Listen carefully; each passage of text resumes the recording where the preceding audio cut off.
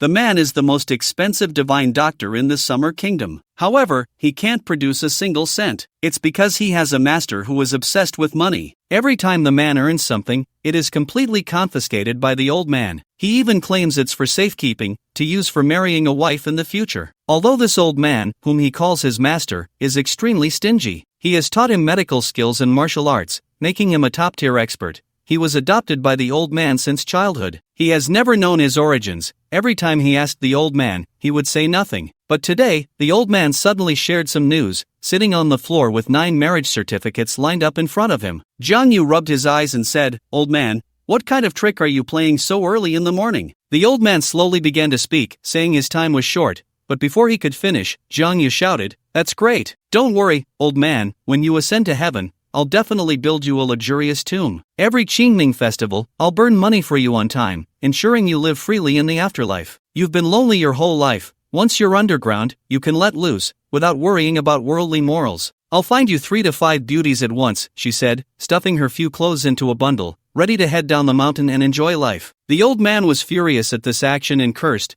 "You little brat, this unfilial child. Are you trying to make a fool of me? It's clearly you who started making fun of me." Jang Yu retorted as he dropped the bundle. "Look at your rosy complexion. Do you look like someone with little time left? We're all divine doctors here. Are you fooling ghosts?" The old divine doctor coughed awkwardly and said, "You can't say that. After all, I am old, and even with longevity, I only have a few years left. Our lineage is the most orthodox of the 7 uncles from the era of the ancient emperors, but now only you and I remain, and we are on the verge of losing our heritage. So, when I traveled the world and practiced medicine during your childhood, I obtained a few marriage certificates for you. You take them down the mountain to find them, and then branch out. Whether our Boki mountain can be revitalized relies on you and me. Not to mention whether finding 9 wives is legal. Just thinking about it makes my kidneys hurt. Besides, you already know my heart belongs to someone else." The old man ignored him and continued, "Haven't you always wanted to know your origins? Each of these marriage certificates has a duplicate. Your origins are among those 9 certificates from the women. Back then, when I made the marriage agreements with them, we agreed that as long as you present the marriage certificates, whether you marry or annul the marriage,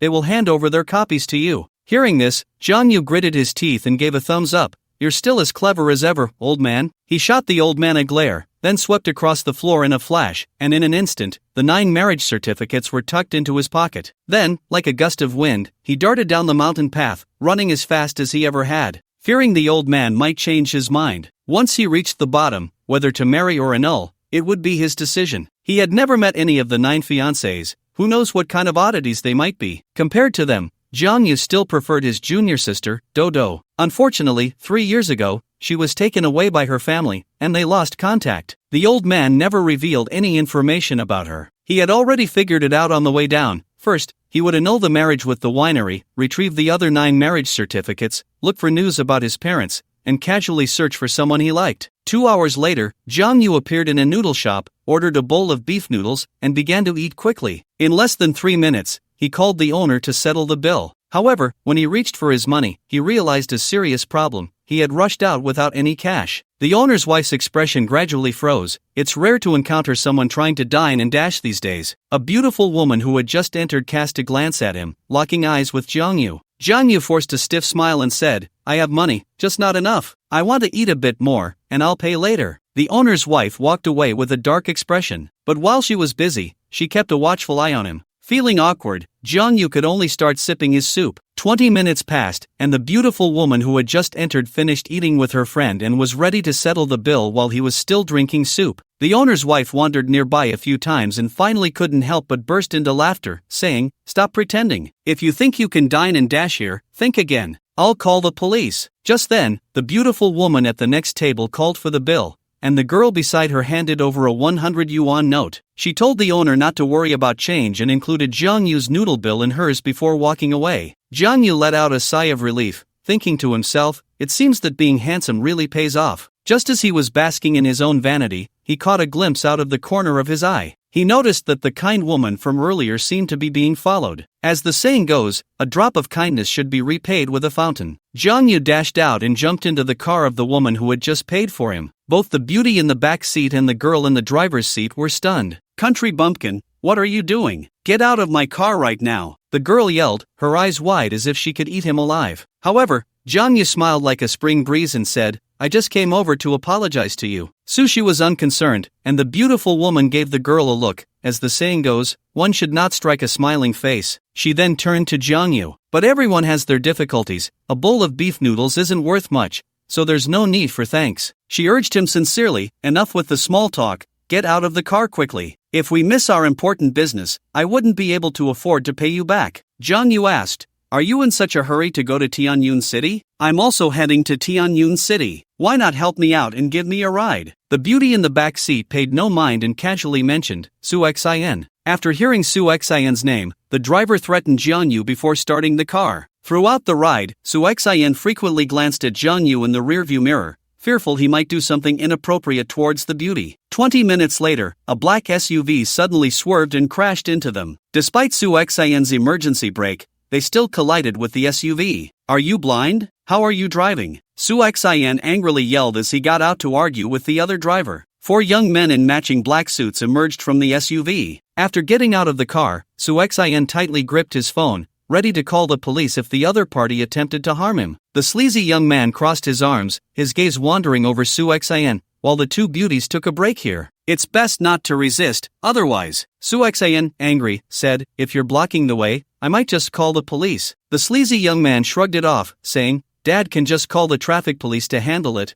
We have all the time in the world. Su Xin fell silent, frozen in place, caught in a dilemma. The beauty in the car appeared anxious, muttering softly, it's too late. If we can't get back in time, the contract with the company will be ruined. What to do? He anxiously looked around, only to suddenly realize that Zhang Yu was no longer beside him. In the next moment, 4 cries of ouch echoed as Zhang Yu stood in front of the car, clutching a cobblestone in his hand. He looked disdainfully at the 4 young men lying on the ground, contemptuous of their flashy poses. Su Xin was shocked. After all, any normal person would be stunned if hit by a cobblestone the size of a palm. But Zhang Yu's speed was astonishing. Su Xin hadn't even noticed when he showed up. The beauty in the car was the first to snap back to reality, urgently calling out to Su Xin, what are you waiting for? Get in the car. After hearing this, Su Xin called Zhang Yu's name and quickly dove into the driver's seat. When he looked up again, he saw Zhang Yu already in the car through the rearview mirror. How could this guy be so fast? Without giving Su Xin much time to think,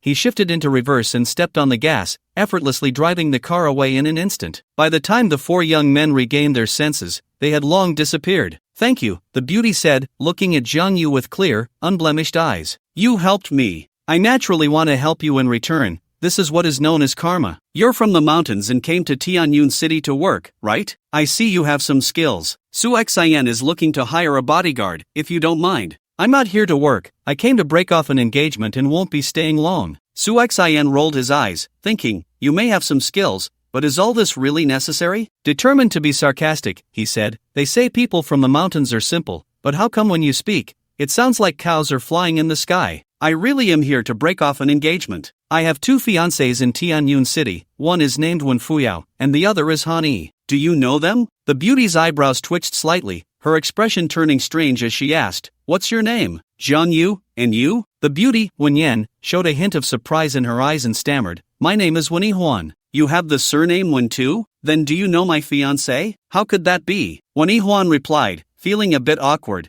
and immediately turned her head away. Su Xin couldn't help but be sarcastic, saying, you really think highly of yourself. Do you even know what it means to say that in Tianyun City? A fiancé like you is hardly worthy. Meanwhile, he glanced at the rearview mirror. Zhang Yu shrugged, he was speaking the truth. Su Xin didn't believe him, and he couldn't be bothered to explain. Half an hour later, they arrived at Tianyun City. Su Xin stopped at a fork in the road and said, we need to hurry to sign the contract, so I'll drop you off here. Thank you, Zhang Yu said as he got out of the car. Afterward, Wen Huan exchanged a few words with Su Xin, who then took out 500 yuan and a business card, handing them to Zhang Yu. The card read Secretary to the Chairman of the Parable Company, clearly indicating that the beauty in the back seat was the chairman of the company. Wen Huan said softly, this money is my way of thanking you. If you encounter any difficulties in Tianyun City, you can call Su Xin. Zhang Yu accepted it without hesitation. He knew well that one can't get far without money. Consider this alone. I'll pay you back after I finish my business. After taking the money and the business card, he quickly disappeared into the crowd. Su Xin turned to look at Wen Huan in the back seat, smiling as he said, Sister Huan, didn't you mention earlier that you have a fiancé too? Can you tell me his name? When Yihuan gazed out the window, falling into silence. The Han family is quite well known in Tianyun City. Their Han group ranks among the top 10 in the city, and Han Ing, as the daughter of the Han family, is naturally a household name. Jiang Yu quickly found the Han family's residence in the Observation Lake District, the most luxurious villa area in Tianyun City, where properties easily exceed hundreds of millions. The residents here are either rich or noble, so the security measures are exceptionally good. As a result, Jiang Yu was stopped at the entrance, and the guard wouldn't let him in no matter how much he pleaded. At that moment, a young man walked out of the guard station, casting a disdainful glance at Jiang Yu. It was rumored that the Han family and the Zhao family were preparing for a marriage alliance. You country bumpkin, get lost. Do you even know what kind of place this is? People like you don't belong here. What's wrong with people like me? Just because I'm lower class, does that give you the right to look down on me? You're just a dog with a low opinion of others. Jiang Yu shot back immediately. Seeing that Jiang Yu was unfazed, the young guard rolled up his sleeves and pushed him, saying, "Get lost, you poor piece of trash." Jiang Yu stepped back 2 paces, revealing a strange smile. Suddenly, he swayed and fell to the ground with a thud. Quietly, he pressed a few acupressure points on himself and then began to convulse and foam at the mouth. The young guard was dumbfounded at the scene, instantly panicking upon seeing Jiang Yu's condition. "No way! I just pushed him lightly. Who knew this country bumpkin would be so fragile that he'd fall over with just one shove?" At that moment, a black business car drove up and stopped at the entrance. The window slowly rolled down, revealing a middle-aged man in a well-tailored suit. As the young guard dragged Jiang Yu aside, he said, "It's nothing, mister. Han is just dealing with a scoundrel who claims to be your daughter's fiancé. We won't let him in, and now he's lying on the ground trying to extort us. I can handle it." The one who could handle it was Han Tianming, the father of Han Ing, the chairman of Han Group. As he frowned and muttered, he shifted his gaze to Jiang Yu. Just moments ago, Jiang Yu was convulsing and foaming at the mouth, but suddenly he performed a fish-like leap, flipped over, and walked straight toward Han Tianming. The young guard was first stunned, then his face turned furious as he muttered, "Damn it, what a waste of my time." "Hello, Mr. Han. I have something I'd like to discuss with you," Jiang Yu said, directly handing the marriage contract to Han Tianming. After looking over the marriage contract, Han Tianming said, "Since you're the disciple of the legendary doctor, let's discuss this in the car." Han Tianming's words left the young guard stunned. No way, could this bumpkin really be Han Ying's fiancé? He broke out in a cold sweat, realizing he had just stepped into a trap. Back at home, Han Tianming said he needed to go upstairs to change clothes and told Jiang Yu to wait in the living room. But after waiting for an hour, Jiang Yu's patience wore thin, and he stood up, saying to the housekeeper, "Auntie, please tell Mr. Han that since Miss Han is already engaged, I wouldn't want to ruin anyone's relationship. Therefore, I consider the engagement with the Han family null and void." Just as he finished speaking, a woman's voice suddenly rang out from upstairs, who said, "My cousin Han Ing is already engaged." It was a captivating woman, full of mature charm, who was now gracefully descending the stairs. Her alluring eyes were fixed on Jiang Yu. "Who are you?" Jiang Yu looked her up and down, noticing she resembled Han Tianming. "I'm Han Xiong, Han Ying's aunt," she said, lazily sitting on the sofa and smoothing her hair. Though she was 33 this year, she looked very young, exuding charm in her every move. Not only was she beautiful, but she was also a powerful woman. The Han Group's success today owes at least part of its credit to her. Beautiful women always attract men's attention, and Jiang Yu was no exception. He secretly calculated that if Han Ying's aunt looked this good, then Han Ing herself must be quite impressive as well. "You're Han Ying's fiancé," Han Xiong said as she picked up the marriage contract from the coffee table. Then she added, "Time flies. In the blink of an eye, the legendary doctor's disciple has grown up. 15 years ago, when the legendary doctor brought you here, he saved my father from the brink of death. I was present when the engagement was established. You don't remember me?" Jiang Yu was speechless. "Who could remember you? I traveled the world with the old man since childhood, treating patients. I've met thousands of people. Besides, I was only 3 years old at that time. How could I possibly remember you? I've said what I needed to say and left you the marriage contract. Please return the one you have to me. I have other matters to attend to, so I won't take up more of your time. You're the future son-in-law of the Han family. How can you say you're just a bother?" Jiang Yu was momentarily stunned. What did Han Xiong mean by that? "Aunt, are you joking? Look at me. How could I possibly be worthy of the Han family's precious daughter?" Han Xiong was displeased and said, "Who are you calling aunt? You should call me sister." "Sister, I'm busy going to the next place to break off an engagement. For now, take my marriage contract as a sign of goodwill. I'll come back for the one you have next time. Goodbye. Zhang Yu hurriedly fled the Han family villa. With Han Xiong's attitude, staying any longer might result in him getting engaged to Han Ning. Zhang Yu didn't expect breaking off an engagement to be so difficult, so he quickly ran away. Not far from the villa area, a red sports car caught up to him. Han Xiong honked the horn and rolled down the window, urging him to get in. This left Zhang Yu dumbfounded. Why was she chasing after him? What are you still standing there for? You're the future son-in-law of the Han family. Since you came all this way, it's only proper for me to extend my hospitality. Sister, I'm here to break off an engagement. You don't need to be this enthusiastic. Don't say it like that. Our Anger is one of the top beauties in Tianyun City, so the conversation isn't over yet. Suddenly, Han Xiong threw the marriage contract at Zhang Yu, saying, "Take it, no need to thank me." Zhang Yu forced out a smile that looked worse than crying. "I really thank you, thank everyone in the neighborhood. I just want to break off an engagement, is that so hard?" It turned out that tangling with Han Xiong was not a wise choice. Zhang Yu insisted on walking down the mountain while Han Xiong leisurely followed in her car. He had a wide network. As he passed several cars he recognized, when people asked what he was doing, he simply replied that he was taking Han Ying's fiancée down the mountain. This left Zhang Yu with no choice but to yield and obediently get into Han Xiong's car. "I said I'm here to break off an engagement. I'm too poor to be involved with you. Our Han family is wealthy, you just need to be a kept man." "Are you kidding? I don't live off others. I can fund you to open a clinic. You're the only disciple of the legendary doctor. I believe with your medical skills, making a living won't be hard." Not wanting to discuss it further, Zhang Yu hugged his arms and leaned back in the seat, closing his eyes to rest. He realized that he and Han Xiong simply thought differently. About 10 minutes later, the car suddenly slowed down. Zhang Yu opened his eyes to find Han Xiong's cheeks were cold with sweat, her complexion pale, and one hand gently rubbing her abdomen. As a skilled doctor, Zhang Yu immediately recognized Han Xiong's ailment, common menstrual cramps. "Are you okay?" he asked. "It's fine, just help me buy some ibuprofen," she said, leaning back in her seat, looking very uncomfortable as he parked in front of a pharmacy. Zhang Yu stopped talking, got out, and entered the pharmacy. 5 minutes later, he opened the driver's door and said, "I can help you with treatment." With Zhang Yu's help, they went to a hotel next to the pharmacy. Han Xiong's complexion worsened. As an aunt, what would it look like to enter a hotel with her niece's fiancé? However, she felt so awful that she just wanted a bed to lie down on. Zhang Yu supported her into the room and laid Han Xiong down on the bed. "Zhang Yu, please help me get some painkillers," Han Xiong said, curling into herself and pressing her hands against her abdomen. "I already told you I'm a doctor, and your menstrual cramps have likely been a chronic issue for years. Surely you don't want to go through this pain every month?" Implying that he could cure Han Xiong's ailment, he added, "Didn't you say you trust my medical skills?" He simply sterilized the silver needles he bought from the pharmacy and then said, "You can't wear your coat,"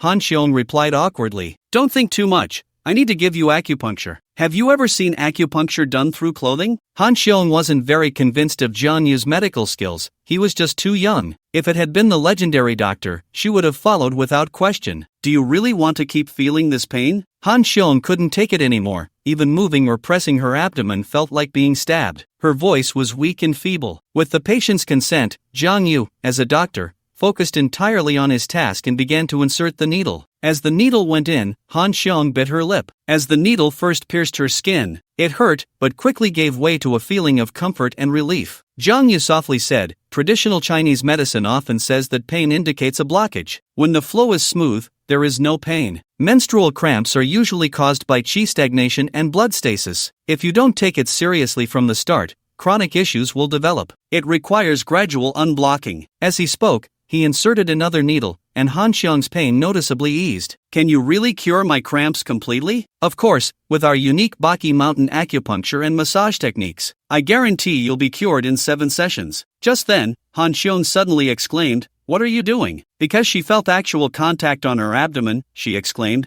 "You said you'd accompany it with a massage?" "Don't worry, you're technically my elder, so I won't have inappropriate thoughts," Zhang Yu replied. "Sister, am I not attractive enough for you?" Zhang Yu's words displeased Han Xiong. Though she was older, she was still a hot woman in Tianyun City. "Of course not." Zhang Yu quickly changed the subject. "Sister, once I help you get better, could you do me a favor? Is it about the engagement with Han Ning?" "Yes, don't worry. Even if you don't mention it, I will help you." "You can count on me for this," Han Xiong assured him. Zhang Yu felt better and worked even harder with his unique techniques. Han Xiong felt unprecedented comfort as the acupuncture and massage lasted for 15 minutes, completely alleviating her pain and leaving her glowing. She even had a hint of lingering satisfaction in her eyes. Not to say anything, but you should find a boyfriend. Jang Yu tossed the silver needles into the trash can while Han Xiong got dressed. What's that supposed to mean? Han Xiong retorted. Jang Yu replied, sometimes, the balance of yin and yang is crucial. In traditional Chinese medicine, there's a theory about it. Enough with the lectures, she interrupted. Handle your own matters first, Han Xiong said with a stern look. Jang Yu quickly replied, fine, I'll handle my own issues. I'll call Inger, and you two can meet today to get acquainted. Sister, I don't think that's necessary, he objected. Don't feel pressured, Han Ing isn't the type to look down on the poor. Let me help you strategize. I guarantee she'll fall for you. Jang Yu immediately became unhappy. Sister, it's not fair to go back on your word. Didn't you ask me to help you? I'm the one trying to break off the engagement here. I didn't ask you to matchmake us. Breaking off the engagement is absolutely out of the question, Han Xiong insisted, leaving Jang Yu flustered. They weren't on the same page, and this marriage had to be called off. Even if you don't want to break it off, you still must. Goodbye. If you dare to step out that door, I'll make sure you spend the rest of your life in prison. Threatening me? How rude. I'm not falling for that. The hotel has surveillance. If I call the police and say you drugged me with ill intentions, do you think you'll get away unscathed? Do you really want to be this despicable? Jang Yu felt frustrated. Han Xiong was the one he had helped inside, and if anyone looked at the surveillance footage, he really wouldn't have a leg to stand on. He never expected that Han Xiong would use this method to threaten him. That Han Xiong would threaten him in this way shattered his pleasant expectations of the descent. Sister, what exactly do you see in me? Can't I just change? His tone was pleading, which surprised Han Xiong. Our Inger has looks, figure, and wealth. How many rich kids in Tianyun City are infatuated with her? Why on earth do you want to break off the engagement? I have my reasons, and I don't want to hear yours. The engagement is in duplicate. You cannot unilaterally void the contract. If this gets out, where will the Han family's reputation go? This was exactly what troubled Jang Yu. The engagement was in duplicate, and he could easily disregard the other 9 engagements. He could directly go to Daodu, but what if one of the 9 fiancés showed up with a marriage contract? With Daodu's temperament, he might never see him again. Aren't you worried? I'm already married. It's impossible to be lifelong. I know the legendary doctor's character. The marriage contract is still in place, so you can never marry. This is really troublesome. Jang Yu secretly cursed the old man 800 times. Hadn't he just set a trap for him? He had to break off engagements with any one of his 9 fiancés. He'd have to travel across the country to break all the other engagements. Jang Yu's expression darkened, while Han Xiong appeared quite pleased. Suddenly, Han Xiong's phone rang. Upon answering, her expression immediately turned serious. Okay, I'll head over right away, she said, hanging up the call. Turning to Jang Yu, she said, I have something to take care of right now, so you should stay at this hotel for the time being. Give me your phone number. I don't have a phone. Then I'll call the police. Jang Yu gritted his teeth and reluctantly handed over his brick-like cheap phone. Han Xiong saved his number, waving her phone as she said, we'll stay in touch. Don't worry about food and lodging, just stay here comfortably. As Han Xiong walked away, Jang Yu muttered quietly, at least you have a little conscience. Her arrangement did improve Jang Yu's opinion of her slightly. The Han family's engagement cancellation ceremony had to be temporarily set aside. With progress here not going well, Jang Yu decided to shift his focus and first go to the Wuan family to break off that engagement. It seemed he needed to find a temporary job. With the engagement cancellation not going smoothly, he was destined to stay in Tianyun City for a while longer. The 500 yuan Wuan Yihuan lent him wouldn't last many days, so he rested at the hotel for one night. Early the next morning, he went out to inquire about the Wuan family's address and looked for a job. The Wuan family's reputation in Tianyun City was not as good as the Han family's. Jang Yu asked over a dozen passers-by but found no clues. Before he knew it, he had walked to the base of a building. Just as he was about to ask someone again, he looked up and saw. He realized he was at the Parable Company's entrance. Suddenly, he recalled what Wuan Yihuan had said earlier and quickly took out his phone to contact Su Xin. Hello, it's me, Jang Yu. We met yesterday. President Wuan said he wants me to be his bodyguard. After thinking it over all night, I don't want to disappoint President Wuan's beauty. Where are you? Su Xian's voice sounded a bit anxious. I'm waiting downstairs at your company. I'll be right down. In less than 5 minutes, Su Xian hurriedly came down, carrying a suitcase. Seeming hurried and anxious, Su Xian got into the car without saying a word and directly pulled him into a black sedan. What was going on? Jang Yu was completely confused. You don't want to be President Wuan's bodyguard, do you? Just right, we have a bit of an urgent matter now that needs your help. The driver turned his head and frowned, saying to Secretary Su, "Is this person reliable? The other party is from the Black Tiger Hall, and Su Xindao took him there just to save face." What exactly happened? President Wen was blocked by the Black Tiger Hall. On the way, Jiang Yu learned from Su Xian that her company had a competitive relationship with someone named He Qingyuan, who was known for his unscrupulous methods.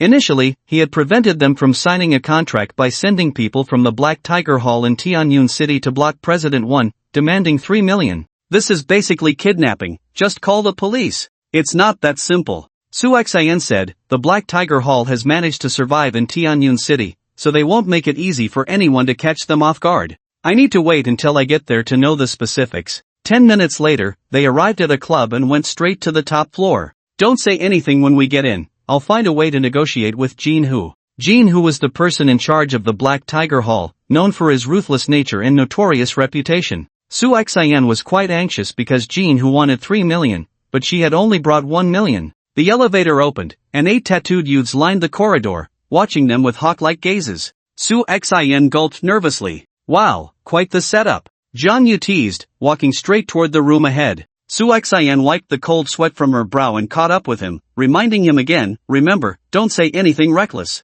If you anger Jin Hu, 1 million won't be enough to settle this. Inside the room, there were about 12 people, with a burly man at the forefront resembling a fierce tiger, a cigar clenched between his teeth, and his subordinates lined up behind him. He was Jin Hu, the leader of the Black Tiger Hall. Wan Yihuan was sitting next to Jin Hu, unharmed and appearing relatively calm, with a red cloth spread over the coffee table in front of her, on which lay a pile of broken porcelain shards. Wan Yihuan was quite surprised to see Jiang Yu, not expecting him to come with Su Xian. Did you bring the money? Jin Hu's voice was deep and commanding. I brought it, Su Xian replied, patting her suitcase. Jin Hu smiled, looking at the furious President Wan. President Wan, don't be angry. What you broke was a piece of Yuan Dynasty blue and white porcelain that I bought at a high price from a friend. Asking you for 3 million is really not overcharging you at all. Jin Hu, don't think I don't know what tricks you're playing. This pile of junk can be worth 3 million? It can, of course. Jiang Yu suddenly stepped forward and said leisurely, it looks like this is still a piece of blue and white porcelain from the Yuan Dynasty. Brother who's asking price of 3 million is truly very reasonable. Su Xian was dumbfounded, almost cursing, what side are you on? Jiang Yu successfully caught Jin Hu's attention. Although it seemed he was speaking in favor of Jin Hu did not appreciate it. Get lost, do you think you have a say here? Jin Hu shouted angrily, his eyes filled with murderous intent. But Jiang Yu acted as if he hadn't heard, picking up a piece of the ceramic shards and saying to himself, this is the first time I've seen blue and white porcelain in person. Oh, there's even writing on it. He picked up a shard and read aloud, made in the 13th year of the Republic. Brother Hu, you were clearly cheated by your friend. Didn't you check this obvious inscription when you bought it? Ah, what a pity. I thought it was genuine Yuan Dynasty blue and white porcelain. Jiang Yu sighed and shook his head. Su Xian kept giving him warning glances, whispering, come here, stop talking. They knew very well what Jin Hu was up to, but the people from the Black Tiger Hall were not to be trifled with. They could only pay to avert disaster. Su Xian was almost in tears, having told him not to speak, and he not only spoke but also exposed Jin Hu's trickery right to his face. He really was asking for trouble. She hurriedly said, Brother Hu, don't be angry. He just came down from the mountains and doesn't know better. Please don't hold it against him, we'll pay for the damages. Indeed, we should pay. If we broke someone else's things, we have to compensate. Let's not take advantage of Brother Hu. As he spoke, he placed the 500 yuan that Wan Yihuan had lent him earlier on the table. Brother Hu, this money is enough to buy 3 of your porcelain pieces. Damn it, even if it's from the Republic of China, it's worth more than this. One of the younger brothers couldn't hold back any longer. Jiang Yu said leisurely, the inscription is from the 13th year of the Republic, but that doesn't mean it was actually made during that period. You guys spent a few dozen bucks on this ceramic, don't you have any idea? Big brother. Su Xian rushed over and pulled Jiang Yu away, pleading, you're my brother, right? I'm begging you, don't say any more. Look at Brother Hu, he looks like he's about to eat someone.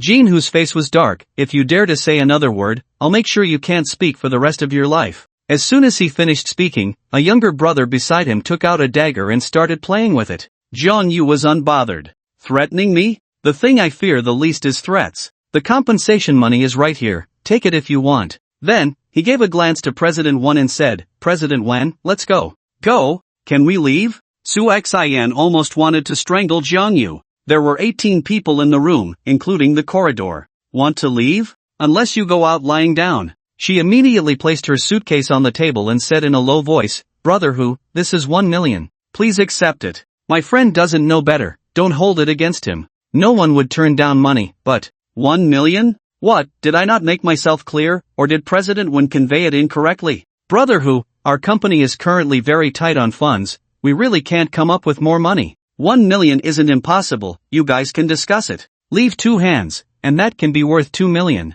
Upon hearing this, the driver immediately took 2 steps back, scared and sweating profusely. Brother Who, you let me think of another way. I'll give you 1 more hour. Jin Who shook off the ash from his cigarette and signaled a younger brother to take the suitcase over. Suddenly, a slight sound of something slicing through the air was heard, followed by a scream. The younger brother's hand had just touched the suitcase when a branch from a potted plant pierced through it, blood gushing out. This scene left everyone dumbfounded, and Su Xian was so scared her legs went weak. Because it was Jiang Yu who did it, this was tantamount to declaring war on Jin Hu. Su Xian was filled with regret. She wished she could slap herself twice. How could she have been so foolish to bring this troublemaker along? Now, they had heard Jin Hu's younger brother. Wouldn't he demand a lion's share? Moreover, they wouldn't be able to leave safely today. Jin Hu's face was cold, filled with menace. However, Jiang Yu's expression was even colder. Mind your own hands, don't touch money that doesn't belong to you. His tone was grim, sending chills down people's spines. So, the one in charge of the Black Tiger Hall is Jin Hu, right? Make it clear that 500 on the table is yours. Ha! Jin Hu sneered coldly, extinguished his cigarette, and slowly stood up. In Tianyun City, it's been a long time since anyone dared to speak to me like this. Jin Hu walked to the bedside, lit another cigar, and said lightly, break both his arms. Damn it, I've put up with you for a long time. The one playing with the dagger was the first to charge forward, aggressive, kicking out. Bang! However, Jiang Yu simply executed a straightforward knee strike, and that younger brother fell to the ground, writhing in pain with a twisted face. President Won, holding the suitcase, dashed forward and grabbed Jiang Yu, run. But at that moment, those who heard the commotion in the corridor had already blocked the door. Su Xian cursed angrily, we're going to be killed because of you, you country bumpkin. But Jiang Yu was like a wild beast, forcefully knocking the 2 people at the door aside, creating a path for escape. Su Xian was stunned. With no time to be shocked by Jiang Yu's brute strength, she immediately sprinted out at full speed.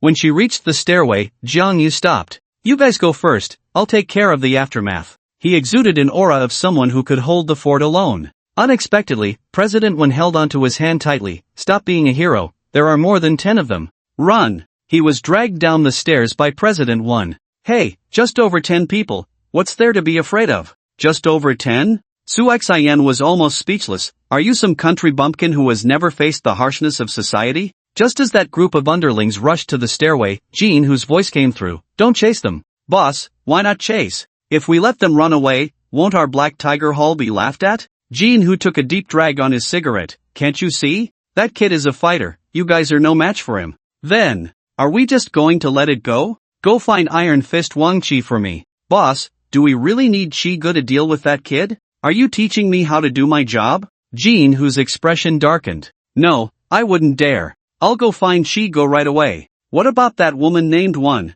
No rush. Once Wang Chi deals with that kid, we can have some fun with her. Jiang Yu and the others rushed to the basement, hurriedly drove away, and only after sitting in the car did President Won let out a long sigh of relief. Su Xian, however, was deeply worried. It's over, we've completely offended Black Tiger Hall. We won't have good days ahead. Jiang Yu said lightly, it's just a thug, what's there to be afraid of? Su Xian retorted angrily, what do you know? It's all your fault today. President Won shot Su Xian a glare. Su Xian, he saved me today, what's your tone? President Won, you know what kind of person Jin Hu is. Do you think he will let this go? No way, I need to get you 2 bodyguards immediately for 24-hour protection. Just getting me is enough. Jiang Yu's eyes lit up. As for the pay, I can give you a friendly price. Jiang Yu's current money was all given by Han Xiong. He still felt more comfortable spending his own earnings. But Su Xian almost kicked Jiang Yu out of the car. A friendly price? If it weren't for you today, would we be in this situation? Bodyguards, ha! Su Xian shot back. You should take care of yourself first. Do you think Jin Hu will let you off? At that moment, the driver spoke up. Secretary Su, I just saw that this young brother seems to have some skills. That knife-wielding guy is also a fierce warrior under Jin Hu, and he was taken down by this young brother in one move, right? At that moment, they recalled the details from earlier, casually throwing a piece that pierced someone's palm, taking down one person in a single move, and a collision that sent two hefty men, weighing a combined 600 pounds, flying. Moreover, Wan Yihuan and Su Xian had known since yesterday that Jiang Yu indeed had skills. Wan Yihuan nodded and said, "Then these next few days will be hard on you. How about I give you 500 for your pay? 500 a month." Jiang Yu hesitated, although he was willing to give a friendly price. 500 was a bit too low. President Wen chuckled, "Am I that stingy? I meant 500 a day. Deal." Jiang Yu agreed on the spot without a second thought. "President Wen, you should think it over," Su Xian advised. "Not just anyone can be a personal bodyguard. There is a difference between a bodyguard and a personal bodyguard. Su Xian, do you remember the day we returned to Tianyun City and were intercepted by He Qing Yuan's men? I believe he has the ability to protect me." Su Xian wasn't questioning Jiang Yu's abilities, she just felt uneasy about having him as a personal bodyguard. But President Wen had already made up her mind, making her opposition seem somewhat weak. The driver took them back to President Wen's residence, which, although not as good as Guanhujing, was still a high-end community. "President Wen, you should stay away from the company for the next few days. I'll find someone to investigate Black Tiger Hall's movements and see if we can negotiate." Su Xian sent them to President Wen's doorstep, then lowered her voice and whispered in Jiang Yu's ear, "If you dare to have any improper thoughts about President Wen, I won't let you off." President Wen's home was a two-bedroom apartment, decorated very warmly. "You can sleep in the guest room for the next few days. If you need anything, just let me know." Jiang Yu sat on the sofa, picked up an apple, and took a bite. "President Wen, we've only just met. Are you really okay with me staying in the same house as you? You've helped me twice. I trust your character," President Wen said with a sweet smile. "I have a good eye for people." She took a change of clothes from the bedroom. "I'm going to take a shower first. Make yourself at home." Soon, the sound of water splashing came from the bathroom, but the bathroom door was slightly ajar. Jiang Yu noticed and walked over at a leisurely pace. Behind the door, President Wen stood quietly, not having removed a single piece of clothing. Hearing Jiang Yu's footsteps, she felt nervous. She was testing Jiang Yu, although she said she trusted him. One can know a person's face but not their heart. "You really have a big heart," leaving the bathroom door open. Jiang Yu helped her close the bathroom door, muttering to himself, then returned to the sofa and turned on the TV. President Wen behind the bathroom door revealed a satisfied smile, filled with appreciation, before locking the door and starting her shower. Ding-a-ling-a-ling. President Wen's phone suddenly rang. She had left it on the coffee table before showering. "Caller ID, Dad." "President Wen, your phone. Don't worry about it, I'll go over in a bit." Jiang Yu ignored it, but the phone rang incessantly like a death knell, and he finally couldn't help but answer. "Yihuan, what's going on? Why are you only answering now?" On the other end, Wen Yaowan's dad was clearly a bit angry. Jiang Yu explained, "Uncle, please don't be angry, your daughter is taking a shower." "Taking a shower?" There was a long silence on the other end. Uncle, are you listening? I said your daughter is taking a shower." "I heard you, you don't need to repeat it." A roar came from the other end. "Kid, who are you? What is your relationship with my Yihuan? How far have you two gone?" This barrage of questions left Jiang Yu confused. Was it really necessary to jump to conclusions just because your daughter was taking a shower? Just as Jiang Yu was about to explain, when Yaowan's dad shouted, "Kid, I warn you, you'd better stay away from my daughter, she is engaged." After saying that, the other party hung up the phone, giving Jiang Yu no chance to explain. Is he always this hot-tempered? Jiang Yu put down the phone, muttering to himself, not taking Wen Yihuan's dad's words to heart. Soon, Wen Yihuan came out of the bathroom, wearing a light purple nightgown, her curvy figure subtly visible. Her hair was damp, and her complexion was rosy, like a fresh lotus flower. While drying her hair with a towel, she asked, "Who called just now?" "Your dad. I answered for you and said you were taking a shower." "Ha?" Wen Yihuan's eyes widened. "What did my dad say?" "He yelled at me right off the bat, asking how far you and I have gone." "Why didn't you explain to him?" "I wanted to, but your dad hung up right after he finished speaking." "I didn't expect you to be engaged too." "That engagement was arranged by my grandfather back in the day. It has nothing to do with me, and I will never acknowledge it." Her attitude towards her engagement was clear and resolute. "But my dad is very old-fashioned, he is strict about the engagement, and now he must be driving over. You should hide for a bit." Bang bang bang. A loud knocking suddenly echoed, accompanied by Wen Yihuan's dad's roar. "Yihuan, open the door right now." Finished. How did my dad come so quickly? What should I do? She paced back and forth anxiously. We're innocent, right? Can't you just explain it to him directly? How do I explain? Say you're my bodyguard? If he finds out about the Black Tiger Hall, he'll be even more worried. Her dad was still banging on the door fiercely. Open the door for me. If you don't open it within a minute, don't recognize me as your father. Wuan, did you hear me? Open the door right now. You, hurry and hide in my wardrobe. Wuan anxiously pushed Jiangyu. Wuan, have you grown wings now, that you dare to shut me out? Dad, I'm changing clothes, I'll be right there to open the door. She had just pushed Jiangyu 2 steps when the door suddenly opened. 6 eyes met, and the room fell into a dead silence. Wuan, only in her pajamas, blushed instantly to the roots of her ears. You too. Father Wen gritted his teeth, his eyes seemingly spitting fire. Jiangyu felt a bit awkward and forced a smile towards Father Wen. Wuan hurriedly explained, Dad, calm down, it's not what you think. How else should I calm down? Father Wen roared, Wuan, have you forgotten you have a marriage contract? What you're doing is making me lose face. Dad, don't mention the marriage contract to me again. Wuan suddenly became assertive. Marriage is a lifelong matter, why should I marry someone I've never met and know nothing about? What do you know? Marriage is about the orders of parents and the words of matchmakers. Since the marriage contract has been set, it cannot be broken without reason. Dad, what era are we in? Why are you still so old-fashioned? Hearing the conversation between the Wen father and daughter, Jiangyu stroked his chin, thinking that there are still people in the world as stubborn as the old man. Uncle, I think that a person's lifelong matter cannot be bound by a piece of marriage contract. If 2 people come together without a foundation of feelings, it's no different from a house without a foundation. Shut up, the matters of the Wen family are not for an outsider like you to comment on. Jiangyu's words were interrupted by Father Wen, who had a tough attitude and unfriendly eyes.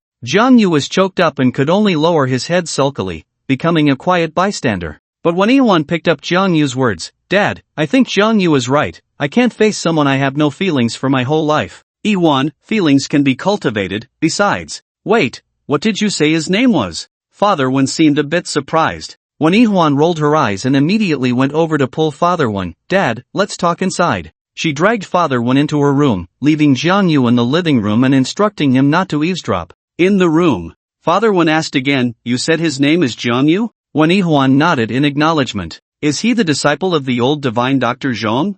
I didn't ask that, but when I first met him, he said he came to Tianyun City to break off the engagement. Break off whose engagement? Mine and Han Ying's. That must be him. Father Wen seemed a bit excited. Why didn't you tell me this earlier? I almost made a misunderstanding just now. But, you 2 are living together. Why do you still want to break off the engagement? Dad, we're not living together, he's just my bodyguard for now, and he still doesn't know that I am Wen Fuyo. Wen Yaowan's real name is Wen Fuyo. When she was 18, she planned to enter the entertainment industry, so she chose a stage name for herself. However, her career didn't go smoothly, and after 2 years, with her father's persuasion and help, she switched to business. She had also accumulated some connections while acting, and the name Wen Wuan became well known, so she continued to use it. The name Wen Fuyo is known to very few people, except for her family. Wen's father frowned. Why didn't you tell him earlier? Wen Wuan hurriedly said, Dad, you mustn't tell him about this. What do you mean? What are you really up to? Dad, I just met him, and you want me to interact with him in my current identity. I at least need to understand what kind of person he is first. I can agree to that, but you just heard that the engagement with him isn't just our Wen family. You're currently in a favorable position, but don't let the Han family get ahead of you. Wen Wuan pouted and said irritably, what's so good about him anyway, Dad? Is it really necessary for you to act like this? I can only say that a great teacher produces outstanding students. Old Dr. Zhong is not just skilled in medicine. Wen's father's words were profound. After the father and daughter reached an agreement and came out of the room, Wen's father's previous displeasure vanished, replaced by a serene expression. He looked at Jiangyu again, nodded in satisfaction, and praised, a fine young man. Wen Wuan, fearing her father would slip up, hurriedly pushed him towards the door. Dad, you should go back now. Wen's father waved goodbye to Jiangyu and instructed, Xiao Jiang, take good care of our Wuan. Although she can be a bit stubborn at times, she's a good person. Dad. Wen Wuan kept signaling her father with her eyes, and only after pushing him out the door did she breathe a sigh of relief. She didn't dare let her dad stay long. Jiangyu was confused. Wen Zong, what's wrong with your dad? He seems like a different person. No, nothing's wrong. That's just how my dad is. Once the misunderstanding is cleared up, everything's fine. But I still feel like your dad's gaze towards me is a bit strange. Where?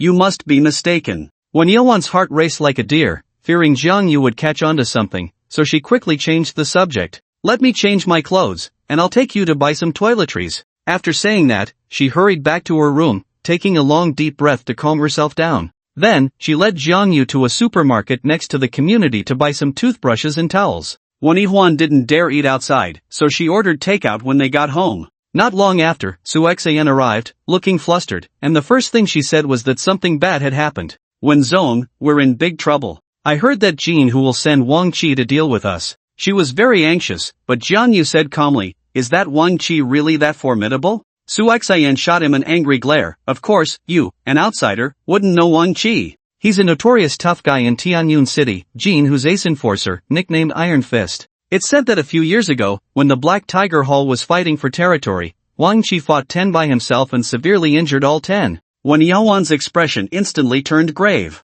Su Xian vented her anger on Jiang Yu. It's all your fault, you bumpkin. If it weren't for you, Jin Hu wouldn't have sent Wang Qi after us. Jiang Yu shrugged. Then why don't you say I helped you keep $1 million? You still have the face to say that? What could have been settled with $1 million is now a mess because of you. If Wang Qi comes after us, we might not even keep our lives. TCH. Jiang Yu scoffed. To put it bluntly, Wang Qi is just Jin Hu's enforcer. He's not as terrifying as you think. You bumpkin really don't know fear. I say you two shouldn't worry unnecessarily. To deal with you two, they don't need an ace enforcer. Wang Qi is clearly coming for me. What difference does that make? You're now Wen Zeng's bodyguard, spending every day together. Can you guarantee that when Wang Qi comes after you, he won't accidentally hurt Wen Zeng? Su Xian was very displeased with Jiang Yu, believing their current predicament was entirely his fault. Secretary Su, please have a little faith in me. Since I dared to volunteer as President Wen's bodyguard, I can guarantee her safety. I spit.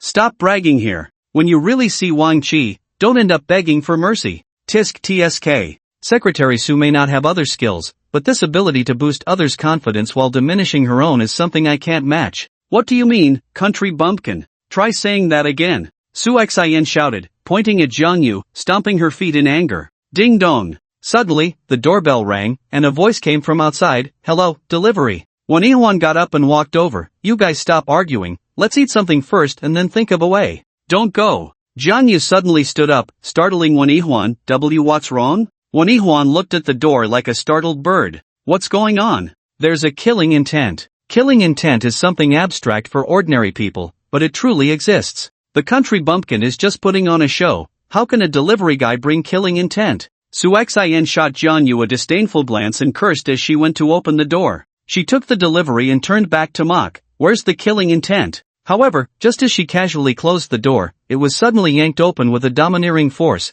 causing Su Xian to stumble and fall to the ground, nearly in tears from the pain. The delivery was scattered all over the floor. At that moment, a tall figure, nearly 2 meters high, walked in. His appearance was quite ordinary, but his hands were frightening to behold. They were hands thick with calluses, twice the thickness of an ordinary person's. The killing intent emanated from this person. Su Xian thought it was the delivery guy's mistake that made her fall and looked up to scold him, but upon seeing the tall man, she trembled all over, her words stumbling. Wang Qi. She didn't care about the soup on the floor and crawled over to Jiang Yu, shivering. Wen Yuan's heart was in her throat as she helped Su Xian up, not daring to take her eyes off Wang Qi for a moment. The fear of the two women was evident, while Jiang Yu remained calm and said lightly, You found us so quickly, your efficiency is quite high. Wang Qi sized up Jiang Yu and said in a low voice, Do you know what happens when you offend brother Hu? Jiang Yu gently pushed Wen Yuan back, signaling the two to retreat, and calmly replied, I don't know about that. Wang Qi closed the door, clenched his fists, and the bones cracked ominously. Choose your method of death, drowned, buried, chopped, or punched to death by me. Do you know what crime it is to come here to commit murder? Ha! Wang Qi sneered, Do you know how many lives I carry on my back? Do you think you can scare me with the law? Jiang Yu moved his neck and revealed a cheerful smile. So, if I kill you, it would be considered eliminating a threat to society? Then let's see if you have that ability. Wang Qi's eyes erupted with killing intent as he stepped forward, raising his palm to strike, his fist the size of a sandpot aimed at Wen Yuan's heart. Wait! Wen Yuan shouted, her back already drenched in cold sweat. From the surface, Jiang Yu, who was a head shorter, was no match for Wang Qi. She couldn't let Jiang Yu die here, after all, he was her fiancé. Wen Yuan stepped forward, gathering her courage to say, Please spare him. We are willing to compensate for all the losses of the Black Tiger Hall. Su Xian chimed in, why yeah, you just want money, right? Wang Qi coldly smiled, at first, yes, but the moment brother who called me, the nature of this changed. 5 million. When Yihuan stated a figure, I will compensate the Black Tiger Hall 5 million, and this matter will be settled, how about that? Regarding money matters, you can talk to brother Hu yourself, I have only one purpose for coming here. Wang Qi's killing intent did not diminish in the slightest, completely unmoved by money. Qian Yihuan was truly at a loss, unable to find a solution, and she kept signaling Jiang Yu with her eyes, urging him to run. But Jiang Yu seemed oblivious, inexplicably picking up a toothpick from the coffee table and casually saying, I heard you call yourself Iron Fist, I wonder if it's as hard as iron. As soon as he finished speaking, 3 toothpicks flew out, the sound of them slicing through the air overlapping and clearly audible. Whoosh, whoosh, whoosh. The speed of the 3 toothpicks was so fast that it was almost impossible to see. Moments later, the sound vanished, as if nothing had happened. After 3 seconds of silence, Su Xian suddenly pointed at Wang Qi in shock, blood. Blood. 3 thin streams of blood flowed down Wang Qi's palm, and only then did he feel the pain in his hand. Qian Yihuan covered her mouth, staring in astonishment at the stainless steel door. The 3 toothpicks were embedded in the door. Wang Qi's expression changed drastically. The 3 thin toothpicks had pierced through his calloused hand and were nailed to the door. As an experienced man of the underworld, Wang Qi instantly realized that he had kicked a hard board today. No, it wasn't just a hard board, it was a damn 24K titanium alloy board. Jiang Yu took another toothpick from the box, casually picking his teeth while disdainfully saying, is that it? I thought your iron fist was something impressive. Seeing the situation turn dire, Wang Qi turned to run. Jiang Yu lunged forward, delivering a flying kick. Since you're here, it won't be so easy to leave. Bang! He kicked Wang Qi to the ground, causing the floor to crack. Naturally, Wang Qi couldn't just let himself be bullied. He immediately rolled over and slapped Jiang Yu's face. Jiang Yu punched back, an unbelievable force smashing Wang Qi's palm down onto the floor. Bang! A perfectly intact floor instantly shattered into pieces, and Wang Qi let out a wail. That thick palm was deformed on the spot by Jiang Yu's strike. Jiang Yu didn't stop. He punched down again. Iron fist, huh? Iron fist, huh? After a few blows, Wang Qi's right hand was a bloody mess, clearly rendered useless. Jiang Yu then targeted Wang Qi's other hand, still repeating, Iron fist, huh? Iron fist, huh?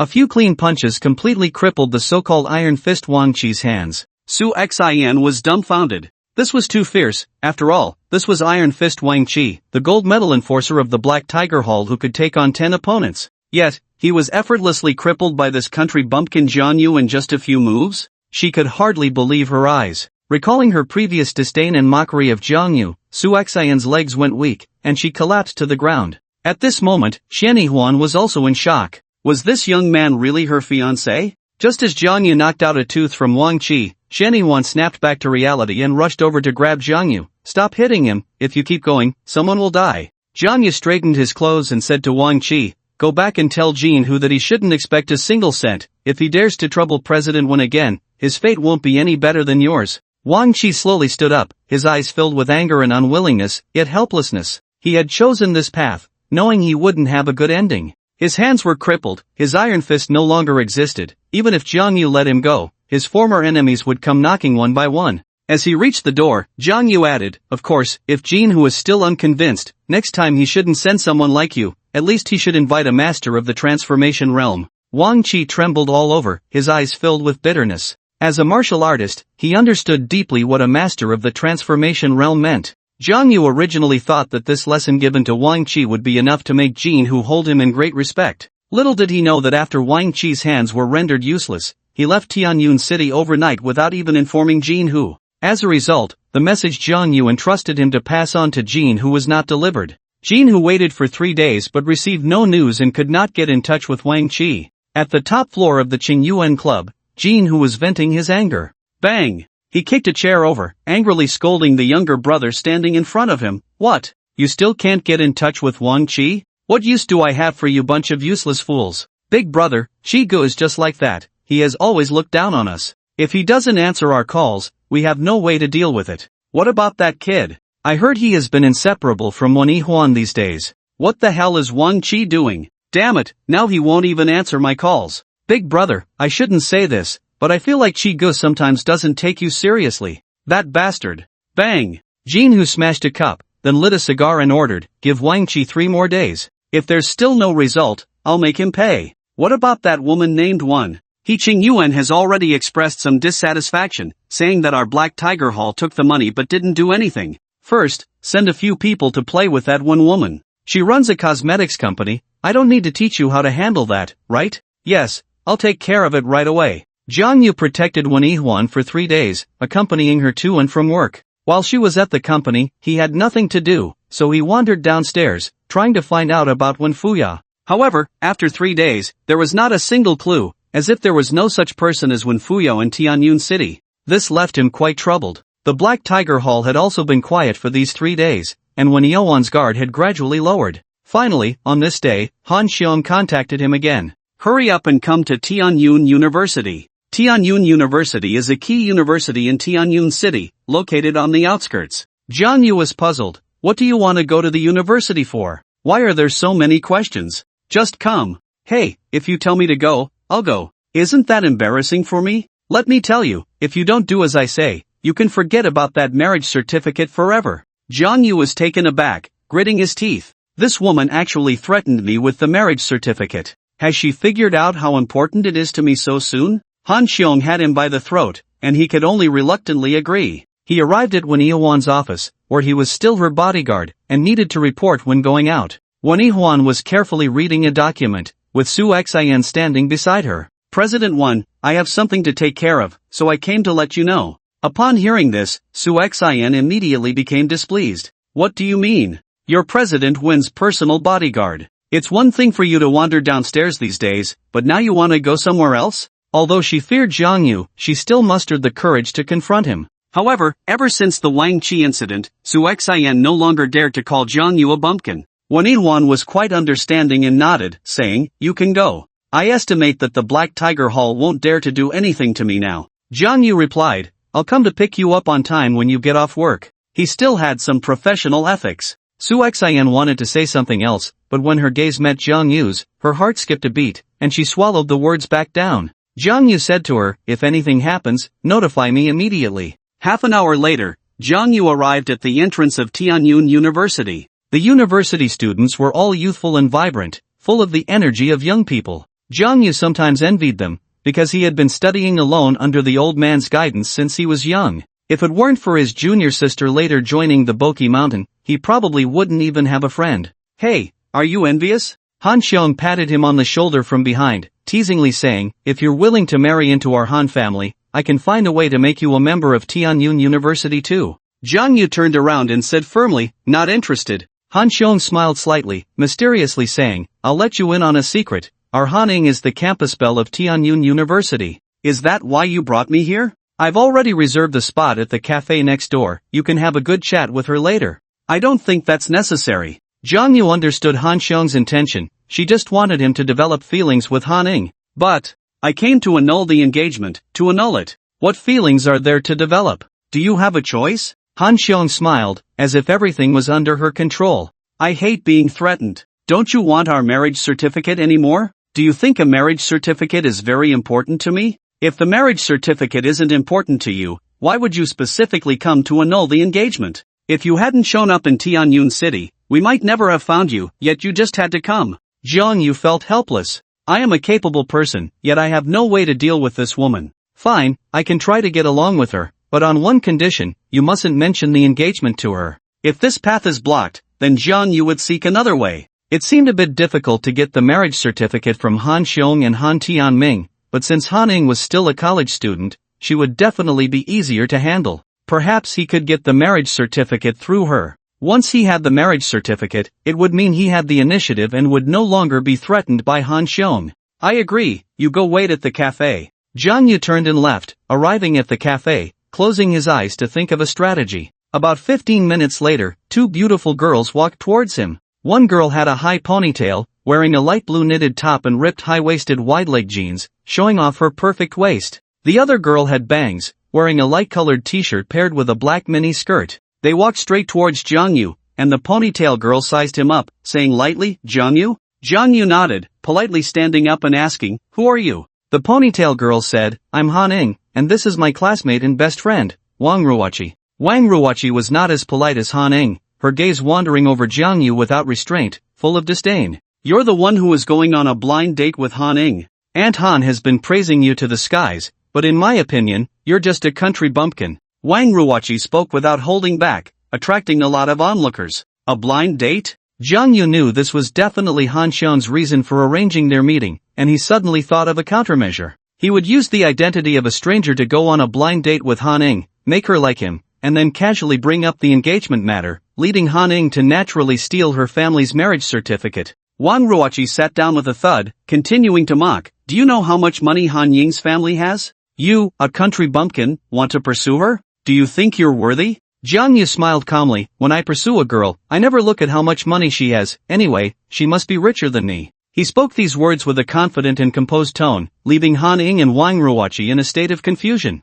They had never seen someone so unabashedly poor. They felt Jiang Yu's words were oddly familiar. A certain famous second-generation rich kid once said, I never look at whether my friends have money, because they definitely don't have more than I do. What was this? This was the confidence of a rich person. What did your words even count for? Wang Ruoqi rolled her eyes and disdainfully said, Have you lost your mind, Han Ing? Let's go, this kind of person isn't worthy of you. However, Han Ing threw her backpack on the sofa and casually sat down, saying, You do have a point. After sitting down, she ordered 2 cups of coffee and curiously sized up Jiang Yu, whispering, Although it's not as good as my aunt said, your looks are passable. Jiang Yu was immediately displeased. What do you mean passable? I'm the most handsome guy in Boki Mountain, okay? However, from Han Ying's demeanor, Jiang Yu could deduce one thing. Han Ing hadn't seen the marriage certificate and might not even know she was engaged. Since you were introduced by my aunt, don't say I won't give you a chance. Can you drink? Han Ing took a sip of her coffee, white cream smudging her lips, which she licked with her tongue, making Jiang Yu's heart race.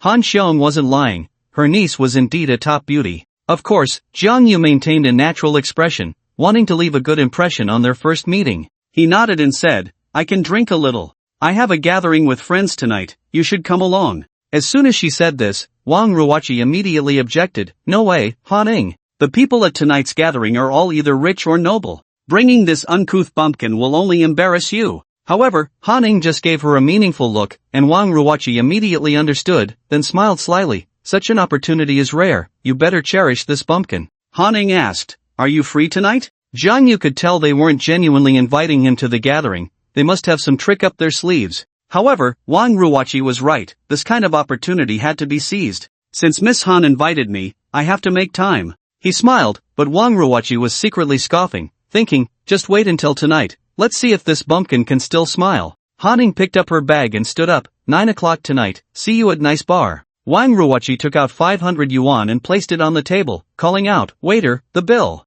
On their first meeting, Jiang Yu naturally had to show his gentlemanly demeanor, so he said, let me pay the bill. Wang Ruoqi disdainfully replied, Our coffee costs over 200 a cup, can you afford it, bumpkin? Jiang Yu's mouth twitched, Damn, can you not look down on people so much? I'm poor, but I can at least afford a few hundred yuan for coffee. Yuan pays him daily, and Jiang Yu currently has over 1,000 big bucks. When the waiter came over, he generously handed over 500 yuan and then strode away. Sir, the money. The waiter called out anxiously, and Jiang Yu waved his hand, no need for change. He walked away confidently, looking as suave as possible. Sir, the money isn't enough. Jiang Yu stumbled and nearly fell to the ground. What? 500 yuan isn't enough? The mocking gazes around him gathered, and Jiang Yu almost died of embarrassment. The waiter followed him and said, Sir, for your 3 cups of coffee, the total is 537 yuan, and you're still short 37. Ha ha ha. The onlookers were quite restrained,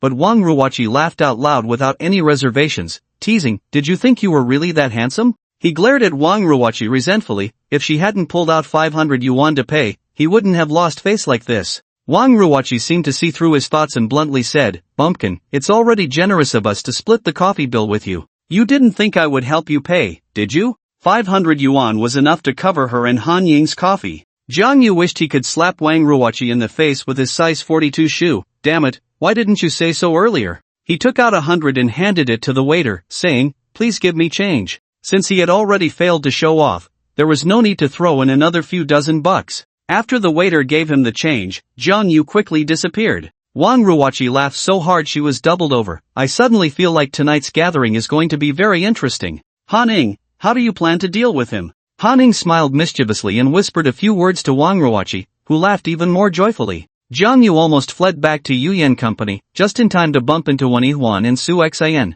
Wuan noticed his strange expression and asked, "Is something wrong?" "No, nothing's wrong." How could he possibly mention such an embarrassing incident? Su Xian immediately became anxious. It wouldn't be that the Black Tiger Hall is up to something again, would it? Jiang Yu straightened his chest. "With me around, do they dare?" Although he made Wuan and Su Xian feel scared, he indeed provided a sense of security. Su Xian let out a sigh, and Wuan said, "I have to work overtime today to discuss the recent sales situation with the sales department. Just wait for me in the office, and if you get hungry, order some takeout." Jiang Yu waited in the office until 8:30, when Wuan finally got off work. He safely escorted Wuan back to her community, and at the entrance, he said, "I won't go in, I have a gathering with friends tonight." Su Xian teased, "You can still have friends in Tianyun City?" Su Xian had been seeing Wuan home every day for the past few days before returning alone, fulfilling her duties as a secretary, though sometimes her words were not so pleasant. Jiang Yu pouted, "Is it wrong to have good connections?" Su Xian replied, "If you leave tonight, what will happen to President Wuan?" Wuan waved her hand, "It's fine, I shouldn't be in any danger at home." After saying that, she took out 10,000 yuan from her bag and handed it to Jiang Yu. "President Wuan, what is this for? Take it, you can't go out without some money on you." Yaowan's gesture warmed his heart, and he didn't refuse. He knew that bar expenses were high, so it was better to have some extra cash on hand to avoid losing face like today. "President Wuan, consider this a loan from you. You saved me millions, what is this little amount?" Wuan smiled gently, like a spring breeze. Looking at Yaowan's face, Jiang Yu's heart raced violently. She was beautiful, kind, and understanding. Such a person was hard not to be moved by. However, a fierce figure suddenly flashed through his mind, and that familiar image jolted him awake, causing him to quickly avert his gaze. "President Wuan, feel free to call me if you need anything. Remember, if someone knocks on the door, don't open it." "I know." Only then did Jiang Yu go downstairs, and he and Su Xian walked out of the community one after the other.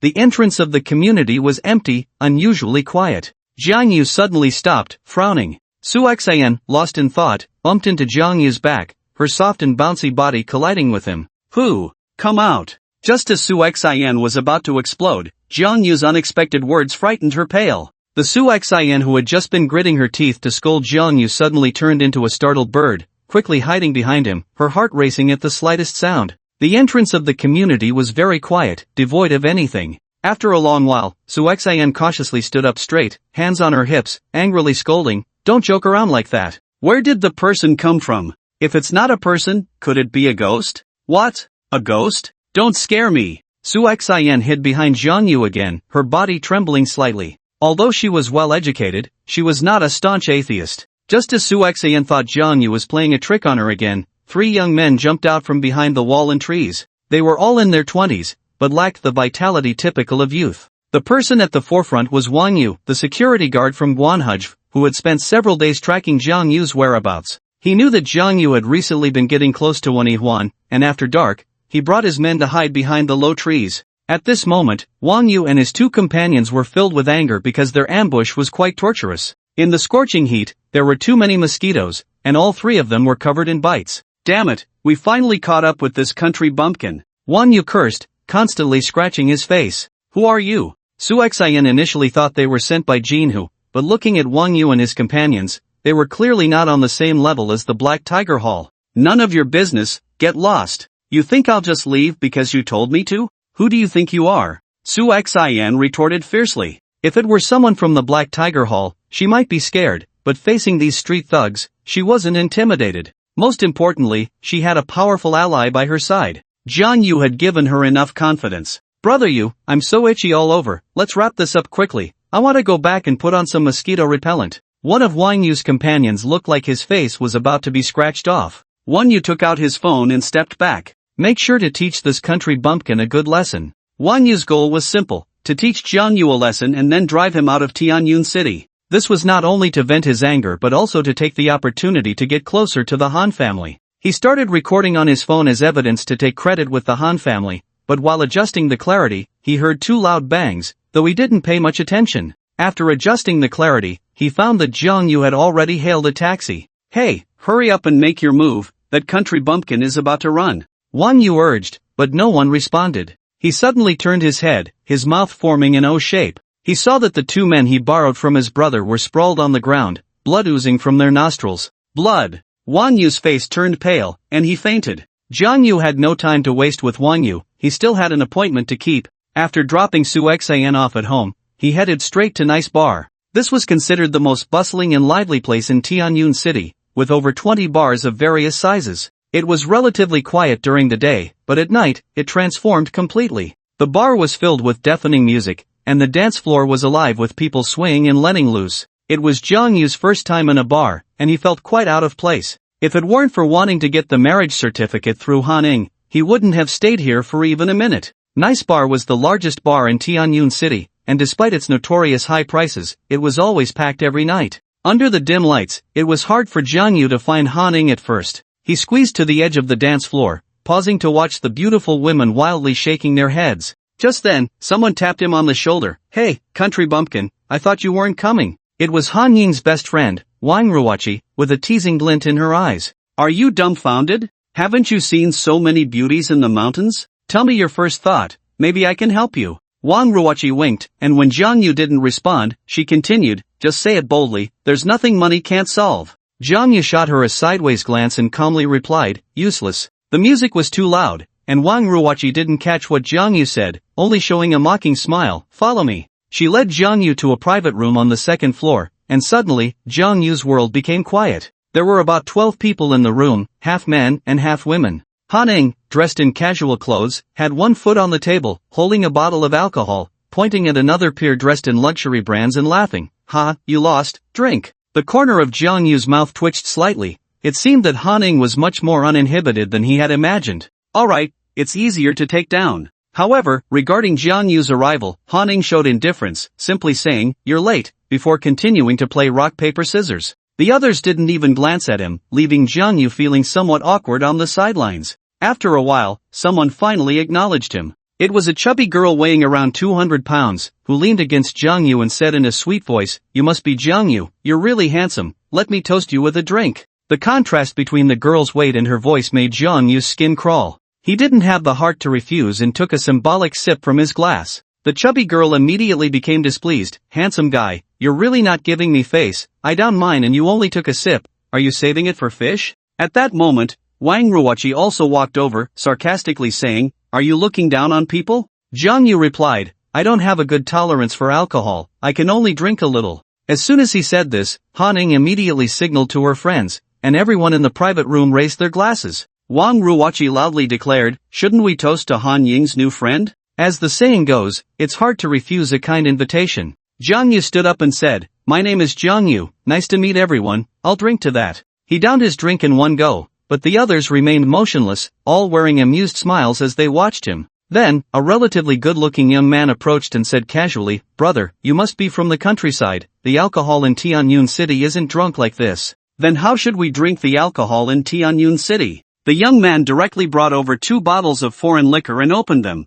"We'll each finish a bottle." Jiang Yu was slightly taken aback, and at that moment, he heard Wang Ruoqi whispering to the chubby girl, "Li Chang will definitely be able to get him drunk. Enjoy yourself tonight, remember to keep evidence, this country bumpkin thinks he can marry Haning." Wang Ruoqi's voice was very low, but unfortunately, Jiang Yu had excellent hearing. He glanced at Wang Ruoqi out of the corner of his eye and sneered inwardly. "You think you can set me up? You're still too inexperienced." Jiang Yu knew that tonight's gathering was a trap, but he still resolutely showed up. Because, in the face of absolute strength, all tricks are futile. He remained calm and played along. He feigned a troubled expression. "Finish a bottle? I don't have a good tolerance for alcohol, I can only drink a little." Li Cheng's face immediately fell. "What, you don't want to give face?" Haning looked at Jiang Yu, displeased, and said, "If you don't want to drink, then leave." Wang Ruoqi chimed in, "We invited you because we think highly of you, and you're still here hesitating." Jiang Yu pretended to be conflicted, then picked up the bottle of foreign liquor,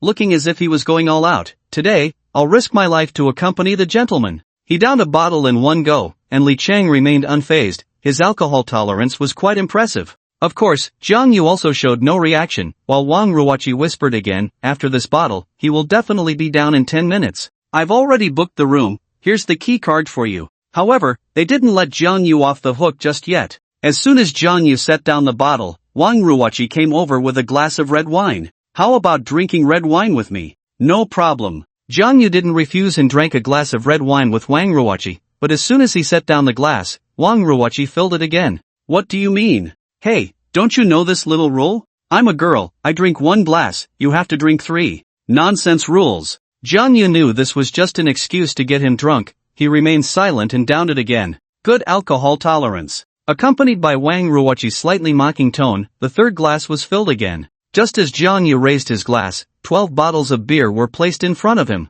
Brother, you go ahead and drink first. A man, less than 6 feet tall with a flat nose and a protruding jaw, said while opening the beer. Jiang Yu really couldn't compliment this man's appearance. Even though he was in cahoots with Han Ying and Wang Ruoqi, he could clearly feel the indifference this person was suffering. Perhaps this person was just a tool called by Han Ying to get Jiang Yu drunk. After finishing 3 glasses of red wine, Jiang Yu let out a loud burp. All 12 bottles of beer had already been opened. They weren't giving him any time to rest. He scanned the room with his eyes. A wheel battle, huh? Good, if I don't take you all down today, I won't be surnamed Jiang. Everyone, excuse me, can I use the restroom first? Li Cheng pointed to the restroom in the private room. Of course. Jiang Yu dashed into the restroom, and Li Cheng sneered, is he going to throw up already? Wang Ruoqi patted the chubby girl's shoulder, get ready to pick up the pieces. The chubby girl was practically drooling. After all, Jiang Yu was quite the handsome guy. In the restroom, Jiang Yu took off his shirt and used his index and middle fingers to tap a few points on his body.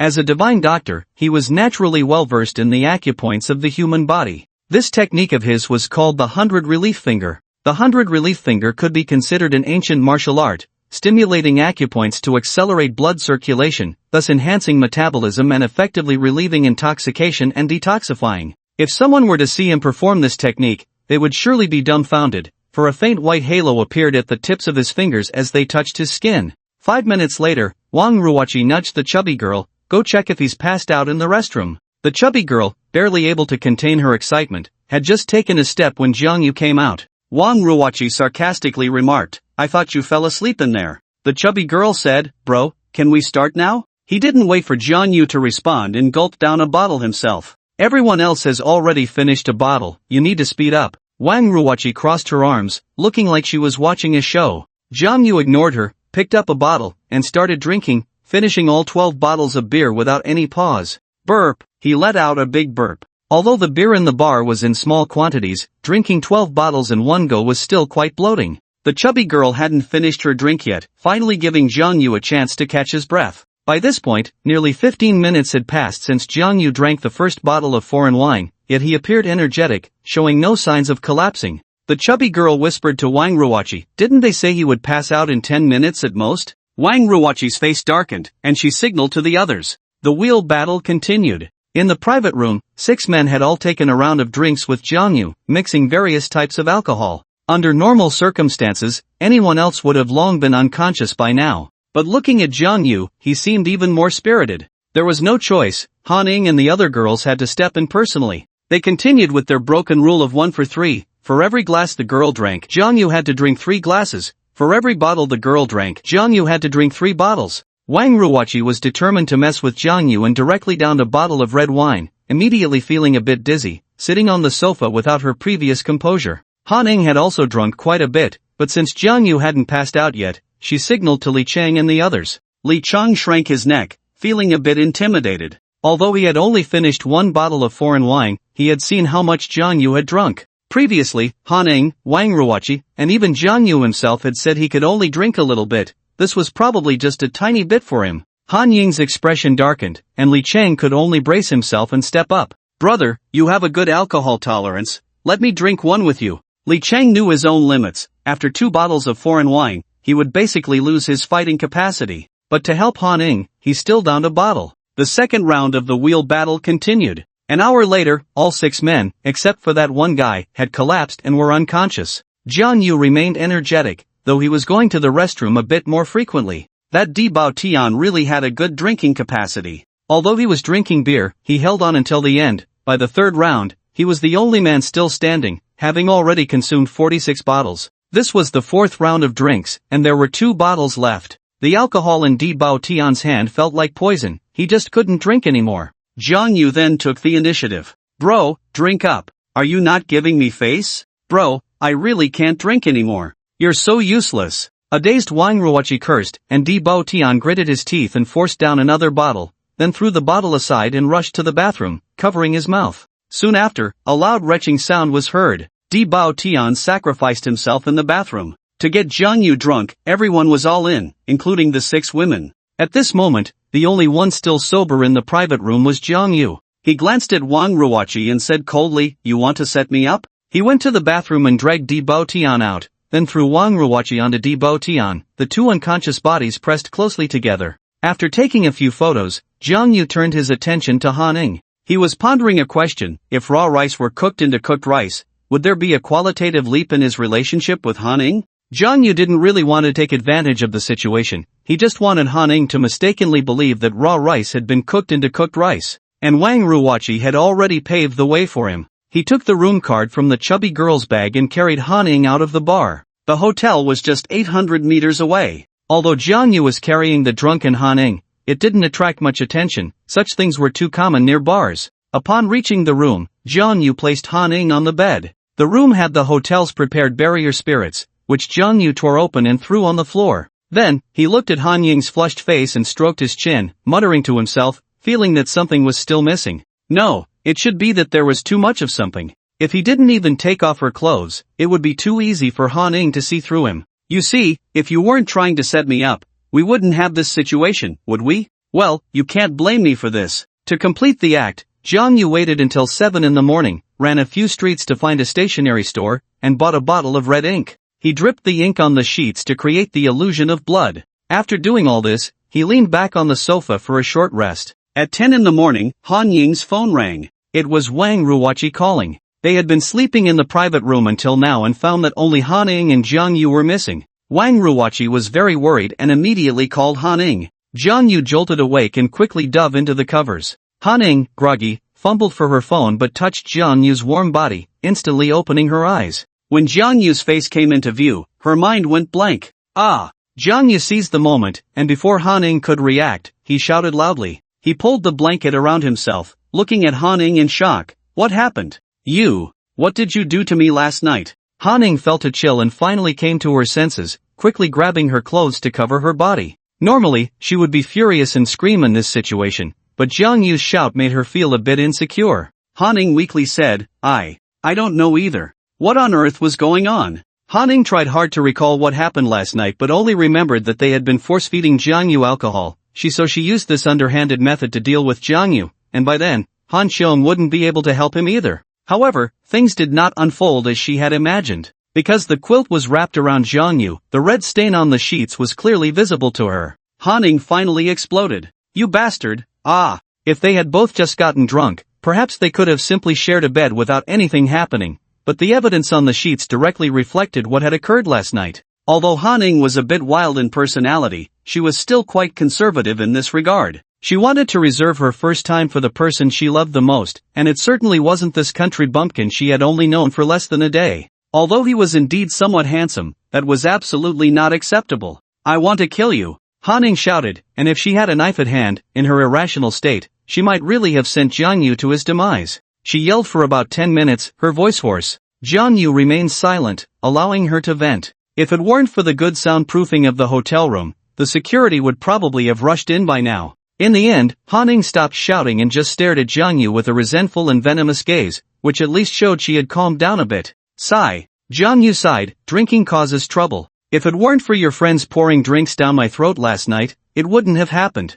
Forget it, since it has already happened. As a man, I will definitely take responsibility. His words completely shifted the blame away, and Han Ning had no way to refute him because her intention last night was indeed to get Zhang Yu drunk. It was just that she ended up losing out instead. She stared at Zhang Yu for a while before squeezing out a sentence through gritted teeth. Didn't you say we could only drink a little? If Zhang Yu hadn't had such a good tolerance, she wouldn't have needed to step in herself, and she wouldn't have ended up in such a state. Zhang Yu looked innocent. It was just a little. At Bosai Mountain, I'm the worst drinker. The old man could indeed drink more than him, but the key was that it was just the two of them at Bosai Mountain. Han Ning glared at him resentfully. Her phone kept ringing. After a long silence, Zhang Yu said, Don't worry, although I'm a bit poor, I will definitely treat you well. He spoke with deep affection, but Han Ning did not appreciate it. Han Ning put on her clothes, and the resentment on her face turned into indifference and disgust. We're all adults now. Last night, we both drank too much and things happened that shouldn't have.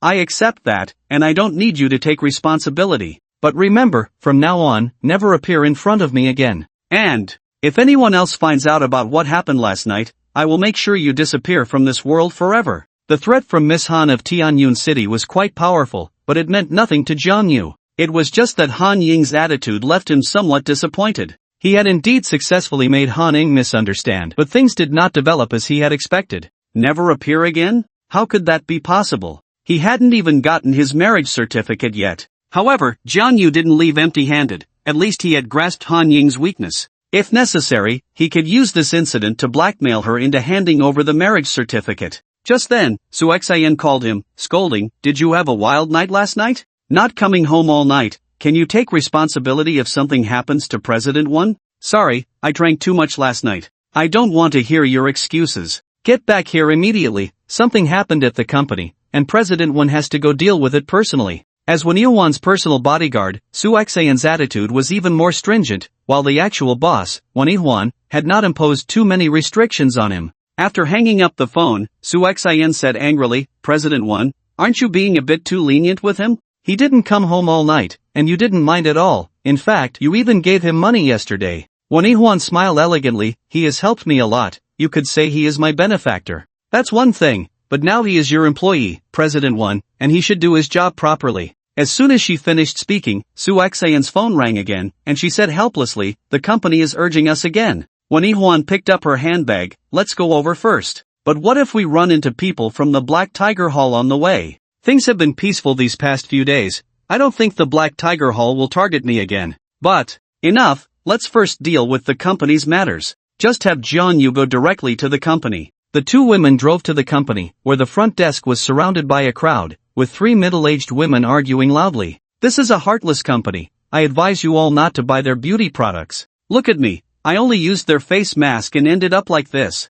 Who is the boss? Get out here. Everyone, come and see. This unscrupulous company sells inferior products and has ruined my face." The faces of the three middle-aged women were covered in red spots, which at first glance looked like an allergic reaction. The three were making a scene, and the employees couldn't calm them down. They had no choice but to notify Wen Yuan to handle it. Allergies are quite common. Every company that makes beauty products encounters such situations, and usually, they handle it privately with compensation. But these three were different. They came in and started making a fuss, refusing to mention compensation at all. Jiang Yu arrived at the company a bit earlier than Wen Yuan. He stood to the side, inquiring about the situation. He had been working as Wen Yuan's bodyguard for a few days, and many people in the company recognized him. "Isn't it just an allergy? It's not a terminal illness. Is it really necessary to make such a fuss? Xiaojiang, can't you see? These three want to tarnish our company's reputation. If they keep this up, our company's name will be ruined."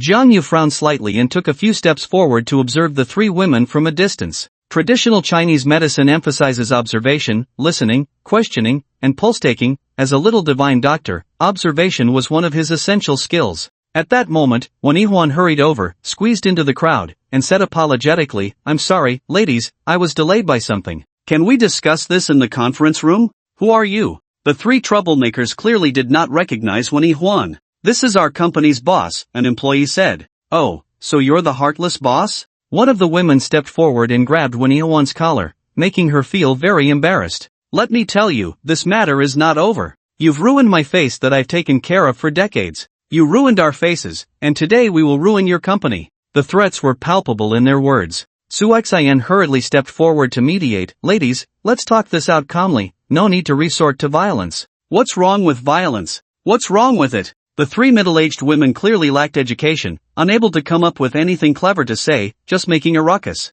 "Everyone, come and see, recognize this heartless boss of the company, and don't be fooled like we were. My face, which was as beautiful as a flower, has been ruined by them." Even with Wen Yuan present, they refused to discuss compensation or treatment, just shouting and screaming, as if they wanted to attract the attention of everyone in the building. The security guards of the building had long since arrived, but faced with such a dispute, they could only watch helplessly. Wen Yuan struggled for quite a while before breaking free, and politely said, "Please calm down. If you really are allergic to our company's products, we will cover all treatment costs." "If it was your company's product that caused this, You are a heartless company, specifically out to harm innocent people like us. Su Xian muttered, our company never scams people. Then tell me, why did my face turn out like this after using your product? You can't generalize people's bodies. Perhaps you are just allergic to certain ingredients in the product. What do you mean? Are you saying it's our fault? Let's see what everyone thinks. What kind of nonsense is she talking?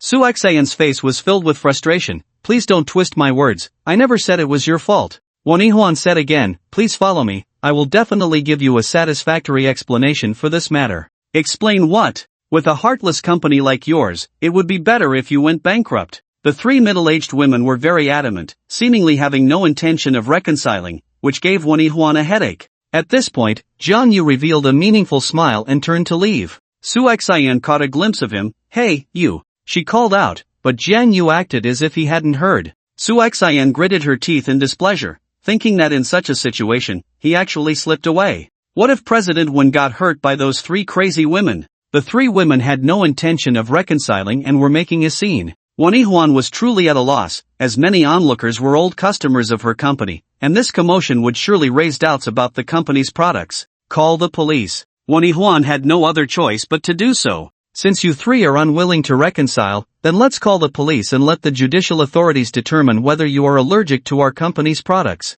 If you are, we will take full responsibility. If not, then I'm sorry, your actions today have caused a significant negative impact on my company, and I will pursue this to the end. She became firm in her stance, and the three women showed signs of panic. What kind of attitude is that? You ruined our faces and still want to sue us? You. Just wait, this isn't over. As soon as Huan mentioned calling the police, the three of them seemed ready to flee. Make way, make way. At that moment, Zhang Yu's voice rang out, and the crowd parted to make a path as he hurried over with a bucket of water, heading straight for the three middle-aged women. Zhang Yu, what are you doing? Don't act recklessly. Huan's heart sank, filled with anxiety. Under everyone's gaze, Zhang Yu rushed over and splashed the bucket of water onto the three women. For a moment, the scene fell silent, and everyone's mouths dropped open in shock. Ah! Accompanied by three screams, the three middle-aged women were drenched by Zhang Yu. Of course, the one who felt the coldest was Huan. She had finally gained a bit of initiative,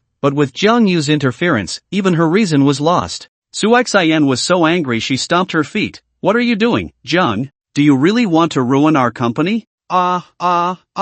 The three middle-aged women screamed, wiping the water off their faces, all rushing towards Zhang Yu, looking like they wanted to eat him alive. Zhang Yu stood there calmly, and with one sentence, he left the three women stunned. You still have the mood to challenge me after ruining your makeup? With that bucket of water, plus the frantic rubbing of their faces, all their makeup was gone. Even the red spots on their faces had been smudged away. All eyes were on them, and Zhang Yu spoke again. The situation is very clear now. They are not allergic at all. The red spots on their faces are all painted on. I think everyone understands Sima Zhao's intentions. So it was makeup to frame us. In this day and age, are they playing such new tricks with scamming?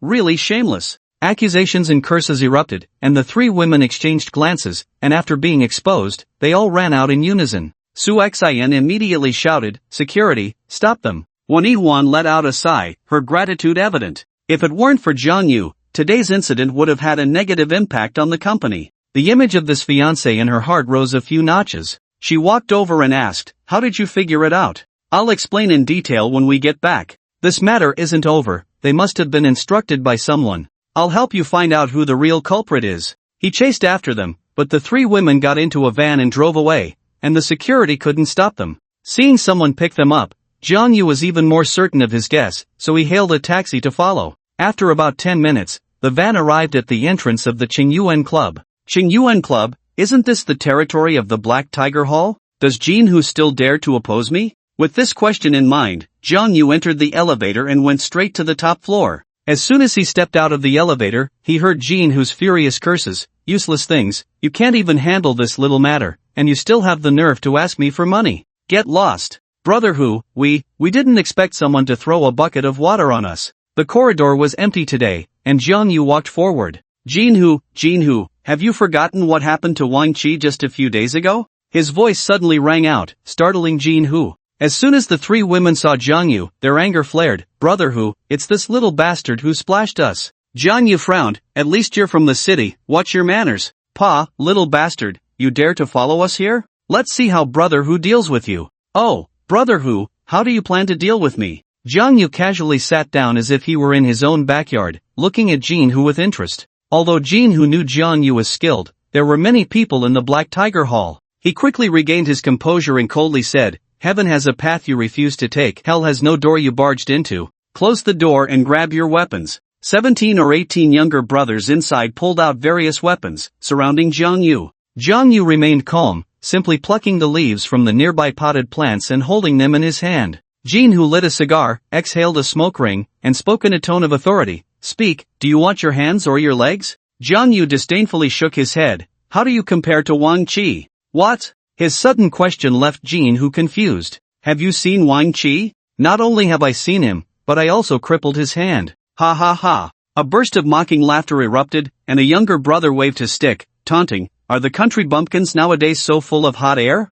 Country bumpkin, do you know what people in the martial world call our Qi Gu? Iron Fist Wang Qi, and you say you crippled his hand?" Jiang Yu shook his head. It seemed Wang Qi hadn't passed on his words to Jin Hu. No wonder Jin Hu dared to be so arrogant when he saw him. But it didn't matter. He came today to help Wuan deal with the aftermath, and since Jin Hu was the real culprit behind the scenes, it didn't matter whether Wang Qi had warned Jin Hu or not. Today, it was necessary for Jin Hu to deeply realize what it meant that there were mountains beyond mountains and towers beyond towers. Jin Hu didn't seem to want to waste words with him either. He waved his hand to signal his underlings to take action while he slowly took out his phone, preparing to call Wang Qi for a double assurance. Of course, he knew that Wang Qi would most likely not answer his call, as Wang Qi's phone had been off for the past few days. The underlings could no longer hold back and rushed forward. In that instant, the leaves in Jiang Yu's hand shot out in all directions, like a celestial maiden scattering flowers, leaving everyone in awe. Those were just ordinary leaves, but in his hands, they became deadly weapons.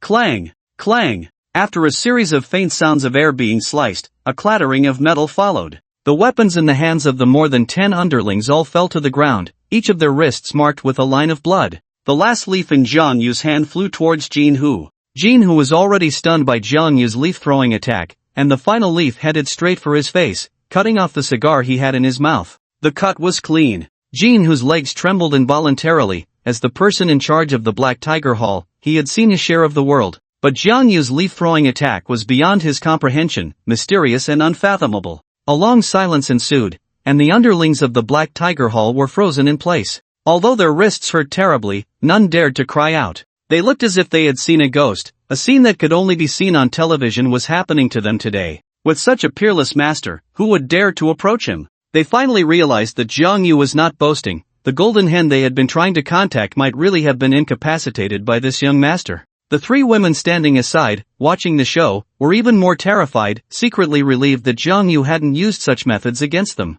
Just thinking about it was frightening. Jiang Yu slowly plucked another leaf and said to Jin Hu, "Speak, do you want your hands or your legs?" Jin Hu finally snapped back to reality from his terror, cold sweat already soaking his back. "Little brother, I was blind to not recognize your greatness. I apologize, please be magnanimous and don't hold it against me." Jin Hu was not as resolute as Wang Qi and begged for mercy on the spot. Jiang Yu sneered in disdain, "So much for being the person in charge." The entire Black Tiger Hall was silent, each person shrouded in immense fear. This group had fought and killed many times, but never had they been as scared as they were now. The leaves in Jiang Yu's hand, like a celestial maiden scattering flowers, instantly sliced through their wrists. It was unimaginable what a bloody scene it would be if the leaves had slightly shifted to cut their throats. Jiang Yu could clearly do that. Therefore, everyone present was frozen in place, afraid to move, as they didn't know when the leaves in Jiang Yu's hand would fly out, nor did they know if Jiang Yu would show mercy next time. Even the person in charge, Jin Hu, was trembling, humbly begging for mercy. Jin Hu's situation was different from Wang Qi's. With so many people present, if Jin Hu were to be incapacitated by Jiang Yu, the news would spread throughout Tianyun City in no time. By then, even if Jiang Yu didn't kill him, he would be hunted down by enemies and end up dead in the streets. Jin Hu was unwilling to meet such a fate, so he immediately set aside his pride and dignity, pleading for mercy from Jiang Yu. Jin Hu was almost on the verge of kneeling and bowing his head to Jiang Yu. Jiang Yu had no intention of killing him. He plucked another leaf, and Jin Hu's body trembled violently, fearing that this leaf would land on some part of his body. "I can spare you, but you have provoked me time and again. Do you think that just admitting your mistake will make this matter go away?" Jiang Yu's expression darkened, his gaze sharp, like a god of death. Jin Hu glanced at his underlings and then asked, "Can they leave first?" "Of course." Jiangyu shrugged, they're just a bunch of small fry following orders. Everyone go outside and wait for me. No matter what sounds you hear, you are not allowed to come in. The little brothers had long wanted to slip away, and facing Jiangyu, they felt immense pressure, so they scattered in a rush, disappearing in less than 10 seconds. Jin, who picked up a dagger from the ground, as if he had made a great decision. Little brother, I'm in this line of work, I understand the rules. If I've provoked you, I admit it. As soon as he finished speaking, Jin, who placed his left hand on the coffee table, and with a swift motion of his right hand, he cleanly chopped off his little finger, blood splattering everywhere. Jin, who gritted his teeth, veins bulging, struggling to keep himself from crying out. Although Jin, who wasn't as strong-willed as Wang Qi, he was at least a tough guy. He chopped off his own finger without a sound. This was his explanation to Zhang Yu. I know that even the entire Black Tiger Hall isn't enough for you to deal with, but my Black Tiger Hall has some connections in Tianyun City. If you encounter something you can't handle, I, Jin, guarantee that as long as you say the word, my Black Tiger Hall will go through fire and water for you. Worried that Jiang Yu might be dissatisfied, Jin made this promise. Jiang Yu shook his head, I don't need you to do anything for me, but remember, if you dare to provoke anyone from Yuyin Company again, I won't show mercy. Jin nodded repeatedly, I swear, I absolutely won't. He was just doing someone else's bidding, and now that he had seen Jiang Yu's power, he wouldn't dare to seek trouble with Huan. He would be lucky to avoid it. Jiang Yu said no more, his goal had been achieved, and he turned to leave. Brother, let me remind you, be careful of Qing Yuan. That person is cunning and ruthless, even if we lose, he will never let it go. Zhang Yu had some impression of the name Qing Yuan. He paused and turned back, asking, what grievances does Qing Yuan have with Huan? Jin replied, it's not really a grievance, just a competitive relationship. As far as I know, Qing Yuan previously lost a bid to Huan, so he had me secretly deal with Yuyin Company. Just a petty person who only knows how to scheme behind people's backs, not worth worrying about. Zhang Yu didn't take Qing Yuan seriously. Jin added, Qing Yuan is not that simple, he has connections in Kyoto and a vast network, and he might know someone like you. I understand. Zhang Yu replied lightly, then pushed the door and left. The little brothers of Black Tiger Hall lined up in 2 rows in the corridor outside. When they saw Zhang Yu come out, they all turned their faces away, not daring to meet Zhang Yu's eyes. Watching Zhang Yu disappear at the end of the corridor, the little brothers finally breathed a sigh of relief and rushed inside,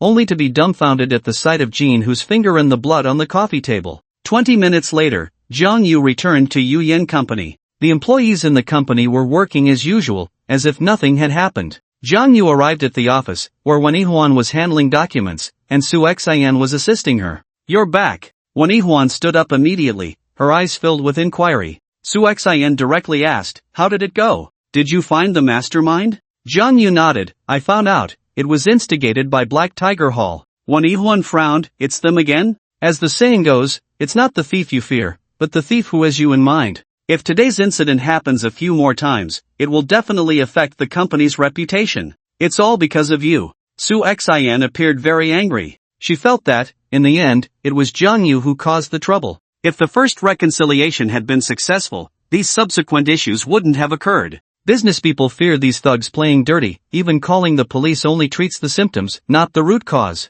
Black Tiger Hall could easily find someone to take the blame and continue to make things difficult for you. Huan didn't blame him at all, she said softly, you've worked hard. As long as you know who the mastermind is, I'll find a way to handle it. Zhang Yu smiled brightly, which only irritated Su Xian further. She gritted her teeth, how can you still smile? Everything has been resolved, so why can't I smile? What do you mean? From now on, you can rest assured that the Black Tiger Hall won't dare to trouble you again. Really? Huan's face lit up with surprise, while Su Xian pouted, half convinced. Zhang Yu nodded, but his smile gradually faded. Huan asked curiously, what's wrong now? Zhang Yu replied, the matter has been resolved, and it seems I might be unemployed. Huan chuckled, then I officially hire you as my bodyguard, the long-term kind. Su Xian immediately added, as a bodyguard, not a personal bodyguard. Huan was no longer in any danger, so she naturally didn't need Zhang Yu's personal protection. I'll think about it.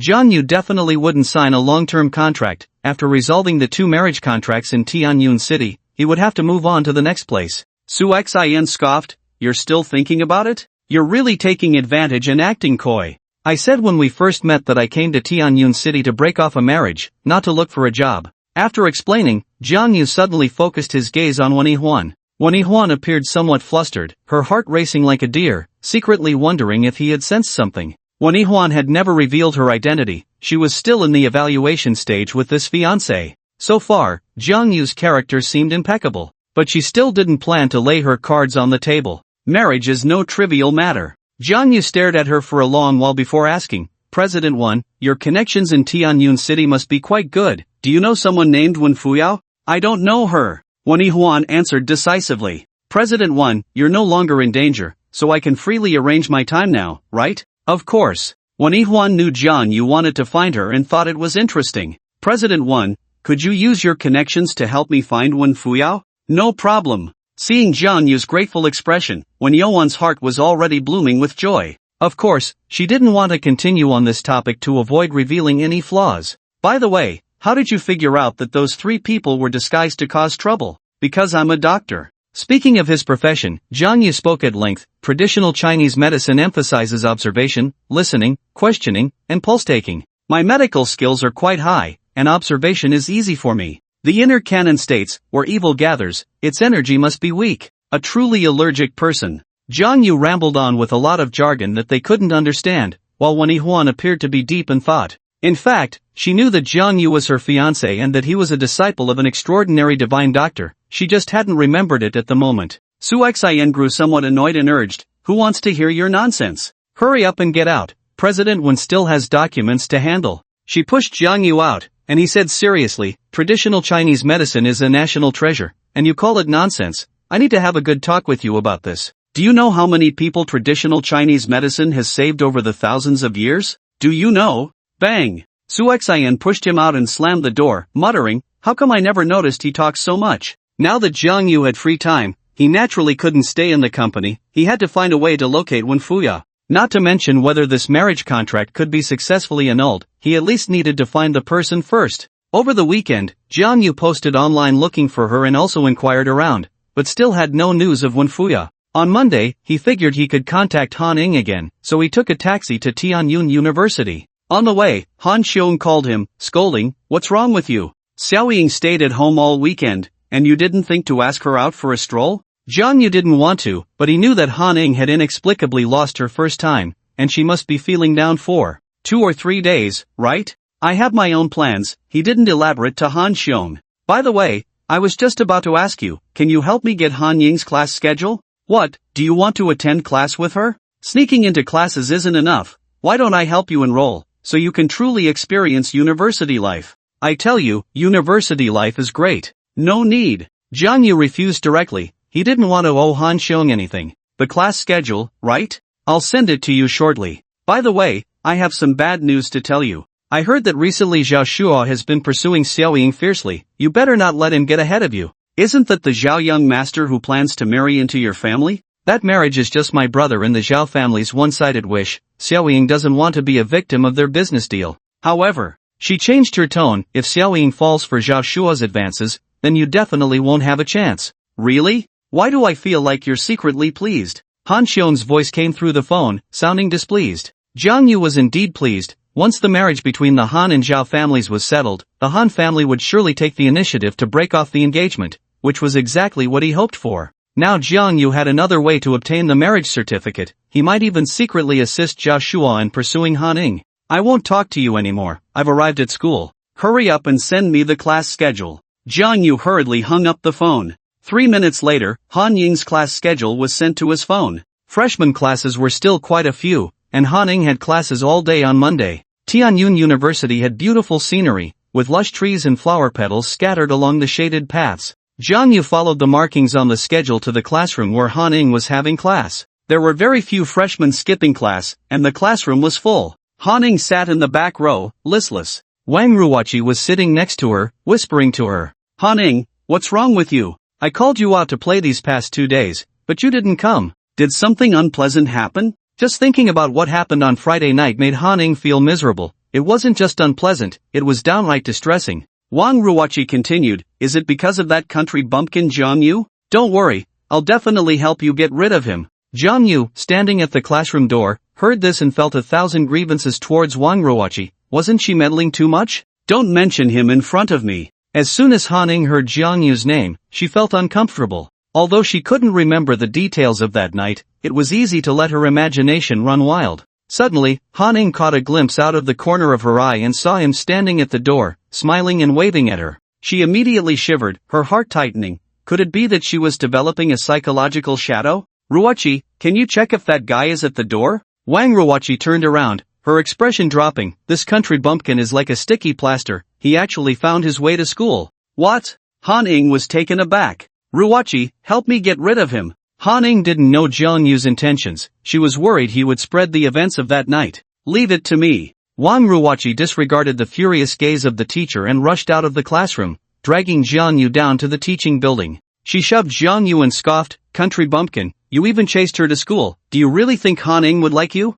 Jiang Yu replied calmly, whether she likes me or not, I don't think it's up to you to decide, right? He. Wang Ruochi sneered repeatedly, you should take a look in the mirror and see what makes you worthy of Han Ing. Let me tell you, even Zhao from Huaying Group failed to win her over, and you think you can? Jiang Yu tossed his head back, that's right, just based on me. Don't think just because you have a bit of looks you can pursue Han Ing. This left Jiang Yu momentarily stunned. A bit of looks? Damn, why does that sound so awkward? At that moment, a few tall and muscular athletes approached, and seeing Wang Ruochi's furious expression, they shouted from a distance, Kid, are you tired of living? How dare you make our Ruochi unhappy? A bit of looks could indeed describe Wang Ruochi, so she still had several suitors, one of whom was Li Zhao, a sophomore from the sports academy. Li Zhao was 185 meters tall, towering over Jiang Yu, and he held a basketball in his hand, tough and not one for many words. Upon seeing Jiang Yu, he directly threw the basketball at him. The throw was powerful, if it had hit someone weaker, they would have been knocked down on the spot.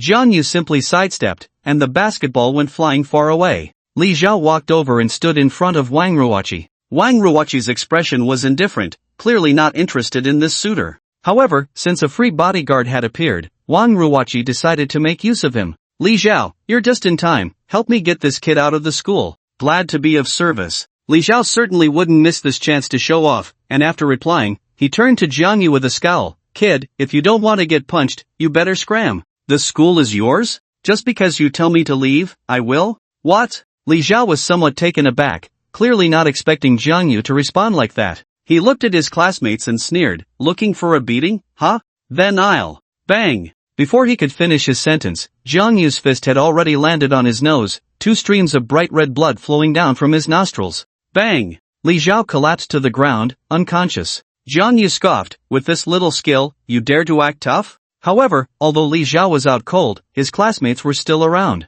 Damn it, how dare you hit my brother? 5 or 6 athletes rushed forward. A normal person would have fled, but Jiang Yu did not. Under Wang Ruochi's astonished gaze, Jiang Yu swiftly took down all of them. Clean and efficient. Wang Ruochi quickly regained her composure and did not flee because of Jiang Yu's punches. She smiled, I didn't expect you to be quite good at fighting. Jiang Yu shrugged, just average, practiced for a few years. Wang Ruochi raised an eyebrow, do you really want to pursue Han Ing? What does that have to do with you? Of course, if you really mean it, I can help you. Wait for my call tonight, but for now, you need to leave because Han Ing doesn't want to see you. Jiang Yu only believed the latter part of Wang Ruochi's words. It was true that Han Ing didn't want to see him, but as for Wang Ruochi wanting to help him, that would only happen when pigs fly. What kind of trick is this little girl trying to pull on me? He said nonchalantly, why should I trust you? Wang Ruochi replied, do you have a choice? Without my help, do you really think you can win over Han Ing on your own?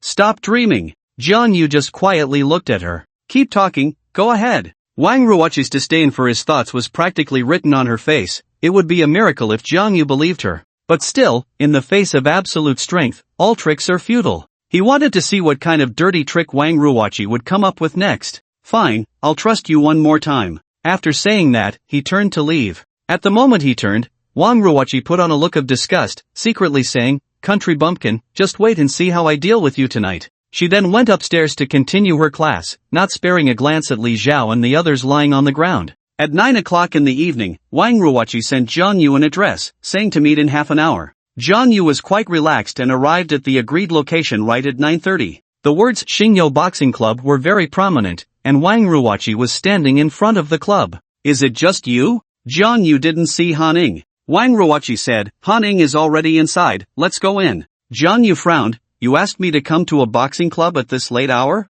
Wang Ruoqi replied, "What do you know, you country bumpkin?" The Xingyo Boxing Club operates legitimately during the day, but at night it turns into an underground boxing arena. People without connections can't get in at all. You actually like this? I don't like boxing, but Han Ing does. She led Jiang Yu as she spoke. Don't say I didn't help you. Han Ing loves strong boxers, and I've already signed you up. Just wait about half an hour, and it will be your turn to go on stage. You signed me up?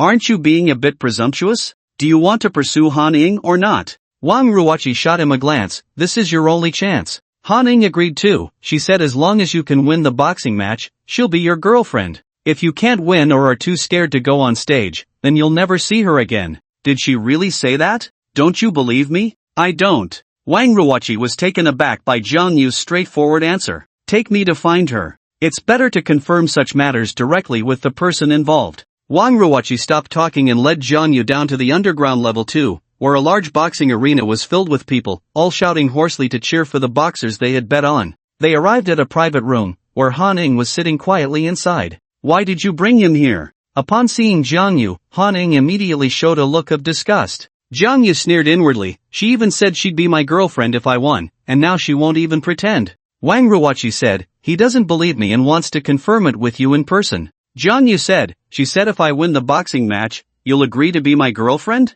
Han Ing looked awkwardly at Wang Ruoqi, who kept giving her signals, as if saying this country bumpkin is bound to lose. Han Ing then replied, that's right. Jiang Yu smiled, don't be so forceful. How about this, if I win, you help me with something. Actually, it didn't matter to Jiang Yu whether Han Ing became his girlfriend, his goal was the marriage certificate. I keep my word. If you win, I'll be your girlfriend, but don't talk to me about other conditions. Han Ing glared at him, thinking, am I stupid? Help you with something? The uncertainty of that is too great. Jiang Yu didn't expect her to be so resolute, and he glanced at Wang Ruoqi. It seemed she was sure he wouldn't win, right? Judging by her expression, she probably bribed his opponent, not only to make him lose but to lose badly. I thought you had some clever scheme, but is this all? Through the window of the private room, he saw the boxers in the arena. They might be very skilled professional fighters, but they were definitely no match for Jiang Yu. He made up his mind, alright, it's settled. Wang Ruoqi was delighted and immediately urged, hurry up and get ready, it's almost your turn to go on stage. Someone is waiting outside to take you over. After Jiang Yu went out, Han Ing immediately asked worriedly, Ruoqi, you arranged everything, right? Don't let him win. Don't worry, the opponent I arranged for him is the disciple of Iron Fist Wang Qi. He thinks he's invincible just because he beat a few athletes. Let's see how he dies tonight. Wang Ruoqi's lips curled into a cold smile, as if everything was under her control. Although this underground boxing match was informal, Wang Ruoqi's ability to easily sign Jiang Yu up for the competition showed she had some skills. While Jiang Yu was changing clothes and preparing, the host began to liven up the atmosphere. Dear audience, the next person to appear is quite formidable. He has already won 13 consecutive matches in this arena, and he is Zhang Feng. Wow! In an instant, the crowd erupted in cheers, clearly filled with many fans of Zhang Feng. Zhang Feng stepped onto the stage under the spotlight, his tall and robust figure showcasing well-defined muscles and sharp eyes. He took a lap around the arena, thoroughly enjoying the attention. The audience buzzed with excitement. Who is Zhang Feng's opponent this time? No matter who it is, just bet on Zhang Feng to win. I'm not so sure. Zhang Feng has won 13 matches in a row. The boxing arena will definitely arrange some strong opponents for him. Let's wait and see. After Zhang Feng's entrance, the host's expression turned a bit strange as he introduced, Zhang Feng's challenger for this match is Jiang Yu. There was only a name for Jiang Yu, with no titles attached. It was an unfamiliar name, and the audience was quite curious. However, when Jiang Yu stepped onto the stage, the crowd sighed in disappointment. TCH. What a joke, this kind of person dares to challenge Zhang Feng. Is there even a need to fight? The outcome is obvious. Hurry up and place your bets, just bet on Zhang Feng to win. Just as the audience was eager to place their bets, the host received a message and immediately said, everyone, please hold off on placing your bets, this match is just a demonstration, implying that betting was not allowed. The boxing arena staff were not fools, they could see that Jiang Yu was only there to take a beating. If they allowed others to bet, they would be in for a huge loss. Get off, this is a ridiculous demonstration. Just disappear, we're not interested in a demonstration. The audience booed, believing this was a match with no suspense and no highlights. In the VIP box, Han Ing and Wang Ruoqi stood by the window, with Wang Ruoqi smugly saying, Han Ing, do you still think that country bumpkin has a chance? Han Ing sighed in relief and didn't respond. Wang Ruoqi continued, I went through a lot of trouble to arrange this boxing match. Once we get rid of that country bumpkin, how will you thank me? Han Ing replied, do we really need to thank each other? Wang Ruoqi pouted, you'll cover all the lunches this semester. Han Ing agreed readily, no problem. Despite the audience's disappointment, Jiang Yu remained unfazed. He looked up at the VIP box where Han Ing was and revealed a strange smile. Han Ing felt a chill in her heart and uneasily said, he can still smile. Wang Ruoqi sneered, he won't be smiling for long, I specifically instructed Zhang Feng. The host, feeling helpless in the face of the situation, said a few words before slipping away as the match began. Only Zhang Feng and Jiang Yu remained in the ring, stepping forward a few paces to face each other. Zhang Feng's gaze was sharp as he sneered, I didn't expect you to actually dare to come up here. When Wang Ruoqi had asked him to take this match, he could hardly believe his ears. A country boy dared to step onto the stage and challenge him? Jiang Yu replied calmly, what's there to be afraid of? This isn't some hellish place. Ha ha. Zhang Feng laughed coldly, do you know who I am? Not yet acquainted. I am the disciple of Iron Fist Wang Qi. Not to mention you, even those professional boxers can't withstand my iron fists. Jiang Yu burst into laughter. I thought he was something special, but he's just Iron Fist Wang Qi's disciple. TSK, truly a case of a tiger's brother getting beaten up alongside his master. Jiang Yu's unabashed laughter struck a nerve with Zhang Feng, who felt it was a provocation. At that moment, the audience shouted angrily, stop wasting time, get on with it. This is completely uninteresting. Zhang Feng could send that kid to the hospital with one punch. Faced with the audience's urging, Zhang Feng stopped wasting words with Jiang Yu and directly threw a punch at Jiang Yu's face. Zhang Feng's prowess was not just a boast, this punch was powerful enough to create a gust of wind. Moreover, his strike was incredibly fast, leaving ordinary people with no time to react. The audience appeared disinterested, believing that Zhang Feng could end this exhibition match with a single punch.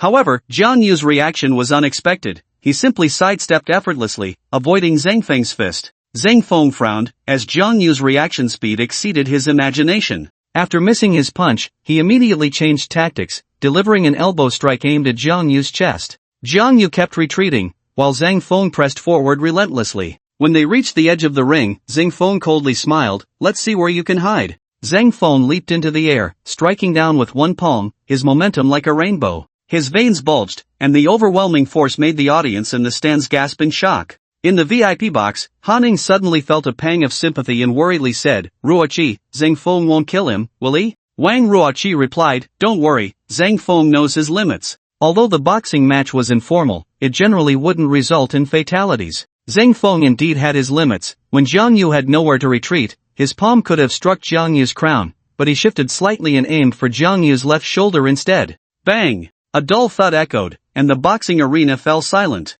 Jiang Yu did not fall to the ground from Zhang Feng's strike, he stood upright, gripping Zhang Feng's wrist tightly. Zhang Feng's face turned red with effort, unable to bring his strike down. Then, Jiang Yu gently pushed, causing Zhang Feng to stagger backward, nearly falling. No, it can't be? This kid can actually match Zhang Feng's strength? If betting were allowed in the boxing arena, the audience would surely think Zhang Feng was throwing the match. The clash instantly ignited the boxing arena. Good. Many cheered, urging, keep fighting. In the VIP box, Wang Ruoqi frowned, her face filled with displeasure. What's Zhang Feng doing? Does he really need to go easy on that country bumpkin? In her view, it wasn't that Jiang Yu was so impressive, but that Zhang Feng was holding back. However, only Zhang Feng himself knew what kind of opponent he was facing. He was secretly alarmed. How could this kid be so strong? Jiang Yu did not deflect his strike with a soft touch, he had genuinely used his own strength to push Zhang Feng back. Jiang Yu raised an eyebrow and glanced at the VIP box where Han Ing was.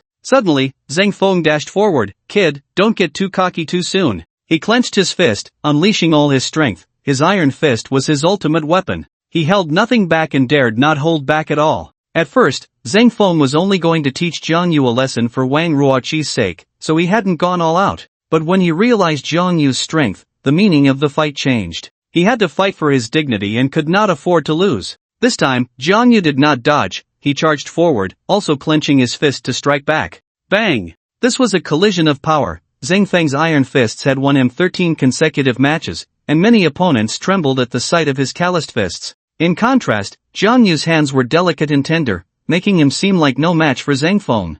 Oomph! Zhang Feng let out a muffled grunt, stumbling backward until he crashed against the ring's cage with a loud bang. His hands trembled violently, and the indescribable pain made the corners of his mouth twitch. Meanwhile, Jang Yu stood firm like a mountain, as if rooted in place, steady and unwavering. The comparison made it clear who was strong and who was weak. After a moment of silence in the boxing arena, enthusiastic applause erupted. Good, well done. The crowd cheered. At the same time, some were secretly relieved. Truly, one cannot judge a book by its cover. Yeah, who would have thought this kid could fight so well? Thank goodness this match didn't allow betting, otherwise I would definitely lose everything. In the private room, Han Ying's face was as dark as water, and Wang Ruoqi was even more furious. Is Zhang Feng out of his mind? Why isn't he giving it his all? She still believed Zhang Feng was holding back. But what happened next completely crushed Wang Ruoqi. Jang Yu took the initiative to attack, his punches so fast that they almost left after images. Zhang Feng's reflexes were no match for Jang Yu. He instinctively raised his hand to block but failed, getting hit squarely in the left cheek by Jang Yu's punch. Zhang Feng immediately saw stars, his mind went blank, and he staggered before crashing to the ground. The audience was stunned. No one expected such a result. Zhang Feng had lost too quickly. Many were shouting, "Zhang Feng, get up!" They hadn't had their fill of the match yet. In the private room, Wang Ruoqi was so anxious she was stomping her feet. Damn Zhang Feng, get up! Han Ying's face was ashen, slumped on the sofa. Zhang Feng wanted to get up, but Jang Yu wouldn't give him the chance, stepping in to deliver another punch. Zhang Feng could only protect his face with his hands, but Jang Yu's fist landed solidly on his arm, making him feel like his bones were about to break. Before the match, he had thought this was not a fair fight, and the reality matched his expectations. However, he never imagined he would be the one getting beaten. With his rich boxing experience, Zhang Feng realized that if this continued, his hands would be ruined, and he could only concede.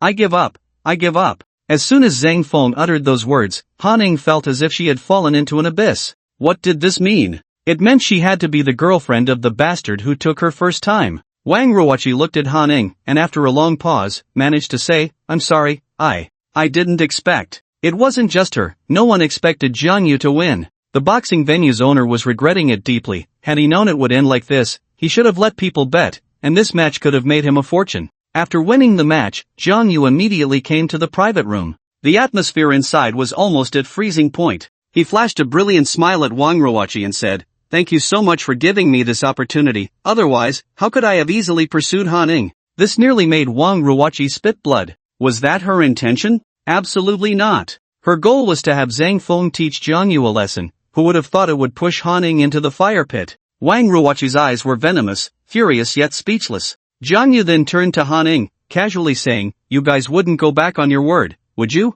Wang Ruoqi replied, A man's word is his bond. Han Ying glared at her, thinking, Which side are you on? But we are women, and we can go back on our word. Wang Ruoqi quickly changed her tone, then put on a face that said she wouldn't acknowledge it, and what could Jang Yu do about it? I'm willing to bet and accept the loss. Han Ying suddenly stood up and said something that left Wang Ruoqi dumbfounded. Han Ying, are you okay? Han Ying shook her head, and Wang Ruoqi pulled her out. You wait, Jang, I need to talk to Han Ying alone. The two women left the private room and closed the door. Jang Yu stood at the door, straining to listen, but he couldn't hear anything. It was too noisy outside. He knew these two women were definitely plotting something again. 3 minutes later, the two returned to the private room, and their moods seemed much better. Wang Ruoqi said, Don't say we go back on our word, from now on, Han Ying is your girlfriend. Jang Yu showed no excitement. He quietly said to Wang Ruoqi, We need to talk alone. What is there for us to talk about? Wang Ruoqi rolled her eyes, but was forcibly dragged out by Jang Yu.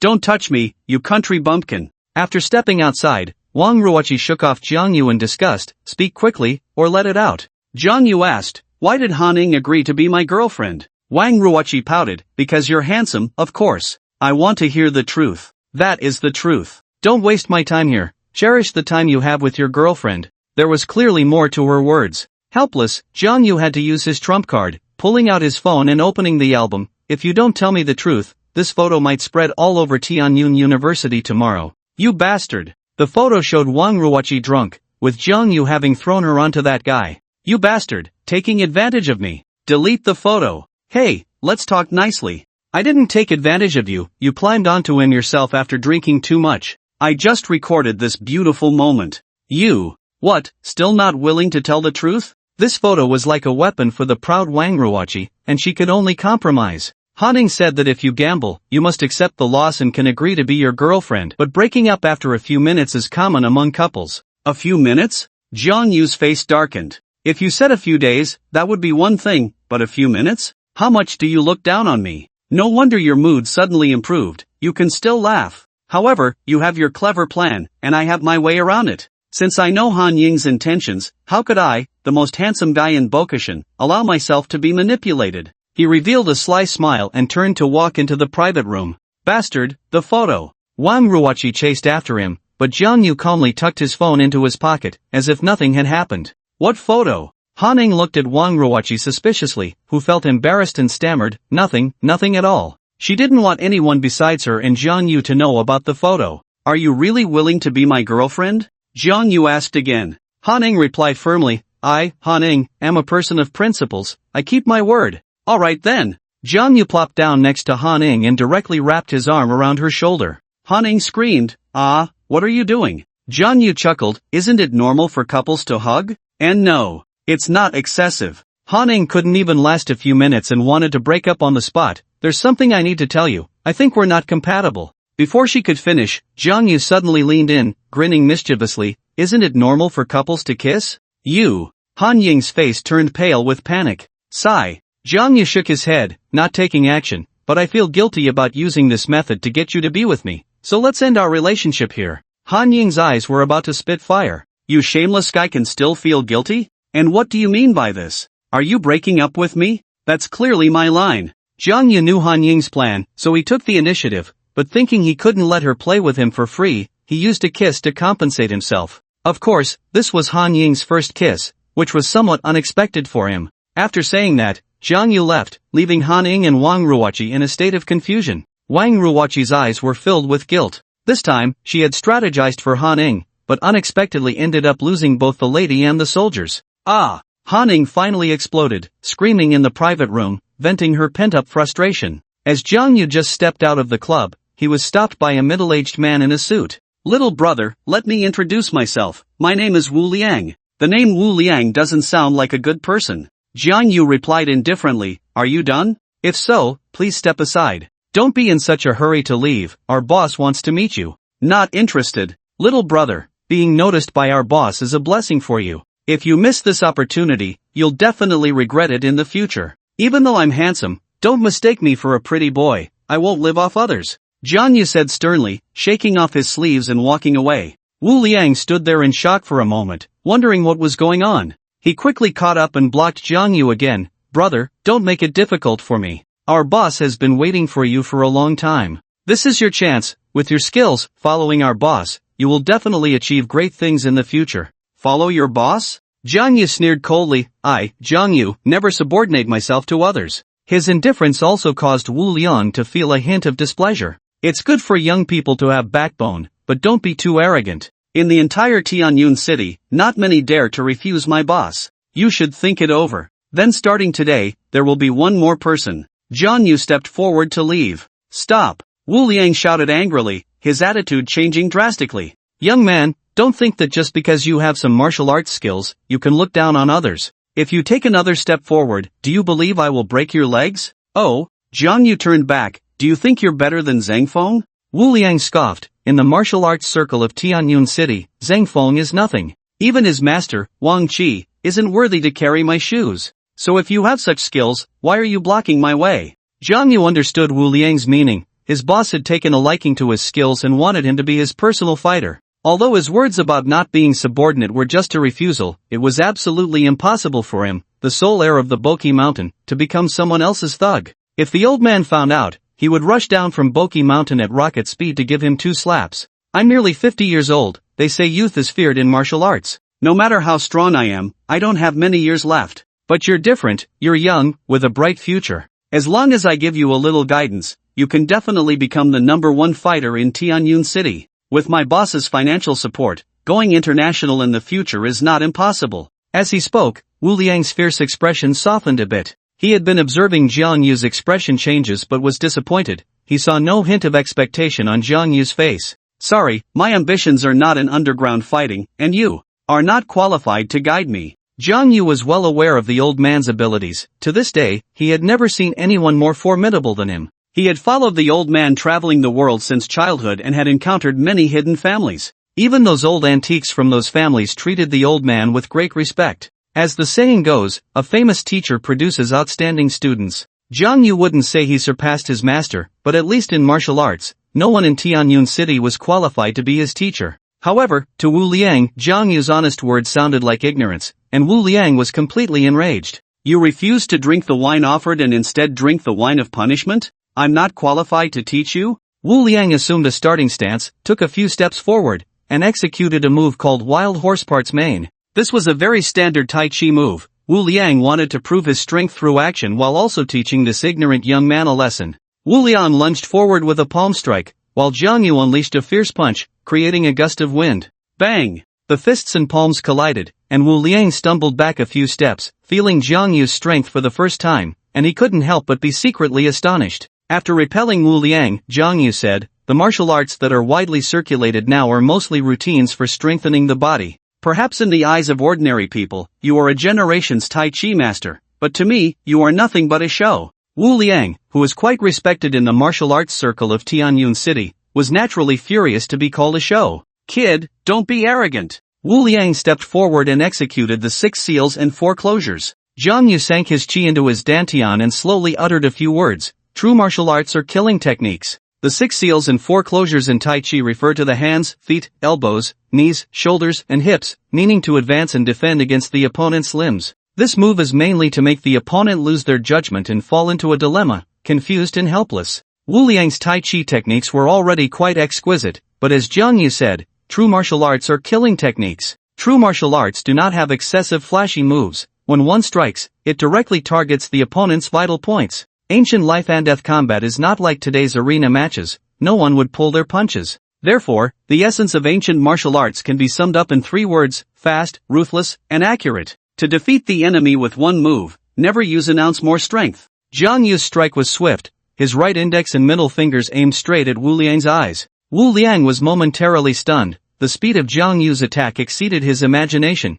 and he could only hurriedly defend. He managed to block the upper attack but neglected the lower one. Jiang Yu lifted his foot and kicked, and Wu Liang instantly transformed into a covering the groin disciple, his features contorted, his face flushed. "You." He gritted his teeth and spat out a sentence through clenched teeth. "Young man, you lack martial ethics." He never expected Jiang Yu would resort to such a despicable tactic. "I said, true martial arts are killing techniques." Leaving this remark, Jiang Yu strode away. He was not wrong. If this were a life and death struggle, his groin kick would definitely be the most effective means. Not to mention a fatal blow, at least it could incapacitate the opponent. But this was not a life and death fight, so he did not go for a lethal strike. Wu Liang was in pain but not to the point of being rendered impotent. Wu Liang temporarily lost his ability to act and could only watch helplessly as Jiang Yu disappeared into the night. In the vast night, as Jiang Yu pondered where to go next, Han Xiong called him to meet at a hotel. Compared to the first time, Han Xiong was much more cautious this time.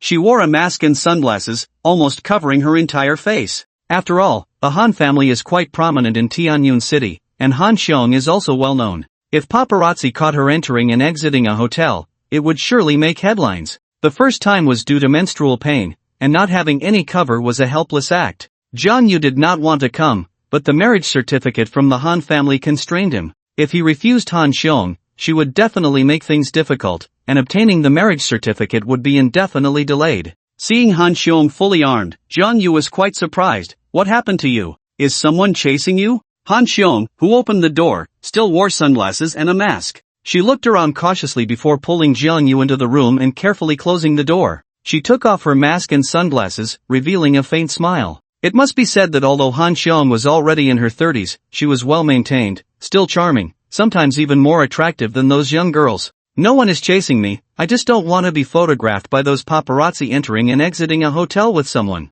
"Then why did you invite me to the hotel? Where else would we go, my house?" "Forget it, my brother dislikes you so much." "Alright then." Jiang Yu took out the prepared silver needles and began to treat Han Xiong. "By the way, how are you and Inger getting along?" The treatment process was a bit awkward, so Han Xiong found a topic. As soon as Han Ing was mentioned, Jiang Yu felt quite helpless. "Not well, she seems uninterested in handsome guys." "You really are self-absorbed."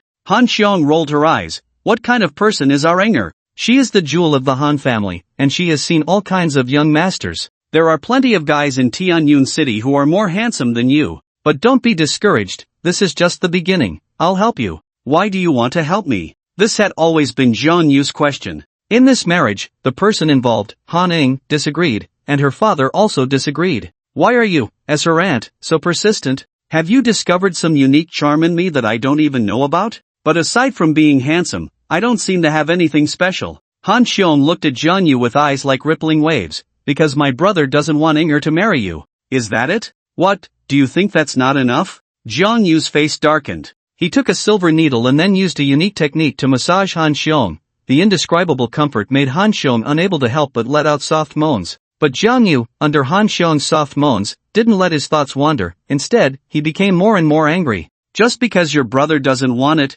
you help me? So I'm just a tool for you to fight against your brother? He felt gloomy inside, and his hands became heavier. Ouch! Han Xiong let out a sharp cry. Why are you using so much strength? Does it hurt? It should hurt. You have to feel the pain for it to be effective. He didn't lessen his strength. Han Xiong endured the pain and frowned. Really? Really? But it wasn't this painful the first time. Ouch. Are you questioning my medical skills? Of course not. But you should be gentler. I can't take it. If you can't take it, just shout out loud. You. Han Xiong didn't want Zhang Yu to see her as a joke, so she gritted her teeth and endured it. After half an hour of massage, Han Xiong was already drenched in sweat. Seeing this, Zhang Yu felt a bit guilty, so he made an excuse and quickly left. Han Xiong lay on the bed for a long time before she recovered. She was already hesitating whether to undergo a third treatment. She got dressed, tidied her hair, put on a mask and sunglasses, and headed to the first hospital of Tianyun City. The old man of the Han family was being treated there. In the high-end ward, Han Tianming was furious. What? The person is missing? What are you doctors and nurses doing? I tell you, if anything happens to my dad, you will all be responsible. 2 doctors and 3 nurses stood in front of Han Tianming, silent as the grave. I could hear your voice from far away. You are a well-known entrepreneur in Tianyun City, is it appropriate to be this irritable? Han Xiong walked into the ward and started to criticize Han Tianming. Han Tianming glared at her. You don't care that the old man is missing, but instead come here to blame me? Han Xiong said, you didn't send anyone to look for him, what's the use of shouting here? Just then, Vice President Liu Yu came in after hearing the news. Mr. Han, don't be angry. The old man is not missing, he has just been discharged. Discharged? Han Tianming was still furious. Liu Yu, you know better than I do about the old man's health. How can you let him be discharged? Sigh. Liu Yu sighed, I didn't agree at all. But you know the old man's temper. Once he makes a decision, no one can stop him. Besides, even if he stays in the hospital, he probably won't last until the end of the month. Why don't you go home and take a look? Maybe the old man is already at home. As doctors, they had seen too much life and death. Many people who knew they were dying didn't want to stay in the hospital. If anything happens to the old man, I will make sure you all pay for it. Han Tianming pointed his finger at the vice president and scolded him, then hurriedly left. When Zhang Yu left the hotel, it was already 11 o'clock at night, and he wandered the streets like a lost soul. He was no longer Wen Yaowan's personal bodyguard, so it was naturally impossible for him to stay at Wen Yaowan's house. He didn't want to stay in a hotel because the costs were too high. He felt he wouldn't be in Tianyun City for long and didn't want to rent a place. He had earned some money from Wen Yaowan, but he planned to save it for now, as he still had to go elsewhere after dealing with matters in Tianyun City, and it was wise to have some money saved up for emergencies to avoid making a fool of himself again. Fortunately, it was midsummer, and the nights weren't cold. Zhang Yu could make do with any bench for a night. The park was lush, with many benches, but the only downside was the abundance of mosquitoes. By midnight, the park was empty. Aside from unemployed drifters like him, hardly anyone would be wandering around the park at such an hour. Hey! Suddenly, he heard a noise and turned to see an elderly man with white hair practicing Tai Chi in the park at this late hour. Zhang Yu looked closely. The old man didn't seem like a seasoned practitioner. If he had been training for many years, perhaps someone would have a habit of practicing martial arts at midnight. But the old man looked like just an amateur, practicing Tai Chi merely for health. Most importantly, the old man was panting, and under the dim light of the park, it was evident that his complexion was somewhat sallow. He was already a frail old man, and it seemed that time could take his life at any moment. In his condition, sitting quietly for a while would be better than anything else. However, the old man was quite stubborn, seemingly dissatisfied with two of his movements, repeatedly practicing them. Jiang Yu found it strange and watched for a while, when suddenly, the old man swayed, looking like he was about to fall. Jiang Yu reacted quickly, rushing over to support the old man. With his frail body, if he fell, he would likely have to treat the whole village to a meal the next day. Jiang Yu helped the old man sit down on a nearby bench. The old man's breathing was rapid, and it took several minutes for it to stabilize. "Thank you, young man." The old man finally expressed his gratitude after catching his breath. Jiang Yu waved his hand to indicate it was nothing, and curiously asked, "Old sir, it's so late, why are you here practicing Tai Chi alone? With your condition, aren't you worried about your family?" The old man smiled. "I've been lying in the hospital for too long. I've wanted to move around for a while. But at least you should have someone watching you, right? If I hadn't acted quickly just now, you might have. It doesn't matter, I probably don't have many days left anyway." Hearing this, Jiang Yu scrutinized the old man. His face was pale, his pupils dull, and there seemed to be a white line from his forehead to his ear. The old man didn't have any serious illness, he was simply nearing the end of his life. Life has its limits, and as a divine doctor, Jiang Yu could cure those plagued by stubborn ailments, but he couldn't save someone like this old man. Birth, aging, sickness, and death are the norms of life, and Jiang Yu had long been accustomed to it. It was no wonder the old man didn't care about his own life or death. "Old sir, you shouldn't say that. Even if you don't care, your family might not think the same. No matter how many days you have left, at least your family would want to be with you during your final moments. You speak quite well, young man. What's your name?" "Jiang Yu." "Jiang Yu?" The old man was taken aback. "Are you from Boki Mountain?" "Old sir, do you know me? Since you are a disciple of divine Dr. Zhong, can you help me?" The old man appeared somewhat agitated, but Jiang Yu shook his head and interrupted him. "Old sir, it's not that I don't want to help you, but your time is running out, and I truly have no way to assist. I don't want to live for many more years. The old man was too agitated and ended up losing his breath, fainting directly. Fortunately, there was a divine doctor nearby. Jiang Yu pressed a few acupoints on the old man, helping him regain his breath,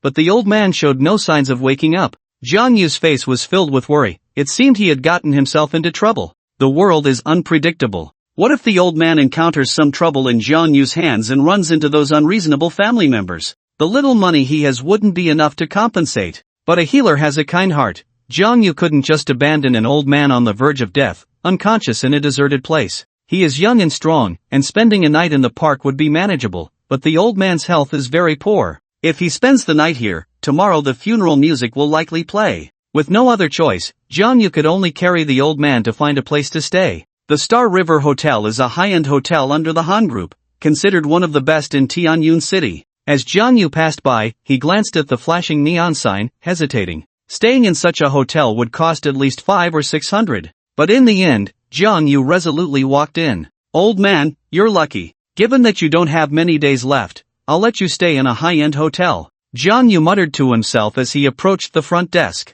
The hotel receptionist was a young girl, and when she saw Jiang Yu carrying a frail old man, her face immediately fell. "Hello, I need a room." Jiang Yu handed over his ID, but the receptionist frowned and said, "Go to the hospital for treatment. The old man's health is indeed not good, but I'm a doctor, he will be fine. Stop talking nonsense and get out." "What kind of attitude is that?" Jiang Yu's expression darkened, feeling somewhat displeased. The receptionist glared at him. "What's wrong with my attitude? You bring this old thing to our hotel, what if he dies here?" She rolled her eyes and continued sarcastically, "These days, anyone can show up, are you crazy for money?" She thought Jiang Yu was doing this on purpose, wanting the old man to die here and then extort the hotel. "You, looking so gentle, why do you speak so harshly? Do I need to be polite to someone like you? I'll say it again, get lost, or I'll call security. Do you believe I will complain about you?" "Complaint? Sure, do you want me to call our manager over?" "Let me tell you, don't try that with me. Our Star River Hotel is part of the Han Group." "Han Group?" A hint of a smile appeared on Jiang Yu's face. Since it was a property of the Han Group, it would be easier to handle. Just then, the lobby manager came over, angrily questioning the receptionist. "What are you making noise about in the middle of the night? Is this how you treat guests?" The receptionist pointed at Jiang Yu and whispered, "Manager, look, that guy is bringing a dying old man to stay at the hotel. Isn't he clearly trying to extort us? If we let them check in and the old man dies here, not only will we have to compensate, but it will also bring bad luck." The lobby manager glanced at the old man in Jiang Yu's arms and felt a sense of déjà vu, but he couldn't recall it at the moment and felt it was bad luck, so he waved his hand and said, "Get lost, if he's going to die, die far away." Jiang Yu didn't argue with them, he directly took out his phone and dialed Han Xiong's number. Why are you calling me in the middle of the night? I'm busy. On the other end, Han Xiong was still searching for the old man, speaking quickly. Sister Cheon, don't hang up. The way he addressed her piqued Han Xiong's interest.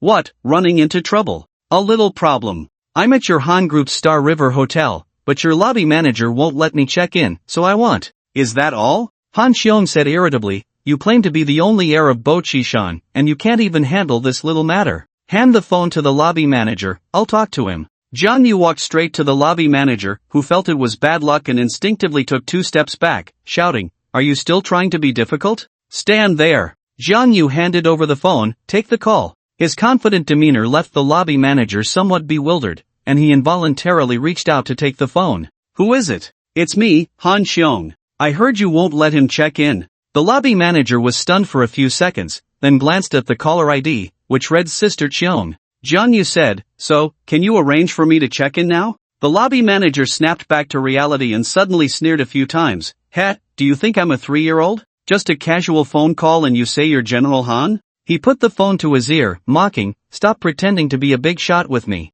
You're Han Xiong, and I'm still Han Tianming. Now it was Han Xiong on the other end of the line who was dumbfounded. Have you eaten bear hearts and leopard gallbladders? How dare you talk to me like that? Han Xiong was furious. Damn it, who do you think you are? I don't have time to chat with you. The lobby manager directly threw the phone to Jiang Yu. I'll give you 10 seconds to disappear, or don't blame me for being rude. Jiang Yu was taken aback, thinking that this lobby manager was really something, not even putting Han Xiong in his eyes. He wanted to say a few more words to Han Xiong, but the line had already gone dead with a series of beeps. In less than 10 seconds, the lobby manager's phone rang. He picked it up and his expression changed drastically, instantly becoming respectful. Hello, General Han, it's the middle of the night, what made you think of calling me? Han Xiong had directly called the lobby manager himself. The lobby manager wore a fawning expression. Even though Han Xiong wasn't in front of him, he still acted as if he were bowing and scraping. Han Xiong's furious voice came through the phone. General Han? Didn't you just call me a damn fool? What are you joking about? Who would dare to say you're a damn? Halfway through his sentence, the lobby manager suddenly looked like he was about to cry. General Han, just now, was it really you? The lobby manager regretted it deeply. Who would have thought that the scruffy-looking kid was actually a friend of Han Xiong? Slap. To save his job, the lobby manager slapped himself across the face, the sound crisp and loud. General Han, I'm sorry, I really didn't know it was you. I was wrong, I truly know I was wrong. I'm very busy right now, I'll deal with you later. First, arrange for my friend to check in. General Han, you don't quite understand the situation. The lobby manager stepped aside, covering his mouth and speaking softly. It's not that we won't let your friend check in, but your friend, he's carrying a nearly dead old man. If something happens, it would have a huge impact on the hotel. He spoke in a tone that seemed to consider the bigger picture, but was caught off guard by Han Xiong's retort. Even if he really is carrying a dead man, you should treat him as a distinguished guest. The lobby manager was almost in tears. Han Xiong's words highlighted Jiang Yu's esteemed status. Not only had the lobby manager offended Han Xiong, but he felt he had also offended someone of even higher standing. No one knew the content of the lobby manager's call, and the front desk was still reminding him, Manager, this person still hasn't left. Should we call security? The manager snapped, Call your mother's security. In the end, Jiang Yu checked in smoothly and was arranged in the highest specification presidential suite. The lobby manager's attitude underwent a complete turnaround, almost ready to treat Jiang Yu like a grandson. There was no way around it. He wanted Jiang Yu to speak a few good words for him to keep this job. It was also Jiang Yu's first time staying in a presidential suite, luxurious to the extreme. And the view was beautiful. Looking out the window, the night scene of Tianyun City was breathtaking. Being rich is truly wonderful. Standing by the window, Jiang Yu sighed for the first time. Just knowing a wealthy Han Xiong had afforded him such treatment. No wonder people often say you can't imagine the happiness of the rich. The old man had been in a deep sleep for about an hour when he finally woke up. He looked around and asked in a frail voice, Where is this? You're awake, old man? Jiang Yu quickly walked over. This is the presidential suite of the Han Group. How is it? Luxurious, right? The old man nodded, but staying here must cost quite a bit, right? You just came out, and you don't have much savings. Why spend so much? It's fine, consider it a good deed. In a lifetime, one should enjoy themselves at least once, shouldn't they? The most crucial part he didn't mention was that, since it was arranged by Han Xiong, the manager didn't dare to charge for the room. Otherwise, he wouldn't spend several thousand for just one night. Jiang Yu helped the old man sit up and asked, "Old man, are you hungry? I'll have someone bring some food." "No rush, no rush. Let's talk about my situation first." "Old man, it's not that I don't want to help you, but with my current abilities, I'm not at the point of asking the King of Hell for someone." "You are the only disciple of Divine Dr. Zhong. I believe in your medical skills. Your belief doesn't matter, the key is that I don't believe. I don't wish to live for a few more years or months, but at least I want to live until the 3rd day of next month. But with my body, I'm afraid I won't make it until then." "Luckily, I met you. The 3rd day of next month." Jiang Yu stroked his chin in thought. With this little time, he could help the old man fight for it. "Old man, what is the significance of the 3rd day of next month? Is it important to you?" "The 3rd day of next month is my birthday." Jiang Yu was speechless. At such an old age, one wouldn't usually care about these things, right? The old man seemed to see through his thoughts and continued, "Not long ago, my son told me to take good care of myself. On the 3rd day of next month, he wants to celebrate my birthday and also settle my granddaughter's marriage. I may not see my granddaughter get married, but at least I want to hold on until her engagement day." "That's my only wish. Can you help me?" "I can try. Do you need any precious Chinese herbs?" "No need. Your body, aside from elixirs, won't benefit from anything else. Then how will you help me?" "Old man, please wait a moment." Jiang Yu hurried downstairs, turned 3 streets, and found a pharmacy still open, buying some silver needles. When the silver needles were placed in front of the old man, he asked excitedly, "Are you going to give me the 7-star life-extending needle?" "Oh, old man, you actually know about the 7-star life-extending needle. That's a secret of our Boki Mountain. I was fortunate enough to see Divine Dr. Zhong use it." Jiang Yu's master had saved countless lives, so it wasn't surprising that the old man had seen him, and Jiang Yu didn't think much of it. He said, "Extending life is an act against nature and shouldn't be used lightly. The technique I will use on you is called the broken needle reflection." "Broken needle reflection? What does that mean?" "This technique is only suitable for those on the brink of death. Anyone who receives this needle will, within half a month, experience a revival. And after half a month, death is certain." Jiang Yu looked at the old man and asked, "Old man, have you thought this through?" The old man's gaze was somewhat dazed as he muttered to himself, "Half a month is enough for me to hold on until the 9th day of next month." Then, he firmly nodded at Jiang Yu, "Thank you." The broken needle reflection wasn't complicated, it consisted of 3 needles.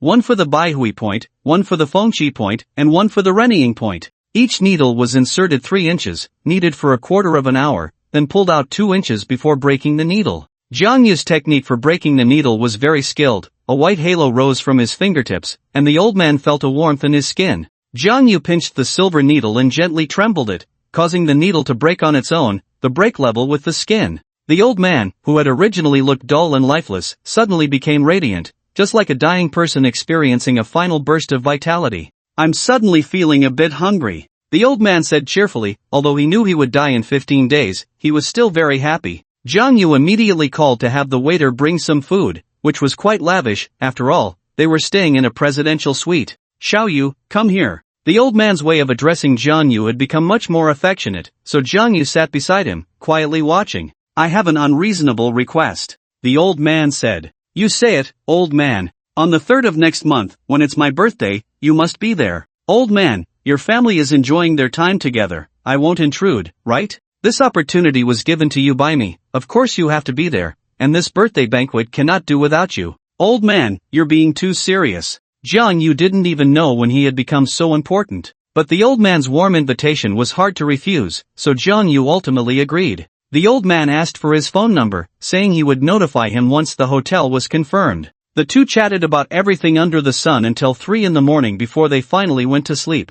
Jiang Yu woke up at 9 in the morning and found that the old man had already left. After inquiring, he learned that the old man had left at 6. The old man had only slept for 3 hours. He had only half a month left, and after that, he would be at eternal rest, so he didn't want to waste the remaining time on sleep. Jiang Yu regarded this as a mere episode in life, leaving the hotel to continue with his plan to break off the engagement. Perhaps good deeds are rewarded. After helping the old man last night, he received good news today. Someone online replied to his post, saying they knew someone named Wen Fuya. Jiang Yu was overjoyed and immediately sought out the person who replied. This person was named Yang Wei, in his 20s, working at a construction site. Because he couldn't leave, Jiang Yu personally went to find him. Jiang Yu was lucky and didn't encounter any scammers. Yang Wei, busy with work, took a 10-minute break, so he didn't beat around the bush. When I was at my hometown, I had a neighbor whose daughter was named Wen Fuyao, but their family moved away over a decade ago. Do you know where they live now? I don't know, but you can ask in my hometown. It seems like they still have a relative there. Can you call to help me get in touch? I'm sorry, after my parents passed away 7 years ago, I left my hometown, and I don't have any relatives there, so I don't have any contact information for people from that area. In the end, Yang Wei gave Jiang Yu the address of his hometown. Jiang Yu wanted to give him a few hundred yuan as a thank you, but Yang Wei refused. Qingping Township, Yulong Village, this was the address of Wen Fuyao's hometown. Eager to break off the engagement, Jiang Yu set off immediately. Jiang Yu never expected Wen Fuyao's home would be so far away. It took a 40-minute bus ride from the city to reach Jiufeng Mountain, and then he began to trek over the mountains. The mountain roads were treacherous, and even Jiang Yu, who was used to the mountains, felt exhausted. Wen Fuyao's hometown was too far. It wouldn't be an exaggeration to call it a deep mountain forest. He set off in the morning and didn't arrive at Yulong Village until late at night. A decade ago, Yulong Village still had over 100 residents, but as the country's economy developed, more and more young people left the deep mountains, leaving mostly the elderly behind. On the steep mountainside, there were about 30 scattered wooden houses, all showing signs of age. Most of the houses had been abandoned for a long time and were in ruins. At 2 in the morning, the deep mountains occasionally echoed with the low growls of wild beasts. The people in the mountains went to bed early, and Jiang Yu couldn't see a single light. He couldn't possibly knock on doors in the middle of the night to find Wen Fuyao's relatives, so he could only find an abandoned house to rest temporarily, waiting until dawn to look for people. The house had plenty of wooden planks, and after wiping them down a bit, he managed to rest for a few hours. When the first ray of dawn shone into the deep mountains, accompanied by a few barks of dogs, the smoke from a cooking fire rose from a household. The mountain folk slept early, and naturally, they woke up early. The air in the mountains was fresh. Jiang Yu stretched lazily and walked out of the dilapidated house, following the smoke. It was an old wooden house, and an old hunchback man with a face full of wrinkles sat in front of the main room, smoking a pipe. His skin was almost shining black. In the kitchen, a white-haired old woman was busy, while the old man poked at his pipe, occasionally urging, "Is the food ready?" Life was just this calm and plain. The mountain folk left behind seemed forgotten by the world. Those with families could only reunite for a meal during the new year, while those without might go years or even decades without speaking to anyone outside. The old man's eyes were bright. He spotted Jiang Yu from afar and immediately stood up to watch him. It was rare for an outsider to come to the village. "Hello, sir," Jiang Yu greeted politely. The old man asked in a weathered tone, "Young man, what brings you here?" "I'm looking for someone." "Who are you looking for?" "A relative of Wen Fuyao. Do you know him, sir?" "Wen Fuyao?" It seemed that this name was long forgotten. The old man thought for a long time before saying, "You must be looking for Wen Shusheng, right?"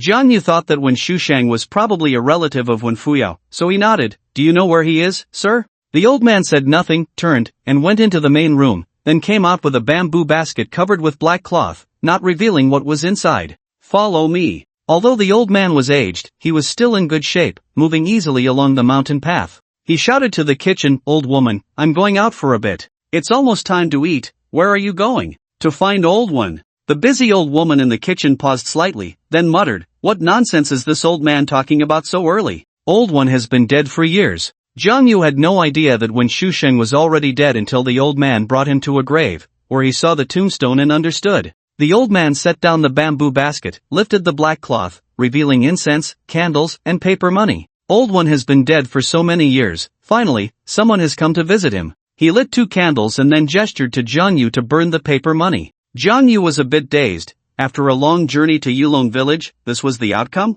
But since he was already there, and the old man had specially prepared the paper money for him, he couldn't just turn around and leave. He might as well pay his respects for his fiancée, whom he had never met. While burning the paper money, the old man asked, "Young man, what relation are you to Old One?" Jiang Yu shook his head. "Actually, I have no relation to him." "No relation, yet you traveled over mountains to find him?" "Sir, I actually wanted to find Wen Fuyao. I heard from a friend that she has a relative back home, so I came here, but I didn't expect." "Wen Fuyao, was she the little girl who used to have 2 ponytails? That should be her, right? Do you know where they moved to, sir?" "Where else could they move?" "To the city, of course. All the young people from the village have gone to the city." There were countless cities in the world, and what the old man said was as good as saying nothing. The old man muttered to himself, "The last time I saw that girl was a few years ago. Oh right, I saw her once the year Old One died. She really grew up, looking quite pretty." Jiang Yu hurriedly asked, since you saw her a few years ago, do you know which city they moved to? Just outside the mountain, in Tianyun City. After their family moved away, it was like a change of fortune. You wouldn't know, the Wen family used to be the poorest around here. The old man seemed to have not spoken to outsiders for a long time. Once he started, he couldn't stop. Old One has a nephew named Wen Shiyun, who has been frail and sickly since childhood. When he turned 20, he finally managed to marry a wife and had a daughter, but his health was visibly deteriorating. It's hard to say whether the Wen family had accumulated virtue over generations or what, but when his daughter was 5, a divine doctor came to the village, accompanied by a little boy. Jiang Yu thought that the little boy was standing right in front of him now, but at that time, he was too young to remember anything. The old man continued, that divine doctor's medical skills were truly remarkable. With just a few doses of medicine, he cured Wen Shiyun's illness and pulled him back from the brink of death. Wen Shiyun was so grateful that he promised his daughter to the divine doctor's apprentice right then and there. We were all present at the scene. You can't imagine how it was. Wen Shiyun knelt before the divine doctor and didn't stand up until the marriage contract was drafted. Later, after Wen Shiyun recovered, he took his family to the city to work. In the first few years, he often came back, and each time he returned, he had changed dramatically. I heard Old One say he started a business in the city and earned quite a bit of money every year. The young people in the village saw this and rushed to the city, but very few could achieve what Wen Shiyun did. In my opinion, it must have been that old divine doctor who helped change the feng shui of the Wen family's ancestral grave, otherwise, Wen Shiyun wouldn't have prospered so quickly. The old man was knowledgeable about many things, including feng shui. Although Jiang Yu focused on traditional Chinese medicine, he had also studied feng shui, but not as deeply as the old man. Sir, can you take me to see the Wen family's ancestral grave? Jiang Yu was intrigued and wanted to see how the old man had helped the Wen family back then. Follow me. After walking along the mountain path for about 2 miles, Jiang Yu finally saw the Wen family's ancestral grave. It was an imposing ancient tomb, with 2 stone lions in front that looked lifelike. Jiang Yu observed the terrain. Behind the tomb, the greenery formed a forest resembling a white tiger lying down, and in front, he could see the foot of the mountain, with a spacious open area. A river flowed around the open area at the foot of the mountain. This was indeed a treasure of feng shui. Surprised, aren't you? The old man took a puff of his pipe and said, actually, the Wen family was also a prominent family in the past, but they fell on hard times later. Otherwise, do you think they could have given that little girl such a good name as Wen Fuyo? Jiang Yu examined the Wen family's ancestral grave. At first glance, there didn't seem to be anything unusual, except for an extra symbol about 3 fingers wide on the stele. That symbol was carved into the tombstone with a sharp tool, and Jiang Yu recognized it as the old man's handiwork. The old man said slowly, do you see that symbol? Before the divine doctor came, there was no symbol on the stele. Oh! The old man exclaimed in surprise, stepping forward to take a closer look, and suddenly became angry. Who the hell drew on someone's ancestral grave stele? The symbol on the stele had a diagonal line drawn across it. Perhaps it was scratched by a wild beast in the mountains. Jiang Yu offered an explanation, but his expression was serious. The old man had drawn a suppressing talisman. In such a treasure of feng shui, why would he draw a suppressing talisman? Could it be that there was something unknown in the Wen family's ancestral grave? And that diagonal line on the symbol was likely not made by a wild beast but rather an indication of evil energy invading. The damage to the suppressing talisman signified that the Wen family would face calamity. It seemed he needed to find Wen Fuyo quickly to help them avert this disaster and resolve the cause so he could take the marriage contract and leave. Sir, do you have a way to contact Wen Fuyo's family? I can't get in touch. When Old One was alive, they would occasionally come back, but ever since Old One passed away, they haven't returned. Are you sure they moved to Tianyun City? I never lie. So the Wen Shiyun you mentioned earlier is Wen Fuyo's father, right? That's right. Thank you, sir. I appreciate your help. Let me take you back. After Jiang Yu escorted the old man back, the old man warmly treated him to breakfast. Although it was just porridge and pickles, it was better than delicacies from the mountains and seas.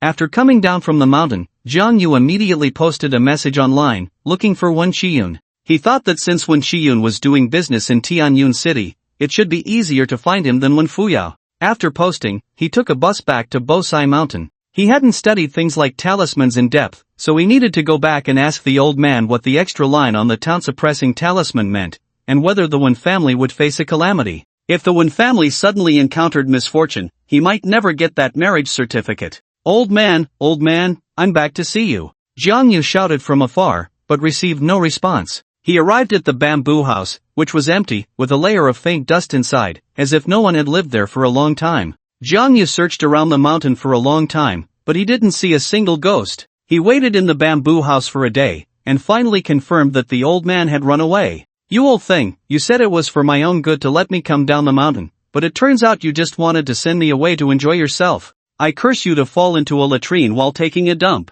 After confirming that the old man had left Bosai Mountain for many days, Jang Yu also realized something. There wouldn't always be someone standing behind him to help him. From now on, he would have to rely on himself for everything. What was most frustrating was that the old man had emptied all the collections when he left, making Jang Yu feel like he would regret not having enough books when he needed them. But there was no time to worry about that now. The urgent matter was to find Wen Shiyun. After leaving the mountain and returning to Tianyun City, he received a reply to his post. Someone asked if he was looking for Wen Shiyun from Jiyun Company. Jang Yu immediately searched for Jiyun Company online and followed the address he found. Jiyun Company was in the building materials business and was considered a leader in the field. The 17th floor of Baishan Building was where Jiyun Company was located. Since it wasn't rush hour, the elevator wasn't crowded. "Xiao Jiang, what are you doing here?" After entering the elevator, Jang Yu heard someone greet him. He turned around and was surprised to see Wen Yaowan's father here. Wen Yaowan's real name was Wen Fuyao, so the person in front of Jang Yu was the Wen Shiyun he was looking for.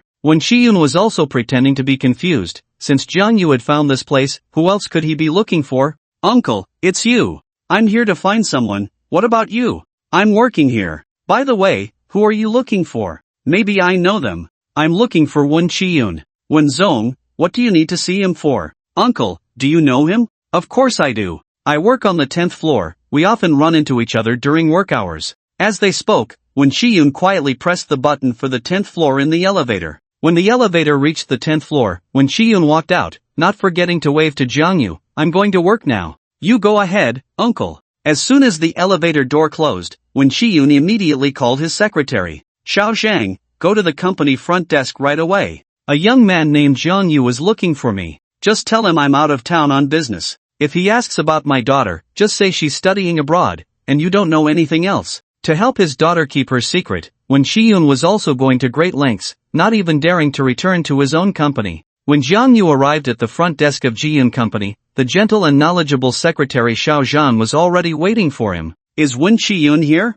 Jang Yu asked straightforwardly. The front desk looked him up and down and politely inquired, "Do you have an appointment?" "No." "Then I'm sorry, our boss's schedule is fully booked. Please make an appointment and come back." The front desk was about to send him away when Xiao Zhang immediately stepped forward to ask, "May I ask who you are?" "My name is Jang Yu. Please call your boss, he should know me." "That's really unfortunate. Wen Zong just went out of town for business. Why don't you wait for him to come back?" The receptionist looked at Secretary Zhang with a puzzled expression, thinking that she had just heard the manager say that the boss would be arriving soon and that they should be more alert. However, Secretary Zhang held a higher position, and as a mere receptionist, she didn't dare to interject. "Mr. Wen isn't here, but could you help me contact his daughter, Wen Fuyao, or give me a phone number? I can reach out to her myself." Jang Yu indeed asked about Wen Fuyao, but Secretary Zhang was already prepared with her response. "Mr. Wen's daughter doesn't handle company matters. We don't have her contact information. Do you know where she lives?" "She went abroad to study 2 years ago. For these matters, I'm afraid only Mr. Wen knows." Jang Yu looked slightly disappointed. "When will Mr. Wen be back?" "That's hard to say. Sometimes he's gone for 3 to 5 days, sometimes for a month or two." "Can you give me Mr. Wen's contact information?" Of course. Wen Shiyun was a businessman, and his phone number was not a secret, so Secretary Zhang readily provided it. When Jang Yu went downstairs, Wen Shiyun was already in the lobby. When Shiyun's phone rang with an unknown number, he saw Jang Yu on the phone and hung up without hesitation. "Hello, the number you dialed is currently busy. Please try again later." Hung up on me? Was it because it was an unknown number? He dialed again, but Wen Shiyun hung up once more. He tried again, and this time Wen Shiyun simply turned off his phone. After turning off his phone, Wen Shiyun approached with a concerned expression and asked, "So, did you find anyone?" Jang Yu shook his head. "They said Mr. Wen went out of province for business." Wen Shiyun comforted him.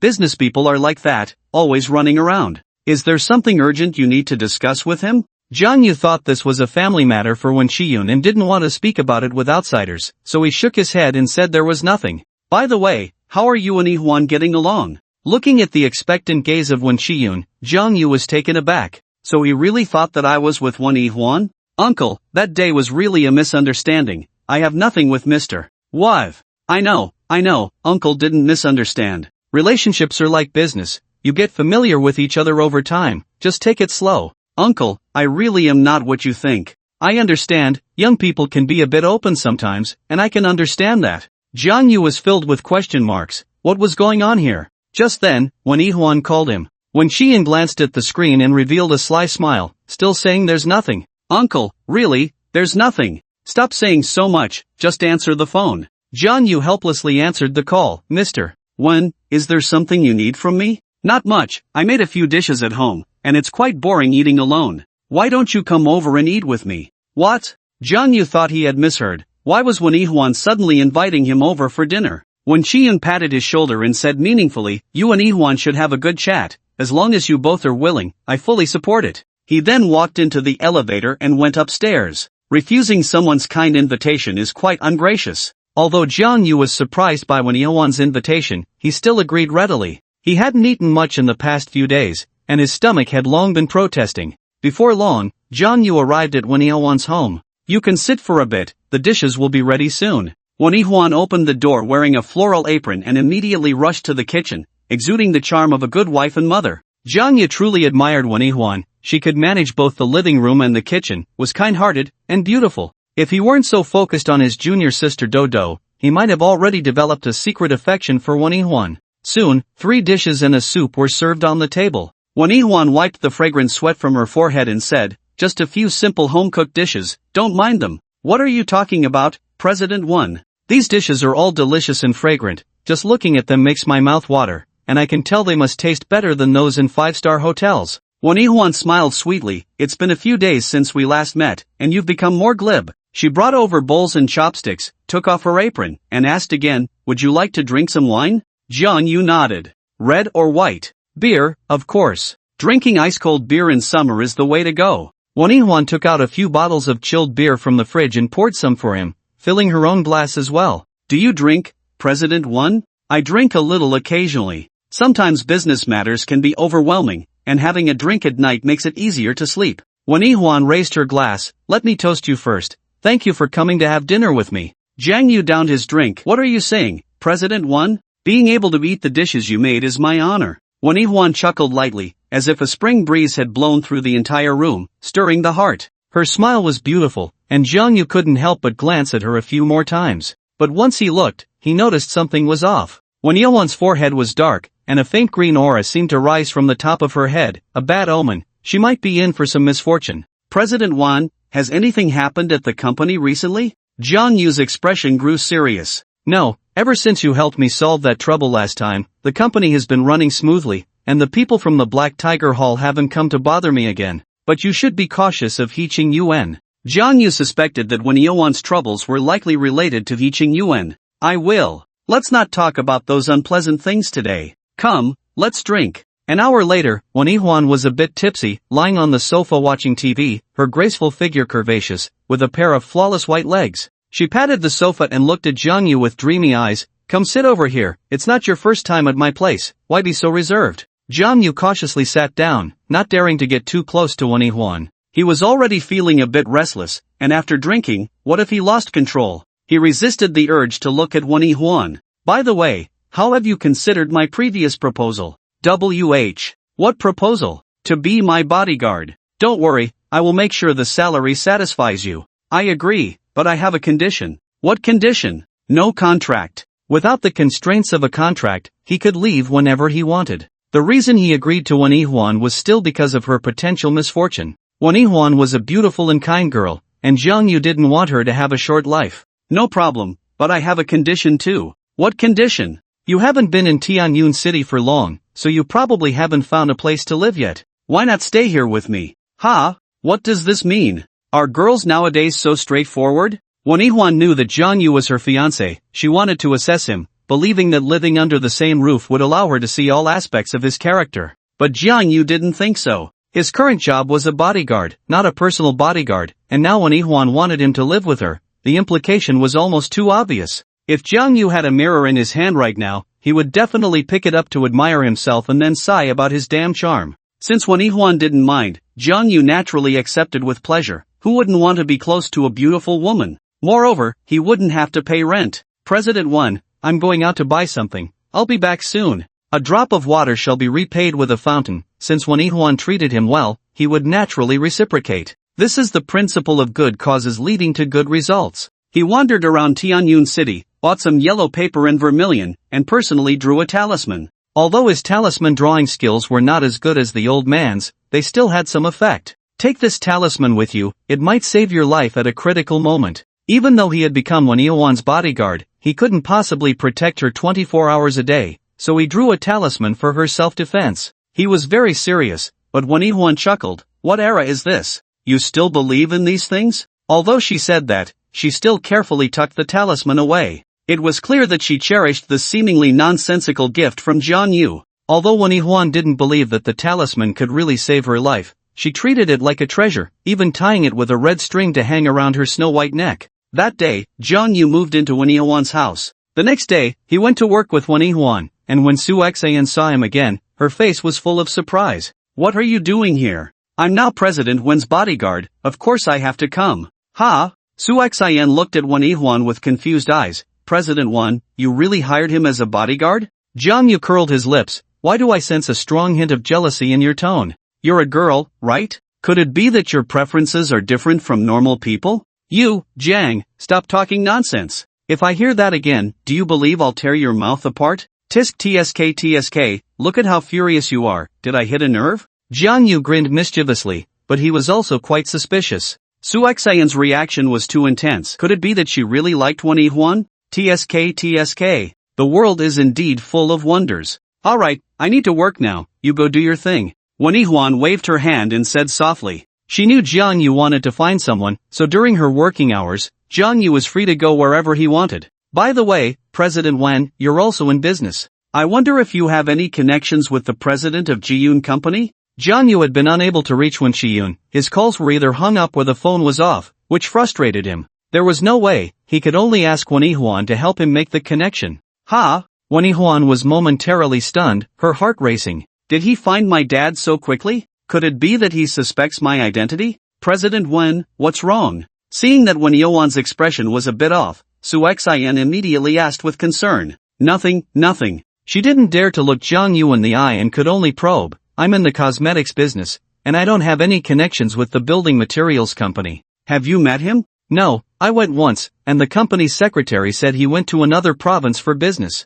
Phew! Wan Yuan breathed a sigh of relief. It seemed she hadn't slipped up. However, Su Xian said in a strange tone, "Then you must have seen your fiancée. She must have disliked you, right? If I were a rich girl, I wouldn't look at you either." Jiang Yu's expression darkened. The Su Xian hadn't changed at all after a few days. He coldly replied, "I didn't see her. They said my fiancé went abroad to study 2 years ago and hasn't come back." Su Xian gloatingly said, "Ha, you didn't even see her? She probably just doesn't want to deal with you. I told you she went abroad, didn't you hear? If your ears are faulty, go get them checked." "Humph." Su Xian snorted coldly and retorted, "There are so many handsome guys abroad. I bet your fiancé must have a boyfriend by now. You definitely have no chance. I'm here to break off the engagement. Whether she has a boyfriend or not has nothing to do with me." Jiang Yu shrugged, indicating that he didn't care, and this attitude made Wan Yuan feel a bit disappointed. "Stop pretending to be indifferent. She's a rich heiress. Marrying her means you can at least save 20 years of hard work." Jiang Yu scoffed. "Then marrying a female CEO like President Wen would save 50 years, right?" Upon hearing this, Su Xian immediately sulked, angrily saying, "The fox's tail is showing, you really have ulterior motives towards President Wen." Jiang Yu replied nonchalantly, "President Wen is both talented and beautiful, capable in the boardroom and the kitchen, so it's natural for her to be favored. Does liking someone count as having ulterior motives?" What did you say?" Wan Yuan's pretty face flushed, her heart racing. "Did he really like me? But isn't that a bit too straightforward? Is this a confession? Should I accept it or hold back a bit more?" Just as Wan Yuan was lost in thought, Jiang Yu poured a bucket of cold water over her. "President Wan, don't misunderstand. I was just using a metaphor to explain to Su Xian. You're so outstanding, how could I dare to reach for you? Humph, at least you have some self-awareness." Su Xian said, hands on her hips, her eyes full of provocation. "Get out, I need to work." Wan Yuan pointed to the door, her sudden seriousness caught Jiang Yu off guard. "What happened? What did I do to offend her?" Su Xian chimed in, "If your ears are malfunctioning, go to the hospital." Didn't you hear President Wen tell you to leave? Fine, I'll leave. Jang Yu turned around gracefully and hurried downstairs. He continued to call Wen Shiyun, but as expected, the call was hung up again. Jang Yu felt very frustrated. Even if it was a strange number, after so many attempts, Wen Shiyun should at least answer once, right? He had no idea that Wen Shiyun had already put him on her blacklist. There was no other way. Wen Shiyun was the company boss, receiving countless calls every day. It was impossible for her to keep her phone off just because of Jang Yu, and hanging up each time was troublesome, so she simply decided to cut him off for good. The marriage certificate from the Wen family held part of the clues to Jang Yu's background, and he couldn't give up on it. Since Wen Shiyun wouldn't answer the phone, he decided to visit Jiyun Company every day. But he was still met by Secretary Zhang, who repeated the same old excuses. Jang Yu had made up his mind. He would wait at Jiyun Company for an hour every day.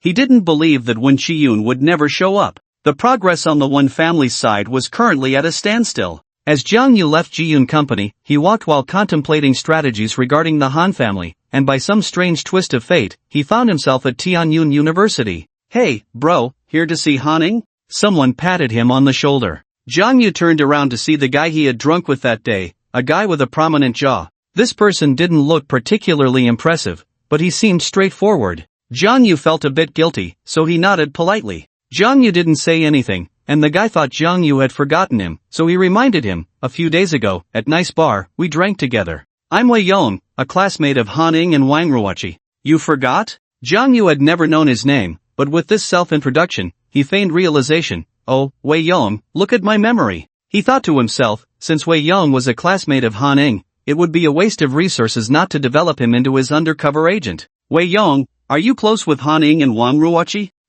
We were just average before, but I don't know why, these past few days, Wang Ruoqi looks at me like I'm a plague and keeps scolding me. If I get a little closer, she acts like a ticking time bomb. Wei Yong was quite frustrated. Jang Yu suppressed a laugh. He knew it was definitely because of the photo. Wang Ruoqi probably wished Wei Yong would disappear on the spot, as if he had never existed. He patted Wei Yong on the shoulder and said, Bro, do you know what to catch a tiger cub? One must enter the tiger's den means? To catch a tiger cub, what does that mean? Wei Yong scratched his head, looking a bit foolish. Jang Yu rolled his eyes, thinking to himself, how did you get into university with that level of knowledge? You tell me, do you like Wang Ruoqi? Pretty girl, who wouldn't like her? Wei Yong's face turned a bit red, feeling shy. Jang Yu whispered, many girls like to use the tactic of feigned indifference with the person they like. Haven't you heard of it? Wei Yong shook his head. I've never been in a relationship. Jang Yu asked, do you want to win Wang Ruoqi's heart? Of course I do. Wei Yong almost blurted it out without hesitation.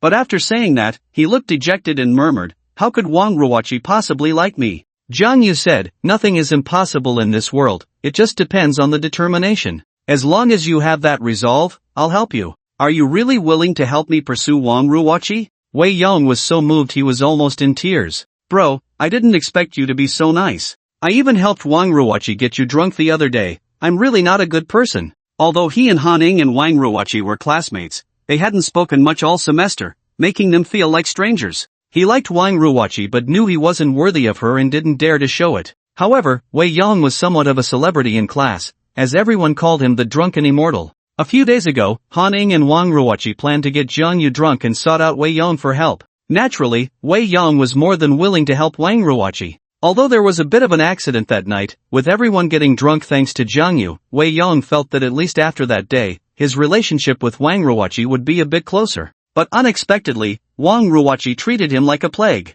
It's fine, you didn't get me drunk either, Jang Yu said, showing he didn't mind. Wei Yong gave him a thumbs up. Bro, you're the best drinker I've ever seen. I, Wei Yong, would like to call you number one. Jang Yu rolled his eyes. Stop watching so much anime. Such a middle schooler thing to say. Alright, I'll watch less in the future. So, bro, how should I pursue Wang Ruoqi? Give me some pointers. To pursue a girl, there are three main principles. First, persistence. Second, shamelessness. Third, persistently be shameless. Wang Ruoqi is not an ordinary girl. Winning her over is not a matter of a day or two. So, keep track of Wang Ruoqi and Han Ying's movements in class and report back to me. Knowing yourself and your enemy will ensure victory in every battle. Jang Yu had no experience in dating either, so he could only bluff based on the novels and dramas he had watched. Wei Yong scratched his head, confused. Why do I need to keep track of Han Ying's movements to pursue Wang Ruoqi? Jang Yu frowned. Wasn't that obvious? Han Ning is my target, okay? Of course, he couldn't say that out loud and could only patiently explain, they're best friends, inseparable.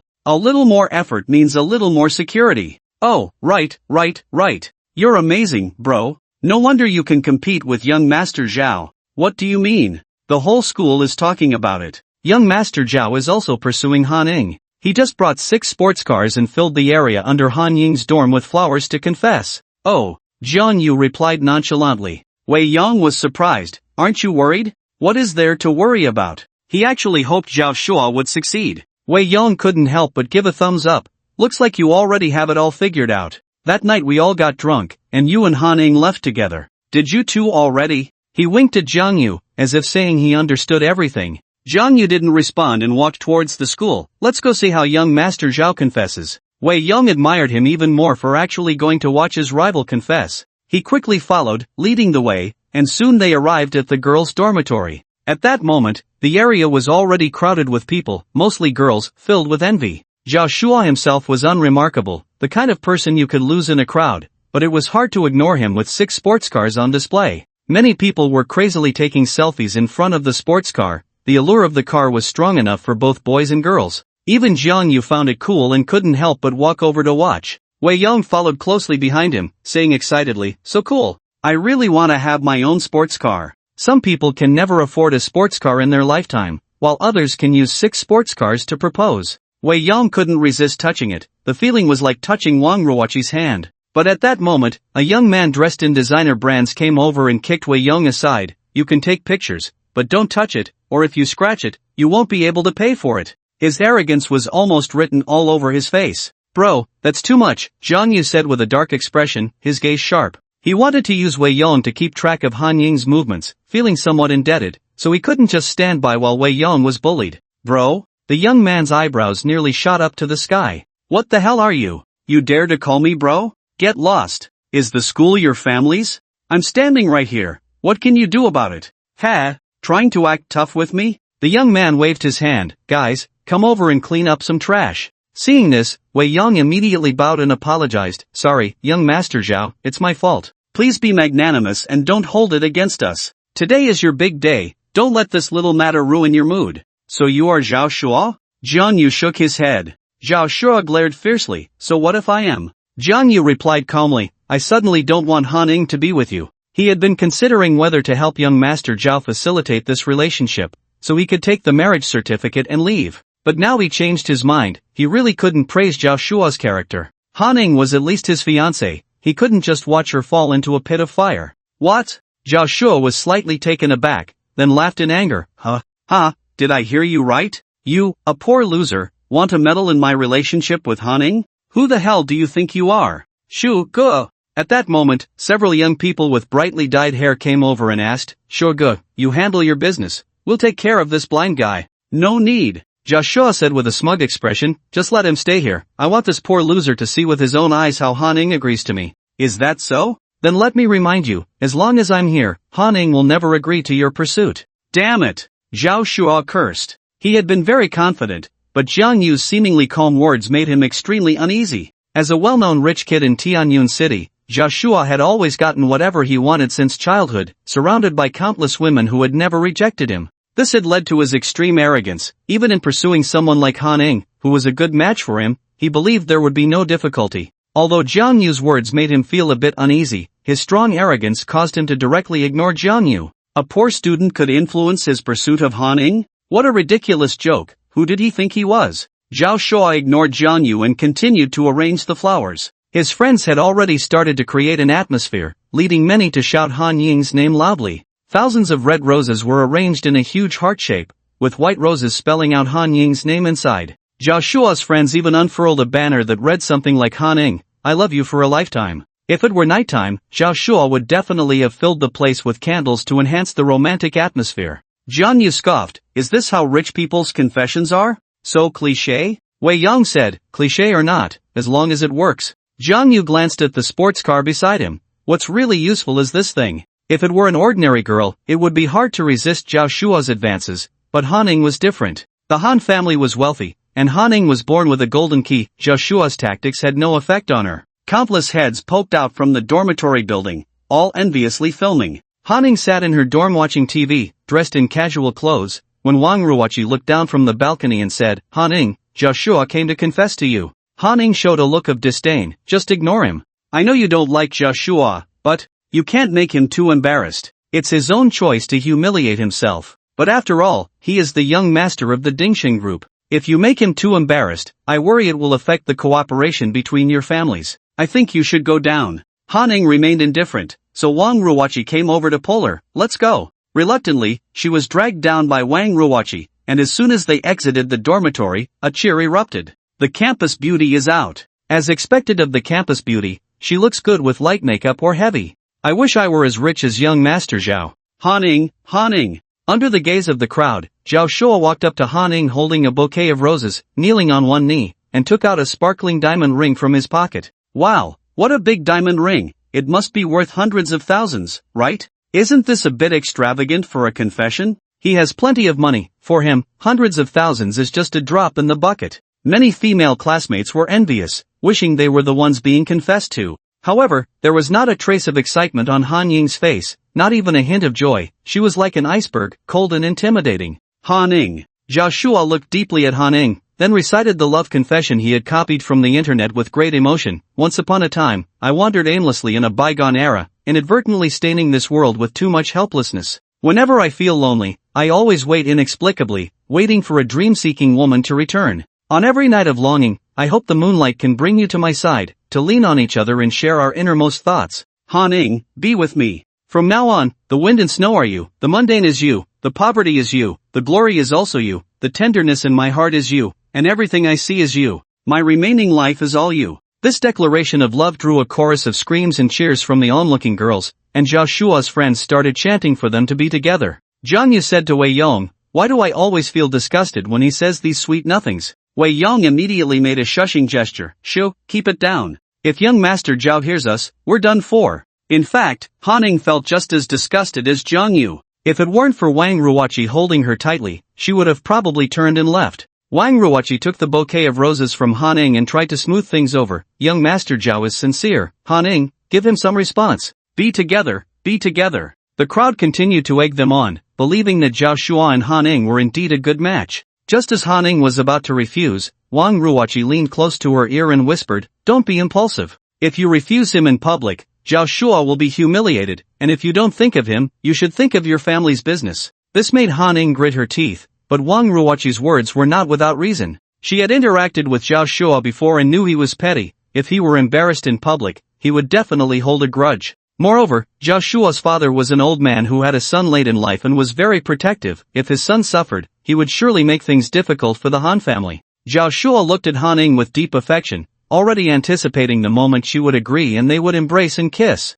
Then, Haning remained silent for a long time, taking several deep breaths before she managed to say, "I'll think about it." "Ha?" Zhao Shua clearly did not expect such a response, his eyes revealing dissatisfaction. "What is there to think about? Is there anyone better than me?" Wang Ruoqi quickly tried to smooth things over. "Young Master Zhao, your confession is too abrupt. Haning might be a bit blank right now, give her some time. Since she said she would think about it, it means you still have a chance." "I was too abrupt." Zhao Shua stood up, reluctantly putting away the diamond ring. "Alright, take your time to think, but tonight, can we have dinner together?" Haning was suppressing the anger in her heart. "How much longer are you going to go on? I give you an out, and you don't take it, wanting to push your luck?" Her eyes were filled with undisguised disgust. What else is there to think about? At that moment, a voice that made her even more disgusted rang out. She didn't even need to look to know that the person she hated had appeared. Sure enough, Zhang Yu walked into view, with Wei Yong timidly following behind him.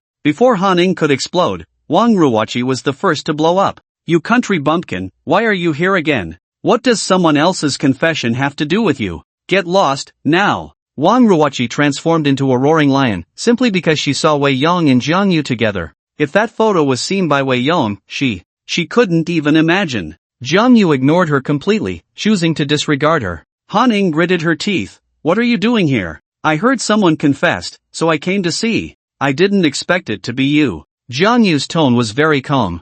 "Haning, you clearly have someone in your heart. Why are you still considering?" Zhao Shua's heart sank, and he immediately shouted angrily, "You poor loser, disappear from my sight right now, or I'll make you disappear forever." When Jiang Yu walked up to Joshua, he paused slightly and whispered, "I told you, as long as I'm here, you won't be able to pursue Haning." Jiang Yu's expression was so confident that it sent a chill down Joshua's spine. You dare. Joshua's eyes were almost spitting fire. Jiang Yu continued, "Haning, I remember one night you got drunk, and with whom was it?" Let me think. Shut up. Haning shouted angrily, her face filled with resentment. Jiang Yu wisely fell silent, wearing a mischievous smile. Haning snatched the rose from Wang Ruoqi's hand and threw it to the ground with a loud thud, petals scattering everywhere. Joshua, listen clearly, I'm not interested in you, there can never be anything between us. Although Haning hated Jiang Yu, his appearance inexplicably gave her a reason to refuse him publicly. Like Wang Ruoqi, she had a weakness in Jiang Yu's hands. Wang Ruoqi didn't want that photo to spread, and Haning certainly didn't want what happened between her and Jiang Yu that night in the hotel to be made public. What was supposed to be a highly anticipated confession suddenly turned awkward, and the atmosphere dropped to freezing point. Haning ran back to the dormitory, but the onlookers were still unwilling to leave, because there was new gossip to enjoy. Jiang Yu's appearance had caused Joshua to be publicly rejected, losing all face, and what would follow was likely to be a full-blown fight. Without needing Joshua to say anything, his friends rushed forward, surrounding Jiang Yu as if afraid he would escape. Pa! Joshua spat on the ground, his eyes fierce, as if he wanted to eat someone alive. He didn't expect Jiang Yu to really disrupt his plans so effortlessly, making him lose face. He couldn't just let Jiang Yu go. Wei Yang didn't dare offend Joshua and could only stand aside, giving Jiang Yu a helpless look. Jiang Yu's face was calm and unperturbed, showing no sign of fear. Young Master Zhao is a prominent figure in Tianyun City. You wouldn't actually hit someone in front of so many people, would you? Humph, hitting you would only dirty my hands. Dealing with you is just a matter of a word from me. He has the strength. As long as he speaks, there will naturally be someone to stand up for him. The students present probably have quite a few who would volunteer. But Joshua felt humiliated. He thought beating Jiang Yu would not relieve his anger. Kid, I'm giving you a way out now. Kneel down and knock your head 3 times to admit your mistake, and I'll let you go today. What if I don't? What if you don't? Zhao Shuo was momentarily confused. You still want to choose a second option? Listen carefully, if you don't kneel down and admit your mistake, I guarantee you will spend the rest of your life in a wheelchair. Joshua seemed to fear Jiang Yu wouldn't believe him and added, Joshua, always keep my word. Joshua had already made his statement, but Jiang Yu remained unmoved. You little bastard, you want to waste time with me, huh? I'll give you 10 more seconds. If you don't kneel down and admit your mistake, I'll break your dog legs. You called me little bastard? Jiang Yu's face darkened. He had no parents and had always hated being called a little bastard since childhood. Little bastard, I just called you that. What are you going to do about it? You dare to give me a dirty look? Go on, glare at me again. Oh, still glaring? Get rid of him. Everyone disperse, stop filming. Joshua's friends immediately began clearing the area, and no one dared to offend him, quickly putting away their phones and leaving. Wang Ruoqi was still watching from the dormitory balcony. Seeing Joshua about to suffer, she immediately shouted, "Young Master Zhao, hurry back, don't stoop to that country bumpkin's level." Wang Ruoqi had seen Jiang Yu's prowess. With just Joshua and his few friends, they weren't enough to fill the gaps. Haning shouted, Ruoqi, come back. Let them fight it out. She hated both Jiang Yu and Joshua. She didn't care who got beaten. Downstairs, Joshua was deaf to it all. If he didn't cripple Jiang Yu today, how would he survive in the future? He stepped back a few paces, leaning against a sports car, ready to watch the show. The others rushed forward, and one of the dog-headed strategists was still plotting. First, beat him up and throw him in the car, then take him to a deserted place and finish him off. Although there were no spectators around, there were still many girls in the dormitory building filming with their phones. Accompanied by several ghostly howls, the entire girls' dormitory erupted. Wow, everyone, come look, that handsome guy is amazing. 1 against 7, that's incredible. That flying kick was so cool, I'm in love. In front of so many people, Jiang Yu didn't use any tricks, it was all straightforward punches. Is this handsome guy from our school? Which department is he in? He definitely looks like someone who is trained. He must be from the sports department practicing martial arts. I haven't seen him before. Is he a new student this year? No way, I have to go down and get his WeChat later. Forget it, whether he wins against young Master Zhao or not, he's already completely offended him. Do you still dare to be friends with him? Then forget it, being handsome won't fill your stomach. Amidst the girls' discussions, one by one, Joshua's friends fell to the ground. They hadn't lost their ability to move, but no one dared to stand up again. Are you kidding? This kid is so fierce, do they want to get beaten again? They weren't stupid. But Zhao Shuo was dumbfounded. The other side took down 7 people in less than 3 minutes. How could they continue fighting? Young Master Zhao, it's your turn. Zhang Yu walked step by step towards Zhao Shuo, looking like a Grim Reaper. Gulp. Zhao Shuo swallowed hard, looking left and right, but he couldn't find a handy weapon. Are you looking for this? Zhang Yu picked up 2 bricks from a nearby flower bed and casually tossed one to Zhao Shuo. Come on, fight me like a man. Bang! The brick fell at Zhao Shuo's feet and broke in half. Zhao Shuo was almost in tears. Fight you? Am I crazy? You took down 7 people. I don't have that ability. He took a few steps back, trembling as he said, What? What do you want? I tell you, I am Zhao Shuo. If you dare to touch me, you're finished. Don't want to get beaten? Fine, I'll give you a chance. I won't even make you bow, just kneel down and admit your mistake, and I'll let you go. Zhao Shuo was furious, thinking, how dare you make me kneel and apologize? Dream on. Besides, isn't that my line? 3 minutes east of the river, 3 minutes west of the river. The situation has turned too quickly. Kneel or not? Zhang Yu asked sharply. Zhao Shuo had never endured such humiliation. In a fit of rage, he growled, What are you? You think I would? Bang! Before he could finish his sentence, Zhang Yu smashed a brick against Zhao Shuo's forehead. Bright red blood flowed down his face. Ah! You really dare to hit me? Bang! Kneel or not? You're dead, you're dead. I swear, I'll make you. Bang! Kneel or not? I was wrong, don't hit me anymore. Bang! Kneel or not? Zhang Yu beat Zhao Shuo until he had no temper left. In Tianyun City, it was the first time he encountered someone who dared to go all out against him. Zhao Shuo had been born into unimaginable wealth and luxury. His life was colorful, and he enjoyed it immensely. So he didn't want to die. Death and dignity. Zhao Shuo could only choose to temporarily set aside his dignity. Thud. Zhao Shuo knelt down, covering his head and begging for mercy. Don't hit me. I admit my mistake. I admit my mistake. He lowered his head, his eyes filled with murderous intent. Today was undoubtedly the most humiliating day of his life. On the balcony of the dormitory upstairs, Wang Ruoqi turned to Haning and said, Zhao Shuo knelt down to that country bumpkin. What? Haning didn't care who got beaten, but Zhao Shuo kneeling shocked her immensely. She rushed over and indeed saw Zhao Shuo kneeling in front of Zhang Yu, his head covered in blood. How dare he? Haning covered her mouth. This was Zhao Shuo, the young master of the prestigious Ding Shang Group, the only heir of the business tycoon Zhao Zhizhong. Zhao Shuo often caused trouble outside, and occasionally encountered some blind fools who got hurt, but Zhao Zhizhong basically turned a blind eye. But making Zhao Shuo kneel was equivalent to slapping Zhao Zhizhong in the face. Who was Zhao Zhizhong? Even the Han family had to give him some face. He was a figure whose stomp could shake the economy of Tianyun City. Zhang Yu's actions could be summed up in one phrase: the young man had narrowed his path. Wang Ruoqi said gleefully, Haning, are you relieved now? You don't need to step in, the Zhao family will make him disappear from Tianyun City. She bit her lip, feeling a bit guilty. Although she hated Zhang Yu, he didn't deserve to die. Moreover, today, it was clear that Zhao Shuo had struck first. Wang Ruoqi reminded, Haning, don't let your compassion lead you to plead for that country bumpkin. Haning shook her head, I don't have that much influence. She turned to walk outside, and Wang Ruoqi hurriedly asked, Haning, where are you going? Let them take it easy.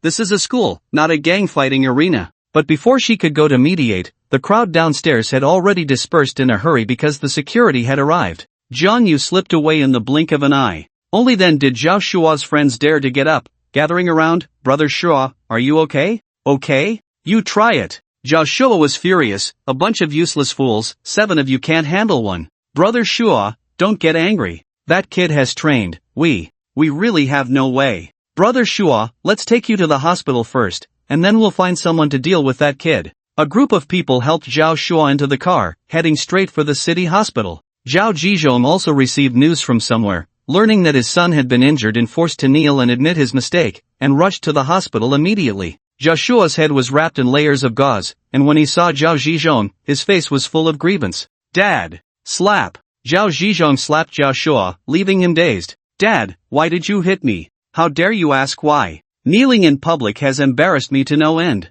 Dad, I really had no choice. That guy has trained before. If I didn't kneel and admit my mistake, he would have beaten me to death. What's his name? I don't know. Zhang Yu hadn't introduced himself, and Zhao Shuo hadn't asked. Zhao Zhizhong was furious. You don't even know who hit you? I may not know his name, but he should be a student from Tianyun University. It would be easy to find out. You don't need to worry about this. I'll have Tianqing Martial Arts Hall handle it. Dad, I want him dead. Zhao Shua gritted his teeth, the words bursting out between clenched jaws. The next day, people from Tianqing Martial Arts Hall were searching for Jiang Yu all over Tianyun University, even finding Han Ing to inquire about the situation. Han Ing said she wasn't familiar with him, only knowing his name was Jiang Yu, and nothing else. That day, after escorting Wen Yihuan to work, Jiang Yu went to Jiyun Company and waited for an hour, then headed to Tianyun University, planning to ask Wei Yong, the undercover agent, about Han Ying's situation. He was already a celebrity at the school. The video of him taking on 7 opponents and forcing Zhao Shua to kneel had spread among the students.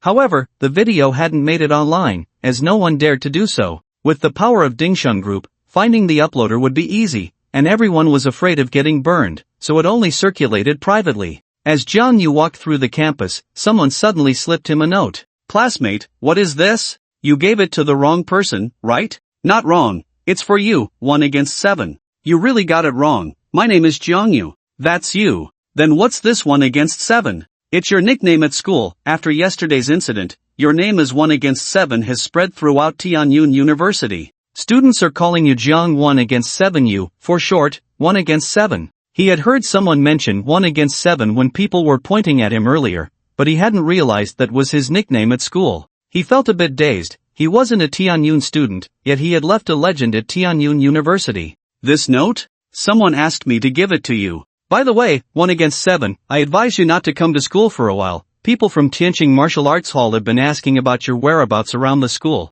Tianqing Martial Arts Hall? That's a famous martial arts hall in our Tianyun city. The master, Wei Xiao, is one of the top 10 martial arts experts in Tianyun city. I don't think I have any grievances with them, right? Dingsheng Group sponsors Tianqing Martial Arts Hall a large sum of money every year. I think you understand what I mean now? The classmate gave him a knowing look and then hurriedly left. Jiang Yu couldn't help but smile. Tianqing Martial Arts Hall? Zhao Shua couldn't possibly think that finding a so-called martial arts expert would allow him to take revenge, could he? He slowly opened the note, which had a neat line of writing: if you want to live, leave Tianyun City immediately and never come back. This wasn't a threat, it felt more like concern, and judging by the handwriting, it was likely written by a girl. Someone was secretly caring about me. It must be one of my fans. Jiang 1 against 7 Yu. Jiang Yu had never been a passive person. He wouldn't leave Tianyun City before getting the marriage certificate. He believed that with Dingshun Group's strength, finding him wouldn't be difficult. So, there was no need to wait for Tianqing Martial Arts Hall to come knocking. He decided to pay a personal visit and meet this so-called martial arts expert. 10 minutes later, Wei Yong ran up to Jiang Yu, panting heavily. Tell me about Han Ying's movements yesterday. Han Ing and Wang Ruoqi's movements yesterday. Wei Yong caught his breath, glancing around furtively before pulling Jiang Yu into a small grove, whispering, "Brother Yu, let's stick to phone contact from now on. It's too dangerous here." Is it because of the Tianqing Martial Arts School? Ha! You already know? Not only do I know, but I'm also going to find them soon. The Tianqing Martial Arts School is located in the bustling area of Tianyun City, and due to its fame, countless disciples come to learn martial arts. After reporting on Han Ing and Wang Ruoqi's movements, Wei Yong came along as well. He was very curious about where Jiang Yu found the courage to challenge the school. Of course, there was a second reason. He felt that Jiang Yu would most likely be defeated, and if he was there, he could at least help call an ambulance or something. The martial arts school was spacious, filled with various training equipment, and there was a large arena in the center where disciples often sparred with each other.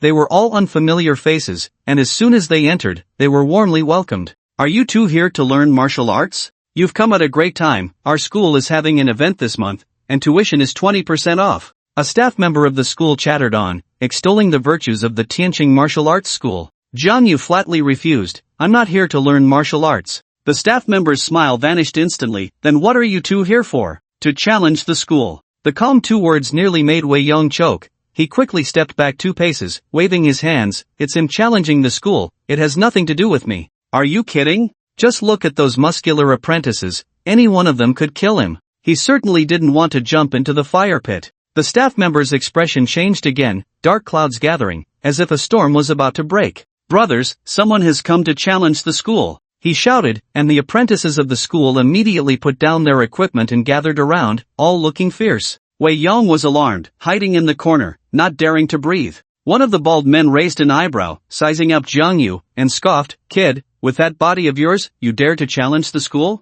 Jiang Yu replied calmly, "You can search for me all over the world, but I can't come to challenge the school? Search for you? Who do you think you are? Jiang Yu. Senior brother, he is Jiang Yu. Someone shouted, and then a group of people rolled up their sleeves. The bald man coldly smiled. Kid, you've got some guts, forcing young Master Zhao to kneel in public, and now you dare to come knocking on our door. Really? Really what? Heaven has a path, but I won't take it. Hell has no door, yet I come barging in? The bald man was taken aback, then glared, thinking to himself, you dare to steal my lines? But there was no point in saying more. Since Jiang Yu had come to their door, they naturally had to give the Dingxing group an explanation. First, give him a beating. I'll consult with General Zhao to see how he wants to handle this. The bald man beckoned with his finger and then walked toward the storage room to get the phone. Wait! Jiang Yu called out, and the bald man turned back. What? Afraid? When you beat young Master Zhao, you didn't think it would come to this, did you? Jiang Yu shook his head. You are not my match. If you don't want to suffer, it's best to call your schoolmaster out. Damn it, who do you think you are to make our schoolmaster come out? Kid, are you overestimating yourself? You're not old, but your tone is quite big. I can't stand people like you who act tough. And the schoolmaster? To deal with a weakling like you, I alone am enough. A young man jumped onto the arena, pointing at Jiang Yu's nose and shouting, Kid, aren't you good at fighting? Come up and spar with me. Since you want to get beaten, I'll oblige. Jiang Yu shrugged and calmly walked up to the arena. The surrounding apprentices were waiting to see a good show. Senior brother Feng Yang has been practicing martial arts for 3 years, let alone this kid's small frame. Even if a 180-pound strong man came, he wouldn't withstand a punch from senior brother Feng. Brother Feng, show this kid some color. Really, who does he think he is coming here to challenge us? That's right, beat him up. Let him know why the flowers are so red. The apprentices were cheering, and the bald senior brother advised, Feng Yang, don't kill him, I'll go ask Master Zhao first.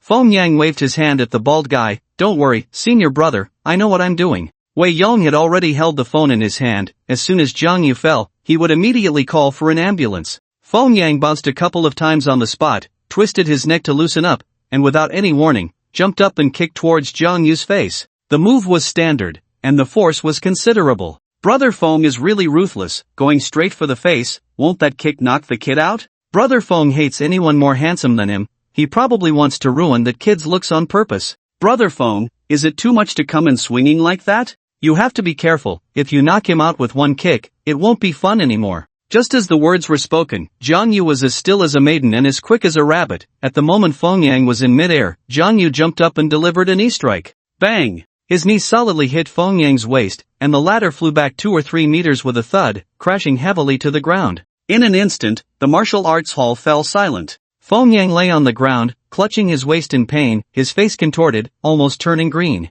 One strike to defeat the enemy. The apprentices were somewhat unable to believe their eyes. After a while, someone finally came to their senses and rushed towards the ring. Brother Feng, are you okay? Damn, that was really brutal. Shit, Brother Feng's kidneys are in trouble. It will definitely affect his future married life. Brothers, let's get him, avenge Brother Feng. The apprentices of the martial arts hall had one good quality, which was unity. At the call, everyone took their stances and rushed towards Jiang Yu. The one-on-one fight turned into a chaotic brawl, and the ring was no longer a designated place. Jiang Yu moved gracefully, like a monkey in the deep mountains, darting around the martial arts hall, throwing punches, slapping palms, and kicking. In no time, the hall was filled with cries of anguish.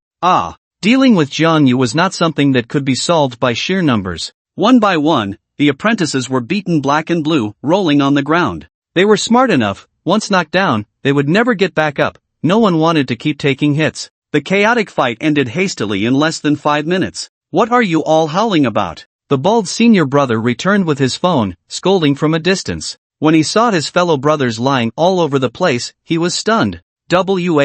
What happened? The bald guy rubbed his eyes, almost thinking he was dreaming. Wei Yong was already dumbfounded. Jiang Yu's reputation for taking on 7 opponents at school had spread, and he naturally knew, but back then, he was only dealing with a bunch of spoiled rich kids. Today was different. Jiang Yu's opponents were martial artists, both in quantity and quality, far superior to Zhao Shua and his group. Senior brother, hurry and call master. Feng Yang had already recovered a bit but was still slumped to the side, holding his waist. He shouted, and the bald guy immediately dialed the phone of the hall master, Wei Xiao. The bald guy wasn't a fool. As the senior brother, he was indeed stronger than the others, but he knew he wasn't a match for Jiang Yu. Master, it's bad. Sun Yu, what's the hurry? A deep voice came from the phone. Master, that kid Zhang Yu came to challenge us. Oh, he dares to come and provoke us? You hold him down first, I'll be back after I finish my business. Master, I'm no match for him. All of our 10 or so senior brothers have been knocked down by him.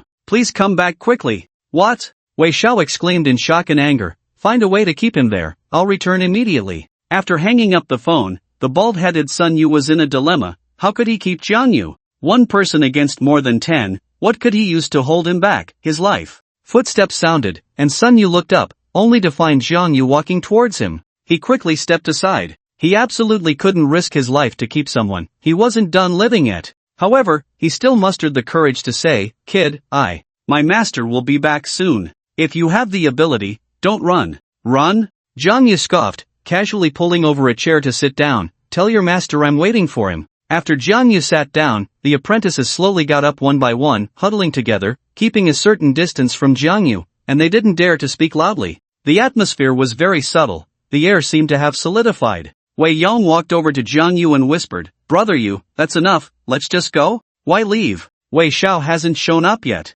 Brother Yu, you really want to wait for Wei Xiao? He's one of the top 10 martial arts masters in Tianyun City, very powerful. Do you think I can't beat him? Wei Yong was taken aback, glancing at the apprentices in the martial arts school, then at Zhang Yu's confident smile, feeling a bit dazed. Could it be that Brother Yu is really stronger than Wei Xiao? No way, the master of the Wei school has been practicing martial arts for decades. How old are you? Although there's a saying that youth is fearless, but the master of the Wei school isn't old either. Wei Yong felt uneasy, and when Wei Xiao appeared, he was trembling and almost wanted to leave first. Wei Xiao was just over 40, with a sturdy build and muscles all over, looking powerful enough to kill a cow with one punch. Master! Sun Yu and the apprentices finally saw the dawn of hope and rushed to Wei Zhao's side. Seeing his disciples injured, Wei Zhao's eyes flared with anger. All of you were beaten by Zhang Yu? The disciples awkwardly nodded. If this got out, it would be quite embarrassing. Wei Xiao pointed at Wei Yong. You are Zhang Yu? Not bad, no wonder you dared to come here.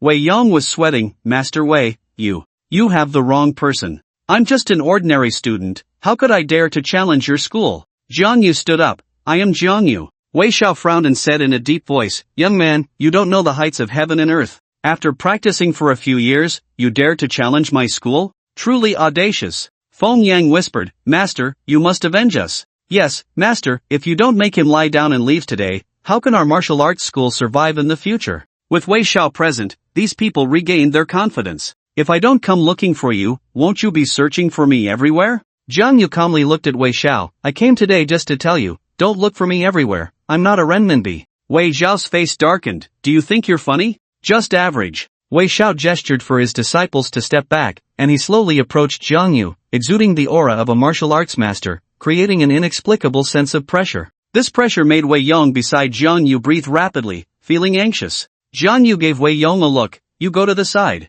As soon as he finished speaking, Wei Yong swiftly hid behind the weapon rack. Wei Xiao slightly bent his legs, his energy sinking to his dantian, and exhaled lightly. Today, you will pay the price for your actions. He was genuinely angry now. This was no longer just about giving an account to the Dingsham group, but a fight for the dignity of the martial arts school. Having practiced martial arts for many years and with rich experience, Wei Xiao could naturally see Zhang Yu's extraordinary nature, so he was very cautious and did not dare to underestimate him in the slightest. Sun Yu and the other disciples were all very surprised, as they hadn't seen their master look so serious in a long time. Tianqing Martial Arts School, Wei Xiao, please give me your guidance. Wei Xiao, having some martial ethics, did not launch a sudden attack but instead clasped his hands and introduced himself. Zhang Yu returned the gesture lightly. Zhang Yu, please give me your guidance. As soon as he finished speaking, Zhang Yu felt a gust of wind, and Wei Xiao's fist came rushing towards him, suddenly magnifying in his pupils. Zhang Yu immediately took a step back, becoming a bit more serious.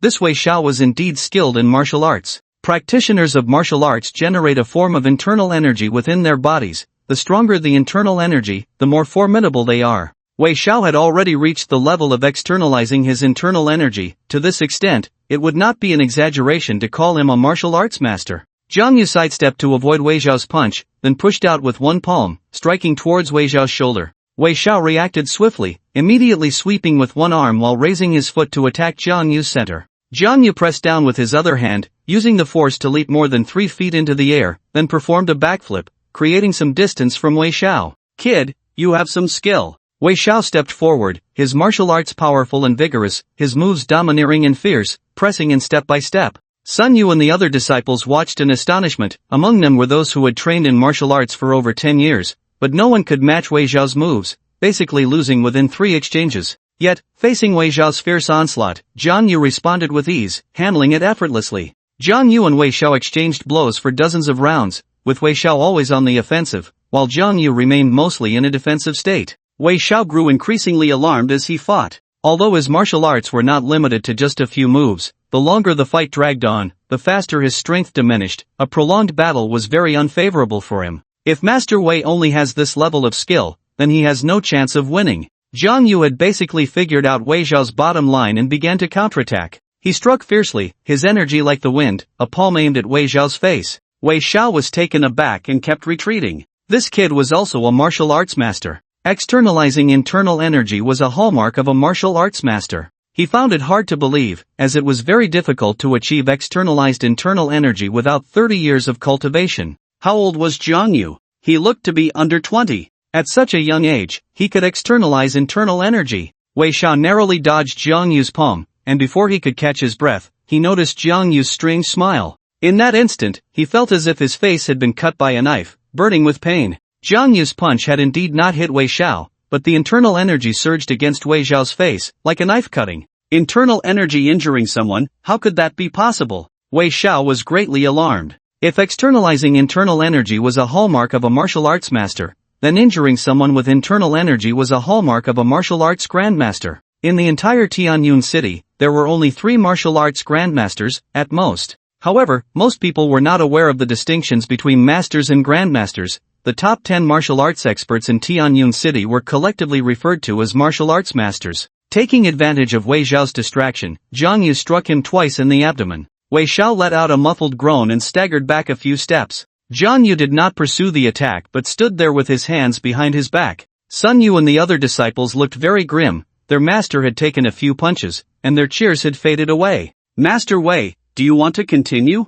The arrogance and pride in Wei Xiao's eyes had vanished, replaced by a look of dejection. He shook his head. There's no need for that, I concede. Concede? The disciples were all against it. Master, why concede? Exactly, he just got lucky and hit you a couple of times. It has no effect on you at all. Indeed, Wei Xiao appeared uninjured. Everyone shut up. Wei Xiao shouted angrily, and the disciples immediately fell silent. Master Wei, do you still remember what I said earlier? Tianqing Martial Arts School will no longer participate in your grievances with the Dingsheng group from now on. Very well. Zhang Yu nodded in satisfaction. Talking to someone who understands is easy, so I won't disturb you any longer. Sun Yu, see Master Jiang off. Jiang. Master Jiang? Sun Yu was dumbfounded. That young man who looked to be under 20 was actually a martial arts master? He swallowed hard and cautiously walked up to Zhang Yu. Jiang. Master Jiang, please. Zhang Yu waved his hand. No need to see me off, I know the way. He flicked his sleeve and left, glancing at the weapon rack as he reached the door. Wei Yong, do you still want to stay here for lunch? The shock Zhang Yu brought to Wei Yong today was more intense than ever.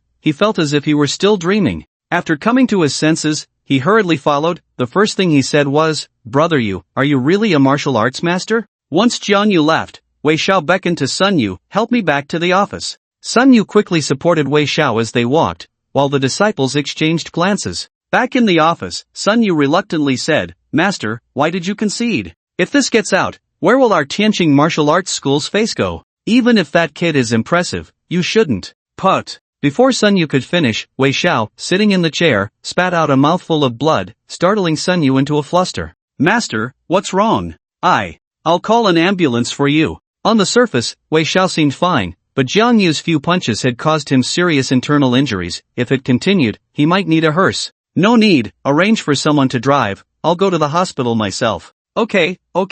Sun Yu immediately opened the office door and urgently shouted, Feng Yang, prepare a car right away. Turning back, he found a towel to wipe the blood from Wei Xiao's mouth and clothes. Horrified, Master, did that injury come from? From Zhang Yu? Wei Xiao shook his head helplessly, sighing. Talents emerge in every generation. But Sun Yu had no time for such sentiments. He was furious. That kid actually hurt you like this. We can't let it go. Let it go? What else can we do? Can you beat him? Sun Yu was momentarily speechless, and after a long while, he said, "Master, we can ask Shirgua for help. He's the best in Tianyun City. He can definitely help us take revenge." "A man's word is his bond. I said that Tianqing Martial Arts School will not get involved in the feud between the Dingsheng Group and Zhang Yu, and I will not go back on my word. But master, this is our school's feud with him." "No more talking." Wei Zhao's expression darkened, and Sun Yu could only obediently fall silent, pondering for a while before asking, "Then master, how should we explain this to the Dingsheng Group?" "I will handle this matter. You tell everyone that what happened today must not be leaked."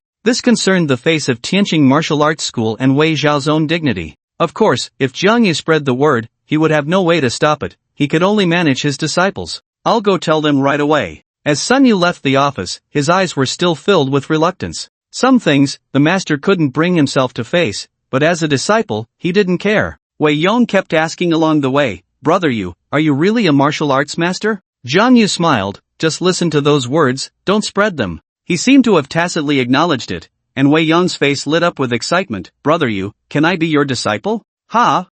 No. I mean, I want to be your disciple. I want to learn martial arts from you. "If I become as strong as you, Ruwachi will definitely like me." Zhang Yu glanced at him. "You don't have the talent." Not to mention that Wei Yong had already missed the best time to practice martial arts. Zhang Yu also had no time to teach others. Wei Yong looked dejected. Growing up watching martial arts films, who in his generation didn't have a martial arts stream? Zhang Yu patted his shoulder. "A person's charm doesn't lie in whether he can fight. Making money is the real way. The saying goes, a penny can defeat a hero." When Zhang Yu traveled the world with his old man, didn't they often go hungry? Wei Yong was gloomy for about 3 minutes before he cast aside the idea of learning martial arts. "Brother Yu, what should I do next?" "What do you mean, what should you do? Didn't you promise to help me pursue Wang Ruwachi?" "Oh," Zhang Yu replied lightly, "didn't you tell me at school that Wang Ruwachi and the others are going to KTV to sing tonight?" "Yeah, it's Zhouhao's birthday, and he's treating. Get ready, we'll go together tonight." "Ha? But Zhouhao didn't invite me, and I'm not familiar with him.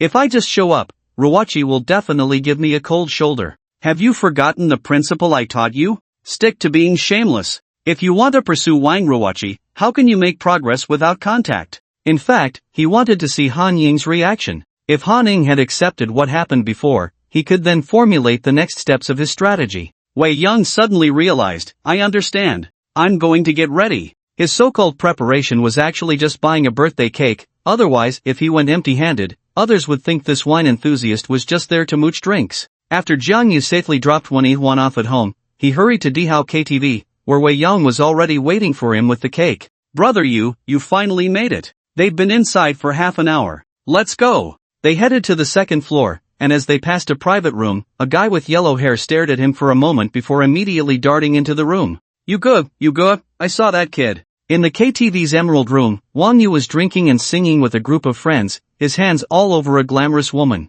"Which kid got you so excited?" "The one who beat us up last time." Just mentioning Zhang Yu made Wang Yu shiver. That kid was just too formidable. But getting beaten up without seeking revenge would always leave him feeling humiliated. He threw down the microphone and immediately took out his phone. "Keep an eye on that kid for me. I'm going to contact my brother to bring some people." In the choral room, 15 or 16 young men were singing loudly, with various expensive drinks on the table that Zhang Yu didn't recognize. Zhouhao's family owned a restaurant, so he was considered a rich second generation. Otherwise, he couldn't afford so many drinks. There were very few girls present, only 3, the rest were all guys. Zhouhao invited Han Ying to sing largely thanks to Zhang Yu. Many people at school had heard the rumors outside, saying that the Han and Zhao families were about to form a marriage alliance. Who would dare to compete with Zhao Shua for a woman? However, with Zhang Yu's interference, Han Ying directly rejected Zhao Shua, breaking the rumors. Thus, pursuers like Zhou Hao felt they had a chance. If Han Ying hadn't been there, Zhou Hao would have had to invite at least 7 or 8 girls. Even if no girls showed up, he would have to call a few drinking companions to keep him company. Besides Han Ying and Wang Ruwachi, the only other girl was Li Shui, who was the girlfriend of Zhou Hao's close friend Shin Fei. Although still a student, Li Shui wore heavy makeup, looking more mature than her age. In comparison, the lightly made-up Han Ying and Wang Ruwachi looked much more comfortable. The 2 uninvited guests, Zhang Yu and Wei Yong, were met with unfriendly faces by those present. "Zhouhao, I heard today is your birthday, happy birthday." Wei Yong pushed open the private room door, plastered on a smile, and handed over the cake. To be honest, Zhouhao didn't even glance at the gift worth over $100. He frowned and said, "What are you doing here? I don't think I invited you." Zhou had a face full of disdain, even a bit of dislike. They were classmates, and Zhou and Wei Yong weren't particularly close, but he hadn't disliked him before. However, ever since Wang Ruoqi and Han Ning invited him out for drinks last time, Zhou had been giving Wei Yong a cold shoulder. Zhou thought to himself, what gives you the right? I'm quite the catch. My family may not be as wealthy as the Han family, but we're not doing badly.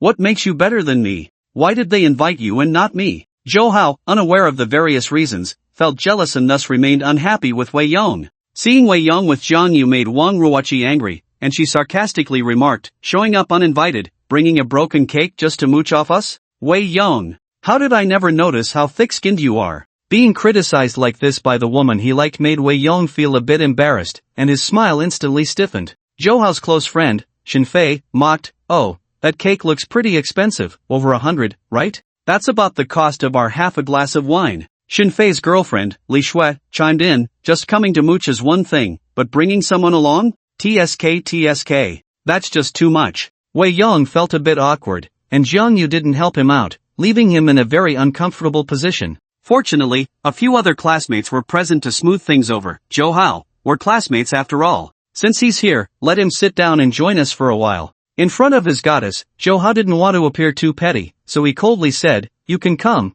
but what's this guy doing here? Do I know him? At that moment, a classmate whispered in his ear, Zhou, he's the one who took on 7 opponents, a friend of Han Ning. If you want to pursue Han Ning, you can't just disregard her friend. Yeah, if it weren't for him messing things up and making Han Ning reject young Master Zhao on the spot, you wouldn't even have this chance. Hearing this, Zhou frowned, so you're the legendary one who took on 7. Jiang Yu replied indifferently, I'm Jiang Yu. Zhou said dismissively, since you're a friend of Han Ning, just sit down. He had heard of Jiang Yu's reputation but didn't think much of it. There were plenty of skilled people in Tianyun City, and being skilled doesn't pay the bills. Besides, this guy had offended young Master Zhao, and he would surely face consequences later. If it weren't for his connection to Han Ning, Zhou would have kicked him out right away to avoid trouble. So, Jiang Yu shouldn't expect any friendly treatment from him. However, Jiang Yu was mainly there to observe Han Ying's reaction and didn't care about anyone else's attitude. He casually sat in a corner of the sofa, and when no one paid him any attention, he didn't initiate conversation either, just quietly watching Han Ning.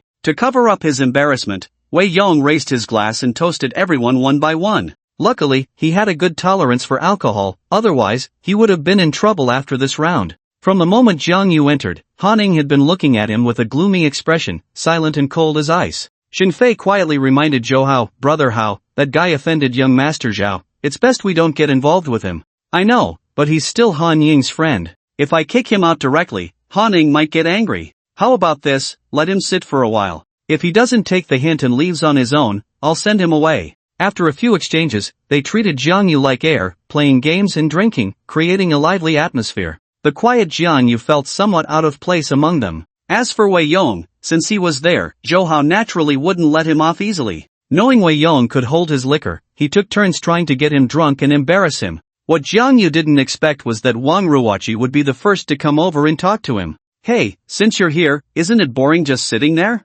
Come drink a couple of glasses with me. Her words were straightforward, and Jiang Yu felt a bit unaccustomed to it. What? Are you trying to get me drunk again? Jiang Yu's lips curled into a wicked smile. I know you're a big shot. How could I dare to make a fool of myself? Is this not your style? What, do you look down on me and refuse to drink with me? Jiang Yu raised his glass and downed it in one go, while Wang Ruoqi only took a small sip. Just say what you want directly, no need to beat around the bush. Wang Ruoqi glanced at Wei Yong, biting her lower lip, and after a long pause said, that photo. You didn't show it to Wei Yong, did you? Jiang Yu chuckled lightly, realizing that his good attitude today was because of this matter. No, Wei Yong doesn't know about it yet. Ha! Wang Ruoqi sighed in relief, then asked in a low voice, what do you want me to do to delete the photo? Jiang Yu remained silent. Just say something. As long as you delete the photo, I'll do anything you want. Anything? Jiang Yu's gaze wandered over Wang Ruoqi, revealing a strange smile.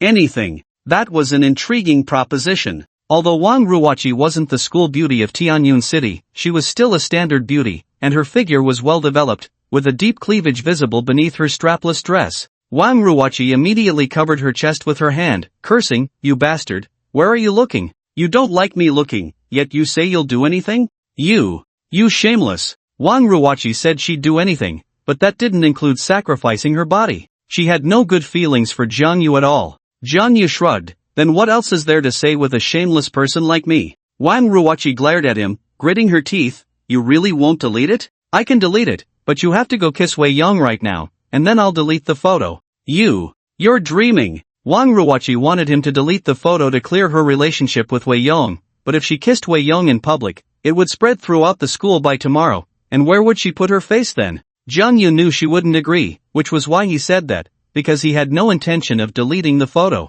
Of course, Jang Yu also didn't plan to make the photo public. Keeping it would serve as a proper restraint on Wang Ruoqi, preventing her from constantly scheming against him behind his back. If he really had to delete the photo, by then he would probably have already left Tianyun City with 2 marriage certificates. Just you wait. Wang Ruoqi threatened weakly, then angrily returned to Han Ying's side. Han Ying, that country bumpkin has been bullying you, why haven't you reacted? You should have had Zhou Hao kick him out. Han Ying immediately glared at Wang Ruoqi. There were so many people here. Wang Ruoqi didn't know about that night at the hotel, but she had witnessed Jang Yu taking her first kiss. If she let that slip, Han Ying would have no face to go to school. Just pretend he doesn't exist. Han Ying had already suffered twice. Although she hated Jang Yu, she didn't dare to provoke him easily now. Both of them had their weaknesses in Jang Yu's hands, and that feeling of being controlled was very uncomfortable. Seeing that they both looked gloomy, Zhou Hao walked over with a glass in hand. Han Ying, Ruoqi, what's wrong? You both seem unhappy.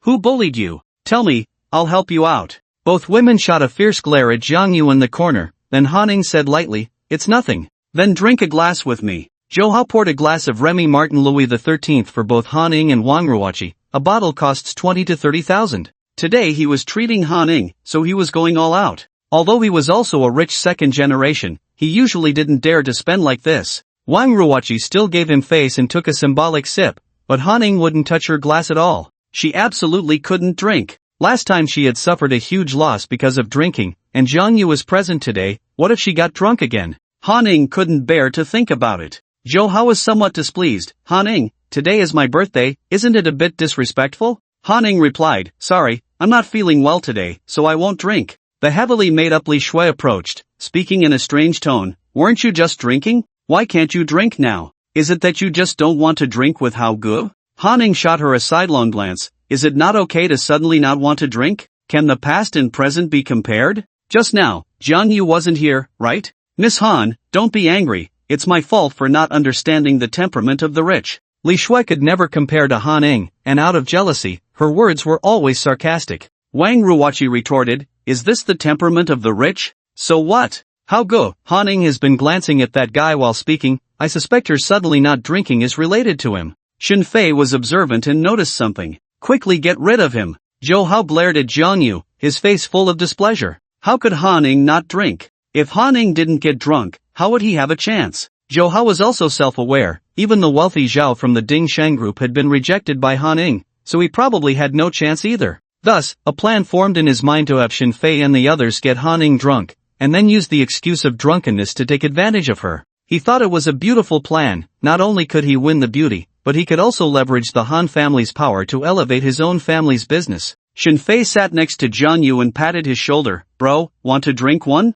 Jang Yu shook his head. Shen Fei didn't mind. He wasn't genuinely toasting Jang Yu anyway. Bro, look around, either classmates or good friends. Everyone knows each other well, so we can have a good time. You sitting here alone is boring. Why not go out and grab something to eat? Shen Fei generously pulled out 100 yuan and handed it to him. My treat. Jang Yu shot him a sidelong glance, thinking this was a bit too condescending, right? Just 100 yuan to send me off. Does he think I'm begging? Seeing Jang Yu not taking the bait, Shen Fei continued. How about this? You and that Wei Yong book a private room again, and call a couple of girls to accompany you for drinks. We'll cover the costs? But Jang Yu shook his head. He noticed Zhou Hao's unusual gaze. Men understand men best. How could he not know Zhou Hao's scheming? That was his fiancée, and until the engagement was called off, no one could touch her. Seeing Jang Yu still unmoved, Shen Fei's expression immediately soured, and he said in a threatening tone, Bro, I'm being nice to you because you're Han Ying's friend. Don't refuse a toast only to drink a forfeit.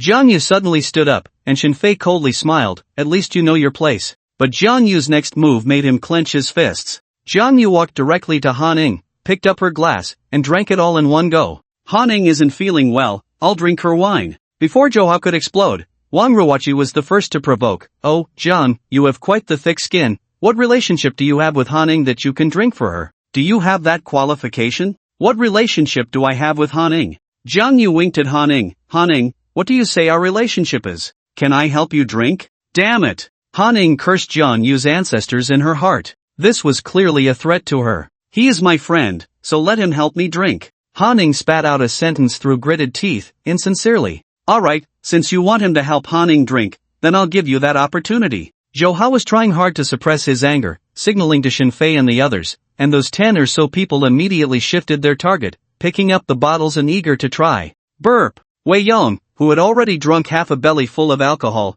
burped and looked at Jiang Yu with gratitude in his eyes. You go, I can't thank you enough. Finally, someone is helping him attract firepower. Li Shui shook her wine glass and provocatively said, Handsome, I heard you're known for being 1 against 7 at school. I wonder if your drinking capacity is as impressive as your fighting skills? Li Shui always spoke in a sarcastic tone, treating Haning and Wang Ruoqi the same way, which made her quite unpopular. Seeing Li Shui about to go and seek trouble with Jiang Yu, Wang Ruoqi, standing by, gleefully remarked, he's just average when it comes to drinking, can only handle a little bit. Wang Ruoqi and the others had witnessed Jiang Yu's drinking capacity. Even Wei Yong, who was known as the wine god in their class, had to concede defeat. Li Shui actively provoking him was basically jumping into the fire pit herself. Upon hearing that Jiang Yu's drinking capacity was just average, Zhou Hao was delighted. He had been troubled about how to get rid of this annoying guy, and now it was perfect. He could easily get him drunk and out of the way. Bro, the girl is taking the initiative to speak. You wouldn't want to lose face, would you? Of course, I want to save face, but I'm afraid. Afraid? Zhou Hao teased. A big man like you is afraid in front of a woman. Jiang Yu glanced at the wine in front of him and said leisurely, I'm afraid there won't be enough wine. I'm treating today, there will be plenty of wine. I'm just afraid you can't drink it all. Zhou Hao thought to himself, how much can you drink, you little brat? Do you think I can't afford it? With Zhou Xiao saying that, I'm relieved. Then, Jiang Yu opened several bottles of expensive wine worth 20 to 30,000 each and said to Li Shui, let's not drag this out. I'll down 3 bottles first. Jiang Yu gulped down the wine as if it were plain water, leaving Zhou Hao dumbfounded. That was wine, not free plain water. Jiang Yu's actions directly cost Zhou Hao nearly 100,000. Zhou Hao felt the pain in his wallet but could only grit his teeth and begrudgingly compliment, good drinking capacity. Li Shui was also stunned. She had never seen anyone drink so fiercely. After 3 bottles, she figured she would end up in the morgue. She felt a chill in her heart as Jiang Yu's eyes fixed on her. Beauty,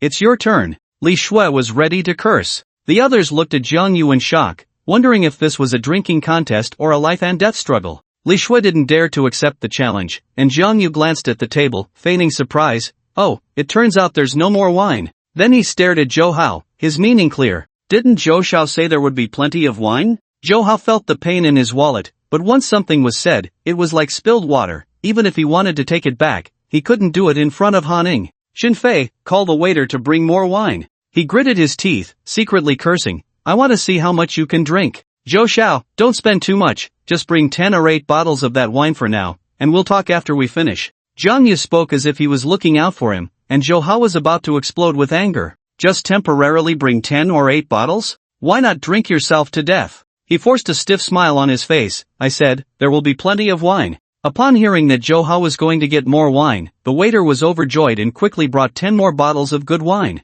Jiang Yu raised an eyebrow at Li Shui. It's your turn. Li Shui looked at Xinfei for help. How could she drink 3 bottles? Now it was Wang Ruoqi's turn to be sarcastic. What's wrong? Weren't you quite proactive just now? Now you're backing down? I thought you were impressive. Li Shui gritted her teeth in anger. Who was it that just said he could only drink a little? Of course, Zhou Hao held the same attitude. Can someone who can only drink a little handle 3 bottles of foreign wine and still act like nothing happened? As Li Shui's boyfriend, Xinfei naturally couldn't just stand by, so he echoed Wang Ruoqi's so-called broken rule. Bro, our drinking rule here is 1 girl to 3 guys. Jiang Yu didn't bother arguing with him and nodded. I understand, beauty, you just need to drink 1 bottle. Xinfei shot a look at Li Shui, and she understood his meaning, trembling as she picked up a bottle of wine. Today, I'm going all out. Li Shui smashed the bottle and said, who's afraid of whom? Gurgle, gurgle. It took Li Shui 5 minutes to finish a bottle of wine, stopping several times in between. After finally downing the entire bottle, Li Shui felt her stomach churning, the gas rising, and she put down the bottle and rushed to the bathroom. Number 1 cannon fodder, glorious sacrifice. Go! Zhou Hao gave Xinfei a look and whispered, I don't believe he can't drink himself to death. To be honest, everyone present was intimidated by Jiang Yu's drinking style, but they didn't dare to disrespect Zhou Hao. Shinfei picked up a bottle of wine and stepped forward, with a few others waiting beside him. There were still 9 bottles left. Jiang Yu placed 5 bottles in front of himself and pushed the other 4 towards Shinfei and the others. Let's not go one by one, each of you finish a bottle, and I'll drink these 5. This statement was like a bomb thrown into the sea, stirring up a storm in everyone's hearts. With this drinking capacity, who would dare to drink with you? Everyone felt a bit timid and didn't dare to respond. Zhou Hao coldly said, "What are you pretending for? Drink 5 more? I don't believe you have that capacity." Zhou Hao took the initiative to open a bottle of wine. "Brothers, don't be fooled by him." He set an example and downed a bottle first. After finishing the bottle, Zhou Hao felt dizzy, as if the ceiling was spinning. There was no choice. Shinfei and the others could only grit their teeth and drink, their expressions resembling that of drinking poison. Wang Ruoqi watched the show from the side, unable to suppress a smile. Wei Yang sat quietly beside them, still burping. After a hard struggle, they finally finished 4 bottles of wine, and now it was their turn to be arrogant. "We've finished our drinks, now it's your turn to perform. Come on, help Jiang Yu open the wine." They might not be able to drink, but they were good at opening bottles. One by one, they rushed to open the 5 bottles. "The wine is opened. If you don't finish it all today, don't blame me for being rude." Zhou Hao's tone was filled with threat. 5 bottles were worth over 100,000. "I won't waste a single drop of wine, but can I go to the bathroom first?" After drinking so much in one go, Jiang Yu needed to use the bathroom again. "What, trying to sneak away? I'll tell you, it's not that easy." The bathroom in the private room was still occupied by Li Shui, so Jiang Yu could only go to the public restroom outside. Zhou Hao wouldn't give Jiang Yu a chance to escape. He clung to Jiang Yu's shoulder and said sharply, "Just in time, I need to pee too. Why don't we go together?" The two walked out together like good buddies. "Ruoqi, let's leave," Han-Ning said, feeling uneasy with Jiang Yu present. But Wang Ruoqi was very interested. "What's the rush? Don't you think watching the show is fun? Stay with me a little longer." "Fun? Boring. Since you're not leaving, I'll go back alone." Just as Han-Ning stood up, the door to the private room was kicked open with a bang, and a dozen thugs rushed in, immediately starting to beat up everyone inside, except for the 3 girls. Outside, there were still 7 or 8 people waiting to get in. These were all brought by Wang Yu's brother. Wang Yu shrank back. He knew Jiang Yu could fight, so he didn't dare to charge in the front. Because the room was too dim and crowded, Wang Yu, hiding in the back, didn't see Han-Ning at all. The students were beaten black and blue, and finally, under the furious scolding of a tattooed, crew-cut young man, they all faced the wall, crouching with their heads in their arms. "Now tell me, who is Jiang Yu?" The tattooed, crew-cut young man was Wang Yu's brother, Wang Shou, known as the Tyrant of Chapan Street. Chapan Street was near the Dihao KTV, so after receiving the call, Wang Shou quickly gathered a group of people and rushed over. Wang Shou's style was like this: first, beat everyone up, then find the main culprit to settle the score properly. The room fell silent, and the people gathered at the door all walked in. Han-Ning also crouched in the corner with her head in her hands, so Wang Yu didn't notice her. The saying goes that a good man doesn't suffer losses in front of him. Although Han-Ning was the daughter of the Han family, she was quite honest at this moment. These reckless youths were the most terrifying, full of youthful vigor. Once provoked, they wouldn't care about your status or identity, and in a fit of rage, they would strike without hesitation. With Wang Shou backing him up, Wang Yu felt more confident, scanning the room and boasting, "Hey Jang, country bumpkin, weren't you supposed to be tough? Why don't you try hitting me again?" Shinfei stood up, a mournful expression on his face, and said, "Brothers, Jiang Yu." Bang! Wang Shou kicked him directly, sending Shinfei spinning. Shinfei was almost in tears. "Big brother, Jiang Yu isn't here, you've got the wrong person, the wrong person. Did he run away?"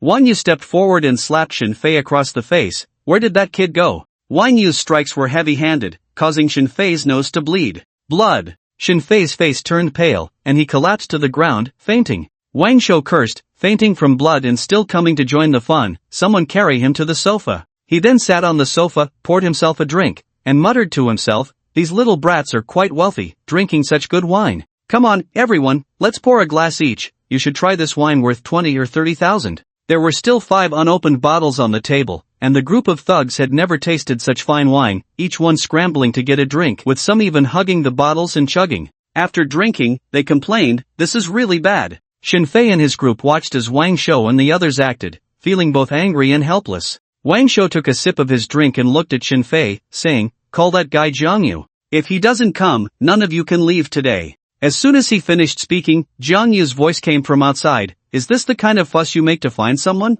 Jiang Yu walked in with Zhou Hao, and upon seeing the scene, Zhou Hao immediately got angry. Who are you people? Who are we? We are from the Black Tiger Hall, and the person in charge of the Black Tiger Hall is my boss's godfather. Wang Shou was so arrogant because he had the Black Tiger Hall backing him, otherwise, he wouldn't dare to bring people to stir trouble at the Empire KTV. It was precisely because of this identity that no one in the KTV had come to stop him since he entered and started hitting people. Upon hearing about the Black Tiger Hall, Zhou Hao immediately backed down. Brothers, I have no grievances with you in the past or present. You're looking for Jiang Yu, and it has nothing to do with us. Coward! Wang Ruoqi suddenly stood up, sneering. She had been silent before because Jiang Yu wasn't there, but now that Jiang Yu had arrived, she felt emboldened. No matter how much she hated Jiang Yu, the fact remained that he could fight. Yes, I'm a coward. Isn't he supposed to be able to take on 7 by himself? Let him handle it himself. Han Ning also stood up, accusing, Jiang Yu, you caused this trouble, yet you let others suffer for it.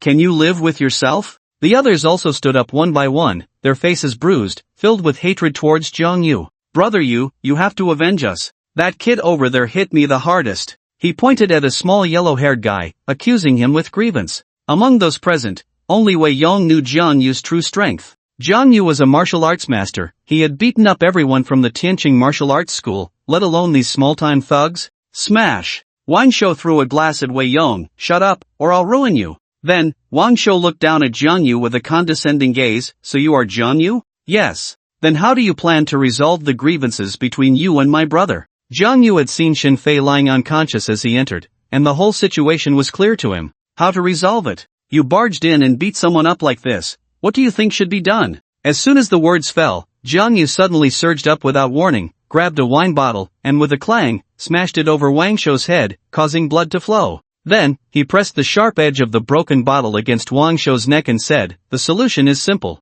You compensate each of them 10,000 yuan for medical expenses and mental distress, and I'll let you go. Damn it, you little brat, are you tired of living? Let our brother show go right now. You're playing with fire, kid. Our boss is the godson of Tiger Brother. Jiang, let him go immediately. This was shouted by Zhou Hao, who was sweating in fear. If the Black Tiger Hall pursued this, he would definitely suffer too. Wang Shou was quite tough, showing no sign of fear. Kid, if you have the guts, stab down from my neck, otherwise, I'll kill you. You think I won't? Jiang Yu increased the pressure, and the glass drew a line of blood on Wang Shou's neck. You dare! The little brothers shouted, but they didn't dare to act rashly. At that moment, a woman in a bright red dress, wearing crystal high heels, walked in. The little thugs quickly made way and respectfully called out, Sister Hong. Xiao Hong, the boss's woman from the KTV, had connections in both the underworld and the legitimate world. Everyone in the area had to greet her as Sister Hong. What's going on here? We're all out to have fun, just looking for a good time.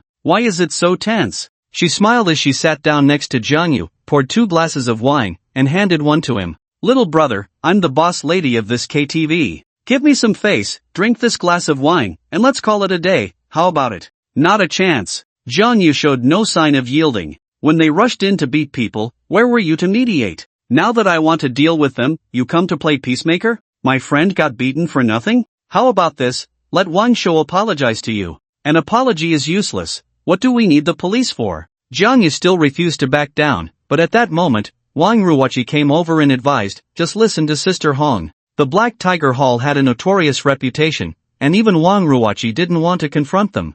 Jiang Yu glanced at Wei Yong and the others. They all had their heads down, looking resigned. But Jiang Yu knew they were definitely unhappy and were secretly cursing him. After all, they were all implicated because of him. Jiang Yu shook his head. I said, there's only one solution to this matter. Compensate each person 10,000 yuan for medical expenses and mental distress. Sister Hong put down her glass, her expression darkening. So, you plan to disregard Tiger Brother's face? If Tiger Brother comes, he won't be as easy to talk to as I am. Oh really? Call Jean Hu right now. I want to see how hard he is to talk to. Jean Hu? The one who cut off a finger in front of him to apologize for his life? Jiang Yu wanted to see what Jean Hu could do to him. But the others were stunned, especially Zhou Hao. Jiang, are you crazy? Do you know what you're saying? If you want to die, don't drag us down with you. After scolding Jiang Yu, Zhou Hao put on a smile and said to Xiao Hong, Sister Hong, this matter really has nothing to do with us, it was all caused by him. Jiang Yu, how about, we leave first and not trouble you?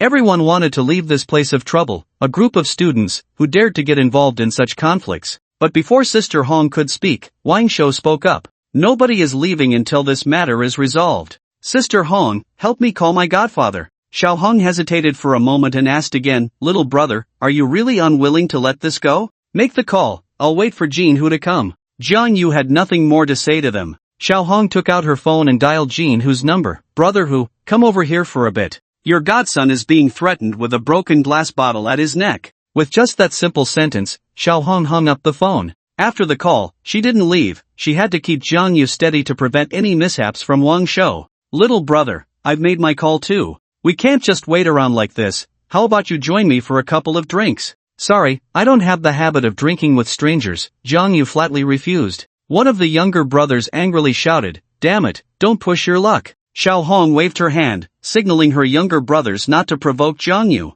She said calmly, little brother, I can understand that young people act impulsively, but you should know that some people can't be dealt with just by being tough. What you're doing will not only harm you but also your friends. She pointed at Wei Yong and the others, continuing, they did get beaten, but it's not serious. In a few days, they'll be as lively as ever. If Brother Hu comes, I estimate that you guys won't even be able to walk out of this door without losing an arm. A threat, a blatant threat. As the main person involved, Jiang Yu merely scoffed, but Zhou Hao, Wang Yu, and the others were scared out of their wits. Sister Hong, please help us. We really have nothing to do with this. Aren't you friends? Bullshit friends. I don't know that kid at all. He just came over to mooch food and drinks. Is that so? When Brother Hu arrives, you can tell him that he's not unreasonable. Sister Hong, this. Zhou Hao was almost in tears. How could he talk to Jin Hu? On the other hand, Han Ning was much calmer. After all, she was the daughter of the Han family. A reckless youth was not to be trifled with, but that didn't mean Jin Hu was easy to deal with.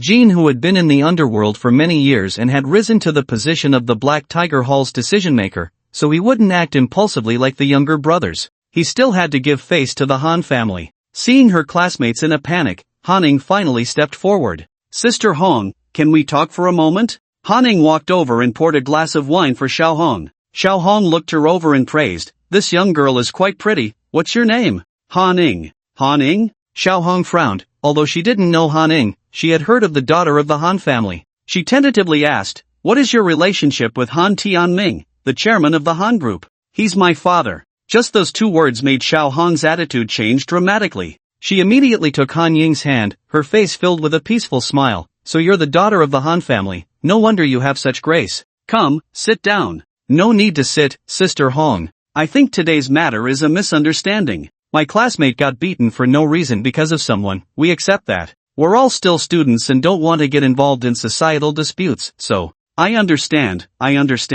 So can we leave now? Actually, I have no objections, but I've already called Brother Hu. If you all leave, I won't be able to explain myself. How about you sit for a while and wait for Brother Hu? Han Ning frowned. Miss Han, don't worry, Brother Hu will definitely give you face. When he arrives, you can talk to him nicely. If you plead a little, maybe Brother Hu will let him go too. Han Ning stepped forward, and Xiao Hong's attitude changed completely. Her words also reassured Zhou Hao and the others. At least, for the sake of the Han family's face, they wouldn't end up losing limbs. Because Xin Fei, who had been beaten, was holding back his anger and immediately shouted, Sister Hong, we already said we aren't familiar with that kid. When Brother Hu comes, just deal with it however you want. Wang Ruoqi also went over and poured some wine for Xiao Hong. Sister Hong, we're students and not very good with words. When Brother Hu comes, we hope you can help us out. This young girl is quite sensible. I like that. Xiao Hong was cheerful, as if treating her own nephew. Just then, Wei Yong interjected, Ruoqi, don't be so submissive to her, trust Yuge, he can handle this.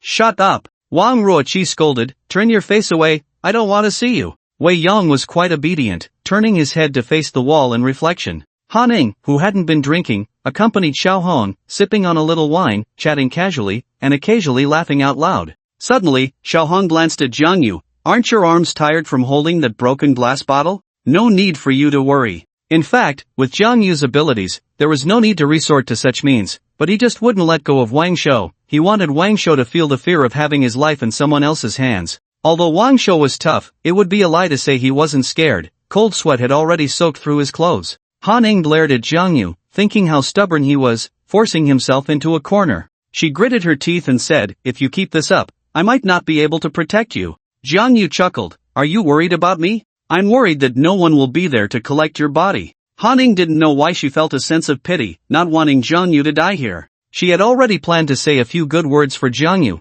but upon seeing his smiling face, she felt both angry and resentful. After a while, a loud voice came from the entrance, "Tiger brother." Instantly, all the younger brothers in the private room turned to look at the door, bowing respectfully and greeting, "Tiger brother." Jin, who had arrived, making quite an entrance, dressed in a martial arts outfit, looking like a big shot. One thing was very noticeable, on this hot day, Jin, who wore a leather glove on his left hand. Before he even walked in, his voice had already reached everyone's ears, "Who was so bold as to dare touch my godson?" Jin, who had a face full of flesh, his eyes revealing a long accumulated ferocity, ordinary students would almost shiver at a glance. The identity of the Black Tiger Hall's leader was indeed quite intimidating. The younger brothers' voices were loud, as if being in the same place as their boss was a privilege. Zhou Hao and the others didn't dare to meet Jin, whose gaze, keeping their heads low. "Oh, Tiger brother, you finally made it. You should clean up this mess yourself. Xiaohong, this is your territory, is there anything you can't handle? Tiger brother, there's a special guest here."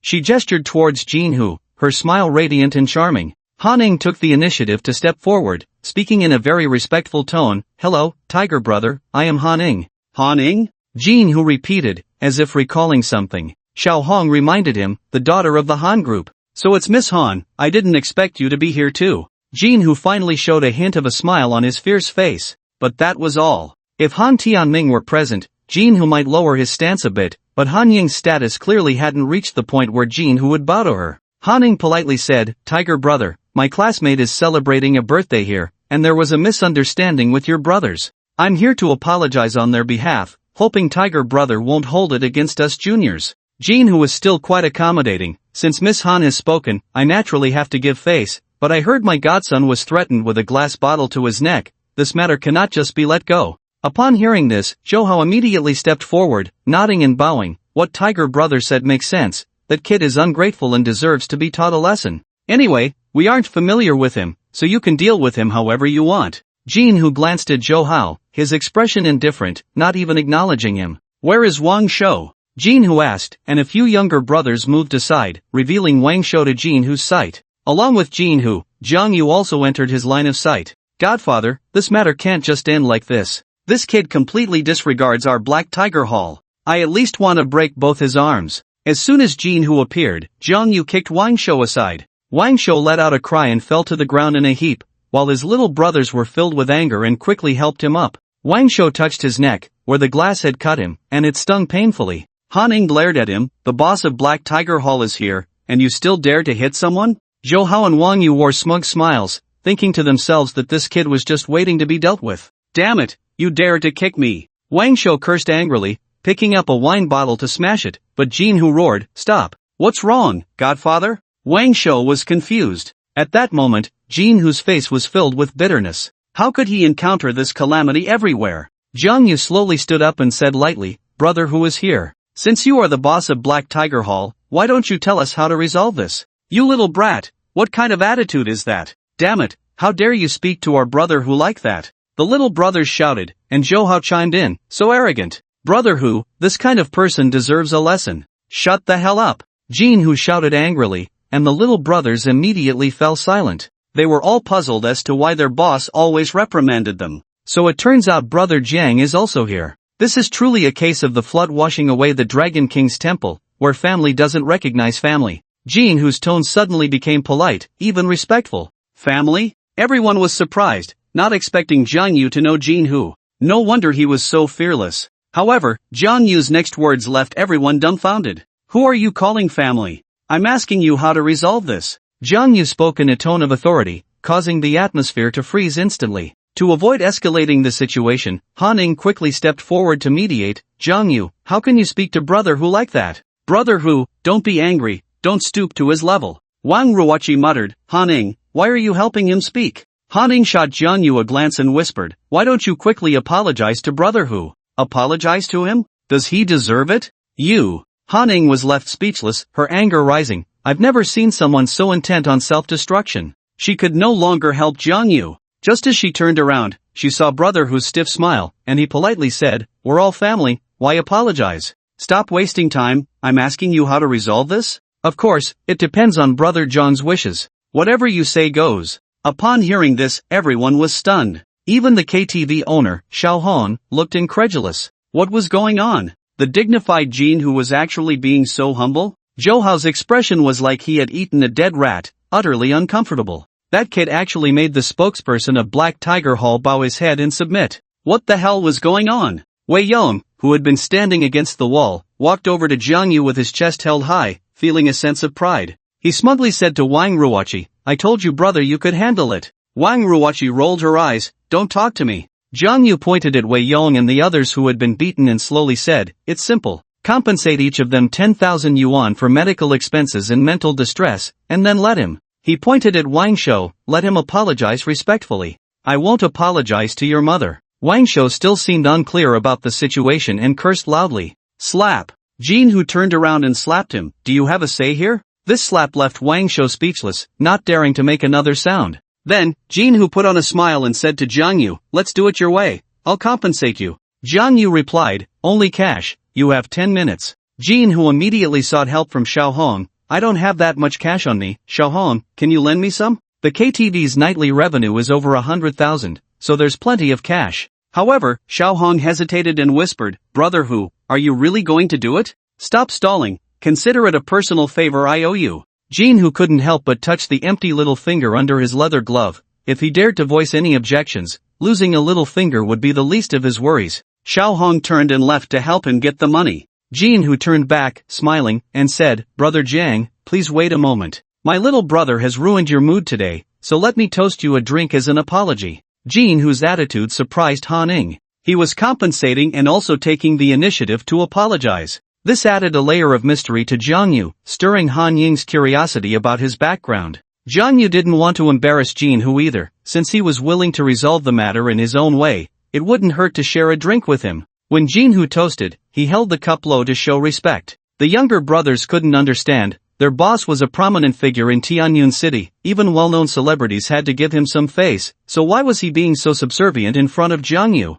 They felt uneasy but dared not voice their anger. As for Zhou Hao and the others, they were on edge, their faces growing increasingly grim. Wei Yong, who had come with Jiang Yu, was feeling proud, standing tall and confident. It was rare for him to feel this way in front of Wang Ruoqi. Wang Ruoqi was mumbling to herself, puzzled. How did Jiang Yu get connected with Jin Hu? No, it seemed more like Jin Hu was connecting with Jiang Yu. Although she was a student and didn't mingle with society, she knew about the Black Tiger Hall, especially since she had a decent relationship with Wang Qi, the hall's top enforcer. She was confused about why Jiang Yu had this connection. She knew Jiang Yu could fight, even professional boxer Zhang Feng was no match for him. But didn't Black Tiger Hall have Iron Fist Wang Qi? Why was Jin Hu being so submissive? She couldn't understand, and seeing Jiang Yu up high and Wei Yong so pleased only made her angrier. Xiao Hong quickly returned with a bag containing over 100,000 in cash, and she began to reassess Jiang Yu, her expression serious. "Brother Jiang, the money is here, please take it."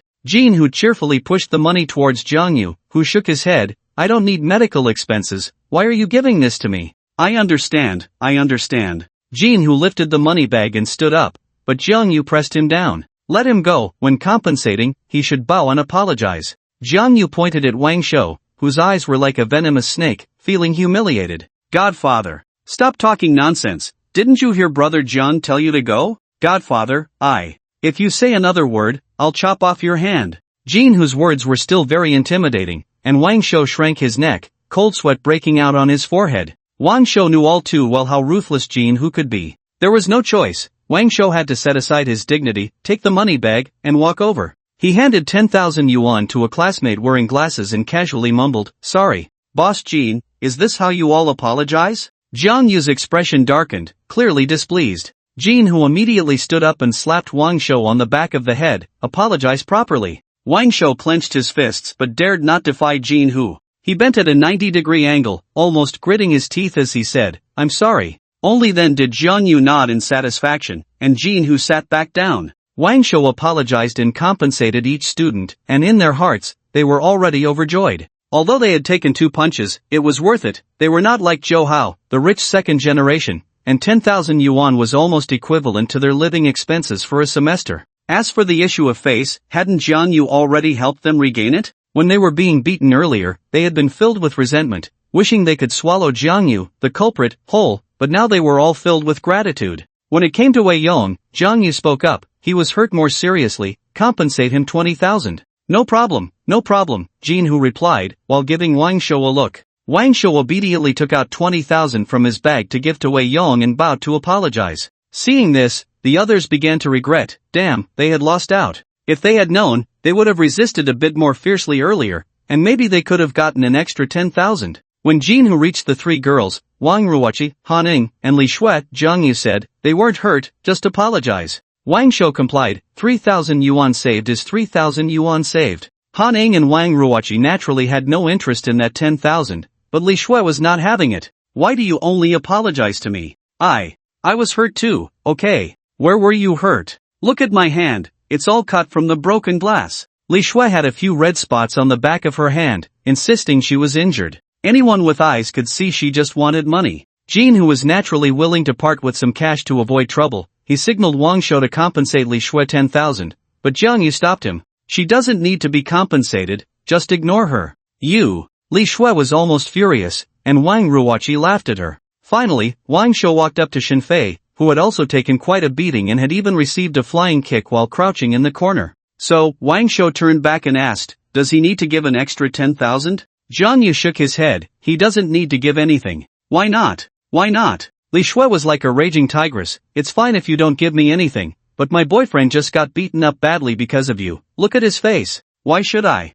Jiangyu smiled coldly. I'm not familiar with you. Why should I help you? He stood up and asked the others, is everyone satisfied with Brother Hu's compensation? Satisfied, satisfied. The others couldn't hide their smiles, even though their faces still hurt a bit from laughing. Since the matter has been perfectly resolved, let's disperse, he said with a smile, joking with Han Ning. Do you want to sing another song? Mind your own business. Han Ning retorted angrily, then pulled Wang Ruoqi away. Wei Yong and the others also left one after another, but Zhou Hao and Shenfei stayed. They still had to settle the bill. Jin, who apologized once more, Brother Jiang, I'm really sorry today, let this bill be on me. Zhou Hao was overjoyed at that moment, thinking he could get Jiangyu drunk and take 10 more bottles of good wine. Today, he wouldn't leave without spending at least 200,000. Just when he was happily thinking he could save 200,000, Jiangyu poured a bucket of cold water over him. No need, Brother Jin, today is young Master Zhou's birthday, he's treating. Jiangyu stepped outside, and as he passed by Wang Shou, he said without any concealment,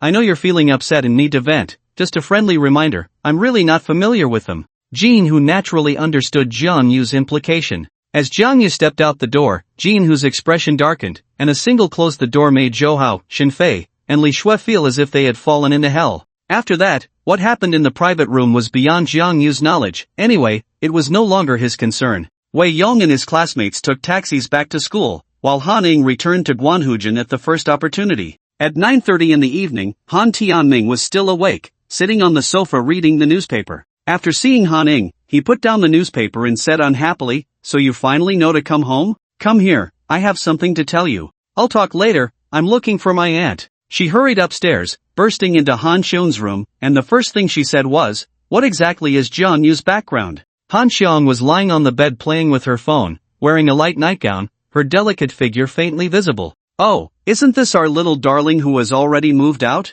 Why are you rushing back in the middle of the night? What happened? Han Xiong put down her phone and looked at Han Ning with a smile. Although she didn't get along well with her older brother, her relationship with this little niece was quite good. Aunt, the person you introduced to me last time, what exactly is his background? Oh, so you're curious about him so soon? Why not ask him yourself? I don't want to talk to him. Seeing her angry expression, Han Xiong raised her eyebrows and said, what's wrong? Did he bully you? Tell your aunt, and I'll stand up for you. No way. Han Ying's face turned red to her ears, and just thinking about what happened that night at the hotel made her both shy and angry. Although Han Xiong was single, she had seen and experienced a lot, and immediately sensed something, but she didn't expose it. She said truthfully, he is a disciple of a divine doctor. That's it? That's it. Han Ning pouted, clearly not believing that a doctor could make the person in charge of the Black Tiger Hall bow down. Just then, a voice came from the doorway of Han Xiong's room. Is little Ling back,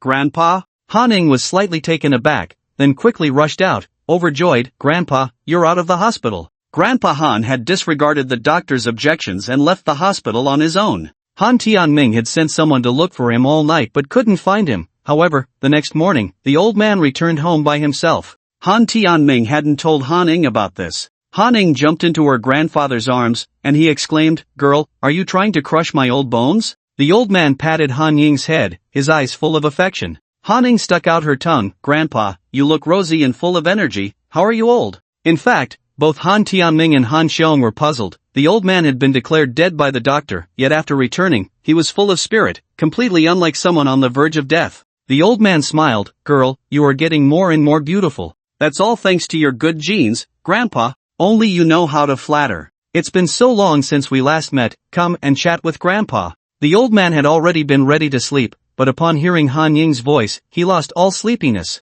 He pulled Han Ying downstairs, and Han Xiong had no choice but to get up and follow. Han Tianming immediately put down the newspaper and stood up, concerned. "Dad, why are you up?" "It's been so long since I've seen my granddaughter, I have to have a good chat with her." "It's a shame your grandpa dotes on you so much. When he was in the hospital, you didn't even bother to visit." Han Tianming glared at Han Ing. "Grandpa, look at my dad, he's scolding me again." Han Ing shook the old man's arm in a spoiled manner, and the old man immediately scolded. "Can't you say a little less? Do you have to make my granddaughter angry before you're happy?" Han Ing made a face at Han Tianming, striking a victorious pose. Han Tianming didn't take it seriously, rolled up the newspaper, and said in an irrefutable tone, "Your grandpa's birthday is on the 3rd of next month. No matter how big of a deal you have, you must be there." After saying that, Han Tianming went upstairs, and as he passed by Han Xiong on the stairs, Han Xiong whispered, "Aren't you going to tell her about the engagement in advance?" "You don't need to worry about it." Han Xiong rolled her eyes and muttered, "Just because you don't want me to worry, I won't?" "Dream on." Han Ing was completely confused. "What does my dad mean?" "Grandpa, I will definitely be there for your birthday." She still didn't know that she was the main character of this banquet. At 10 o'clock at night, Jiang Yu quietly returned to Wen Yihuan's home. He was afraid of disturbing Wen Yihuan's rest. As soon as he entered the house, he carefully closed the door, trying not to make too much noise, but the lights in the room suddenly turned on. Wen Yihuan, wearing a white nightgown, looked at him. "Have you been drinking?" From a distance, she could smell the scent of alcohol. "Just a little," Jiang Yu said apologetically. "I'm sorry, President Wen, for disturbing your rest." Wen Yihuan didn't blame him. Instead, she walked to the kitchen and, after rummaging in the fridge, said, "You go take a shower first, I'll make you something to sober up." "Jiang Yu, is this the treatment a bodyguard should receive? What are you still standing there for?" "Ah, oh." Jiang Yu came to his senses, grabbed a bathrobe from the room, and dashed into the bathroom. Looking at his handsome face in the mirror, Jiang Yu narcissistically said, "My damn charm." 10 minutes later, Jiang Yu quickly finished up, wearing a bathrobe as he walked into the living room. Seeing Wen Yihuan busying herself, he couldn't help but sigh. With a wife like this, what more could a man ask for? If it weren't for his little junior sister Dodo occupying too much space in his heart, he might have almost fallen in love with Wen Yihuan. Soon, Wen Yihuan brought over a steaming cup of ginger tea. "Drink this, and get some rest early." "Ginger tea? Well, to be honest, ginger tea doesn't really have any sobering effect. It's not as useful as drinking vinegar. Many articles online claim that ginger tea can sober you up, but as a doctor, Jiang Yu knew this was false. Just as he was about to continue educating Wen Yihuan, he noticed a murderous look shooting from her eyes. Where did this ironclad man come from? The next day, after dropping Wen Yihuan off at the company, Jiang Yu, as usual, went to Jiyun Company. Unsurprisingly, he still didn't see Wen Shiyun. He then called Wei Yong to inquire about Han Ying's whereabouts. Han Ing had gone home last night, and Wei Yong hadn't seen her either, but he rambled on about Wang Ruoqi. He said that last night Wang Ruoqi went to the Xingyo Boxing Club to meet Zhang Feng, and then went to a high-end community with him, looking somewhat disappointed when she came out. "You followed Wang Ruoqi all night, aren't you afraid of being mistaken for a stalker?" Jiang Yu teased, but he could roughly guess Wang Ruoqi's intentions. After the KTV incident, Wang Ruoqi must have been curious about her identity. She didn't dare to ask Jin Hu directly, so she could only inquire through Zhang Feng. Naturally, Zhang Feng didn't know him either, so he took Wang Ruoqi to find Wang Qi. However, Wang Qi had long since fled to another place after Jiang Yu had crippled his hands, so Wang Ruoqi couldn't find him and was naturally a bit disappointed. "Brother Yu, do you think she went to find Zhang Feng in the middle of the night because she likes him?" Wei Yong's words were tinged with jealousy. Jiang Yu comforted him, "Don't worry, Wang Ruoqi and Zhang Feng are just ordinary friends, you still have a chance." "Really? What should I do next?" "Stick to the principles I taught you, like a sticky plaster." "But she really dislikes me, she tells me to get lost as soon as she sees me." "So you've forgotten the principle of being shameless? If she tells you to get lost, you just go. How can you pursue her like that? I'm afraid she'll start to hate me more. You don't understand, do you? There's a saying that love can turn to hate, and vice versa. If you follow her every day, once she gets used to it, if you don't show up in front of her, she'll definitely feel empty inside. Brother you're brilliant. I'm going to find Wang Ruoqi right now. Jiang Yu's persuasion was mainly to use Wei Yong to keep Wang Ruoqi in check, so she wouldn't always stir up trouble in front of Han Ying. Today he didn't go to school because, judging from Han Ying's attitude yesterday, she was still upset, and appearing too frequently would only have the opposite effect. Although he urged Wei Yong to be shameless, he himself did not do so. The day passed slowly, the days were as plain as water. What surprised Jiang Yu was that the old man he had helped a few days ago called him, saying that the birthday banquet would be held at the Royal Kitchen Pavilion and that he must attend. In the evening, when Jiang Yu was about to take Wen Yihuan home, Su Xian hurriedly found him. Jiang Yu, I have something I want to ask you for help with. Usually, Su Xian was always sarcastic towards Jiang Yu, and suddenly needing help made it somewhat difficult for her to speak. Jiang Yu teased, "What's wrong? Can't sleep alone at night? Want me to help warm your bed? You're talking nonsense." Su Xian blared angrily, "Stop making things up. Tisk tsk. Is this your attitude when asking for help?" Su Xian was instantly at a loss for words, wanting to say something but stopping short. Wen Yihuan smiled sweetly beside them. "Alright, Jiang Yu, stop teasing Su Xian." Only then did Jiang Yu restrain his unruly smile and said solemnly, "Go ahead, what do you want me to help you with?" "Well, aren't you known as a miracle doctor? My uncle has been suffering from a strange illness for several months. He has been to several major hospitals, and they have exhausted all their savings without seeing any improvement. They really have no other options, so they asked me to find out if there are any folk doctors in the city, and I thought of you right away." "Strange illness?" Jiang Yu's lips curled up slightly, showing interest. As a miracle doctor, he loved dealing with difficult and complicated cases. Wen Yihuan said, "Since it's Su Xian's relative in trouble, Jiang Yu, please help her out." Jiang Yu replied, "Since President Wen has spoken, I naturally cannot refuse." Su Xian weakly asked, You don't charge too much, do you?" If her uncle's family had money, they wouldn't be looking for a folk doctor, so the cost was a key factor. If Jiang Yu charged too much, she would have to give up. Jiang Yu said lightly, "It's just helping a friend, no charge for the consultation, but for the medicine, that will have to be out of pocket." "Really? Thank you so much." Su Xian was so happy she danced around, and this thank you was heartfelt. It was also Jiang Yu's words that for the first time made his image in Su Xian's mind a bit taller. "Then this way, Jiang Yu, you can go with Su Xian, no need to see me off." Su Xian yawned, her busy work during the day left her almost no time to rest. "How about I take you home first?" "No need, saving people is more important, and besides, I have a dinner appointment with a friend tonight." "Alright, then be careful, call me if you need anything." Jiang Yu left in Su Xian's car, and Wen Yihuan drove alone towards Lutong Villa in the suburbs. Lutong Villa is located on a mountain in the suburbs, a great place to escape the heat. At 8 in the evening, the winding mountain road was busy with cars, and Wen Yihuan drove up the mountain, looking somewhat tired. When she reached halfway up the mountain, she suddenly heard a loud noise, and with a rumble, a huge rock rolled down from the mountain. There were many vehicles in front and behind her, but that boulder seemed to have eyes, heading straight for the roof of Wen Yihuan's car. Su Xian's uncle's family lived in the suburbs, and the two drove for half an hour to reach Yinlu village. In the suburbs, there were no tall buildings in sight, mostly farmhouses, with uneven tile-roofed houses. Su Ditsai's family were ordinary farmers who had worked hard for most of their lives to save some dowry money for their daughter, but unexpectedly, a strange illness that struck half a year ago drained their savings. 6 months ago, Su Ditsai began to experience pain in his temples, and his vision gradually became unclear. He went to the hospital for an eye examination, but the ophthalmologist thought there was nothing wrong. However, his eyesight continued to deteriorate, and he was later diagnosed with temporal arteritis and referred to rheumatology. After receiving some hormones, his condition improved somewhat, so he returned home to recuperate. However, Su Detsai's illness did not heal as expected. After returning home, his condition worsened. Later, his kidneys also began to fail, his joints started to ache, and he was nearly completely blind.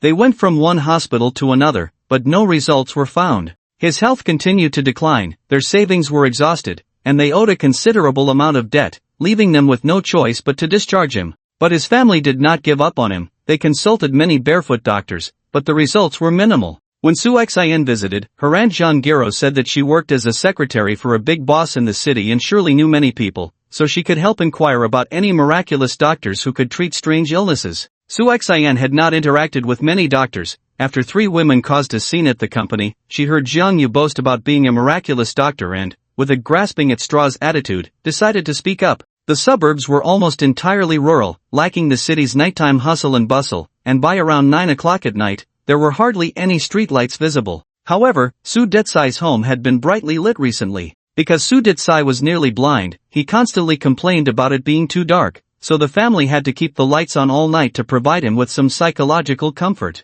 Moreover, he was suffering from severe joint pain, and his family could only stay up all night, applying hot towels to ease his pain whenever it struck. As a result, the family also endured a lot of hardship, and Zhang Giru had lost a significant amount of weight. The family had a daughter named Su Wuan, who worked at the Shangya group in the provincial capital. She took leave to care for her father and looked equally haggard. In Yinglu village, there was a nouveau riche named Shen Dahai, who had a son named Shen Lai. Because the family was wealthy, Shen Lai did not work and spent his days idling and causing trouble. Shen Lai and Su Wan were elementary school classmates, and he had liked her since childhood, but his multiple confessions had all ended in failure. Su Detsai's illness gave Shen Lai hope. He had been closely watching and waited until Su Wan's family was in dire straits before reappearing. It was on this very night that Shen Lai brought a childhood friend to Su Wan's home, buying some nutritional supplements. "Uncle, what happened? It's been half a year and there's still no improvement? Why not go to a big hospital in the province?" Shen Lai merely glanced at Su Detsai in the bedroom, showing no genuine concern.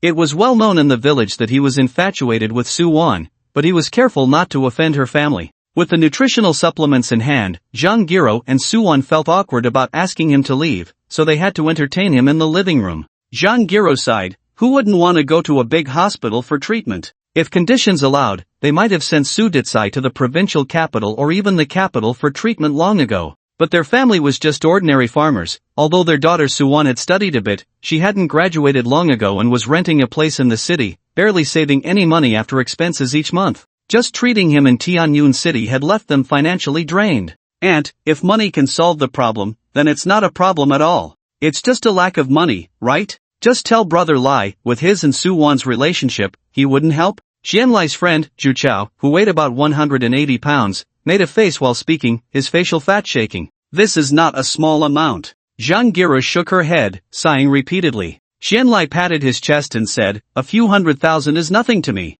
That won't do either. Zhang Giru firmly refused. I'll take care of our family's matters. It's getting late, you should go home and rest. The intentions of Sima Zhao are known to all. Could Xian Lai really lend them hundreds of thousands for no reason? It was probably the dowry money for marrying off a daughter. If he did that, it wouldn't be marrying off a daughter, it would be selling her. There are very few parents in the world who would do such a thing. Zhang Giro stood up to see them off, but Su Wan called out to Chen Lai. Wait a minute. She was very conflicted, as Chen Lai's gaze roamed over her without restraint. Su Wan is very beautiful, even more so than Su Xian, and her figure is more impressive than Su Xian's. The buttons of her short-sleeved shirt seem ready to burst open at any moment. Although she looks much haggard, she is still stunning. Chen Lai is drooling over her. After some hesitation, Su Wan said in a faint voice, Chen Lai, are you really willing to lend me money to treat my dad? Of course, who are we to each other? Thank you, if you are willing to lend a hand, you will be my lifelong benefactor, and I won't borrow this money for free. You can charge me the highest legal interest, and I will definitely pay you back in the shortest time possible. Su Wan, money can't be lent for free, that's several 100,000, not just a few thousand. But it's not that simple. Xu Chao spoke up, and Su Wan recognized him, so she asked, Xu Chao, how should it be borrowed? Xu Chao smiled wickedly, Su Wan, are you really confused or just pretending? You should know what I mean. As long as you are willing to marry me, not to mention lending you money, I could give your family several 100,000. Xian Lai showed a satisfied smile, clearly agreeing with Xu Chao's words.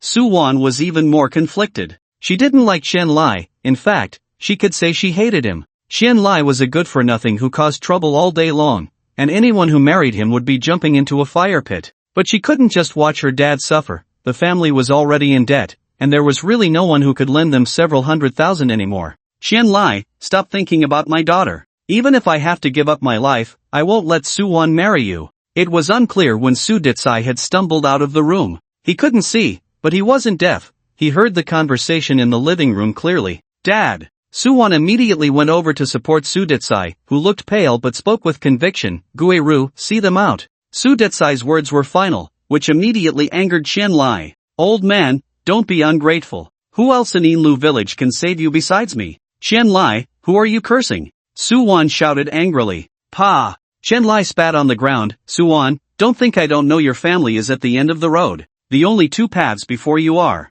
1. Marry me, and I'll pay for your dad's treatment. 2. Watch your dad suffer and die. Chen Lai revealed a cold smile, as if he had Su Wan in his grasp. Just then, an untimely voice interrupted. Oh, it's so lively in the middle of the night? A white Peugeot pulled up at the Su family's door, and Jiang Yu and Su Xian walked into the Su family's yard together. Su Xian is here, come in and sit. With her own family member arriving, Wang Giru was much more enthusiastic and hurried out of the living room to greet them. Shen Lai and Zhu Chao in the living room looked at Su Xian, and their expressions were somewhat off. Zhu Chao teased, Su Xian is getting more and more beautiful, how about being my girlfriend? Su Xian secretly cursed Jiang Shan for being hard to change, then directly ignored them and led Jiang Yu into the living room. Shen Lai looked at Jiang Yu and said unhappily, who is this kid? Zhu Chao, do you know him? Never seen him. Wang Giru also sized up Jiang Yu and then asked, Su Xian, is this your boyfriend? He really is a handsome guy. Su Xian mumbled, Auntie, what are you talking about?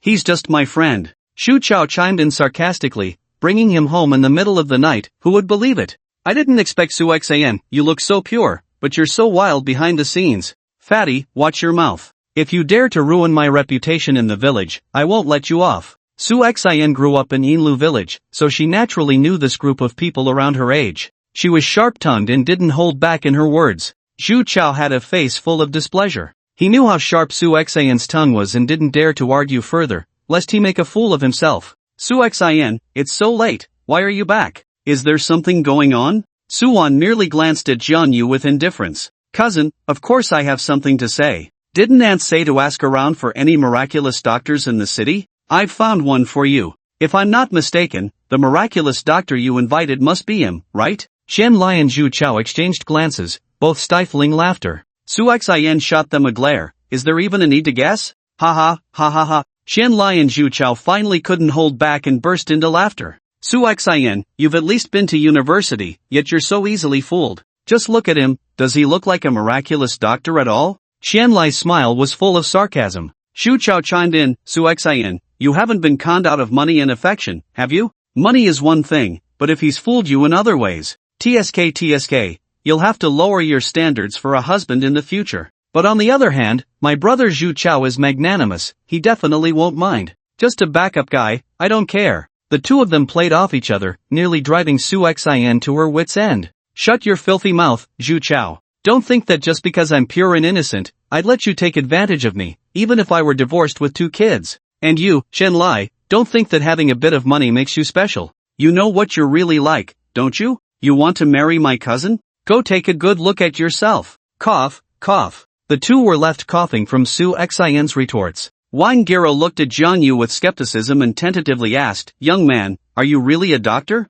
Absolutely. Then my husband's illness. No need to rush, let me take a look first. Husband, come, lie down in the room, Su Xian has found a miraculous doctor for you. Wang Giru hurriedly helped Su Ditsai back to the room. Shen Lai stood at the door, teasing, you really believe him? This kid looks like a con artist, if he can cure illnesses, then pigs can climb trees. Zhu Chao echoed, even if he really has skills, can your family afford to pay? Mentioning money made Wang Giru anxious, their family was destitute, and not only did they lack money, but they had even sold off all their decent furniture and appliances. Su Wan bit her lip and asked, can you really cure my dad's illness? Jiang Yu replied calmly, I have about a 70% chance. Through observation, Jiang Yu had already roughly understood Su Detsai's condition. As for whether he could guarantee 100%, that would require further examination. 70% was already a huge hope for Su Wan. Suddenly, she knelt in front of Jiang Yu, miraculous doctor, our family truly has no money left to offer you any reward, but if you can really cure my dad's illness, I'm willing to offer myself in return. Shen Lai was dumbfounded at that moment. What does this mean? You didn't say this when I was trying to help you. Damn it, where did this pretty boy come from, daring to compete with me for women? Shen Lai was furious, clenching his fists. Zhu Chao also scolded angrily, you con artist, get the hell out of here. Scamming in our Silver Willow village, do you know whose territory this is? Do you believe I'll break your legs? Jiang Yu paid them no mind and simply asked, are they family members of the patient? Su Xian replied, not at all, just 2 rascals. Oh, then unrelated personnel should step aside, don't interfere with my treatment. His nonchalant words infuriated Qian Lai. You bastard, a con artist dares to chase us away? You must be tired of living. Shu Chao, go. The two rolled up their sleeves and charged into the bedroom. Just as he spoke, there was a splash, and Jiang Yu tossed the money into the yard as if he were picking up a chick. His movements were so quick that by the time Zhu Chao reacted, he found Jiang Yu already sizing him up. Zhu Chao was indeed quite hefty. Jiang Yu pushed him into the living room with one palm and then kicked him. Ouch! Zhu Chao cried out in agony, rolling out into the yard. Bang! Jiang Yu shut the door, and the world finally quieted down. Su Xian had already helped Su Wan up and said to her, Cousin, what do you mean by offering yourself? Jiang Yu, with his brows raised after closing the door, asked, What, am I not worthy? Worthy, of course. Wang Giro quickly smoothed things over. Little divine doctor, you are quite handsome. If my daughter really marries you, she won't be at a loss, and with a healer's benevolence, I believe you must be a good person. Su Xian glared at Jiang Yu, hands on her hips, and said, We agreed it would be free treatment. What, seeing my cousin is pretty, you suddenly want to run off with her? Free? Free? Wang Giro and Su Wan exchanged glances, both feeling a bit disappointed. What's wrong, aunt? Isn't free good? It's not that it's bad, it's just, if Jiang Yu really wanted some kind of reward, that would be fine, but once he mentioned free, Su Wan and her mother felt that Jiang Yu might just be trying to please Su Xian.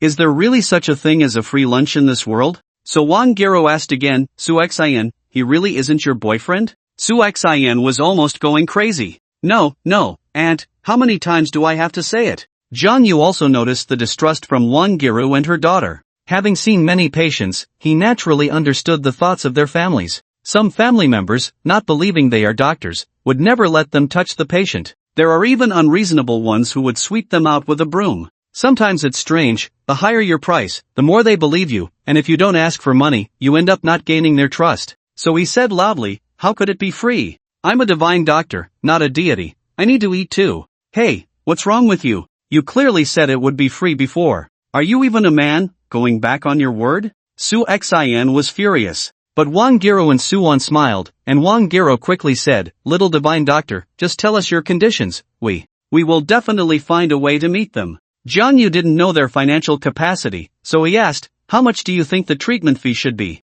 Su Wan thought for a moment and said, Within 100,000, I can still manage. 100,000? Wang Giro was shocked. Wanner, where would you get that much money? Jiang Yu said, Then it's 100,000. But for Su Xian's sake, I'll give you a discount of 20%. Su Xian was about to explode. To see a doctor costs 80,000, why don't you just rob a bank? Su Wan advised, Cousin, this is what we should pay, don't blame the doctor. But, she hesitated and said to Jiang Yu, I can't take out that much money all at once. Can I pay in installments? I promise to pay it off within 2 years. No problem. Jiang Yu readily agreed. After all, he didn't genuinely want the money. What he wanted was the trust of the family. Only with their trust would they cooperate unconditionally in treating the patient. He then began to examine Su Ditsai in depth and inquired about his health condition. Finally, he thoughtfully said, liver and kidney deficiency, qi and blood deficiency, obstruction of qi, blood, and body fluids, and lack of smoothness in the spirit.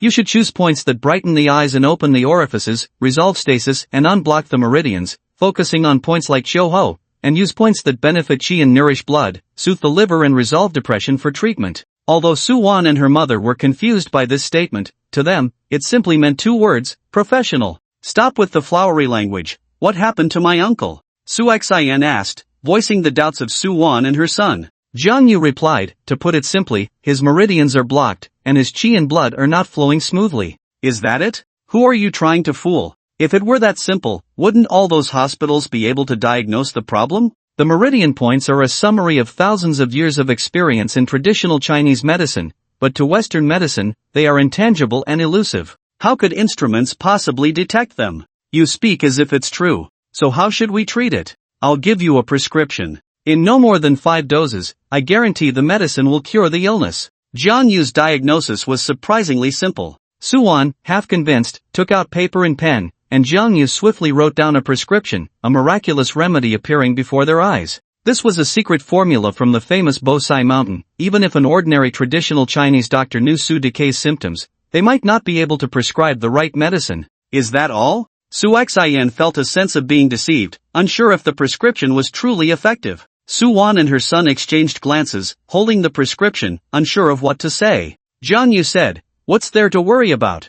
I haven't charged you yet. Once he's better, you can pay me." Su Xian replied, "This isn't just about money. What if there's a problem with your prescription and my uncle ends up in trouble?" Sigh. Jiang Yu scratched his head, feeling awkward. Do I really need to swear an oath? Shawan, just go get the medicine as the doctor said. Su Dekai, lying in bed, spoke weakly. The family's circumstances and his health left him with no choice. He could only trust Jiang Yu. Even if something went wrong, he accepted his fate. If he were to die, it would be a relief, sparing Su Wan and her son from further burden. Alright, I'll go get the medicine right now, Su Wan said anxiously, but Jiang Yu waved his hand. It's the middle of the night, where will you go to get medicine? You can go tomorrow, nothing will happen overnight. He reminded her, change your uncle's room, this one is dark and damp, with stagnant energy. The feng shui isn't good. While this wasn't the main cause of Su Dekai's illness, it did have some effect. Su Xian was filled with questions, feeling it was getting more and more mysterious, now even involving feng shui. Hey, are you a divine doctor or a feng shui master? What? A divine doctor can't study feng shui? You all study subjects like language, math, and foreign languages, as well as politics, history, geography, physics, and chemistry. We also have our own practices like mountain medicine, fate, and divination. We have to learn everything, alright? Su Xian was left speechless. No problem, we'll change old Su's room right away. Zhang Giru immediately got busy. Changing a room wasn't a big deal, better to believe than not believe. Alright, we've seen the illness, we should head back now. Jiang Yu turned to leave, and Su Wan quickly took out her phone. Little divine doctor, leave a number so I can find you to pay you once my dad is better. Jiang Yu smiled and exchanged numbers with her. Just call me if you need anything. He understood the family's mindset. Su Wan was worried not just about paying later, but mainly about the process of her father taking the medicine, though she didn't dare say it outright. Outside the living room, Shen Lai and Zhu Chao were still lurking in the yard. After all, they were the bullies of Yinlu village, and being driven out by Jiang Yu was quite a blow to their pride.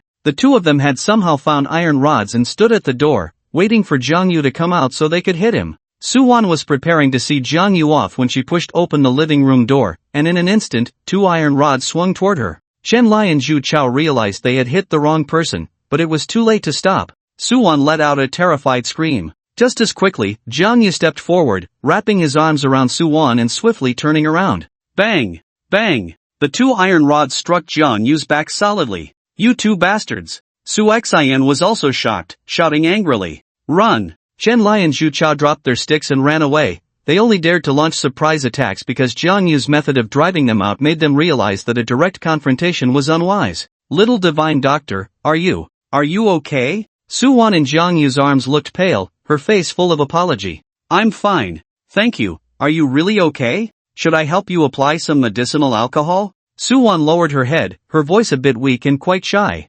Jiang Yu teased, of course, it's better to be respectful. Smack. Better than a fart, hurry up and come with me. Before he could finish his sentence, Su Xian punched him on the shoulder, interrupting him. Jiang Yu followed Su Xian into the car with a face full of resentment, his expression mournful. I came to help you, and for no reason, I got hit twice. Don't you care if I'm hurt? You still know you came to help? Goodness, you opened your mouth and asked for 80,000 for a diagnosis. Why don't you just die? Su Xian rolled her eyes, still brooding over Jiang Yu's exorbitant fees. Do you know what 80,000 means to my uncle's family? Do you know how many years my cousin has to save up by eating frugally to gather that amount? I know. You know nothing. You just open your mouth and write some nonsensical prescription, and the 80,000 comes easily. Do you know how to write the 4 characters human suffering? Su Xian scolded him relentlessly, and Jiang Yu's eyes nearly popped out. Do I not know human suffering? When I was traveling the rivers and lakes with the old man to help the world, you were still playing in the mud somewhere.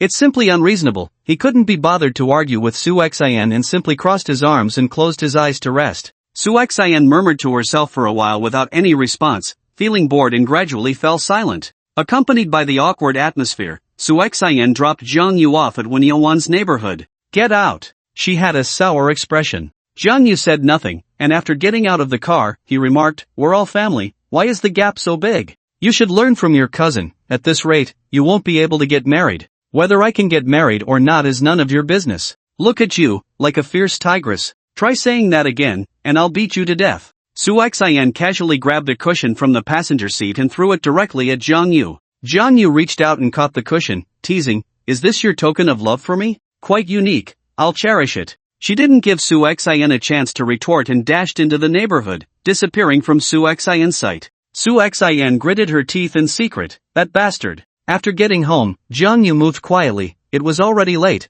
and he was afraid of disturbing Wen Yihuan's rest. Today, when Yihuan didn't suddenly appear, Jiang Yu took a shower and went to bed. The next morning, after getting up, Jiang Yu noticed there was no sound in the living room. He found it strange. Usually, Wen Yihuan would get up earlier than him and make some breakfast. Still not up? Jiang Yu knocked on Wen Yihuan's door but got no response. President Wen, President Wen. He called a few more times, but there was still no answer. Worried that something might have happened to Wen Yihuan, he had no choice but to barge into her room. The room was very tidy, but Wen Yihuan was not there. Could she have thought I didn't come back last night and went to the company by herself? He didn't think much of it and, after washing up, hurried to the company. Su Xian was already in Wen Yihuan's office sorting through documents early in the morning. When she saw Jiang Yu, she kept a stern face and was unhappy because of last night's incident. Where's President Wen? Jiang Yu casually asked as he sat on the office sofa. Su Xian glared at him. President Wen didn't come with you. I haven't even asked you yet. What? President Wen didn't come to the company? Su Xian realized something was off and immediately questioned. What exactly happened? I don't know. I didn't see President Wen when I got up. I thought she had come to the company first. You call yourself a bodyguard. Su Xian immediately dialed Wen Yihuan's number, but no one answered. Su Xian started to panic. Oh no, what if something happened to President Wen? What are you standing there for? Hurry up and go find her. If anything happens to President Wen, I will hold you responsible. Jiang Yu also felt uneasy, as he had long known that Wen Yihuan would face a calamity. He rushed downstairs, but suddenly received a call from Su Xian. President Wen had a car accident and is in the hospital. Wait for me downstairs. In the high-level ward of the city hospital, Wen Yihuan lay on the hospital bed, with Wen Shiyun taking care of her. She had just gone to the bathroom and missed Su Xian's call, so she called back after coming out. Dad, Jiang Yu will be here soon. You should go back first to avoid any slip-ups. Wen Shiyun had taken care of her all night without sleeping, showing signs of fatigue, but since Wen Yihuan was not seriously injured, he felt relieved and went home. 10 minutes later, Su Xian rushed into the ward in a flurry. President Wen. What happened? How did you suddenly get into a car accident? You're not hurt anywhere, are you? Her anxious demeanor left Jiang Yu dumbfounded. This relationship seemed a bit too much. He seriously doubted Su Xian's orientation. He glanced at Wen Yihuan, who had a healthy complexion and steady breathing, with no visible injuries, clearly indicating that she was fine, so he remained calm. Su Xian, don't panic, I'm fine. Su Xian checked her over repeatedly before feeling reassured, then turned to Jiang Yu and scolded, it's all his fault. This bodyguard didn't take any responsibility. Jiang Yu was stunned, thinking, I'm the bodyguard, what does the car accident have to do with me? Wen Yihuan said, it's not his fault, it's just my bad luck. On the way to Lutong Mountain Villa, my car was hit by a falling rock. She really was just unlucky. Out of so many cars, the boulder just happened to hit hers. Su Xian said, as long as you're okay, that's good. Wen Yihuan nodded. Su Xian, I need to stay in the hospital for observation for another day. You'll have to take care of the company's matters for the next couple of days. Su Xian knew Wen Yihuan was telling her to go back to the company, but hesitated. Then who will take care of you? How about I help you hire a nurse first? It's fine, I can move. Besides, there's Jiang Yu, right? Him? Come on, he's a big man, how can he take care of someone without being careless? Jiang Yu was immediately unhappy. You haven't lived with me, so why assume I can't take care of someone? Just based on my woman's intuition. Woman's intuition? More like a tigress's intuition. You. Alright, stop arguing, this is a hospital. Su Xian, you should go back to the company. Wen Yihuan was eager for Su Xian to leave mainly because she wanted to talk to Jiang Yu alone. The events of last night had completely overturned her worldview. After Su Xian left, Jiang Yu approached Wen Yihuan's bedside and gently asked, President Wen, are you hungry?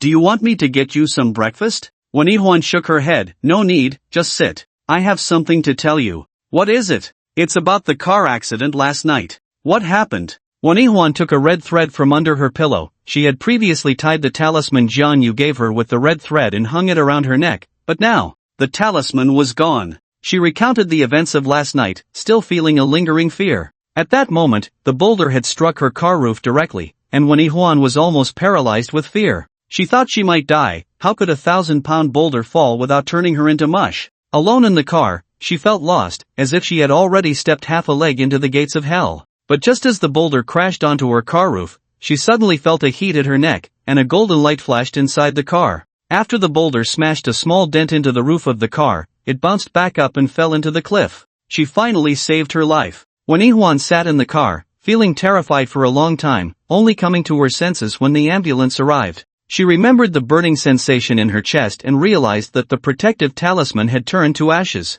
Logically, that heavy boulder falling rapidly should have crushed her car to pieces, but in fact, there was only a small dent on the roof, and she was unscathed, just a bit shaken. The drivers before and after were all exclaiming that she was meant to survive. Even the arriving traffic police found it unbelievable. But only one Ihuan knew that it was that talisman that had protected her. All of this was beyond her understanding, overturning her worldview. Jiang Yu listened quietly, such a bizarre event, yet one Ihuan could see no ripple on his face. That talisman was drawn by you? Yes. I survived because of the talisman? Yes. Who exactly are you? Jiang Yu. When Ihuan certainly knew he was Jiang Yu, a disciple of a divine doctor. But, aren't you going to explain it to me? When, the world is vast and full of wonders, I can only say that the world is not as simple as you imagine. I understand. Wan Ihuan did not press further because she knew she could not unveil the mysterious veil of another world. If she hadn't met Jiang Yu, she might never have encountered such bizarre events in her life.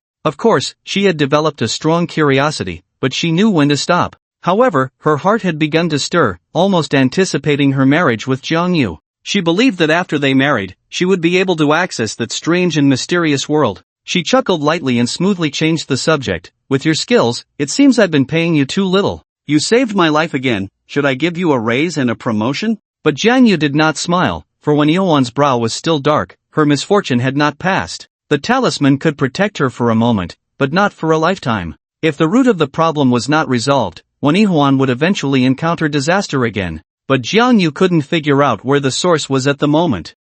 Recently, besides the company and home, you'd better not go anywhere else. Jiang Yu's kind reminder made him realize how much he cared about Wan Ihuan's safety. I know I've been unlucky lately. Do you still have that talisman? Wan Ihuan felt a bit embarrassed. When Jiang Yu first gave her the talisman, she had joked about believing in such things in this day and age. Little did she expect that not long after, she would actively ask for a talisman. Jiang Yu shook his head. The talisman can only protect you once, giving you more wouldn't be of much use. Wan Ihuan felt a bit disappointed but did not show it. Jiang Yu stayed at the hospital to accompany her for a day, and after various checks, the doctor confirmed she was fine before allowing her to be discharged. Su Xian had already called to warn him to guard Wan Ihuan closely, or he would be in trouble. Even without Su Xian's warning, Jiang Yu would have done the same. Wan Ihuan could not suffer an unwarranted disaster for no reason, and Jiang Yu decided to find the source as soon as possible. A brand new Porsche was parked at the hospital entrance. When Ihuan handed the keys to Jiang Yu, "You drive." She still had some psychological shadow and didn't dare to drive herself. Jiang Yu had gotten his driver's license a long time ago but rarely drove. He joked, "So soon you got a new car? This car isn't cheap, right?" Wan Ihuan replied, "This car was given to me by my dad. My old one is in for repairs." After getting in the car, Jiang Yu fiddled for a long time before starting it, as he had never driven such a nice car before. On the way, Wan Ihuan seemed to remember something, took out a jade pendant inscribed with safe entry and exit from her bag, and hung it in front of the car. She murmured to herself, "I didn't expect the charm my friend gave me before would come in handy." As soon as Jiang Yu saw the jade pendant, he felt something was off and immediately asked, "Who gave this to you?" Wan Ihuan replied, "A business friend of mine said he went to Gaoxin Temple to pray for it some time ago. It's equivalent to a talisman for safety." At first, she didn't believe in such things and had forgotten about the pendant in her bag. Now that something had happened, she suddenly remembered it and took it out to hang in the car for protection. However, the jade pendant has a problem. Jiang Yu could sense the overwhelming malevolence emanating from the pendant. It was clear that someone had tampered with it. This was not a talisman for safety, it was more like a death warrant. The source had been found. What's wrong with the pendant?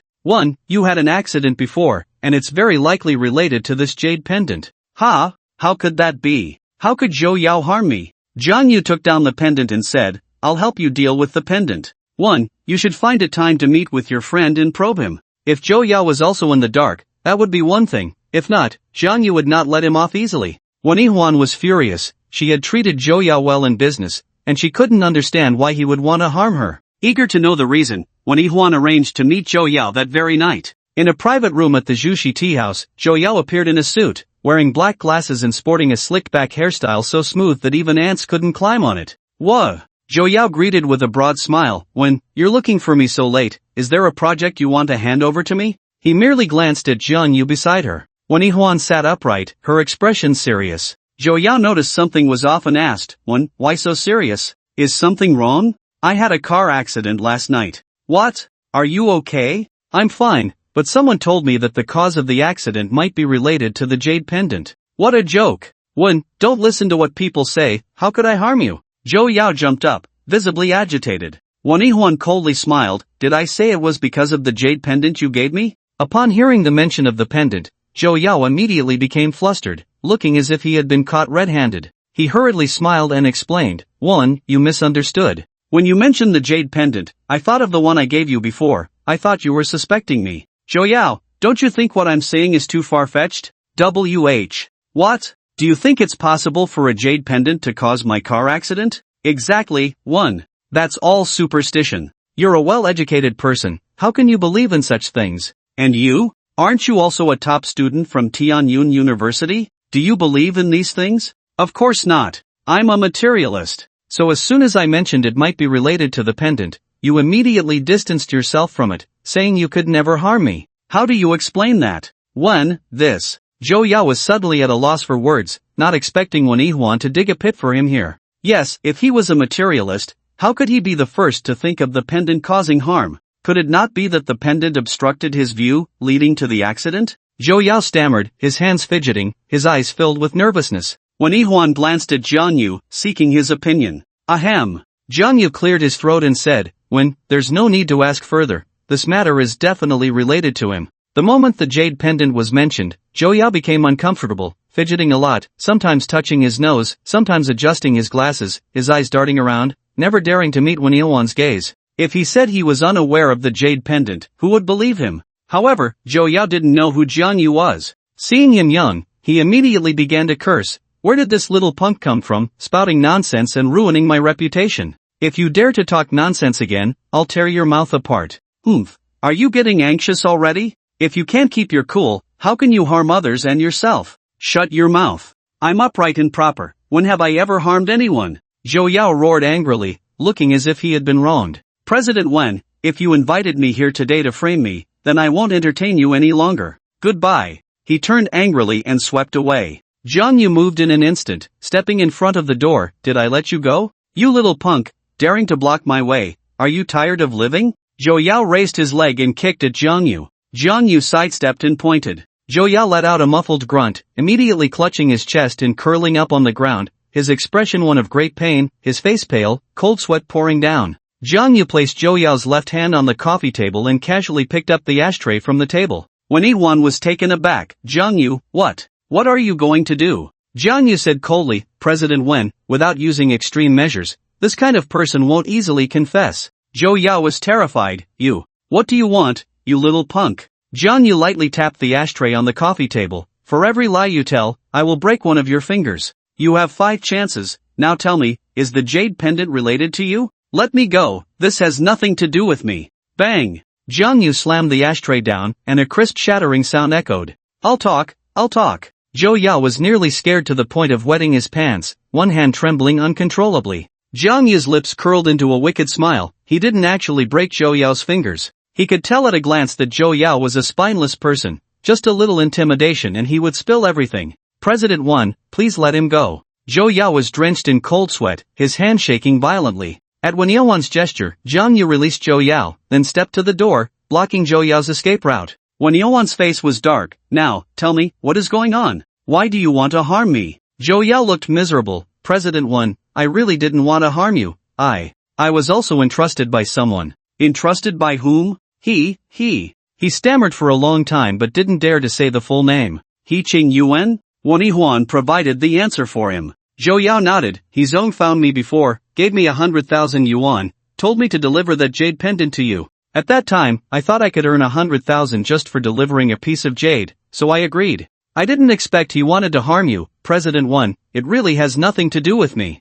"You didn't expect? You know better than anyone what kind of relationship I have with He Qing Yuan. Would he be so kind as to send me a jade pendant for safety without reason? You didn't expect that? President Wen, I was wrong, give me a chance, I won't dare again. Zhou Yao was quite sincere in admitting his mistake. He actually wasn't afraid of Wen Yihuan, he was afraid of Jiang Yu standing at the door. From today onwards, our company will terminate all cooperation with you. This time, I won't pursue your responsibility, I hope you take care of yourself. Don't, President Wen, I've already signed contracts with others. If you don't provide me with supplies, I'll go bankrupt. Aren't you on good terms with Qing Yuan? If you have difficulties, go find him. President Wen, give me another chance, I really know I was wrong. He clung on desperately, unwilling to leave. Jiang Yu opened the door and said sternly, there is only one chance. If you want to keep your hands, disappear in front of me within 10 seconds. A fierce killing intent flashed in Jiang Yu's eyes, scaring Zhou Yao into shivering, and he turned to run.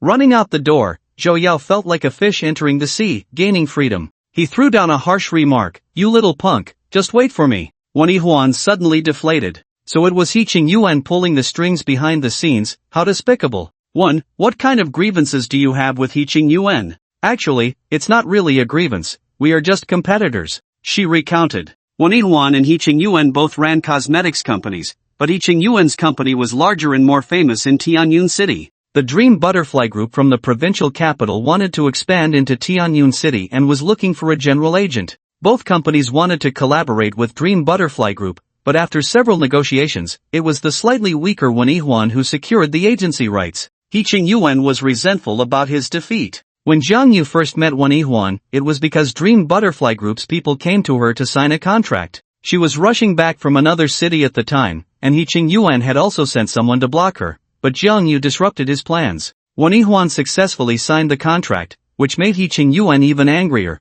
leading him to use such despicable means to harm her. If Wen Yihuan were to die, then Yuyan Company would collapse, and Dream Butterfly Group would inevitably seek another partner. Qing Yuan would naturally become the best candidate. Jiang Yu, who didn't understand business, found it unbelievable. Is it really necessary to fight to the death over an agency right? That's what you think, but Qing Yuan doesn't see it that way. Everyone in the circle knows he loves money like his life. What does that have to do with loving money? You don't understand, once my cooperation with Dream Butterfly Group gets on track, the annual profit will be at least 8 figures. 8 figures, for ordinary people, is like an astronomical number, they could never earn that much in several lifetimes. Jiang Yu suddenly realized, I get it. Defeating Qing Yuan was equivalent to cutting off his financial lifeline. For someone who is obsessed with money, severing that lifeline is like killing his parents. How could he not fight Wen Yihuan to the death? Qing Yuan's underhanded tactics made it hard to guard against, so Wen Yihuan was very troubled. How should I deal with Qing Yuan? Jiang Yu, can you help me think of a way? The most satisfying way to deal with someone like Qing Yuan is to make him go bankrupt. Qing Yuan's family business is huge. Under normal circumstances, how could he possibly go bankrupt? That's why we need to use some special means. What special means? I'm not a businessman, you understand this better than I do. What do you think is the key to making him go bankrupt? Wen Yihuan thought for a moment and said, a broken capital chain. My company, like Qing Yuan's, acts as an agent, serving as a bridge between manufacturers and lower-tier clients, signing contracts with both sides to earn profits. But in their line of work, there's a saying called stocking goods, which means paying part of the money after taking the goods and settling the accounts only after all products are sold, so a broken capital chain rarely occurs. Moreover, Qing Yuan was strong, even if something went wrong, he wouldn't go bankrupt. After hearing this, Jiang Yu also felt that it was a difficult matter and could only say, bringing down Qing Yuan isn't something that can be done overnight, we must wait for a suitable opportunity. This matter could only be planned over the long term. Wen Yihuan sighed, if he were to openly compete with me, I wouldn't be afraid, I'm just worried about him using underhanded tactics. In that case, 1. Give me Qing Yuan's information. I'll help you test him first. If he is willing to back off, then that's fine, if not, we can think of a way to deal with him later. It can only be this way. After returning to the company, Wen Yihuan handed him Qing Yuan's information, including his home address, family members, company development, and other details. Qing Yuan actually lived in Guanhui. This surprised Jiang Yu, but Wen Yihuan told him that the villa at Guanhoju belonged to Qing Yuan's cousin, and his business could grow so large thanks to his cousin's support. However, his cousin had been imprisoned for certain matters 2 years ago and had not yet been released. After several days, Jiang Yu returned to Guanhoju once again. It was nearing dusk, and the sky was already dim. From a distance, he saw a familiar face, Wang Yu. Wang Yu's eyes were bruised, and the corner of his mouth was swollen, clearly having been beaten. The security guard also saw Jiang Yu. He had a good memory and said to Wang Yu, "He's back again. He has connections with the Han family, so don't make things difficult for him this time." Wang Yu looked up and immediately shivered. He touched the wounds on his face, seemingly recalling the night he was beaten by Wang Shou. That night, when Wang Yu woke up, Jiang Yu and the others had all left, and Jin Hu was gone too. In the private room, only Wang Shou and a few of his underlings were drinking in silence. As soon as he woke up, he asked Wang Shou if he had dealt with that country bumpkin for him, and Wang Shou, upon hearing this, became furious and started to beat him up. While hitting him, he cursed, "You unlucky thing, you almost got me killed. That guy is someone even my godfather can't provoke, and you actually let me teach him a lesson. Damn it." Wang Shou was initially very unwilling, but after being lectured by Jin Hu and seeing his example, he no longer dared to harbor any ill thoughts towards Jiang Yu. Although Wang Yu didn't see Jin Hu's submissive demeanor, this beating made him understand that Jiang Yu was a tough nut to crack, someone he couldn't provoke. After being dazed for a moment, Wang Yu immediately put on an eager smile and jogged towards Jiang Yu, while the security guard kindly reminded him, "Don't make things difficult for him." Jiang Yu frowned, thinking that this guy wouldn't come to annoy him again, would he? "You good, you're here." Wang Yu's enthusiastic calls of "you good" caught Jiang Yu off guard. "You good, are you going to see your fiancé at the Han family? Actually, I noticed it long ago. You are talented and handsome, and Miss Han is a perfect match for you. There's no one more suited than you two in Tianyun City." I have to say, Wang Yu was good at flattering, but unfortunately, he was hitting Jiang Yu's hooves. "Are we very familiar?" Jiang Yu looked at him coldly. "Familiarity comes with time, you gu. It was my fault before, you are magnanimous, so don't hold it against me. In the future, when you marry into the Han family, we will have to see each other often." Jiang Yu's expression darkened. "Marry into the family? Who told you I was going to marry into the Han family?" Not to mention he was there to break off the engagement.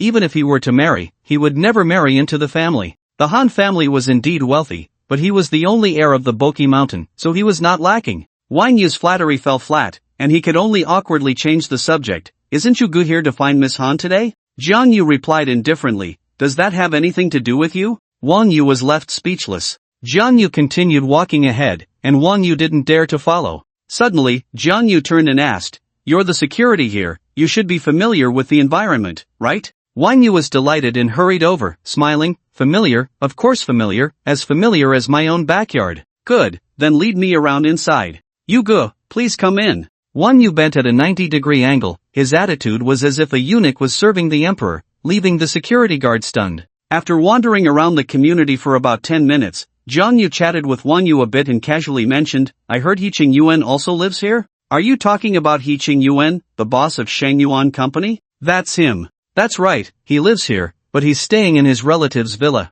A villa here costs over 100 million, He Qing Yuan can't afford that." "Do you know where his house is?" "Yes, it's not far ahead." Wang Yu led him forward for 700 or 800 meters, finally stopping in front of a European-style villa. "Brother Yu, this is He Qing Yuan's house." Jiang Yu observed the surrounding environment and asked, "Is there surveillance nearby?" "Of course, our community's surveillance is the most comprehensive in the entire Tianyun city. No blind spots?"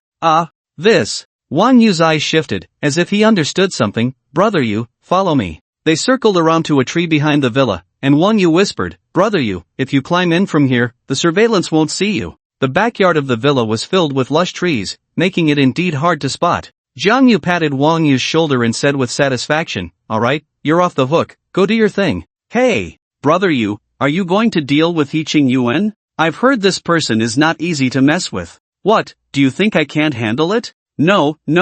Wang Yu shook his head repeatedly, afraid of angering Jiang Yu, and weakly said, "Brother Yu, how about I keep watch for you? Just in case something goes wrong, I can cover for you, right? Do as you wish." As soon as he finished speaking, Jiang Yu leaped and jumped into the villa's backyard. The wall was at least 2 meters high, and Wang Yu stared in shock, finally blurting out, "What a skill, it's a pity you're not in the national high jump team." The villa's front door was tightly closed, but a window on the second floor was open. Jiang Yu sprinted, astonishingly stepping hard on the wall a few times before slipping through the window. His ability to scale walls left Wang Yu's heart in turmoil. So Brother Yu is a martial arts master, no wonder even Brother Hu doesn't dare to act recklessly in front of him. He Qing Yuan's home was very quiet, with no servants around, and the large house was pitch black. He Qing Yuan had not yet returned home. Jiang Yu rummaged around in his house and found a burlap sack in the storage room, then quietly sat on the sofa with the sack in hand. After waiting for about 40 minutes, the sky had completely darkened when He Qingyuan finally stumbled home, drunk.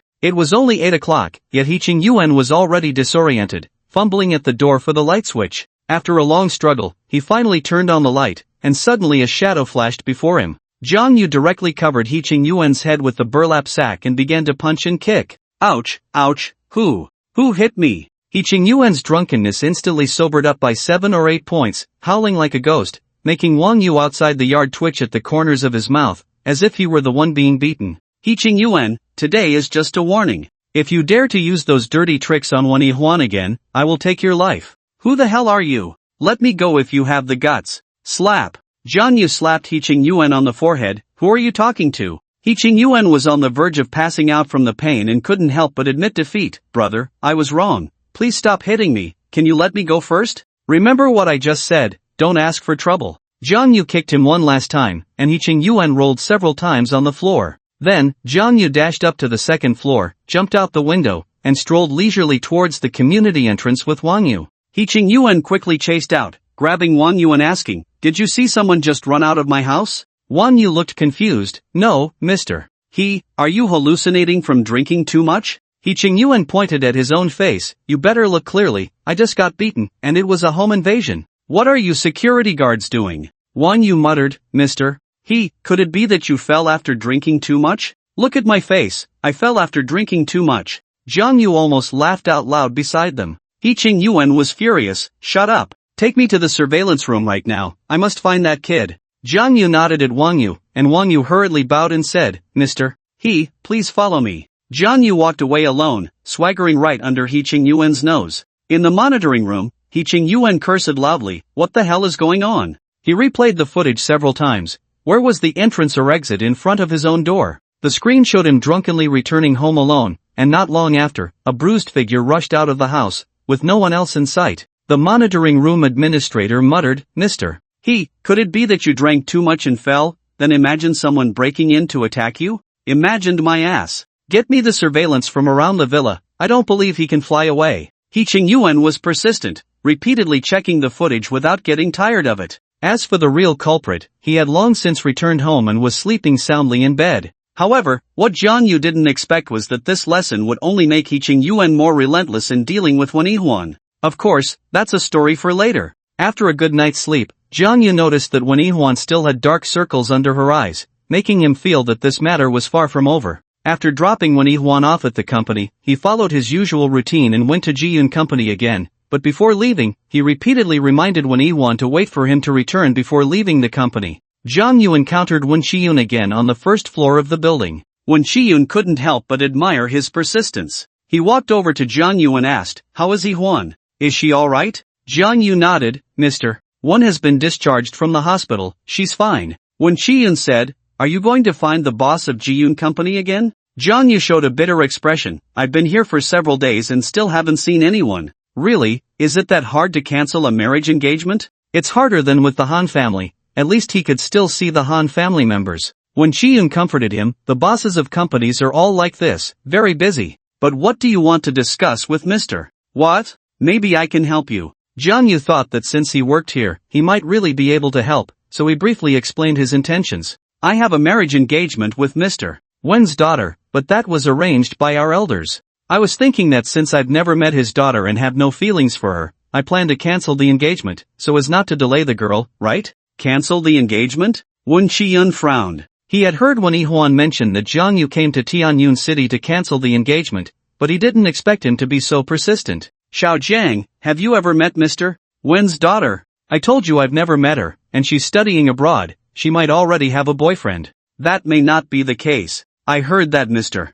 Wen's daughter is very innocent, she has never even dated anyone." "That's not certain. Have you met Wen Fuyo?" "I have, of course. She is the most beautiful, kind-hearted, and capable girl I've ever seen." "Really, you can hardly find another person like her. In a father's eyes, isn't his daughter the best in the world?" "Xiao Jiang, listen to your uncle's advice, don't bring up the cancellation of the engagement with Mr. Wen anymore, or you might regret it when you see your fiancé." "Uncle, something's off with you. What's wrong with me? I remember the first time we met, you told me to get along well with Mr. Wive. Shouldn't you be supporting me in canceling the engagement? Jang Yu squinted his eyes, his gaze sharp. Something was wrong, very wrong. When Shi-yun looked like a child caught making a mistake, his gaze wandering and even showing a hint of timidity. If any employees of Ji-yun Company passed by at that moment, they would surely be dumbfounded. When Shi-yun laughed awkwardly, Xiao Jiang, I didn't know you had a marriage engagement before. Now that I know, it must take precedence over your engagement.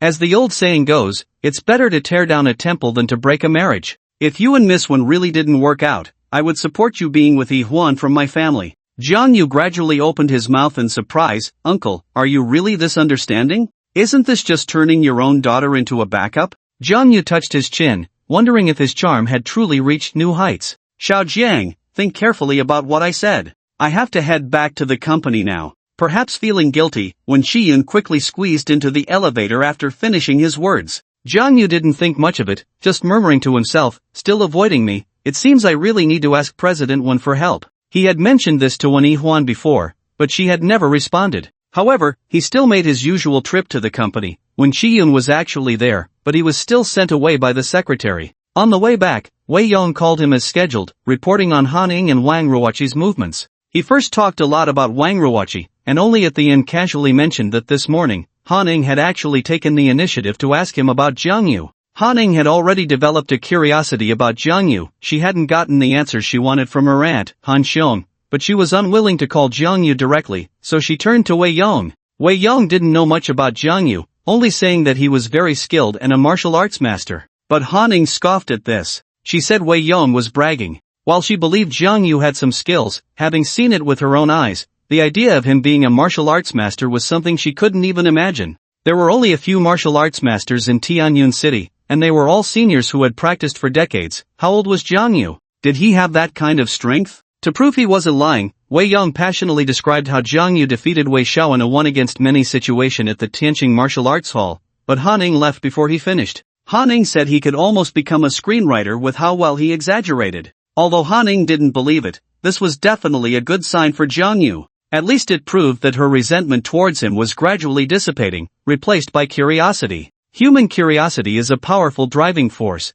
It can push you to do things you are reluctant to do. He felt that Han Ing would soon take the initiative to contact him, and during this time, he planned to evaporate from her world. The tactic of wanting to catch but letting go isn't something only women play. At Yuyan Company, when Yi Huan was in a meeting, she had been very busy lately. With many meetings at the company, she had signed a contract with the Mangdai Group and was already working on opening up the market in Tianyun City. Jiang Yu was completely clueless about business matters and was quite idle at the company. After practicing the unique breathing technique of the Bosai Mountain for a while in the office, he wandered around the company. In the sales department, marketing department, and so on, every employee was busy, doing their utmost to elevate the company to new heights. When Yi Huan had her lunch in the meeting room, during a break in the meeting, she took a moment to chat with Jiang Yu. Knowing he was bored at the company, she mentioned that there was a lot to do these days, and she might be busy until dawn every day, so she decided to stay at the company for a couple of days and give him a break. As long as when Yi Huan didn't leave the company, Jiang Yu wasn't too worried about her safety.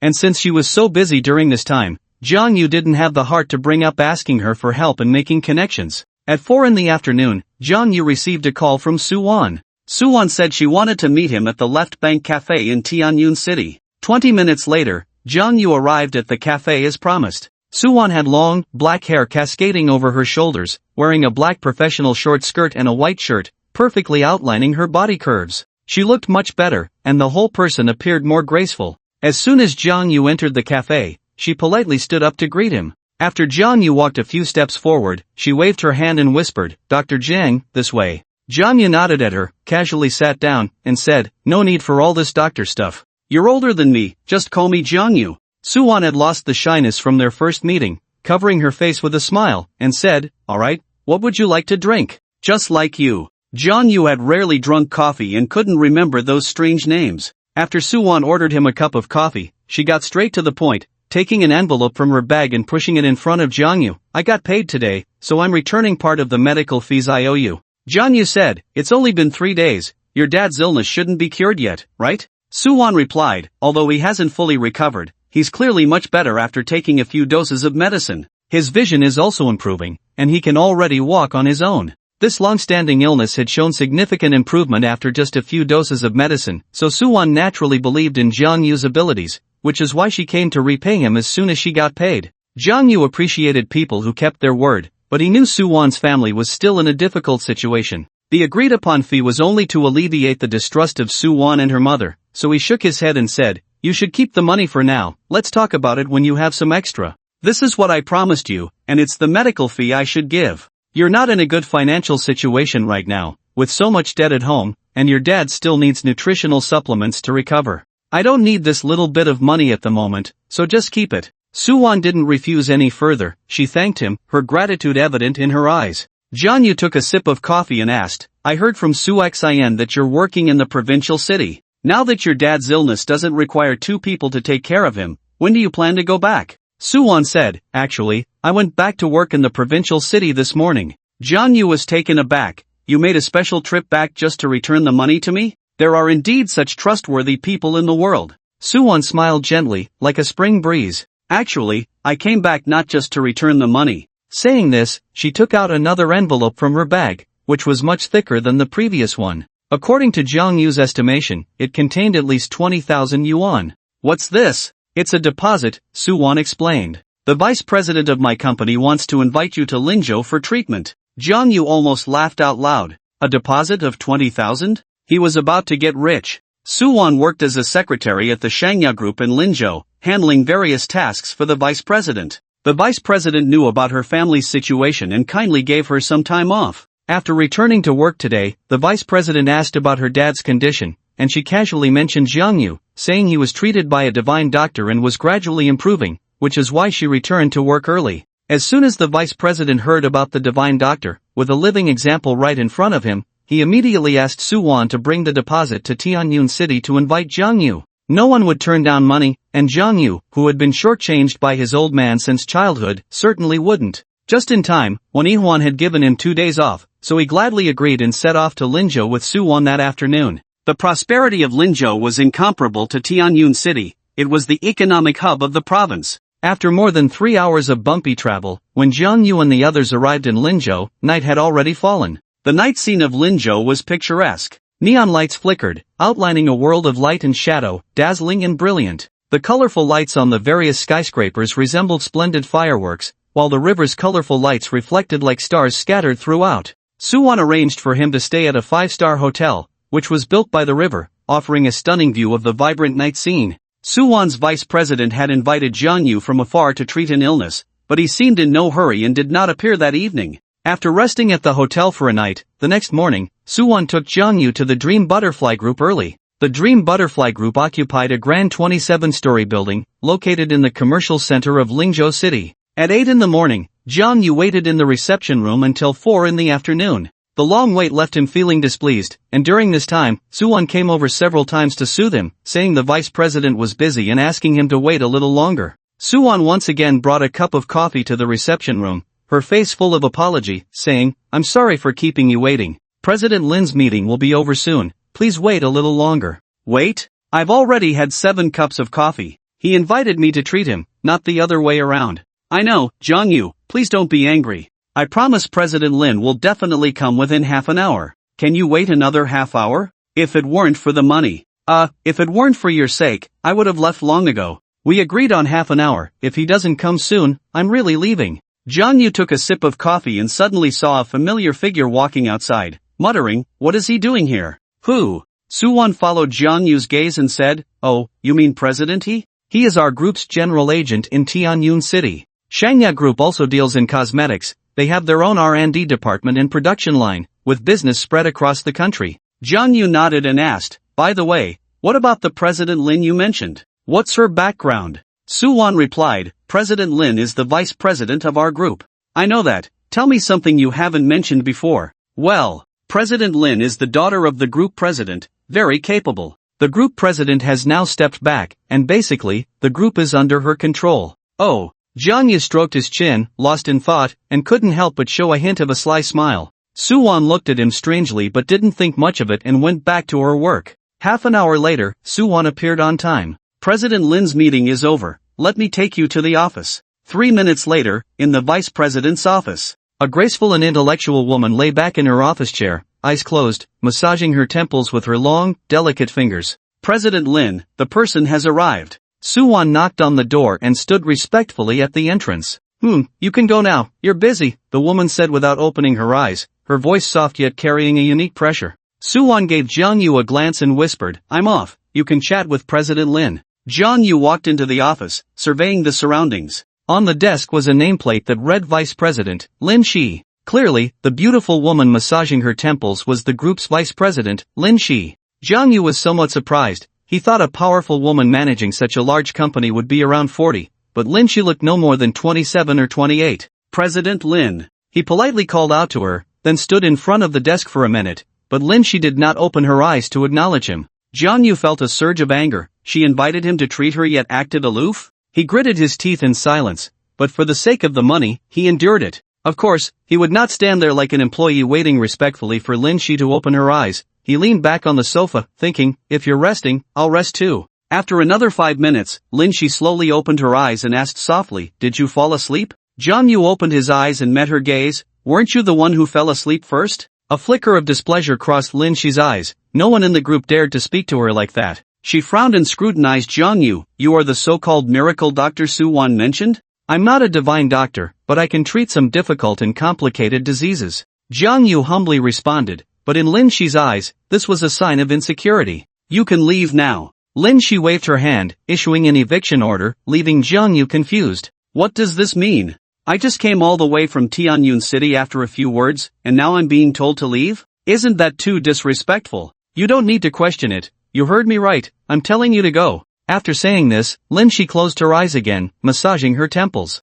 Zhang Yu was immediately displeased, slamming his hand on the coffee table. What do you mean? I rushed here from Tianyun City because of your words, and now with just one sentence, I have to leave? Are you kidding me? The 20,000 yuan deposit Wuan gave you earlier is considered your fee. She spoke without even opening her eyes, and Zhang Yu felt greatly insulted, directly throwing the 20,000 yuan onto Lin Shi's desk. Do I need your 20,000 yuan? Let me tell you, you can question my medical skills, but you cannot disrespect me. Is this the level of a vice president of such a large group?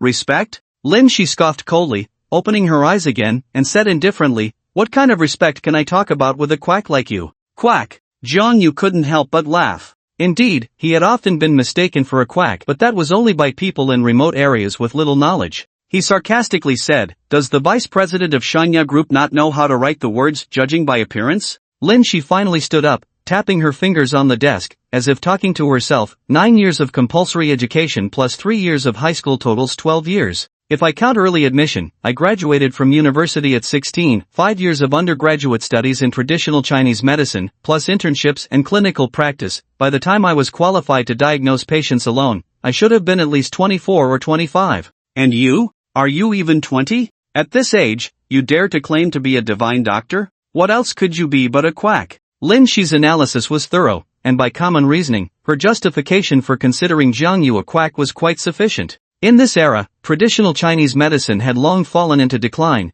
and those rare doctors with exceptional skills were all seasoned veterans with decades of experience. As for young people, there were hardly any masters of traditional Chinese medicine. Lin Shi's assertion that one must be at least 24 or 25 to practice medicine was not unfounded. She had a classmate studying traditional Chinese medicine, who was the same age as her and had just graduated this year. 24 or 25 was a very conservative estimate. Since you think I'm a quack, why did you still invite me? Because of Wuan. Lin Shi didn't beat around the bush. Wuan said her father was saved by a divine doctor, but I didn't expect that the so-called divine doctor would be a kid like you. As the ancient saying goes, there is no distinction in learning, the capable are teachers. Capable? Ha! Lin Shi sneered lightly, I'm not going to argue with you, just show me your medical license. She believed that a quack would definitely not have a medical license. And indeed, Zhang Yu's skills were all learned from an old man. To put it nicely, the old man was a divine doctor with miraculous skills. To put it bluntly, he was just a barefoot doctor.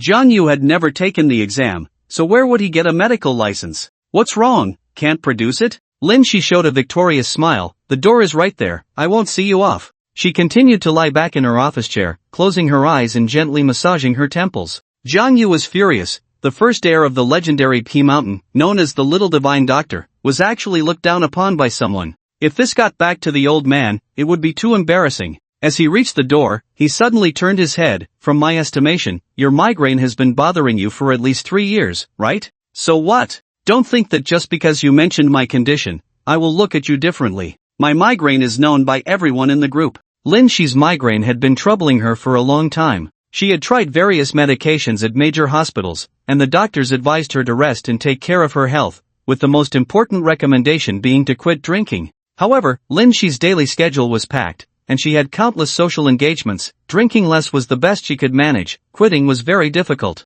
She had not held the position of vice president for long, and often her partners did not take her seriously. She could only build relationships at drinking parties to secure her position. You not only have a headache, but you also experience nausea and vomiting at night, fatigue, and insomnia with vivid dreams. Your long-term drinking has rendered the medication ineffective. He enumerated Lin Shi's symptoms to prove his competence. But Lin Shi remained unconvinced, saying without opening her eyes, any doctor would know these symptoms. The main issue is that every night around midnight, from 11 to 1, not only do you suffer from unbearable headaches, but the inner sides of your legs burn with pain, he continued. At this, Lin Shi suddenly opened her eyes and angrily retorted, what nonsense are you talking about? Jiang Yu chuckled lightly, you are wealthy and powerful in Lin City, which makes it difficult for you to speak about these women's issues. I believe you have privately searched online and bought some medication, and when the pain subsided, you didn't care anymore. You think it's a complication caused by migraines, but have you considered that your headache might be caused by your gynecological issues?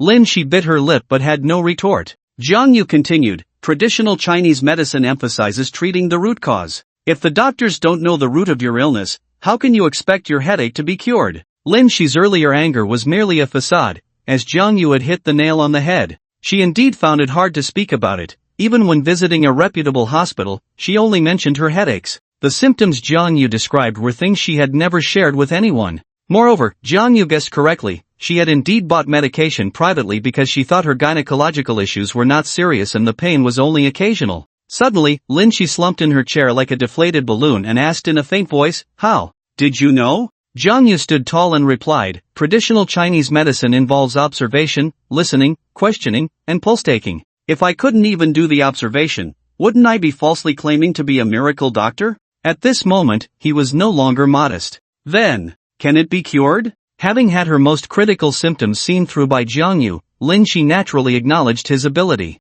I can't speak for others, but I guarantee that 3 sessions of acupuncture and massage, along with 10 prescriptions of Chinese medicine, will cure you. Moreover, even if you drink at social events in the future, it won't relapse. Jiang Yu was confident, almost wearing his self-assurance on his face. Upon hearing this, Lin Shi's eyes sparkled with surprise, and she quickly stood up, saying, wait a moment, I'll arrange a time right now. Can we start the first treatment tonight? Wait. Just as Lin Shi was about to call her secretary, Jiang Yu stopped her. Did I say I would treat you? What? Lin Shi was momentarily confused. Didn't you just say you guarantee I would be cured and that it wouldn't relapse? I did say that because I have the ability, but I never said I would treat you. Why not? Ha! Jiang Yu sneered coldly. Why don't you know that yourself? With that, he turned and left. He had listed Lin Shi's symptoms merely to prove his competence. Nothing more. While Suwan was busy outside, she had been observing the happenings in the office. Seeing Jiang Yu storm out, she immediately approached him.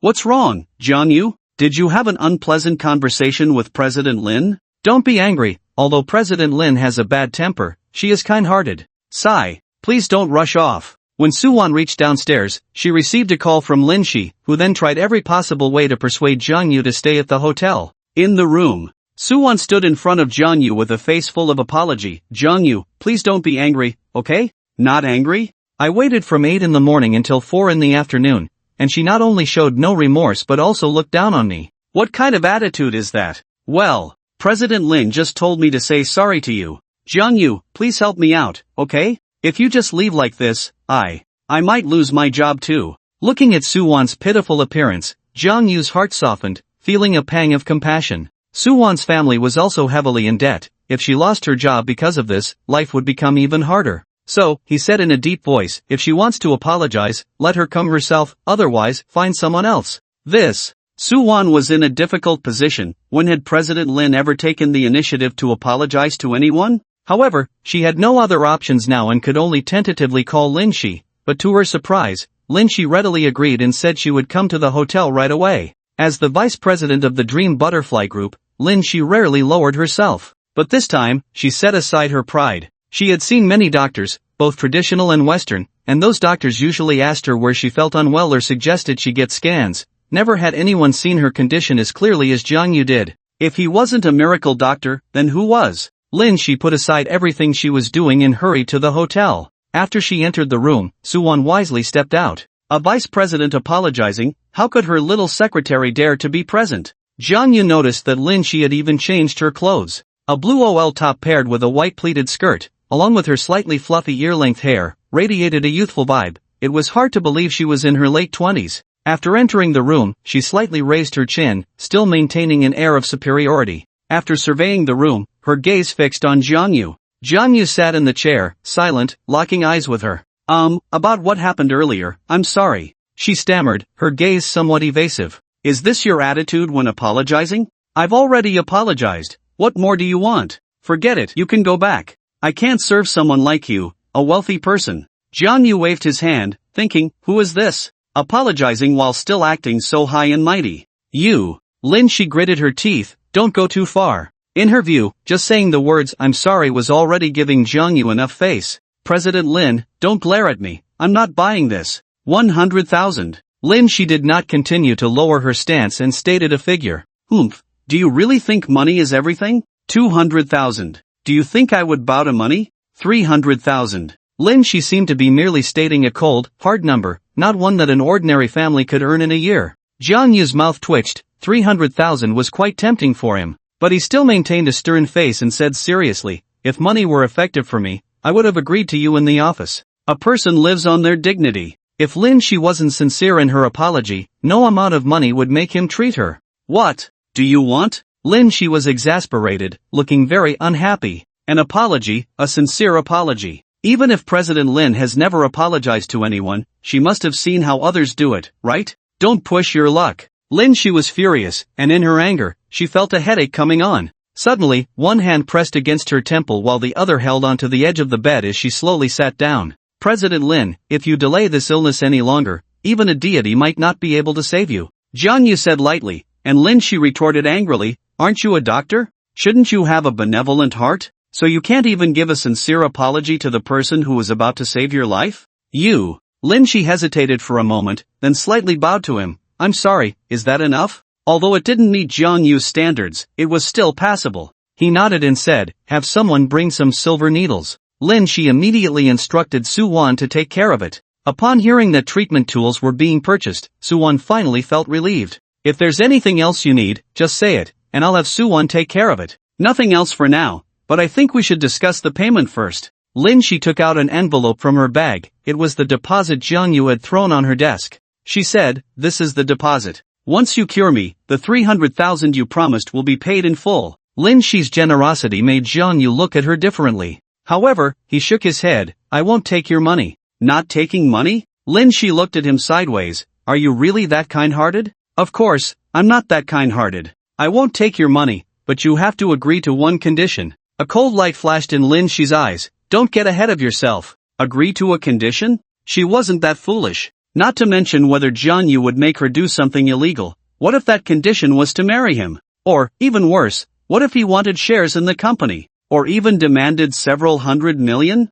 One condition was too risky, only a fool would agree to him. Jang Yu understood her concerns and explained, Lin, you can rest assured, my condition has no ulterior motives towards you or your company. Stop beating around the bush, just say what the condition is. I heard He-Ching Yuan is your company's general agent in Tianyun City? That's right. How much stock can he take from you each month? As long as he can sell it, he can take as much as he wants. Good, then my condition is. Jang Yu whispered a few words in her ear, and Lin she's expression changed slightly. Do you have a grudge against him? Just say yes or no, he's just a general agent in a prefecture-level city. If he's gone, there will be others. Fine, I agree. Lin she smiled slyly, if I'm not mistaken, you're doing this for a woman, right? And she's quite beautiful. Jang Yu smiled without speaking. Lin she continued, Wan Yihuan, right? You know her? We've met once, she competed with He-Ching Yuan and talked to me. But if you're trying to get us to transfer the agency rights to Wan Yihuan, there's no need to go through all this trouble.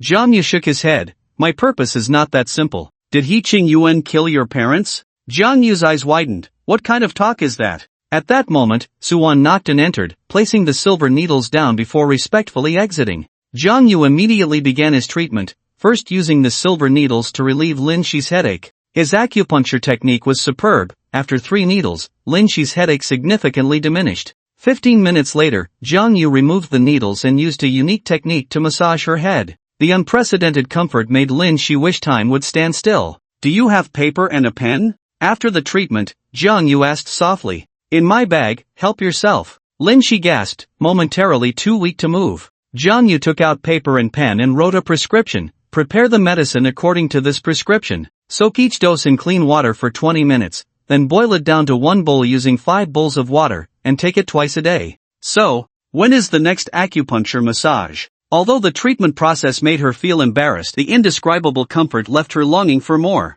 Just after the first treatment, she was already looking forward to the next one. Once every 7 days, a total of 3 times. By the time the 3 acupuncture massages are finished, you should have nearly finished your medicine, and I guarantee you will be cured. This was his confidence as the first successor of Boki Mountain. Lin Shi nodded gently, and Jiang Yu continued, your treatment cannot be delayed, but I can't come to Linzhou every time. I'll leave you a phone number, and you can find me in Tianyun City then. I have to find you. Lin Shi frowned. She was the vice president of the Dream Butterfly Group, and he wanted her to lower herself to go to Tianyun City? Jiang Yu said, what's wrong? Do you think it's beneath your dignity? He curled his lips, thinking, you're not an emperor, why should I revolve around you? No problem. Lin Shi hesitated for a moment but still agreed. She was the vice president of the Dream Butterfly Group, she had her temper, but Jiang Yu was a divine doctor. Who doesn't have a bit of temper? Take the 20,000 in the bag, that's the deposit I gave you before, and it can also be considered your travel expenses.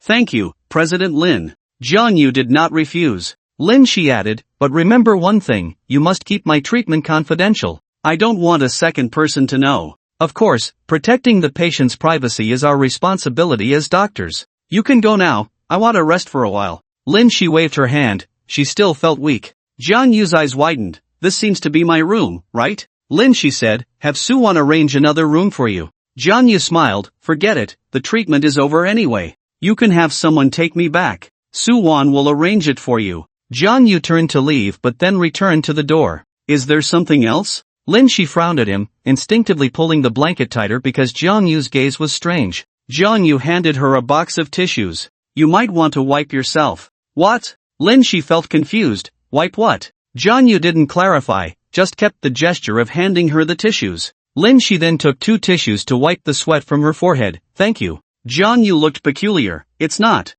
Never mind, you can also take a shower here. What are you talking about? Just say what you mean, don't beat around the bush. Jiang Yu thought for a few seconds and asked, you're not married, right? Lin Shi thought Jiang Yu was going to talk about her illness, so she answered truthfully, no. Do you have a boyfriend? No. Don't tell me you've never been in a relationship. What's wrong? Is that so rare? Not really. What exactly do you want to say? Well, never mind, I'll head back to Tianyun City now. You should rest well. He was about to leave, but Lin Shi wouldn't let him. Stop. She frowned at Jiang Yu, speaking in an irresistible tone. What were you trying to say just now? This. It's hard to say. Stop stalling, just say it. Do you really want me to say it? Say it. If I say it, you can't get angry. Say it. Lin Shi gritted her teeth, seemingly losing patience. Jiang Yu hesitated for a moment. Forget it, you'll find out in a bit. I'm leaving now. He hurriedly left, and after a while, Lin Shi seemed to realize something, lifted the blanket to look, and her face instantly turned red and hot.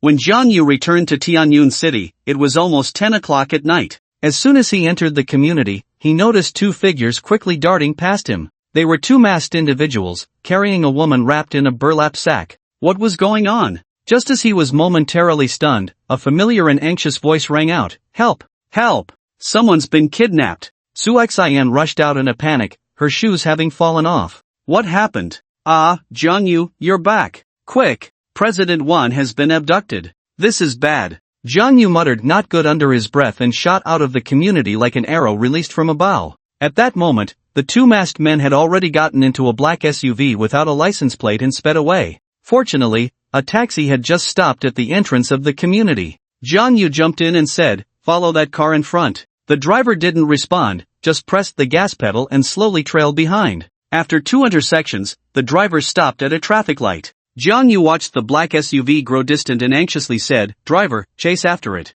Don't lose it." "Brother, don't make it hard for me. Running a red light will get me points deducted and a fine," the driver replied. "Please, help me out. It's a matter of life and death." "A matter of life and death? Come on, is it really that serious? My friend has been kidnapped. She's in that SUV up ahead. If we lose them, she'll be in danger." "Really?" The driver immediately took out his phone and dialed the local traffic police, speaking seriously. "Hello, I'm Zhang Zhouhui, a taxi driver in Tianyun City. A passenger has reported that his friend is being kidnapped by the people in the black SUV ahead of me. To avoid losing the vehicle, I may need to run a red light." "Traffic police, what's the license plate number of the black SUV?" "The SUV has no license plate. Please tell me your license plate number." "Lin F98433. I've made a report here. I will immediately notify 110 to dispatch police. Please keep your phone open and pay attention to safety." After Zhang Zhouhui finished reporting to the traffic police, he suddenly seemed like a different person. His expression turned serious, and he straightened his back. "I didn't expect to witness a real-life version of Fast and Furious in my lifetime. Brother, hold on tight." With a deafening roar of the engine, the taxi shot forward, and Jiang Yu felt a strong push against his back. Zhang Zhouhui was skilled at driving, and with few cars on the road at night, in less than a minute, the previously vanished SUV reappeared in Jiang Yu's sight. However, the real speed and excitement didn't unfold. Zhang Zhouhui merely followed the black SUV, running through 7 red lights before they exited the city. After winding through several paths, they finally stopped in a remote area. The black SUV halted at the entrance of a small road, blocking any vehicles from entering or exiting. "Thank you, driver," Jiang Yu said, handing Zhang Zhouhui 200 yuan before walking down the small road into the night. "Brother, those are kidnappers. The traffic police have already reported it for you. Why not wait?" He didn't finish his sentence before Jiang Yu's figure disappeared from sight. Jiang Yu followed the small road into a grove, where the night wind rustled the leaves. She faintly heard a sound of sobbing and eventually found Wan Yihuan. Wan Yihuan was lying under a tree, her head covered with a sack, but the 2 masked men were nowhere to be seen. Jiang Yu hurried over to help Wan Yihuan remove the sack, but at the moment of contact, Wan Yihuan trembled and cried out in panic, "Don't kill me. Don't be afraid, it's me." That voice was like 100 years of darkness being torn apart, bringing the dawn of light. When Wan Yihuan saw Jiang Yu's face, tears streamed down her cheeks, and she directly threw herself into his arms. Jiang Yu gently patted her back, feeling a deep ache in his heart. Wan Yihuan's face was bruised and swollen, showing signs of having been beaten. "Do you know who they are?" Jiang Yu gritted his teeth, his eyes betraying an uncontainable killing intent. Wan Yihuan shook her head softly, still sobbing. Her meeting had ended early today, so she didn't stay at the company. Su Xian had driven her back, but unexpectedly, as soon as she entered the community, someone had thrown a sack over her head and kidnapped her. During the ordeal, she had been punched a few times, but she hadn't seen the faces of her captors at all. "This doesn't seem like a kidnapping," Jiang Yu analyzed. "If they were kidnappers, they would never have thrown Wan Yihuan into such a remote grove. It's revenge. This is the only possibility, to use a sack to beat up Wan Yihuan, a very pure act of revenge." He suddenly felt that this method seemed somewhat familiar. "He-Ching Yuan." The 3 words burst out from between his teeth. When he initially infiltrated He-Ching Yuan's home, he used his sack to subdue He-Ching Yuan and gave him a beating. He-Ching Yuan couldn't find the real culprit, but he knew it had to be related to Wan Yihuan. So, he vented his anger on Wan Yihuan, using the same method to carry out his revenge. But there was one thing Jiang Yu couldn't understand. If it was just simple revenge, why did He-Ching Yuan have someone abduct Wan Yihuan to this place? Wouldn't it be simpler to just beat him up in the neighborhood? Just as he was sorting through his thoughts, he suddenly heard Su Xian exclaim, "Be careful." Su Xian had also come, risking danger to find her way through the small path to the woods. As soon as she arrived, she saw 2 masked men brandishing knives at each other. Jiang Yu jolted and immediately rolled on the ground with Wan Yihuan for 2 circles, hearing 2 clanging sounds. 2 sharp long knives struck the ground. After rolling out, he picked up Wan Yihuan and darted behind a tree to hide, while Wan Yihuan trembled in fear. "You stay here, don't be afraid, I'll take care of them." He stepped out from behind the tree, his gaze fixed on the 2 masked men. He couldn't see their faces, but he could feel the chilling murderous intent in their eyes. Suddenly, he understood. This was a trap. He-Ching Yuan's true target was him. How could He-Ching Yuan swallow the humiliation of being beaten at home for no reason? But with the surveillance footage altered and the security guard Wan Yu's misdirection, he couldn't find the culprit. So he devised this plan. The culprit was supposed to protect wuan, so he would use wuan as bait and conveniently beat him up using Jiang Yu's method, as a way to collect some interest in advance. The two masked men were not ordinary, they were killers stained with countless blood. He Qingyuan was a despicable person, capable of anything. In the dark woods, beams of moonlight filtered through the gaps in the leaves, illuminating the dry leaves on the ground like scattered stars. Although Su Xian was also frightened to the point of losing her color, she still had some courage and quietly made her way to Yuan's side. Yuan's breathing was rapid, and the intense fear gradually dissipated due to Jiang Yu's presence. She gently covered her mouth, trying hard not to make a sound. Who are you? People here to take your life. Who sent you? Although Jiang Yu already had a guess in his heart, it was still just a guess. Taking money to eliminate disasters, you can ask the King of Hell about that. Ding! The long knife trembled slightly, shooting out a cold light, and the two masked men separated three Zhang, flanking Jiang Yu from both sides. They were agile and nimble, like bats in the night. From their movements, Jiang Yu could tell their skill. They had practiced martial arts for at least 20 years, and even if they weren't martial arts masters, they were not far off. For such two killers, attacking an ordinary person was as easy as crushing an ant.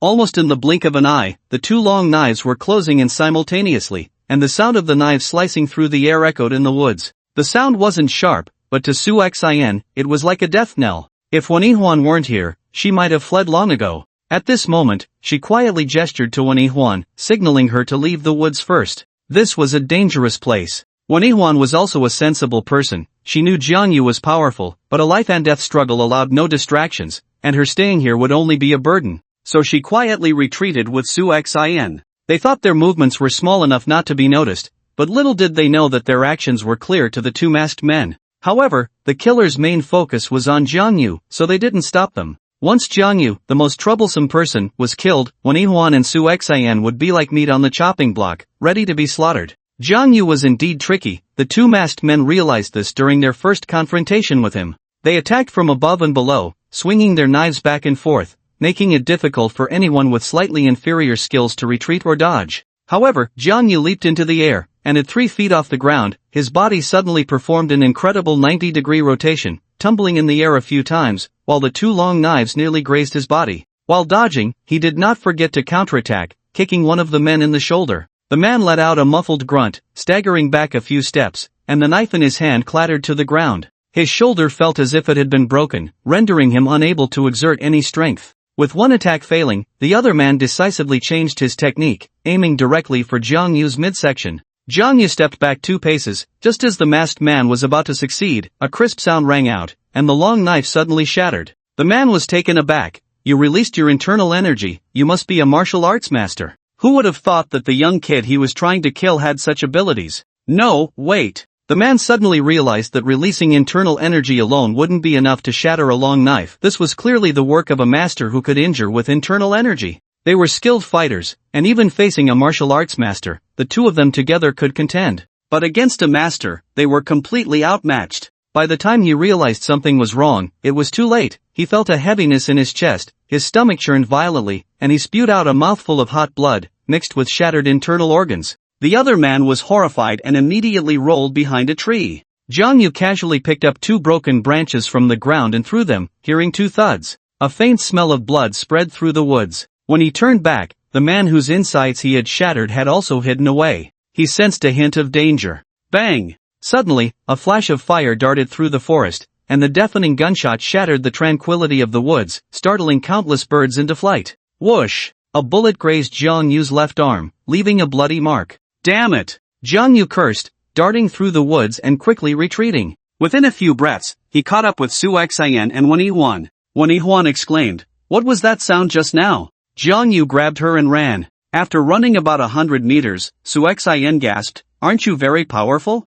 Why are you running too?" "I'm not powerful enough to block bullets." How could he have imagined that the 2 assassins also had guns? They have guns? Su Xian, fueled by some unknown strength, shot forward like a rocket. The assassins chased after them, firing 3 more shots. Yuan stumbled and fell to the ground, becoming a living target. Bang! The gunshot rang out, and a bullet flew through the air. There was no way to dodge it. Yuan's face turned pale, her whole body trembled, as if she was already waiting for death to arrive. In a critical moment, Jiang Yu suddenly lunged onto her, and in an instant, a piercing pain coursed through his entire body. The bullet had pierced his left shoulder, blood dripping onto Wen Yuan's face. She did not scream, it seemed she had forgotten, only tears streamed down her face. At that moment, they heard the sound of police sirens, the sound of salvation. Police uncle! Su Xin dashed forward, finally seeing her savior. Police uncle, the kidnappers have guns, someone is injured, hurry and call an ambulance. Su Xin couldn't stop crying, and when she threw herself into the police officer's arms, she had no strength left. 2 police officers immediately called for an ambulance to escort the injured to the hospital, while the others entered the woods to search. However, apart from some bloodstains, there was nothing else. The 2 assassins had already escaped. But the search did not stop. The police sealed off many intersections along the way. Wen Yuan only suffered some superficial injuries. After the doctor treated her simply, she kept waiting outside the operating room. Her mind replayed the scene of Jiang Yu blocking the bullet for her over and over again, and tears flowed uncontrollably. Su Xian accompanied her, but at that moment, she didn't know what comforting words to say. She was Jiang Yu's fiancé and had been assessing him all along. Jiang Yu didn't know, but he could still risk his life for her. Such a person was worthy of a lifelong commitment. Jiang Yu, you mustn't be in any danger. You are my fiancé. If you die, who will marry me? Who will marry me? She prayed incessantly, while also making up her mind that as long as Jiang Yu could live, she would marry no one but him. The surgery lasted an hour, and Wen Yuan endured that hour in torment, every second feeling like a year. Su Xian listened to Wen Yuan's mutterings. She heard the words fiancé and felt a pang of doubt. How could Wen Yuan still be thinking about her fiancé when Jiang Yu's life was at stake? When the doctor came out and said the surgery was successful, Wen Yuan collapsed, her tightly strung nerves finally able to relax. She gasped for air, tears streaming down her face, yet she smiled, saying, "It's fine, it's fine." She kept vigil by Jiang Yu's bedside all night, and shortly after he woke up in the morning, the police came to take a statement. The 2 assassins from last night had not been caught. Wen Shiyun also received the news and hurried over early in the morning. Seeing Jiang Yu giving a statement, he pulled Wen Yuan aside to the stairs. "Yuan, does it still hurt?" Wen Shiyun gently stroked his daughter's face, his heart aching at the sight of her injuries. Wen Yuan shook her head. "I'm fine, just some superficial wounds." When Shiyun's expression suddenly became serious, I heard Jiang Yu was shot. What exactly happened last night?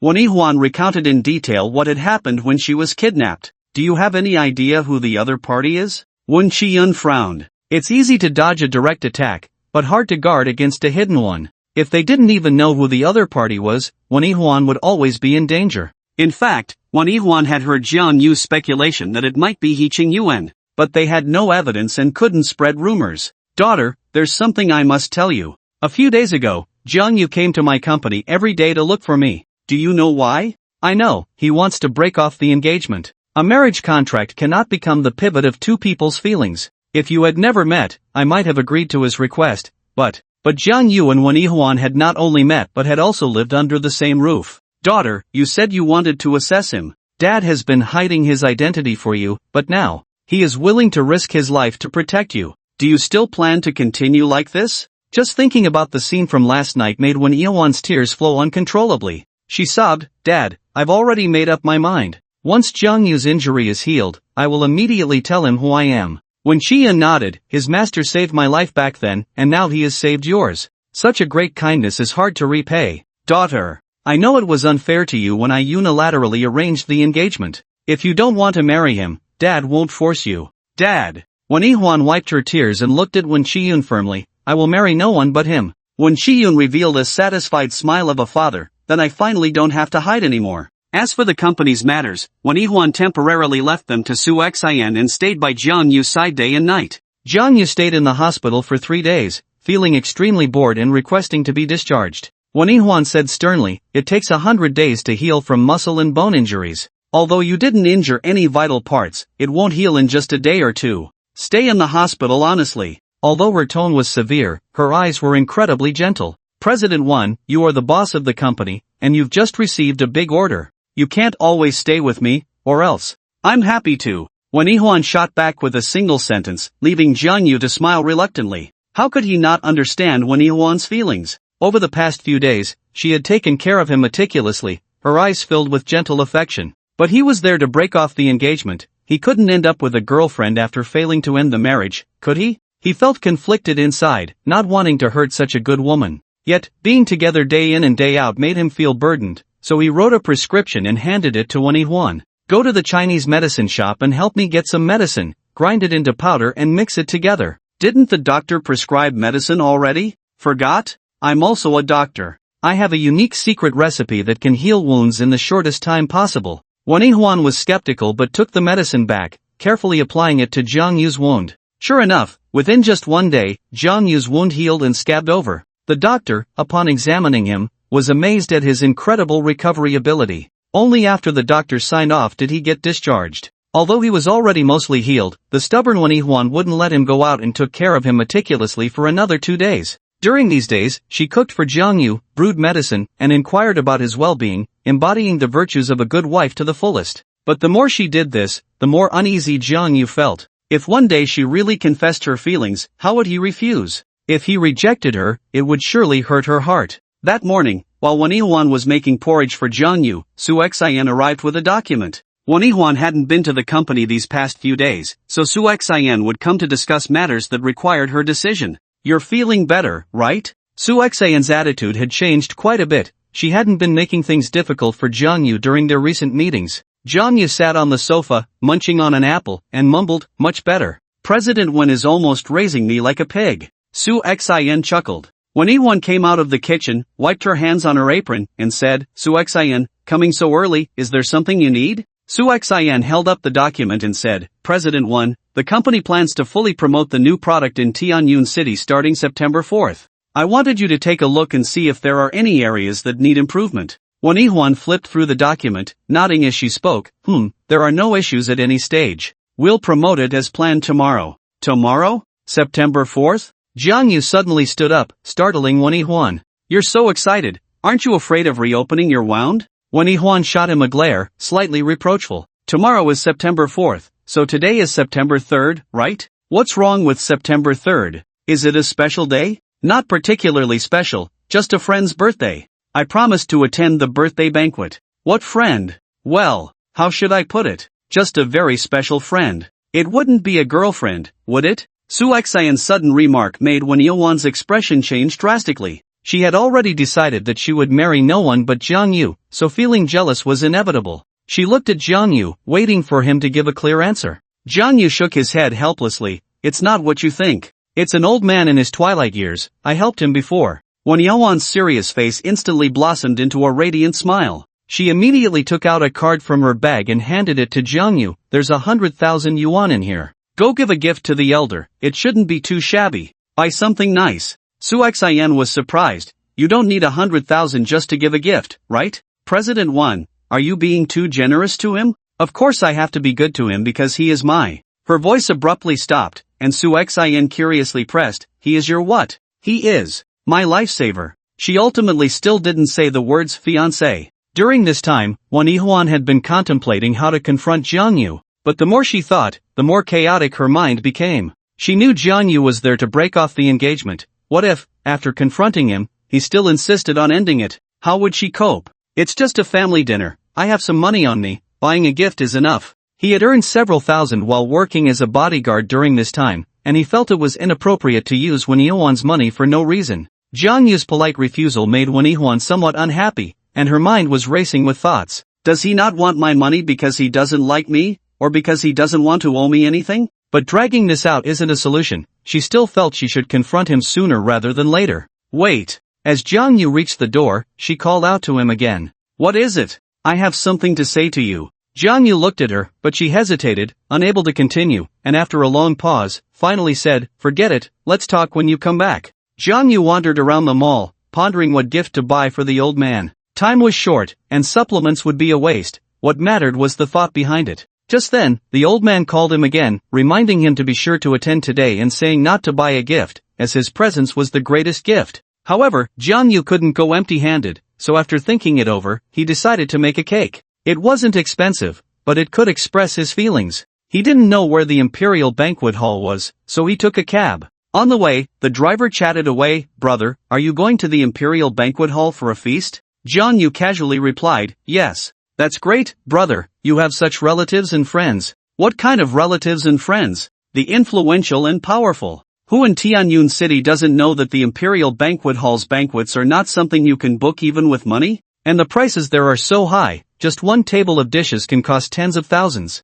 If you order a couple of good bottles of wine, TSK, it could easily run to 100,000. The Imperial Banquet Hall was well known in Tianyun City, and the city's elite loved to host banquets there because it symbolized status. Jiang Yu began to wonder, thinking that the old man looked ordinary. Who would have thought he had such a background? Before long, he arrived at the Imperial Banquet Hall, a grand and elegant building with a classic charm. At the entrance, 16 beautiful women in kipayos stood in 2 rows, and the parking lot was filled with luxury cars, with passers-by adorned in gold and silver, all sparkling with jewels. In comparison, Jiang Yu indeed looked a bit shabby. The Imperial Banquet Hall had 9 floors, each with a hall that could accommodate 1,000 people and dozens of private rooms. Although it was expensive, it was basically full every day. The entrance displayed several roll-up banners, announcing various weddings, birthday banquets, and full moon celebrations, with the corresponding floor indicated. Jiang Yu didn't know the old man's name, thinking that there shouldn't be too many people at the family dinner,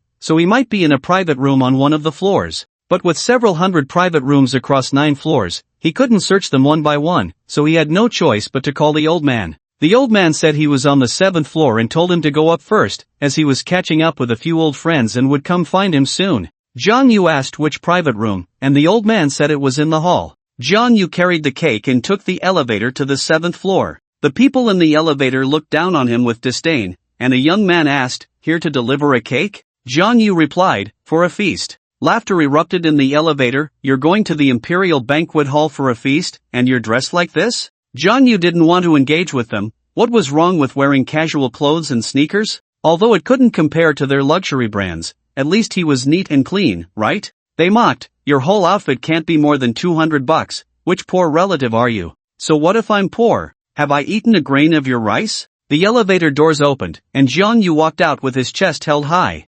Unexpectedly, the people in the elevator were also there to attend the banquet on the 7th floor, and Jiang Yu felt a bit awkward standing at the door. The hall was crowded, with many people walking around holding high-stemmed glasses and chatting with each other. At the entrance, there was a long table covered with red cloth, and the gifts behind it were piled up like a small mountain. Someone was recording the names of the guests and their gifts, and to make matters worse, they shouted them out loud like calling a roll. Chairman Tan Ming of Yicheng Company sent a statue of the Jade Guanyin. Chairman of Luluantang sent a box of 1,000-year-old ginseng. Lu Ziwen sent a cash gift of 88,000. Lutong Mountain Villa sent 2 famous paintings. The congratulatory gifts from those people were more and more valuable, and Jiang Yu, holding the cake, found himself in a dilemma, unable to move forward or backward. Did he come to the wrong place? No, it was indeed the 7th floor, the hall. How could it be so different from what he imagined? This was not a family banquet, it was a grand feast for thousands. The young man from the elevator pushed past him to deliver his gift, and a voice rang out.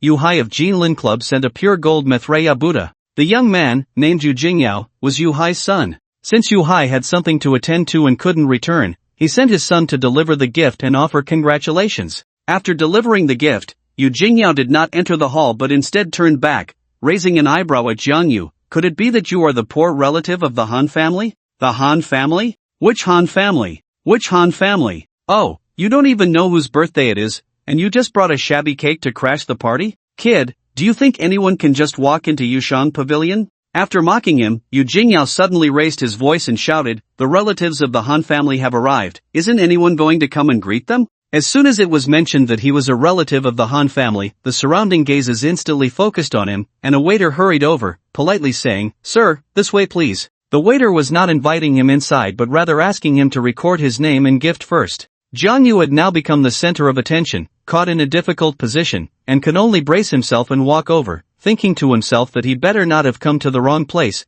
or he would be humiliated. Yu Jingyao seemed eager to help him place the cake on the red cloth, and the person recording was momentarily taken aback. Yu Jingyao urged, "Stop dawdling, write it down." The person asked, "May I have your name?" "Jiang Yu." The person recorded, "Jiang Yu, sent a cake." Yu Jingyao stifled a laugh and urged, "Read it out loud." The person announcing the gifts hesitated for a moment and then loudly declared, "Jiang Yu, sent a cake." "Ha ha ha." Yu Jingyao was the first to burst into laughter, and the others looked at him with strange expressions, secretly snickering. "For old Master Han's birthday, you brought a cake, you really thought of that." Yu Jingyao patted Jiang Yu on the shoulder, laughing so hard he nearly fell over. Jiang Yu completely ignored him and walked straight into the hall after delivering his gift, but Yu Jingyao grabbed him. The smile on Yu Jingyao's face turned cold. Where's your invitation? Jiang Yu asked. What invitation? You country bumpkin, do you really think you can crash the party just by bringing a shabby cake? If you don't have an invitation, you better scram. Such a banquet was not open to just anyone. It required an invitation issued by the Han family. With countless relatives and friends coming and going, the host could not possibly know everyone, so entry was only allowed with an invitation. The person receiving guests politely asked, do you have an invitation? Jiang Yu shook his head, thinking that the old man just called him and didn't mention that he needed an invitation to enter. He began to doubt whether he had come to the wrong place. Actually, it wouldn't matter if he couldn't get in, he could just call the old man again to ask. But Yu Jingyao's actions made him furious. Yu Jingyao directly smashed his cake on the ground, ruining it completely, and looked at him with disdain. Where did this country bumpkin come from? If I hadn't been careful today, you might have really snuck in. Don't you take a look in the mirror to see what you look like? How dare you squeeze into a place like this? Jiang Yu clenched his fists. Although the cake only cost a little over 100 yuan, it was his heartfelt gift to the old man and could not be trampled on. I won't hold you accountable for the cake money, but I'll give you 10 seconds to pick up what's on the ground and apologize respectfully. Apologize? Yu Jingyao stomped on the cake with a loud bang. Get lost quickly, or next time my foot will be on your face. He waved his hand with a cold laugh and added, where are the security guards? Why haven't you thrown this country bumpkin out yet? As soon as he finished speaking, 3 security guards surrounded them, and the receptionist said indifferently, please escort this gentleman out. Jiang Yu looked at him and said, the old man invited me. Old Master Han? Yu Jingyao sneered, you really think too highly of yourself. Old Master Han personally invited you? Who the hell do you think you are? How many people in Tianyun City were worthy of Old Master Han's personal invitation? Country bumpkin, I'll warn you one more time, you'd better. Slap. Before Yu Jingyao could finish his sentence, Jiang Yu, filled with anger, raised his hand and slapped him across the face, the sound crisp and loud. I said, you only have 10 seconds. Jiang Yu's voice was as cold as a knife, his gaze like a ferocious beast ready to devour, sending chills down people's spines. Yu Jingyao's face instantly bore 5 bright red fingerprints, the stinging pain leaving him momentarily dazed. Once he regained his senses, Yu Jingyao was like a rooster whose feathers had been ruffled. Damn it, you dare to hit me. I'll kill you. He cursed and kicked at Jiang Yu. Jiang Yu casually sidestepped, and Yu Jingyao kicked into thin air, losing his balance and stumbling forward, ripping his pants with a loud tear, causing laughter to erupt around them. Yu Jingyao felt utterly humiliated, got up, rolled up his sleeves, and was furious. Stop. At that moment, a clear voice rang out. Dressed in a golden evening gown, revealing her charming collarbone, with her hair styled in large curls cascading over her shoulders, she appeared noble and elegant. She walked from the elevator, locking eyes with Jiang Yu. Both of them froze for 3 seconds before simultaneously asking, what are you doing here? So you really are just a country bumpkin here to mooch off the food and drink. Yu Jingyao spat, gritting his teeth. Today is Old Master Han's birthday, and he actually questions why his own granddaughter is here. Security, throw him out. I want to deal with him properly. Have you had enough of this? Han Ning scolded angrily. Who do you think you are, making a scene at my grandfather's birthday banquet? Yu Jingyao immediately felt embarrassed and hurriedly said, Miss Han, I am Yu Jingyao, here to celebrate the old man's birthday on behalf of my father. Han Ning merely nodded and then walked straight to Jiang Yu, lowering her voice and gritting her teeth. What are you doing here? Leave quickly. Jiang Yu's presence was quite distressing for her. Where should I go? The old man invited me. My grandfather? I suppose so. Jiang Yu forced a bitter smile, realizing the old man's true identity now. What do you mean I suppose so? Han Ying's expression darkened, her brows knitting tightly. Jiang Yu explained, the old man called me to come, but didn't give me an invitation. They said I couldn't enter without one, and since you're here, you can help resolve this. We won't bother the old man. Han Ying shot him a sidelong glance. You sound so convincing, as if it's true. She couldn't believe her grandfather would invite Jiang Yu, they had no connection at all. She felt Jiang Yu must be here to annoy her. However, with guests coming and going at the hall entrance, it wasn't a big deal for them to be stuck here, so Han Ning could only temporarily compromise. At that moment, Yu Jingyao stepped forward, adopting a fawning tone. Miss Han, you go ahead with your business. I'll handle this country bumpkin for you, and I guarantee it will be done beautifully. As he spoke, Yu Jingyao shot Jiang Yu a knife-like glare. He wanted to help Han Ning, but Han Ning was ungrateful. What, my classmate comes to wish my grandfather a happy birthday, and you want to chase him away? What? Your classmate? Yu Jingyao's eyes widened. Han Ning was at a loss and could only temporarily fabricate a classmate identity for Jiang Yu. She led Jiang Yu inside, and naturally, no one dared to stop them. Yu Jingyao's face turned green, exclaiming that it was a disaster. If he indirectly offended Han Ning, he would have nowhere to cry. Han Ning pulled Jiang Yu aside and said irritably, "Today is my grandfather's birthday, don't make things difficult for me, just tell me what you want." Jiang Yu chuckled, "Stop being so self-absorbed, I'm not here to find you."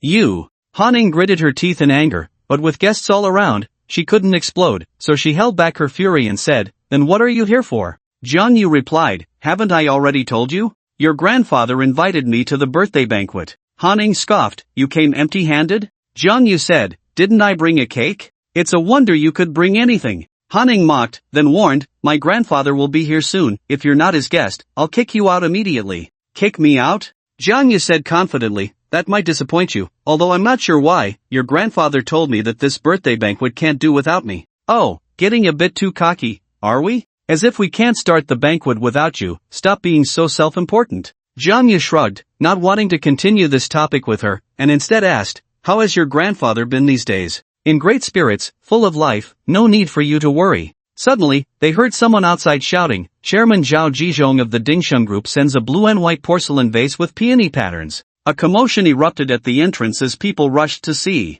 When Zhao Zhizhong made a move, it was bound to be a genuine antique, worth a lot. Many people in the hall also headed to the entrance to greet Zhao Zhizhong. Han Ying's expression changed slightly. "Zhao Shua is here, you should leave. Enemies meet on a narrow road." As soon as Han Ying's words fell, Jiang Yu saw Zhao Shua's almost murderous gaze in the crowd. The saying goes that enemies see each other with extra hostility. Zhao Shua's fury seemed ready to explode from his eyes. "I'll kill you." Impulse overcame reason, and Zhao Shua charged at Jiang Yu like a wild beast, regardless of the place. Fortunately, two men in suits blocked him. It was Zhao Zhizhong's order, otherwise, no one present would dare to provoke Zhao Zhizhong. "So impatient, how can you accomplish great things?" Zhao Zhizhong scolded, like a bucket of cold water poured over Zhao Shua's head, bringing him back to his senses. Jiang Yu's information had long been on Zhao Zhizhong's desk. Zhao Zhizhong had previously instructed the Tianqing Martial Arts School to handle this matter, but unexpectedly, the school inexplicably dropped it without explanation.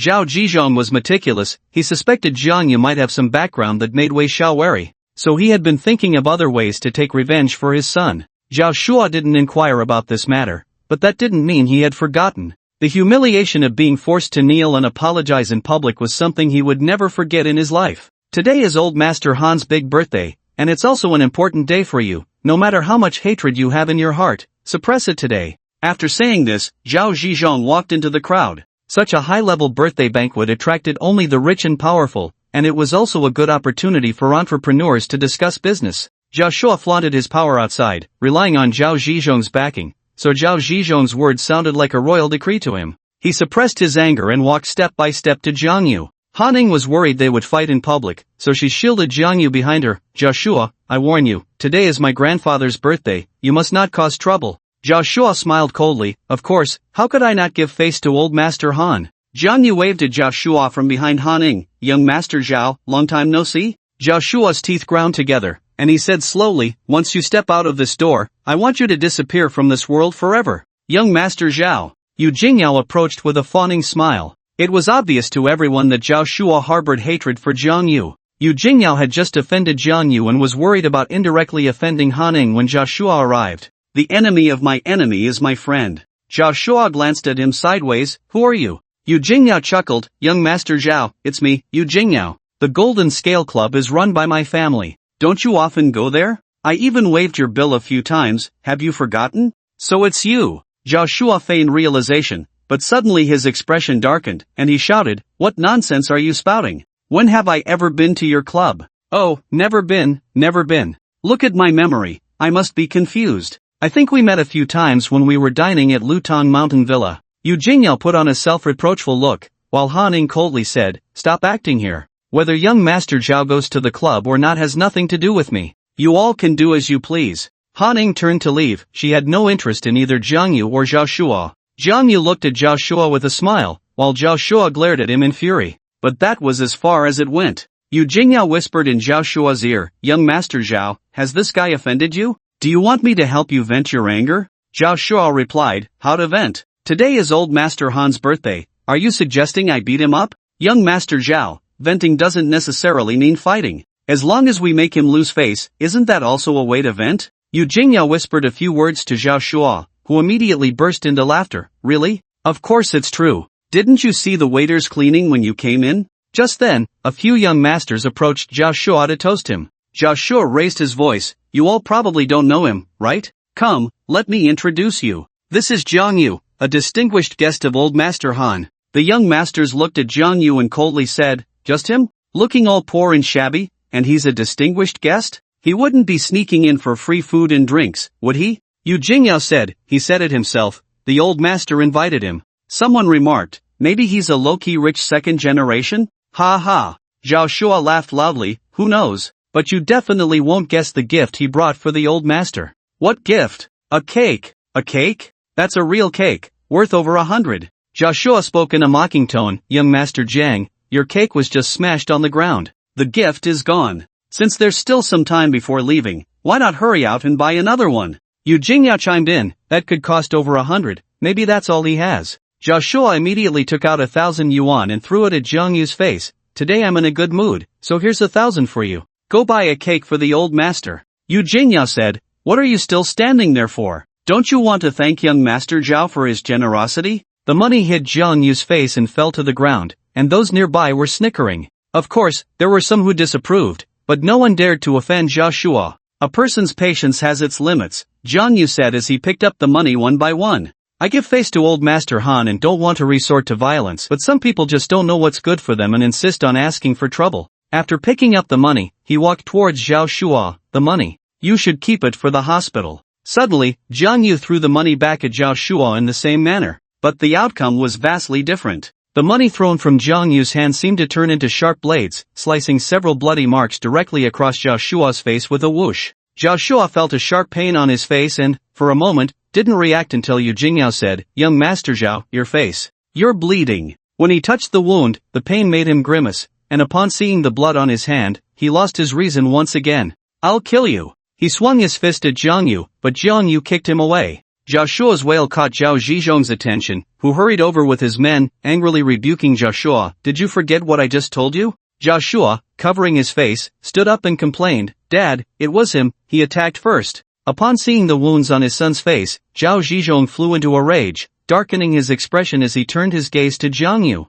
Young man, you think you can be disrespectful after being given face? Jiang Yu replied calmly, the one being disrespectful is your son. You can ask the people around or directly check the surveillance. Zhao Zhizhong sneered coldly and said to the people beside him, get him out of here, try not to make too much noise. This matter was no longer about right or wrong. He wanted to establish authority for his son and for himself. Zhao Zhizhong was furious, bringing the atmosphere of the birthday banquet to a freezing point, and no one dared to mediate. Brother Zhizhong, what happened? A deep voice came from the crowd as Han Tianming walked over, and everyone made way for him. When Jiang Yu appeared in his sight, Han Tianming's brows furrowed slightly. He quickly replaced it with a smile, looking at Zhao Zhizhong. Brother Zhizhong, today is a great day, why make it unpleasant? Zhao Zhizhong still wore a dark expression. Even with Han Tianming stepping in, he had no intention of giving face. Brother Tianming, someone has already slapped me in the face, do you expect me to act as if nothing happened? Brother Zhizhong, how about I handle this? It's not that I don't want to give you face, but I won't make it difficult for you. I'll take the person away, and there will be no bloodshed at the banquet. Upon hearing this, many people shook their heads, casting sympathetic glances at Jiang Yu. President Zhao. Suddenly, another person approached, broad-shouldered and imposing, earning respect from many. He was the master of the Tianqing Martial Arts School, a martial arts master in Tianyun City. Although his financial power was far less than Zhao Zhizhong and Han Tianming, his status was not low. President Zhao, today is Old Master Han's birthday, and I think it's better to let President Han, the host, handle this matter. Wei Xiao secretly signaled Zhao Zhizhong. Zhao Zhizhong was still unaware of Jiang Yu's strength, but Wei Xiao knew that the two people Zhao Zhizhong brought were no match for Jiang Yu. If he really let him take the person away, they would be the ones at a disadvantage. Having navigated the business world for many years, Zhao Zhizhong was skilled at reading the room and immediately took the opportunity to back down. Since Master Wei has said so, then let Brother Tianming handle it. Dad. Zhao Shuo was unwilling, but as soon as he opened his mouth, he was silenced by Zhao Zhizhong's fierce glare. Han Tianming turned to Jiang Yu, coldly saying, how did you get in? I don't recall inviting you to the banquet. If you still want to save face, it's best to leave on your own. Since Jiang Yu first brought the marriage certificate to the Han family, Han Tianming had never liked him, and that sentiment remained. As the host, this statement was a loss of face for any guest. Yu Jingyao sneered from the side, President Han didn't even invite you, turns out you're not even a poor relative of the Han family. The words poor relative floated into the ears of the crowd, and among the thousands at the banquet, there were several so-called poor relatives. Yu Jingyao's remark effectively offended them all, and they shot him murderous glares, making him shiver involuntarily. Even Han Tianming felt displeased with his words. If it weren't for his father Yu Hai's face, Yu Jingyao would have been invited to leave on the spot. Yu Jingyao also realized something and immediately lowered his head, taking a few steps back and blending into the crowd. Han Ning watched from the side, indifferent. She actually hoped Jiang Yu would leave, to avoid any fear and anxiety. At that moment, Han Xiong quietly walked up to her and patted her shoulder. Little niece, didn't you just say he was your classmate? Now your dad wants to kick him out, completely disregarding your face, and you're just watching like this? Han Ning rolled her eyes. Aunt, you should know better than I do who he is. After all, it was you who introduced him to me. Han Xiong smiled faintly, non-committal. Xiaoying, how about we make a bet? What bet? Bet on whether your dad can kick him out or not. Is there even a need to bet? The birthday banquet is organized by my dad. If he wants to kick him out, he shouldn't be shameless enough to refuse to leave, right? Han Xiong grinned mischievously. 1,000 yuan, I bet he won't leave. Aunt, you might as well just give me the money. So, are you betting or not? Of course, Aunt, if you want to give me money, I have no reason to refuse. Xiaoying, then you should be prepared to pay up. Han Xiong looked confident, which puzzled Han Ning. Aunt, are you getting ahead of yourself? Han Xiong said, Xiaoying, don't you think about why he came? Han Ning thought he must have come to annoy her, but still asked, why? Han Xiong said, today is the old man's birthday. Those who come to the birthday banquet must have received an invitation. Your dad didn't invite him, I didn't invite him, and you didn't invite him, so who invited him? Who? What kind of brain do you have? Han Xiong poked her head playfully, both amused and exasperated. How many people are there in our family? Ah! Han Ning finally reacted. Aunt, are you saying he was invited by Grandpa? Han Xiong nodded. At least you're not too stupid. Han Ning was even more confused. How is that possible? Grandpa has been in the hospital, how could he possibly know Grandpa? In fact, Han Xiong couldn't understand this either, but since the old man invited him, she was sure that the old man must have already known Jiang Yu's identity. For the old man, this was a guest more important than anyone else. She suddenly looked towards the entrance and leaned closer to Han Ning. The old man is here, go help him. The old man of the Han family walked into the hall with a few old friends, and Han Ning hurried over to assist him, mumbling, Grandpa, today is your birthday, why are you only coming now? The old man smiled indulgently. I was having tea and chatting with a few friends downstairs. Then, he looked towards the crowded area and asked, what are they all gathered around for? Before Han Ning could respond, they heard Han Tianming's sharp voice, since you refused to drink the toast, don't blame me for being merciless. Call security and throw him out. Yes, Mr. Han. A man in a suit immediately ran outside, and as he passed by the old man, he respectfully bowed. Hello, old man.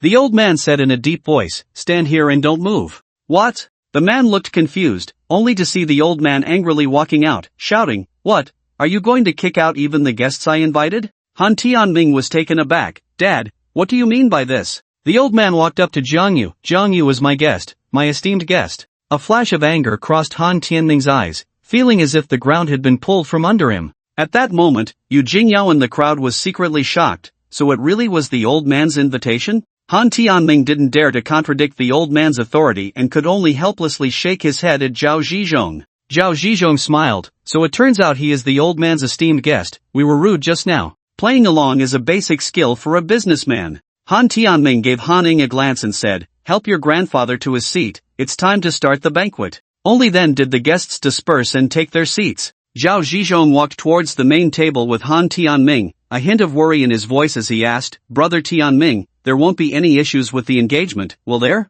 In fact, the main purpose of today's birthday banquet was to announce Han Ying's engagement. The chosen groom for her, as selected by Han Tianming, was Zhao Shuo, the young director of the Dingsheng group. The marriage between the two families had already been agreed upon by the chairman of both groups. Today was merely a formality to make it public. However, Zhao Zhizhong was somewhat concerned because Han Tianming had told him that this matter had not yet been disclosed to Han Ning. Who knew what kind of trouble Han Ning might cause at the moment of the announcement? Moreover, old Master Han had inexplicably invited a distinguished guest, the very person who had disrupted his son's proposal and forced him to kneel and apologize. After helping the old man to sit at the main table, Han Ning took a seat next to her aunt, Han Xiong, at a nearby table. The old man had originally intended for Jiang Yu to sit with him, but seeing Jiang Yu walking towards Han Ning, he refrained from speaking. However, at Zhao Zhizhong's reminder, Zhao Shuo hurried over and pulled out a chair next to Han Ning. Yet, Jiang Yu quickly stepped forward and sat down first. Zhao Shuo was furious and wanted to hit someone. Do you understand the order of seating? After all, Jiang Yu was a distinguished guest of the old man, so Zhao Shuo's tone softened considerably. You're right, since I've already sat down, please find another seat, young Master Zhao. Jiang Yu said lightly, causing Zhao Shuo to glare in anger. Don't give me that look. Besides, I'm a good friend of Han Ning, so it's only natural for me to sit next to her. Hearing this, Han Ning wanted to retort, but after a moment's thought, she decided against it. She disliked Zhao Shuo more than Jiang Yu. Zhao Shuo, seething with anger, sat down next to Jiang Yu, constantly casting sideways glances at him, his eyes nearly shooting fire. Seeing this, Han Xiong couldn't help but shake her head. Her assessment of Zhao Shuo was that he wore his emotions on his sleeve and would never achieve greatness. With Jiang Yu nearby, Han Ning felt uncomfortable and said unhappily, with so many seats available, why do you insist on sitting here? Are you trying to annoy me on purpose? Jiang Yu replied with a smile, there are over 1,000 people here, but I only know you and Sister Qiong. If I don't sit here, where else would I go?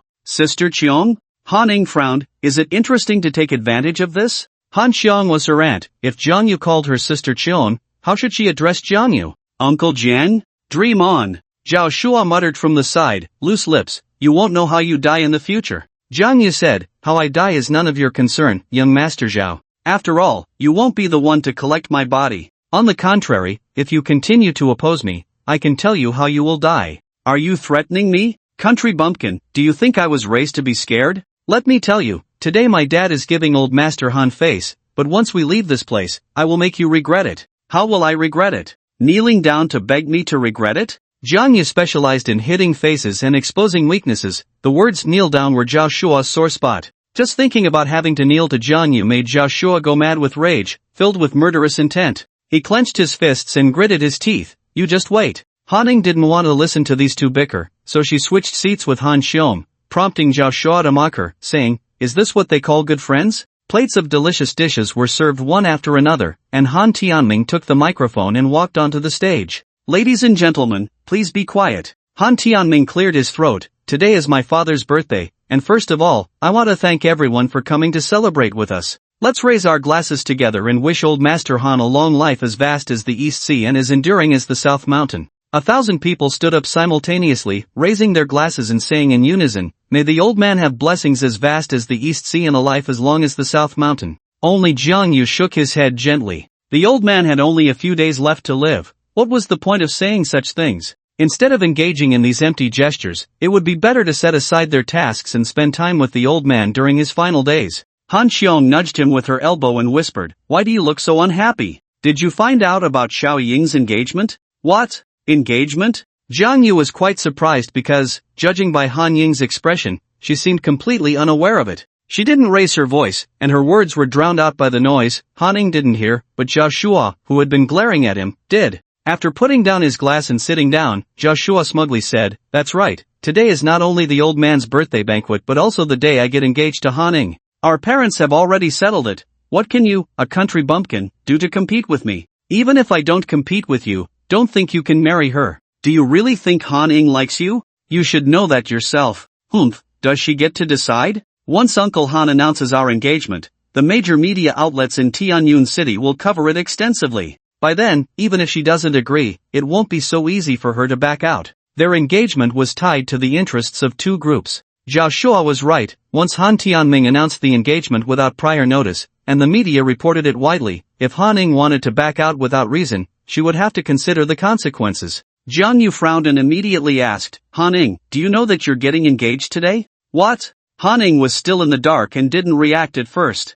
Han Xiong just sat there watching and didn't stop Jiang Yu. She wanted Jiang Yu to tell Han Ning about the engagement. She looked at her older brother on stage, wearing a proud smile. Jiang Yu said, just now, young Master Zhao told me that today is not only your grandfather's birthday but also the day you and he are getting engaged. Zhao Shuo. Han Ying's face instantly fell. Don't talk nonsense. Me getting engaged to you? Don't even think about it. Zhao Shuo didn't argue with her. he just looked confidently at Han Tianming. Han Ying's heart sank, and she hurriedly asked, "Aunt, is what he said true?" As soon as she finished speaking, they heard Han Tianming on stage say, "Everyone, besides the old man's birthday, I have another happy event to announce, which is my daughter's marriage. Although my daughter Han Ying is still studying, she will soon be 20, and I want to settle her marriage early." Han Tianming's words undoubtedly confirmed the engagement. Zhao Shua stood up proudly and walked towards Zhao Zhizhong, as it would soon be his turn to go on stage. Han Ying was filled with anger. "Aunt, did you know about this all along? Why didn't you tell me sooner? Why are you trying to control my happiness?" Tears were almost spilling from her eyes. Han Xiong said helplessly, "What can I do? Your dad said that you are his daughter, and your marriage is up to him. Xiaoling, once your dad announces your engagement to Zhao Shua, it will be hard for you to back out." Han Ying's tears flowed down instantly. "Aunt, what should I do? What should I do?" Han Xiong whispered in her ear, "It's not that there isn't a chance. Once your dad announces the engagement, it will be hard for you to back out. But what if you were in a free relationship? It's normal for young people to break up and get back together. But I don't have a boyfriend. Isn't there one right here?" Han Xiong slowly turned her gaze to Jiang Yu, her eyes seemingly saying, "Don't thank me." Jiang Yu looked terrified, silently shouting, "Han Xiong, don't get me into trouble." Although Han Ying had developed some curiosity about Jiang Yu, she couldn't say she liked him. Not disliking him was already good enough. She was very conflicted. Han Xiong said leisurely, "Xiaoying, you don't have that much time to think." Jiang Yu stood up abruptly. "Aren't you all going to ask for my opinion?" Han Ying was truly at a loss and pleaded, "Help me. It's not like I'm asking you to really be my boyfriend, just help me get through this tough time." Jiang Yu replied unhappily, "What? Are you planning to make me your boyfriend for 3 minutes and then dump me again? Hey, last time it was clearly you who dumped me." "Oh!" Han Xiong exclaimed in surprise, "It seems you two have quite a story." On stage, Han Tianming continued, "I think everyone must be very curious about who my daughter's fiancé is, so next, I will invite him to the stage." He gave Zhao Shua a knowing glance, and Zhao Shua didn't forget to turn around and make a proud expression. Just as he turned back, he saw Han Ying pulling Jiang Yu towards the stage, regardless of whether Jiang Yu agreed or not. In the next moment, 1,000 pairs of eyes were all focused on Han Ying and Jiang Yu. Before Han Tianming could react, Han Ying snatched the microphone from his hand. She announced loudly, "That's right, today is my engagement day, and he is my fiancé, his name is Jiang Yu, I hope everyone can bless me." After saying that, she suddenly cupped Jiang Yu's face and looked at him affectionately. Jiang Yu's eyes were about to pop out. "Miss, are you serious? If it's not convincing, how can people believe it? Hey, there are so many people watching, how embarrassing. It's not like it's the first time, what are you afraid of?" With that, Han Ying directly kissed him, and the scene erupted into warm applause. Han Tianming and the Zhao family trio turned pale. The sudden turn of events caught them off guard. Zhao Shua went crazy. "Dad, don't stop me, I want to kill him." Zhao Zhizhong remained rational. "Calm down, let your Uncle Han handle it." Han Tianming regained his composure, snatched the microphone from Han Ying, and raised his other hand, poised to strike. Han Ying stood tall and looked at him, and in the end, Han Tianming's slap did not come down. "Nonsense!" Han Tianming shouted angrily, "Marriage is a big deal. It requires the consent of the parents and a matchmaker. Did you get my approval?" Han Ying countered sharply, "Then did you get my approval to marry me off to someone else?" The argument between father and daughter instantly silenced the hall. The guests felt awkward, unsure of what expression to make. Han Tianming was furious, but in front of so many guests, he couldn't continue the argument, so he immediately shouted, "Someone, pull her down." Han Ying tightly grasped Jiang Yu's hand and firmly said, "Even if you kick me out, it won't matter. Jiang Yu is my boyfriend, I only like him." "You can't marry him. Why not?" Suddenly, Old Master Han stepped onto the stage and walked over slowly. "Jiang Yu is a fine young man, he is very well matched with my granddaughter." Han Tianming looked helpless. "Dad, can you not interfere?" The old man glared at him angrily. "Is this interference? If I weren't here, would you deny the engagement made over a decade ago? How can I face Dr. Zhong?" "Dad, what are you talking about? What do you mean you don't understand? I'm old, but I'm not confused." The old man stood in the center, scanning the crowd, then said in a loud voice, "The purpose of holding this birthday banquet today is to let everyone meet my future grandson-in-law. My granddaughter Han Ying and Jiang Yu have been engaged for a long time, and they are in love. I think no one will oppose this marriage, right?" The hall fell silent. It was clear that the old man and Han Tianming had different choices for his son-in-law. Whichever side one stood on would offend someone, so they could only remain silent. Only Han Xiong clapped her hands. "Those two are truly in love. We should be blessing them, not opposing them." "Don't you think so, big brother?" Han Tianming was so angry that he puffed his cheeks and glared at Han Xiong. After a long while, he finally said in a low voice, as long as Xiaoying likes him, I certainly won't oppose it. As soon as he finished speaking, Zhao Zhizhong waved his sleeve and left. Let's go. Zhao Shuo was dragged away by someone, unwilling to leave. But what good was his unwillingness? The old master had made the final decision himself, and they were truly in love, having kissed in public. After the people from the Dingsheng group left, the scene gradually filled with the sound of congratulatory applause. Han Ning had passed this difficult hurdle but couldn't feel happy at all. The banquet continued. Zhao Zhizhong could leave in a huff, but Han Tianming couldn't. Although he was unhappy, he still had to put on a smile and go around toasting at each table. Han Xiong took the initiative to give up her seat, allowing Jiang Yu and Han Ning to sit together.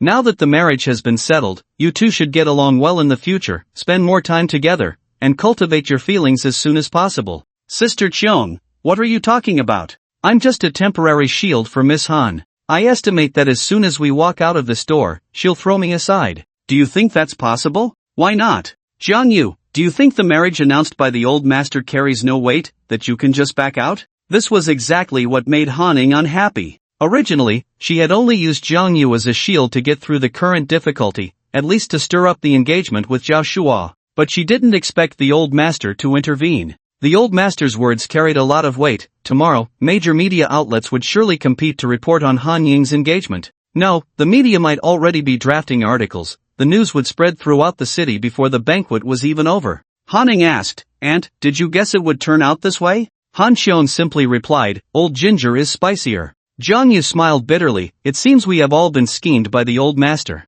In fact, Han Xiong didn't know things would turn out this way. Even if Jiang Yu weren't present, she would have encouraged Han Ning to find someone to act as a shield to disrupt Han Tianming's plans, because she didn't know the old master had already met Jiang Yu. She sighed, no wonder the old master had no reaction when he heard Big Brother was going to engage Xiaoying. He was waiting for Big Brother to pave the way for him. Han Ning tugged at Han Xiong's arm and said in a spoiled tone, Aunt, what should I do next? Can you help me come up with some ideas? She glanced at Jiang Yu, feeling very complicated inside. She had never thought of actually being with Jiang Yu, but after the engagement was announced, she didn't resist much either. Han Xiong asked, isn't marrying him a good thing? Jiang Yu and Han Ning replied in unison, not good. After the banquet ended, the old master and Jiang Yu arrived at the park where they first met. Time really flies, it's been over a decade in the blink of an eye. The old master sat on a bench, lamenting the relentless passage of time. Jiang Yu asked, Old master, did you know who I was when we first met? The old master smiled and said, when you said your name was Jiang Yu,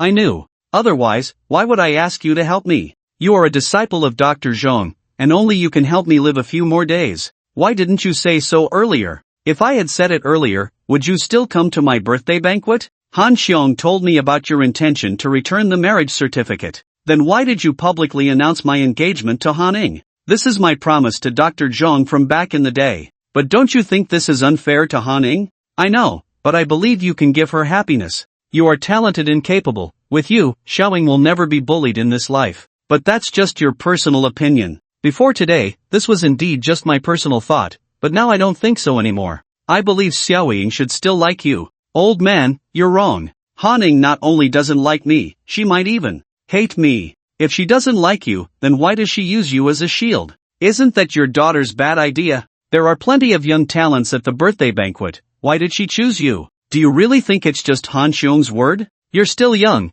and some things you see too superficially. Perhaps Xiaoying's words and actions reveal her dissatisfaction with you, but that's because she hasn't seen her own heart clearly. Jiang Yu was speechless. It seemed the old man and Han Xiong were on the same side, insisting he marry Han Ning. They sat on the bench for a while before the old man stood up and said, Are you free tomorrow? What for? I want you to accompany me somewhere. Where to? You'll know when the time comes. I'll give you what you want. Old man, are you talking about the marriage certificate? Jiang Yu was quite excited, but the old man didn't respond, only leaving behind a meaningful smile. The news of his engagement to Han Ning had spread like wildfire. When he returned home, he found Wan Yihuan sitting on the sofa, looking somewhat melancholic. President Wen, what's wrong? Are you feeling unwell? Jiang Yu was still worried about her, as Wan Yihuan's troubles had not yet been resolved. Wan Yihuan took a deep breath and slowly shook her head. Jiang Yu sat down and asked, Didn't you have something to tell me? Just before leaving, Wan Yihuan wanted to lay her cards on the table but couldn't bring herself to say it.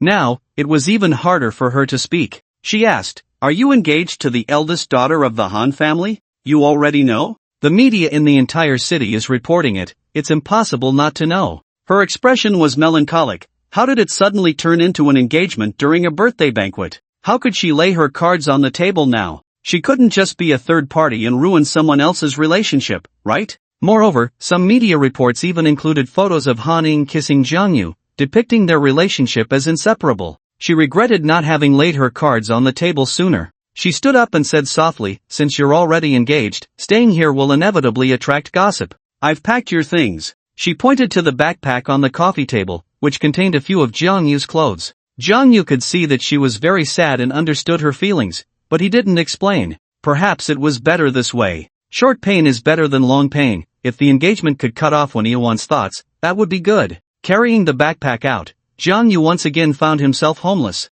He didn't see that the moment he stepped out the door, Yuan's tears flowed uncontrollably. That night, Yuan went to a bar alone and got completely drunk. Jang Yu wandered around Tianyun City, unable to contain his inner joy at the thought of resolving a matter the next day. It was not just a marriage certificate, it was also a clue to his hidden identity. The night was like water, and he had no desire to sleep, so he thought of finding a place to drink. He found drinking alone boring, so he called Wei Yong to come and drink with him. In Tianyun City, he really couldn't find any other friends. Wei Yong suggested going to a bar, and Jang Yu happened to be nearby, so he went to wait in front of the bar. At that moment, a few drunken young people came out, discussing a woman recklessly while waiting for a car. That woman just now was really beautiful. What a pity she got picked up by that brat Kong Tao. Who knows what kind of luck that guy had. They've probably already gone to the hotel by now. Just thinking about such a beautiful woman being wasted by Kong Tao makes me angry. What's the use of being angry? Who told Kong Tao to be better looking than you?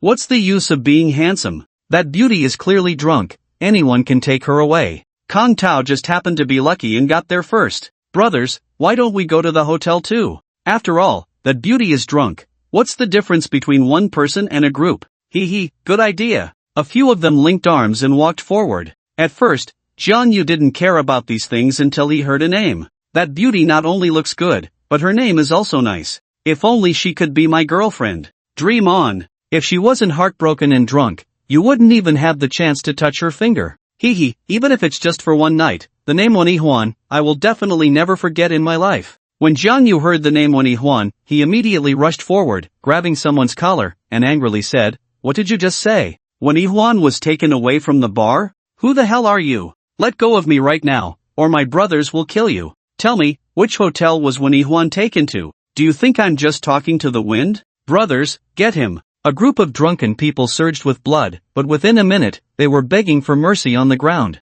"Big brother, I was wrong. Can you please take your foot off? My hand, my hand." Jang Yu stepped on one person's hand and said sternly, "Tell me, which hotel was Yuan taken to?" It's at the Tinghan Hotel right in front." Whoosh! Jang Yu rushed over as fast as he could, like a wisp of smoke, staring the young men so much that they trembled, thinking they had seen a ghost. He rushed to the front desk and asked urgently, "Which room are Kong Tao and Yuan in?" The front desk gave him a sidelong glance. "Sir, that's our guest's privacy." "Say it." Jang Yu didn't have time to argue with her. He slammed his fist down on the front desk, creating a small dent. "Say it." The front desk trembled in fear and hurriedly said, 503. In room 503 of the Tinghan Hotel, the heavily intoxicated Yuan lay sprawled on the bed, while a young man in his 20s impatiently unbuckled his belt. He was practically drooling. Yuan was already unconscious. If she were still awake, Kong Tao's lewd gaze would surely become a nightmare for her life. Just as Kong Tao pulled his pants down to his knees,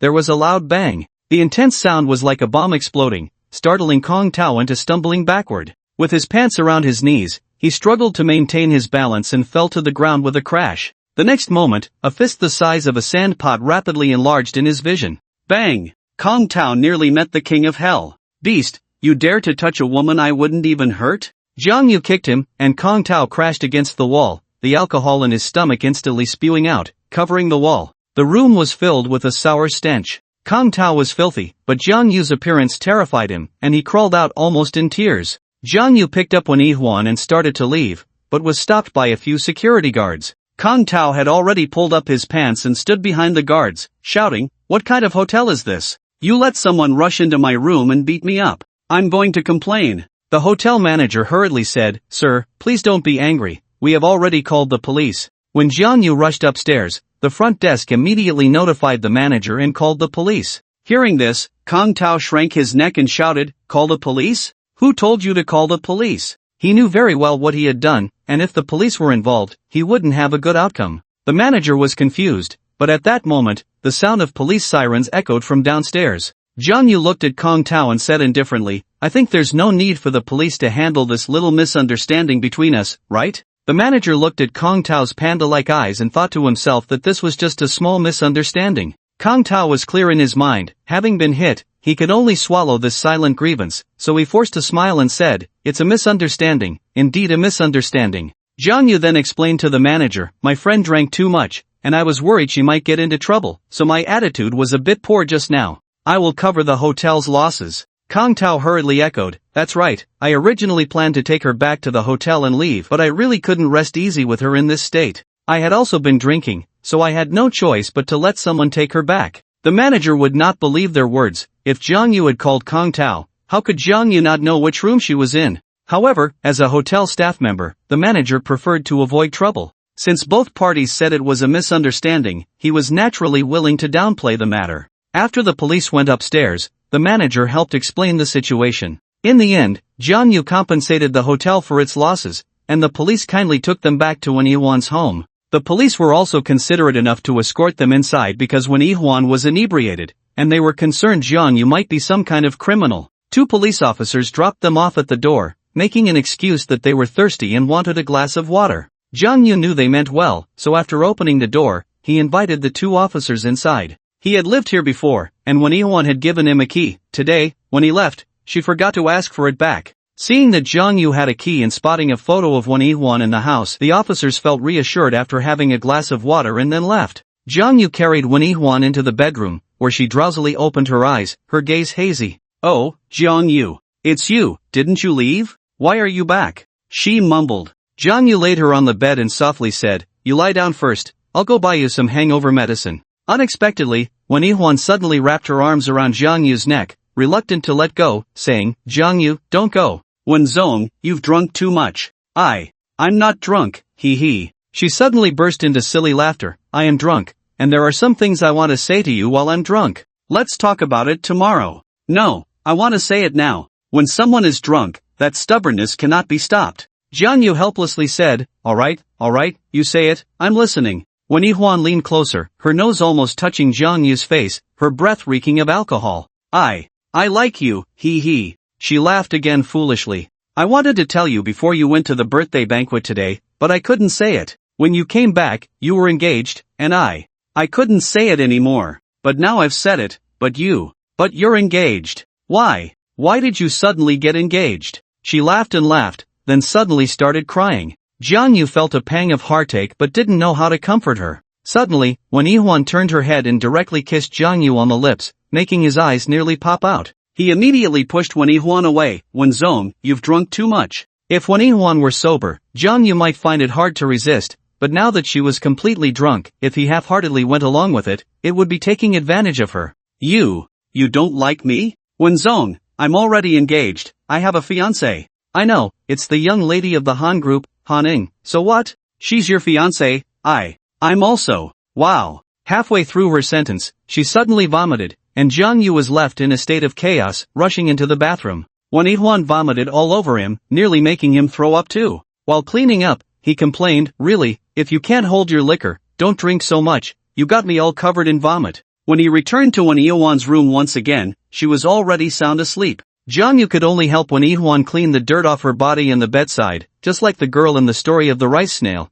and then kept watch by her side all night, quietly leaving when dawn broke. When Wen Yihuan woke up, she felt a splitting headache and couldn't remember anything from the night before. She dragged her weary body out of the room and knocked on the guest room door. "Jiang Yu, are you up? My head hurts a lot, can you help me make some ginger tea?" After saying this, she turned back to her room, but suddenly stopped at the door. Her nose tinged with sadness, and tears welled up in her eyes. She remembered that Jiang Yu had already left yesterday. He was now publicly engaged to someone else. He was someone else's fiancé now. Slowly, she climbed back into bed, curled up, and tears streamed down her face. "Why? You said you would come to Tianyun City to break off the engagement with me and Han Ing, so why are you publicly engaged to her?" She cried alone for a long time, and finally picked up the phone, dialing Wen Chiyun's number, her voice choked with tears. "Dad, he's engaged." When Wen Chiyun learned that his daughter was heartbroken over Jiang Yu's engagement, he hurried over to comfort her. When he arrived, Wen Yihuan was still hiding under the covers. As soon as he entered, he smelled the strong scent of alcohol. He didn't blame his daughter for getting drunk but quietly went to the kitchen to make her a bowl of ginger tea. Lifting the blanket, he saw that Wen Yihuan's eyes were already a bit swollen. She had stopped crying, but upon seeing Wen Chiyun, she started to tear up again. Wen Chiyun comforted her. "It's okay, come, drink the ginger tea first." He felt heartbroken. He had never seen his daughter so sad over a man. After Wen Yihuan drank the ginger tea, Wen Chiyun said, "Daughter, didn't you say you wouldn't marry anyone but him?" Wen Yihuan replied blankly, "But he doesn't want to marry me. Is it just because he's engaged to Han Ning? What can I do about it? Should I become the third party and ruin their relationship?" Wen Chiyun patted Wen Yihuan's head and said, "Engagement is not marriage. After engagement, they are each other's fiancés, but daughter, you must know that the Han family already had a marriage contract with Jiang Yu, and Han Ning was originally Jiang Yu's fiancé." "Daughter, our family also has a marriage contract. You are also his fiancé, so how can you say you are the third party?"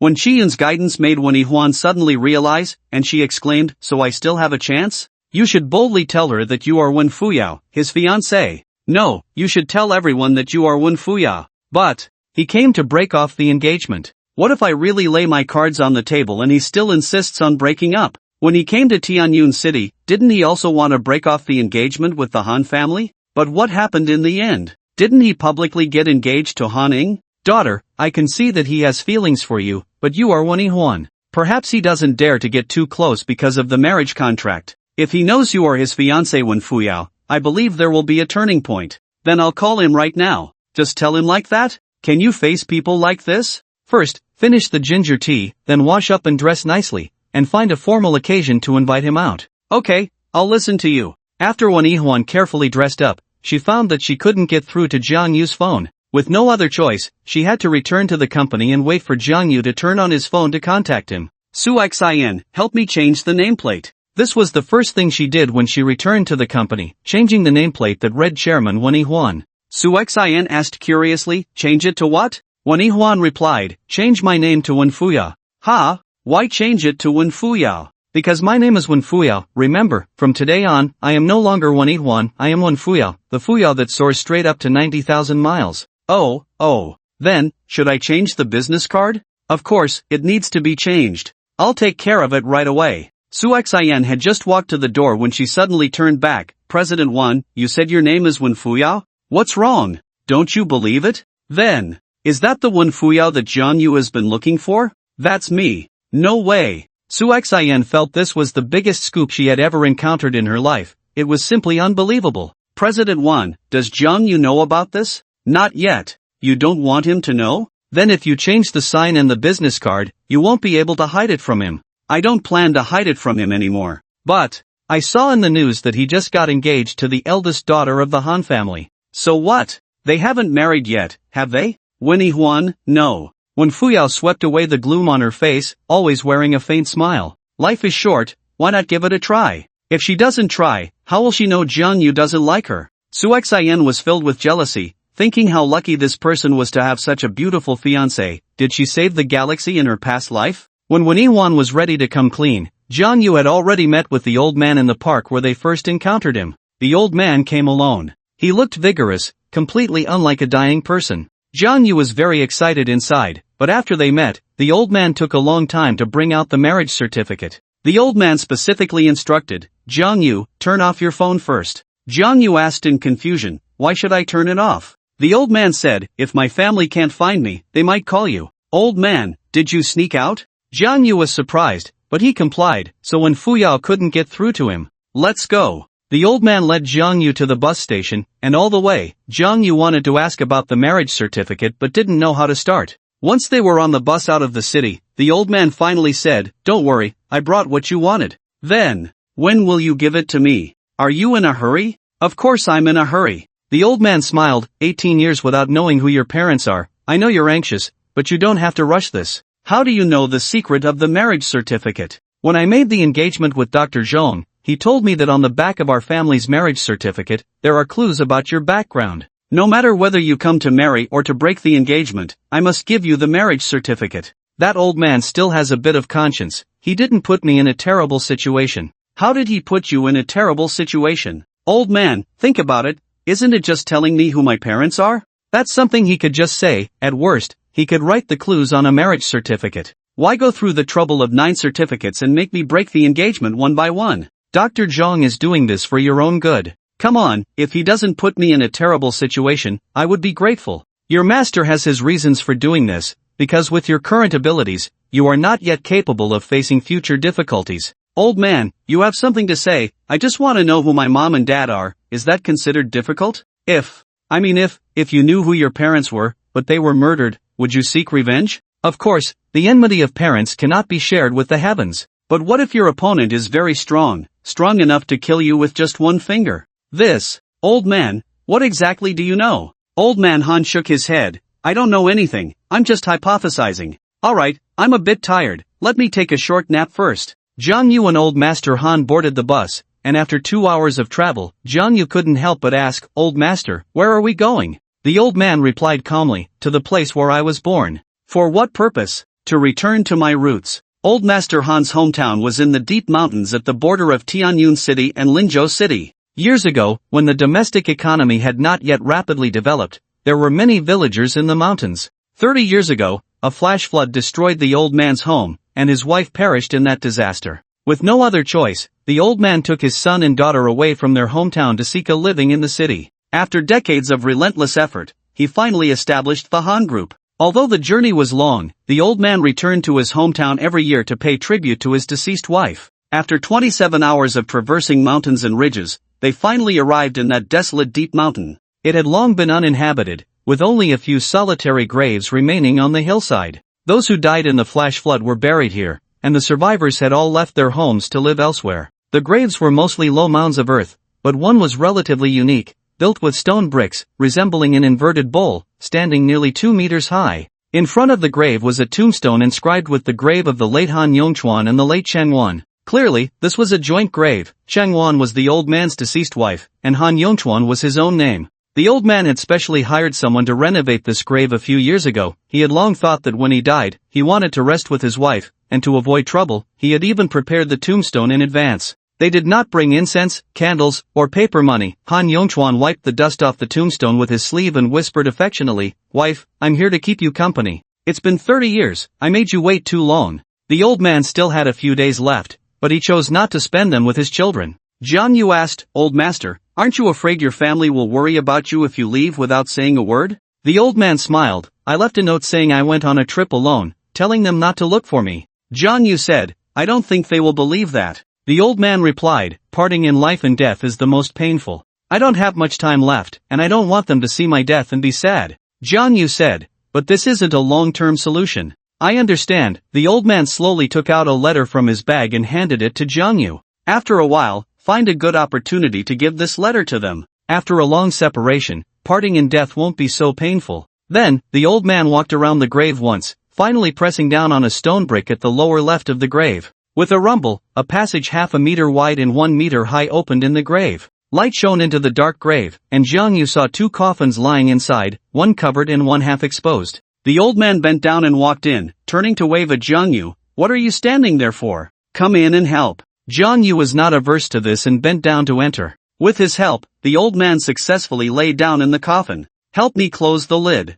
There's a mechanism outside, press it, and the grave will be permanently sealed. The old man wanted to spend the last phase of his life here, and Jiang Yu did not oppose it, but he hesitated for a long time without moving, because he hadn't gotten what he wanted yet. Old master, did you forget something? Oh, the old man suddenly realized, look at my memory, I almost forgot the most important thing. He rummaged in the coffin and finally took out a marriage certificate, the paper already yellowed. Jiang Yu was quite surprised. He didn't expect the old man to hide the marriage certificate here. Jiang Yu, I can give you the marriage certificate, but you have to promise me one request, otherwise, I won't be able to rest in peace even in death. What are your requirements? What worries me the most is my granddaughter. You are already engaged now, so you must promise me that you will take good care of her and never leave her for the rest of your life. Jiang Yu felt quite troubled. How could he guarantee that? Being engaged to Han Ing, he was merely a tool. Seeing him hesitate, the old man said with a hint of threat, "If you don't agree, I'll take this marriage certificate to my grave."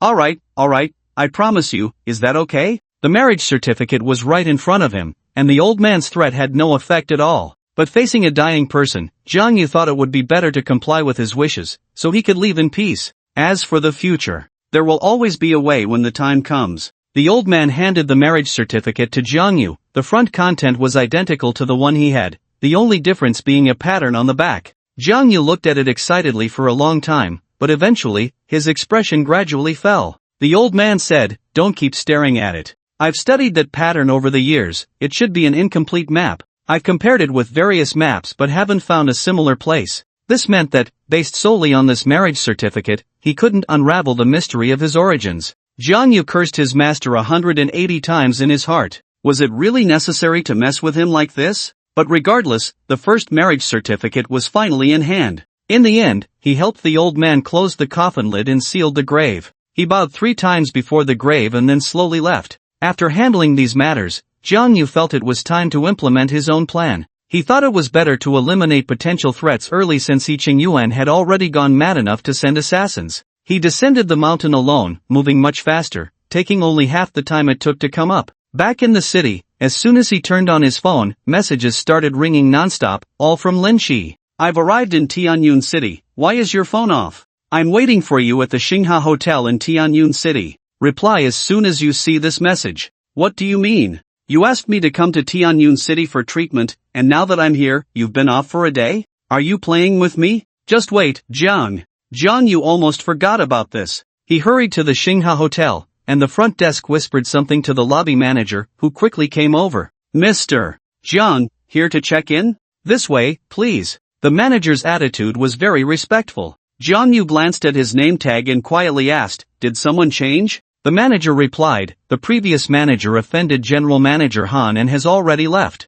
I'm the new lobby manager." The previous manager lost his job for insulting Han Xiong. Jang Yu was now the prospective son-in-law of the Han family, so the lobby manager had to curry favor. Jang Yu nodded and said, "I'm not checking in, I'm here to find someone named Lin Shi." The manager immediately turned around and instructed, "Check right away which room Lin Shi is in." After some inquiries, the front desk returned with the news, "She checked out an hour ago." Jang Yu's plan required Lin Shi's strong assistance, and he didn't want to offend this vice president, so he immediately called Lin Shi. As soon as the call connected, Lin Shi's roar came through, "Jang, finally willing to turn your phone on?" Jang Yu felt like his ears were about to be deafened. After Lin Shi vented for a while, he apologized, "I'm really sorry, Miss Lin, I was out of town and had no signal. I don't need your explanation. Please don't be angry, Miss Lin. Where are you now? I'll come find you right away." "No need, I'm already preparing to return to Lin City." "Don't, Ms. Lin, you can't delay your illness."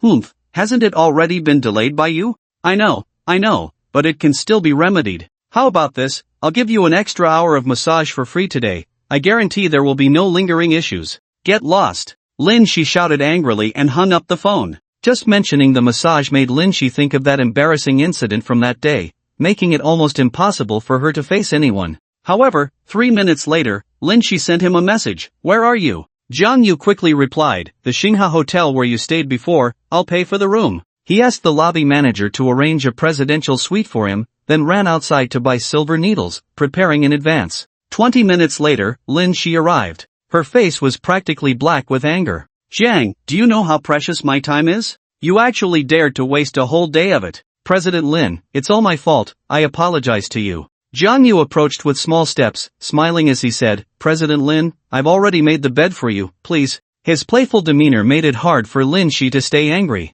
She slowly walked to the bedside and said in a warning tone, "We agreed on an extra hour of massage, not a minute less." Although the first treatment had made Lin Shi feel extremely embarrassed, the indescribable comfort was something she missed dearly. Lin Shi often went for spa treatments, but none of the female therapist's techniques could compare to Jang Yu's. After lying on the bed, with the experience from the first time, Lin Shi instructed, "Turn off all the lights and pull the curtains." Jang Yu complied, pulling the curtains and turning off the lights, making the room as dark as night. Only in such a dark environment could one alleviate their embarrassment. Jang Yu still started with the acupuncture before beginning the massage. The room was filled with Lin Shi's soft moans, but Jang Yu had no intention of enjoying it. He planned to finalize his scheme here. President Lin, I'm ready to implement my plan. You should communicate with your side in advance. So soon? Lin Shi's voice trembled. He Qingyuan is not so easily fooled. Zhang Yu said, Qingyuan values money above all else and is determined to compete with Yu Yin Company for business.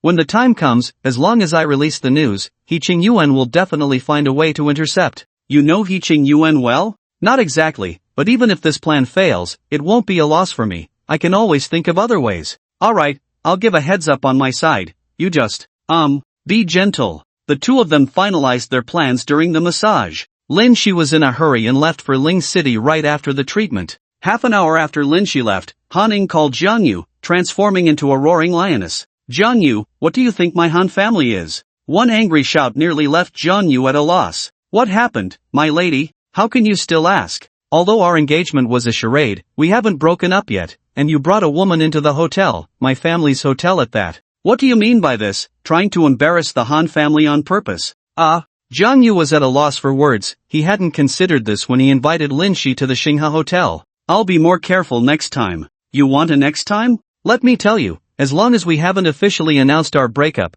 you are still the prospective son-in-law of the Han family, and you are absolutely not allowed to meet any other women. Hey, it was you who dragged me onto the stage without my consent before. I was helping you, and now you're restricting my personal freedom? Woman, don't push your luck. In any case, I don't care. You absolutely cannot do anything that would damage the Han family's reputation. Miss, when do you plan to announce our breakup? If you never announce it, does that mean I can't interact with other women for the rest of my life? You think too highly of yourself. You can't find a partner, and I still want to get married. Then give me a specific time. No specific time, it depends on my mood. Zhang Yu suddenly felt like he was being put in a passive position. Come on, I already have the marriage certificate in hand. The initiative is in my hands, okay? He thought for a moment and decided to endure it for the old man's sake. By the way, I heard you rented a place outside, right? What do you want? Han Ying's tone was very cautious. Zhang Yu said, I'm currently homeless. I've helped you so much,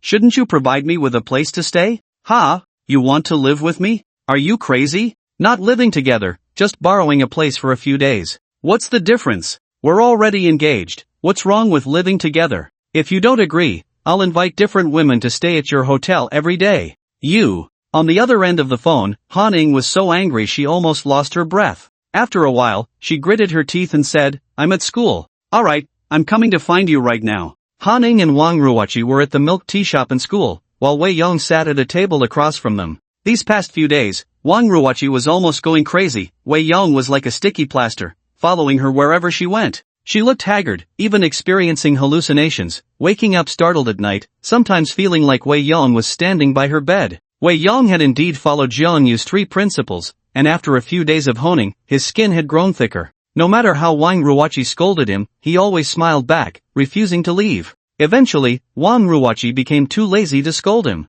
Han Ning, do you think he's sick? He follows me every day. I'm about to go crazy. Maybe that's just his way of pursuing you. It was obvious to anyone that Wei Yong liked Wang Ruoqi by following her around. But Wei Yong stubbornly refused to confess, leaving Wang Ruoqi without a chance to decisively reject him. Wang Ruoqi shot a glance at Wei Yong, who immediately waved at her in a friendly manner. Wang Ruoqi was furious and slammed the table, standing up to shout, Are you a stalker? If you keep following me, I'll call the police. Wei Yong looked unfazed. This isn't a private place, how am I stalking you? Wang Ruoqi was speechless. At school, aside from the girls' dormitory and the girls' restroom, Wei Yong's figure was everywhere. Just as Wei Yong said, he could follow her anywhere that was public, and even if Wang Ruoqi called the police, there was nothing they could do. At that moment, a few students from the sports college walked in, loudly shouting, Who is following my sister Ruoqi every day? Sophomore sports student Li Zhao swaggered in with a few classmates, and Wei Yong panicked. These guys were all tall and strong. Any one of them could easily beat Wei Yong to the ground. Wei Yong looked around, searching for an escape route, but Li Zhao and his group headed straight for him. The milk tea shop only had one entrance, and breaking through the front was out of the question. On the other side, Han Ning joked, Ruoqi, your flower protector has arrived. Oof, protector? Last time, your cheap fiancé knocked him down with one punch. Wang Ruoqi knew about Han Ying's engagement to Zhang Yu. She couldn't understand how Han Ning could fall for that country bumpkin. Han Ning explained that she used Zhang Yu as a shield in a critical moment, which made her feel better. However, she still thought Han Ying's approach was inappropriate and occasionally teased her about her cheap fiancé. Li Zhao walked up to Wei Yong, who who shrank back, forcing a smile. Senior, is there something you need? Li Xiao raised his chin, looking down at Wei Yong. Are you the one following my sister Ruochi? Wei Yong replied reluctantly. Senior, you misunderstood. I didn't follow her, I just came in for a cup of milk tea and happened to run into her. Don't explain, men understand men best, but you should take a look at yourself in the mirror. With your looks, do you think you deserve my sister Ruochi? I warn you, if you dare to follow my sister Ruochi again, I'll break your legs. Wei Yong gulped, swallowing hard, his face turning pale with fear. Just then, Jiang Yu strolled in leisurely. Who wants to break my friend's legs? He slowly walked towards Wei Yong, causing Li Xiao and his group to panic. That guy's reputation for taking on 7 opponents at once had long spread. With just the few of them, they would surely be beaten to the ground. We're done for, the one who takes on 7 is here. Li Xiao, what do we do? This guy can really fight. Damn it, if you ask me, who should I ask? The group kept retreating until they were backed against the wall, with nowhere else to go. Jiang Yu approached, gently patted Wei Yong's shoulder, giving him a reassuring look, then said to Li Xiao, he's my friend. If you dare to break his legs, I'll take your life. Do you believe me? Li Xiao gulped again, awkwardly saying, I was just joking with him, but I don't think that's a funny joke. Right, I'm sorry, I misspoke, I apologize. Get lost, don't let me see you again. Jiang Yu waved his hand, and Li Xiao and the others scrambled away, looking defeated. Jiang Yu turned to Wei Yong and said, go ahead and pursue Wang Ruochi. If that guy dares to trouble you, just call me, and I'll help you deal with him. Wei Yong instantly felt more confident. I'll do as you say. After that, Jiang Yu turned to walk towards Han Ying, while Wei Yong dared not follow, sitting back down and watching them. Han Ying's expression was cold, while Wang Ruochi looked disdainful. Oh, isn't this our Han Ying's cheap fiancé? Really shameless, chasing after her to school. Wang Ruochi showed no mercy, her words dripping with sarcasm. Haven't you realized your own identity yet? You're just a tool. You don't expect to have any further development with my Han Ying, do you? Wang Ruochi's words did not anger Jiang Yu. He naturally sat down next to Han Ying and said leisurely, even if I'm a tool, I'm now recognized as the prospective son-in-law of the Han family. Saying this, he wrapped his arm around Han Ying's shoulder, infuriating Wang Ruochi. Country bumpkin, take your dirty hands off.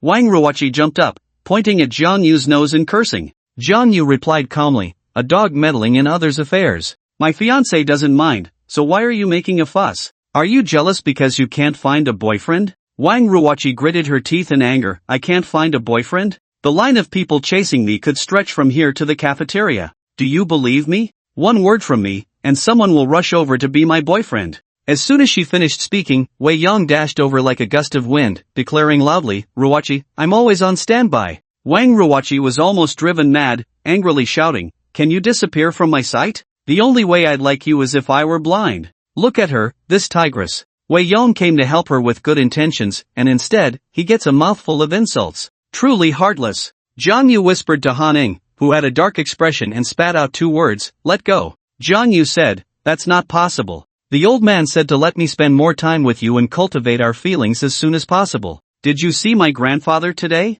Han Ying asked seriously. Early this morning, her family had been in an uproar. The old man had left a letter and run away from home, and Han Tianming had immediately gone to various bus stations to intercept him but had no success. Jiang Yu realized he had let something slip and quickly explained, no, the old man told me yesterday. What's wrong? Han Ying sighed, Grandpa has run away from home. No way? Jiang Yu pretended to be surprised. Han Ying said, it's not really leaving home. Grandpa left a letter today, saying he wants to travel alone and see the beautiful mountains and rivers of our country in the last moments of his life. Jiang Yu replied, what do you have to worry about? The old man isn't a child, and there are no human traffickers out there who sell old people. Han Ying shot him a glare. What do you know? My grandpa is old and not in good health. He just got out of the hospital not long ago. If he goes out alone and something happens, who will take care of him? It was clear that Han Ying was genuinely worried about her grandfather, and Jiang Yu felt a bit uncomfortable. Calculating the time, the old man should be going to another world to accompany his wife in the next day or two,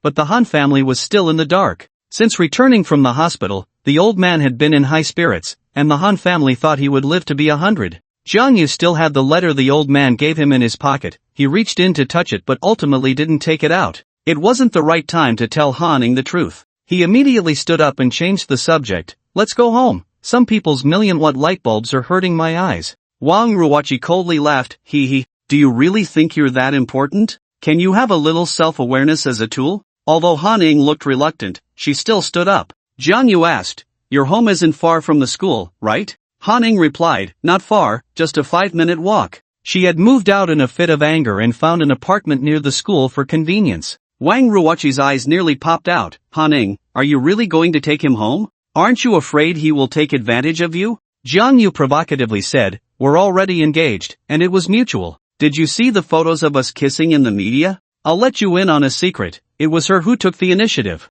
The word initiative nearly made Wang Ruoqi choke. She had indeed seen the photos, but Han Ning explained that she had no choice at the time. However, Han Ning didn't say it was her who took the initiative. Jiang Yu pulled Han Ning out, leaving Wang Ruoqi stunned, unable to recover for a long time. Wei Yong said leisurely, "Ruoqi, why don't you get lost?" Before Wei Yong could finish his sentence, he was scared back by Wang Ruoqi's fierce shout. Once outside the milk tea shop, Han Ning shook off Jiang Yu's hand and warned, "Even though we're engaged, you'd better keep your hands to yourself without my permission." Jiang Yu grinned, "Doesn't that just show we're close? If we don't act a bit real, how will you fool your dad? What if he wants you to marry that Zhao guy again?" Han Ning said, "Don't worry, you're the son-in-law my grandpa has chosen for the Han family. As long as grandpa is alive, my dad won't dare to do that." Upon hearing this, Jiang Yu suddenly realized. No wonder the old man wanted to quietly return to his hometown to settle down, it was also a way to restrain Han Tianming. If he passed away at home, Han Tianming would probably annul the marriage between Jiang Yu and Han Ning the very next day.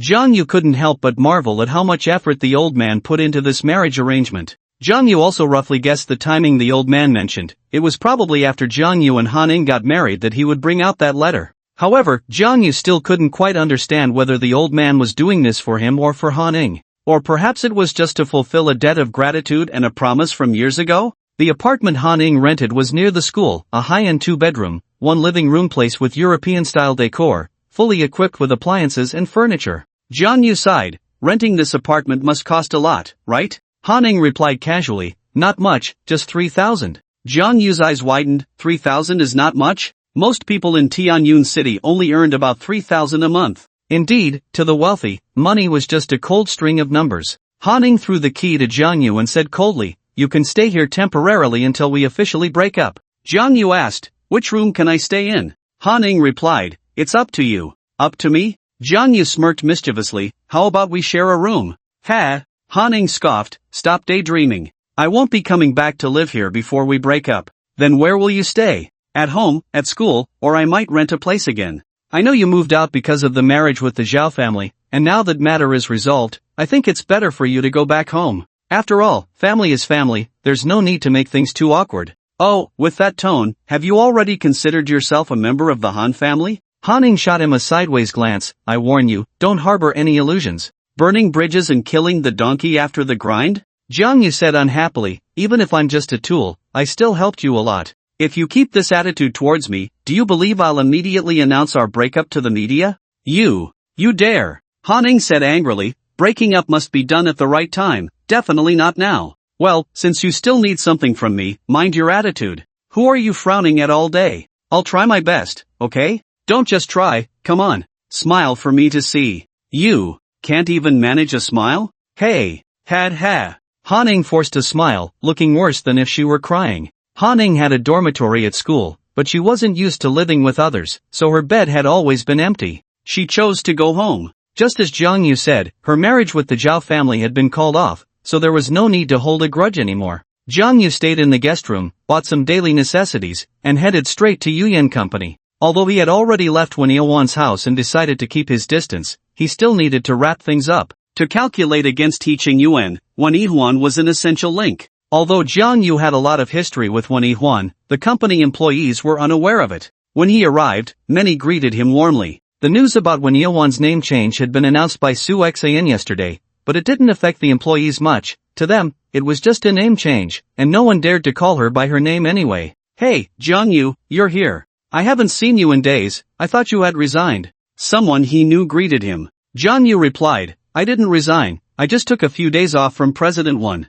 "So you're back to work today? You could say that. Why didn't you come in the morning?" President Wan and Secretary Su went to the provincial capital to discuss cooperation details. As her bodyguard, you should have gone with them. President Wan went to the provincial capital? When will she be back? Tomorrow or the day after? It seemed he had come at the wrong time. In fact, when Fuyo had been calling him yesterday, but his phone had been off. Now that he was back and his phone was on, when Fuyo was busy with the collaboration with the Manga group, so she had temporarily set aside the matter of revealing their relationship. Jang Yu could only wait for her to return to discuss it. Taking advantage of his free time, he made another trip to Ji-eun Company. As he was about to take the elevator up on the first floor, he unexpectedly received a call from Jin-hoo, the leader of the Black Tiger Hall, who wanted to meet him for an important matter. He immediately headed to Qingyuan Club, marking his third visit. This time, Jin-hoo was already waiting at the door to greet him, treating him as an esteemed guest. Upon reaching the top floor, Jin-hoo had someone brew a pot of fine Da Hong Pao tea, dismissed his underlings, and spoke privately with Jang Yu. Jang Yu wasn't in the mood for tea and got straight to the point. Boss Jin, just say what you need to say. I don't like beating around the bush. I dare to call you Brother Jang. Jin-hoo said cautiously. Seeing that Jang Yu had no reaction, he continued, Brother Jang, I came to find you today mainly to tell you some news. What news? It's about He Qingyuan. He Qingyuan hasn't given up, trying all sorts of ways to deal with Yu Company and Wen Yihuan. Today, one of my underlings got wind that He Qingyuan wants Wen Yihuan's life. Upon hearing this, Jang Yu frowned. That old bastard still hasn't given up? The assassination incident had barely passed a few days, and he was already coming up with new tricks. Jang Yu asked, what does he plan to do to Wen Yihuan? Jin-hoo replied, a car accident. I heard that Wen Yihuan went to the provincial city to discuss cooperation with the Mengdai group, and He Qingyuan sent someone over, planning to cause a car accident on the highway on the way back to the city. Jang Yu squinted his eyes, puzzled. Weren't you working for He Qingyuan before? Jin-hoo hurriedly said,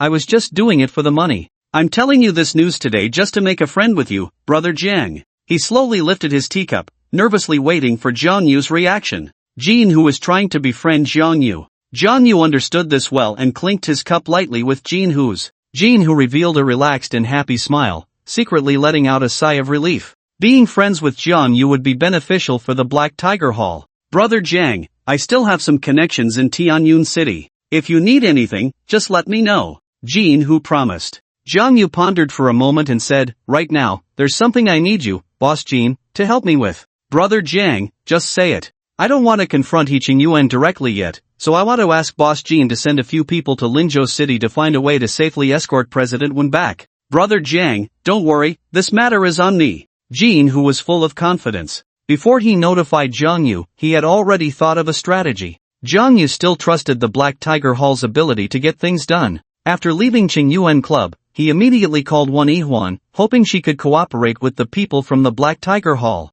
However, Wen Yihuan's phone was off again. Wen Yihuan was in a meeting with the senior management of the Mengdai group, and if her phone kept ringing, it would surely displease the higher-ups. However, Su Xian's phone was reachable. Jang Yu reminded her that they might be in danger and that he had already sent people from the Black Tiger Hall to assist them. Su Xian already knew about Jang Yu and Wen Yihuan's relationship but didn't reveal it beforehand. She could tell that President Wen took this matter seriously, so it was better for the person involved to clarify their identity. When Jang Yu got home, he prepared some food for himself and then took out the marriage certificate that old Master Han had given him to study. The back of the marriage certificate was engraved with a pattern resembling a mountain range, but it was incomplete. Moreover, the map was hand-drawn and looked very simple. Han didn't take anything when she left. There was a laptop left on the coffee table in the living room. Jang Yu opened the laptop and compared several maps. Just as old Master Han had said, he couldn't find any matching or similar places, and Jang Yu began to suspect whether the old man had drawn the map randomly to fool him.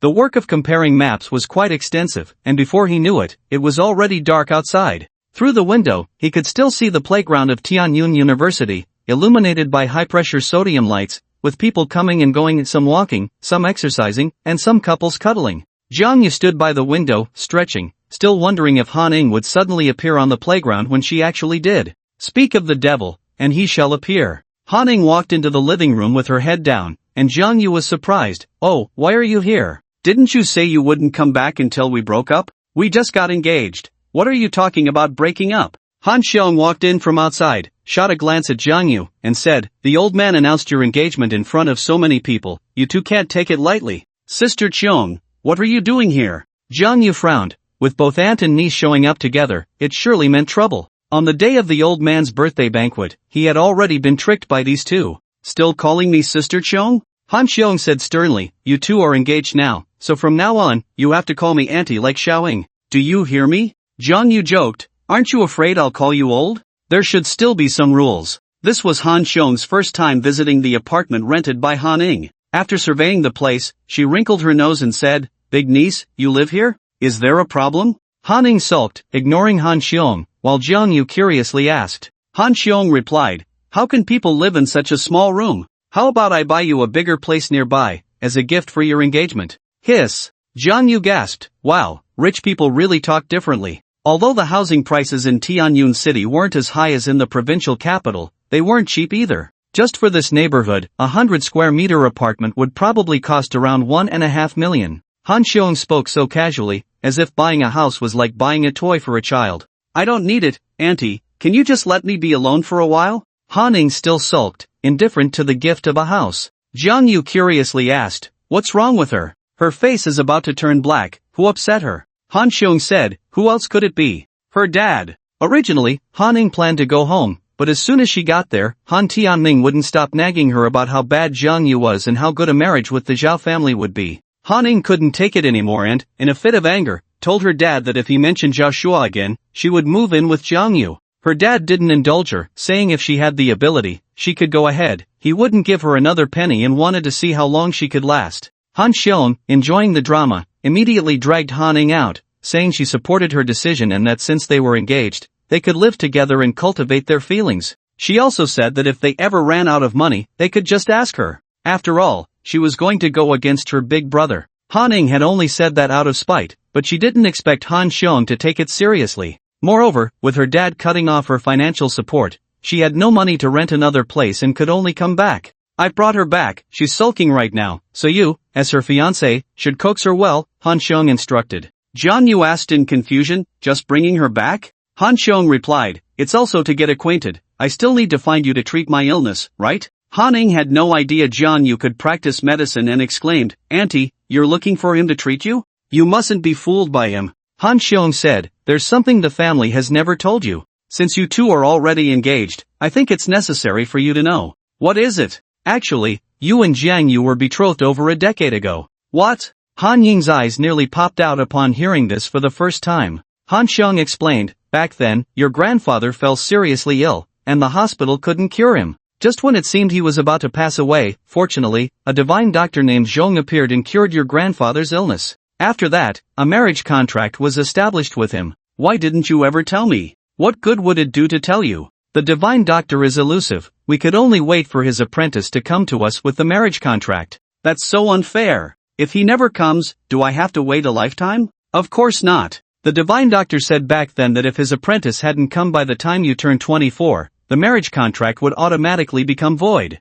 Is that so? Zhang Yu looked surprised. The old man hadn't told him that the marriage contract would automatically become void. However, after thinking it over, he realized that the old man might have deliberately concealed it from him, worried that he would intentionally delay fulfilling the contract once he knew it was void. But regardless of whether the marriage contract had a time limit, Zhang Yu dared not procrastinate, as every marriage document was related to clues about his identity. Han Ing glanced at Zhang Yu sideways. Are you that disciple of the renowned Dr. Zhong? Absolutely. Is your medical skill really that amazing? How about I check your body, and you can experience it for yourself? Get lost. Han Ing and Zhang Yu had publicly announced their engagement, so the earlier marriage contract wasn't too hard for her to accept. She was just a bit unhappy inside, feeling that as the person involved, she had been kept in the dark. After Han Xiong left, Han Ing sat quietly on the sofa for a while before suddenly standing up and saying, let's go, accompany me for a drink. Feeling gloomy, Zhang Yu readily agreed, wanting to help her drown her sorrows.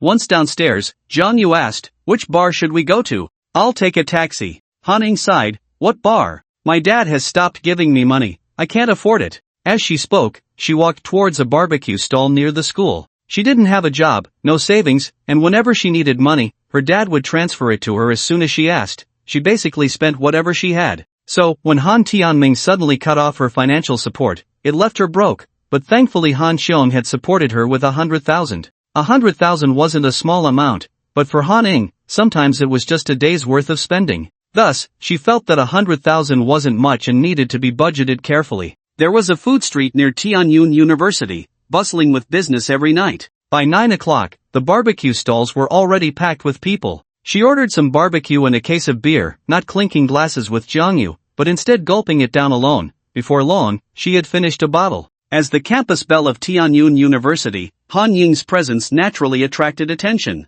Many male students had fantasized about being the one sitting next to Han Ying, so they looked at Jangyu with envy and jealousy. But they didn't dare to provoke Jangyu. He was a legendary figure at the school, known for being able to take on 7 opponents at once. After finishing a bottle of beer without saying a word, Han Ying made Jangyu feel a bit awkward, so he tried to find a topic and said, "By the way, why do I feel like your aunt has always been at odds with your dad? Why is their sibling relationship so bad? Isn't it because my dad is too autocratic? A few years ago, my aunt found a boyfriend with no status or background, and my dad broke them up, so my aunt has been resentful ever since, opposing my dad in everything." If your dad breaks us up, will you become the next Han Xiong? Don't flatter yourself. Han Ying rolled her eyes, thinking to herself that he was just her tool. It was unclear how Wei Yong got wind of it, but he heard that Jangyu and Han Ying were at the food street having skewers, so he shamelessly came over to be a third wheel. Wang Ruoqi disliked Wei Yong, but Han Ying didn't mind him. Of course, Han Ying didn't have any good feelings for Wei Yong either. She treated him like a transparent person, indifferent to his presence since she and Jangyu weren't on a date.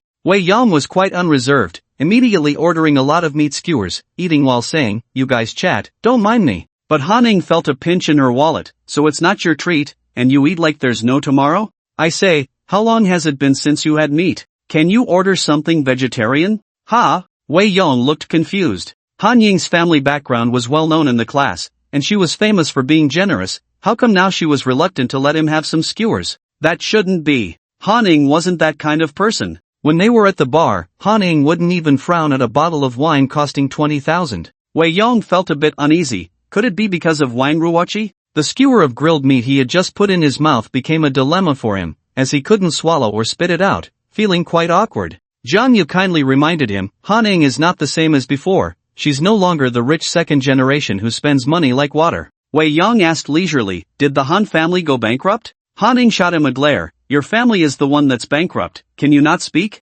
"Sorry, sister-in-law, it's my fault for not knowing how to talk." Wei Yong apologized repeatedly, then looked at the plates of grilled meat, troubled. "What should we do? These have already been ordered, and there's no way to return them." Jangyu said lightly, "Just eat up, this meal is on me." Although he wasn't as wealthy as Han Ying, he could still afford a barbecue, and since Wei Yong had helped him undercover tirelessly, he felt it was time to treat him. His strategy had also worked to some extent. Wei Yong had been shamelessly following Wang Ruoqi every day, making her reluctant to leave the dormitory, and she had been causing less trouble in front of Han Ying during this time. Wei Yong's presence had also sparked envy among many. Being able to eat skewers with Han Ying was a stroke of luck, but Jiangyu's reputation of 1 against 7 was not just for show, and those people didn't dare to casually approach. However, there are always exceptions. Students at school feared the 1 against 7, but outsiders did not, as they had never heard of it. There were many young men from the community near the school who loitered around the snack street every night, and everyone knew about Sima Zhao.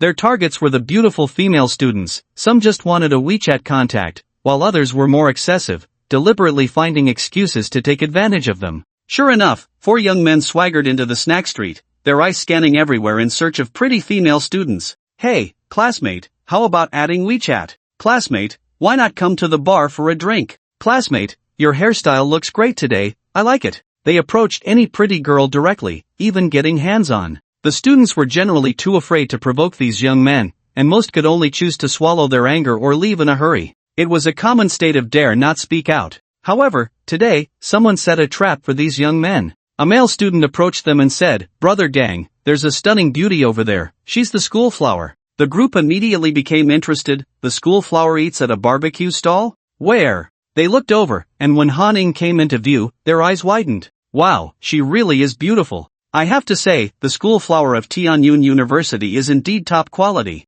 Brothers, let's go over and share a table." The 4 of them swaggered towards Han Ying. Their hungry gazes were simply indescribable. The students around them were stifling laughter, whispering to each other. "Look at their disgusting expressions. I've lost my appetite just seeing them. These guys harass female students here every day. Finally, someone can deal with them today." The owner of the barbecue stall gave a thumbs up to the student who had just set the trap for the 4. "Well done." Every time these young men appeared, the shop owners were also quite troubled. The student whispered, "The one leading, Chao Gang, is extremely arrogant because he's learned martial arts for a few years. He really thinks no one can handle them." Chao Gang's skills are indeed impressive. Can that classmate beside Han Ning handle it? Of course he can, he's a legendary figure at our school, 1 against 7. Jiang Yu wasn't a student of Tianyun University, but he was a legendary figure there. Just forcing young Master Zhao to kneel and apologize would at least be talked about for a year or two. Beautiful lady, do you mind if we share a table? Chao Gang asked casually, regardless of whether Han Ning minded or not, and directly pulled over 4 chairs to sit down, pushing Wei Yong aside.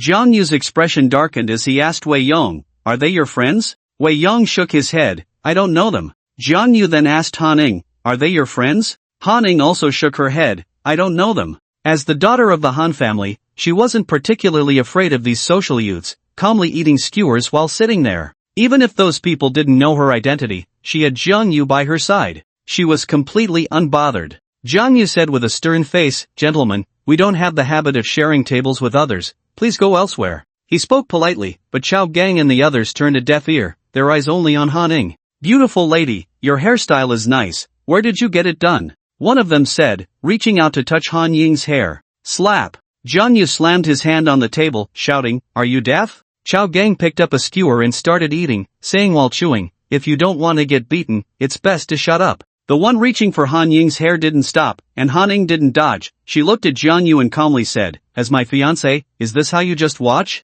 "Oh, kid, you're quite lucky." Chao Gang teased Jiang Yu, "With such a beautiful girl, she must be quite sweet, right?" "Sweet your mother." Before Jiang Yu could react, Wei Yong smashed a bottle at Chao Gang's head, cursing, "Is my sister-in-law someone you can disrespect? What the hell are you?" Wei Yong was usually a timid person, which Jiang Yu was well aware of, but the fact that he stood up to defend himself and his fiancée at this moment moved Jiang Yu. Of course, Wei Yong's courage to do this was also based on his unconditional trust in Jiang Yu. If a real fight broke out, Jiang Yu wouldn't just stand by. Damn! The other 3 youths jumped up, swinging their chairs at Wei Yong. "You've got guts to hit our brother, Gang." Just as the 3 were about to swing, a series of whooshing sounds pierced the air, and 3 chopsticks flew out. "Ah! Ah! Ah!" 3 screams rang out simultaneously, and the chairs in their hands fell to the ground as they trembled, wincing in pain. He. At that moment, Chao Gang coldly smiled and slowly stood up. He touched his head. Wei Yong's bottle hadn't caused him to bleed. He fixed his snake-like gaze on Wei Yong. "Kid, do you know what price you'll pay for this?" Chao Gang's eyes were terrifying, and Wei Yong's heart skipped a beat, but he glanced at Jiang Yu and felt more confident. "You think I'm afraid of you? Very good." As soon as Chao Gang finished speaking, he took a big step forward, using a grappling technique to grip Wei Yong's shoulder. "Ah!" Wei Yong screamed, feeling as if his bones were about to break. "Feeling the pain now?" Chao Gang said coldly, "Knowing pain is good, just right. I just learned a set of joint-locking techniques, and I'll use you to practice." Upon hearing joint-locking techniques, Wei Yong's face turned pale. Crack! Suddenly, a sound of dislocated bones echoed, and cold sweat broke out on Chao Gang's forehead. He staggered back 2 steps, his left arm hanging limply, already dislocated. "Joint-locking techniques seems quite impressive, I'd like to experience it," Jiang Yu said with a chilling aura, speaking slowly. Wei Yong quickly darted behind Jiang Yu to hide. Han Ning didn't even stand up, casually drinking and eating skewers, calmly saying, "Jiang Yu is treating, sit down and eat while watching."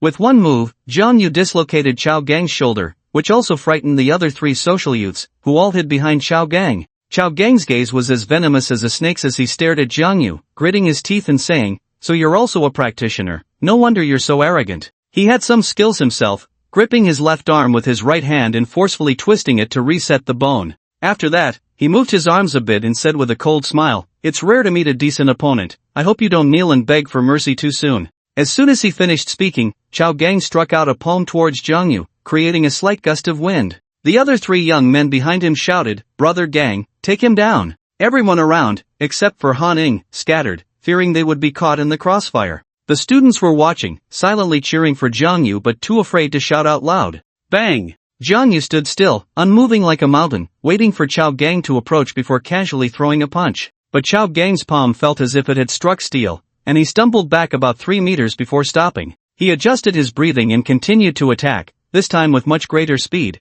both fists flying out in a dazzling flurry. In the blink of an eye, Chao Gang threw 36 punches, each one unleashing his strongest power. However, Jiang Yu remained in place, not moving an inch, simply using one hand to block and parry, easily neutralizing Chao Gang's assault. Finally, he found a flaw in Chao Gang's defense and delivered a powerful punch to his chest. Humph! Chao Gang let out a muffled grunt, staggering backward. If it weren't for the other 3 young men supporting him, he would have likely fallen flat on his back. Even with 4 of them working together to absorb the impact, Chao Gang still retreated about 10 meters. He struggled to catch his breath, his face turning red. Jianyu scoffed, "Is that all?" The surrounding students felt inspired, secretly cheering and clapping. Chao Gang was furious, his anger boiling over. "I'm going to get serious now." He stepped into a horse stance, took a deep breath, and focused his energy. The next moment, Chao Gang approached with a unique stride, constantly changing his moves, each shift causing his clothes to rustle. Having such skills at your age is impressive, but it's a pity you haven't used them for the right purpose, Jiang Yu said dismissively, and then he shot forward like an arrow released from its bow. Jiang Yu's movements were so fast they were nearly invisible. Chao Gang was completely dazed, and for a moment, he seemed to forget all the techniques he had learned. He didn't even know how to defend himself. In the world of martial arts, speed is invincible. Jiang Yu struck first, and with a crack, Chao Gang flew out like a straw, one arm twisting grotesquely, breaking like a withered branch. Bang! Chao Gang crashed heavily to the ground, and the onlooking students could no longer contain themselves, shouting, "Well done." The 3 young men were dumbfounded. They had followed Chao Gang for who knows how many fights, and as long as he made a move, no one could stop him. Moreover, Chao Gang often fought multiple opponents at once and had never lost. It was unheard of for him to be defeated in a one-on-one match like this. With one arm broken by Jiang Yu, Chao Gang endured the excruciating pain and got up, gritting his teeth. "Today, I admit defeat, we're leaving." He wanted to go, but Jiang Yu wouldn't allow it. "Did I let you go? Kid, don't push your luck." Chao Gang turned back, glaring furiously. Jiang Yu replied leisurely, "I indeed want to push my luck. Breaking one of your arms doesn't satisfy me." He slowly walked forward, and Chao Gang's heart sank, retreating repeatedly. "Kid, if you dare to touch even a hair on me, I guarantee you'll spend the rest of your life in a wheelchair." Chao Gang continued to shout, and the 3 beside him echoed. Brother Gang is the nephew of Master Chao Bin, a martial arts master in Tianyun City. If you dare to act recklessly, Master Chao will not let you off. At this moment, Wei Yong disdainfully said, "As if anyone here isn't a master. Listen up, what stands before you now is a martial arts master acknowledged even by the head of the Tianqing Martial Arts School, Master Jiang Yu. Daring to impersonate a master at such a young age." Pfft. Chao Gang spat and then turned to run. The onlookers let out a chorus of boos, and Jiang Yu picked up a chopstick from the table and instantly threw it. Whoosh! The chopstick flew like a bullet, and Chao Gang let out a scream just a few steps into his escape, as the chopstick pierced through his right palm, blood gushing out. Chao Gang dared not stop, desperately fleeing, but he couldn't help but turn back and curse, "Damn it, you better wait for me." Jiang Yu paid no mind, sitting down to continue eating barbecue. The crowd that had just dispersed returned to their seats, eagerly discussing Jiang Yu's earlier beating of Chao Gang. At that moment, the kind barbecue vendor came over to remind him, "Student, you should hurry and leave, I won't charge you for this barbecue." Jiang Yu smiled, "Is there such a good thing? But boss, I'm not the kind of person who eats without paying." The vendor replied, "I'm doing this for your own good. I've heard of Master Chao Bin, they say he's the #1 expert in Tianyun City. If he comes, you won't be able to leave." #1 expert? Wei Yong's heart sank. He believed in Jiang Yu's abilities but didn't think Jiang Yu could compete with the top expert. Han had been silent for a while but suddenly stood up, wiped her mouth, and said, "I'm full, you can settle the bill." After saying that, she walked away. "Boss, settle the bill, and pack the leftovers." Jiang Yu paid, handed the packed food to Wei Yong, and then chased after Han. A warm current flowed through his heart. "Worried about me?" he asked with a grin. Han suddenly said, "Why are you so narcissistic? I'm not worried about you at all. Even if you didn't say it, I understand." If she weren't worried about Jiang Yu being retaliated against by Master Chao, Han wouldn't have suddenly stood up and left. "You understand nothing, I just simply ate my fill and want to go home to rest. Actually, you don't need to worry, the #1 expert in Tianyun City might not be my match." He. "Do you really think you're invincible? Just because you beat Chao Gang, you're all puffed up with pride? Do you think the title of #1 expert in Tianyun City is just for show? I really don't know where you get your confidence. If Chao Gang really wants revenge, there's no way to hide. Now you're scared?" Han shot him a sidelong glance. "You're now our Han family's prospective son-in-law. I'll talk to my dad and see if he can help you reconcile." "Come on, your dad dislikes me so much, he probably wishes I were dead. If I die, he can rightfully let you marry Zhao Shuo." Han suddenly stopped, turned to look at Jiang Yu, and said firmly, "So don't worry, I'll do everything I can to make sure you don't die." Jiang Yu chuckled, "I told you, you're worried about me. I can't be bothered with you." Han flicked her sleeve and left. The first thing she did when she got home was call Han Xiong for help. She was still angry with her dad and wouldn't ask for his help unless absolutely necessary. She chatted with Han Xiong for half an hour in her room.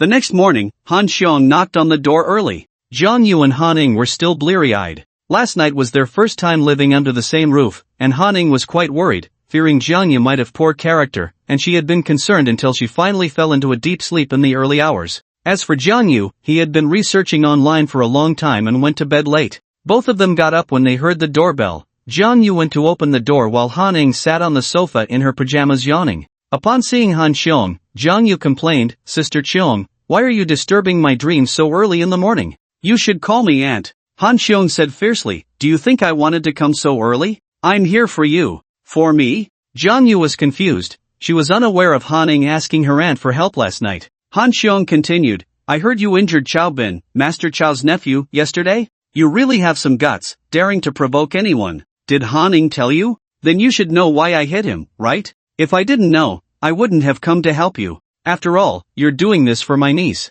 We have the right on our side, so it should be easy to reconcile. Wash up, and I'll take you to buy some things and visit Master Chao. I'm going with you." Han Ning suddenly perked up and rushed into the washroom. She also wanted to see the #1 expert in Tianyun City. Jiang Yu initially didn't want to go, but Han Xiong's incessant chatter was unbearable. She could only go along with it to enjoy some peace. Han Xiong also showed enough sincerity for reconciliation, spending over 100,000 on gifts for the visit. Master Chao lived on Lutong Mountain outside the city, where he had built a small courtyard halfway up the mountain, a favorite spot for martial artists seeking tranquility. Han Xiong led Jiang Yu and Han Ning to the door, and after knocking, a young man opened it. He was Master Chao's disciple. "Ladies, my master is not seeing guests today." They were directly turned away without even being asked who they were. Han Xiong politely said, "Please inform him that Han Xiong from Han Group is here to visit." Upon hearing it was someone from Han Group, the disciple showed enough respect and immediately turned to report. After a while, he came back out, shaking his head.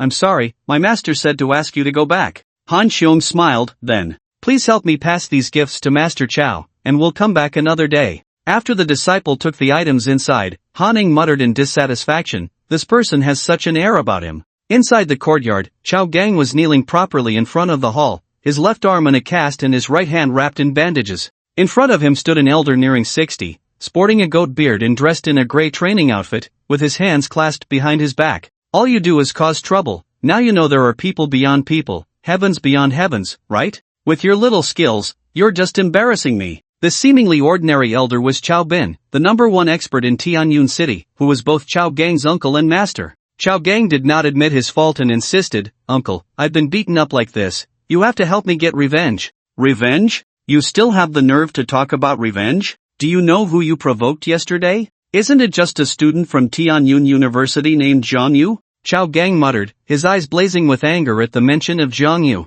Slap! Chao Bin pulled out his phone, found a photo, and threw it in front of Chao Gang, shouting, "Look for yourself." The person in the photo was Han Ning. Chao Gang was puzzled. "Uncle, do you know that female student?" "Humph." Chao Bin snorted coldly. "Do you know who she is?" "She's the young lady of Han Group. How dare you try to flirt with her?" Chao Gang chuckled. "So she's the young lady of Han Group. No wonder she's so beautiful." Slap! Chao Bin slapped Chao Gang across the face, scolding, "What kind of nonsense is in your head? Just now, they came to your door." Chao Gang was unconcerned. "So what? Do you think they would dare to do anything to you, uncle?" "They can't do anything to me, but do you think violence can solve everything?" "At least it can solve most problems," Chao Gang muttered. "Uncle, don't say it's the young lady of the Han family, even if it's Han Tianming. Wouldn't he have to give you some face?" "I'm fine being beaten like this, but the bad part is your reputation, uncle. You run amok every day, and I still have a reputation? So what should we do? Should we just swallow our anger and live like cowards?"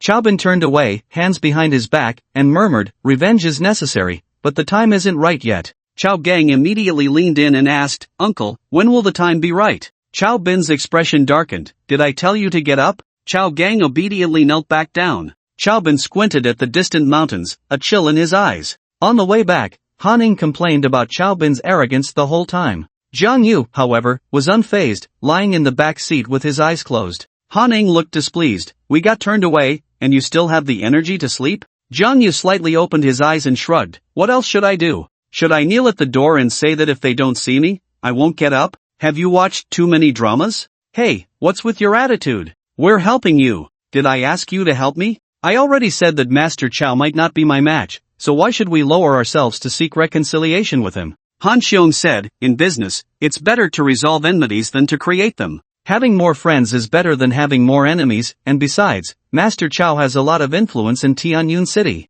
But Master Chow doesn't take us seriously, he's clearly trying to intimidate us. It's fine, I'll come back tomorrow. Han Xiong seemed quite invested in this matter, as if she truly regarded him as a son-in-law of the Han family. She drove Han Ning back to school, while also forcing Jiang Yu out of the car. She claimed it was to let Jiang Yu attend classes and gain some cultural knowledge, but in reality, she was pushing him to develop feelings for Han Ning. She even used their engagement to threaten Jiang Yu, saying that if he didn't do as she asked, he could forget about getting the marriage certificate from the Han family. Han Xiong didn't know that Jiang Yu had already obtained the marriage certificate. But Jiang Yu didn't dare to confront her. Once he did, the old man's matter would inevitably be exposed early. He had promised the old man to find a suitable time to deliver the letter to the Han family, and he intended to keep that promise. Jiang Yu accompanied Han Ning to the teaching building, and they attracted a lot of attention. Han Ning was the campus belle of Tianyun University, always drawing eyes. Jiang Yu was a legendary figure at Tianyun University. After beating Chao Gang last night, he added a bold stroke to his legend.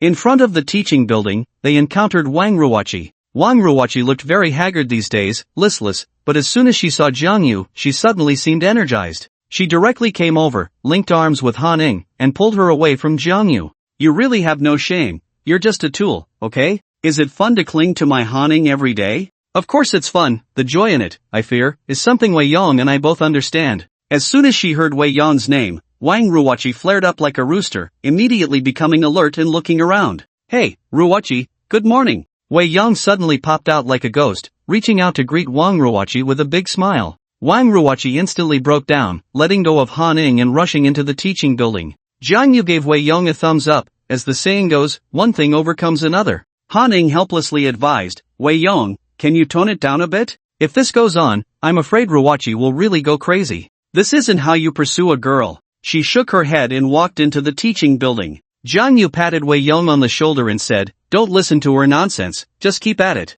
Look, you already have significant results. Wang Ruoqi isn't scolding you anymore. Wei Yong grinned, I'll definitely keep it up. Jiang Yu only saw Han Ning to the entrance of the teaching building. He wasn't in the mood to attend class, as he had important matters to attend to. He originally planned to go to Ji and Company to find Wen Qiyun, but Jin Hu called and said Wen Yiwan had already returned and would probably arrive at the company around 11 o'clock. Jiang Yu went directly to Yuyan Company to wait, keeping his phone open at all times. Although the boss was not there, the employees in the company were still working diligently, busy from early morning promoting the new products of Mengdai Group. He went straight to Wen Yiwan's office and lay down on the sofa. The head of the HR department kindly poured him a cup of tea. In fact, everyone in the company could see that Jiang Yu and Wen Yiwan had a close relationship, and many people often tried to get close to Jiang Yu. Jiang Yu, you came so early. Have a cup of tea first. President Wen is returning today, and she probably won't arrive until noon. The head of HR placed the tea on the coffee table and said to himself,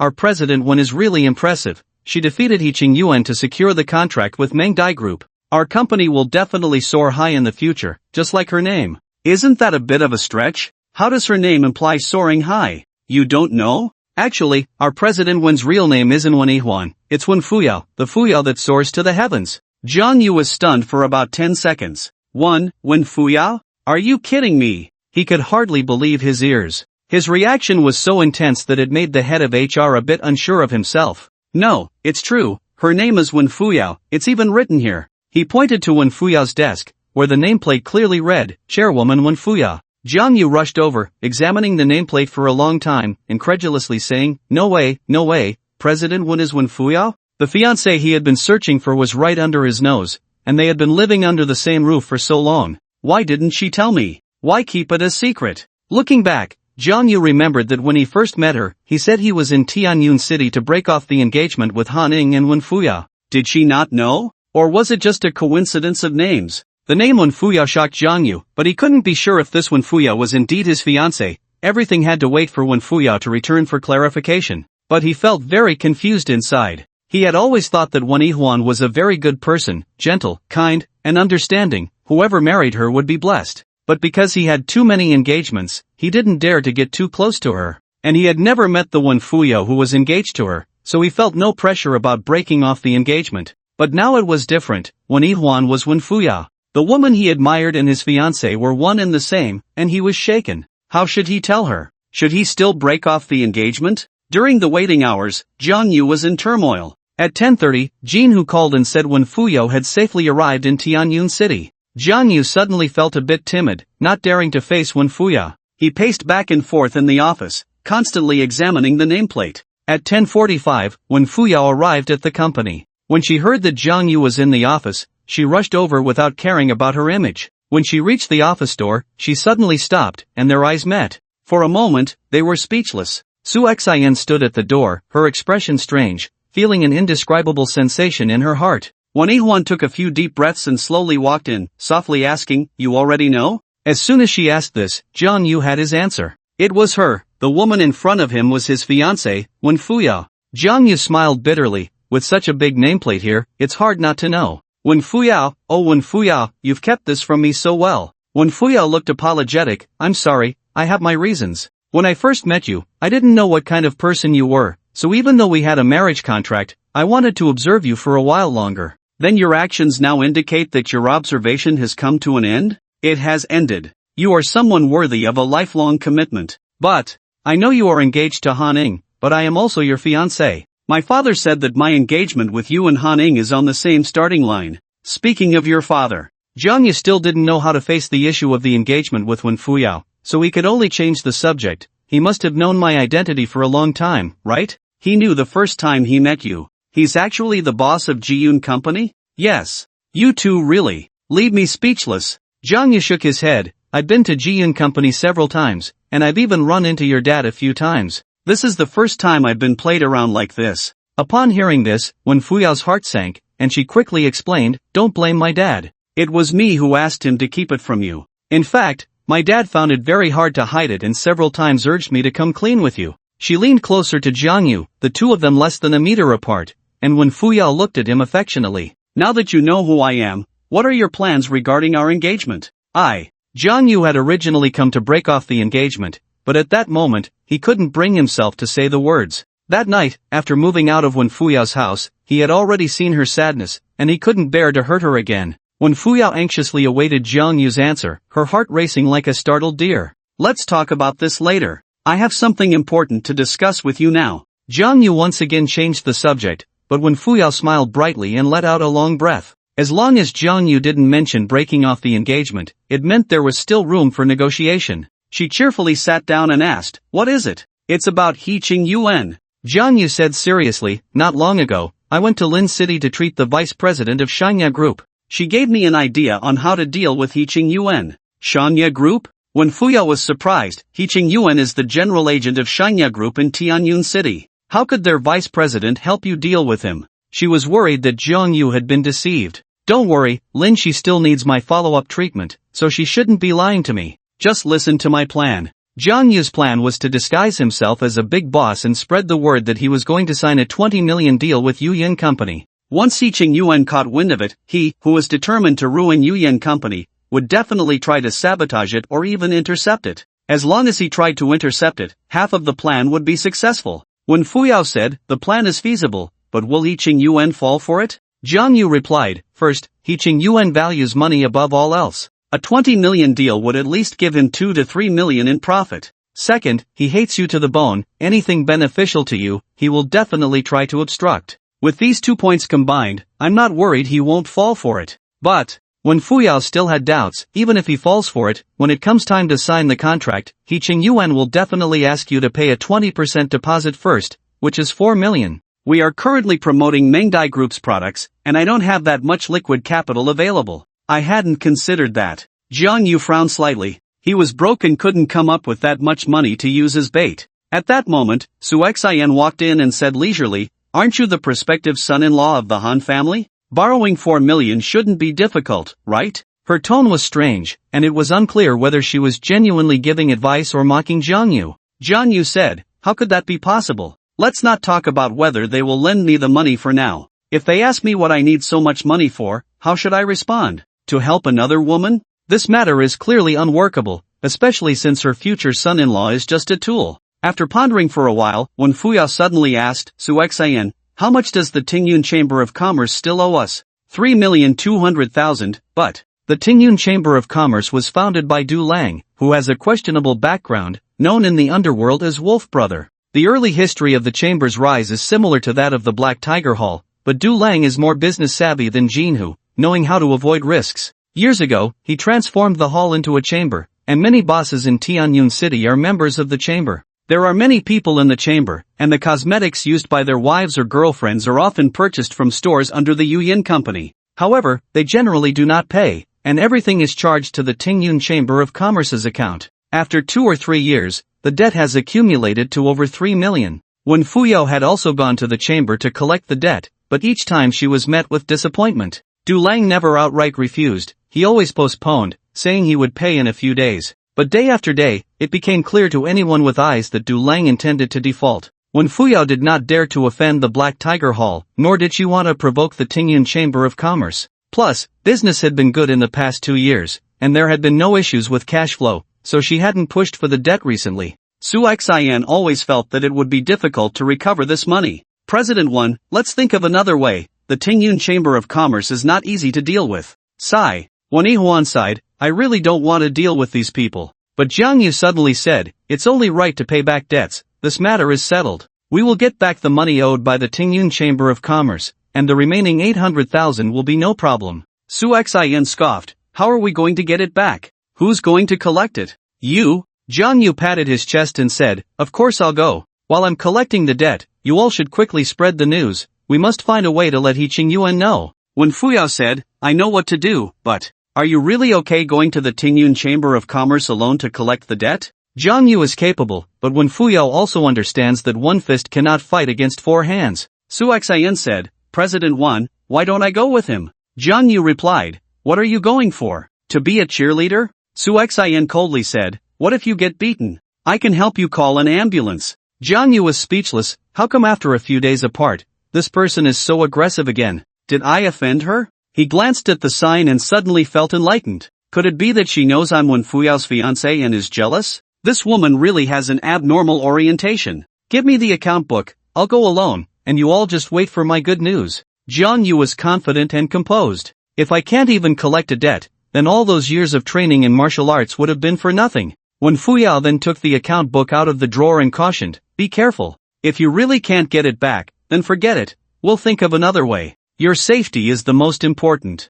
With her identity already revealed, Wen Fuyao's concern for Jiang Yu was no longer hidden. I'm off to work. Su Xian snorted lightly and turned to leave. Jiang Yu took the account book and walked out, meeting Su Xian's hostile gaze, causing him to shiver. A jealous woman is truly terrifying. After having lunch, Jiang Yu took a taxi to the end of Mingyang Street at 3 in the afternoon, where there was a 6-story small building. A plaque for the Tingyun Chamber of Commerce hung in front of the first floor, with golden characters on a black background, elegantly styled. A few idle people were smoking and chatting at the entrance. As Jiang Yu walked over, they gathered around him with unfriendly expressions. Who are you looking for? Jiang Yu politely replied, I'm from Yuyan Company, my name is Jiang Yu, and I'm here to settle accounts with Boss Du. Jiang Yu? Here to collect a debt? A few idle individuals burst into laughter. Kid, do you know where this place is? Dare to come here to collect debts? Tired of living, huh? It's only right to repay debts, Jiang Yu said calmly, without changing his expression.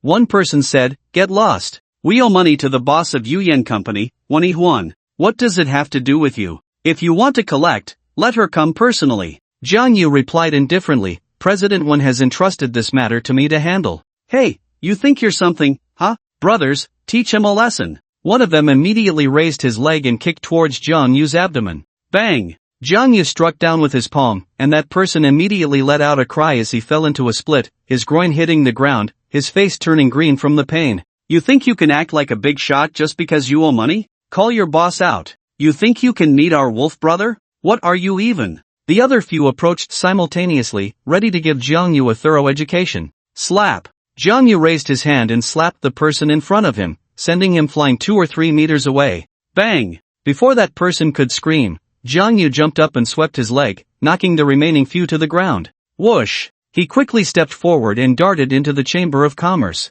Since they weren't bringing Dueling out, Jiang Yu would go find him himself. Once inside, Jiang Yu shouted, Who is Dueling? Get out here! This shout was undoubtedly poking the tigers, but everyone in the Chamber of Commerce heard it and rushed down to the first floor, armed. In less than 3 minutes, Jiang Yu was surrounded by about 40 people, unable to escape. They struck the ground with their weapons, making a clattering sound, their eyes filled with disdain, as if looking at a fool. In this day and age, who dares to cause trouble here? Kid, daring to come here to stir up trouble, are you looking to hang yourself on the old birthday star, tired of living? Another guy who doesn't know the heights of heaven and earth. You think you can call our wolf brother's name? Do you believe I'll tear your mouth apart? Facing the threats, Jiang Yu showed no fear, steady as a mountain. Tap, tap, tap. At that moment, footsteps echoed from the staircase, and a middle-aged bald man walked down from upstairs, a 2-inch-long scar on his face, looking quite intimidating. Wolf brother, the 40 or so people shouted in unison, full of momentum.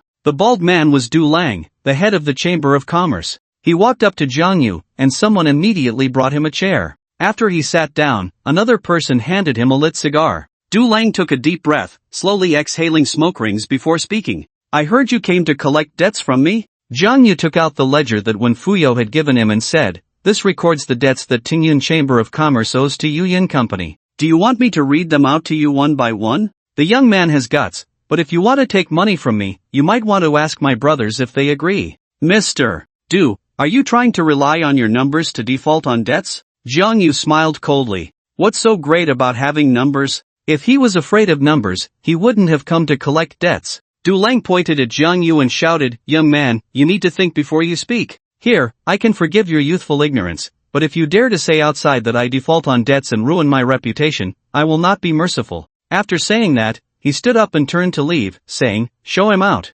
Show him out? Jiang Yu's expression darkened. Mr. Du, if you do this, I fear it will be hard for me to report back. Someone mocked, "Kid, don't refuse a toast and drink a forfeit. If you don't leave now, later you might have to be carried out." So, Mr. Du, is this a threat? Upon hearing this, Dueling turned around, a hint of killing intent in his brows. I'll give you 10 more seconds. Saying this, he raised his hand to check his watch. 10, 9, 8, 7. As Dueling counted down, the Chamber of Commerce fell into an unusual silence. Jiang Yu did not disturb him and just stood there waiting for him to finish. 3, 2, 1. After Dueling finished counting, he didn't say anything extra, just beckoned with his finger, and immediately 2 people swung baseball bats at Jiang Yu. He had already given him a chance, but Jiang Yu didn't cherish it. Once it was confirmed that Dueling was not a reasonable person, Jiang Yu didn't waste any more words with him. With a burst of strength, he dodged the baseball bats and delivered a powerful shoulder charge. Bang! The young man holding the baseball bat was sent flying, crashing into the crowd and knocking down a large number of people, with the individual directly losing consciousness.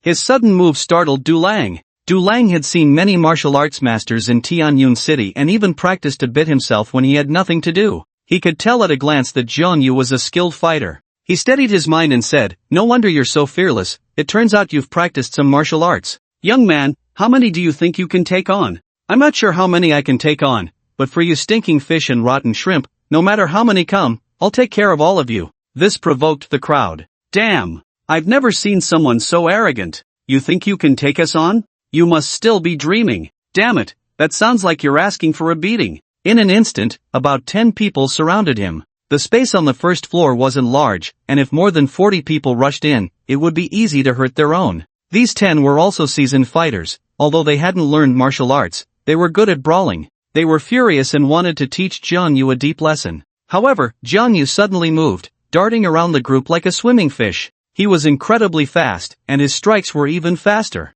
Bang bang bang! In just a few breaths, 5 people fell to the ground, clutching their stomachs and rolling around, their foreheads dripping with cold sweat from the pain. Gulp! Many couldn't help but swallow hard, feeling a sense of fear. I'll kill you! One person charged in with an iron rod, swinging it heavily towards Jiang Yu's head. Jiang Yu was furious. This was a direct attempt on his life. He didn't hold back, quickly sidestepping and flipping the attacker onto the ground, then stomped down hard. Ah! A scream like that of a slaughtered pig rang out, echoing endlessly. The right arm of the person with the iron rod was crushed under Jiang Yu's foot, visibly flattened, and it was clear that he had suffered a shattering fracture. Those watching felt the pain just by looking. As Jiang Yu became ruthless, the others grew even more afraid. Even Dueling began to worry. He took a half step back and commanded, "Everyone, attack together." The remaining 30 or so people let out a furious roar and surged forward. They formed a circle, continuously closing in, so that even if Zhang Yu was fast, he would eventually be trapped in the middle and beaten. When Zhang Yu's space for movement was reduced to less than a meter, he suddenly leaped into the air, flipping several times before landing next to Dueling. There was no one around Dueling, and as soon as Zhang Yu landed, he slapped him. Smack! Are you going to pay up or not? Zhang Yu questioned, his voice booming. Dueling's face immediately bore 5 bright red handprints, and he was completely dazed. He had been slapped right in front of everyone. It was an incredible humiliation. After so many years, Dueling had indeed suffered many injuries, but no one had ever dared to slap him. Damn, how dare you hit our wolf brother? The younger brothers snapped back to reality, angrily cursing, and turned to surround Zhang Yu again. At that moment, Zhang Yu seized a teacup and smashed it over Dueling's head with a clang. If you don't want your boss to get hurt, then. Before he could finish, those younger brothers had already closed in, swinging their bats. Zhang Yu had originally planned to capture the leader first, but it seemed these younger brothers weren't falling for that. There was no choice but to deal with these small fries first. His fists and palms moved like the wind, each strike carrying a strong force, and anyone who made a move would surely fall to the ground. Dueling was also rescued amidst the chaos. Coming to his senses, he pulled out a watermelon knife from under a table and shouted angrily, "Kill him! Get rid of him! Each of you will be rewarded 10,000. He was merely issuing orders. The watermelon knife was mainly for self-defense, fearing Zhang Yu might suddenly jump out and slap him again. Dueling was arrogant, demanding Zhang Yu's life. However, the anger on his face gradually turned into fear. He watched helplessly as over 40 of his subordinates fell to the ground, while Zhang Yu remained unscathed. This guy is incredibly strong. A few minutes later, the first floor of the Chamber of Commerce was littered with bodies, and cries of anguish echoed throughout. Cold sweat streamed down Dueling's back. After all these years, he had seen strong fighters, but never someone this formidable. After taking down everyone, Zhang Yu slowly approached Dueling. Dueling swallowed hard, his hands trembling. This was genuine fear, as if a god of death from hell was closing in on him. Ah! He roared to bolster his courage, then swung the knife at Zhang Yu. Zhang Yu flicked his finger, and with a clang, the sharp watermelon knife snapped in half, leaving Dueling's legs weak. Breaking a watermelon knife with a finger, was this even human? Zhang Yu slowly raised his palm, and Dueling stammered, "What? What do you want?" Slap. As soon as he finished speaking, Zhang Yu slapped him again, turning the other side of Dueling's face red. Dueling covered his face and gritted his teeth, saying, "Kid, don't push your luck." "I'm pushing my luck. What are you going to do about it?" Slap. He slapped Dueling again, causing his face to swell. "Ah!" Dueling shouted in anger, "You barged into my Chamber of Commerce and humiliated me time and again.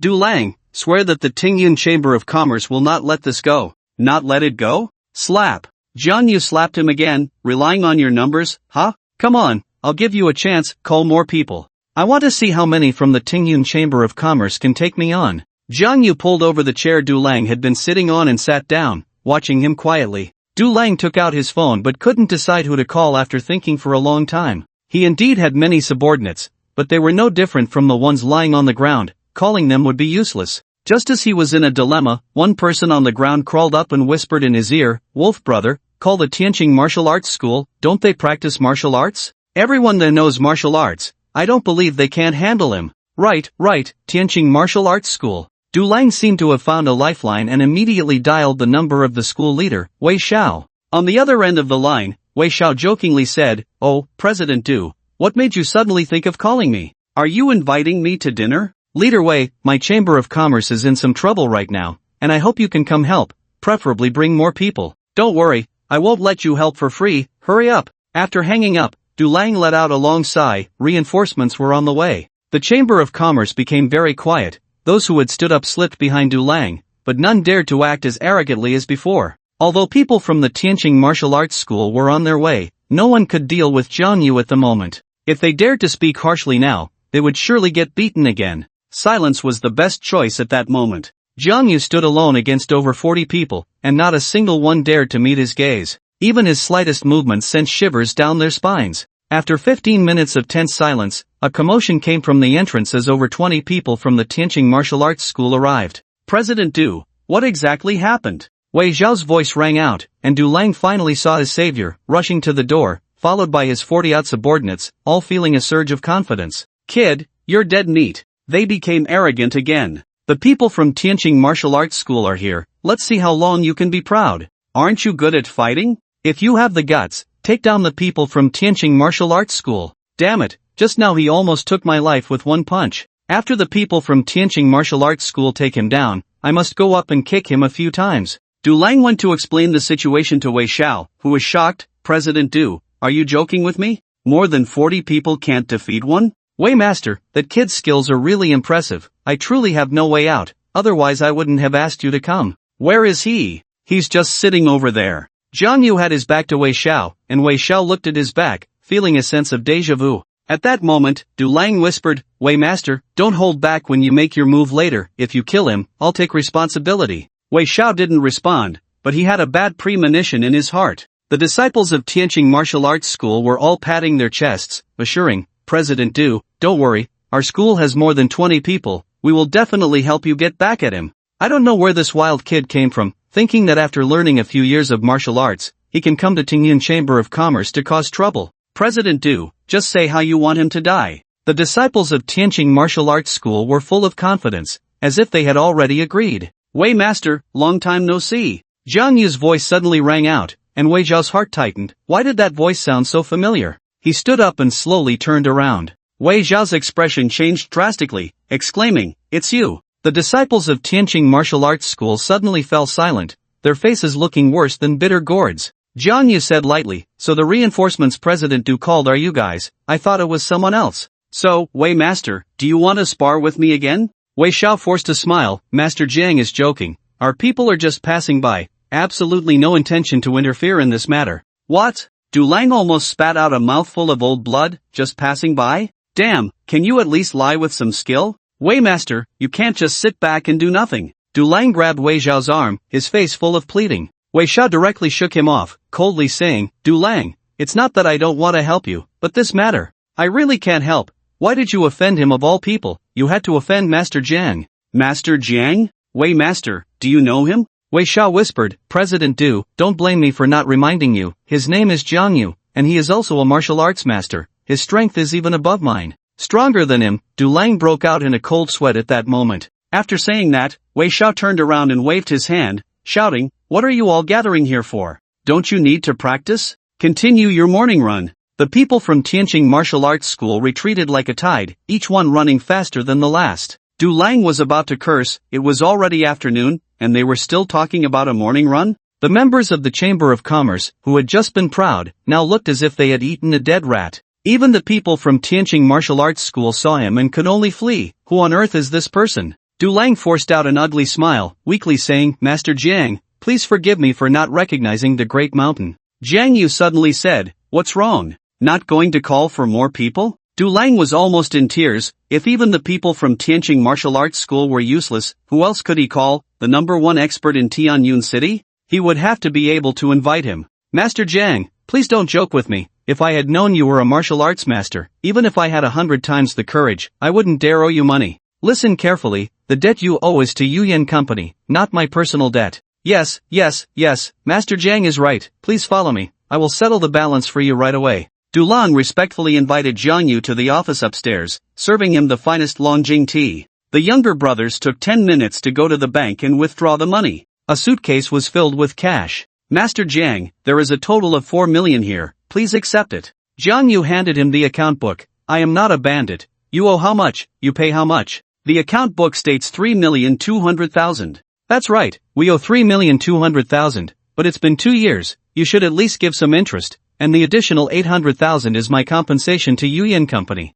Master Jiang, please don't refuse. 4 million was just enough for the deposit Jiang Yu planned to pay, so when fuyo wouldn't have to scramble for more. Jiang Yu did not refuse again. President Du, as the head of the Chamber of Commerce, I hope you convey my message to your members. From now on, I do not want anyone in your chamber to owe Yuyan Company any debts. Jiang Yu left with that statement and the suitcase. Dueling nodded and bowed behind him. Master Jiang, rest assured, I will convey this, and I guarantee such things will not happen again. Master Jiang, take care. It wasn't until Jiang Yu disappeared from Dueling's sight that Dueling collapsed onto the sofa, his back already soaked with cold sweat. While waiting for his subordinates to fetch the money, Dueling felt like time was dragging on. A few younger brothers pushed the door open and cautiously asked, Wolf brother, is it all settled? Dueling took a deep breath and sighed. When did Tianyun City produce such a young hero? Even Wei Xiao feels inferior. Is he really that powerful? Didn't you just experience it yourself? How does he compare to the top master, Master Chow?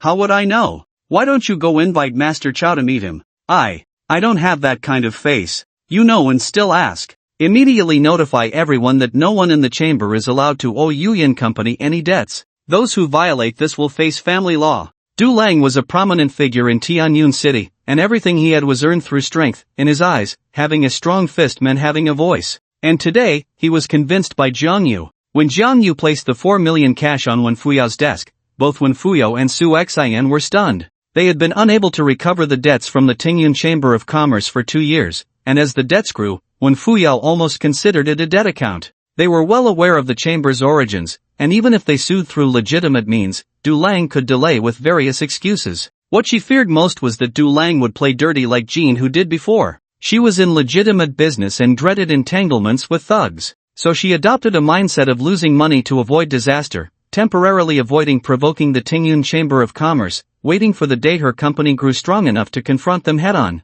But that time could be long, perhaps 5 years, perhaps 10, perhaps even longer. They never imagined that such a debt account could be recovered by Jiang Yu in less than an afternoon. Moreover, he even brought back 800,000 in interest. Who was Dueling? He had always taken others' money, who could take his? Just getting him to repay the debt was already a blessing. Who would dare to expect interest? 4 million, how did you convince Dueling? Su Xian stared at the 4 million, her eyes nearly popping out. She felt like she was dreaming, but a suitcase full of money was undeniably right in front of her. Jiang Yu waved his fist and said, with this, dealing with someone like Dueling, reasoning is useless. As long as your fist is harder than his, that is the truth. Su Xian scoffed, you can keep bragging. The Tingyun Chamber of Commerce has more people than the Black Tiger Hall. Do you think you're Zhao Zilong, charging in and out with a silver spear to take the enemy's head? Hey, I need to correct you. Zhao Zilong did go in and out 7 times, but it was Guan Eryi who took the enemy general's head amidst the thousands of troops.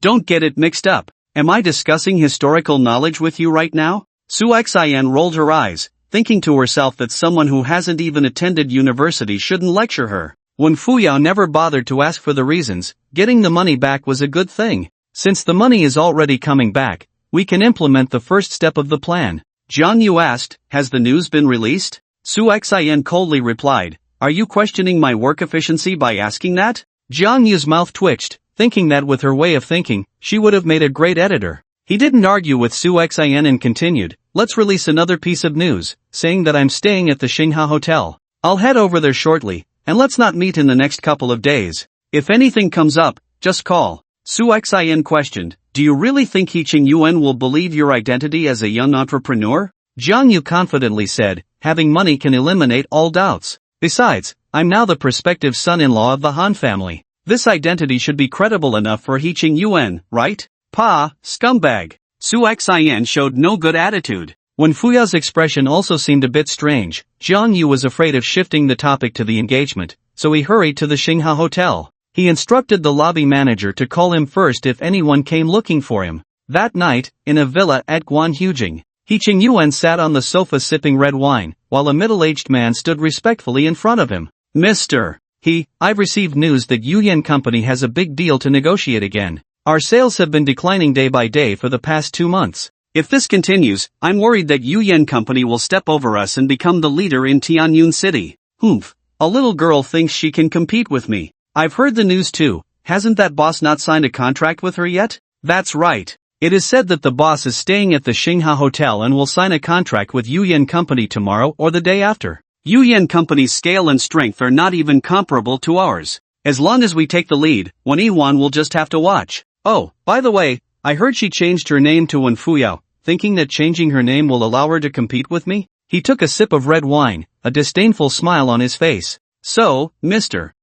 What should we do? Organize the company's information. You will accompany me to meet that boss tomorrow. Okay. After the middle-aged man left, He Qing Yuan smashed the red wine glass on the floor with a loud bang, his face twisted in rage. Wen Fuyao, oh Wen Fuyao, it's your good fortune that you weren't killed last time. The next day, while Jiang Yu was still in a deep sleep, the front desk called, saying that a Mr. He wanted to see him. Jiang Yu knew it was He Qing Yuan and immediately got out of bed, telling the front desk to inform He Qing Yuan that he was currently unavailable and to have him wait. He quickly called Wen Fuyao, the fish is hooked, come quickly. Competition is what will stimulate He Qing Yuan to sign the contract without thinking. He Qingyuan waited for a full half hour before Zhang Yu finally let him come upstairs. Zhang Yu even had the lobby manager find him a sharp suit, making him look quite presentable. When he opened the door, Zhang Yu pretended to be puzzled. "May I ask who you are?" He Qingyuan put on a big smile, bowing and saying, "Hello, I am He Qingyuan, the owner of Shangyuan Company.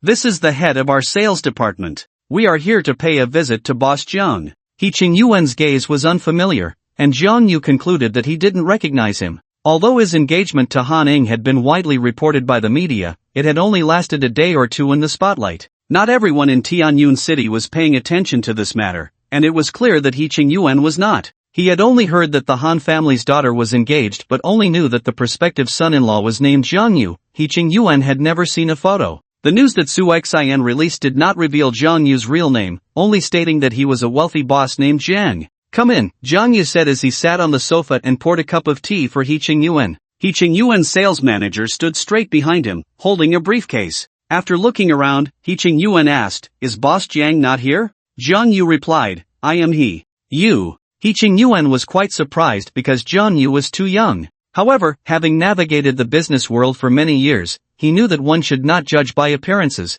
Perhaps Zhang Yu was a rich second generation. He maintained a composed demeanor and said, "Boss Zhang is indeed young and promising." Zhang Yu kept a serious face and said lightly, "There's no need for flattery, Mr. He. If you have something to discuss, just say it. I don't like beating around the bush." He Qingyuan laughed heartily. "Boss Zhang is indeed straightforward, so I won't beat around the bush. I've heard that Boss Zhang wants to purchase a large quantity of cosmetics. I wonder what you plan to use them for." "That's my company's business. I don't think it's necessary to inform you about it, Mr. He." Yes, I spoke out of turn," He Qingyuan quickly apologized. "I've also heard that Boss Zhang intends to cooperate with Yuyan Company?" He Qingyuan did not directly mention wanting to collaborate with Zhang Yu but approached it gradually. "That's true. President Wen said he would draft a detailed contract, and if all goes well, we can sign it today. What you may not know, Boss Zhang, is that in the cosmetics industry, Yuyan Company can only be considered a rising star.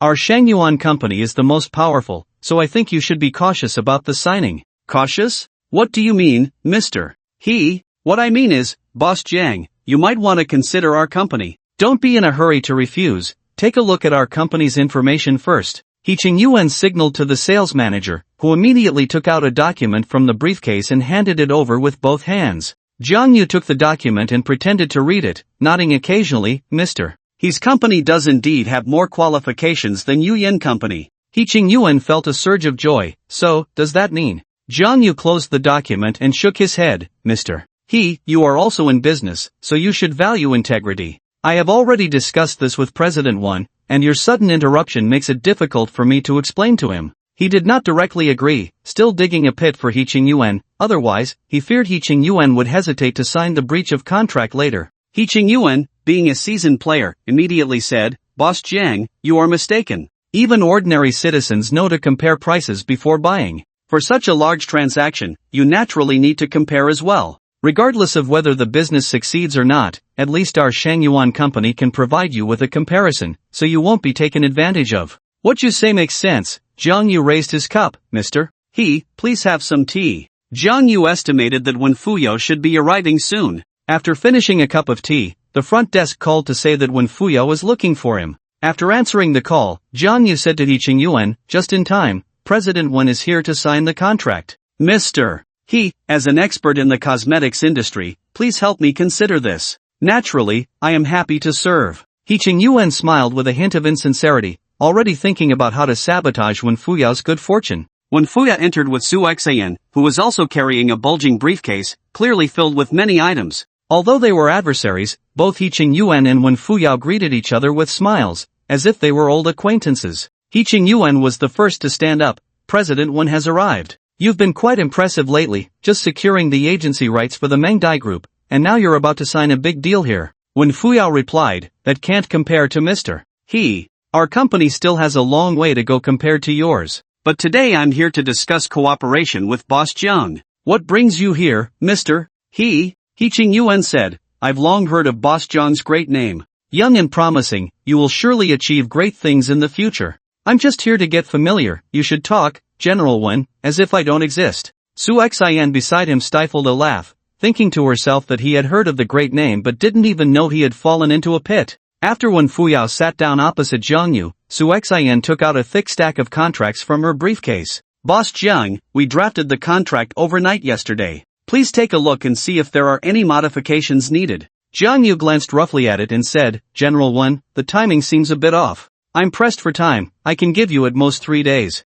Wen Fuyao said helplessly, Boss Jiang, for 100,000 sets of products, we really don't have that much stock on hand. Even if we go to the manufacturer to adjust the goods, 3 days won't be enough. Please allow us a few more days. Zhang Yu frowned, showing a troubled expression. At this moment, He Qing Yuan seized the opportunity to stir the pot, saying, if you don't have the skills, don't take on porcelain work. If you can't produce 100,000 sets of products, what company are you running? Wen Fuyao angrily retorted, as if you have that much stock. He Qing Yuan smugly replied, I may not have it, but with just one word from me, I can have 100,000 sets of products shipped from Linzhou tomorrow. Do you believe it? Wen Fuyao, exasperated, said, He Qing Yuan, is there anyone who snatches business like this? He Qing Yuan proudly declared, this business is mine for the taking. Zhang Yu's eyes lit up, does Mr. He really have this capability? He Qing Yuan patted his chest and said, Boss Jiang, as long as you give me the order, I guarantee the goods will arrive on time, not a minute late.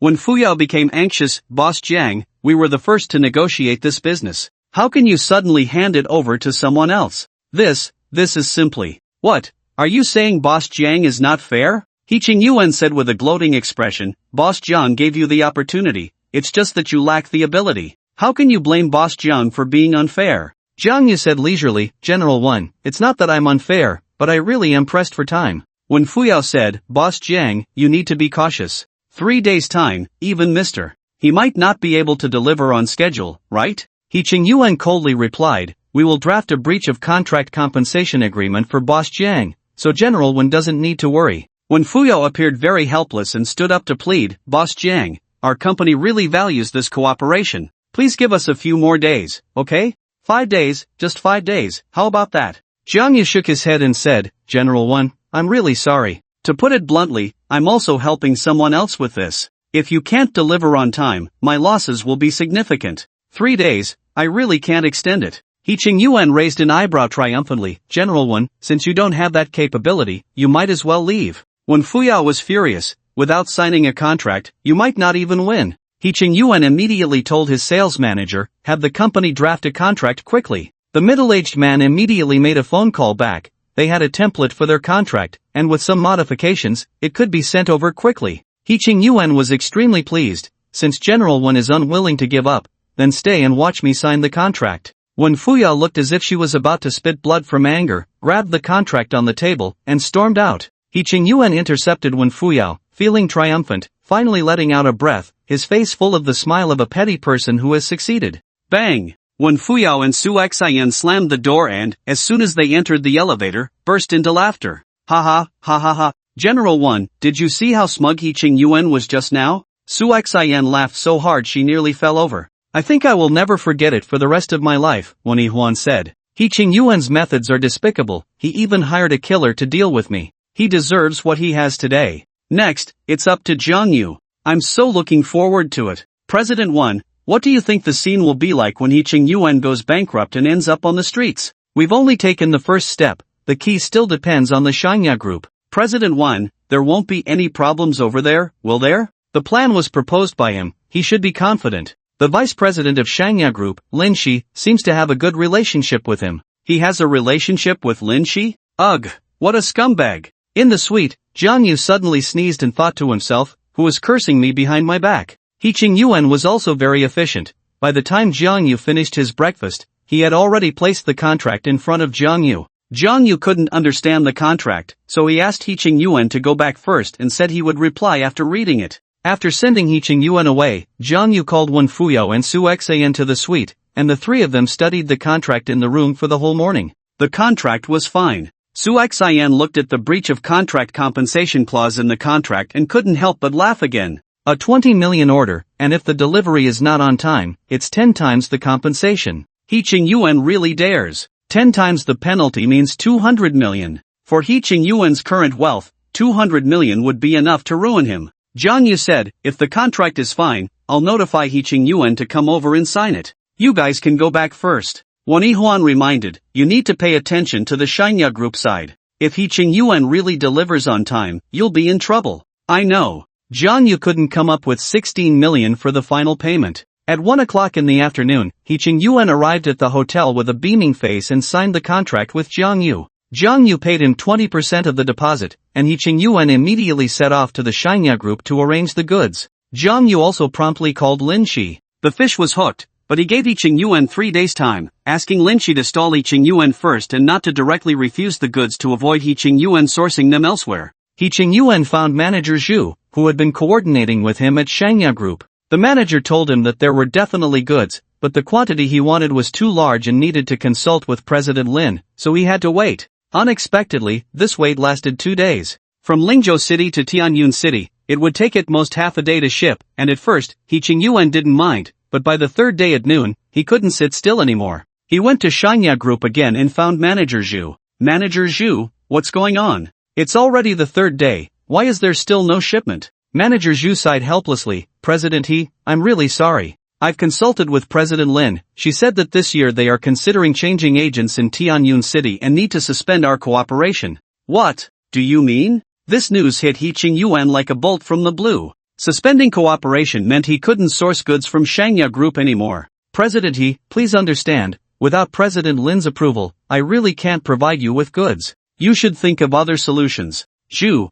are you trying to kill me? He-Ching Yuan exploded in anger, nearly flipping the table. Manager Zhu's expression darkened, and he shouted, He-Ching Yuan, don't overstep your bounds. This is Shinya Group, you can't act recklessly here. Damn you, why didn't you say to suspend cooperation earlier? Why drag it out until now? There's only half a day left. Where am I supposed to get 100,000 sets of goods? President Lin just gave me a response. President Lin? I want to see President Lin. I want to ask her if she's doing this on purpose to harm me. He-Ching Yuan, I advise you not to do this. Instead of wasting time, you should think of other solutions. I want your mother. I want to see President Lin. Without the support of Shinya Group, even if he had another week, he estimated he still couldn't come up with 100,000 sets of products. Every manufacturer has a fixed amount of goods to produce each month, and there's a set distribution for each dealer and agent. It's not up to you to take as much as you want. He-Ching Yuan, what do you think will happen after you meet President Lin? How many kickbacks have you taken from our group over the years?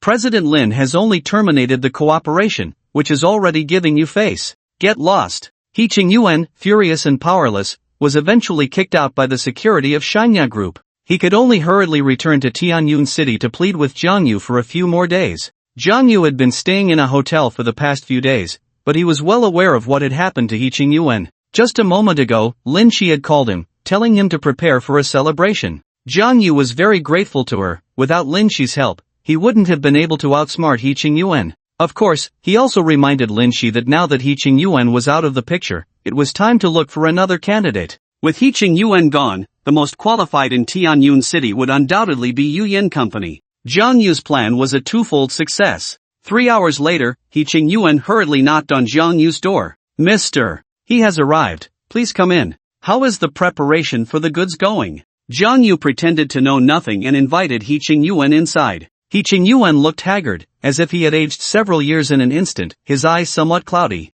Once inside, He-Ching Yuan suddenly knelt on the ground and bowed deeply. Jiang Yu was surprised. Mr. He, what are you doing? He-Ching Yuan pleaded, Boss Jiang, I've run into some problems with my supply and really can't deliver on time. I hope you can give me a few more days. Jiang Yu's expression darkened. Mr. He, you assured me with great confidence when we signed the contract. What's this? You took my deposit but don't want to fulfill the contract? Boss Jiang, I truly have encountered difficulties. I was set up by someone from Shinya Group. I don't care who set you up, Mr. He. If you can't deliver on time, we'll proceed according to the contract. Please, Boss Jiang, I can't afford a 200 million breach of contract penalty, I'd be ruined. If you can't afford it, can I? Boss Jiang, I beg you, I'm bowing to you. Just 3 days, please give me 3 more days. Impossible. If I give you 3 more days, why didn't I just choose to cooperate with Wen Fuyao from the start? He-Ching Yuan was at a loss for words. He had been so confident initially because he had the powerful backing of Shangya Group. He had doubted Jiang Yu before, but once the contract was signed and the deposit taken, he thought Jiang Yu would have to pay on time, otherwise, he would have made a profit of 4 million for nothing. With 100,000 goods, at worst, he could hold back some and return some. But he never expected a fire to break out in his own backyard. Mr. He, don't say anything more, we'll proceed according to the contract. I'll come to your company to collect the goods on time tomorrow morning. Please leave. He directly issued an eviction order. This was a trap from the start. He wouldn't give He Qingyuan a single chance. Reluctantly, He Qingyuan walked to the door but suddenly turned back. Boss Jang, please give me another chance. Bang! Jiang Yu slammed the door shut. Outside, He Qingyuan's furious roar echoed, "You want me dead? You want me dead?" Inside, Jiang Yu's expression darkened instantly as he muttered to himself, "That's right, I want you dead. I want you to wish you were dead." The second step of the plan had succeeded,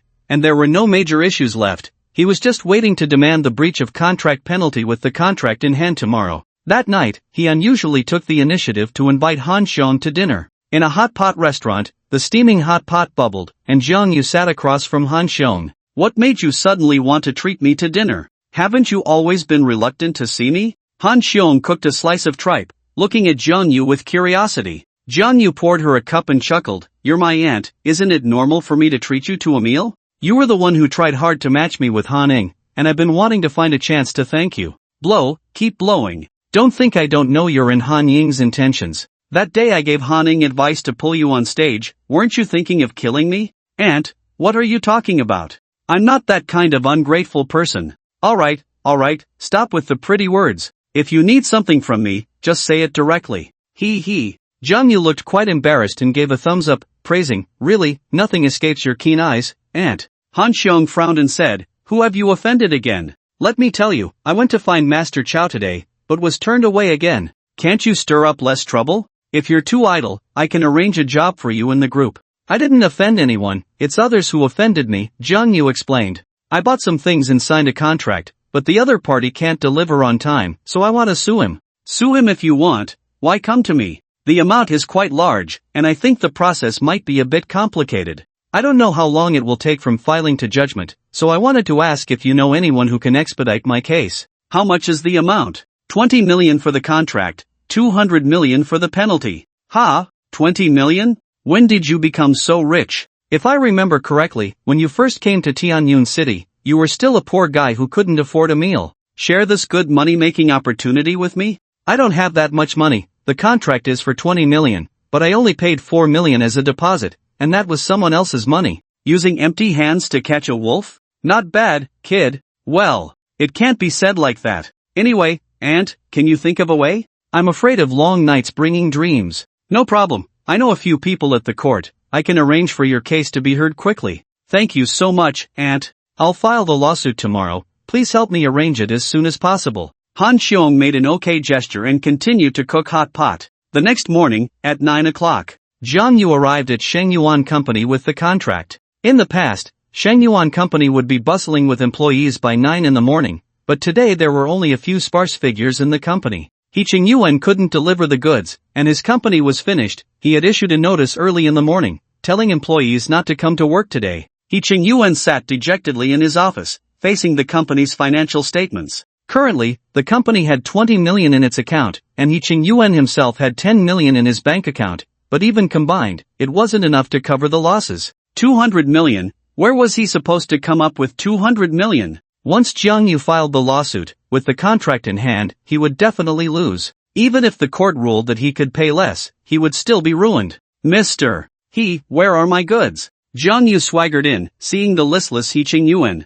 He Qingyuan said blankly, "Boss Jang, can't you give me a few more days?" Jiang Yu replied, "Everything will be done according to the contract." He Qingyuan pleaded, "Boss Jang, give me a way out, I'll pay you double the deposit." Jiang Yu said, "If I give you a way out, then who gives me a way out? If I can't get the goods, do you know how much I have to compensate? Since you can't deliver, I'm sorry, Mr. He, we'll see each other in court." Jiang Yu came today just to go through the motions and turned around to file the lawsuit at the court. Thanks to Han Xiong's connections, the case was quickly prepared, and the court staff informed him that the hearing would be tomorrow. This efficiency was unmatched. He Qingyuan's assets were frozen that same day. Jiang Yu returned to the hotel and told Wen Fuyo that the court would open tomorrow. At this point, He Qingyuan's defeat was already certain. He invited Wen Fuyo out for dinner that evening to celebrate in advance. He Qingyuan knew he couldn't get through this hurdle. He had originally planned to quickly transfer his assets in the next few days, but he didn't expect Jiang Yu's connections to be so strong that all his money was frozen that same day. He was not willing to give up and kept calling Jiang Yu, begging him to spare him a way out. Jiang Yu simply turned off his phone. Spare you a way out? Have you ever thought about sparing Wen Fuyao a way out? Without money, let's see how you can continue to fight with Wen Fuyao, how you can hire a hitman. After Jiang Yu turned off his phone, He Ching Yuan went directly to the Xingha Hotel. The security wouldn't let him go up, so he waited at the entrance. At 7 in the evening, Jiang Yu set off to have dinner with Wen Fuyao. As soon as he got into the car, He Ching Yuan followed him in his own car. At the corner restaurant, Wen Fuyao and Su Xian had already arrived early. Both women wore expressions of victorious joy, along with a sense of relief, finally no longer having to worry about He Ching Yuan's underhanded schemes. Wen Fuyao opened a bottle of Lafite, and as the waiter poured the wine for them, Su Xian asked, "I'm curious, how did you convince the vice president of Shangya Group?" "You don't know? How would I know? I thought Su Wan told you." "What does this have to do with Su Wan?" "I was introduced to Lin Shi for treatment through Su Wan. I didn't ask for a consultation fee, I just asked Lin Shi for a favor. When I mentioned this, Lin Shi was also planning to get rid of He Ching Yuan, so we hit it off." Upon hearing this, Wen Fuyao said leisurely, "See, I told you Jiang Yu isn't that kind of person." "That kind of person? What are you all saying about me behind my back?" "Nothing, nothing. Let's have a toast first." Wen Fuyao stammered and brushed it off. Previously, Su Xian had been criticizing Jiang Yu, saying he was a scumbag and definitely had some improper relationship with Lin Shi. After hearing Jiang Yu's explanation, Su Xian felt a bit embarrassed and downed her glass in one go. "Damn it, you all conspired to set me up. I'll kill you." He Ching Yuan, who had followed them to the restaurant, suddenly realized. It turned out this was a trap. He was furious, lost his reason, and grabbed a set of cutlery, charging at Jiang Yu, causing screams to erupt in the restaurant. Jiang Yu was quick and subdued He Ching Yuan to the ground. He Ching Yuan struggled and roared, "You bastards dare to scheme against me. I won't let this go. Those who do evil will bring about their own demise." You know how you dealt with Wen, at least you're a boss, mind your identity." "Our grievances will be settled in court." "To hell with that. You and this bitch teamed up to scheme against me. Don't even think about making me pay a penny." He Ching Yuan's face turned red, and Jiang Yu was like a mountain pressing down on him. He couldn't get up at all. "Cursing others' mothers at every turn, is this the quality of a boss?" "You say we schemed against you. If you have evidence, feel free to submit it to the court. If not, just wait for bankruptcy." With He Ching Yuan causing a scene, they couldn't enjoy their meal anymore. He let Wen Fuyao and Su Xian leave first before finally releasing He Ching Yuan. He Ching Yuan was restrained by security, and Jiang Yu paid the bill and left. The next day, the court session began, and He Ching Yuan arrived on time. There was no choice, his assets were frozen, and if he didn't show up, he wouldn't even have a chance to defend himself. Although he had hired a lawyer, he couldn't provide any favorable evidence and kept raging, claiming he was framed by Jiang Yu and Wen Fuyao, almost getting thrown out by the judge.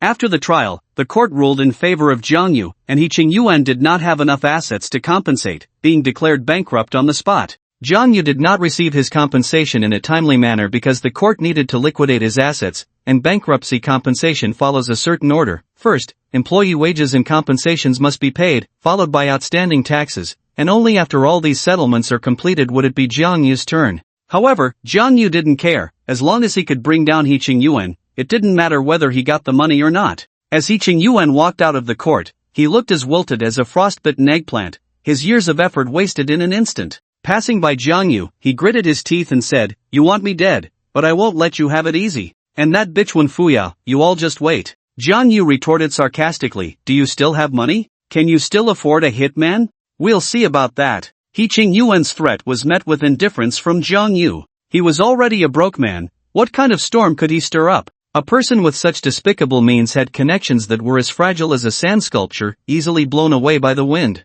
After the matter was settled, Jiang Yu did not return to the hotel. He went to Han Ying's apartment. On the way, he kept feeling uneasy, as if he had forgotten something, but he couldn't recall what it was. Han Ying was in the living room eating chips and playing on her computer. When Jiang Yu entered, she put on a stern face. "Haven't seen you for days. Where have you been messing around? Don't forget your current identity. If you dare to do anything that tarnishes the Han family's reputation, I won't let you off." "Messing around? Your boyfriend has done something big these past few days." Jiang Yu sat down next to Han Ying, casually resting his hand on her shoulder, staring at the computer screen. "What are you watching?" Han Ying shrugged him off angrily. "Stay away from me." Jiang Yu said, "There's no one else at home. what's there to be shy about? Han shot him a sharp glare that sent chills down his spine, and Jiang Yu quickly distanced himself, awkwardly saying, I was just joking, is it really necessary to be so serious? We're not at the stage of joking around like that. Alright, I won't joke with you anymore. Can I borrow your computer? Jiang Yu persisted, constantly comparing maps, hoping to find similarities so he wouldn't have to wait until he gathered 9 marriage certificates. Han decisively refused. No. Is it really that stingy? It's just borrowing the computer, not like I'm taking a piece of your flesh. What's wrong with being stingy? If you want to play, buy your own. By the way, how much did this computer cost? Not expensive, just 17,000. What? 17,000? Is that not expensive? He hadn't even earned 17,000 after being a bodyguard for one fuyo for so long. Is this how rich people talk? Jiang Yu put on a big smile and slowly leaned closer to Han. Han suddenly turned her face, her eyes flashing with murderous intent. Stay away from me. Jiang Yu weakly said, well, I want to discuss something. Speak your mind, but keep your distance. I know you see me as a tool, but this is also about managing my time. I think it's fair to consider me half a worker, right? What exactly do you want to say? Being a worker naturally means getting paid.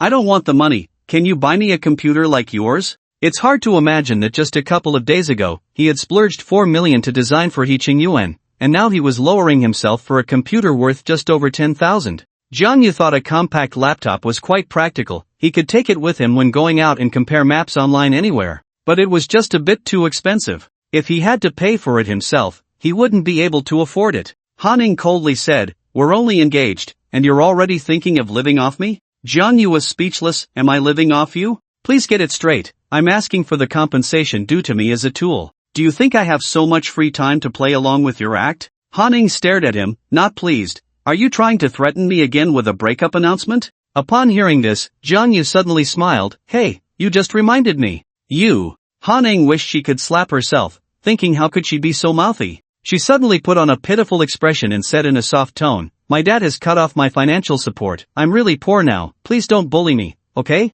As she spoke, she even winked at Jiang Yu, who almost fell for it. Jiang Yu steadied his mind and said firmly, don't try that with me. I'm set on getting that computer. I mean it, not even Jesus can stop me. How can you be so shameless? Speaking of shameless, I have to mention what happened on the old man's birthday. Some people dragged me on stage without my consent to be a shield and even forced a kiss on me. Who's really the shameless one here? Shut up. Han was furious. She had done it out of necessity back then. Giving him a kiss was a favor. And now he was acting all innocent, even turning the tables and calling her shameless. Jiang Yu extended his hand. You can shut me up, but you need to give me money to buy the computer. Han was out of options. What's your WeChat ID? I'll add you. Alipay is fine too. I don't have one. Ha! In this day and age, there are still people without WeChat or Alipay. What use do I have for that stuff? Jiang Yu either had no fixed residence or stayed at Boki Mountain with the old man, never shopping online, and he had almost no friends, so he had no need for those apps. Without WeChat or Alipay, how am I supposed to pay you? I don't have that much cash on me. Oh, I see. Jiang Yu took out his phone and said, then help me register a WeChat and Alipay account. I should adapt to a cashless life. Cash. Jiang Yu's voice suddenly rose, startling Han, who angrily scolded, what are you going crazy for? I have to step out for a bit. We'll talk about the computer later. He finally remembered what he had overlooked, which was cash. Although Hiching Yuan's assets were frozen, he still had at least 4 million in cash, which was given by him. 4 million, enough to buy a life. Jiang Yu rushed to Wen Fuyao's house, so worried that he forgot to just call. Seeing Wen Fuyao sitting at home unharmed, Jiang Yu finally breathed a sigh of relief. What happened again? Seeing his anxious expression, Wen Fuyao's heart tightened as well. Jiang Yu shook his head and said, it's nothing. I'm just worried Hiching Yuan might retaliate against you. He stared intently at Wen Fuyao's face, where a trace of dark energy still lingered. The crisis was not yet over. He felt that Hiching Yuan would definitely retaliate against Wen Fuyao. With Hiching Yuan in such a predicament, there was nothing he wouldn't do. Wen Fuyao said, Hiching Yuan is already bankrupt. He shouldn't have the ability to retaliate against me, right? Don't forget, just a few days ago we gave him 4 million in cash, and cash can't be frozen by the court. Don't worry, if I were Hiching Yuan, I would take this 4 million in cash and flee to another place, finding a way to make a comeback. 4 million in cash was enough to fund his second startup. With just a little maneuvering, he could avoid the troubles brought by his bankruptcy. I hope he does that. In fact, Jiang Yu was certain that He Qingyuan would retaliate because the murderous intent in his eyes at the courthouse was evident. But he didn't say it out loud, so as not to make Wen Fuyao anxious. He advised, "It's always good to be careful, pay attention these days." "Got it." Wen Fuyao smiled brightly. "You haven't eaten yet, come in and have something to eat." "No, I have some things to take care of." "Are you coming back tonight?" Jiang Yu was full of questions. What does it mean? Didn't I already move out? Wen Fuyao spoke softly, "Come back." At that time, she let Jiang Yu go out of impulse, and now she regretted it. She had given up the opportunity of being close to him. Jiang Yu still didn't know how to face Wen Fuyao. He didn't know whether to accept or refuse, and he was very conflicted. He didn't dare to move back. "Well, it's not very convenient right now. On the surface, I'm the son-in-law of the Han family. If I move back in with you, it will inevitably attract gossip, which wouldn't be good for you or the Han family." Wen Fuyao nodded gently. "I understand." Although she understood, there was still an undeniable disappointment in her eyes. Jiang Yu went to the Qingyuan club again and found Jin Hu. Jin Hu poured him a cup of tea and said admiringly, "Brother, I heard about your ruckus at the Tianyun Chamber of Commerce, impressive." Jiang Yu waved his hand. "It's nothing to mention. Taking down dozens of ordinary people was nothing to be proud of." Jin Hu smiled and asked, "What brings you here so late?" Jiang Yu spoke frankly, "I want to ask you for a favor." "Hey, just say it directly. No need to be polite. What's up?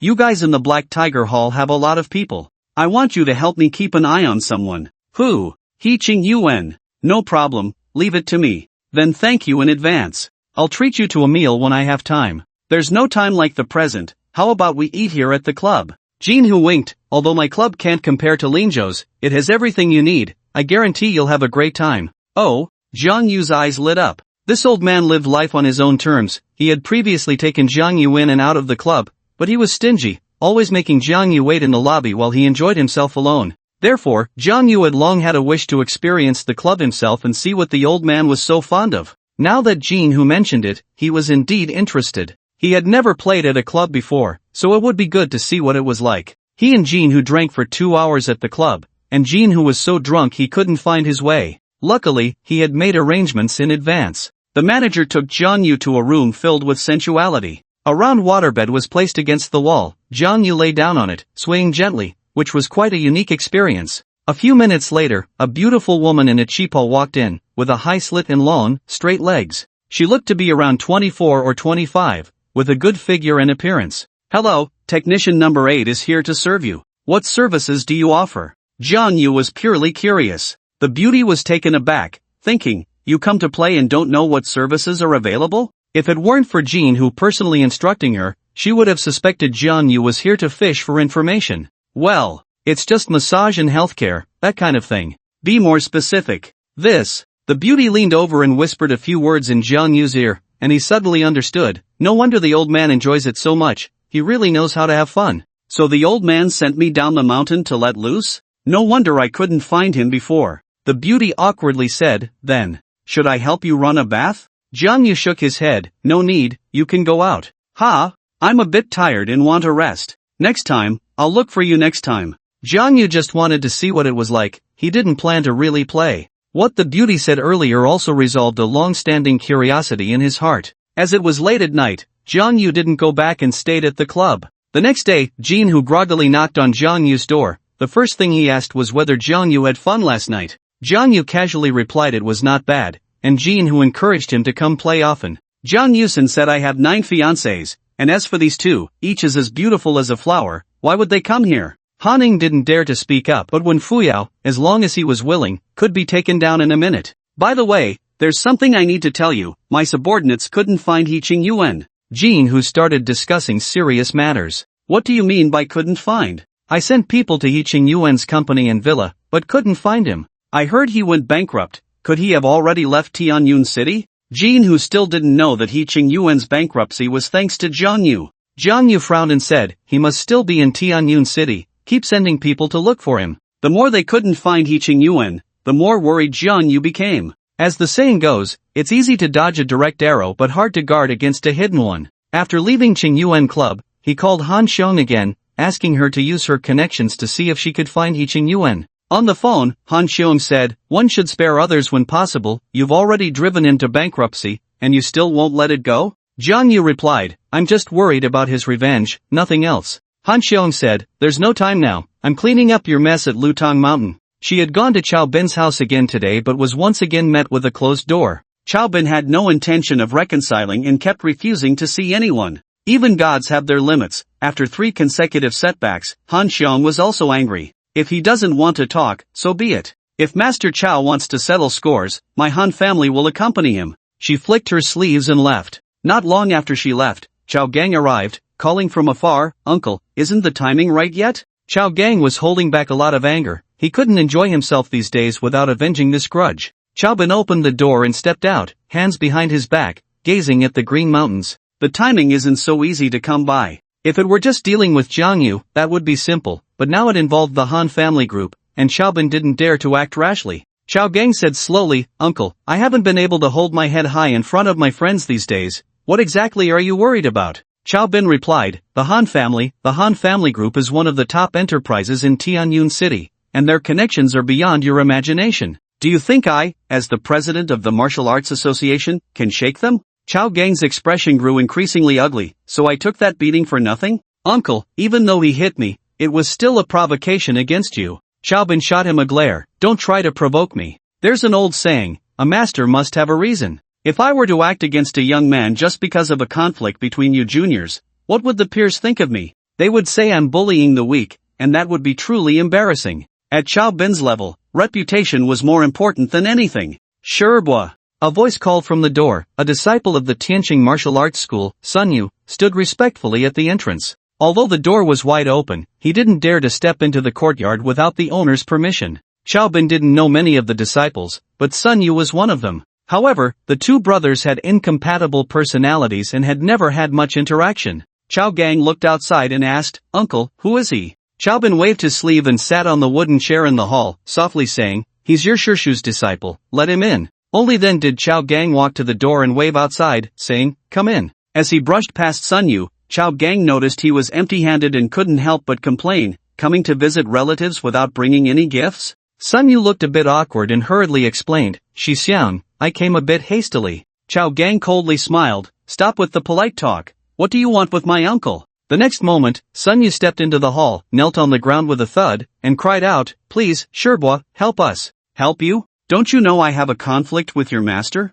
I know, but Master Uncle, I really have no choice. Originally, Master didn't want me to come, but that kid insulted my master and didn't even put you, Master Uncle, in his eyes. I truly can't stand it. Chao Bin stood up and asked, what exactly happened? Chao Gang also felt curious and slowly leaned over. Sun Yu angrily said, a few days ago, someone came to our martial arts school to challenge us, boasting about his strength, and he severely injured my master, insulting our school. At that time, I told him that Master Chao, the #1 expert in Tianyun City, is our master uncle and also a member of Hangwu sect, but that kid was extremely arrogant, saying that Master Chao was nothing and that he would still beat him up. In order to incite Chao Bin to take revenge for them, Sun Yu fabricated some things that never happened about Jiang Yu. Upon hearing this, Chao Gang was furious. Who is so bold as to insult my uncle? Chao Bin's expression darkened as he asked, what is his name? Jiang Yu. Jiang Yu? Both Chao Bin and Chao Gang were taken aback. Immediately, Chao Gang pulled out a photo from his phone and asked, is this Jiang Yu? That's right, it's him. Just seeing Jiang Yu's photo, Sun Yu's eyes nearly burst into flames. This person injured my master and insulted our school. I would recognize him even if he turned to ashes. I must say, Sun Yu's acting was excellent. He. Chao Gang suddenly smiled, Uncle, now we have a legitimate reason to act. He insulted us first. Chao Bin slammed his palm on the table, leaving an imprint on the wooden surface. Ignorant child, too arrogant. Chao Bin's deep internal strength caused his sleeves to tremble. Master Chao. A voice came from the entrance again. Chao Gang walked to the door and quickly said, Uncle, General Zhao from the Dingshan group is here. Chao Bin immediately restrained his anger, tidied his clothes, and quickly went out to greet him. What wind blew in today to bring General Zhao here? Master Chao, how have you been? Zhao Zhizhong performed a martial arts salute and then signaled to Zhao Shua beside him, who immediately presented a gift he was holding. This is my son, Zhao Shua. Zhao Zhizhong briefly introduced him, then glared at Zhao Shua and said, this is our #1 expert in Tianyun City, hurry up and greet him.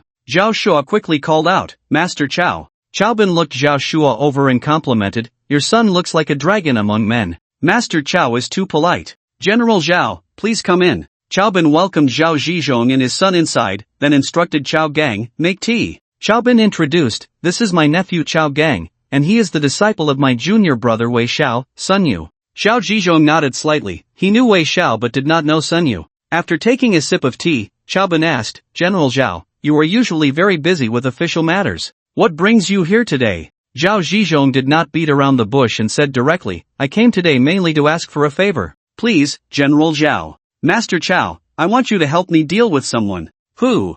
Jiang Yu. Upon hearing this, Chao Bin and Chao Gang were both taken aback. What is going on today? Why is everyone asking him to deal with Jiang Yu? Sun Yu, however, showed no expression. He knew that the Dingsheng group and Jiang Yu had a long-standing feud. Zhao Shua took out a photo, gritting his teeth and said, Master Chao, it's this person. The person in the photo was the same as Chao Gang's enemy. Chao Gang was very excited. Now that Zhao Zhizhong had come to ask for help, his uncle would definitely take action. But Chao Bin asked calmly, I wonder what grievances General Zhao has with this person. Zhao Shua interjected, he insulted me first and took my fiancé, this grudge cannot be forgiven. Chao Bin asked again, what does General Zhao want me to do? Zhao Shua's eyes glinted with malice as he said slowly, I want him dead. Chao Gang was very excited and immediately echoed, young Master Zhao, our thoughts are in perfect agreement. Chao Gu, do you have a grudge against him too? Chao Gang raised his hand that was bandaged in plaster, this is all thanks to him. Chao Bin frowned, shooting a sharp glance over, and Chao Gang immediately stood up straight, not daring to speak again.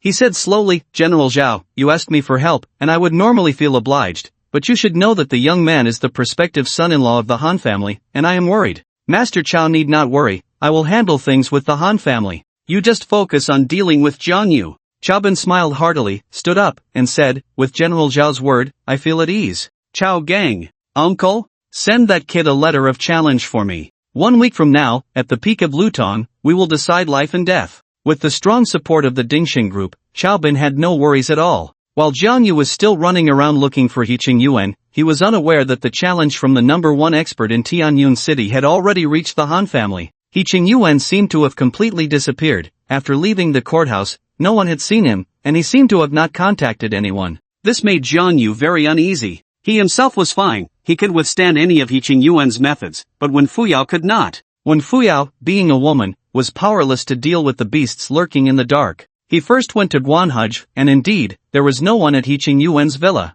He even used connections to have Wang Yu help retrieve the community's surveillance footage. The footage showed that after losing the lawsuit, He Yuan had returned once, leaving the villa with a large suitcase. Jiang Yu recognized that suitcase, it was given to him by Dueling, and it contained 4 million in cash. Although there was coverage from the Skynet in the city, Jiang Yu did not have the authority to access it. He searched all morning without results. Searching alone in a vast city was like looking for a needle in a haystack. He could only hope that Jean Hu would bring him good news. He had Jean Hu send a few people to secretly protect Wen Fuyao. As long as He Yuan did not hire professional killers, they could still manage. At noon, he dragged his weary body home, feeling a headache from He Yuan's aftermath. He sat on the sofa, rubbing his temples, and suddenly noticed a brand new laptop on the coffee table. His heart warmed, and he muttered to himself, saying no with my mouth, but my body is quite honest. Clearly, the laptop was bought for him by Han Ying. Although it didn't seem as expensive as Han Ying's laptop, it was sufficient for Jiang Yu, who only needed it for research. He immediately opened the computer and started fiddling with it.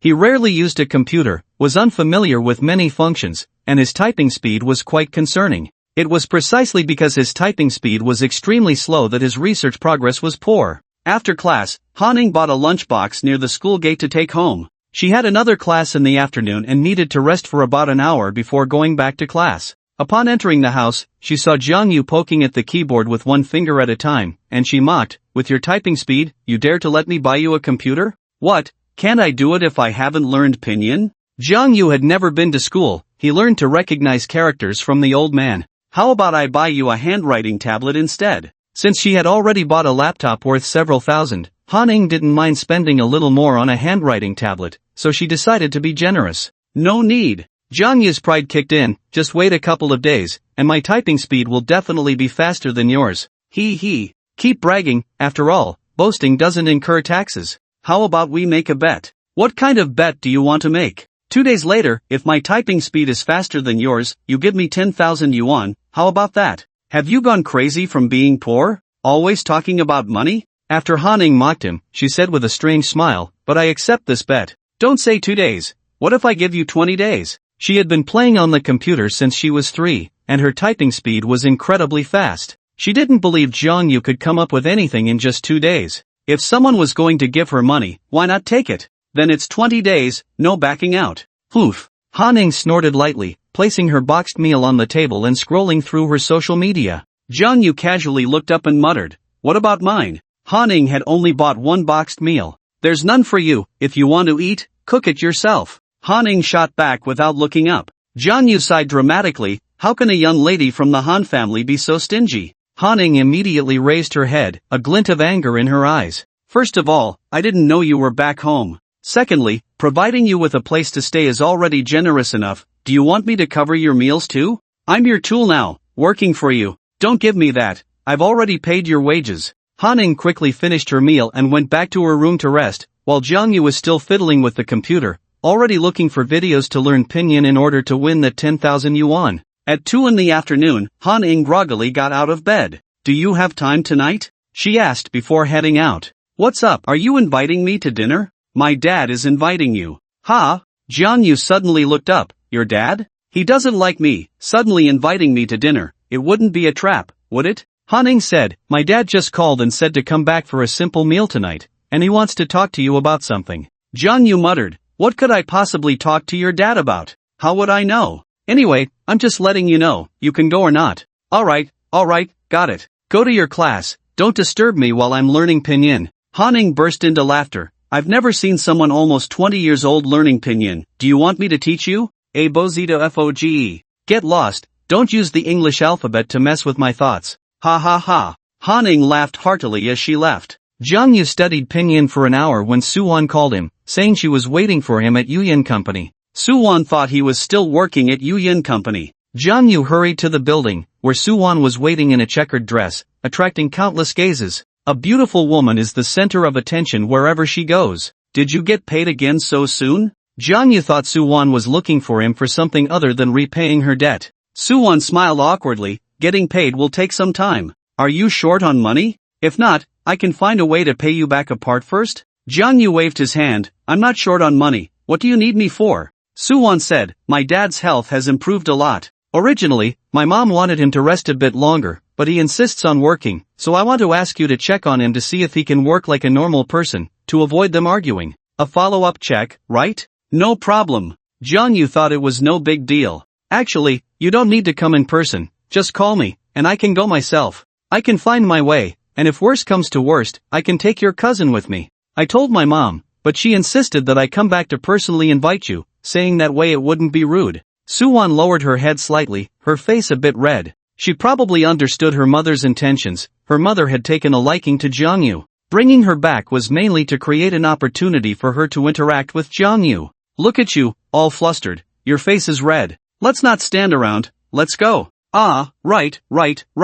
Suwon hurriedly jogged to the street to hail a taxi, her face almost as red as her ears. Jang Yu watched all of this and couldn't help but sigh. Look at that shy little bird-like girl, and then look at Su Xian, who is like a mother tiger. Are they really a family? Silver willows were everywhere, lush and green. Most of the fields in Silver Willow Village had been leased out, and most of the young people in the village were working outside, leaving behind the elderly, the weak, and women and children. The old folks sat in front of their doors to cool off, fanning themselves with bamboo fans. As Suwon passed by, she politely greeted each one. "Suwon is back? Is that your boyfriend?" "Suwon, your boyfriend is really handsome." "Suwon, when are you getting married?" Whenever the young people returned to the village, the elderly would mostly discuss this kind of thing. Suwon explained all the way, saying that Jang Yu was just a friend of hers. She didn't mention that Jang Yu was a doctor because the villagers had already said that Su Deliang had returned from the gates of hell and had met a living immortal. If Suwon said Jang Yu was the doctor who treated her father, then Jang Yu wouldn't be able to leave today. The old folks would line up to ask him to see their ailments. Finally arriving at her doorstep, Suwon let out a sigh of relief. "Dad, Mom, Jang Yu is here." Su Deliang and his wife hurried out to greet him, inviting him into the house, where they laid out all kinds of food, extremely enthusiastic. The village elders were still discussing Suwon and her boyfriend. The idle money came to hear this and rushed towards the Su family with the speed of a mad dog. Jang Yu carefully examined Su Detsai's health, and Su Detsai cautiously asked, "Dr. Jang, how's my health? I'm okay, right? You're fine. Can I go out to work? Of course, but you can't stop taking the medicine, take 2 more doses to consolidate. Sudetsai was very excited. Dr. Jang, you really are a divine doctor. At this moment, Zhang Giro gave Sudetsai a look and then pulled Suwon into the yard, smiling as she said, Dr. Jang, I want to talk to Wanner for a few minutes. In the yard, Zhang Giro glanced into the living room and asked, Girl, what are you thinking? Suwon's face turned red. What do you mean? I mean about you and Dr. Jang. Dr. Jang is handsome and skilled. You wouldn't be at a loss following him. Mom thinks it's a good idea. Mom, what are you talking about? My cousin told me that Dr. Jang has a fiancé. What's there to fear about having a fiancé? They aren't married yet. Be proactive, maybe it will work out. Girl, you have the figure and the looks. What are you lacking? In the living room, after praising Jiang Yu's medical skills, Sudetsai also asked, Dr. Jang, what do you think of my daughter? Jiang Yu was taken aback. Uncle, what do you mean? Sudetsai said, when you first came, I heard what my daughter said. Although she said it out of desperation, I think you're a good person, and this could work. Ha, Dr. Jang, although our family's conditions aren't great, my daughter is good, please consider it. Jiang Yu was speechless. He glanced outside and saw Suwon blushing, thinking that this couple might be doing their respective jobs. What is this all about? Am I supposed to cure diseases and find a girlfriend at the same time? Forget it, dealing with the 9 marriage certificates on me is already enough of a headache. Uncle, actually, I have a fiancé, I just got engaged recently. Ah. Sudetsai's face was full of regret as he slowly took out a cigarette and lit it. The atmosphere in the living room became somewhat awkward. Jiang Yu then stood up and said, Uncle, there's nothing much going on, so I'll take my leave. He walked to the yard, and Zhang Giru immediately came up to him, asking, how did it go with your uncle? As she spoke, she was also making eyes at Sudetsai, as if inquiring about the situation. Sudetsai stood at the living room door, took a puff of his cigarette, and just shook his head helplessly. Zhang Giru shot him an angry glare, full of reproach. Suwon also felt a bit awkward and quickly said, Dad, since you're fine now, we should get going. There are still many things to handle at the company. Girl, remember what your mother said, Zhang Giru continued to advise Suwon. Suwon looked apologetically at Jiang Yu, who didn't seem to mind much. Just as they reached the entrance, they saw Chen Lai and Zhu Chao running over like mad dogs. Upon seeing Jiang Yu, they immediately slammed to a stop. The two leaned on each other, panting heavily. Gulp. Zhu Chao swallowed hard and said, Hey bro, it's him. This kid actually dared to come after we gave him a beating. Chen Lai's anger flared up the moment he saw Jiang Yu. His snake-like gaze seemed ready to devour him. He hated Jiang Yu to the core. Chen Lai had been pursuing Suwon, but she had high standards and didn't look at him. He knew in his heart that with Suwon's qualities, it wouldn't be hard for her to find a richer and more handsome boyfriend in the province. Sudetsai's illness gave him a glimpse of opportunity, and it was his only chance. If Jiang Yu hadn't shown up, Suwon, being filial, would definitely sacrifice her happiness to treat her father. Chen Lai didn't care whether Suwon's heart was with him, he only cared if she was in his bed. However, Jiang Yu appeared and cured Sudetsai with just a few doses of medicine, shattering Chen Lai's fantasies. In those days, Chen Lai dreamed of hunting down Jiang Yu, and Jiang Yu had died countless times in his dreams. Jiang Yu was also surprised. After taking 2 hits last time, he didn't bother to settle the score in the middle of the night, yet they still dared to show up. Chen Lai looked around but couldn't find any sticks, so he took a step back and picked up a half brick from the roadside, gripping it in his hand.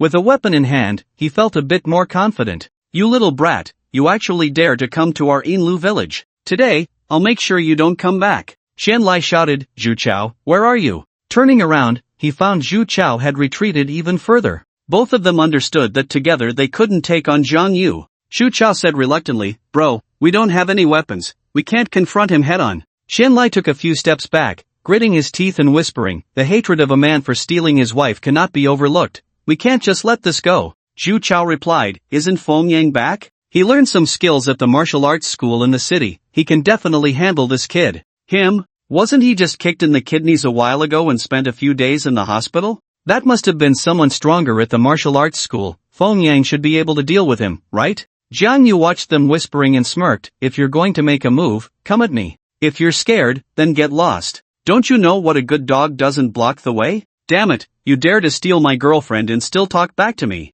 Suwon's face darkened, disgusted. Who is your girlfriend? Chen Lai, stop talking nonsense, I have nothing to do with you. This matter with Suwon has nothing to do with you, it's a grudge between men. Saying this, he took out his phone and shouted, "Kid, if you have the guts, wait for me. I'll call someone to deal with you right now." A grudge between men? Jang Yu found this guy a bit interesting and said lightly, "If I beat you this time, will you stop pestering Suwon? If I beat you, will you stop competing with me?" Jang Yu almost laughed out loud. "Which of your eyes saw me competing with you for a girlfriend?" He said sternly, "I'll give you this chance. Be a good person to the end and help Suwon get rid of this leech." "Alright." Qianlai's eyes glinted with malice. "Do you want to duel or gang up? It's up to you." "Good, then I'll give you time to call for help." A gang fight. Qianlai had no confidence in a one-on-one. Jang Yu said calmly, "I don't need to call anyone to deal with you." Qianlai felt a surge of joy and hurriedly said, Hey, you said it yourself, don't say I'll have more people to bully the fewer ones later."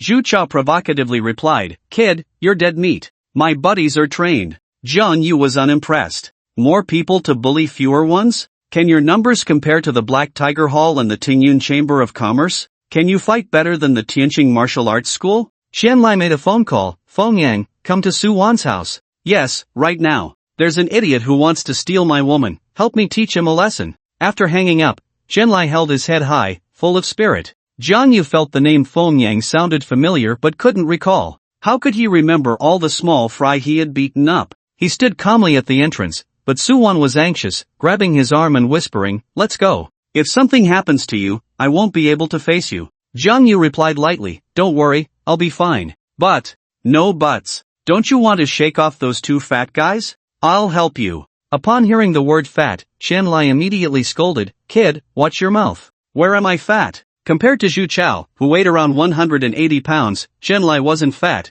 but next to Jang Yu, he looked like a mass of flesh. Zhu Chao chimed in, "We have standard figures. We're tall and handsome, can you compare?" Jang Yu teased, "A standard figure at 180 pounds? Tall and handsome? There's a limit to narcissism. Didn't you scare yourself when you looked in the mirror?" Zhu Chao angrily cursed, "What the hell do you know? Do you know what a good-looking face is? There are countless of them, but an interesting soul is one in a million." Jang Yu replied, "Yeah, an interesting soul weighs 180 pounds. Zhu Chao turned green with anger. "Try making fun of my weight again." Under the blazing sun, Feng Yang hurried over on a bicycle, sweating profusely. As soon as he arrived, Qianlai and Zhu Chao were full of confidence. "My buddy is here, you're dead." Qianlai tossed a half brick in his hand, revealing a sinister smile. Feng Yang got off at the corner, pushed his bike to the side of the road, rolled up his sleeves, and shouted, "Who is it? Who's stealing my brother's girlfriend?" Qianlai waved at him, "He's at Suwon's door." After the three gathered, Feng Yang took the center position, with Qianlai and Zhu Chao on either side. Zhu Chao picked up a brick too, tossing it as they walked, the three of them marching grandly toward Suwon's house. While waiting, Suwon brought a stool for Jang Yu and cut a watermelon. Qianlai was almost furious. He was about to roast under the sun, and they were eating watermelon in the shade. The more he thought about it, the angrier he got, pointing at Jang Yu and saying, "Feng Yang, that's the kid. He's really arrogant. Let's go together and beat him up." "Beat him!" Zhu Chao shouted angrily, and both rushed forward. Just as they were about to reach Jang Yu, they suddenly slammed on the brakes and hurriedly ran back. Because Feng Yang hadn't moved at all. "Feng Yang, don't let us down, we agreed to go together." Qianlai scolded, then said, "Follow my lead. When I say 1, 2, 3, we charge together. 1, 2, 3. Qianlai and Zhu Chao launched a second charge, but after a few steps, they hurriedly turned back again. Feng Yang still hadn't moved, standing there swallowing hard. Zhu Chao was annoyed. "Feng Yang, what's wrong?" "We didn't call you here to watch a show." Qianlai asked, "Is it too hot, and you're getting heat stroke?" "Look at him, his lips are turning white." Feng Yang's lips were indeed white, but it was from fear. Jang Yu might not remember him, but he would never forget Jang Yu. Back then, when Jang Yu kicked open the dojo, sweeping through the entire martial arts school, how spirited and impressive he was. Moreover, Feng Yang had his kidney kicked in by Jang Yu. How could he not remember the culprit? Zhu Chao fanned Feng Yang with his hand and said, "Come on, bro, how about I go buy a watermelon too? Let Feng Yang take it easy." Qianlai had the same idea. The two of them were nothing but weaklings in front of Jang Yu, and without Feng Yang, they would only be on the receiving end of a beating. Jang Yu took a bite of the watermelon and said leisurely, "Are you still going to fight? Don't you think there are enough people? Or should I give you some more time to call in more?" Qianlai replied loudly, "Don't get too cocky too soon, my buddy is just too hot. Once he cools down, let's see if we don't beat you to the ground looking for your teeth." Gulp. Feng Yang swallowed again, feeling dumbfounded. These two fools still dared to shout? "You." You two listen to me, don't provoke him. Feng Yang spoke, his voice trembling a bit. Qianlai said, we have the numbers, what are we afraid of? Feng Yang adjusted his waist, groaning in pain, you're not afraid, but I am. I just spent a few days in the hospital and don't want to go back. Xu Chao said, Feng Yang, are you not confident? That kid just said it, let us call in more people. If you're not sure, just call a few senior brothers, I don't believe we can't handle him.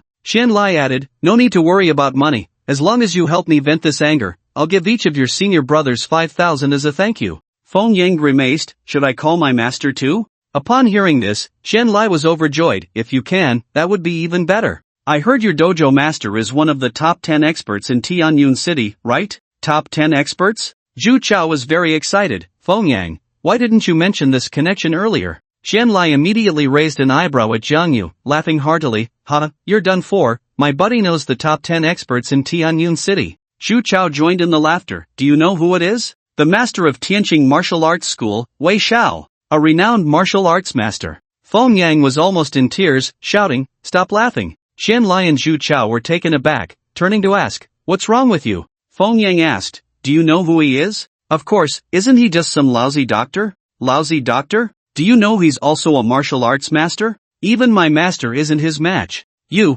actually dared to challenge him, you want to get me killed. Feng Yang looked up to the sky in silence, feeling a dull pain in his waist. Qianlai and Zhu Chao felt as if they had been struck by lightning, the world around them going dark. What? Master Jiang? More powerful than the top 10 experts, Master Wei? Are you kidding? Isn't he just some lousy doctor? After a long while, Qianlai finally came to his senses and weakly asked, Feng Yang, you're not joking with us, are you? Do I look like I'm joking? My waist injury was caused by him, right in front of dozens of people at the martial arts school. Knowing the truth, Qianlai and Zhu Chao were on the verge of tears. What kind of bad luck was this, to run into such a martial arts master? No wonder others were so fearless. After finishing a piece of watermelon, Zhang Yu slowly walked towards them. I don't have that much time to waste, if you don't make a move, then I won't hold back. He had just made a starting gesture when Feng Yang suddenly knelt down with a thud, looking aggrieved. Master Jiang, this has nothing to do with me. Do you know me? Of course I do, I'm from Tianqing Martial Arts School. I was there when you challenged the school, and you even beat me. Zhang Yu couldn't help but laugh at that. The way he said it made it sound like being beaten by me was an honor. Qianlai and Zhu Chao didn't hesitate either, they quickly knelt down as well. They say a man's knees are worth gold, but they knelt down as naturally as could be. What could they do? That was someone more powerful than Master Wei, a single punch could kill them. Compared to their lives, what were their knees worth? Master, we were wrong, we were wrong. Zhu Chao kept bowing, I was just joking with you, don't take it to heart. Qianlai said, Master Jiang, we were wrong to hit you before. I'll pay for it, no matter how much. Feng Yang's eyes nearly popped out, momentarily astonished by Qianlai. This guy actually hit Master Jiang. He felt that the person kneeling beside him was not a human, but a pit of fire. Zhang Yu thought he would have to show some skills to settle the matter, but he didn't expect the situation to develop so unpredictably. He waved his hand and said, I don't need your compensation. Those 2 hits were like a tickle to him. Qianlai gave a thumbs up, Master Jiang is indeed magnanimous, I admire you. Zhang Yu's expression darkened, stop flattering me, just remember what I said earlier. What did you say? Ha? Zhang Yu squinted his eyes, and his gaze suddenly became sharp. Qianlai realized, got it. Master Jiang, don't worry, I will never disturb Su Wan again, your girlfriend, how could I dare to get involved? Zhang Yu couldn't be bothered to explain, just nodded lightly. He then turned to Su Wan and said, it's over, let's go. Qianlai hurriedly stood up, Master Jiang, are you going into the city? What else? Am I going to your house for tea? Master Jiang, our village is far from the city, the bus only comes every half hour, and it's hard to get a taxi. Please wait a moment, I'll drive you. Zhang Yu thought about the distance from Su Wan's house to the main road and didn't refuse. After nodding, Qianlai picked up Feng Yang's bicycle, which was thrown by the roadside, and rode home like a gust of wind. In less than 10 minutes, a Passat stopped in front of Su Wan's house. Qianlai got out of the car, opened the door for Zhang Yu, and bowed, saying, Master Jiang, please, be careful of your head. Zhang Yu thought to himself that if he were to be a lackey for someone, he should have a bright future. Why act so arrogantly in the countryside? Zhang Yu got in the car, and Su Wan naturally had nothing to worry about. After bidding farewell to her parents, she also got in the car. The car slowly drove away, and Su Detsai and his wife stood at the door, feeling emotional. Zhang Giro said, Dr. Jang is really capable, even the usually arrogant Qian Lai has been made to submit. Didn't you hear? Just now, Qian Lai said that Dr. Jang is more powerful than any martial arts master. If only Wanner could marry him. That's difficult. Dr. Jang said he has a fiancée. So what if he has a fiancée? Not getting married means it's not a certainty. Our daughter still has a chance? What chance? Do you want our daughter to be a third party? Hey, how can you say that? What do you mean by third party? I'm just letting her strive for her own happiness. Dr. Jang saved my life. We can't do such a morally wrong thing. How is it morally wrong? Su Ditsai, you need to clarify this for me. The couple started arguing as they talked. Qian Lai was like a chatterbox, talking nonstop all the way. Master Jang, to be honest, I've had a dream of being a martial artist since I was very young, wanting to apprentice under a great master, but unfortunately, my family was not well off at that time.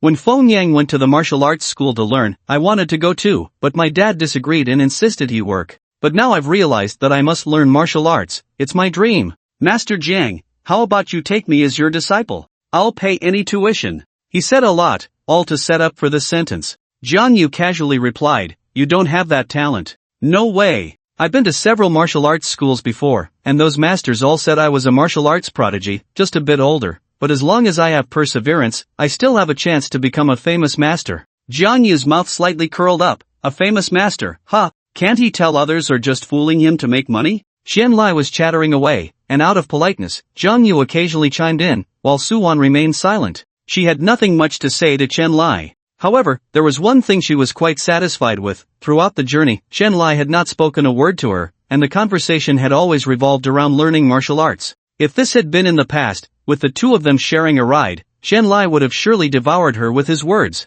Su Wan got off at the bus station. She still had to hurry back to Lin City. Before leaving, she told Jiang Yu that President Lin had been quite busy these days and asked if Jiang Yu could go to Lin City for treatment later. Jiang Yu thought about how much help Lin she had given him and readily agreed. Qian Lai only told Su Wan to walk slowly, then continued to discuss martial arts. By the time they returned to the city, it was already 6 o'clock. Jiang Yu asked Qian Lai to take him directly to Guanhu residence. Qian Lai was astonished. Master Jiang, I didn't expect you to be so wealthy. He saw that Jiang Yu's attire was very ordinary. The total cost of his clothes and pants was less than the price of Qian Lai's socks, and he thought Jiang Yu was just a poor guy. But he never expected Jiang Yu lived in Guanhu residence. Qian Lai's family was newly rich and the wealthiest in the surrounding villages, but even if he spent all his fortune, he couldn't afford a villa in Guanhu residence. Qian Lai's father often educated him that one should not judge a person by their appearance, but he had always dismissed it. Today, he finally understood what it meant not to judge a book by its cover. A seemingly inconspicuous poor doctor had a status and identity that left him in the dust. This further solidified Qian Lai's determination to become Jiang Yu's disciple. Watching Jiang Yu's back, Qian Lai felt a surge of emotion and inexplicably recited a line from a poem he learned from television. One must know the ambition of youth, once promised to be the best in the world. Qian Lai thought that if he could persist in his martial arts dream in his youth, perhaps he could also reach the level of a martial arts master at a young age like Jiang Yu. At least, that was what he thought. He lingered at the entrance of Guanhu residence for a long time, until finally being chased away by Wang Yu. When he was driven away, he arrogantly told Wang Yu, "What's with you, a mere security guard? Do you know who my master is? The youngest martial arts master in Tianyun City." He had been in Tianyun City for quite some time, and this was Jiang Yu's second visit to the Han family villa. He stood at the door, feeling quite emotional. He initially thought he would smoothly obtain the marriage certificate and leave, but he never expected to go through so many twists and turns. "What are you still standing there for? Afraid to come in? Afraid my brother will eat you?" He didn't know when Han Xiong had appeared at the door, smiling at him. Jiang Yu took a couple of steps forward and said, "What's there to be afraid of? I'm just happy to have a meal with you, aunt." Han Xiong pouted and said, "You've learned to sweet talk after being in the city for so long." She led Jiang Yu inside, chatting as they walked. "Don't be nervous, it's just a family dinner, just me, my brother, and a few others." In the kitchen, the nanny was busy, and the aroma of food filled the air. "My brother is in the study," and Xiaoying went back to her room as soon as she got back. "You sit for a bit, I'll go call them." "Wait, is it just us? Otherwise? What about the old man?" Jiang Yu asked, knowing full well the answer, but he had to ask. His marriage to Han Ing was facilitated by the old man, and if Jiang Yu arrived and ignored the old man, Han Xiong might become suspicious. Upon hearing this, Han Xiong's expression dimmed. "Don't mention it. The day after the birthday banquet, the old man left a letter saying he went to tour the beautiful mountains and rivers of our country. At his age, he still wants to be like a young person, saying he can just leave. Jang laughed and said, maybe he's become more open-minded as he gets older. Once he sees things clearly, he lives freely. He may be living freely, but do you know how worried we are? We've been looking for so many days with no news at all. It's driving us crazy. By the way, if the old man contacts you, you must let us know immediately. That's for sure. After saying that, Han Xiong went upstairs, and Han Ning came down as soon as she was called, but Han Tianming remained silent in the study. Han Ning lounged on the sofa, very casual. Han Xiong reminded her, we have a guest, pay attention to your image. Han Ning muttered, Aunt, haven't you already treated him like family? Why should I care about my image in front of family? Han Xiong was at a loss for words. Han Ning looked around the kitchen and shouted, Aunt Zhou, how much longer until dinner? I'm starving. The voice of the housekeeper came from the kitchen, it'll be ready soon, it'll be ready soon. Han Xiong asked, look at you look like a starving ghost. Didn't you eat lunch? Han Ning immediately gave Han Xiong a wronged look. Yes, Aunt, I can't even afford to eat. Can't you help me out a bit more? You can't afford to eat? John, you thought, was the lunchbox fed to the dog? Didn't I just give you 100,000? How could you run out of money so quickly? 100,000 isn't enough. Besides, it's not just me using it. Jiang Yu was surprised. 100,000 isn't enough? The average student only spends a little over 1,000 a month, right? Wait. What do you mean it's not just you using it? Han Ning shot him a sideways glance. Aren't you a person? I yuan percent yuan. Jiang Yu almost cursed. When the hell did I use your money? You're the one who won't even buy me a lunchbox. Han Ning seemed to know Jiang Yu's thoughts and said firmly, wasn't the laptop I bought for you? The computer? That was. Jiang Yu's words were cut off as Han Ning suddenly lunged at him, covering his face. She whispered in his ear, if you want to live a better life, cooperate with me. Just give a sound if you agree. Squeak. Only then did Han Ning let go, and Jiang Yu gasped, are you trying to murder your husband? Han Xiong beside them wore a strange smile. Oh, looks like your relationship is progressing quite fast, flirting right in front of me. Han Ning pounced on Han Xiong, acting cute. Aunt, you don't know, he can eat and use. I really have no money. She blinked her eyes, tears welling up. Jiang Yu was greatly impressed. Her acting skills were wasted not being an actress. It was you and Grandpa who insisted I get engaged to him. Now, as you wished, I've offended my dad. If only Grandpa were here, he definitely wouldn't let me go hungry. I'm so pitiful. Alright, stop playing the victim in front of me. I'll transfer you another 100,000 after dinner, Han Xiong said. Han Ning gave Han Xiong a kiss on the cheek and cheered, yay, Aunt, you're the best. Just then, Han Tianming appeared at the second floor railing, his face dark like a storm cloud. He sternly reprimanded, girls shouldn't be making such a fuss. Humph. Han Ning huffed, turning her head away from her father. She whispered to Han Xiong, Aunt, what does my dad mean? He clearly asked us to come back for dinner, but he's been sulking since I walked in. Well, I'm not too sure either, Han Xiong replied. When Han Tianming said he wanted to invite Jiang Yu for dinner, Han Xiong was also dumbfounded, feeling like the sun had risen in the west. Mr. Han, Jiang Yu stood up politely and called out, meeting Han Tianming's unfriendly gaze, feeling a bit uneasy. It felt like a banquet of doom. Han Xiong reminded, still calling him Mr. Han, you should change how you address him. Han Ning casually asked, if not Mr. Han, then what should I call him? Han Xiong asked, what do you call me? Aunt. Jiang Yu calls me Aunt too, so what do you think he should call your dad? No need. Han Tianming came downstairs, until you drink the tea for changing how you address me, don't call me anything. Han Xiong tried to smooth things over, but they're engaged now, calling him uncle shouldn't be too much, right? But Han Tianming still refused, no need.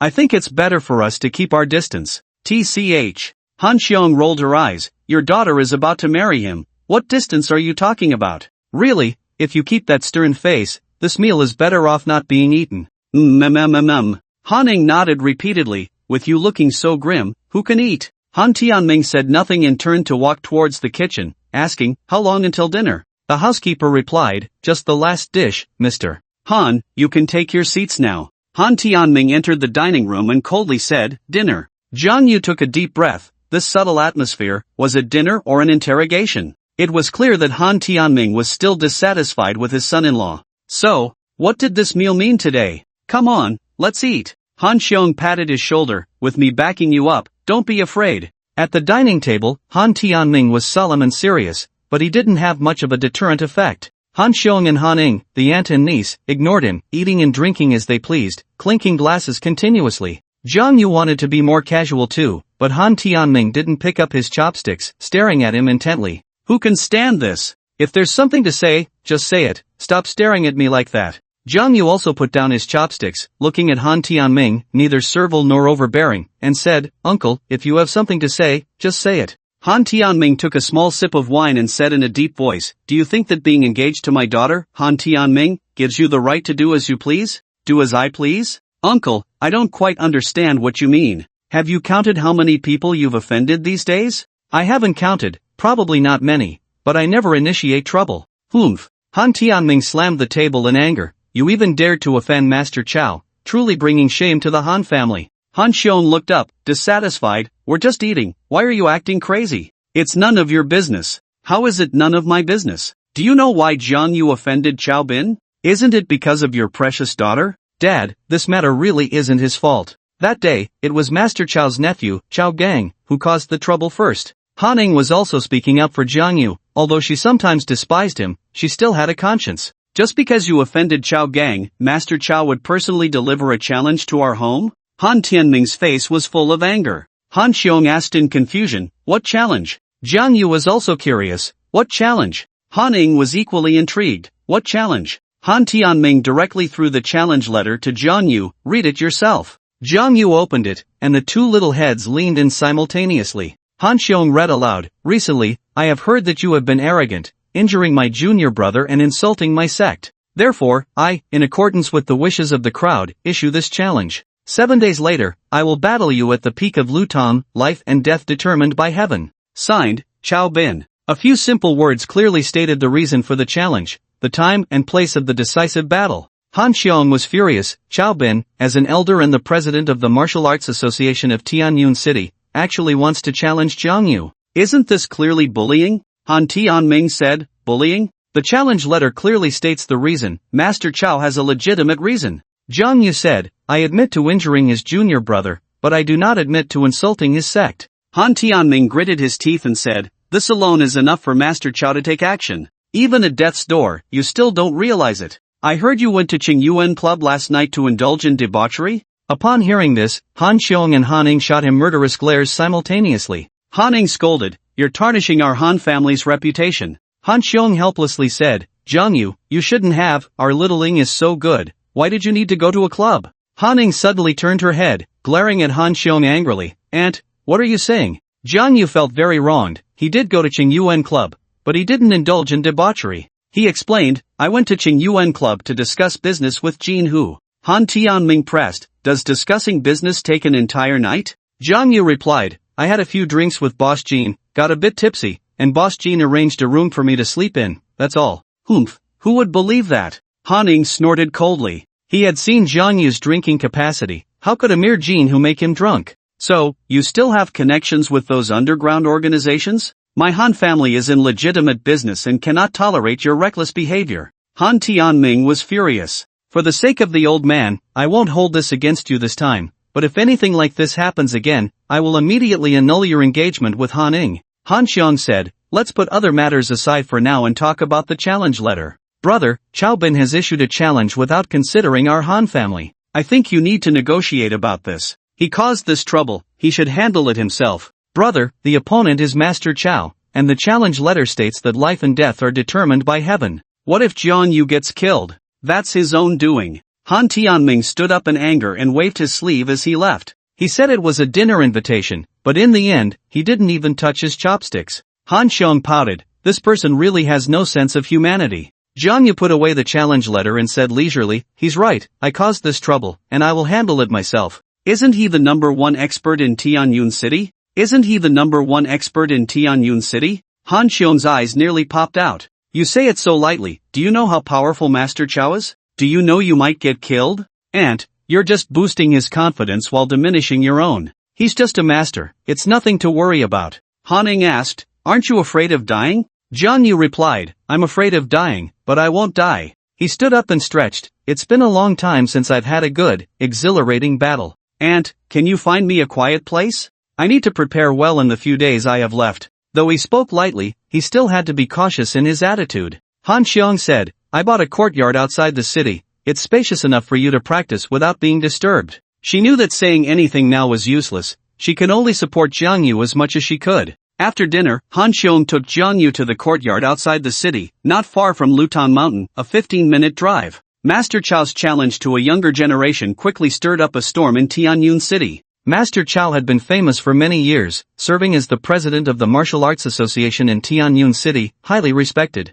After becoming president, he rarely engaged in sparring, and now the challenge letter was like a heavy bomb, creating waves in Tianyun City. Many media outlets rushed to interview Chao Ben but were turned down one by one. This duel was a fight to the death, and he did not want the media involved. The people from the Dingxing group had already set up at the peak of Lutan Mountain, planning to set up barriers to prevent too many spectators. Although Master Chao had not fought for many years, he had practiced, but he was somewhat out of practice. Therefore, he set the duel for 7 days later. He needed to sharpen his skills before the fight. The news spread quickly, and even some big shots from Linzhou received the news and paid attention. Jiang Yu focused on practicing martial arts in the courtyard outside the city. Having been in Tianyun City for so long, he had become somewhat lax. Compared to the bustling scene around Chaobin, Jiang Yu, as the other main character in the duel, was practically ignored. No one paid attention to him. Chaobin was the only focus. He was the #1 expert in Tianyun City, and outside predictions were unanimous that Master Chao would undoubtedly win.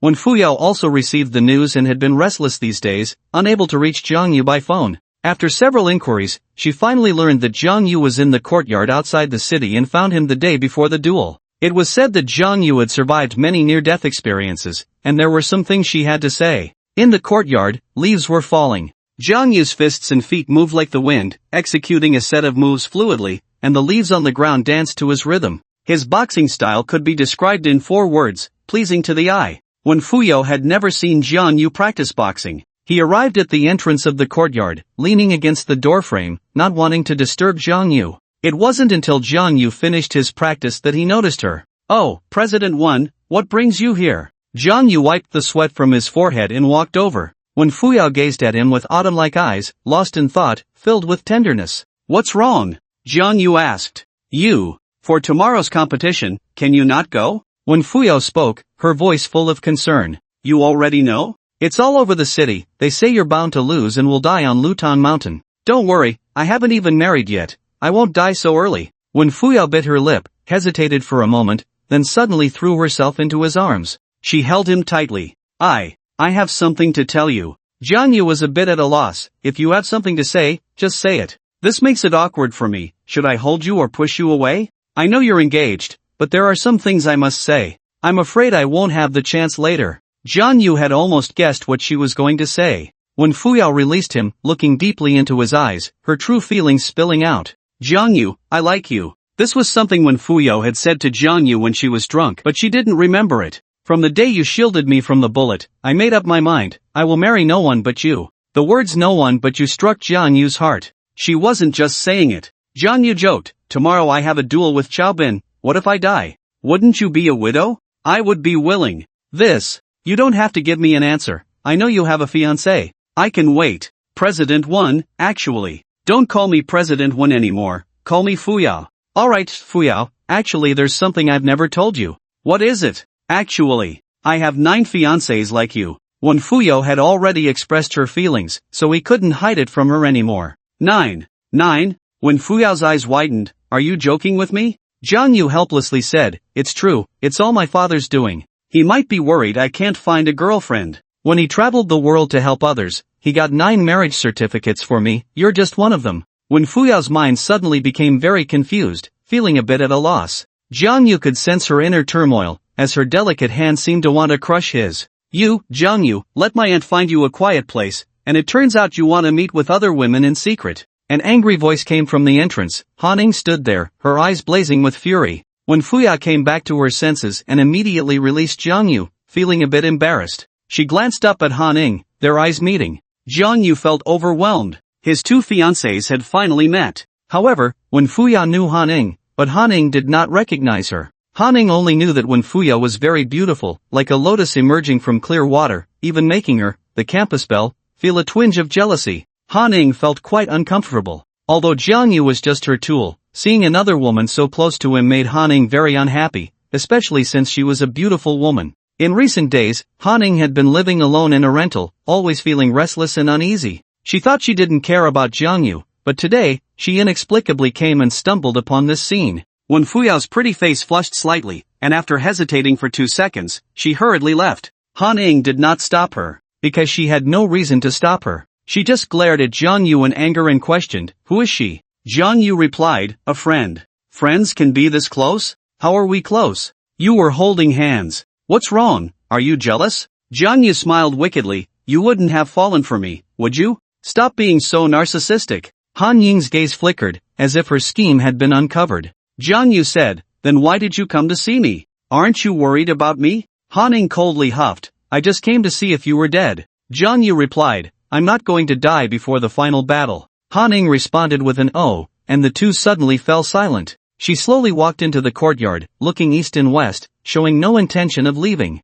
She herself didn't know why, but once she arrived here, that restless feeling disappeared. The two stood in the courtyard, not speaking to each other, creating an awkward atmosphere. Jiangyu thought she would leave soon, so he began practicing his punches. Each move was powerful and vigorous. Han-ning, at some point, had brought a chair from inside, holding a cushion in her arms, sitting under the eaves, quietly watching him. After finishing a set of punches, Jiangyu asked, "Aren't you going to class today?" Han-ning replied, "It's a holiday." Jiangyu asked, "Aren't you leaving? What's wrong? Do you want me to leave?" "This is my aunt's courtyard. You have no right to chase me away." He. "Could it be that after a few days apart, you missed me? Then how about staying here with me tonight?" Jiangyu said with a mischievous grin. Han-ning rolled her eyes and threw the cushion at him. "Miss you? Get lost." She turned and went into the living room, turned on the TV, and leaned back on the sofa. Jiangyu ignored her and continued practicing. As the sky gradually darkened, stars twinkled in the night sky.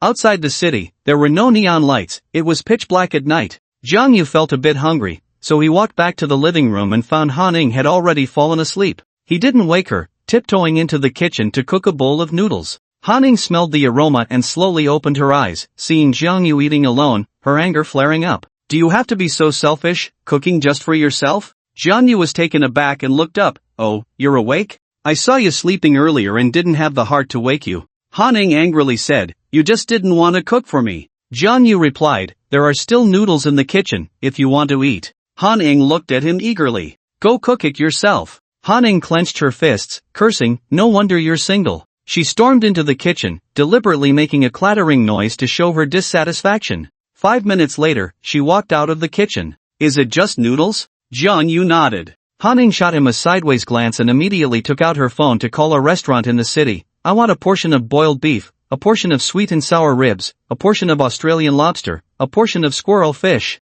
"I'll send you the address right away." She ordered 10 dishes in one breath, and Jiangyu's eyes widened. "Are you really going to eat that much by yourself?" Han-ning puffed out her chest. "I'm in a good mood today, so I'm treating you." Although the courtyard was quite far from the city, the dishes ordered by the young lady of the Han family arrived in the shortest time possible. A table full of dishes, colorful and fragrant, still steaming. Jiangyu looked at her with a resentful gaze. Han-ning generously said, "What are you staring at? Don't be polite, eat." "I eat your sister. I just had a big bowl of noodles, how could I have an appetite? And what do you mean treating me? I see this as deliberate revenge. If you really wanted to treat me, why didn't you say so earlier? Hey, don't look at me with that bitter expression. I'm treating you to a meal, and you're not happy?" He. Jiangyu coldly smiled. "Would you really be that kind?" "Generally speaking, I wouldn't be this kind, but tomorrow you're going to have a final battle." Han-ning broke off a lobster leg, eating as she spoke. In ancient times, before death row inmates were executed, the prison would usually prepare a good meal for them the night before.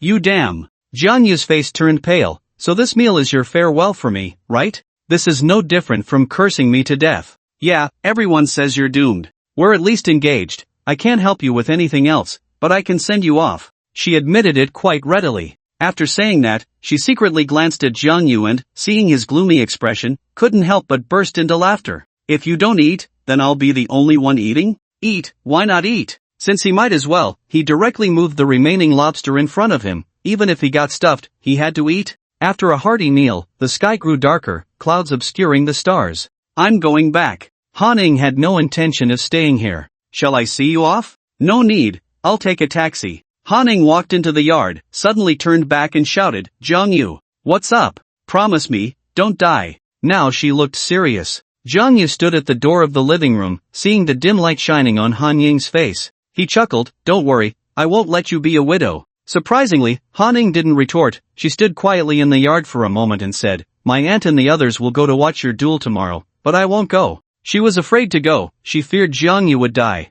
She was terrified of watching him die right in front of her, which would become a nightmare for her entire life. Jiang Yu waved his hand, saying, "It's getting late, go back. Wait for my good news tomorrow. If I win, I'll treat you to a meal." Han Ying replied, "It has to be at the Imperial Cuisine Pavilion. Anywhere is fine, as long as you like it. It's a promise." Her voice choked a bit, and after saying that, she turned and ran away, a few glistening tears falling in the night. The clouds in the sky dispersed, revealing a sky full of stars. Jiang Yu moved a grandmaster chair, lay in the yard, and gazed at the starry sky, appearing carefree. He was actually quite confident. Chao Bin was the top expert in Tianyun City, stronger than Wei Xiao, likely a martial arts master. Even if he overestimated a bit, if Chao Bin reached the peak of martial arts, Jiang Yu could still handle it. The city was abuzz with talk of the duel. On the eve of the showdown, Lutan Mountain was already surrounded tightly. However, the roads up the mountain were blocked. To provide a venue for Master Chao, all entertainment venues on Lutan Mountain were closed.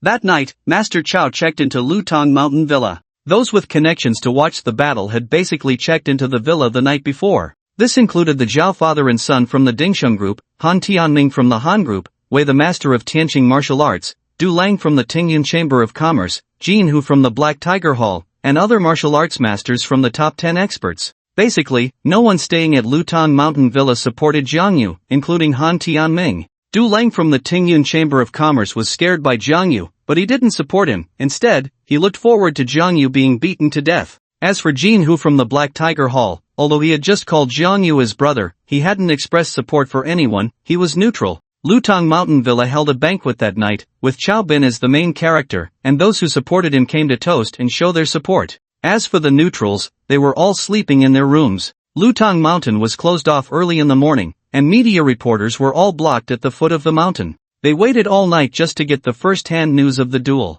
Many people were live streaming with their phones, speaking to the camera. "Brothers, this is Lutan Mountain in our Tianyun city. Tomorrow, our city's top expert will duel with a young challenger. Brothers, hit that subscribe button. I'll find a way to sneak in and give you a live broadcast tomorrow." Lutan Mountain Villa was brightly lit, and the banquet continued until late into the night. At the peak of Lutan Mountain, there was a clearing surrounded by lush woods, and no one knew that a person had been lurking there for 4 days. Tonight, many would inevitably toss and turn in sleeplessness. Joshua, Chao Gang, Sun Yu, and others who held a grudge against Jiang Yu were all very agitated, wishing time would fly by and jump straight to the moment of Jiang Yu's demise. When Fuyo and Han Ying also couldn't sleep through the night, as soon as they closed their eyes, it seemed they could see Jiang Yu's tragic state. Even Chao Bin couldn't find rest. To be honest, he wasn't very confident. Although Chao Bin was not yet 60, the truth that youth is formidable in combat has been known since ancient times. From what he learned through the people at the Tianqing martial arts school, Jiang Yu was at least a master level.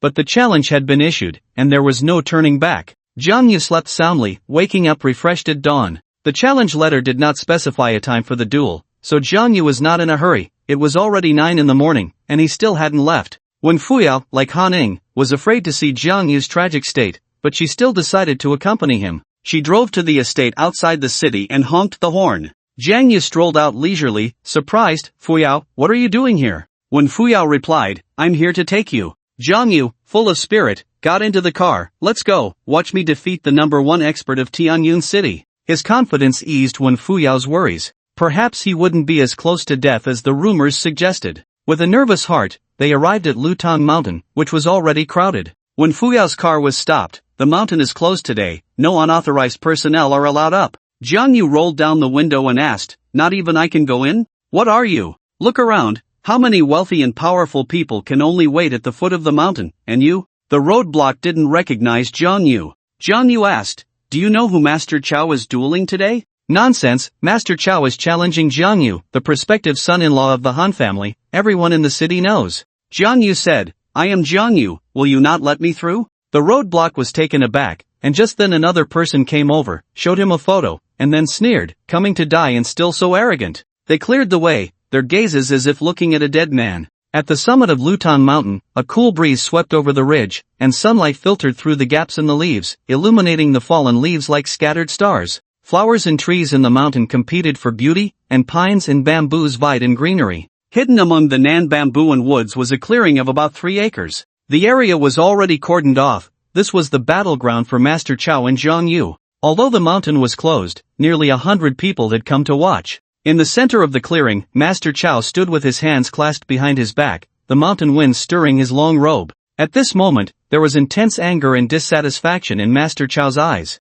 Their group had arrived at the battleground around 8 in the morning and waited for over an hour, yet the other main character of the duel had yet to appear. A young junior actually has such a big attitude, making so many of us wait for him. A spectator expressed strong dissatisfaction. Today is his day of death. What's the harm in waiting a little longer? Chao Gang stood outside the cordon, not far from Zhao Shua. Zhao Shua echoed, that's right. What's the harm in waiting a little longer? Why bother with a dying man? Dying man? Young Master Zhao, isn't it a bit inappropriate to say that about Master Chao? 2 figures slowly approached along the forest path. Wen Fuyao's car could only reach Lutang Mountain Villa. From there, they had to walk up the mountain, which caused some delay. As Zhang Yu walked, all eyes were on him. Wen Fuyao, the stunning beauty, was the first to appear somewhat dimmed. Zhang Yu saw Zhao Zhizhong and his son, Xiao Gang, Wei Xiao and his apprentice, as well as Han Tianming and his sister. He was not surprised to see these people present. There was one person who surprised him a bit, and that was Wu Liang, who he had met once and who was said to lack martial ethics.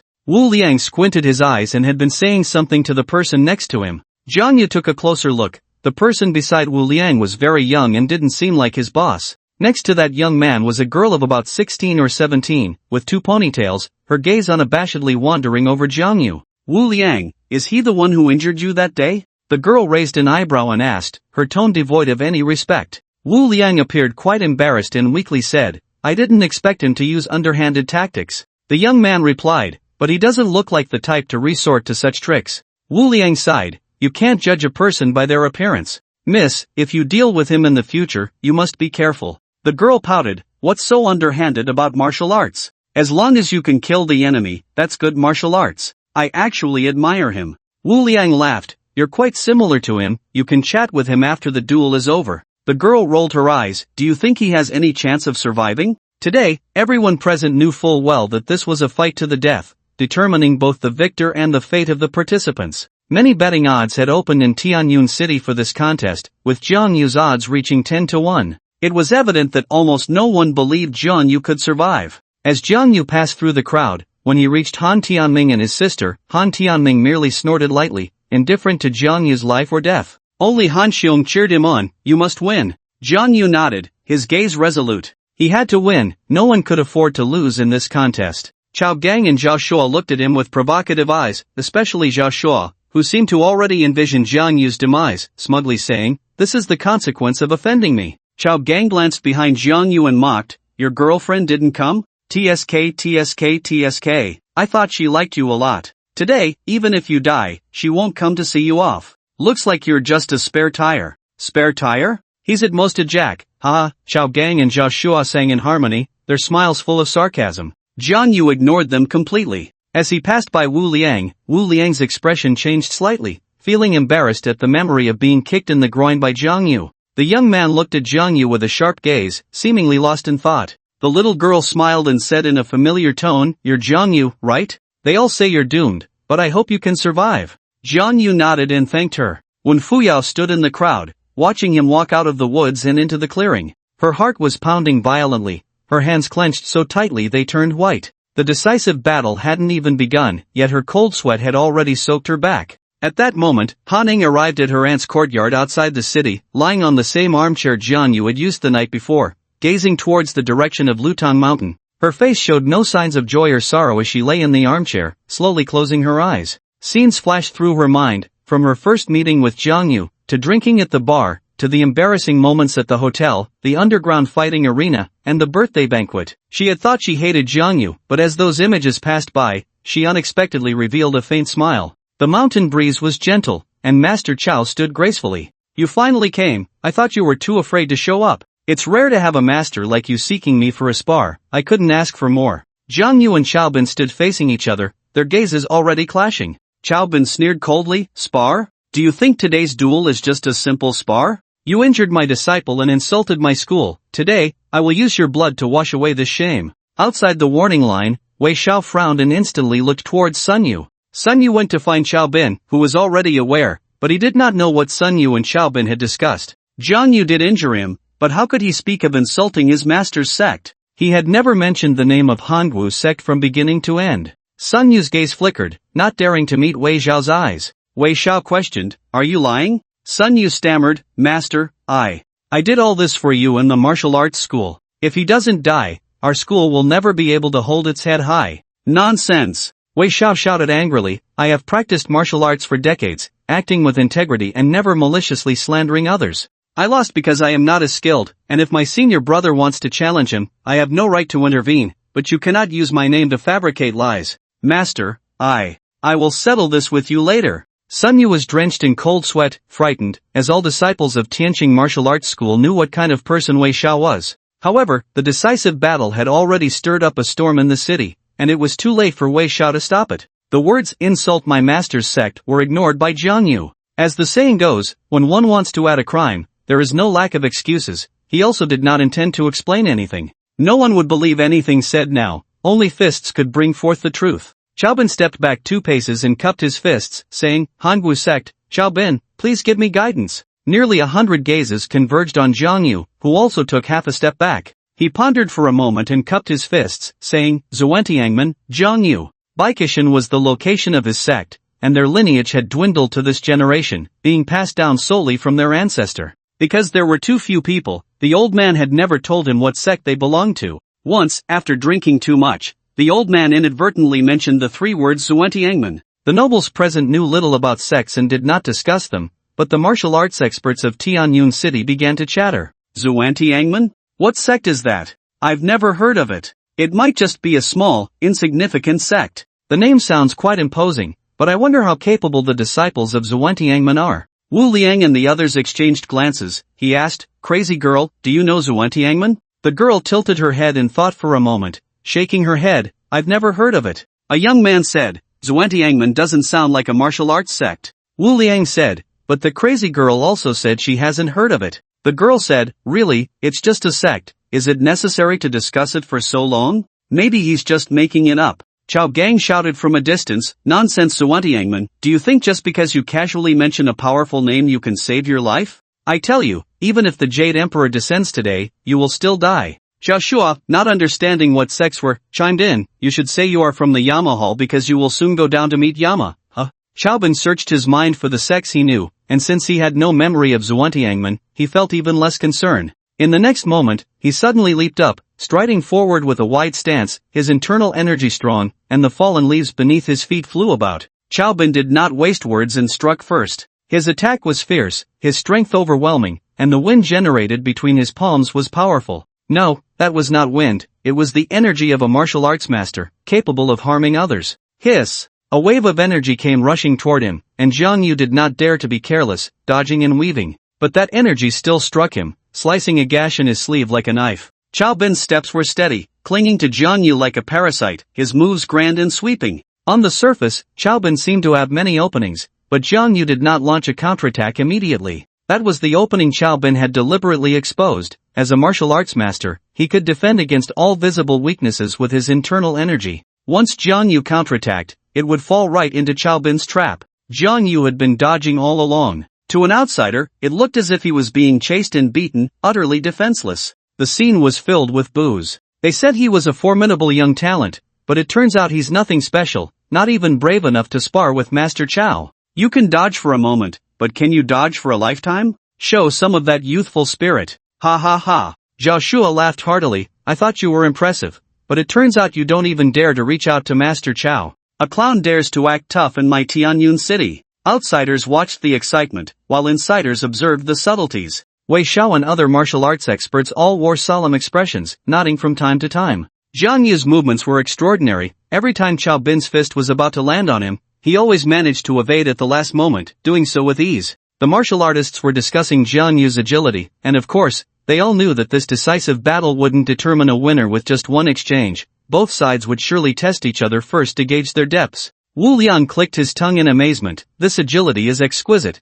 I've never seen anything like it in my life. A young man asked, Uncle Wu, can you tell his sect from his movements? Wu Liang shook his head, not for now. Perhaps we can catch a glimpse when he makes his move. The girl stroked her chin, looking thoughtful. The young man asked, Crazy girl, what do you see? The girl replied, his movements are unusual. Wu Liang was taken aback. He knew the girl's background, and if she said it was unusual, it was definitely the best in the world. The young man was also quite surprised. Could it be that he has the same background as you? The girl chuckled. If that's the case, then that Master Chow is in for some trouble. Not far away, Chao Gang immediately became furious upon hearing someone say Master Chow would be in trouble. He pointed at the girl and scolded, You little brat, if you dare to talk nonsense again, do you believe I'll tear your mouth apart? The girl's expression darkened, and she retorted angrily, Try pointing at me again. I already pointed, and you think you can scare me? Whoosh! Just as Chao Gang finished speaking, the girl dashed over like a gust of wind. Stop!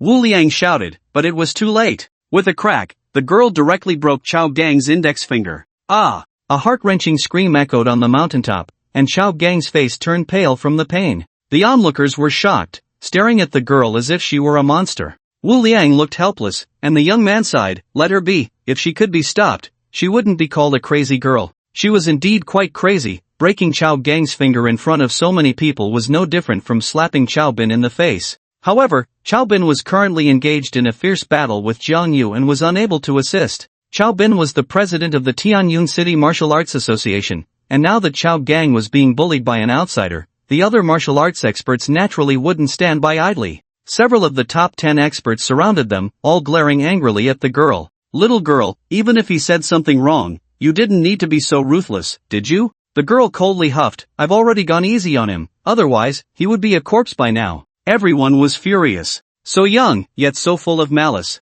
Which family raised such an uncultured girl? I'm uncultured? The girl pointed at a martial arts expert. Say that again, I dare you. This line felt familiar. The girl's sharp gaze actually intimidated that martial arts expert. Seeing this, Wu Liang quickly rushed over to mediate. Everyone, I'm really sorry. This girl is young and doesn't understand the rules. I apologize on her behalf. You think a simple apology will suffice? Everyone, please give me some face. Give you face? Who do you think you are? I am Wu Liang. Wu Liang. The Wu Liang from the suspended sword sect in Linzhou? Several experts were taken aback. In the martial arts world, the name of the suspended sword sect was indeed renowned far and wide. Wu Liang gently cupped his hands and said, Exactly. The anger of the several masters instantly dissipated, and they all revealed smiles, saying, So it's Master Wu, a pleasure to meet you. Since Master Wu has stepped in, we will not pursue this matter any further. Chao Gang, who was in pain and groaning, nearly fainted when he heard that the masters from Tianyun City would not pursue the matter.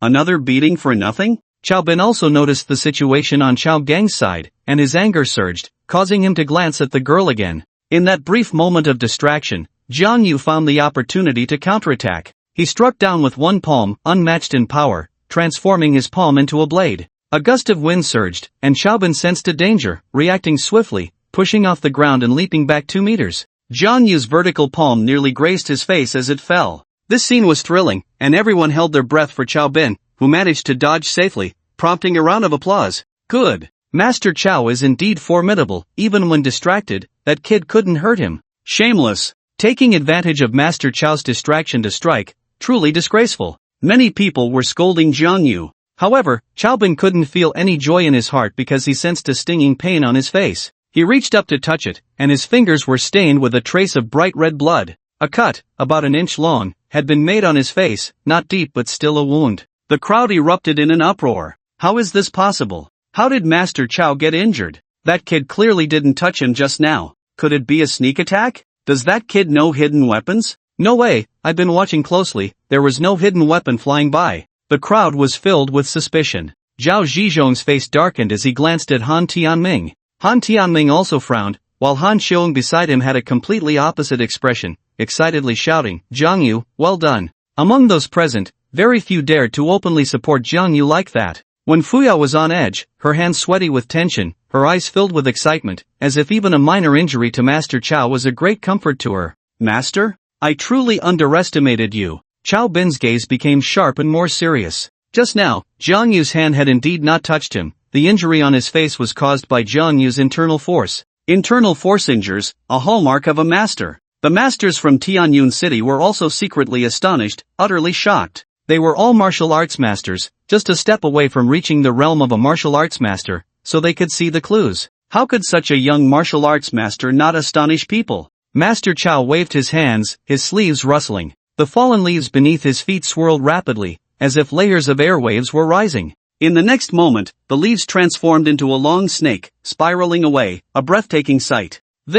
Many people were left speechless. This scene could only be seen on television. Am I seeing things? Is there really such martial arts in the world? Master Chow is indeed impressive, worthy of the title of the world's #1. Even those martial arts experts gasped in awe, with someone exclaiming, "Transformation realm. Master Chow has actually reached the transformation realm, how incredible!" The transformation realm is the pinnacle of martial arts. Even if that kid is a martial arts master, he will undoubtedly lose. Chao Gang, who had not yet reached the master transformation realm, felt a sense of pride hearing that Zhang Yu would undoubtedly lose. My uncle is naturally formidable, not just any random person can compare. As he spoke, he deliberately glanced at the girl, implying something. The girl shot him a cold glare. Are you talking about me? Chao Gang immediately shrank his neck and turned his head to the side. His fingers still hurt badly, and he dared not provoke that crazy girl again. The long, snake-like leaves spiraled down, each one as sharp as a blade, and even Zhang Yu did not dare to take them head-on. He shifted his steps, sweeping left and right, his speed astonishing, almost leaving afterimages. Master Chow followed the falling leaves, extending his right hand, and in an instant, a fierce wind surged, his attack overwhelming. Countless shadows of palms appeared in the open space, impenetrable, as if completely sealing off Zhang Yu's escape route. Cloud-covering hand. Someone shouted. This was Master Chow's secret technique, the cloud-covering hand. Back in the day, Master Chow became famous in Tianyun thanks to the cloud-covering hand. I haven't seen him use this move in many years. Master Chow has reached the transformation realm. The cloud-covering hand is even more invincible. Even Chao Gang's eyes widened. He had never seen Chao Bin perform the cloud-covering hand. Wu Liang squinted, whispering to himself, "This Master Chow's martial arts skills are beyond my reach." The girl said softly, "A master of the transformation realm, at the peak of martial arts, has already stepped half a foot into another level. Of course, you cannot compare." The young man asked, "Do you think he still has a chance?" "Him? You mean that Jiang?" "Of course. He has a chance, and a great one. I told you, he is extraordinary." Just as the girl finished speaking, another long snake of leaves shot up in the arena, thicker and larger than Chao Bin's, with even greater force. Bang bang bang. The leaves collided, producing a metallic sound, sending a series of sparks flying in the air. A large number of leaves ignited in the air, turning to ashes. The crowd erupted. That kid can actually use Master Chow's moves. I didn't expect it. That kid is surprisingly powerful. In fact, that long snake of leaves was driven by internal energy, not a specific technique, similar to Zhang Yu's leaf plucking attack. The expressions of the martial arts masters changed repeatedly, each heart racing wildly. Tianyun City actually has such a young master of the transformation realm. No wonder he dared to accept Master Chow's challenge. He indeed possesses peak martial arts strength. A duel of masters in the transformation realm, a contest at the peak of martial arts. This battle seems more intense than imagined. The masters appeared very excited. Such a duel was rarely seen in their lives. Zhang Yu was blocked by Chao Bin, with no way to retreat, and could only launch a counterattack. After the fierce collision of leaves, Zhang Yu and Master Chao became entangled in combat. Chao Bin's cloud-covering hand was indeed profound, his attacks flowing like an unending stream, his momentum like a vast mountain, each move filled with lethal intent. After dozens of exchanges, Zhang Yu countered each of Chao Bin's attacks, neutralizing the cloud-covering hand's offensive one by one. Those in the know applauded in admiration. At this point, they only hoped to witness a peak duel between masters of the transformation realm, with no inclination towards winning or losing. Only a few were secretly anxious, worried that Master Chao could not subdue Zhang Yu and feared unforeseen changes. Youth is feared in combat. If it turned into a war of attrition, Master Chao would surely lose. After a fierce exchange, Master Chao was already panting heavily. The little girl pouted, "He's already exhausted after just a few moves? I doubt he can hold on much longer." This remark further stirred Chao Gang's dissatisfaction, but he could only see it in silence. Chao Bin also understood, if this continued, he would definitely lose. Because his opponent, at this moment, showed no signs of fatigue, breathing steadily, as if the intense battle had never occurred. Bang bang bang. The fists and palms clashed, creating a series of sounds. Master Chao seized the opportunity, striking Jiang Yu's peepa bone with one palm. Jiang Yu felt a sharp pain, his internal energy surging violently. Master Chow did not back down, his other hand drawing an arc, as if an invisible shield, blocking Jiang Yu's internal energy. Kid, you are still too young. Master Chow revealed a proud smile. He had practiced martial arts for many years and had often engaged in private duels in his early years, making him quite experienced. However, Jiang Yu showed a strange smile. Really? He suddenly exerted his strength, and Xiaobin dared to get close to him, clearly looking for death. His entire body erupted with power as he slammed into Xiaobin.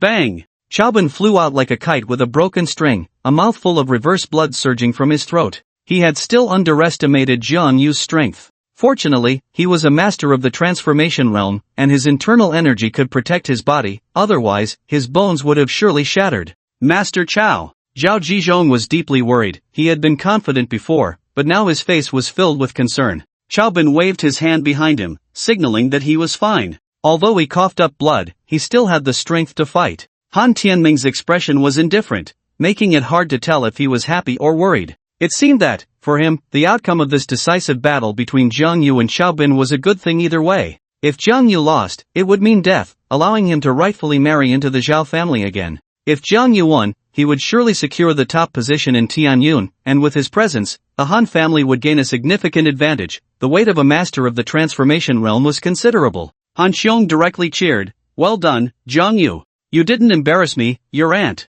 Even when Fuyao nearly jumped up in excitement. Many people were trying to help Xiaobin save face. It seems Master Chow was careless and let that kid take advantage. Master Chow, don't go easy on him just because he's younger. This is a life and death battle, not a sparring match. Chao Gang shouted, Uncle, you can't keep letting him have his way. The little girl nearby scoffed, what a smooth talker, anyone with eyes can see your uncle is outmatched. You. Chao Gang gritted his teeth, but thinking of his broken fingers made him back down. He still had to go to the hospital for treatment, so he naturally hoped Xiaobin could defeat his opponent quickly. Xiaobin stood still, adjusted his breathing, then reached out and turned, saying, Chao Gang, bring me the blood deer blade. Chao Gang was slightly taken aback, then turned and ran into the woods. In less than a minute, he returned, throwing a treasured sword over. Uncle, catch the sword. It was a Tang sword, its hilt blood red, and the blade was incredibly sharp, glinting with a cold light. Xiaobin caught the sword, his wrist flicking lightly, causing the treasured blade to emit a faint tremor.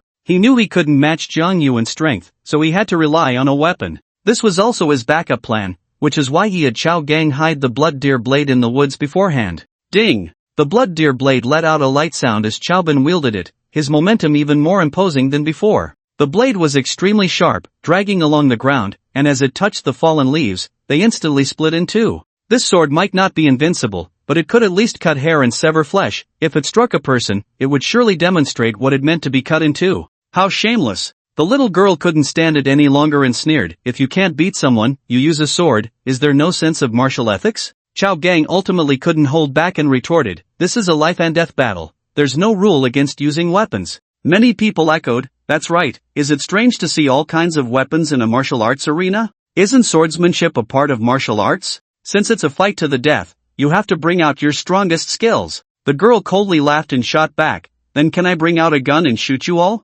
You are being unreasonable. In a duel, you must use cold weapons. Ha, anyway, the rules are whatever you say they are. Xiaobin drew the blood deer blade, and both Han Xiong and Wen Fuyao couldn't help but feel anxious for him. Jiang Yu was forced to retreat step by Xiaobin's relentless swordplay, the cold light before him threatening his life. Xiaobin said while fighting, don't say I'm bullying you, if you know any knife techniques, sword techniques, or staff techniques, you can use them. Jiang Yu almost exploded with anger. It sounded dignified, but where was he supposed to find a knife or sword right now? However, could he not win without a knife or sword? Not at all. Jiang Yu retreated about 10 zhang, suddenly performed a backflip, and after landing, he had a branch in his hand. The branch was only 2 fingers wide. He used it to block, but it was cut into 2 pieces by the sharp deer blood knife. This action drew loud laughter, and Chao Gang mockingly taunted, haha, this fool can't possibly think a branch can block my uncle's deer blood knife, right? Slap. Just as Chao Gang finished speaking, a crisp whip crack was heard. Everyone turned to look, only to see a bloody scratch appear on Master Chao's right arm. His right hand trembled, instantly losing strength, and the knife in his hand fell. Fortunately, he reacted quickly and caught the knife with his left hand, sweeping it back in a horizontal strike. Jiang Yu jumped up and dodged the blow. Hiss! However, his abdomen was still cut open, and gradually, his clothes were soaked in red. Chao Bin's dear blood knife, combined with his internal energy, injured Jiang Yu. Jiang Yu touched the wound on his abdomen, feeling a sharp pain. He frowned, he had been careless. Good. Chao Gang clapped his hands in delight. It was rare for Chao Bin to counter Jiang Yu, and he was extremely excited. Zhao Zhizhong's tightly furrowed brows also relaxed, showing a hint of joy. Han Xiong loudly reminded, Jiang Yu, be careful, don't get careless just because you have a slight advantage. Jiang Yu nodded, gripping the branch tightly, and charged towards Chao Bin. He was like an arrow released from a bow, his momentum overwhelming. Chao Bin's right hand regained feeling and gripped the dear blood knife again.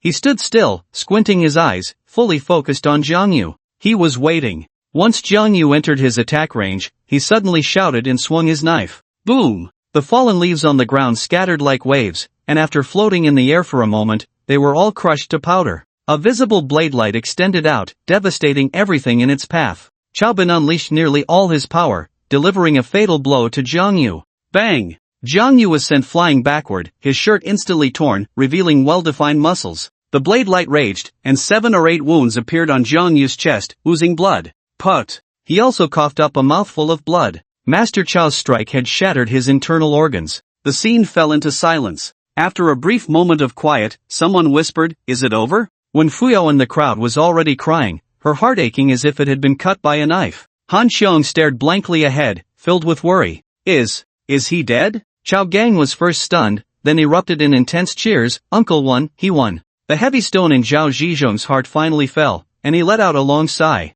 Zhao Shou was all smiles, shaking off the earlier gloom. Just when everyone thought the dust had settled, the little girl said leisurely, "Aren't you all celebrating too early? You little brat, do you think I'm giving you face?" Chao Gang angrily scolded, all the pent-up frustration pouring out. He thought the duel was over, and with his uncle having time to help him, he wasn't afraid of the little girl anymore. Upon hearing this, the little girl's expression darkened, and she muttered to herself, truly forgetful. In the next moment, she leaped up and struck Chao Gang, sending him flying several zhang away. Bang! Chao Gang crashed heavily into a large tree, spitting out a mouthful of blood. You! Chao Bin was furious, about to go teach that little girl a lesson, but he heard Jiang Yu's voice behind him. "Master Chao, our duel isn't over yet." Chao Bin suddenly turned around, astonished. "You're not dead yet." Jiang Yu wiped the blood from the corner of his mouth, his hair a mess. Everyone was shocked. That was Master Chao's full-force strike. Is he really that tough? After all, he's a master at the transformation stage. He definitely won't die so easily. Even if he doesn't die, he probably has no fighting power left. Jiang Yu was injured, tipping the scales of victory towards Chao Bin, and everyone felt he was at the end of his strength, just holding on. When Fuyao's nails were almost digging into her flesh. If she could, she would hope Jiang Yu would concede. Living was more important than anything else. He was still young, and there was no need to be fixated on a win or loss. But when Fuyao also knew that was just her wishful thinking, at this point in the decisive battle, one of Jiang Yu or Chao Bin had to fall. Han Xiong also let out a breath, patting his chest. "You scared me to death." Jiang Yu looked quite disheveled, covered in blood. He calmly looked at Chao Bin. "Master Chao, you are indeed powerful, but if you want to kill me, you're still a bit lacking." Chao Bin frowned tightly, speaking in a deep voice. "Stop pretending to be calm." He was very confident in his own strength and the power of the dear blood blade. Even facing another master at the transformation stage, that last strike could definitely deliver a fatal blow to his opponent. Unexpectedly, Jiang Yu grinned and said, "If I were at the same level as you, I might really be killed by you, but unfortunately." Before he finished speaking, Jiang Yu leaped up, his internal energy like the wind, stirring the fallen leaves wildly. He lightly stepped on the swirling leaves, soaring towards Chao Bin. This move left everyone dumbfounded. What incredible lightness skill! He hasn't even used his full strength all along. Chao Bin's pupils suddenly dilated. That last full-force strike had consumed a lot of his energy, and at this moment, he felt a wave of weakness, staggering backward. Ha! Jiang Yu let out a low shout, spinning twice in the air before suddenly descending, striking towards Chao Bin's crown. This palm strike was powerful enough to shake mountains and rivers. Chao Bin hurriedly raised his blade to block, but with a clang, his feet sank 2 inches into the ground, and the resilient and sharp deer blood blade snapped in response. The treasured blade he had relied on for many years was rendered useless on the spot. The onlookers all held their breath, staring in disbelief at this scene. The situation had turned too quickly for many to even process. Put! Chao Bin spat out a mouthful of fresh blood. Jiang Yu's terrifying power spread through the deer blood blade into his entire body, and he didn't know how many of his meridians had been shattered. Blood vessels filled his eyes, as if they had burst, and crimson blood flowed from his ears. Cough cough. Jiang Yu coughed lightly, blood flowing from the corner of his mouth. Chao Bin had indeed injured him severely, and now he unleashed such a fierce strike, aggravating the internal injuries. Damn it, he hadn't expected Chao Bin to pull out a treasured blade. Moreover, Jiang Yu hadn't anticipated the dear blood blade would have such power. He had been careless and didn't dodge. Although he hadn't made direct contact with the blade, that unmatched blade light had struck him hard. He appeared uninjured on the surface, but his insides were in severe pain. Chao Gang had just been helped up from the ground and had taken another beating. However, he remembered it all. When his uncle came back, he would definitely seek revenge. The martial arts masters shook their heads. The decisive battle had entered its final stage. But Chao Gang didn't think so. That kid looks like he's at the end of his strength. Although he's launched a counterattack, his own injuries are worse. After analyzing, he found his uncle was motionless.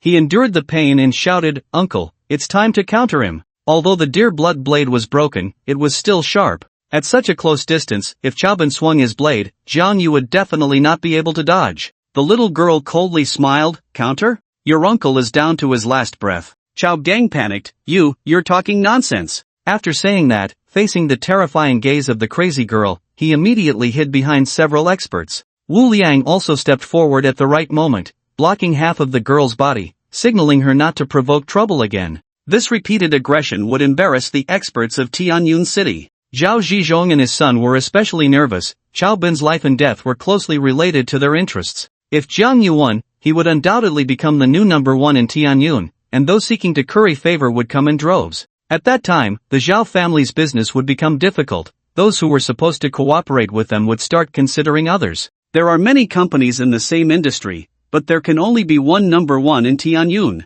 Although the Zhao Group is a giant in Tianyun City, it is not irreplaceable. Of course, Jiang Yu is also not irreplaceable, but before he is replaced, the Zhao Group will undoubtedly face great difficulties. Chao Bin had maintained the same posture for a minute, his eyes bloodshot, veins bulging all over his body. After one strike, Jiang Yu retreated a foot, not continuing to attack. Suddenly, Chao Bin took a deep breath, his legs went weak, and he collapsed to the ground. Drip, drip. His hair was also disheveled, head bowed, blood dripping from the corner of his mouth. He took a deep breath but did not exhale for a long time. "Master Chao." Someone cautiously called out, but Master Chao showed no response. The little girl shouted, "No need to call, Master Chao's pulse has stopped. His family should take him back to handle the aftermath." Upon hearing this, the entire venue was shocked. "No, this is impossible, you're talking nonsense." Chao Gang roared like a madman, "My uncle cannot lose." Few people present believed the little girl's words. After waiting for a while, finally, Wei Xiao rushed over first, checking the artery on Chao Bin's neck, and ultimately shook his head helplessly. His shake of the head meant that Master Chao Bin had died in battle.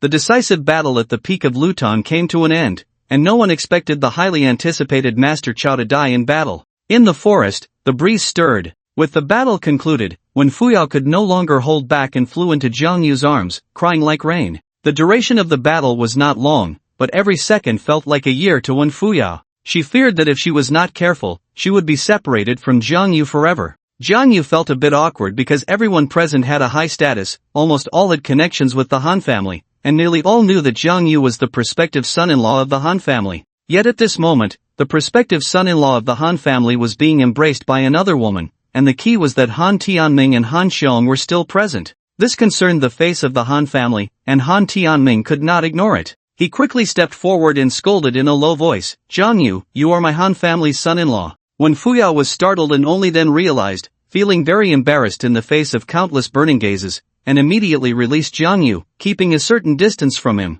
Han Xiong teased, "Heh, as soon as Jiang Yu wins, you acknowledge him as our Han family's son-in-law?" Han Tianming coldly replied, "This has nothing to do with his win or loss." With Chao Bin's death, Jiang Yu's status rose sharply, and many dignitaries came forward to congratulate him. When the tree falls, the monkeys scatter. When the wall collapses, everyone pushes. Compared to the stars surrounding Jiang Yu, Chao Bin's situation was much more desolate. Wei Xiao carried Chao Bin's body down the mountain, while the injured Chao Gang followed behind, showing deep sorrow. Wei Xiao and Chao Bin had never had a good relationship, but after all, they were fellow disciples, and he had to help with the aftermath. Moreover, he felt a certain responsibility for Chao Bin's death. He had not managed his disciple well. Zhao Zhizhong and his son also left in a dejected manner. This was not the situation they wanted, and they had never imagined such an outcome. This battle not only failed to take revenge but instead elevated Jiang Yu. The first time I saw Brother Jiang, I knew he was a dragon among men. Brother Jiang truly did not disappoint me, I have always believed in you.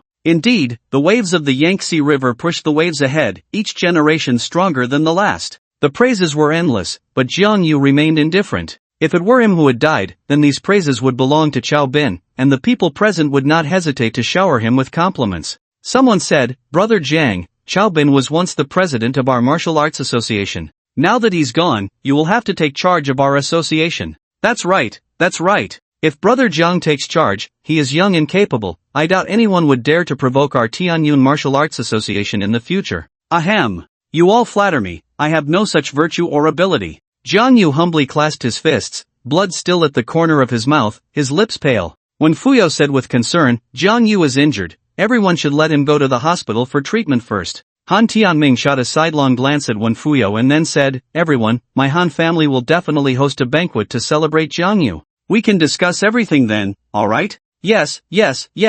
Brother Jiang looks seriously injured, let's get him to the hospital first. The crowd parted to make way, and after Jiang Yu cupped his fists in thanks, he stepped out first. Wen Fuyo followed behind, keeping a certain distance, and the others descended the mountain one after another. However, just as Jiang Yu stepped out of the woods, strange sounds came from the grass outside. Suddenly, a shadow leaped out from the bushes, eyes filled with murderous intent. It was He Qing Yuan. The people from the Black Tiger Hall had been searching for him for a long time, unaware that He Qing Yuan had long been lurking at Lutang Mountain. He looked haggard, as if he hadn't slept for days. Jiang, if you won't let me live, then we'll go to hell together. He Qing Yuan gritted his teeth and let out a furious roar, then pulled out a handgun and aimed at Jiang Yu. Bang bang bang. Several gunshots rang out as He Qing Yuan emptied the gun of all its bullets. The distance was too close, and the incident was too sudden. Jiang Yu had no time to dodge. Although He Qing Yuan was not a good shot, Jiang Yu was still hit 3 times, blood flowing from his chest as he collapsed to the ground with a thud.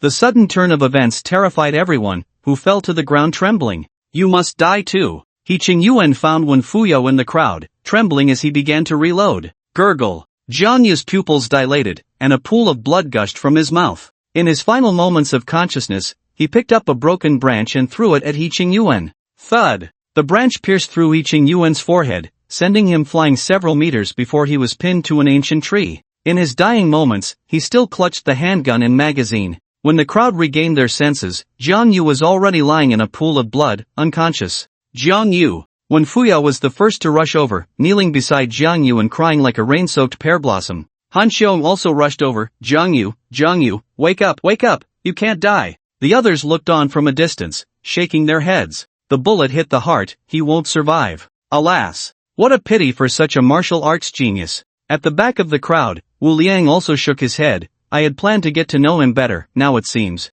A young man said, he has already reached the transformation stage, with a little more training, he could take that crucial step. What a shame. A little girl hesitated for a moment, then took a red pill from her pocket and went to feed it to Jiang Yu. Han Xiong exclaimed, what did you give him? The little girl replied calmly, a miraculous elixir. Han Xiong asked, can it save his life? The little girl shook her head, it can only help him hold on until he reaches the hospital, whether he survives or not depends on his fate. She returned to Wu Liang's side, and the young man was surprised, your blood elixir is quite valuable, you just gave it to him? The little girl said, I find him quite likable, I don't want him to die so soon. Wu Liang smiled and said, the crazy girl has developed feelings, but that kid really does have talent. If he doesn't die, he could indeed join the crazy girl's sect. The little girl replied, they already said he's from the Xiantian sect, I wouldn't steal someone else's corner. Wu Liang and the young man exchanged a smile. Han Tianming personally called for an ambulance, and within 10 minutes, it arrived at Lutang Villa. The paramedics carried a stretcher up and took Jiang Yu to the hospital. The surgery lasted a full 3 hours. Han Tianming and his sister Han Xiong waited outside the operating room, and Wen Fuyo was also there. With Jiang Yu's life hanging by a thread, Han Xiong had no mind to question Wen Fuyo's origins. When the doctor came out of the operating room, Wen Fuyo rushed up first, anxiously asking, Doctor, how is he? The doctor shook his head, it's a miracle he made it to the hospital. We removed the bullet, but his life. I'm afraid we can't save him. You should prepare yourselves. What? Wen Fuyo instantly collapsed to the ground, the world around her going dark. Han Xiong frantically questioned, since the bullet has been removed, why can't you save him? The doctor replied, we don't know. The bullet hit his heart, he should have died on the spot. Perhaps his will to live is too strong, and there are things he hasn't said. Han Xiong asked, how long can he live? The doctor shook his head, unclear. Jiang Yu's survival depended entirely on the little girl's blood spirit pill. Once it was fully digested, his life would come to an end. The doctor pushed Jiang Yu into a regular ward, not the intensive care unit, basically announcing his death sentence. Han Ning had been waiting at the estate outside the city. She accidentally fell asleep and woke up to a starry night sky. Jiang Yu, Jiang Yu. She shouted in a panic, but the room was silent, without lights or anyone responding. After calling a few times, she slumped into the armchair, her eyes moistening. Jiang Yu, he didn't come back. Why didn't you come back? You promised me, you said you would take me out to eat. We still have a bet to settle. How could you go back on your word? She sat in the armchair for a long time before stepping heavily into the city. Her mind was blank, not knowing where to go, wandering aimlessly on the street. Suddenly, she heard a group discussing today's battle at Lutong Peak. Did you hear? Master Chao is dead. No way, Master Chao is our Tianyun's best. He actually lost? I heard his opponent is even stronger, a young master of transformation. Is that true? It can't just be hearsay, right? The Tianqing Martial Arts School is already holding a funeral for Master Chao. You can go see for yourself if it's true. Let's go, let's go. Hearing this conversation, Han Ning, whose heart had sunk to the bottom, instantly perked up. He won? She was furious. If he won, why didn't he tell me? I worried for nothing. She took out her phone to confront Jiang Yu. The call connected quickly, and Han Ning immediately shouted, Jiang Yu, are you crazy? Did you win and go celebrate? Don't you know I'm waiting for you at home? Just wait until I get my hands on you. It's me, Xiaoying. After she finished her rant, a sorrowful voice came from the other end. Han Ning was taken aback. Aunt? Why are you the one answering the phone? Jiang Yu is in the hospital. He might not make it. Come see him for the last time. Crash. Han Ying's phone fell to the ground, the news hitting her like a bolt from the blue. How could this be? He clearly won. How could he not make it? After murmuring to herself, she ran towards the hospital with red eyes. By the bedside, only Han Xiong and Wen Fuyo were keeping watch. Han Tianming had left early in the morning. Han Ning ran over, and when she saw Jiang Yu, who was covered in bandages, tears streamed down her face. She moved step by step to the bedside, silent.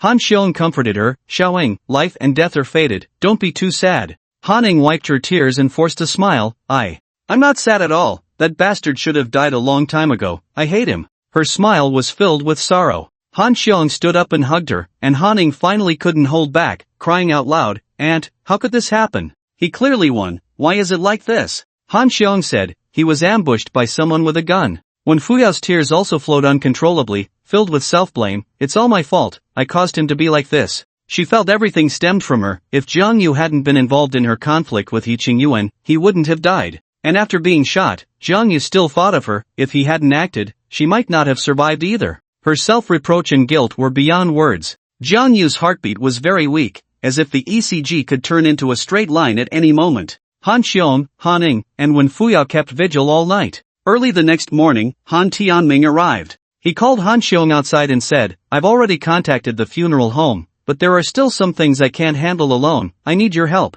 Han Xiong looked at him resentfully. You ignored him when he was alive. Now that he's dying, you're so attentive. Han Tianming said, after all, he is our Han family's prospective son-in-law. He defeated Chao Ben, which is also a glory for our Han family, so I must give him a grand burial. He's still lying there. He still has breath, still has a heartbeat. Han Tianming, don't you think what you're doing is too much? Han Xiong shouted angrily at Han Tianming. Han Tianming coldly replied, the doctor has already said to prepare for the aftermath. What hope do you still have? We need to prepare for his funeral now, so we won't be flustered if he suddenly passes. You really want him to die? Still thinking about marrying into the Zhao family? If he were alive, I would definitely no longer oppose his marriage to Han Ning. But the facts are before us. If he dies, I can't let my daughter live as a widow. She's still young.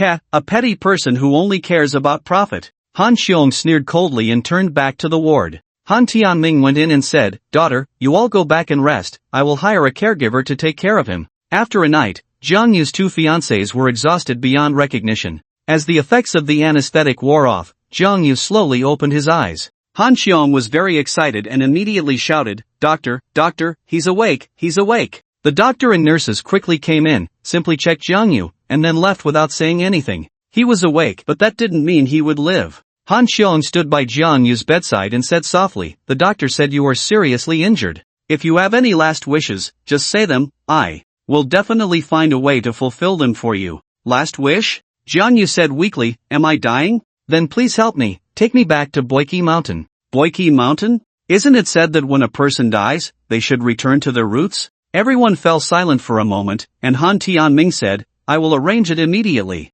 While Han Tianming was arranging for people, Han Xiong went to handle his discharge procedures. Half an hour later, an off-road vehicle drove out of Tianyun City. There were a total of 8 people in the car, besides the 4 helpers. Only Han Xiong, Han Ning, and Wen Fuyo went along. Hours later, the vehicle stopped at the foot of Boiki Mountain, and the 4 helpers carried Jiang Yu up the mountain on a simple sedan chair. Following Jiang Yu's designated route, they arrived at a water pool. Despite the scorching sun, the pool was shrouded in a layer of cold air, and as they approached, everyone couldn't help but shiver. The helpers set him down here and left, waiting at the foot of the mountain, but Han Ning and Wen Fuyo wanted to stay with him a little longer. Jiang Yu regained some strength by the pond and said to Wen Fuyo and Han Ning, alright, you both should go back. No, I want to stay with you. Wen Fuyo refused to leave, and Jiang Yu could see the guilt in her eyes. He comforted her, saying, this isn't your fault. He then looked at Han Ning and said, if I die, the engagement will automatically be void, and you will both be free.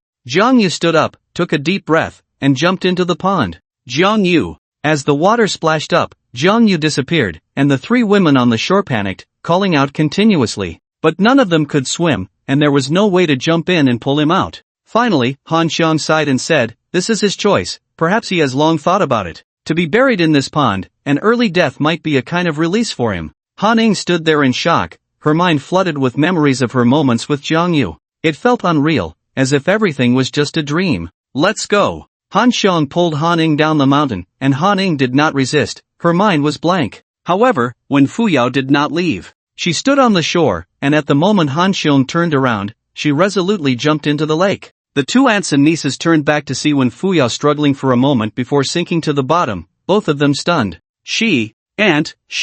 Han Ning was terrified, that was a living life. Jiang Yu's time was short, but Wen Fuyo was not. Han Xiong stared at the water's surface for a long time and said, love suicide is not just an ancient rumor. Han Ning said in a daze, Aunt, I'm not as good as her. At the moment Jiang Yu jumped into the pond, Han Ning confirmed her feelings. The thought of the 2 being forever separated made her heart ache violently. She liked Jiang Yu. She had seen Wen Fuyo, and she knew that Wen Fuyo liked Jiang Yu, and Han Xiong knew it too. But with Wen Fuyo jumping into the water for love, Han Ning felt inferior. Of course, there was another reason for Wen Fuyo's leap, guilt and remorse, which left her without the courage to continue living. The 2 aunts and nieces sat on the shore for a long time before regaining their strength, helping each other down the mountain. Looking around, they realized they could not save Wen Fuyo. Jiang Yu jumped into the pond. He did not drown but used the last of his strength to swim desperately toward the bottom, where there was hope for life. Halfway there, he suddenly heard a ding sound. Turning back, sunlight shone into the water, and he saw Wen Fuyo, who had lost all will to live. His heart raced violently. Wen Fuyo sank down, and he immediately grabbed her and swam toward the lake's bottom. There was a cave at the bottom, emanating cold air. Jiang Yu surfaced, struggling to drag Wen Fuyo up. The blood had already soaked the gauze. Wen Fuyo choked on water and fell unconscious. Without hesitation, Jiang Yu performed artificial respiration on her, and when she coughed out the water from her lungs and regained her breath, he finally breathed a sigh of relief. He smiled helplessly. Why are you so foolish? Is it worth it for me? He picked up Wen Fuyo and walked into the cave, where there was a cold jade bed. Jiang Yu often dove to the bottom of the lake to practice when he was young. The healing effect of the 1,000-year-old cold jade was excellent. He had healed on the cold jade bed after being injured in battles with fierce beasts. This was his only hope of survival. He placed Wen Fuyo aside, climbed onto the cold jade bed, lay down slowly, exhausted, and fell unconscious again. He did not know how long he had slept, but when Jiang Yu opened his eyes, he found himself in a strange space, surrounded by a white expanse.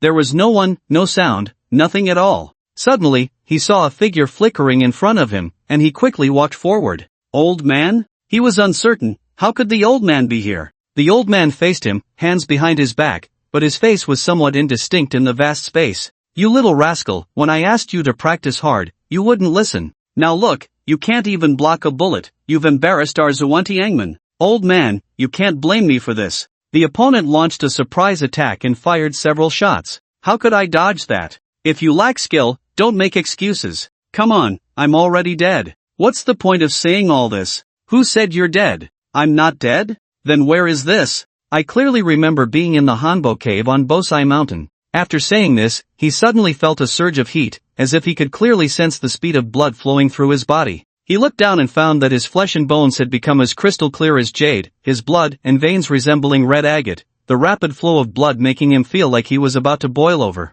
Old man, I feel uncomfortable, help me. Jiang Yu collapsed on the ground, his body feeling as if it were burning in pain. The old man stood beside him and said leisurely, pain is just part of it. Who doesn't suffer when stepping out of the peak of martial arts? Once your bones and blood regenerate, you won't fear those ordinary bullets anymore. Bone and blood regeneration? Old man, are you saying I've reached another realm? Exactly, the bone and blood realm. From now on, you are no longer just a martial artist, you have officially become one of us, the cultivators. Practicing martial arts strengthens the body, while cultivating seeks immortality. Bone and blood regeneration is the first realm, and each subsequent realm will bring about a transformation in the body, granting unimaginable abilities. The old man had told him this before, but Jiang Yu always thought he was just boasting. Wait a minute, old man. Jiang Yu asked through gritted teeth, you're not pulling my leg, are you? First tell me, where exactly is this? No one responded to him. When Jiang Yu looked up again, the old man was nowhere to be seen.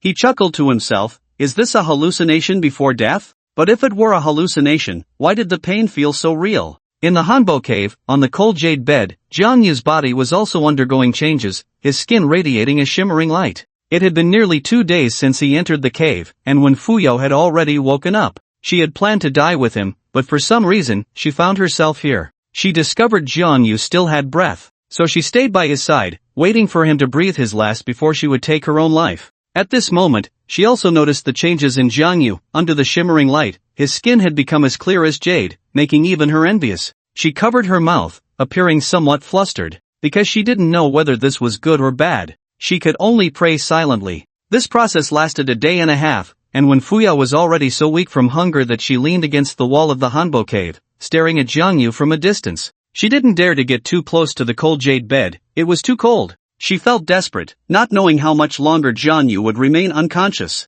If this continued, she would freeze to death or starve. Time passed slowly, and ultimately, when Fuya couldn't hold on any longer and fainted from hunger. When Jiang Yu woke up, he felt as if he had been reborn. He tore off the bandages on his body, the wounds left by the bullets had already healed, and there wasn't a single scar. He clenched his fists, feeling an endless surge of power. Moreover, his senses were sharper, things he couldn't perceive before were now captured clearly. Is this the bone and blood realm? The feeling of being dead and then revived is wonderful. When he was very young, the old man had instilled in him a kind of knowledge. This world is not just a world of mortals. There are many unknown existences in the world, such as cultivators. Jiang Yu had always been skeptical because he had never seen it, thinking the old man was just talking nonsense, and he had no understanding of what the bone and blood realm was. Now he knew, after reaching the peak of martial arts, stepping up another level, bone and blood rebirth is the bone and blood realm. If he could kill a cow with one punch before, now, 10 cows are nothing.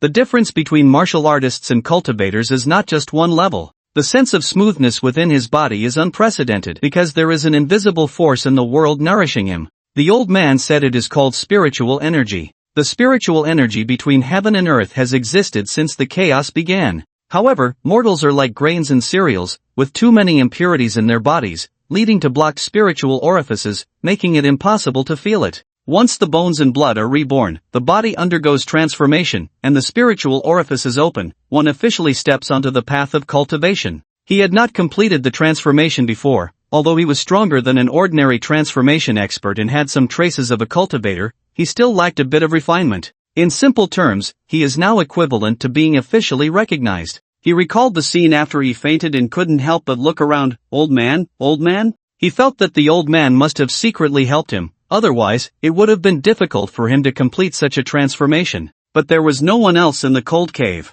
No, there was someone. He suddenly focused his gaze on the unconscious Fuyo. When Fuyo had lost a lot of weight, and her breathing was very weak. Oh no! He jumped up, almost hitting the stone above the cold cave. He knew he must have been unconscious for a long time, and since Fuyo was not good at swimming, she had been trapped here. He immediately rushed over, picked up Fuyo, and swam out of the pool. If he had woken up a few days later, Fuyo would have surely starved to death. He arrived at the bamboo house in the mountain, laid Fuyo down, and searched the mountain for some wild vegetables and medicinal herbs. Fortunately, the old man hadn't moved the kitchen utensils. Since Wen Fuyao couldn't eat, he only fed her some traditional Chinese medicine to replenish her energy and blood. Looking at the haggard Wen Fuyao, Jiang Yu felt bitter. How can this girl be let down? How many people in the world can sacrifice themselves for their beloved? Wen Fuyao is one of them. If such a person is let down, wouldn't that invite divine retribution? The old man once said that cultivators would face tribulations, and Jiang Yu feared that letting down Wen Fuyao would turn into ashes in those tribulations. It turns out that cultivators are not so carefree after all. He took care of her for 2 days before Wen Fuyao slowly woke up. Jiang Yu, are you okay? She didn't care about her own condition. As soon as she woke up, she asked about Jiang Yu's situation. I'm fine, I'm completely healed. Look, not a single scar on my body. He lifted his shirt, his solid chest smooth as jade. That's great, it's so good that you're okay. Wen Fuyao was so excited that tears streamed down her face, and in her excitement, everything went black in front of her. Jiang Yu immediately supported her. Don't get too excited, your body is still very weak. Lie down first, and I'll go cook something for you. She hadn't eaten for a long time. Although there were plenty of wild delicacies in the mountains, Jiang Yu only cooked some vegetables. Wen Fuyao's body couldn't handle anything too greasy yet. After a few days of recuperation, Wen Fuyao's health slowly improved. She enjoyed this time. Jiang Yu took care of her meticulously, and no one came to disturb their little world. She hoped to live here peacefully for the rest of her life. But reality is always inconsistent with thoughts. On the 7th day in the mountains, when Shiyun and Su Xian arrived at Bosai Mountain, bringing 2 fully equipped frogmen with them,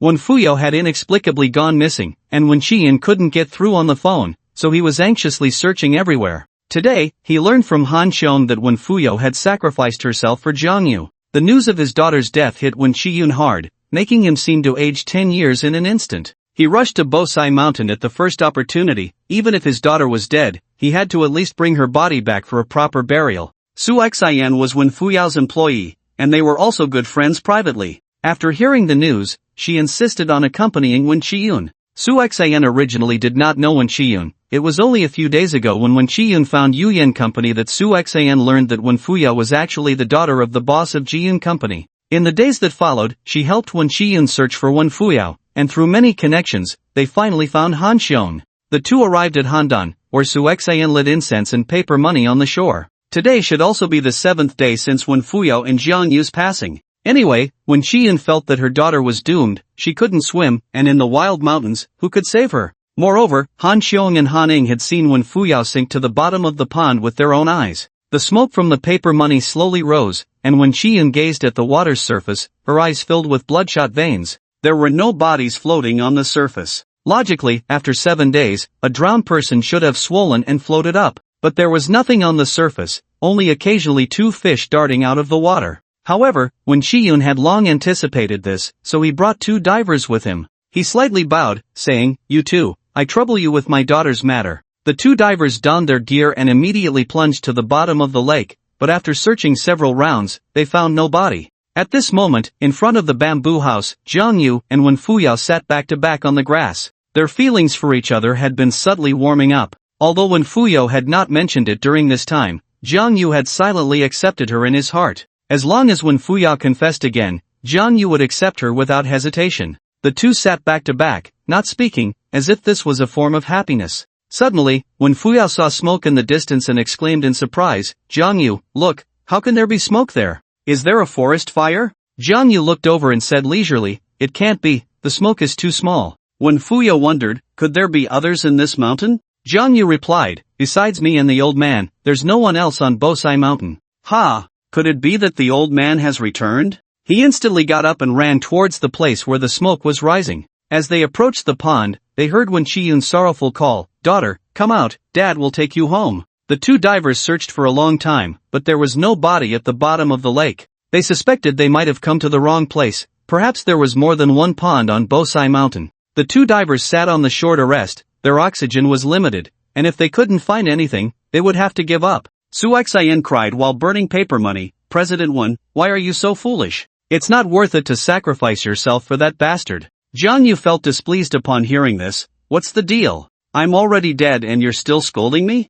"Dad, Su Xian." As soon as Wen Fuyao spoke, Su Xian suddenly turned around, frightened and rolling away. A ghost! Su Xian was so scared she almost fell into the pond. Since the two divers did not recognize the two who were supposed to be at the bottom of the water, they only looked on with curiosity. Wen Shiyun was much calmer, unlike Su Xian, who was making a scene. Of course, even if Wen Fuyo were truly a ghost, Wen Shiyun, as her father, would not be afraid. He stared blankly at Wen Fuyo, then turned to look at the pond again, and finally weakly asked, "Fuyo, is it really you?" Wen Fuyo looked at the ashes of the burnt paper money on the shore and roughly understood her father's intentions. She stepped forward, took her father's hand, and said with guilt, "Dad, it's me.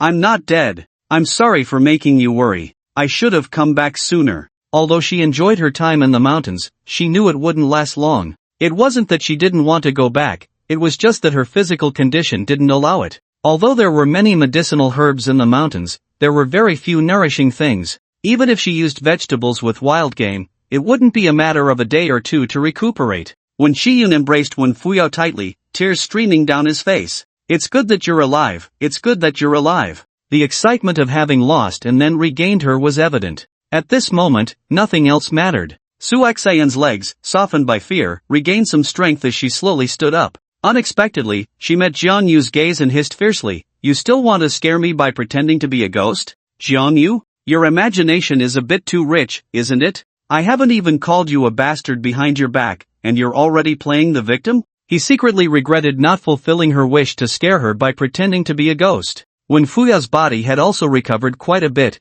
and since Wen Qian had a car, Jiang Yu went down the mountain with them. There was nothing in the mountains, and staying there for a long time wasn't a solution. On the way, Wen Qian asked her why she had jumped into the water to commit suicide. Wen Fuyo felt a bit ashamed. At that time, she only thought about repaying Jiang Yu by dying with him and hadn't considered how painful it would be for Wen Qian as a father. So she lied, saying that jumping into the water wasn't a suicide, but that there was a cave at the bottom of the pond, a good place for recovery, and that she was going to take care of Jiang Yu. Jiang Yu nodded repeatedly, not exposing her lie. Of course, Wen Shiyun was also tactful enough to erase any unusual content about Jiang Yu. Her worldview had been overturned long ago, and after waking up, she had asked Jiang Yu, who had told her everything honestly. He had already planned to accept Wen Fuyo. The two would surely be a loving couple in the future, with nothing to hide. However, what puzzled him was that during this time, Wen Fuyo had not mentioned the matter at all. Just a few days ago, she had confessed her feelings recklessly,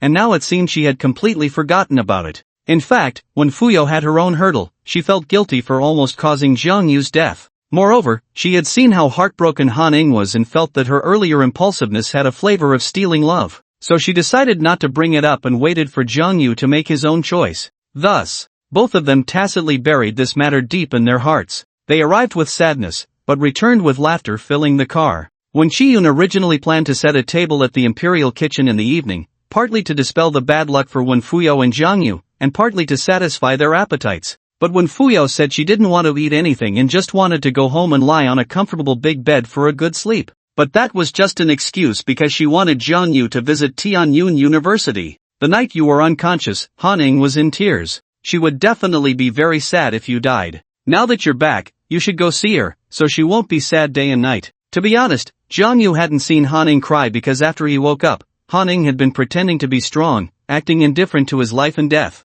Jiang Yu was surprised. "Han Ing hates me to the core, would she be sad for me?" Wen Fuyo said, "Women understand women's feelings best. The more she pretends to be strong in front of you, the more she cares about you." Jiang Yu jokingly asked, "What about you?" Wen Fuyo blushed. Everyone's personality is different. She was different from Han Ing. She didn't deliberately hide her emotions. After they parted, Wen Fuyo returned home, her mind racing. After learning about Jiang Yu's special identity, her perspective changed, and having multiple sisters didn't seem so hard to accept. Jiang Yu went directly to Tianyun University, planning to give Han Ing a surprise. Now, Jiang Yu was no longer just a legend at Tianyun University, he was a legend in Tianyun City. The battle at Lutong Peak had made his name known throughout Tianyun. The name Jiang Yu was momentarily the talk of the town. People discussed him over tea and meals, saying that Tianyun City had produced a martial arts genius who had become the #1 expert at a young age, and that future generations should take him as a role model.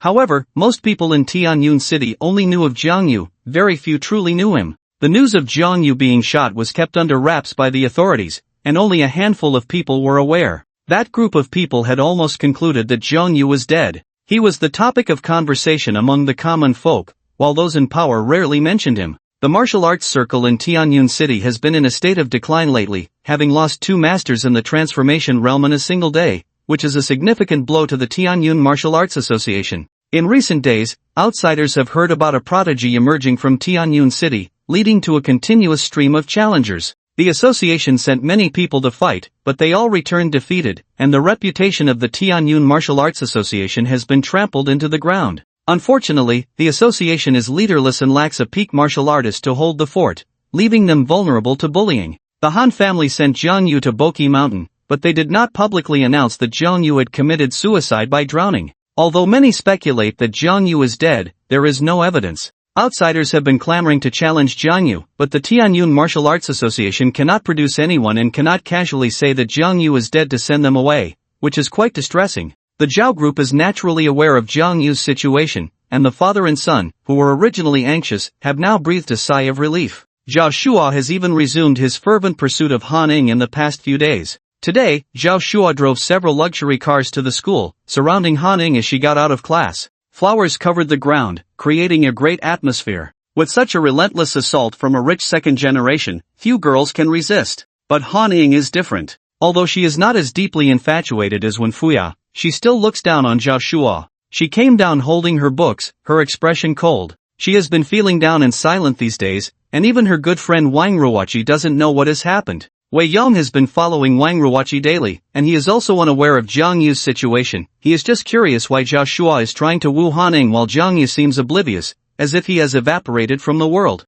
Today, instead of reciting love poems, Zhao Shua learned a love song online and expressed his feelings passionately. His voice is simply hard to compliment. The song went so off-key it felt like it was heading to Grandma's house, completely out of tune. Yet, despite this, many people still applauded. Wei Yong, following behind Wang Ruoqi, gritted his teeth secretly, thinking that if it weren't for Yuga being absent these days, he would have knocked Zhao Shua's teeth out. What kind of person tries to steal someone else's partner? But he dared not voice his anger. Without Zhang Yu backing him up, he wouldn't dare confront Zhao Shua. There weren't many onlookers, as Zhao Shua had been confessing every day, and people were tired of it. Han Ying's responses have always been clear, telling Zhao Shua to give up. Today was no exception. When Zhao Shua knelt before Han Ning with a diamond ring in hand, Han Ning coldly said, "Zhao Shua, I'll say it one last time, there is no possibility between us. If it weren't for the friendship between our families, I would have reported you to the police long ago." Zhao Shua, coming every day, has brought a lot of trouble to Han Ying's life.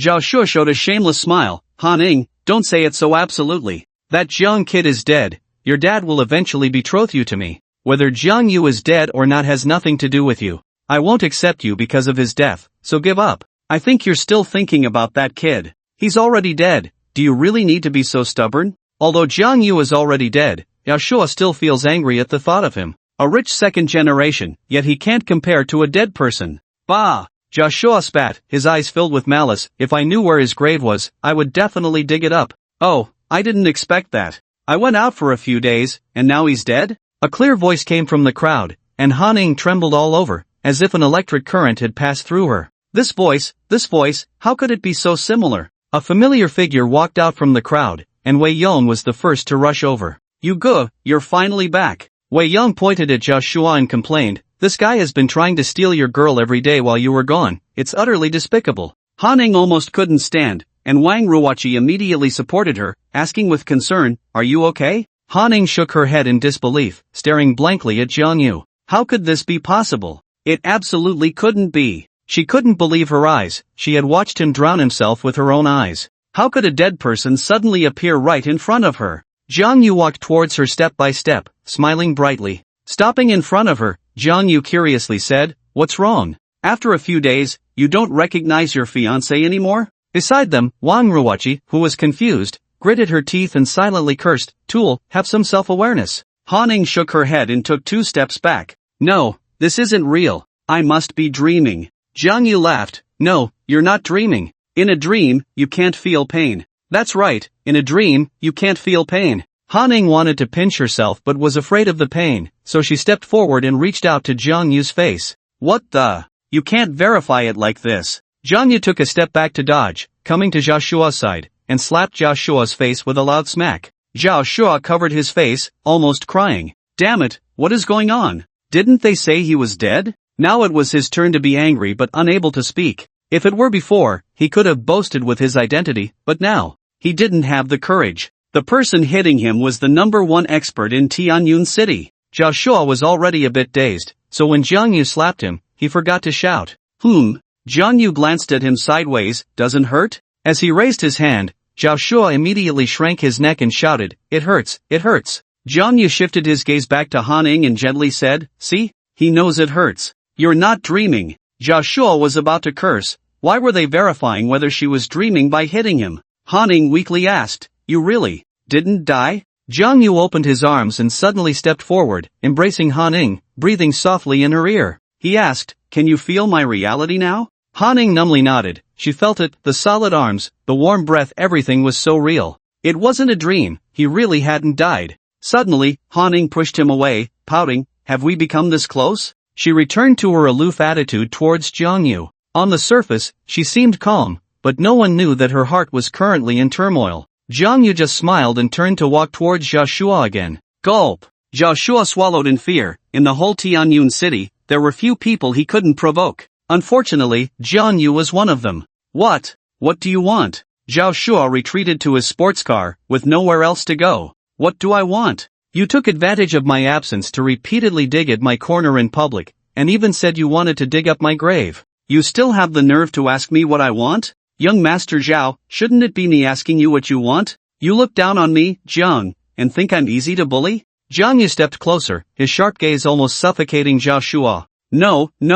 Joshua shook his head repeatedly. Damn it, in the whole Tianyun City, only you are not easy to bully. Who knew you could come back to life? In fact, Han Ning was also puzzled. Regardless of whether Jiang Yu had drowned himself, just those 3 gunshot wounds had led the doctor to issue a critical condition notice. For Jiang Yu to be alive was simply a miracle. No, it should be called a divine miracle. Joshua was almost in tears, thinking if I had known you were still alive, even if I had 100 guts, I wouldn't dare to confess. He covered his face, worried, glancing around. Although there weren't many people, if he was forced to kneel in public again, he would truly lose all face. However, Jiang Yu had no intention of hitting him. His realm was different now, and beating Joshua would be too much of a bully and wouldn't mean much. He glanced at the dark red sports car behind Joshua and commented, the car is pretty nice, driving it all the way here must be quite impressive, right? Ha! Joshua's forehead was first filled with big question marks, but he quickly reacted and said, if you like it, I'll give it to you. A car worth over $1 million, he didn't care. Face was more important. Jiang Yu said lightly, give it to me? Joshua was taken aback and immediately changed his words. I've been bothering your fiancé these past few days, and I sincerely regret it. This car is my apology to you. Please, Master Jiang, accept it and forgive my reckless behavior these days. Jiang Yu nodded in satisfaction, looking like a teachable child. This was more like it. Seeing your sincerity, I can't refuse you. Fine. I forgive you, now get lost. Joshua felt as if he had been granted amnesty and hurriedly urged his friends to get in the car. Jiang Yu suddenly shouted, wait. Joshua was almost in tears. He had already given you the car. What more did you want? If it were before, Joshua would have already stepped on the gas without a second thought, crashing into anyone who dared to stop him. But now he didn't dare. Offending Jiang Yu wouldn't end well for him. He poked his head out and asked bitterly, bro, what now? Jiang Yu pointed his lips, car keys. Oh. Joshua slapped his forehead, realizing, and immediately handed over the keys. Jiang Yu asked, when will the ownership transfer? If it wasn't transferred, the car would always belong to Joshua, which would undermine Joshua's good intentions, right? Joshua hurriedly said, this afternoon, I'll prepare all the paperwork, and brother you just needs to sign it. After that, several sports cars roared loudly and quickly drove away from the school. Wei Yong went over to caress the dark red supercar, unable to take his hands off it. Let's go! Jiang Yu walked over and publicly took Han Ying's hand. Surprisingly, Han Ying did not resist, infuriating Wang Ruoqi, who was beside them, to the point of blowing her top. Where to? You'll know once you get in the car. Seeing Jiang Yu coming, Wei Yong grinned and said, brother you, how about you let me drive this car for a couple of days? Get lost, I haven't even driven it yet. He directly pushed Wei Yong aside and opened the car door for Han Ying. Once in the car, Jiang Yu stepped on the gas, and with the beautiful car and beautiful woman, it was simply exhilarating. Not to mention, driving this sports car was incredibly comfortable. The rate of people turning their heads was off the charts.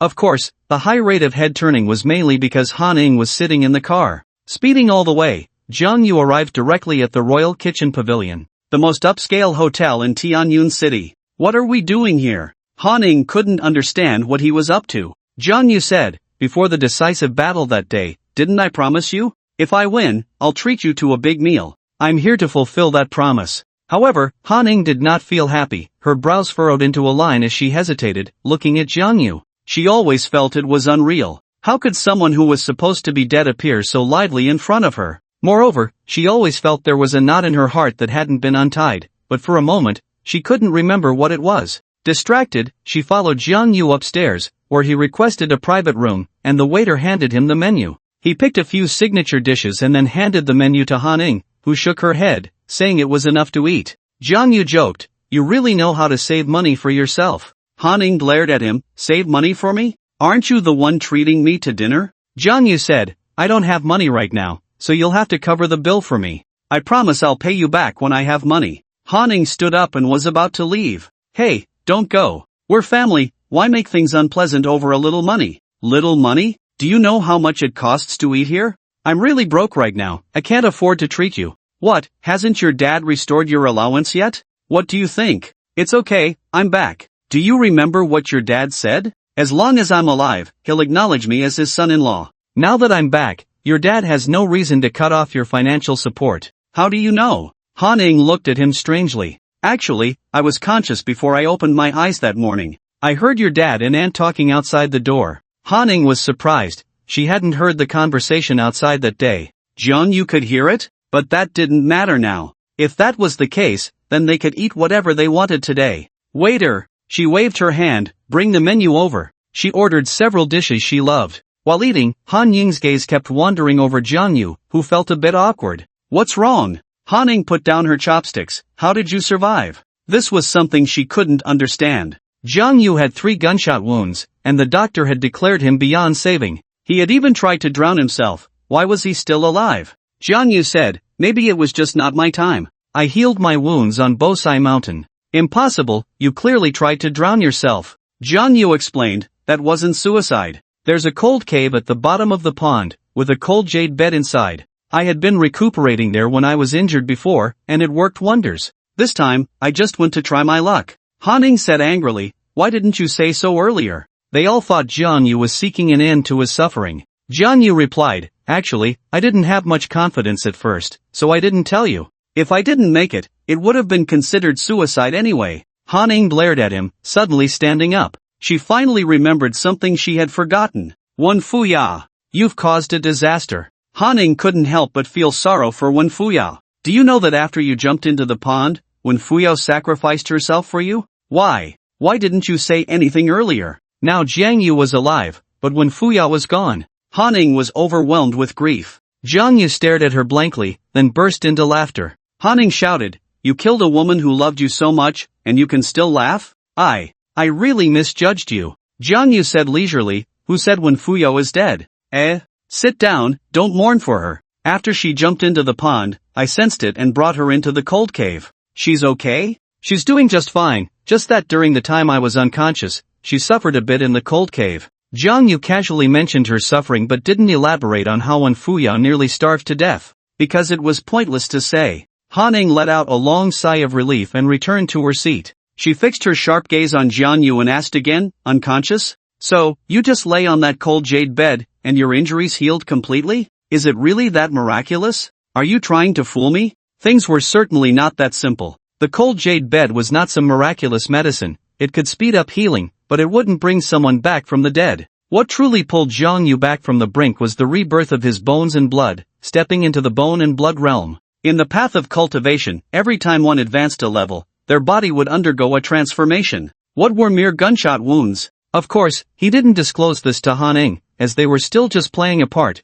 not yet close enough to reveal his secrets. He casually replied, "Yeah, it's quite miraculous. I can take you there to try it out sometime." A cold light flashed in Han Ying's eyes. "You still talk in such an annoying way." "Annoying?" Jiang Yu chuckled. "I heard that after I got shot, someone cried for me like a waterfall." That was Wen Fuya. Han Ying's voice lacked conviction, and after speaking, she hurriedly lowered her head to pick at her food, trying to ease the awkwardness. Jiang Yu glanced at her shy demeanor, feeling quite pleased inside. Unfortunately, he was already prepared to accept Wen Fuya. After eating at the Imperial Kitchen, Jiang Yu and Han Ning returned to Guanhoju together. In fact, Han Xiong had always treated Jiang Yu well. She was very sad about his death these past few days, so he needed to go back and reassure her. As the sports car pulled up to the entrance of Guanhoju, they were immediately stopped. They had never seen this license plate number before.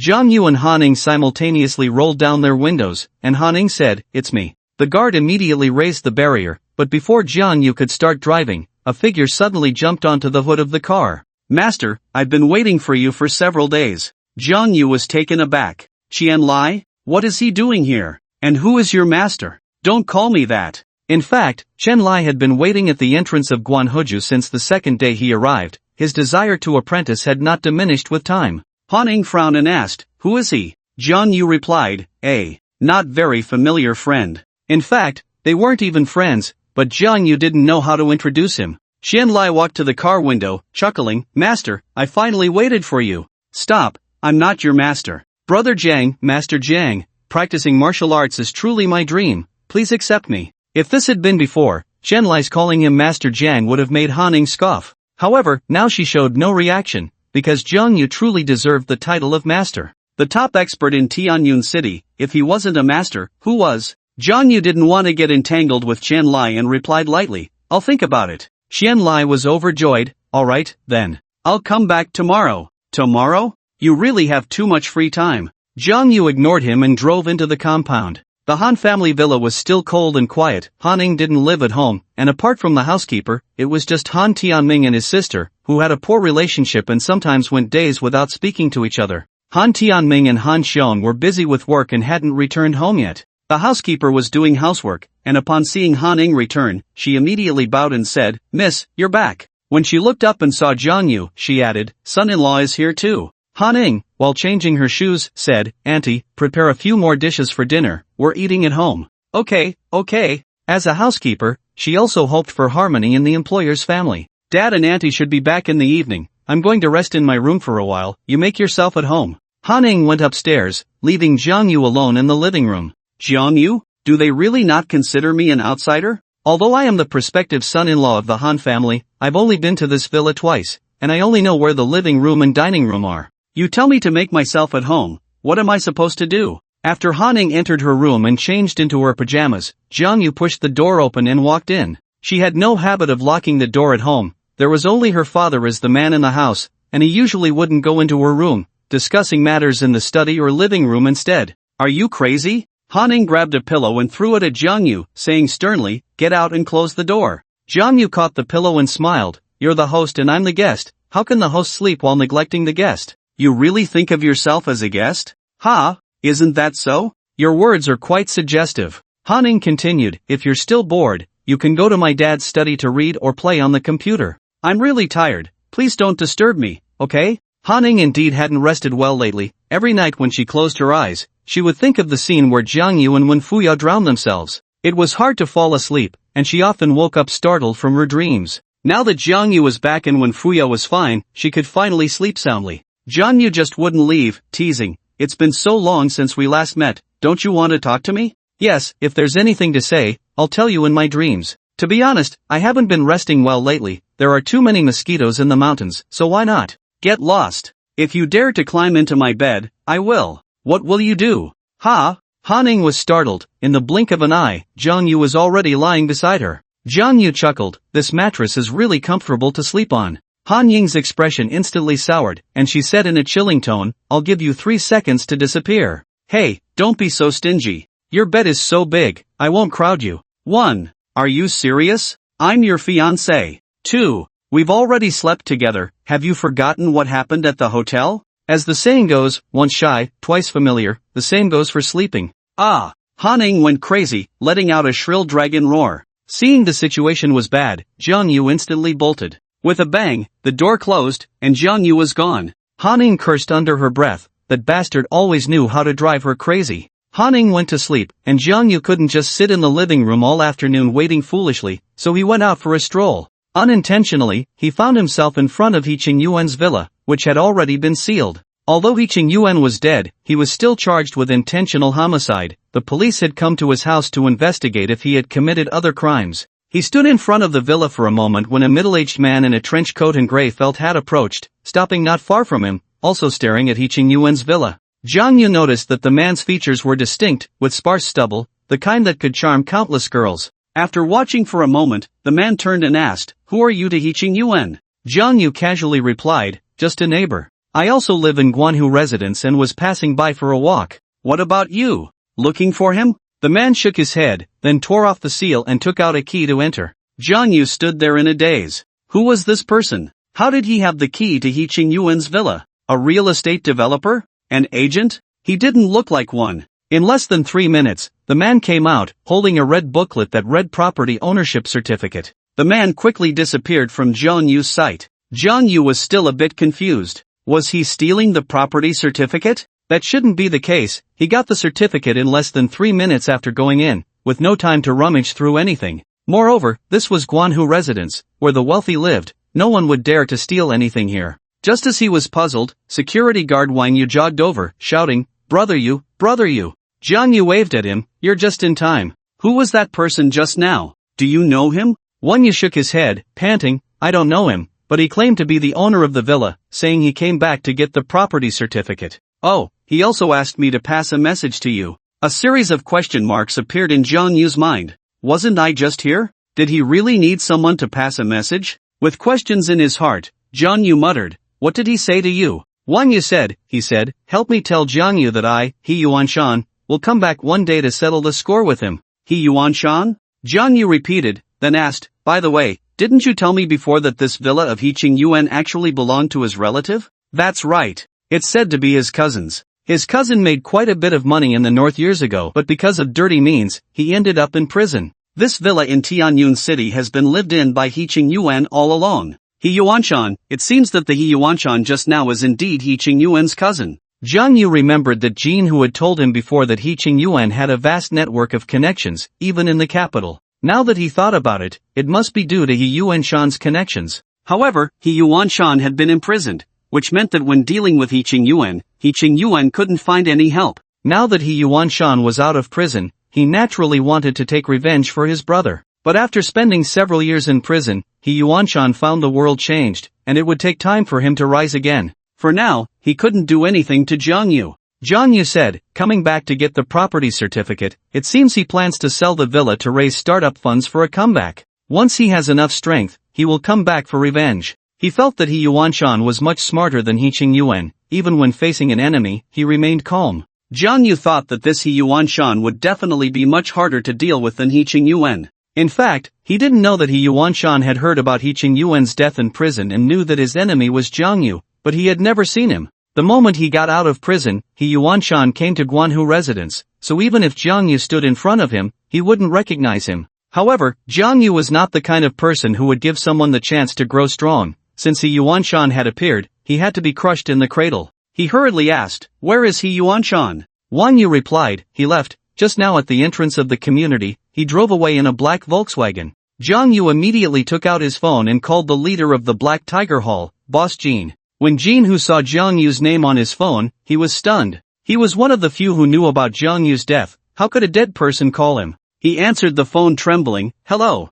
hello, Boss Jin, it's me, Jiang Yu?" Boss Jin's voice was shaking. This was unbelievable. "Boss Jin, do me a favor, immediately send someone to intercept a black Volkswagen. It has to be quick." Boss Jin weakly asked, "Are you alive or a ghost?" Jiang Yu was taken aback, then quickly replied, "I'm fine. Just help me with this, and I'll explain later." Jin, who was shocked for a few seconds, then said solemnly, "I'll send someone right away." "Do you know the license plate number?" Jiang Yu glanced at Wang Yu and said, "Wait a moment, I'll check the surveillance. If I confirm the license plate number, I'll send it to you. No problem, but it might be a bit difficult. Not everyone under me has the capability. If you're really in a hurry, you could ask the Tingyun Chamber of Commerce for help." "Dueling? I'm not familiar with him. Brother Jiang, this isn't about familiarity. You're now the top expert in Tianyun. Dueling would be eager to curry favor with you. Just say the word, and I guarantee he'll rush to help you."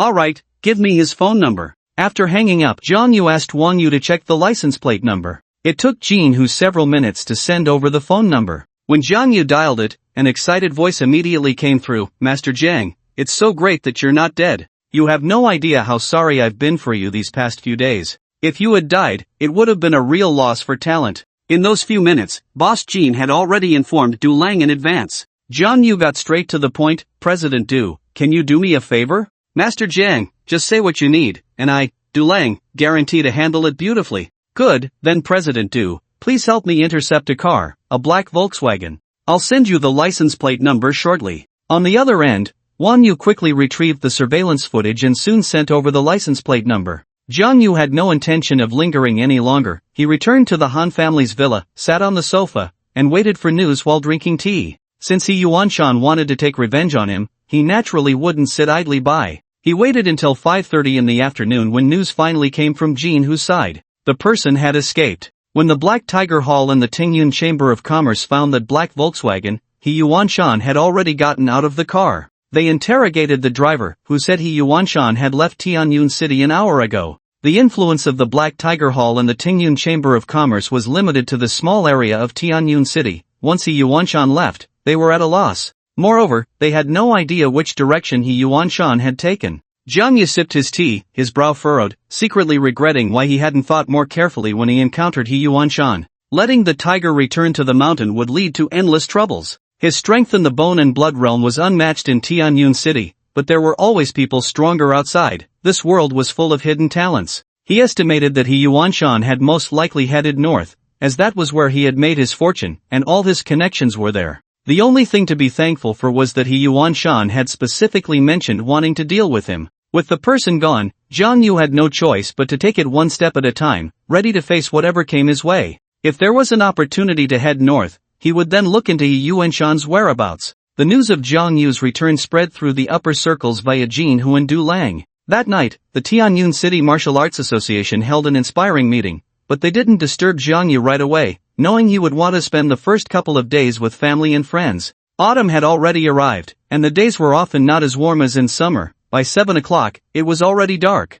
Hanning came downstairs in a bathrobe, her eyes still sleepy, yawning, with her hair in disarray. A delicious aroma wafted from the kitchen, where the nanny was preparing the meal, waiting for the Han siblings to return. The smell of sweet and sour ribs. Sister Zhou, what made you think of this today? Isn't this Xiao Ying's favorite dish? Han Xiong asked while changing her shoes, and the nanny replied from the kitchen, the young lady and the young master are back. They said they would have dinner at home tonight. Oh, so Xiao Ying is back. This girl didn't even give a heads up. I almost went out dancing.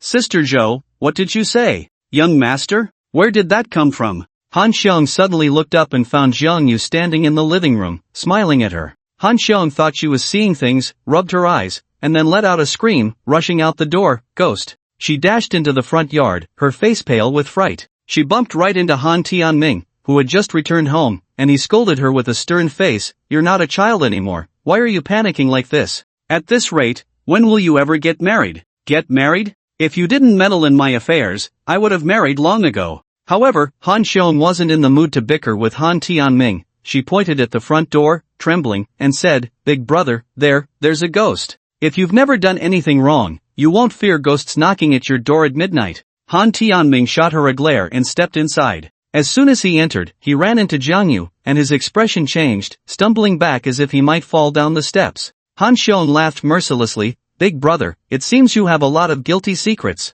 Han Tianming's face also turned pale. He couldn't say he felt guilty towards Jiang Yu, but he certainly didn't feel good about it, so he felt uneasy. Hanning heard Han Xiong shout and came out of the washroom, a toothbrush in her mouth. She walked to the door and mumbled, Dad, Aunt, what's going on? Han Xiong pointed inside the house and whispered, Jiang Yu's ghost has come back. It must be because your dad treated him poorly back then, and now he's come to collect his debt. Hanning burst out laughing. Aunt, where would a ghost come from? Jiang Yu isn't dead. After saying that, she turned and shot Jiang Yu a glare, thinking he was deliberately trying to scare Han Tianming and Han Xiong.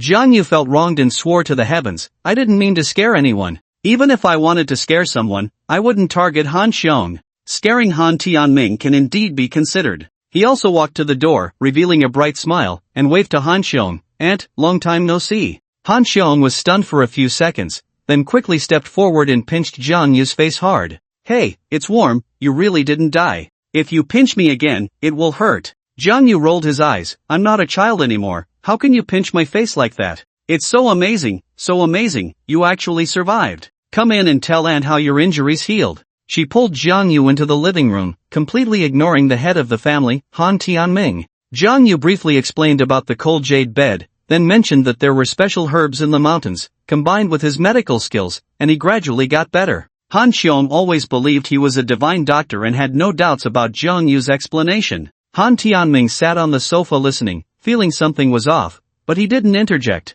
It's good that you're alive, good that you're alive. Do you know, Anne has been so sad these past few days? Jiang Yu mumbled, but I just heard someone say they were going to go clubbing? I've never heard of such a way to be sad. Han Xiong laughed awkwardly. People can't always live in sadness, right? My friends invited me to go clubbing to help relieve my sorrow, okay? Then she added, besides, I haven't gone yet. At that moment, Aunt Jo came out of the kitchen and softly said, the food is ready, we can eat now. Come on, let's eat. You've probably been eating plain food in the mountains these past few days, so eat as much as you want. If it's not enough, we'll go eat out, to the imperial kitchen. Han Xiong linked her arm with Jiang Yu's and walked towards the dining room. A warm current flowed through Jiang Yu's heart. To be honest, he rarely felt this warmth of being cared for by elders. Han Ning glanced at her dad and said gloomily, why do I feel like she is Jiang Yu's real aunt? Even her own niece was being neglected. As for Han Tianming, her own brother, it's better not to mention him. At the long rectangular table for 6, Han Tianming sat alone at the head, with 2 seats available on each side. Originally, Han Ning and Jiang Yu, the 2 unmarried couples, should have sat on one side, but now Han Xiong squeezed into Han Ying's spot, sitting right next to Jiang Yu, while Han Ning sat alone across from them. She was almost dying of frustration. Aunt Jo prepared a total of 7 dishes, and Han Xiong piled almost all of them in front of Jiang Yu, continuously adding food to his bowl. Come eat this meat is plentiful, your injury just healed, you need to replenish. Han Ning said sourly, Aunt, he can't eat that much, at least leave some for us. Han Xiong ignored her and added a few pieces of sweet and sour ribs to Jiang Yu's bowl. Come eat this, it's delicious, our little Ing loves sweet and sour ribs the most. Han Ing was dumbfounded. What does this mean? Knowing full well that I love to eat it, yet still putting it in Jiang Yu's bowl, who exactly is your nephew? She said resentfully, Aunt, don't you think you're being a bit too nice to him? Even her own niece was jealous. Han Xiong shot her a glance. What do you know? Jiang Yu's current status is not the same as before. Jiang Yu awkwardly said, Aunt, it's really not necessary. Han Xiong replied, I'm making amends for someone, since certain people are indifferent, I have to step in as the sister. Undoubtedly, this was directed at Han Tianming. Han Tianming said in a deep voice, amends? Do I need to make amends to him? Tisk tsk. Little Ing, look, he still has that high and mighty attitude. Han Tianming, listen well, sitting next to you is not just your future son-in-law, but also the #1 expert in Tianyun City, a rare talent who may very well become the president of the Martial Arts Association in the future. This flattery made Jiang Yu feel completely at ease. No wonder she is a strong woman in business, she knows how to speak. Han Ning was truly speechless, lowering her head to eat, choosing to ignore the situation. Han Xiong's excessive enthusiasm didn't last long. After drinking a few glasses of wine, she asked Han Tianming, do the words you said to me back then still count? What words? Han Xiong frowned. Are you thinking of going back on your word? Han Tianming replied, am I someone who goes back on my word? Jiang Yu. He looked directly at Jiang Yu, pondered for a moment, and said seriously,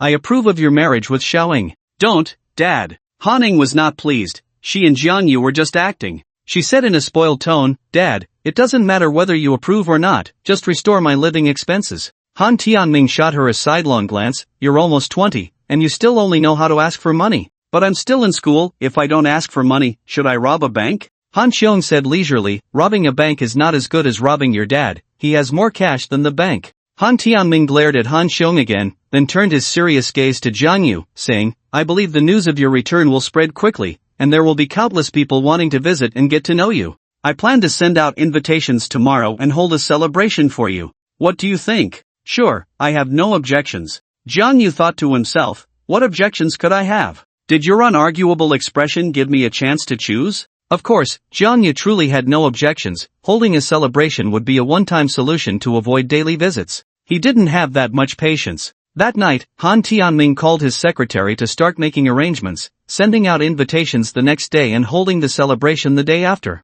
The time was tight. Usually, invitations for a banquet are sent out well in advance to avoid scheduling conflicts. But this time was different. Han Tianming believed that even the busy dignitaries of Tianyun City would find time to attend Jiang Yu's celebration. He didn't have to worry about no one showing up. What he should worry about was how many people would come uninvited. So, he definitely needed to plan for more tables. Han Tianming also thoughtfully asked Jiang Yu if there was anyone he wanted to invite. Jiang Yu thought about it and realized he didn't have any friends who required face-saving efforts. That night, Jiang Yu returned to his rented apartment alone. Han Ning had resolved her estrangement with her dad. He insisted she must live at home, which was a threat, using Han Ying's living expenses as leverage. After a few days of living poorly, Han Ning had no choice but to compromise. In fact, Han Tianming did this simply because he didn't want his daughter living with Jiang Yu. Although he had approved of their marriage, he didn't want his daughter to get too close to Jiang Yu before they were married. For this reason, he called Han Ning to his study at night and earnestly expressed his concerns.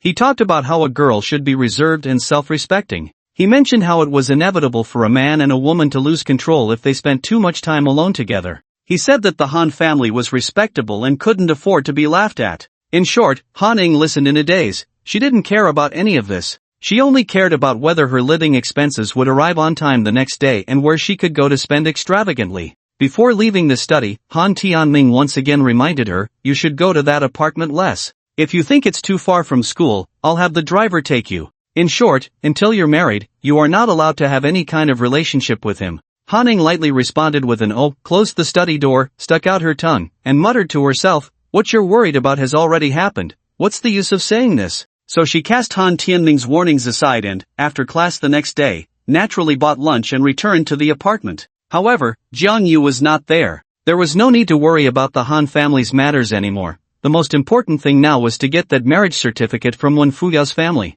So he decided to talk to Wen Fuyao. Yu Yan Company. Su Xian was still very capable at work. During the days when Wen Fuyao was missing, she organized the company's affairs meticulously. No wonder she dared to provoke Jiang Yu in front of Wen Fuyao. So what if he was her fiancé? I am competent at my job, and even if I confront your boss, I won't be fired. Jiang Yu's appearance did not cause much of a stir. Although the news of a martial arts prodigy emerging from Tianyun City had spread widely, and everyone in the company knew about it, no one connected that prodigy to the ordinary bodyguard Jiang Yu. Moreover, the media failed to capture the decisive battle, and the reports only briefly mentioned the outcome. For the Tianyun Martial Arts Association, this was not something to be proud of, and since Jiang Yu had been shot that day, the news was kept under wraps. Thus, people only knew that a young martial arts prodigy had defeated Master Chao, and some even got the name wrong. Some said he was called Jiang Yu, others said Jiang Yu, and some said Jiang Yi. In short, apart from a small circle of people in Tianyun City, no one knew that Jiang Yu was that martial arts prodigy.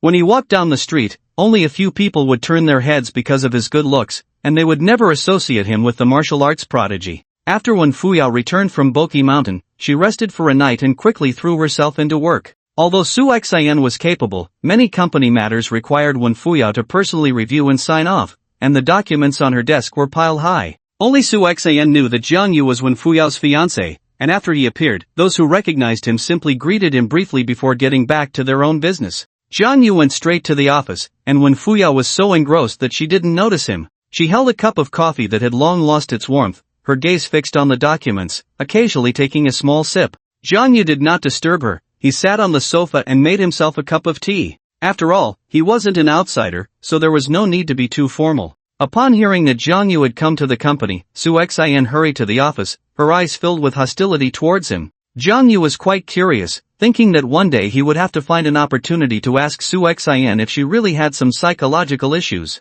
If she did, perhaps he could help her, so she wouldn't always be jealous. TSK. What a ridiculous thing to compete for a woman's affection. Su Xian glared at Jiang Yu, then walked over to Wen Fuyao's side and said softly, "President Wen, let me get you a fresh cup of coffee." Only then did Wen Fuyao realize that her coffee had gone cold and thanked her as she handed it over. When she looked up, her eyes were filled with joy. "Oh, why are you here?" She immediately set aside her work and went to sit with Jiang Yu. Jiang Yu replied leisurely, "I've been here for quite a while, I've already drunk half a cup of tea." Wen Fuyao pouted, "You could have said something when you came in." Jiang Yu smiled, "I didn't want to disturb you." Su Xian couldn't stand such cringeworthy remarks and stomped out to make coffee. Wen Fuyao asked, "Did you go to Han Ying's place?" "Yes, I did. I had dinner at her house last night." "How is she?" "Pretty good, she's doing just fine without me." Wen Fuyao shot him a sideways glance, clearly not believing him. Jiang Yu changed the subject, saying, "Actually, I came today to talk about our marriage contract." Upon hearing this, Wen Fuyao immediately sat up straight, looking somewhat anxious and tense. Jiang Yu said, I have a marriage certificate with me, and your family should have one too. I want to retrieve that marriage certificate. Wen Fuyao's eyes were instantly filled with disappointment. What did it mean to retrieve the marriage certificate? Didn't it mean that Jiang Yu was rejecting the marriage between their families? Wen Fuyao had thought she would feel as if struck by lightning, but at this moment, apart from the disappointment in her eyes, she felt surprisingly calm. She slowly got up and said, I respect your decision, but the marriage certificate is with my dad. Let's go together, I'll have him give it to you. Jiang Yu? What's going on? What decision did I make? I just want to get the marriage certificate back to piece together my lineage clues. Where did my thoughts wander? Wait for me downstairs, I'll go get the car. Wen Fuyao was the first to leave the office. Jiang Yu hesitated for a moment and followed her out. Su Xian blocked him, angrily saying, You jerk, did you make President Wen unhappy again? I warn you, President Wen is someone who could sacrifice for you. If you dare to let her down, I will. What will you do? Jiang Yu said with a wicked smile, Take her away from me? Su Xian was stunned for a few seconds, then stood tall. So what if I do? Jiang Yu shook his head and sighed, You really are a lesbian. Although it's not a disease, it can be treated. Luckily, I'm a miracle doctor. I can help you think of a way, and I'll give you an 80% discount on the consultation fee. He glanced at Su Xian's chest again and sighed once more. What a pity for your assets. What a good girl. What kind of man can't she find? Why does she have to compete with men for women? Isn't that infuriating? Su Xian put her hands on her hips, too angry to speak. As Jiang Yu walked toward the elevator, he turned back and said, Come find me when you figure it out. I guarantee a fair price. After Jiang Yu entered the elevator, he heard a roar from the company. Wen Fuyao parked the car in front of the building, and after Jiang Yu came down, he got directly into the car, and the two headed to Jiyun Company. All the way, Wen Fuyao's expression was indifferent, not saying a word. Wen Shiyun was receiving an important guest. Yu Chang, the general manager of Qian Cohen Group. Qian Cohen Group is in real estate, with a market value no less than Hans Group and Dingsheng Group. Wen Shiyun is in the building materials business and has a lot of dealings with real estate groups, so he must entertain well. Today they were discussing cooperation on a new building in the north of the city. Along with Yu Chang was his son, Yu Xian. Yu Xian is 24 this year, graduated from a second-tier university, and was arranged to work at Qian Cohen Group after graduation, following his father in business. On one hand, he was familiarizing himself with the business, and on the other, he was making some connections. However, this cooperation had not been finalized because the price Yu Xian offered was not what Wen Qiyun considered ideal. It was normal for Yu Chang to take kickbacks, but this time it was too blatant. At the price he offered, Wen Qiyun wouldn't make much profit. In the office, Wen Qiyun poured a cup of tea for Yu Chang and smiled, Mr. Yu, could you raise the price a bit? This price is really hard for me to work with. Yu Chang held the teacup, looking calm, Mr. Wen, we've cooperated so many times, I can't let you take a loss on this deal. You should be satisfied with this price. Wen Qiyun said, Mr. Yu, I really can't make much money at this price. Yu Xian coldly interjected, having something to earn is already good. Do you know that several companies are fighting to cooperate with us even if they don't make a profit? Yu Chang shot a glare at Yu Xian. How can you speak to Uncle Wen like that? Wen Qiyun smiled apologetically, it's fine.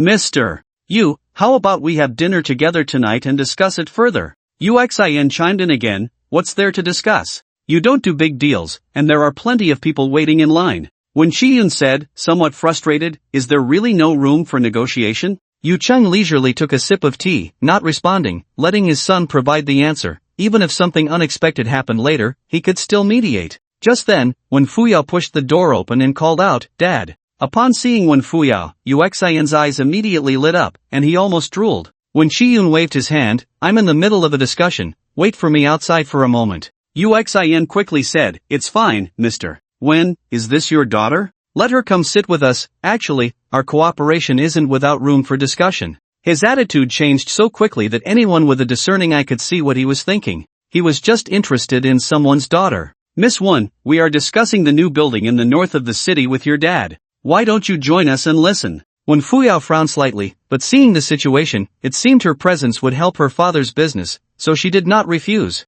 After she entered, Jiang Yu followed in as well. The moment Yu Xian saw that there was someone even more handsome than him behind Wen Fuyao, his face immediately fell. He held a grudge against Jiang Yu. Jiang Yu looked at him and thought, who are you? I don't even know you, so why give me that look? He greeted Wen Qiyun and then sat down next to Wen Fuyao. When Chiyun introduced, Mr. Yu, this is my daughter Wen Fuyao. Uxin immediately praised, what a nice name, a beautiful name, and she's even more beautiful. When Chiyun continued, this is Jiang Yu, he's my friend, Wen Fuyo interjected, casually stating a very ordinary relationship. When Chiyun was taken aback, he had intended to say he was his future son-in-law. He immediately shot Jiang Yu a questioning glance, what's going on here? Wasn't everything fine when we came back to the city? Jiang Yu shrugged, making a helpless expression, thinking, I didn't offend her. Upon hearing they were just friends, Uxin was pleased, just friends? I thought he was your boyfriend. Well, a beautiful woman like Miss Wen should find someone like me, a good match. Jiang Yu was immediately displeased. The more he listened, the more it felt off. Is he trying to dig a hole for me right in front of me? This young man has some guts. He didn't say anything, just quietly watched Uxin. Go ahead with your performance, if you can steal my corner, then you win. Uxin looked at Wen Fuyo again, grinning. What kind of boyfriend does Miss Wen plan to find? Now it was Wen Chiyun's turn to be unhappy. After all, his future son-in-law was still present. What did that mean? Wen Fuyo replied calmly, as long as he treats me well. Yu Cheng put down his teacup and said leisurely, that's good to hear. My son, well, he may not have many other strengths, but he knows how to care for people. Wen Zong, I see your daughter and my son are about the same age. How about we become in-laws? As the saying goes, no one knows a son better than his father. Yu Cheng was well aware of his son's feelings. Besides, if his son wasn't married yet, he would also be smitten by Wen Fuyao's stunning beauty. Yu Cheng's assist made Uxin extremely excited. Wen Fuyo calmly said, I have no objections, but I don't know if they have any. Yu Cheng was even more excited. As long as he could win over Wen Chiyun, he could embrace the beauty. He immediately said, Uncle Wen, actually, I can help you negotiate the price of the new building in the north of the city when I get back. Raising it by 3 points shouldn't be a problem. He used cooperation as leverage. Yu Cheng continued, Old One, we have plenty of cooperation ahead of us, our relationship should only grow closer. When Chiyun was full of questions, what was going on? Had they had a falling out? Jiang Yu was also puzzled, his earlier confidence had vanished in an instant. Why was Wen Fuyao no longer opposed? I don't agree. Jiang Yu suddenly stood up. TCH. Uxin shot him a sidelong glance and coldly said, You don't agree? Who do you think you are? Don't forget, you're just Miss Wen's friend, a very ordinary one at that. Yu Cheng frowned and glanced at Jiang Yu, saying slowly, Are today's young people really this clueless? He then said to Wen Chiyun, Old One, don't let an outsider come between our relationship. When Chiyun was confused, he didn't know what conflict these two young people had, and the key was that Wen Fuyao's attitude left him uncertain about how to respond. After thinking for a moment, he said, Let the young people handle their own matters, I never interfere in Fuyao's feelings. It's better to throw the difficult problem to them. Uxin chuckled and asked, Miss Wen, what do you think of me? As he spoke, he flicked his bangs, thinking he looked very handsome. When Fuyao replied, It's our first meeting, so I can't rashly draw conclusions about young Master Yu. Uxin said, That's true. We can get to know each other better. By the way, Dad, didn't President Han give us an invitation to attend Master Zhang's celebration banquet? Can you get another one? I want to take Miss Wen with me. Yu Cheng confidently said, No problem, it's a small matter. When Qian asked with a strange expression, Which Master Zhang?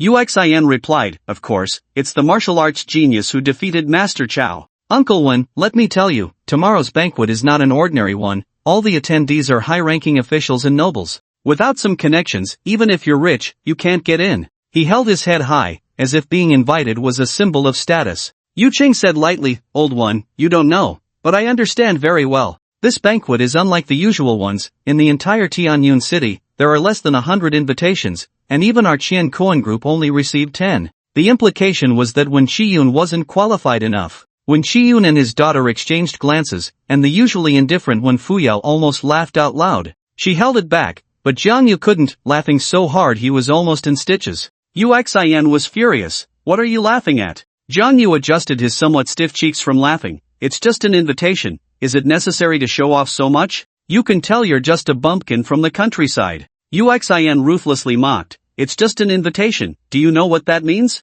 It's a symbol of status. Yu Cheng stopped him, saying lightly, Uxin, why are you saying this to someone who will never come into contact with high society? Mind your status. Uxin sat down with a thud, muttering, what a fool. When Fuyao was unhappy again, even though she was in a quarrel with Jiang Yu, it didn't mean he could insult her. After sitting down, Uxin continued, Miss Wen, come with me tomorrow, there are many benefits. If you can meet some influential people, it will be very helpful for your future. I think that's unnecessary. It's just an invitation to Master Zhang's celebration. I don't need young Master Yu's help. Wen Fuyao's disdainful smile drew Yu Cheng's displeasure. He shook his teacup and said darkly, Miss Wen, are you overestimating yourself? Wen Fuyao's previous words finally made her stance clear, so when Shiyun no longer held back and retorted, perhaps it's you, President Yu, who is overestimating yourself. Yu Cheng was taken aback, and several dark lines appeared on his face. Wen Shiyun, are you talking to me? Wen Shiyun replied calmly, President Yu, you heard correctly, I am indeed talking to you. He. Yu Cheng sneered coldly, it's really a rare sight, a small boss of a building materials company dares to question me? Wen Shiyun said, President Yu, it's not that I'm questioning you, you might not be able to get an invitation to Master Zhang's celebration, but he can have as many as he wants. Yu Xian laughed heartily, this is hilarious. With his poor appearance, he could get an invitation? Not to mention, if he manages to get one, I'll eat this table on the spot. Jiang Yu said leisurely, so young master you came here to scam food and drink? Yu Xian slammed the table and shouted angrily, dare you say that again? Yu Xian, mind your status. Yu Cheng stood up, having reached this point, there was no need to stay any longer. Wen Shiyun, since you don't want to cooperate with our Qian Coin group, I will fulfill your wish. Remember, as long as I, Yu Cheng, am here, you can forget about getting any projects from Qian Coin group. Yu Xian, let's go. As he was leaving, he glanced at Jiang Yu and said lightly, only low-level talents would associate with such a country bumpkin. When Yu Cheng and his son reached the office door, Jiang Yu called out in a deep voice, wait a moment. Yu Xian turned back, what's wrong, country bumpkin? Not satisfied? Jiang Yu replied calmly, low-level people? Does President Yu think that only those who can receive invitations to Master Zhang's celebration are the upper class? If that's the case, I think you might not be able to enter the banquet hall at Yushan Pavilion tomorrow. The celebration was set to be held at Yushan Pavilion. A country bumpkin has no real skills, but is good at bragging. If you're really capable, let's meet at Yushan Pavilion tomorrow. Yu Xian raised his chin, looking down at Jiang Yu. Jiang Yu replied calmly, that might disappoint you. Tomorrow we will be inside the banquet hall, while you will be kept outside. Why would we associate with low-level people like you? A few words made Yu Xian so angry that he almost exploded. Yu Cheng said in a deep voice, calm down, mind your identity. He pushed the door open and walked out, with Yu Xian following behind, glancing back occasionally, his eyes full of warning. The office fell silent for 3 seconds before bursting into cheerful laughter. Wen Fuyao said, it's just an invitation, look how proud they are. Wen Shiyun said, always talking about Master Zhang, yet they don't even know who the real Master Zhang is. Jiang Yu shook his head, what a failure. Wen Fuyao's expression turned serious as she stared at Jiang Yu and asked, by the way, why didn't we receive an invitation to your Master Zhang's celebration? At first, Jiang Yu thought this banquet was just a social obligation and didn't see the need to invite Wen Fuyao, but now it seemed, TSK, lying was unavoidable. Sending an invitation lacks sincerity. I'm here in person to invite you, aren't I? Wen Fuyao rolled her eyes, clearly not believing him, but she didn't press further. When Shiyun said, then I need to buy a new suit, if I can close a deal or two tomorrow, I won't have to look at Yu Cheng's face anymore. Jiang Yu didn't like such social obligations, but business people loved them. Jiang Yu said, a few board members from Qian Coin Group should come tomorrow, I'll introduce you to them, uncle. When Shiyun smiled with satisfaction, having a capable son-in-law is great. Upon hearing the word son-in-law, Wen Fuyao's expression darkened again. When Shiyun curiously asked, I wanted to ask earlier, what happened between you two? Wen Fuyao crossed her arms, angrily saying, you ask him. When Shiyun couldn't help but look at Jiang Yu, seemingly a bit angry. What did I do? Jiang Yu expressed that he wouldn't take the blame, he hadn't done or said anything. When Fuyao angrily said, aren't you going to ask my dad for the marriage certificate? Right. Jiang Yu said frankly, that marriage certificate has something very important to me, can't I ask for it back? Wen Shiyun frowned. He had thought that after the incident with Bo Qishan, the marriage between the two was a done deal. Now Jiang Yu wanted to take back the marriage certificate. What was going on? He put on a stern face and said, according to our original agreement, regardless of whether this marriage happens or not, I should give you the marriage certificate. But you, Jiang Yu, ask yourself, my daughter has nothing bad to say about you. After you jumped into the water, my daughter didn't hesitate to sacrifice herself for you, and now you say you want to break off the engagement? Break off the engagement? I never said I wanted to break off the engagement. Jiang Yu knew that Wen Fuyao and Wen Shiyun had misunderstood, he just wanted to get the marriage certificate back, not to break off the engagement. He wasn't a heartless person. When Shiyun said, however, having the marriage certificate with me is always a guarantee.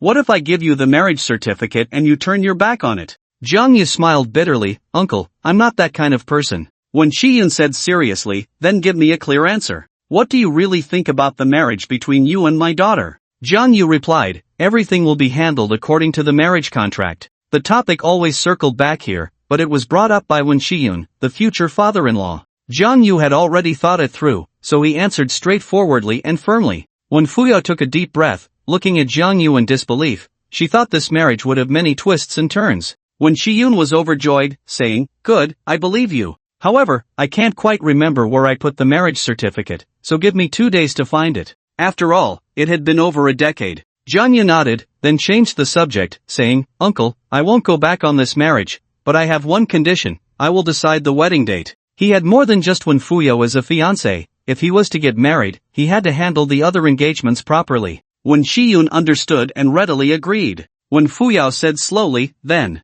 what about the Han family? Jiangyu thought for a moment and said, actually, my relationship with Han Ning is just a game. To put it bluntly, I'm just her tool to refuse the marriage with the Zhao family. When Fuyao asked, do you have any feelings for Miss Han? Jiangyu hesitated for a moment. It's not true to say I have none, but I will handle it well. Can he really handle it well? In fact, Jiangyu wasn't sure himself. His matters with the Wen family could be considered settled. Next, he would find an opportunity to hand over the old man's letter to the Han family, and then he would be ready to move on to the next place. Originally, when Fuyo wanted Jiangyu to move back in with her, but since he was still publicly the prospective son-in-law of the Han family, to avoid gossip, he returned to his apartment alone. He didn't expect Han Ning to be there, sitting on the sofa fiddling with her laptop. Hey, didn't your dad tell you to stay at home? Mind your own business, this is my home too, and I pay the rent. Han Ning looked up and pointed at Jiangyu's computer. What's wrong? Jiangyu asked. Did you forget our bet?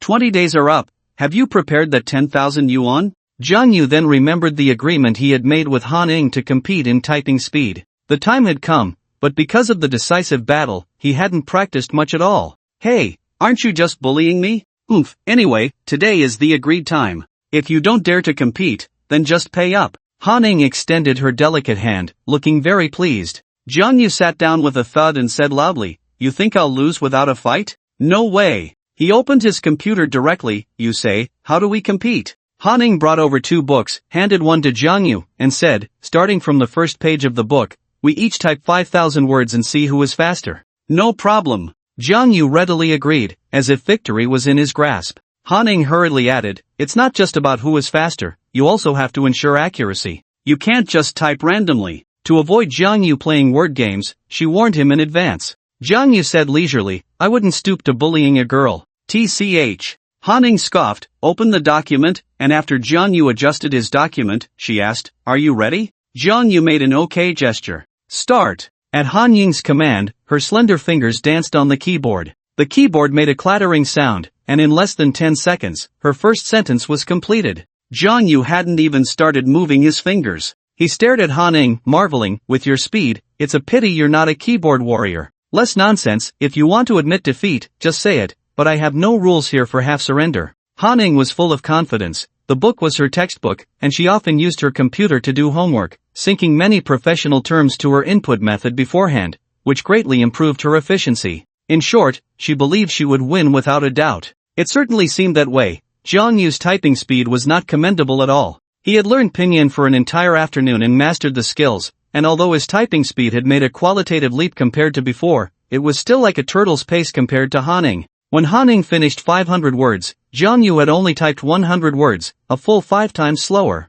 Han Ning glanced at Jiangyu's computer screen and said proudly, I advise you to admit defeat, don't make it harder for yourself. He. Jiangyu chuckled coldly, you're celebrating too early. Crackle. Han Ning suddenly noticed that Jiangyu's typing speed had increased significantly. When Han Ning finished 1,000 words, Jiangyu had typed 400 words. This meant that in the second 500 words, Jiangyu's speed had tripled. This gave Han Ning a sense of crisis, and when she started the third 500 words, she was horrified to find that Jiangyu's typing speed had actually caught up with hers. She was dumbfounded. Is he cheating? However, it wasn't over yet. When Han Ning completed 2,000 words, Jiangyu had finished 1,600 words. This meant that in the fourth 500 words, Jiangyu's speed had already surpassed hers, and there were signs of further improvement. Jiang Yu's fingers flew across the keyboard, almost leaving after images. At this rate, Han Ning was bound to lose. Impossible, he must be typing randomly, just rolling his fingers on the keyboard. She stared at Jiang Yu's screen and found that he wasn't typing randomly at all. He was following the content of the textbook completely, and even more terrifyingly, he hadn't made a single typo.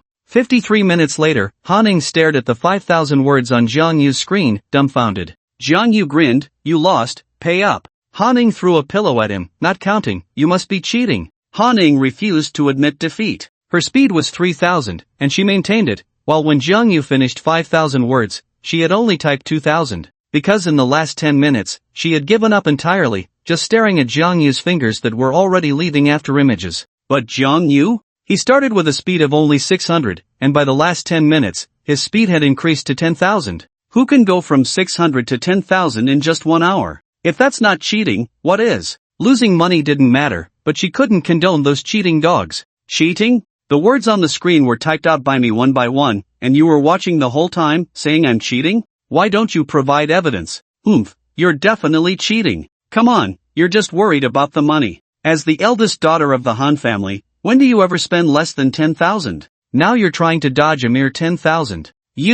Han Ning was just being stubborn, using cheating as an excuse not to pay. She didn't even know why she cared about that 10,000, in short, she felt great just owing Jiang Yu. She glanced at Jiang Yu's computer. What money? Your computer was bought by me, so let's call it even. Shameless. Jiang Yu gritted his teeth, closed his laptop, and went to take a shower. Han Ning secretly felt pleased, incredibly happy. Even though she was scolded for being shameless, she was just very happy. Back then, she was the one angrily scolding Jiang Yu for being shameless, but she didn't expect Jiang Yu to have his day too. Han Ning didn't go home that night, lying to her dad that Wang Ruoqi was having a birthday and staying at Wang Ruoqi's house. The next day was Jiang Yu's celebration, and she planned to attend, so she went to bed early. Jiang Yu, on the other hand, sat cross-legged on the bed, breathing steadily. He had previously thought this set of breathing techniques was ordinary and useless, until he broke through to the bone-blood realm, at which point he discovered its remarkable utility. There are still too many unknowns in the world.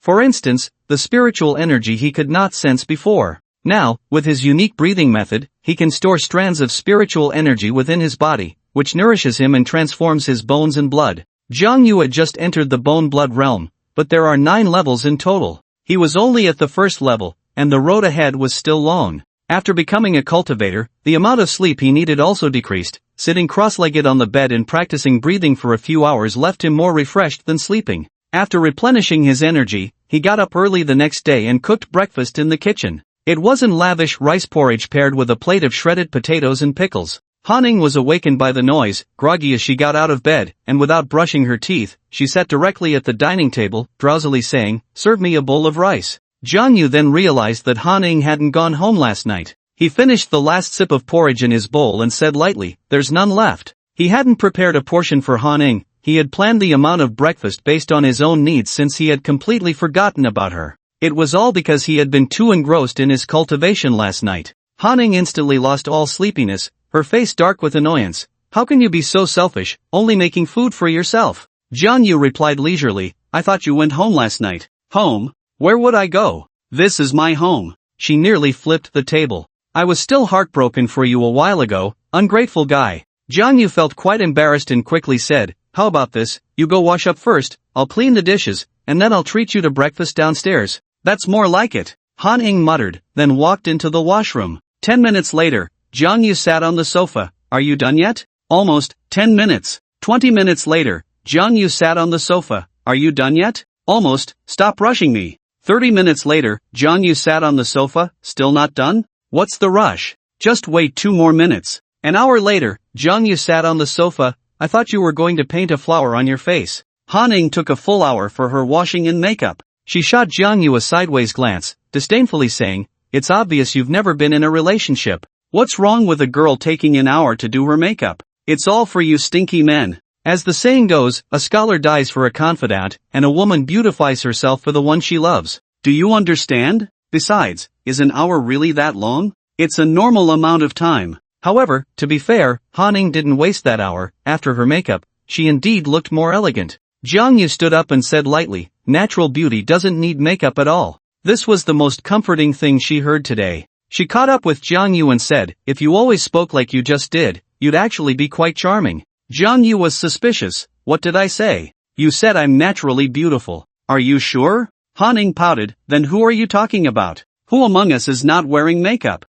You. Do you know why? Because it's not needed. Han Ning froze for 3 seconds, then murmured, natural beauty doesn't need makeup. This jerk is actually talking about himself? After another 3 seconds of realization, she shouted angrily, shameless. The royal kitchen was booked by the Han family today, and it didn't cost much. The owner of the royal kitchen knew that Han Tianming was hosting a celebration for the top expert of Tianyun City today, so he directly gave a 50% discount, and all the previously reserved tables were cancelled. However, to be fair, those who had reserved tables to eat here today were basically guests of the Han family. Only about 100 people participated in the banquet today, so the front of the royal kitchen was not as lively as usual. At the entrance of the lobby on the first floor, there were still 2 rows of welcoming ladies dressed in red kipayos, accentuating their graceful figures. Outside the door, Han Tianming's secretary was receiving guests, and only those holding invitations were allowed inside. This time, the checks were much stricter than at the old man's birthday banquet.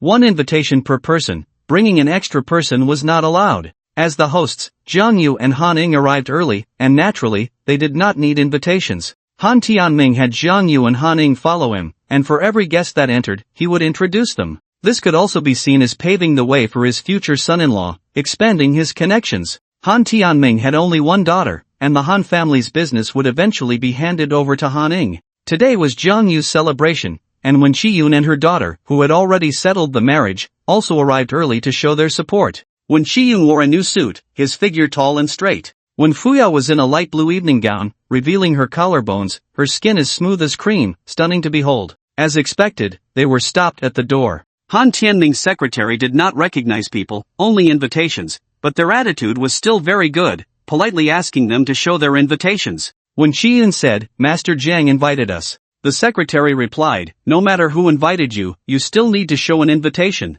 The rules could not be broken. One couldn't just say Master Jiang invited them and let them in, or the 9-story lobby would probably not be able to accommodate everyone. Just as when Fuya was about to call Jiang Yu, a voice filled with mockery rang out, oh, isn't this the boss of Jiyun Company, Wen Shiyun? How come you're being stopped outside? I thought you were quite capable. The one mocking Wen Shiyun was Yu Chang, the general manager of Qian Kuan Group. Yu Chang and his son strolled leisurely to the lobby entrance, their chins almost pointing to the sky. Yu Xian's eyes roamed over Wen Fuya without restraint. Although their negotiation had fallen through yesterday, his desire for her remained unchanged. At that moment, with Wen Fuya looking so outstanding and captivating, if it weren't for the little bit of rationality holding him back, he might have turned into a beast and pounced on her right there. Wen Fuya looked too beautiful today, even the 2 rows of ladies in kipayos paled in comparison. Yu Chang wore a smug expression. Didn't some people say yesterday that they could bring as many guests as they wanted? What happened? Did the boastful words not come back?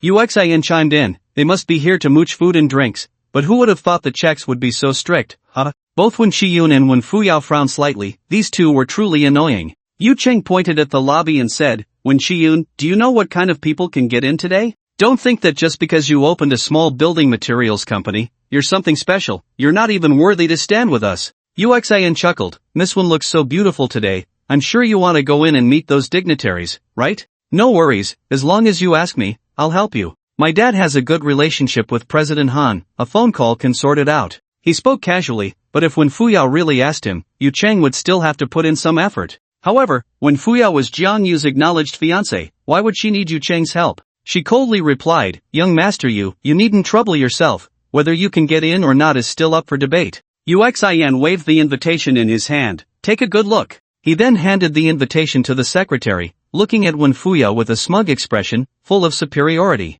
However, the secretary returned the invitation to Yu Xian, sorry, you're not on the guest list. Yu Xian was dumbfounded. Not on the guest list? What was the point of the invitation then? He shouted angrily, are you blind? This invitation was issued by you, how could it be fake? Yu Chang also handed over his invitation, Secretary Zhu, this invitation was issued by you. What do you mean by saying this now? Do you think we can be bullied? Secretary Zhu was also helpless. The invitation was indeed sent by me. Initially, I planned to invite both of you, but you both offended someone you shouldn't have, and he won't let you in. What a joke! Yu Xian exclaimed angrily, who dares to not let us in? Do you know what my relationship is with your President Han? Secretary Zhu replied, Mr. Yu, I know you have a good relationship with our President Han, but even if President Han were here today, it wouldn't matter. Uxian was shocked. What nonsense are you talking about? This is a celebration hosted by President Han. Who else would dare to not let us in?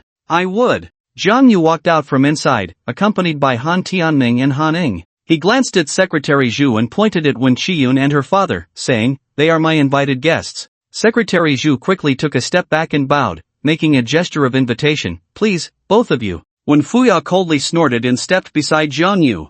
Uxian's eyes nearly bulged out. What was going on? Why could someone without an invitation go in while those with an invitation were blocked outside? Moreover, Han Tianming remained indifferent. And who exactly was that guy? The reason Secretary Zhu was blocking Yu Chang and his son was that Zhang Yu had already given him a heads up when he arrived. Yu Chang looked at Han Tianming, dissatisfied. President Han, what does this mean? You gave us an invitation but won't let us in, treating us like monkeys? Han Tianming said nothing, and Zhang Yu stepped forward, saying, I instructed Secretary Zhu not to let you in.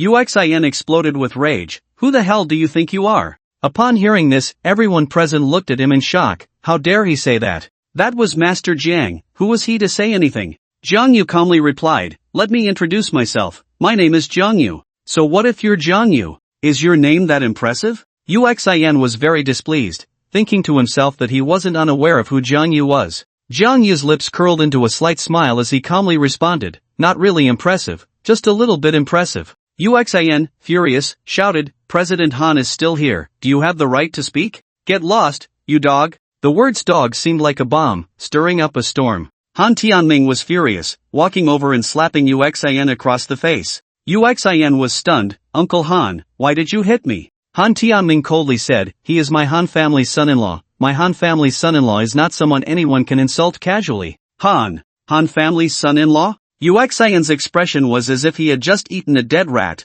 looking helplessly at his father, Yu Chang. Yu Chang had remained silent since Zhang Yu appeared because he sensed something was off. Now he finally realized. This celebration was indeed hosted by Han Tianming, but everyone invited knew it was for his future son-in-law, who was the newly recognized top expert in Tianyun City. This meant that the Zhang Yu they had been insulting and looking down upon was the martial arts genius, Master Jiang. Zhang Yu raised an eyebrow at Uxian. Now do you know who I am? Uxian staggered back 2 steps, incredulously saying, No. It's impossible. How could this country bumpkin be Master Jiang? Yu Cheng quickly accepted this harsh reality, bowing and saying, Master Jiang, I'm sorry, we were blind and didn't recognize Mount Tai. I hope you can be magnanimous and not hold it against us. The smile on Zhang Yu's face suddenly vanished, and he said coldly, I naturally won't hold it against you, but I, Zhang Yu, am not someone of high status, nor do I wish to invite any high-status individuals. You two may leave. Yu Cheng and his son felt very embarrassed. Being chased away like this was truly humiliating, so they still held on to a glimmer of hope.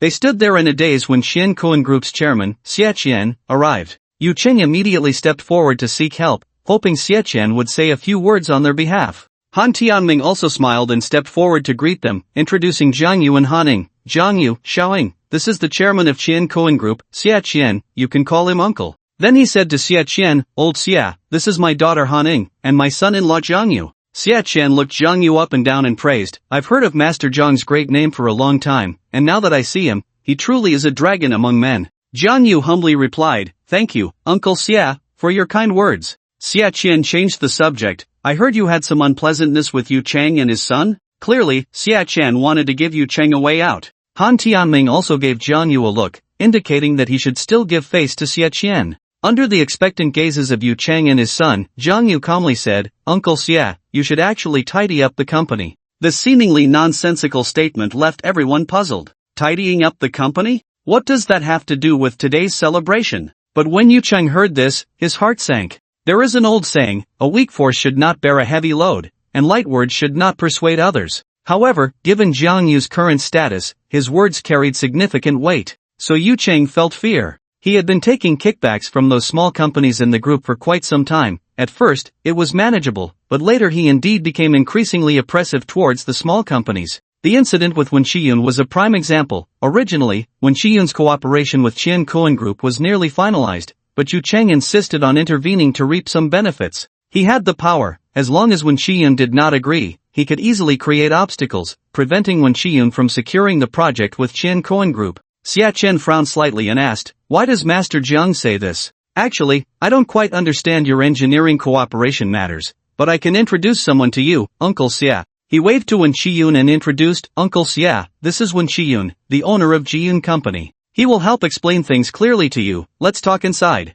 He welcomed Xia Chen in, and Xia Chen understood that this matter was likely related to Yu Chang, so he didn't say much. Thus, Zhang Yu did not continue discussing his unpleasantness with Yu Chang, leaving Yu Chang and his son outside. The two were left in an awkward position, unable to stay or leave. Zhang Yu acted as the intermediary, leaving everything else to Wen Chiyun, who thoroughly revealed all of Yu Chang's issues. It was evident that Xie Qian was filled with endless anger but managed to suppress it. He simply called Yu Chang and told him to wait at home. Upon receiving the call, Yu Chang's face turned pale. He knew his future had come to an end. Of course, Zhang Yu's introduction was still very useful. Xie Qian gave him face and promised that Chen Cohen Group would prioritize Jiyun Company for future building material partnerships. Guests continued to arrive, and Han Tianming introduced them one by one. "This is the famous calligrapher Zhang Shang from our city. This is the internet tycoon Matthew. This is Zhuo Long, the 7th master of Tianyun City, and also the vice president of the Martial Arts Association. This is Wei Xiao, the master of Tianqing Martial Arts School." Among the guests, Zhang Yu recognized very few. He didn't expect Wei Xiao to be there. After all, he had a grudge with Wei Xiao. However, since Han Tianming had invited him, Zhang Yu naturally treated him with courtesy. 6 of the top 10 masters of Tianyun City were present, all of whom were vice presidents of the association. There was only one president, but many vice presidents. Zhang Yu could tell that those vice presidents had something to say but were hesitant. Each person introduced would also offer their praise. "Is this Master Jian? He looks even younger than I heard. What a young talent. Having such a figure emerge from Tianyun City is a pride for us all. It seems that Master Jiang and my son are about the same age, but his abilities are far superior to my son's. A son should be like this, a son should be like this." No one attending the banquet held back their praise, elevating Zhang Yu to a status that seemed to touch the heavens while remaining grounded. There were also many young talents present, but compared to Zhang Yu, they all appeared dimmed. Today, there was only one protagonist. Zhang Yu was somewhat surprised to see Wang Ruoqi. However, upon reflection, it made sense. Wang Ruoqi, being close friends with Han Ning, naturally came from a good family. Moreover, with her connection to Han Ning, obtaining an invitation was not difficult. Their eyes met, and Zhang Yu smiled and nodded at her. A myriad of emotions flashed in Wang Ruoqi's eyes: surprise, shock, envy, jealousy. It was only now that she realized that Zhang Yu she had always looked down upon was now the renowned Master Jiang of Tianyun. In the end, her eyes were clouded with regret. Thinking of the foolish things she had done in the past, she felt a deep sense of shame. She had even hoped Zhang Yu would embarrass himself in the ring. Zhang Yu held no hatred towards her. After nodding at her, he suddenly thought of Wei Yong. Just as he thought of him, Wei Yong called, "Brother Yu, I just followed Ruoqi to a high-end restaurant, but I got stopped outside. What should I do?" Wei Yong had never encountered this situation while following Wang Ruoqi before, so he was uncertain and sought Zhang Yu's help.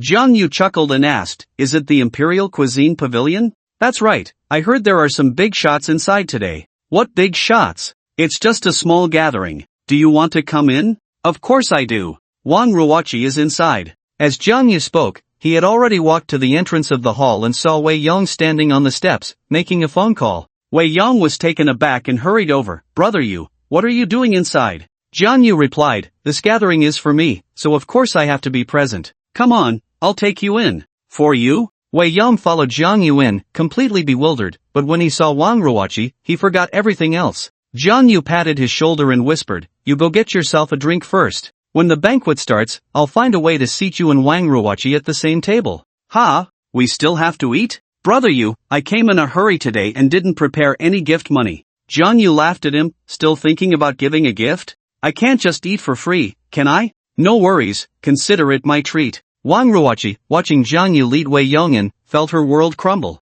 Wei Yong grabbed a drink and walked straight towards Wang Ruoqi. Wang Ruoqi was on the verge of tears, wondering how he could be everywhere. If Zhang Yu hadn't brought him in, she would have definitely kicked him out. Wei Yong seemed to sense Wang Ruoqi's confusion and cheerfully explained, "Brother, you brought me in. This place is really luxurious." Wang Ruoqi turned her head away, secretly thinking, "What a bumpkin, just don't say you know me." The next moment, Wei Yong's voice reached her ears again. "Ruoqi, That gentle voice, that sweet call, sent shivers down Wang Ruoqi's spine. Wang Ruoqi had come with her grandfather, who asked, "Ruoqi, is this your friend?" "No, I don't know him," Wang Ruoqi replied firmly. But Wei Yong didn't mind, smiling as he said, "Sir, I'm Ruoqi's classmate, Wei Yong." Wang Ruoqi's grandfather laughed heartily. "That's great. You keep Ruoqi company. I'm going to catch up with some old friends." Watching her grandfather's retreating figure, Wang Ruoqi's heart reached out in despair. "Grandpa, don't go." This celebration was essentially an introduction, allowing Jiang Yu to meet the prominent figures of Tianyun City and for them to get to know him. After Jiang Yu briefly spoke on stage, the banquet began, and he followed Han Tianming to toast in turns. Each time they clinked glasses, there was inevitably a round of commercial flattery. Under his arrangement, Wei Yong successfully sat at the same table as Wang Ruoqi. Wei Yong didn't know anyone, and the others spoke in ways he couldn't understand. He was almost entirely focused on eating. The food at the Imperial Kitchen was expensive for a reason. It was incredibly delicious. Wang Ruoqi looked at Wei Yong, who was eating like a starving ghost, and had no appetite at all. Why? Because this guy introduced himself as her classmate as soon as he sat down. Wang Ruoqi felt he had embarrassed her completely. When Fuyo and Wen Qiyun sat at another table, they didn't need Jiang Yu's attention, as they were both bosses and quite capable in social situations. The owner of the Imperial Kitchen, Xiong Ming, was also present. After Jiang Yu toasted him, he expressed his gratitude. After all, this meal was half off. Xiong Ming generously gave Jiang Yu a diamond card for the Imperial Kitchen, allowing him to enjoy a 50% discount whenever he dined there. This was a gift for the newly recognized top expert in Tianyun City. After accepting it, others were not to be outdone, offering cars and houses, but Jiang Yu politely declined them all. Such favors were too much to bear. The people from the Martial Arts Association sat at one table. After Jiang Yu toasted them, Wei Xiao whispered, "Master Jiang, can we talk privately after the banquet?" Jiang Yu thought to himself, what is there to talk about? Are you going to ask me for compensation? As Chao Bin's junior, are you trying to extort money? He had a dark sense of humor about it but still replied politely, of course. After defeating Chao Bin, Jiang Yu himself had been shot down, so there were very few reports about him. Today's celebration could be seen as a way to raise his profile. Compared to the lively atmosphere at the Imperial Kitchen, the chairman's office of the Dingsheng Group felt very desolate and the atmosphere was oppressive. Inside were only Zhao Zhizhong and his son. Zhao Zhizhong leaned back in his office chair, pounding his fist on the table, and asked, "How many people went from the city?" Zhao Shua replied, "There should be around 100. It seems that all the prominent figures in Tianyun City attended. Han Tianming isn't just holding a celebration, he's telling those people that he recognizes Jiang Yu as his son-in-law. Recognizing such a son-in-law brought immeasurable benefits to Han Tianming." Zhao Shua said maliciously, "Han Tianming is just a fence-sitter." On the eve of the decisive battle, Han Tianming had told Zhao Zhizhong that he didn't have high hopes for Jiang Yu, and once Jiang Yu was defeated, the marriage between the two families could be renegotiated. Zhao Zhizhong said, "Han Tianming is a businessman, he only cares about profit. Now that he recognizes Jiang Yu, it's a win-win situation for him. Dad, what should we do? Are we going to be trampled underfoot by that Jiang guy forever?" "Not necessarily trampled. Even if he becomes the president of the Martial Arts Association, with the Han family backing him, it won't be easy to shake us. But listen carefully, keep a low profile during this time and don't provoke him."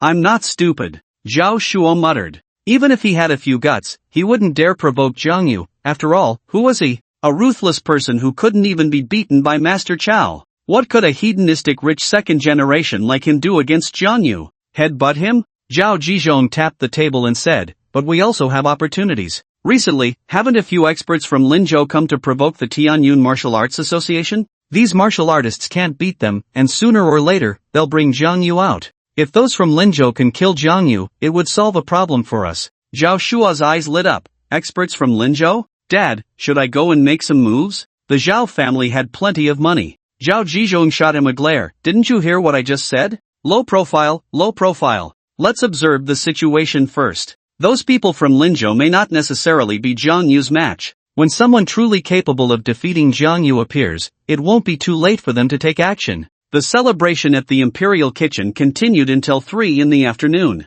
Those with matters to attend to had already left early, having at least crossed paths with Master Jiang. Wei Yong also contentedly set down his chopsticks, while Wang Ruoqi looked at him with disdain. "What's wrong? Not eating anymore?" Burp. Wei Yong let out a satisfied belch. "I really can't eat anymore." This meal was nearly equivalent to his food intake over the past 2 days, and his belly was round and swollen. Han Ning didn't enjoy such occasions. After forcing herself to endure for a few hours and sending off most of the guests, she found Wang Ruoqi. Ruoqi, let's go home. Her feet were almost worn raw. Wang Ruoqi had long wanted to shake off Wei Yong and immediately linked arms with Han Ning to head outside. Ruoqi. Wei Yong chased after them for a few steps, then reluctantly looked back at the table full of leftovers. Seeing the waiter clearing the table, he hurried over to ask, "Auntie, can I get a takeout?" Hearing this, Wang Ruoqi couldn't help but quicken her pace. "How do I have such a classmate?" Han Tianming and his sister were entertaining the remaining guests, while Zhang Yu had gone upstairs to a private room with the members of the Martial Arts Association. After brewing a pot of good tea, Zhang Yu sat at the main seat, with the members of the association seated on either side, a sign of respect for him. In martial arts, respect is not given simply because of age, one must have strength. On either side of Zhang Yu were individuals ranked among the top 10 masters in Tianyun City. A group of people looked at each other, unable to utter a word for a long time. It was truly hard to speak. A group of so-called masters, having practiced martial arts for decades, now found themselves at a loss against a few challengers, needing a younger generation to hold the fort. It was quite embarrassing. Zhang Yu leisurely took a sip of tea and looked at Wei Xiao. "Master Wei, this isn't our first meeting, so just speak your mind. I know Chao Bin is your senior brother. If you want compensation, I can understand." Wei Xiao repeatedly waved his hand. "Master Jiang, you misunderstand. My senior brother lost because he was outmatched." "Then what does Master Wei want with me?" Wei Xiao glanced at the crowd, who all nodded slightly at him. He cleared his throat and said, "Master Jiang, it's like this. My senior brother was once the president of the Tianyun City Martial Arts Association. With his passing, the position of president is vacant. After some discussion, we believe you are the only one qualified to take on the role." Zhang Yu frowned. "You want me to be the president? What was there to take on? It was a thankless task, and besides, he would leave sooner or later." He declined. "I'm not knowledgeable about managing an association, you should find someone more capable." Wei Xiao said, "We can handle the affairs of the association, but the position of president must go to someone capable, and it can only be you, Master Jiang." One person added, "Master Jiang, as long as you take on the title of president, you'll receive a salary of around 10,000 a month, and you won't need to handle any affairs. It's essentially a leisurely position, why not take it?" Zhang Yu's eyes lit up. Money to be made. Since it was a leisurely position, he could consider it. Of course, it wasn't just for the salary, he mainly wanted to contribute to the Tianyun Martial Arts Association. He slowly nodded, appearing somewhat reluctant. "Since you seniors hold me in such high regard, if I refuse again, it would be somewhat ungrateful." "Alright, I'll take on this presidency." Wei Xiao and the others immediately beamed with joy. Now that Zhang Yu had agreed to be president, they could discuss the next matters. Zhang Yu said lightly, "There's no need for any inauguration ceremony, I don't like trouble." Wei Xiao quickly replied, "No problem, as long as you give us a copy of your ID, we'll take care of the rest." "Then, I'll take my leave first?" Zhang Yu slowly stood up, and Wei Xiao and the others suddenly stood up as well. Wei Xiao smiled. "Master Jiang, please don't be hasty." Zhang Yu was taken aback. "Is there something else?" "There's indeed something else. Master Wei, is there anything that can't be said all at once?" Zhang Yu muttered and sat down again. "It's like this, President." Wei Xiao changed his address. "Ever since you had your duel with my senior brother, several young masters from Linzhou have come to provoke our martial association. In just a few days, our association has already had 5 or 6 people injured by them." Zhang Yu smiled coldly. "So that's why they nominated me as president, thinking I could just sit around and collect a salary while they wanted me to be their muscle." "What, is there no one left in the Tianyun City Martial Association? Everyone here possesses exceptional skills, right?" "A few young people can't just trample over the Tianyun Martial Association. Master Zhuo Yun, the 7th strongest in Tianyun City, said, they are all in their 30s, young and inexperienced. If we take action, even if we win, people will say we are bullying the young." Someone added, "But you are different, President. You are younger than them, and having you step in to resolve this would be the best." Wei Xiao said, "Moreover, I heard from the start that they are here for you. If you don't show up, they probably won't leave." Zhang Yu's gaze swept across the room, a cold smile at the corner of his mouth. "Do they really think I'm easy to fool just because I'm young?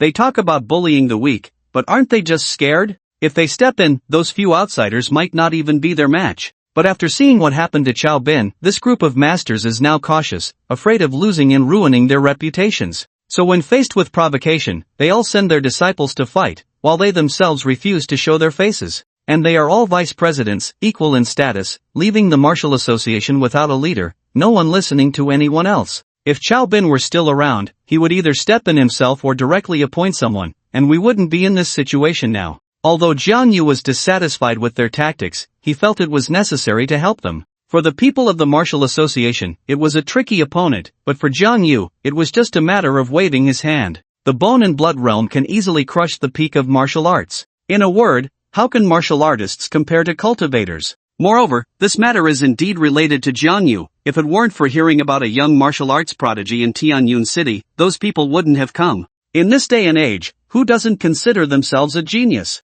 Jiang Yu remained silent, while several masters held their breath, watching him. After a moment, Jiang Yu nodded and said, "After I finish my business in the next couple of days, I'll go meet them." Everyone let out a long sigh of relief, saying, "With the president saying this, we can rest assured. With the president stepping in, they will surely know the strength of our Tianyun Martial Association." After Jiang Yu left, everyone quickly stood up. "President, take care." In the private room, Wei Xiao and the others were all smiles. Finally, they succeeded. They wouldn't have to risk their reputations to fight. They were older now, lacking the vigor of their youth, and just wanted to quietly be masters. After Jiang Yu went downstairs, the guests in the lobby had all dispersed, some bathing upstairs, others playing cards. Wen Shiyun and Wen Fuyo had also left. He was tired after a long day and headed straight home. In the apartment, Han-Ning was lying on the sofa, enjoying the air conditioning and munching on sunflower seeds while watching a soap opera on TV. "Why are you back?" Jiang Yu naturally sat on the sofa, picked up an apple, and leaned against Han Ying's delicate leg while taking a bite. Han-Ning didn't pull her leg back, rolling her eyes and saying, "Shouldn't I be the one asking you? You're the main character today, why are you back so early?" Jiang Yu looked at her, licking his lips, and grinned mischievously, "I just missed you. Your face is as red as an apple, I really want to take a bite." Han-Ning didn't believe his nonsense. "Miss me? Do you want to be closer to Wen Fuya? You kept your distance from her at today's celebration, you must be feeling stifled, right?" Jiang Yu's eyes widened. Why did that sound so sour? He had indeed kept his distance from Wen Fuya today to avoid gossip. "Are you jealous? It's okay, come here, let your brother give you a good hug to make it up to you." He opened his arms, but Han-Ning immediately pulled her legs back and curled up. "I won't be jealous of you. Toolman, stay away from me." As soon as Jiang Yu heard the words toolman, his smile vanished. "Yeah, I'm just a toolman." Han Ying's heart sank, and she quickly apologized. "Hey, I was just saying that casually." Jiang Yu replied, "How can it be just casual? I am your toolman, you know that better than I do. But today, Han Tianming introduced me to everyone as his son-in-law Jiang Yu. This fake act is becoming real." He said seriously, "You need to find a chance to be honest with your dad, or when will this end for us?" Han-Ning looked at him with resentment. "Are you that anxious? I'm worried for you. The beautiful college years only last 4 short years. If you keep being delayed by me, how will you go on dates? A college experience without romance is incomplete, you know? You've never been to college, so stop lecturing me. I'm serious, you really should consider this issue. Given your dad and your aunt's current attitude, I estimate it won't be long before they start preparing for our wedding. Let him prepare." "Ha?" Jiang Yu was dumbfounded. "What do you mean? You want us to keep this act going until the wedding night? It's fine for me as a man, but you need to think for yourself. If you get married and then divorced, you'll be a second-hand product, and you won't be as sought after. Even if I get divorced, there will still be plenty of people chasing after me." She was quite confident. However, she seemed unwilling to continue discussing this topic with Jiang Yu, snorting lightly and hurriedly returning to her room with a pillow. Jiang Yu sat in place for 3 minutes, letting out a sigh. "It's over. Has this girl really fallen for me?" Autumn had arrived, and the cool breeze was refreshing. That night, Jiang Yu continued to meditate and practice, having crossed the mountain of martial arts, with even broader horizons ahead. In the path of cultivation, Jiang Yu had just begun his journey. He felt that relying solely on breathing techniques was a bit slow. He needed to use medicinal baths to nourish his muscles and bones. He knew many methods for medicinal baths, but there was one problem. No money. As the saying goes, the poor study, the rich practice martial arts. Practicing martial arts inevitably strains muscles and bones, and replenishing physical strength, medical expenses, and training equipment all require a lot of money. Moreover, the medicinal materials he needed were not ordinary, they were expensive and not necessarily available. Although he was now the president of the Martial Arts Association, earning 10,000 a month, that amount was far from enough. He needed to find another way. After practicing, Jiang Yu took a short 2-hour nap, feeling refreshed and full of energy. Han-Ning had classes in the morning, so she got up early, washed up quickly, and left without eating breakfast. With nothing to do at home, Jiang Yu took out the remaining 7 marriage certificates to study. Once he got the marriage certificate in Wen Qiyun's hands, he would need to consider setting off for the next place. He had to plan the route well. This one is from a coastal city in the south. It's a bit far. This one is from the Miaojiang region. It can be considered. Oh, there's actually a marriage certificate from Linzhou City. This is it. Linzhou is the closest to Tianyun City. The girl on the marriage certificate is named Tang Qingwu, a very nice name, sounding like someone who studies dance. He opened his computer and searched online. If Tang Qingwu is famous in Linzhou City, it would be easy to determine her home address. But reality is always cruel. There are many people named Tang Qingwu, and there are 137 in Linzhou alone. Jiang Yu sometimes feels that the old man is too unreliable in his dealings. Why didn't he specify the exact address on the marriage certificate? However, society has developed too quickly. In just over a decade, many places have changed beyond recognition. The once single-story houses have turned into high-rise buildings, and even if the address were specified, it probably wouldn't exist today. At 9 in the morning, Wei Xiao called him for help, saying that the masters from Linzhou were provoking them again. Jiang Yu had already promised to help them yesterday, so he immediately rushed to the Martial Arts Association. The Tianyun Martial Arts Association is a 6-story standalone building, not very large, but located in the bustling area of Tianyun City. As soon as he walked in, Jiang Yu felt several hostile gazes. Due to the continuous provocations from the Linzhou masters, the members of the association were now very wary of strangers. He, the newly appointed president, hadn't even held the inauguration ceremony yet, so many members didn't recognize him. Fortunately, Wei Xiao was waiting for him on the first floor. President, Wei Xiao quickly approached, his nervous expression relaxing a bit. Upon hearing the title of president, the members of the association were filled with confusion. Wasn't the president dead? However, seeing Wei Xiao's attitude towards Jiang Yu, everyone understood. But could he really be the president? A young man, what qualifications did he have? After Wei Xiao approached, he turned to the people on the first floor and said, "This is our new president of the Martial Arts Association, Master Jiang Yu." Jiang, Master Jiang? So he is Master Jiang. Younger than the legends say, can he really be stronger than Master Chao? The people on the first floor gathered around, their eyes filled with shock, doubt, and jealousy. Jiang Yu looked around and asked, "Where are the people from Linzhou?" At the mention of the Linzhou people, the association members were all furious. Those people from Linzhou are too despicable. Knowing that Master Chao died in battle, they came to provoke us, thinking Tianyun has no one. President Jiang, you must stand up for us. Those bastards have already injured many of our martial arts association members. Wei Xiao cleared his throat and said, "The president will definitely help us regain our dignity. Everyone step aside." Then, Wei Xiao took Jiang Yu to the basement. The Tianyun Martial Arts Association had built a large arena in the basement, where members would occasionally spar and exchange techniques. Today, the arena was crowded with people. However, the atmosphere felt a bit off. Most people had gloomy expressions, and the likes of Master Zhuolong that Jiang Yu had seen before were gathered together, shaking their heads at the arena. In contrast, on the other side of the arena were 3 young men. All 3 were of similar height and build, sporting clean buzz cuts. 2 of them looked rough, while one was relatively refined, wearing gold-rimmed glasses. The 3 were arrogant, raising their arms and shouting, "Fight, Gaoxian, hit them hard, let them see the power of Linzhou." On the arena, 2 young men were sparring. The one named Gaoxian looked to be in his late 20s, with well-defined muscles, fierce moves, and overwhelming strength. The other was a member of the Tianyun Martial Arts Association, looking quite miserable at the moment, with bruises at the corners of his eyes, a split lip, and swollen cheeks. He was no match for Gaoxian at all. Bang! In the end, with a powerful uppercut from Gaoxian, the Tianyun Martial Arts Association member fell to the ground, directly losing consciousness. Although he couldn't win, he still had some backbone and didn't admit defeat. Seeing this, the members of the Tianyun Martial Arts Association immediately rushed up to carry him out and send him to the hospital. Gaoxian stood on the arena, provocatively looking at the members of the association below, pounding his chest with his fist, shouting, "Come on, who else?" The members of the Tianyun Martial Arts Association exchanged glances. In recent days, the people from Linzhou had beaten them to the point where they were almost out of temper. However, there were still some hot-blooded young men in the Martial Arts Association who couldn't stand such provocation. One of them jumped onto the stage and declared loudly, "Tianyun Martial Arts Association's Lu Fang, here to experience the prowess of the so-called elite of Linzhou." Lu Fang was only 1.7 meters tall, half a head shorter than Gaoxian, but his momentum was not lacking at all. Zhuolong and other martial arts masters shook their heads secretly. They knew Lu Fang's capabilities all too well. He was no match for Gaoxian.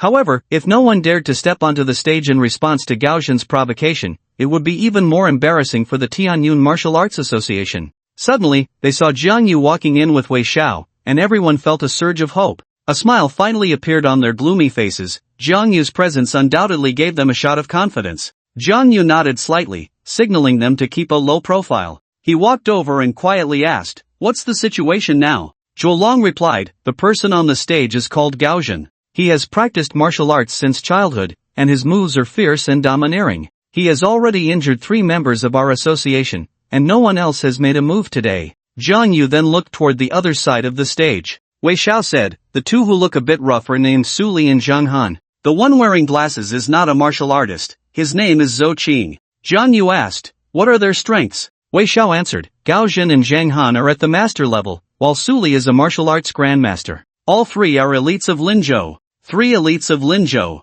Gao Zhen and his companions were all quite young. If they were in Tianyun City, they would definitely be considered martial arts prodigies. Calling them elites was not an exaggeration. However, martial arts prodigies were as easy to bully as kindergarten children in front of cultivators. Jiang Yu looked at their showy demeanor and couldn't help but find it somewhat amusing. But then he thought, wasn't he also like that before becoming a cultivator? Fortunately, he hadn't encountered any cultivators when he was still a hot-headed youth. On the stage, Gao Zhen looked down on Lu Fang with disdain and sneered, "You dare to come up here?" Lu Fang retorted angrily, "Don't be so arrogant, you'll know after we fight." He charged at Gao Zhen like a wild bull, not using any special techniques. He knew that techniques wouldn't win the fight, perhaps he could only rely on brute force. Lu Fang lunged forward, wrapping his arms around Gao Zhen's waist, trying to prevent him from executing his punches. He wanted to lift Gao Zhen and throw him down, but Gao Zhen's feet seemed to be rooted to the stage, unmoving. "Ah!" Lu Fang roared, his face turning red, veins bulging.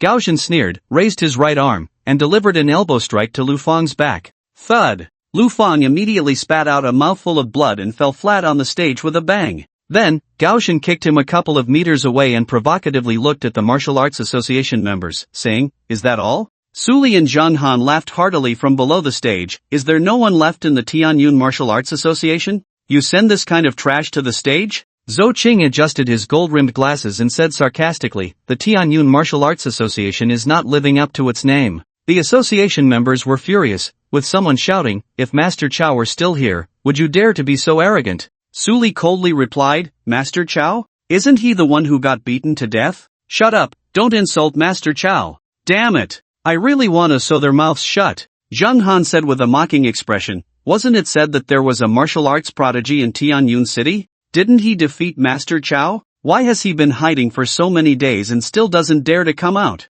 Zhou Qing said leisurely, "Just a name-seeking fraud." Zhuolong, Wei Xiao, and the others looked at Jiang Yu, only to be surprised to find that Jiang Yu showed no anger at all. On the stage, Gao Zhen then focused his gaze on the masters like Wei Xiao and sarcastically said, "Old fellows, are you still afraid to come on stage? Afraid I'll beat you to death?" Su Li said, "Masters, don't be afraid, this isn't a life and death battle. Gao Zhen knows his limits and won't kill anyone present." Zhang Han laughed mockingly, "Su Li, don't provoke them. Just look at that bunch of old bones, they probably can't take a punch from Gao Zhen. Wouldn't it be even more embarrassing if they got on stage? Too much bullying." Another person jumped onto the ring. Zhuolong shouted, "Yiming." The martial artist who stepped onto the stage was around 30, with a square face and a strong masculine aura. "Martial Association's Chen Yiming, please give me your guidance." Chen Yiming was the eldest disciple of Master Zhuolong, and in terms of strength, he was also among the best of his peers in Tianyun, but facing Gao Zhen, he seemed somewhat lacking.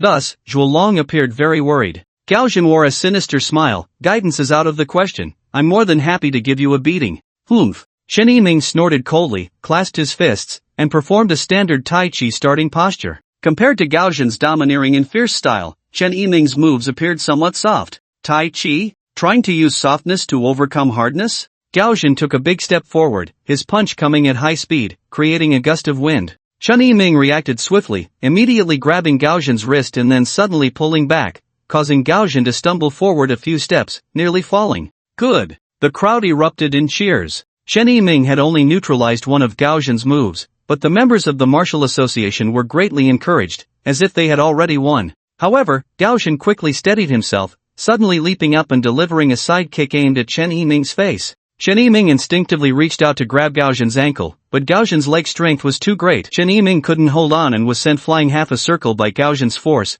then crashed towards the edge of the ring.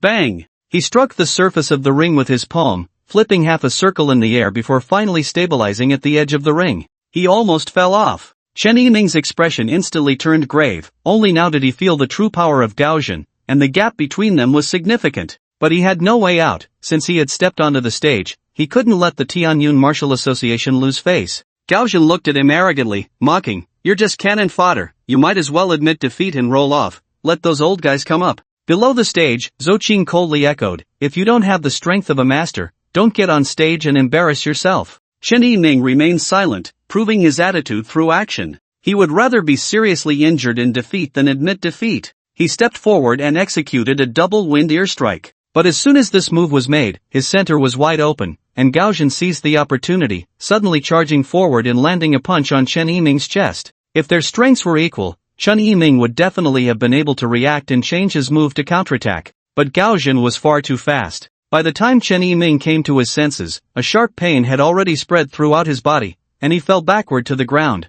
His organs felt like they were tearing, and his stomach churned. Pooh! A surge of reverse blood welled up in his throat. Gaoxuan's strike had directly caused internal injuries to Chen Yiming. The master's power should not be underestimated. In an instant, the members of the Martial Association turned ashen. Chen Yiming wiped the blood from the corner of his mouth. He refused to admit defeat, but his body seemed to have temporarily lost its ability to move. Gaoxuan had no intention of letting him off, leaping into the air, both fists simultaneously smashing towards Chen Yiming's body. The crowd gasped, and Zhuolong couldn't help but shout, "Yiming, dodge!" If he didn't dodge, Chen Yiming would either die or be crippled. Chen Yiming's pupils suddenly dilated. For a moment, his mind went blank, completely forgetting to evade. Below the stage, Suli coldly said, "Gaoxuan, watch your measure, don't kill him." After saying this, he looked at Zhuolong, his expression dark. "Master Zhuo, aren't you going to go up and pull your disciple back?" Zhuolong was in a difficult position. If he didn't go up, his eldest disciple would be ruined,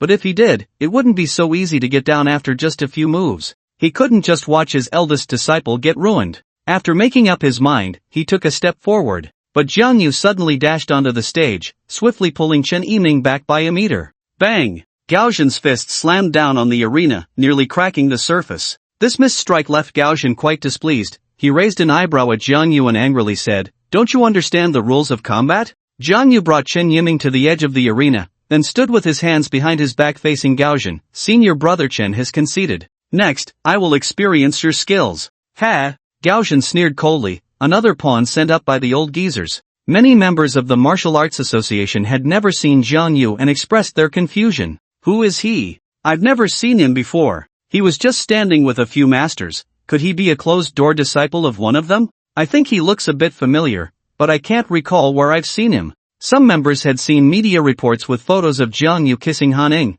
but they hadn't made a point to remember Jiang Yu's appearance. As soon as Jiang Yu stepped onto the stage, several masters were particularly invigorated.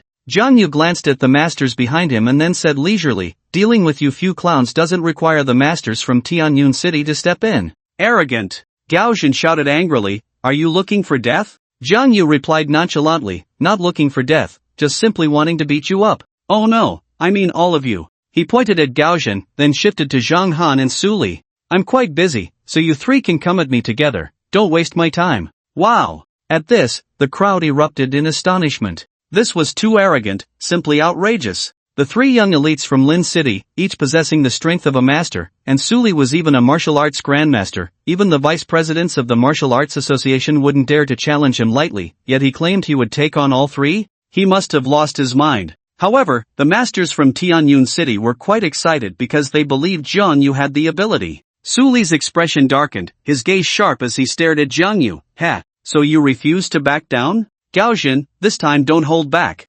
Gaoxuan flexed his muscles and chuckled, "Don't worry, I'll make him understand what it means to speak recklessly." Then, he looked at Jiang Yu with eyes like a venomous snake and asked, "State your name." Jiang Yu replied lightly, "I'm just a small figure from the Tianyun Martial Arts Association, there's no need to mention it." This statement made several vice presidents secretly pleased. If Jiang Yu won, not only would he regain face, but it would also prove that the vice presidents were stronger. Though it was just a hollow title, they liked it. So they didn't plan to inform Su Li and the others of Jiang Yu's identity as the president. Small figure? Humph, I have no interest in knowing who you are anyway. Gao Zhen's eyes blazed with fury as he struck towards Jiang Yu's face with a palm like a steel blade. The internal energy of the martial arts master radiated out, causing Jiang Yu's clothes to flutter. The master's power was not enough to harm with internal energy alone. Gao Zhen's momentum was fierce, everyone present had witnessed his strength, and even the vice presidents probably wouldn't dare to take his palm head-on. However, Jiang Yu stood firm, seemingly with no intention of dodging.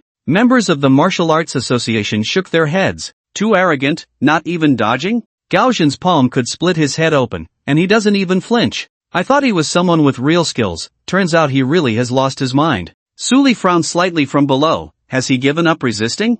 Zhang Han said, the barking dog doesn't bite, the louder someone talks, the less real ability they have. Zhou Qing adjusted his gold-rimmed glasses and pondered, something's not right. As soon as he finished speaking, a muffled grunt came from Gao Zhen, who staggered back a few steps, his wrist twisting in disbelief. He felt as if his bones were about to break, gritting his teeth in pain. Ha! Most people present were filled with questions. What just happened? The two clearly hadn't made contact, so why did Gao Zhen look as if he had been struck back by someone? And what was that painful expression on his face? Just as the crowd was filled with doubt, Gao Zhen revealed the reason. A master level, no wonder he is so fearless. The internal energy of a master can harm others, and Gao Zhen had just been injured by Jiang Yu's internal energy. A master? The crowd was once again in an uproar. When did our Tianyun city produce such a young master? No way, he looks like he's not even 20. This talent is stronger than those three from Linzhou. The expressions of Su Li and the others in the audience turned serious.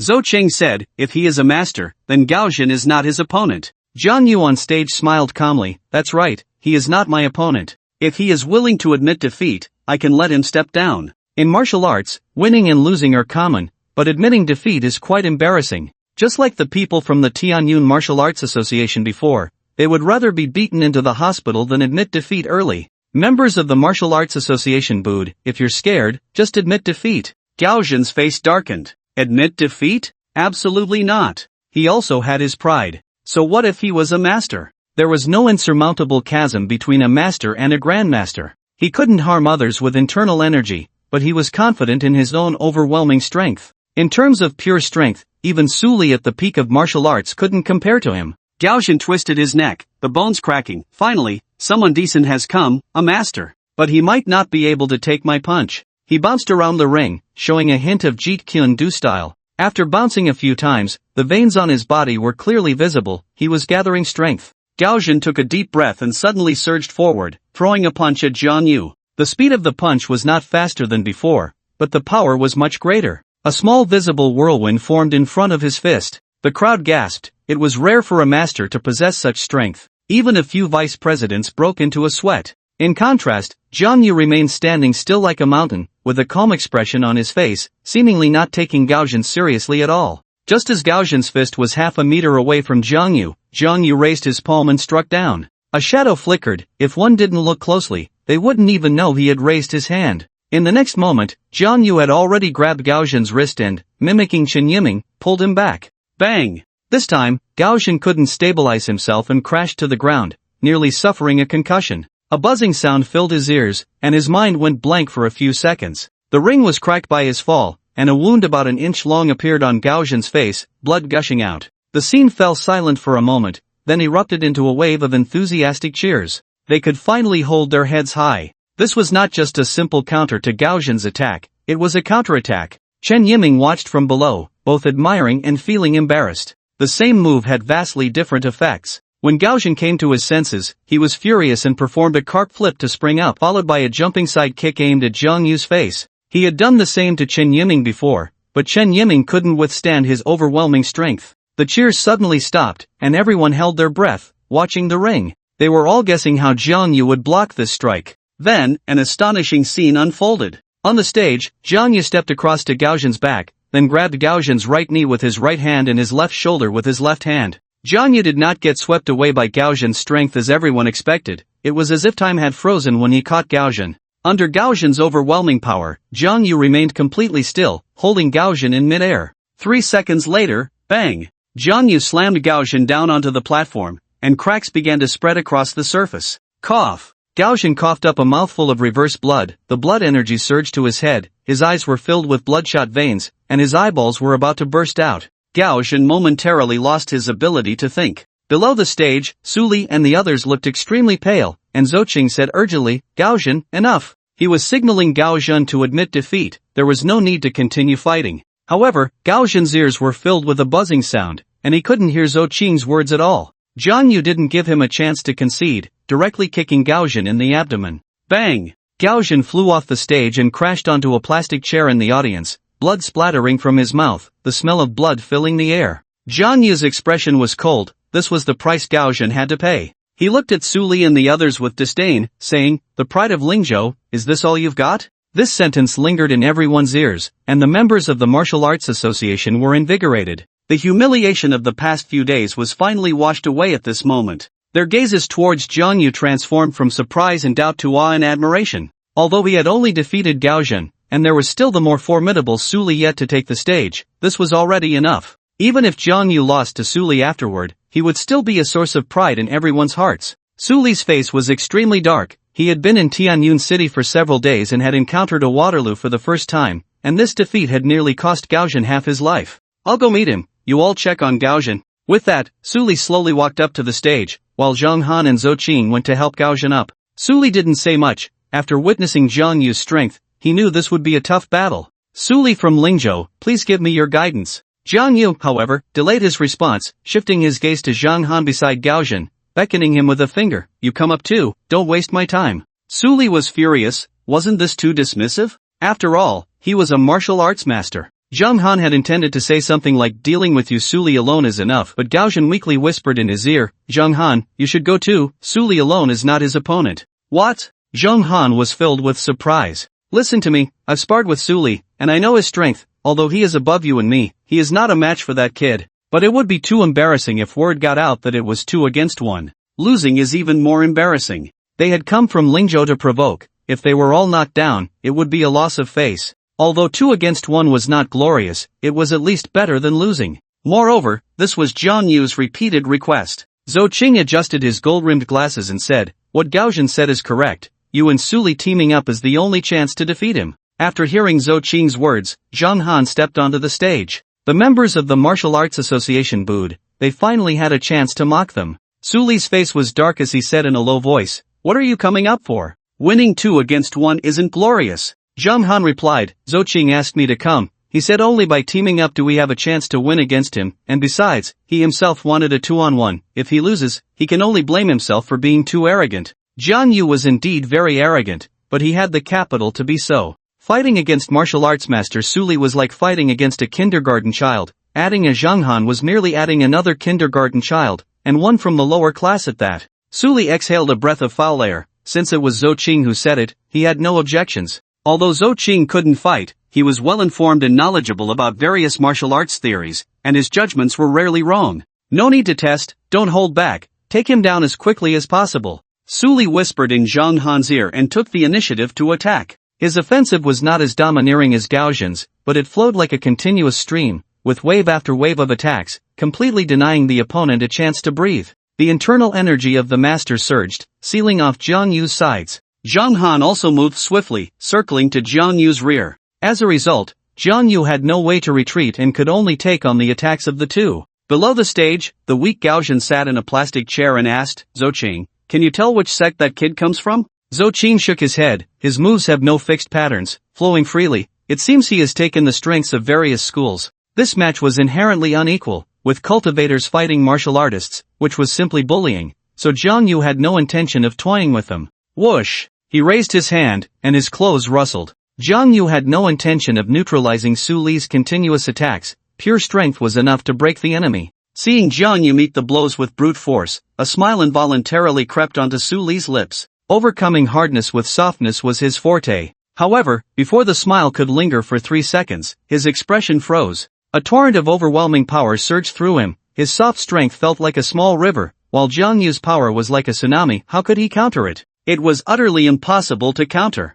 Bang! Jiang Yu's fist struck Su Li's palm, and Su Li was sent flying like a kite with a broken string, crashing violently against the basement wall. Su Li fell, seeing stars. Zhang Han, who had circled behind Jiang Yu, was dumbfounded. He had just prepared to launch an attack, and it was over? Those who leave the stage lose. That was the rule of the arena. Suli was knocked out in one exchange, although he wasn't seriously injured. According to the rules, he had lost. Suli was also stunned. He had considered many possibilities but never imagined he would be defeated by Jang Yu's single punch. Is this really human strength? He was a martial arts master and had fought with the pinnacle of martial artists, but even the highest level experts didn't possess such terrifying power. Moreover, he excelled at overcoming hardness with softness, and this happened even after he had neutralized part of Jang Yu's strength. Zhou Qing's expression was also grim as he shook his head and sighed. I misjudged. In the face of him, there is no chance for martial artists. He immediately shouted to Zhang Han, admit defeat.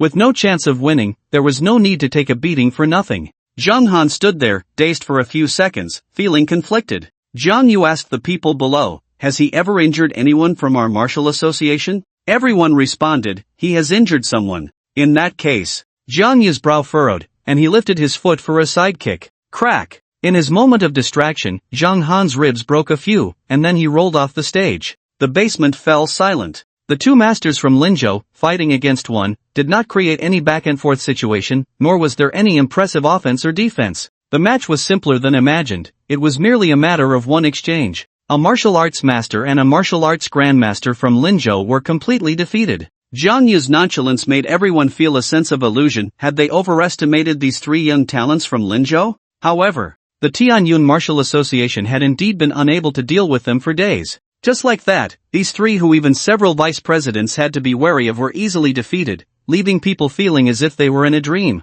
Suli was still somewhat unconvinced. He felt that if it weren't for the restrictions of the arena, even if he lost, it wouldn't have been so clean-cut. The four from Linzhou gathered together, and the previous arrogance and pride were gone. Zhou Qing bowed and clasped his fists to Zhang Yu. Tianyun City truly has hidden talents. In this match, we lost with full acceptance. May I ask, what is your esteemed name? Zhang Yu replied lightly, I am just an unnamed junior from Tianyun City. This statement made the members of the Martial Association feel proud. Look, even an unnamed junior from our Tianyun City can make you all search for your teeth on the ground. Several vice presidents were even more elated, standing tall and proud, as if it was they who had defeated the opponents. Faced with mocking smiles, Zhou Qing remained calm. At such a young age, you possess strength that most people can only dream of for decades. If I'm not mistaken, you must be the martial arts prodigy Jiang Yu who defeated Qiao Bin, right? Jiang Yu responded with a faint smile, neither confirming nor denying. He didn't offer his name, but if others guessed it, he wouldn't deny it either.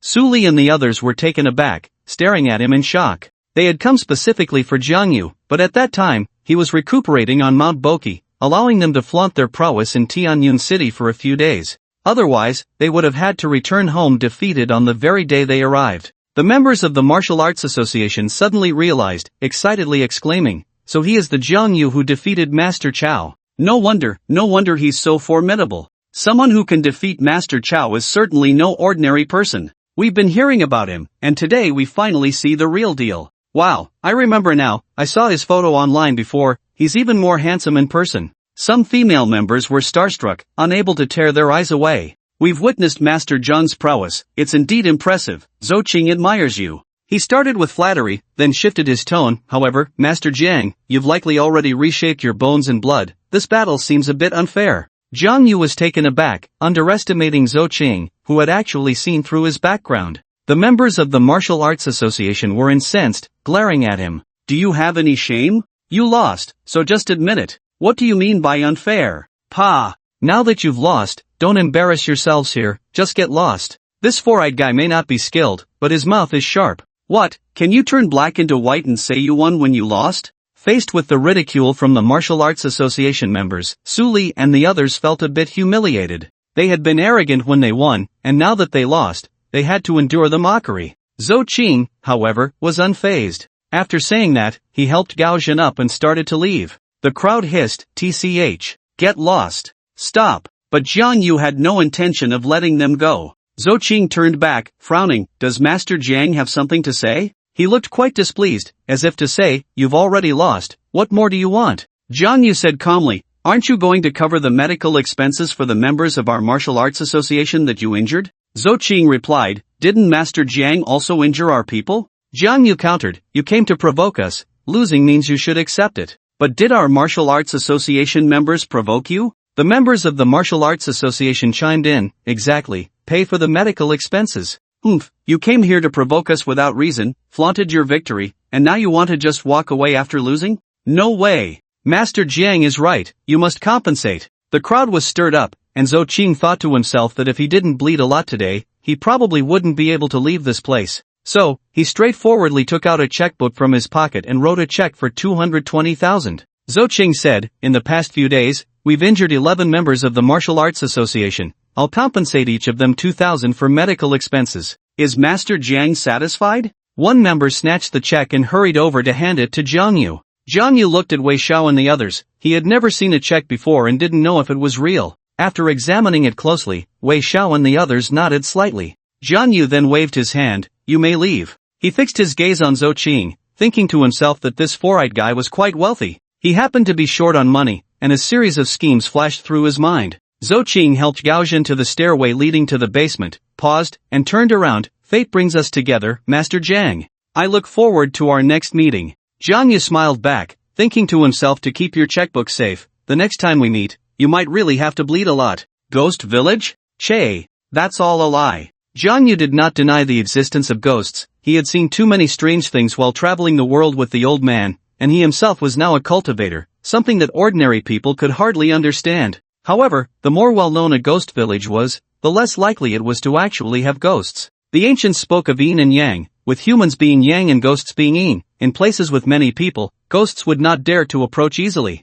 You don't know anything, Han Ning retorted angrily. About 18 years ago, the people of Jiangmen Village died out in just 10 days. Those who survived fled in panic, and since then, Jiangmen Village has become synonymous with ghost villages. It's said that many people have seen ghosts there. Just rumors from over a decade ago, the truth is long gone and cannot be verified. Don't be skeptical. Go ask around Huaimin City, who doesn't know about Jiangmen Village? They all say that the Zhang family must have done something heinous to deserve this. Jiang Yu's brow furrowed. I don't like hearing that. Did the Zhang family offend you? I'm also a Jiang, you know. Han Ning said, I'm not making things up. Nearly 100 households in Jiangmen Village, and almost all of them have the surname Jiang. Jiang Yu suddenly became serious. I'll go with you. Han Ning refused. We girls have made plans to go together. Are you a man, and is it appropriate? What's inappropriate about it? I'm your fiancé. What if you're using this as an excuse to secretly meet someone in Huaimin City? Jiang Yu. Han Ning gritted her teeth, her gaze sharp. What do you take me for? Just joking, just joking. Jiang Yu smiled apologetically. Actually, I'm going mainly to protect you. You don't think about it. A group of girls is quite dangerous. If you really encounter a malevolent ghost, can you handle it? Han Ning thought about it and found it reasonable. They were going out of curiosity, wanting to see ghosts while also being afraid. If they really did see a ghost, they might get scared to death. Having a man accompany them was good, especially since Jiang Yu was the best fighter in Tianyun City. A free bodyguard was too good to pass up. But, just you as the only man, it still feels a bit off. Then we can find another male classmate. Look, on this trip, you girls will need someone to help carry things, right? He already had someone in mind. Han Ning looked at him with a strange expression, and Jiang Yu turned his head, saying, I can at most protect you. Don't even think about making me your laborer. Han Ning said leisurely, who would be so foolish as to be our free labor? Jiang Yu asked, is Wang Ruoqi going? Of course. She and Wang Ruoqi were as close as one person, so they would naturally go together. Jiang Yu said, then we have a candidate. Han Ning glared, you mean, Wei Yong? She felt a bit troubled. Wei Yong was indeed a good choice, but it seemed a bit unfair to her best friend. Wang Ruoqi chose to go on the weekend adventure partly to avoid Wei Yong for a couple of days and have some peace. Jiang Yu said, what are you hesitating for? Afraid Wang Ruoqi won't be happy? Han Ning nodded. Jiang Yu continued, do you think that if you don't invite Wei Yong, he won't go? With his temperament, he would probably still sneak along with you. Rather than that, it's better to bring him along openly so you can order him around, right? Oh, Han Ning felt Jiang Yu's reasoning was quite sound. Alright, you inform Wei Yong to get ready. We'll set off around 3 this afternoon. As she continued packing, Jiang Yu went to the bedroom to call Wei Yong. Hey, you go, is there something you need? Are we going to Yushan Pavilion for a meal? Jiang Yu almost hung up the phone. This guy was still thinking about the food at Yushan Pavilion. He said leisurely, I have good news for you. Do you want to go on an adventure to Jiangmen Village with Wang Ruoqi and the others? Of course I want to go. However, I should tell you in advance, if you go, you will inevitably have to be their free labor. What's the big deal? As long as I can go with Ruoqi, I don't care what I do, hee. His laughter carried a hint of lewdness. Staying overnight in Jang Village was definitely a great opportunity. If he didn't seize this chance, he would be struck by lightning. Brother, you are too good to me. In the end, he expressed his immense gratitude to Jang before hanging up the phone. After putting down the phone, Jang took a deep breath, and his expression became serious. 18 years ago, Jang Village. The timing matched, the surname matched. He wondered if he could be the orphan from Jang Village? Even if there was only a 1 in 10,000 chance, he had to go take a look. If he could really unravel the mystery of his origins in Jang Village, then Jang wouldn't need to go through the trouble of retrieving other marriage certificates. At 3 in the afternoon, Jang and Han Ying arrived at the high-speed train station in Tianyun City, where they met up with Han Ying's classmates. There weren't many people, only 4 girls. Besides Han Ying and Wang Ruoqi, there were 2 smaller girls, both with well-defined features. The girl with a single ponytail was named Wu Qin, and she had 2 adorable dimples on her face. The other girl with short hair was named Zhang Ming, who appeared somewhat androgynous. Jang was also a legendary figure at Tianyun University, so Han Ying's classmates were naturally familiar with him. Wu Qin and Zhang Ming showed no signs of dissatisfaction with Jang arrival. Instead, they welcomed him warmly. Although they didn't know that Jang was now the top expert in Tianyun City, they at least knew of his reputation for taking on 7 opponents at once. Wang Ruoqi's expression was indifferent. She actually felt quite resistant, but Jang current status made her hesitant, so she didn't dare to be as straightforward as before. She simply said, Han Ying, why did you bring him along on our girls' trip? Han Ying replied, Jang Village is quite desolate. If we encounter any danger, how can we handle it? Bringing him along at least makes it safer, right? Wu Qin nodded eagerly. With someone who can take on 7, I'm suddenly not so scared anymore. Jang said lightly, let me introduce myself. My name is Jang. Although he didn't mind the nickname of 1 against 7, he still preferred when others called him by his name. Wu Qin stuck out her tongue. Sorry, I'm just used to it. They occasionally talked about Jang at school and called him 1 against 7. Zhang Ming said, Jang is Han Ying's fiancé. As long as she's happy, I have no objections. Since it wasn't stated that boyfriends weren't allowed, no one else had any objections, so Wang Ruoqi naturally felt embarrassed to say anything further and simply said, in that case, let's set off. There was one thing Wang Ruoqi agreed with Jang around, at least they wouldn't be in danger. Jang said, there are still people who haven't arrived yet, let's wait a bit. Wang Ruoqi frowned, there are still people? Jang looked at their heavy backpacks and said, it's a long way to Jang Village, don't the beautiful ladies need someone to carry the water in bags? Wang Ruoqi replied, can't you do it? Jang expression turned stern, do you want me to be your laborer? Wang Ruoqi's neck suddenly felt cold. Who was Jang? He was the top expert in Tianyun City. What right did she have to make him her laborer? She looked frustrated, not knowing how to respond, and could only turn her head away. Just then, Wei Yong came running over, carrying a hiking backpack and dragging a suitcase behind him. One might think he was going out to work. He did look a bit anxious. Wang Ruoqi's pupils suddenly widened, and her expression turned pained. How could it be him? She looked at Han Ying with a resentful gaze, as if questioning what was going on. Han Ying whispered in her ear, you still don't know what kind of person Wei Yong is? Even if you don't take him along, he will probably sneakily follow you, and then you'll be in even more trouble. Wang Ruoqi hated Wei Yong, but Zhang Ming and Wu Qin were quite happy to have a free laborer, especially since he was a classmate. It wouldn't feel awkward or uncomfortable to be with him. Wu Qin directly handed her backpack to Wei Yong and chuckled, thanks for your hard work. Wei Yong shook his head with a grin, serving a few beautiful ladies is my honor. Jang showed an approving look, he was quite charming with his words. Han Ying looked at him and asked, it's just 2 days, why bring so much stuff? Wei Yong replied, I checked online, and there are no signs of people for miles around Jang Village, so I prepared some food for you. He opened his backpack and suitcase, which were filled with snacks and drinks. The 4 girls hadn't prepared nearly as well. Their bags only contained clothes and cosmetics.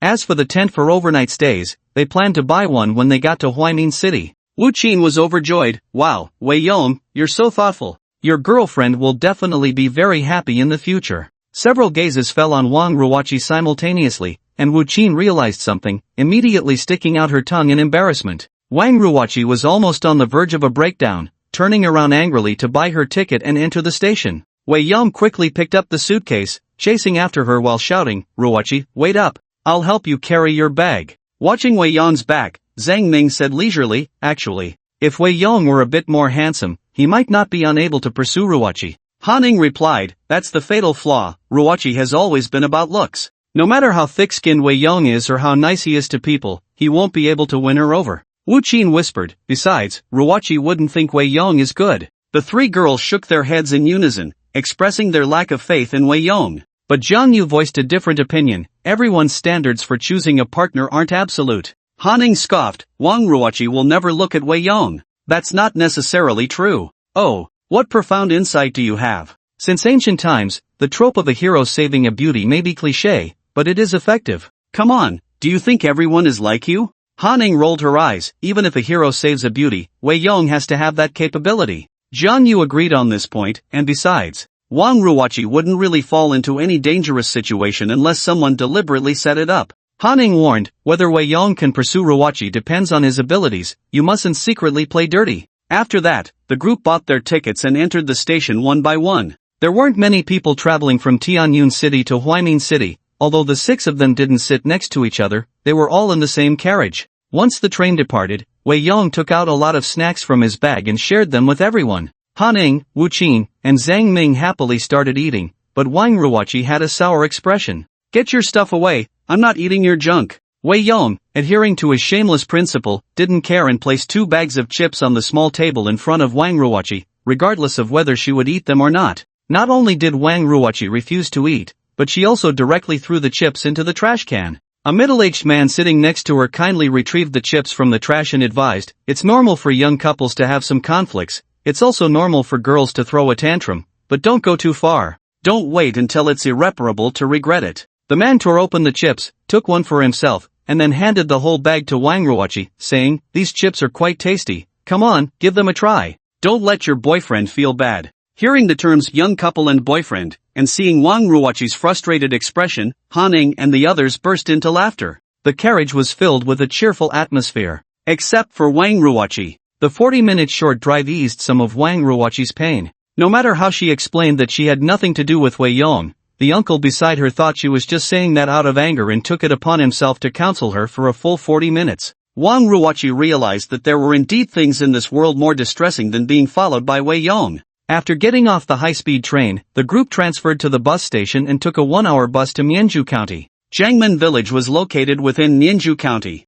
Mianju County was named for its location along the banks of the Mian River and its abundance of bamboo. After a tiring journey, they arrived in Mianju County around 6 in the evening, as dusk began to fall. The group had a simple dinner in the city and then found an outdoor store to buy tents. With only 2 days for the weekend, they planned to head to Jiangmen Village that night. The outdoor store was not very busy. The owner brewed a pot of tea and leisurely lounged in a recliner, watching the comings and goings outside. He showed little enthusiasm for the business. After entering the store, Wu Qin said, "Boss, please get us 6 tents." Only then did the owner slowly get up. 6 is a bit much, isn't it? There are 6 of us, 3 tents should be enough, Zhang Ming suggested, and Wang Ruwachi shot her an angry look. What does that mean, 3 tents? Does she want me to sleep with that guy Wei Yong?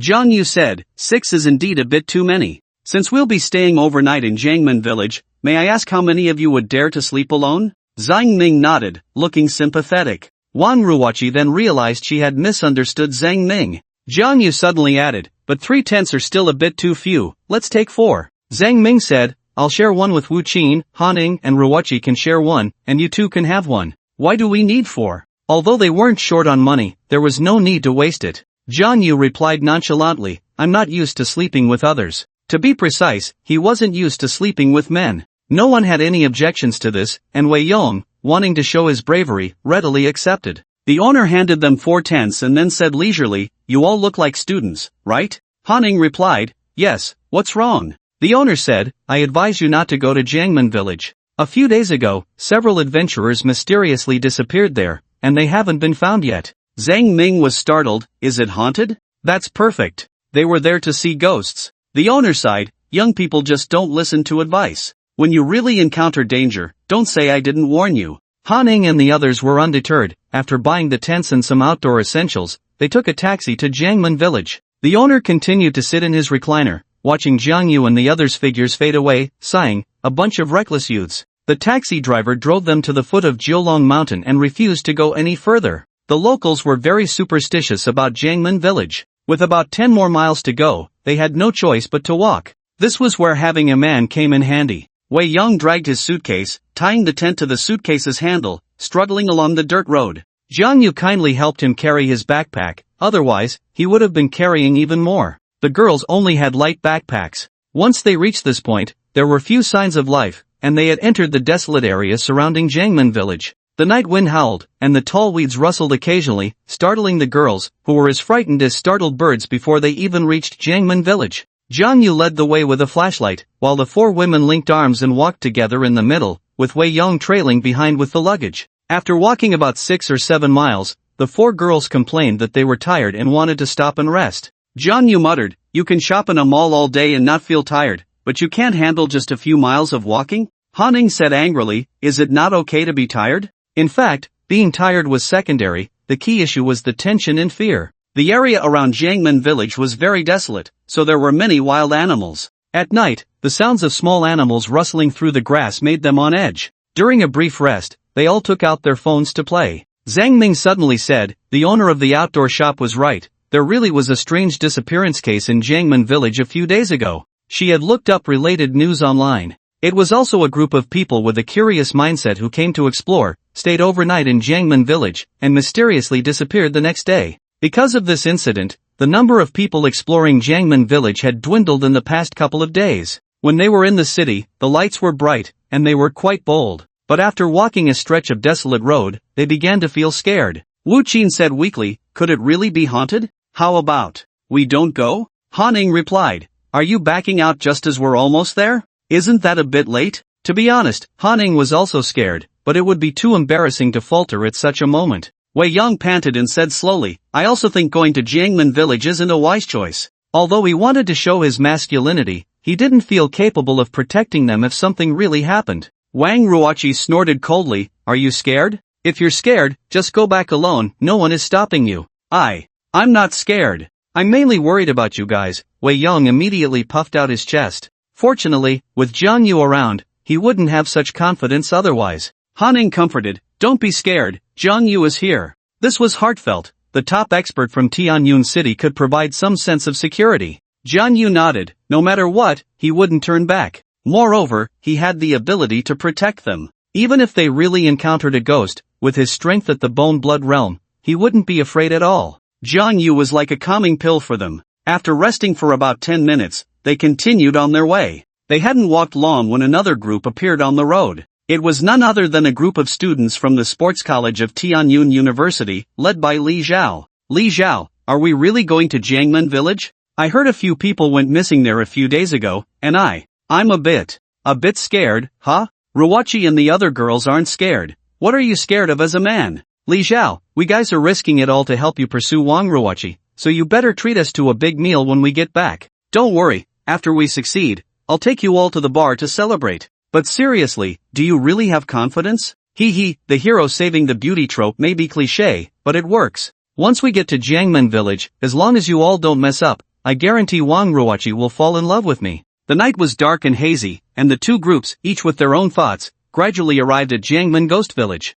Jangman Village had hundreds of households, but now all the houses were vacant, overgrown with weeds. The weeds swayed in the night wind, and under the moonlight, they seemed to dance like shadows of people. Many houses still had old furniture, but most of it was decayed. When they reached the village entrance, the four girls tightly held each other's hands, huddling together behind Jang Yu. The village was eerily quiet, they could almost hear their own racing heartbeats. As they walked, the girls held their breath, not daring to make a sound. The dilapidated houses were surrounded by weeds, and each window looked like a pair of dark eyes staring at them. The slightest rustle of the grass could provoke a scream from them. Meow. The chilling cry of a wild cat suddenly rang out, sounding like a ghostly wail. Ah! The four girls immediately huddled together, letting out terrified screams. That sound was hardly better than the wild cat's cry. A few people all turned pale, trembling all over. Only Zhang Ming seemed a bit better, her expression relatively calm. Wei Yong was also quite scared, but he felt embarrassed to cling to Jang Yu like a girl, so he dragged his luggage tightly against Jang Yu, nervously swallowing saliva. "Don't be afraid, it's just a wild cat," Jang Yu said calmly as she walked ahead. The girls dared not linger for a moment and hurriedly followed. Originally, according to their plan, they would take flashlights to explore the various houses at night and shoot some videos to show off later. But upon arrival, they realized what true terror was. Although they encountered nothing, Jangman Village gave them an inexplicable sense of fear. At this moment, even if they were given 10 more lives, they wouldn't dare to enter those dilapidated houses. After walking about 70 meters, they came to a relatively clear patch of land with less weeds, the ground littered with garbage, clearly indicating that many had camped here before. Jang Yu looked back at the girls and said, "Let's spend the night here, we can explore properly tomorrow." The girls nodded in agreement, thinking it was the best suggestion. Perhaps eager to hide in the tents quickly, the girls helped Wei Yong set up the tents. The 4 tents were quickly set up, and after the girls crawled in pairs, they finally felt a bit of peace. Wei Yong handed them some snacks and water, and Wang Ruoqi did not refuse this time. Flap flap. A few bats flew out from a nearby house, and the girls became extremely tense, hiding in the tent and asking, "What sound is that?" Jiang Yu replied, "It's the sound of bats, sleep easy, it's nothing." Wu Qin clung to Zhang Ming's arm, looking pitiful as she said, "I'm still so scared." Wang Ruoqi was also nervous, curling up in the tent and trembling slightly. At this moment, Wei Yong mustered his courage and stepped forward, saying, "I'll keep watch tonight, you can sleep peacefully." Wu Qin was overjoyed. "Wei Yong, you're so great." Han Ning also gave a grateful glance. "So, can we sleep now?" Jiang Yu smiled at her, "If you're still scared, come to my tent is always open for you." Han Ning rolled her eyes. "Didn't you say you don't like sleeping with others? You're my fiancé, you're the exception. But I don't want this kind of special treatment." She huffed lightly and zipped up the tent. The girls were whispering inside the tent. Wei Yong couldn't hear what they were saying, but the perceptive Jiang Yu heard everything clearly. Wu Qin and Zhang Ming were discussing Wei Yong, saying that if he were a bit more handsome, she would definitely fall for him. Wang Ruoqi was talking to Han Ning about Jiang Yu, asking her when she would get rid of this tool, but Han Ning surprisingly said she had no such thoughts for now. Wei Yong was also scared outside the tent, but to please Wang Ruoqi, he pretended to be calm. His eyes darted around, timidly staring into the darkness ahead. Jiang Yu patted his shoulder and said, "You should sleep, I'll keep watch." "Is that okay? What's wrong with that? If you don't sleep, how will you work for them tomorrow? What about you, Yu Ge?" "I'm fine, I'm a martial artist, staying up all night is no problem." In fact, the term martial artist should be replaced with cultivator. Wei Yong did not decline. He was self-aware that even if he kept watch, if something happened at night, it would still be Jiang Yu who would resolve it. Just as they were preparing to sleep, Li Zhao and his group arrived at the village entrance. Li Zhao and the others tiptoed, afraid to make too much noise, worried about being discovered by Wang Ruoqi. Even a group of vigorous men felt a chill upon entering the eerie Jiangmen village. "Ruoqi and the others just entered the village not long ago, let's wait here until they are almost asleep in the middle of the night before we go in and carry out our plan." The quiet Jiangmen village was occasionally filled with the sounds of the wind and the calls of wild animals. Even with someone on night watch, the girls in the tent were too anxious to fall asleep. As for Wei Yong, he was already snoring. After all, Wei Yong was a man, and with Jiang Yu keeping watch, he slept soundly. Inside the tent, Wang Ruoqi whispered to Han Ning, "I didn't expect Jiang Yu to look so gentle, yet his snoring is so loud." "Han Ning, if you really marry him, you'll have a hard time." They were unaware that the night watch had already changed. Jiang Yu heard everything clearly. "This woman just can't be satisfied without slandering me a bit behind my back, can she? And is there really someone who would betray their best friend like this? Inciting Han Ning to break up with me, where will she find a man as good as me in the future?" In the tent of Wu Qin and Zhang Ming, there was no sound early on, while Wang Ruoqi and Han Ning whispered for a long time. However, after midnight, they too were overcome by drowsiness and could no longer hold on. At this time, Li Zhao and the others began to enter the village with flashlights. Jiang Yu saw several beams of light in the dark distance, frowned slightly, and after confirming that everyone was asleep, he quietly approached. Li Zhao and the others moved slowly, speaking in hushed tones. "It's so eerie here, I don't know what Wang Ruoqi and the others were thinking, daring to stay here." "Hiss. It's chilling, could there really be ghosts here?" "Stop talking nonsense," Li Zhao urged, "hurry up and put on your masks. Your acting needs to be convincing, it would be best if you could scare Ruoqi to tears." Someone reminded, "Just be gentle when you act, don't beat us to death." Li Zhao said, "Don't worry, I just need the hero to save the beauty part. I'll punch you a few times, and then you run." One person leered, "Hee. At that time, Wang Ruoqi will definitely throw herself into your arms." Li Zhao, seeking safety. Li Zhao seemed to have envisioned that wonderful scene, grinning from ear to ear. Little did they know, Jiang Yu had heard their entire plan in the dark. Jiang Yu understood Li Zhao's plan but did not stop him, nor did he wake Wang Ruoqi to prepare her in advance. He crawled into Wei Yong's sleeping bag and woke him up. Wei Yong, still groggy, asked, "What's wrong, Yu Ge?" Jiang Yu lowered his voice and said, "I have good news for you. If this works out, Wang Ruoqi might just fall for you." "Really?" Wei Yong instantly shook off his sleepiness, his eyes shining as if he had been injected with adrenaline.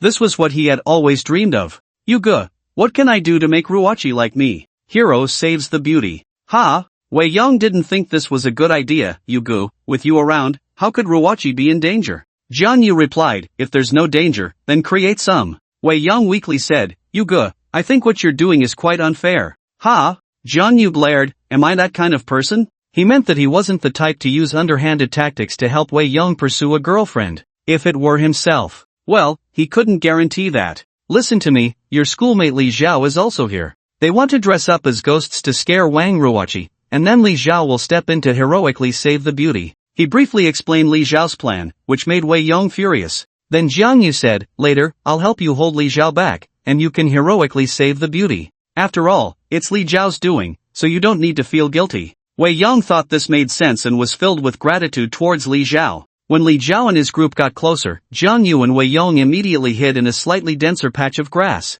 Li Zhao was waiting for the right moment, while his classmates crept over, wearing terrifying props from a haunted house, their hair disheveled and faces grotesque. Someone whispered, for girls, for tents, they really have guts. They didn't know that Jiang Yu and Wei Yong were also there. Stop wasting time, hurry up and find out where Wang Ruachi is. They carefully unzipped a tent, and luck was on their side, they found Wang Ruachi right away. Although they were slightly surprised to see Han Ying and Wang Ruachi sleeping together, they didn't think much of it. One of them crawled into the tent and let out a faint whimper. Fortunately, Jiang Yu knew that Han Ying and the others were sleeping in their clothes, otherwise, he would have rushed in to give these people a good beating. Wang Ruachi and Han Ying both heard the strange noise beside them. In her daze, Han Ying nudged Wang Ruachi and asked, Ruachi, did you hear that sound? Wang Ruachi replied, I heard it, it seems like, a ghost. She suddenly opened her eyes and saw something with disheveled hair staring at her, screaming in fright and rolling out of the tent. Han Ying was equally terrified and scrambled out of the tent, screaming as well. Wu Qin and Zhang Ming were awakened by the commotion.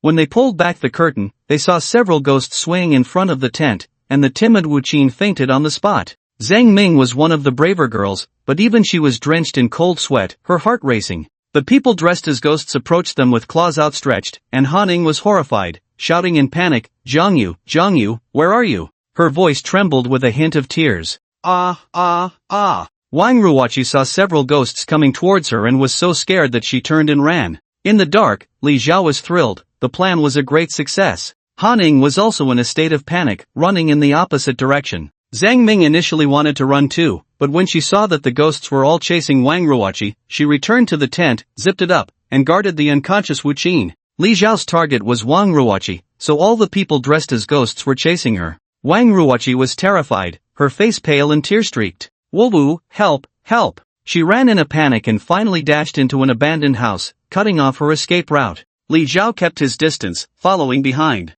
Seeing Wang Ruachi cornered in a house, he felt the opportunity had come and rolled up his sleeves, ready to rush in to save the beauty. But just then, a shadow suddenly appeared, and a black plastic bag over his head resulted in a beating. Jiang Yu struck hard, knocking him out with a single blow. He gestured to Wei Yong and said, go, it's your time to be a hero. But Wei Yong hesitated, a bit scared, and said, brother Yu, there are too many of them. There were 4 people dressed as ghosts, if it came to a fight, he would definitely be outnumbered. Jiang Yu said, you don't have the guts to chase after your girlfriend? Besides, with me here, what are you afraid of? Just rush in and fight, I guarantee you won't lose. Wei Yong took a deep breath and decided to go for it, turning around and charging into the house to intercept Li Zhao. Bang! After he rushed in, he swung a punch at one of the people. That person fell to the ground with a thud, nearly cursing in pain. Didn't they agree to go easy? Immediately, Wei Yong kicked again, and another person fell, also cursing. Ruachi, I'm here to save you.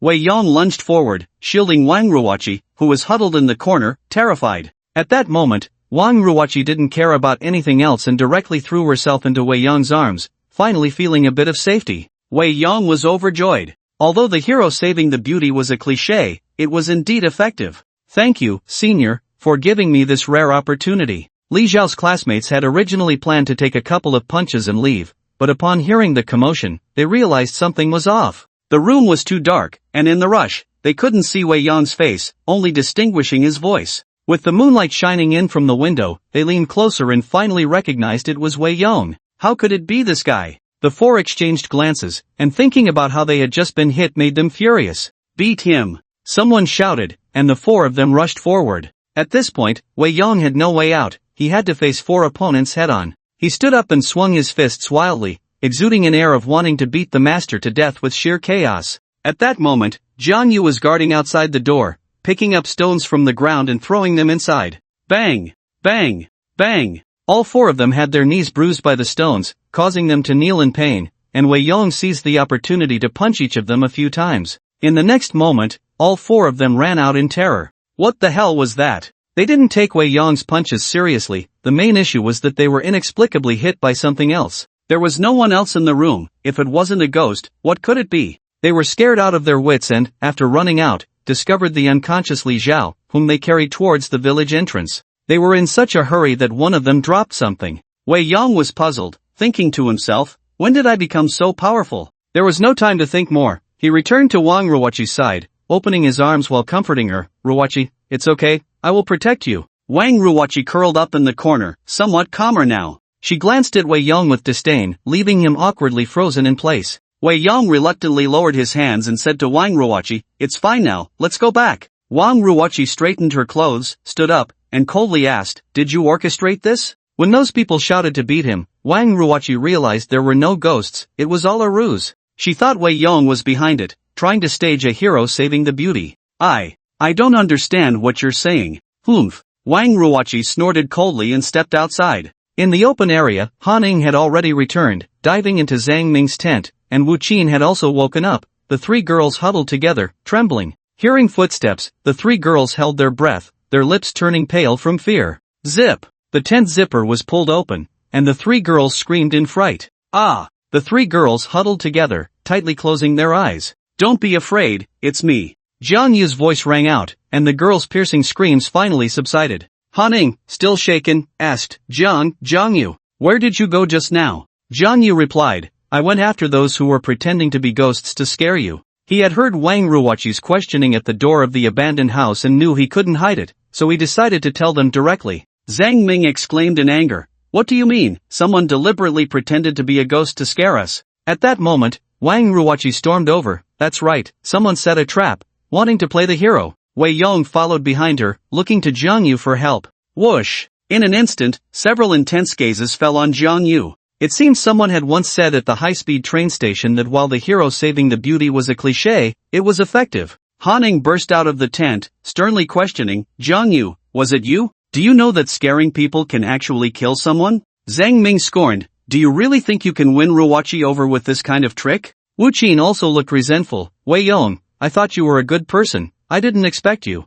to be so despicable and shameless. Wei Yong cried out in protest, I really wasn't the one orchestrating this. Pa! Zhang Ming spat, you really shouldn't have come. Wei Yong looked at Jiang Yu innocently, and Jiang Yu explained, you've misunderstood Wei Yong, he wasn't the one behind this. If it wasn't him, then it must be you. Wang Ruoqi pointed at Jiang Yu, furious, only you could come up with such a dirty trick. This is something I just picked up, you should understand once you see it. Jiang Yu took out a student ID from his pocket, the one that those people had dropped earlier. Han Ning recognized it immediately, it's Pan Yu's student ID, he was the one pretending to be a ghost to scare us? Jiang Yu nodded. Zhang Ming said, it seems that Pan Yu has a good relationship with Li Zhao. The four girls looked at each other, the truth was about to come out. They all knew that Li Zhao also liked Wang Ruoqi. Han Ning said, it's Li Zhao's doing. No wonder they only pursue Ruoqi.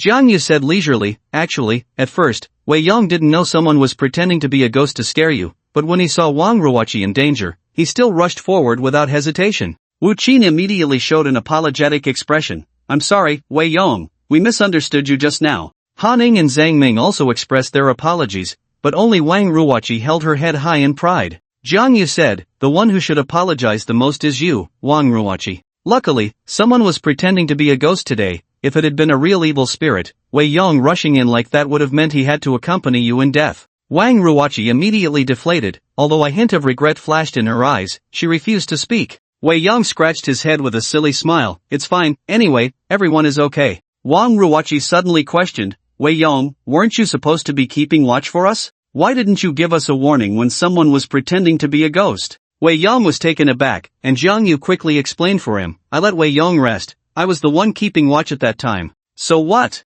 Wang Ruoqi looked at him coldly. Jang said, nature calls, I happened to go over to the bushes to relieve myself. I couldn't just pee in front of your tent, could I? Wang Ruoqi huffed, couldn't you just hold it? Jang replied, hold it? What if I hurt myself? You don't care, but what about the happiness of my fiancé in the future? The girls' expressions turned strange, seemingly unwilling to continue this topic, and they crawled back into the tent. After being scared by Li Zhao's people, they could no longer sleep. Around 3 in the morning, Wang Ruoqi awkwardly said to Han Ning, I really need to go. Han Ning whispered, what should we do? Why don't you just go outside? How can I do that? She was too embarrassed to solve it on the spot. Han Ning, how about you accompany me to that bush in front? Han Ying's expression changed, stammering, I don't dare. Forget it, I'll hold it a bit longer. By 3:30 in the morning, Wang Ruoqi really couldn't hold it anymore. Han Ning, I can't hold it anymore, please, accompany me.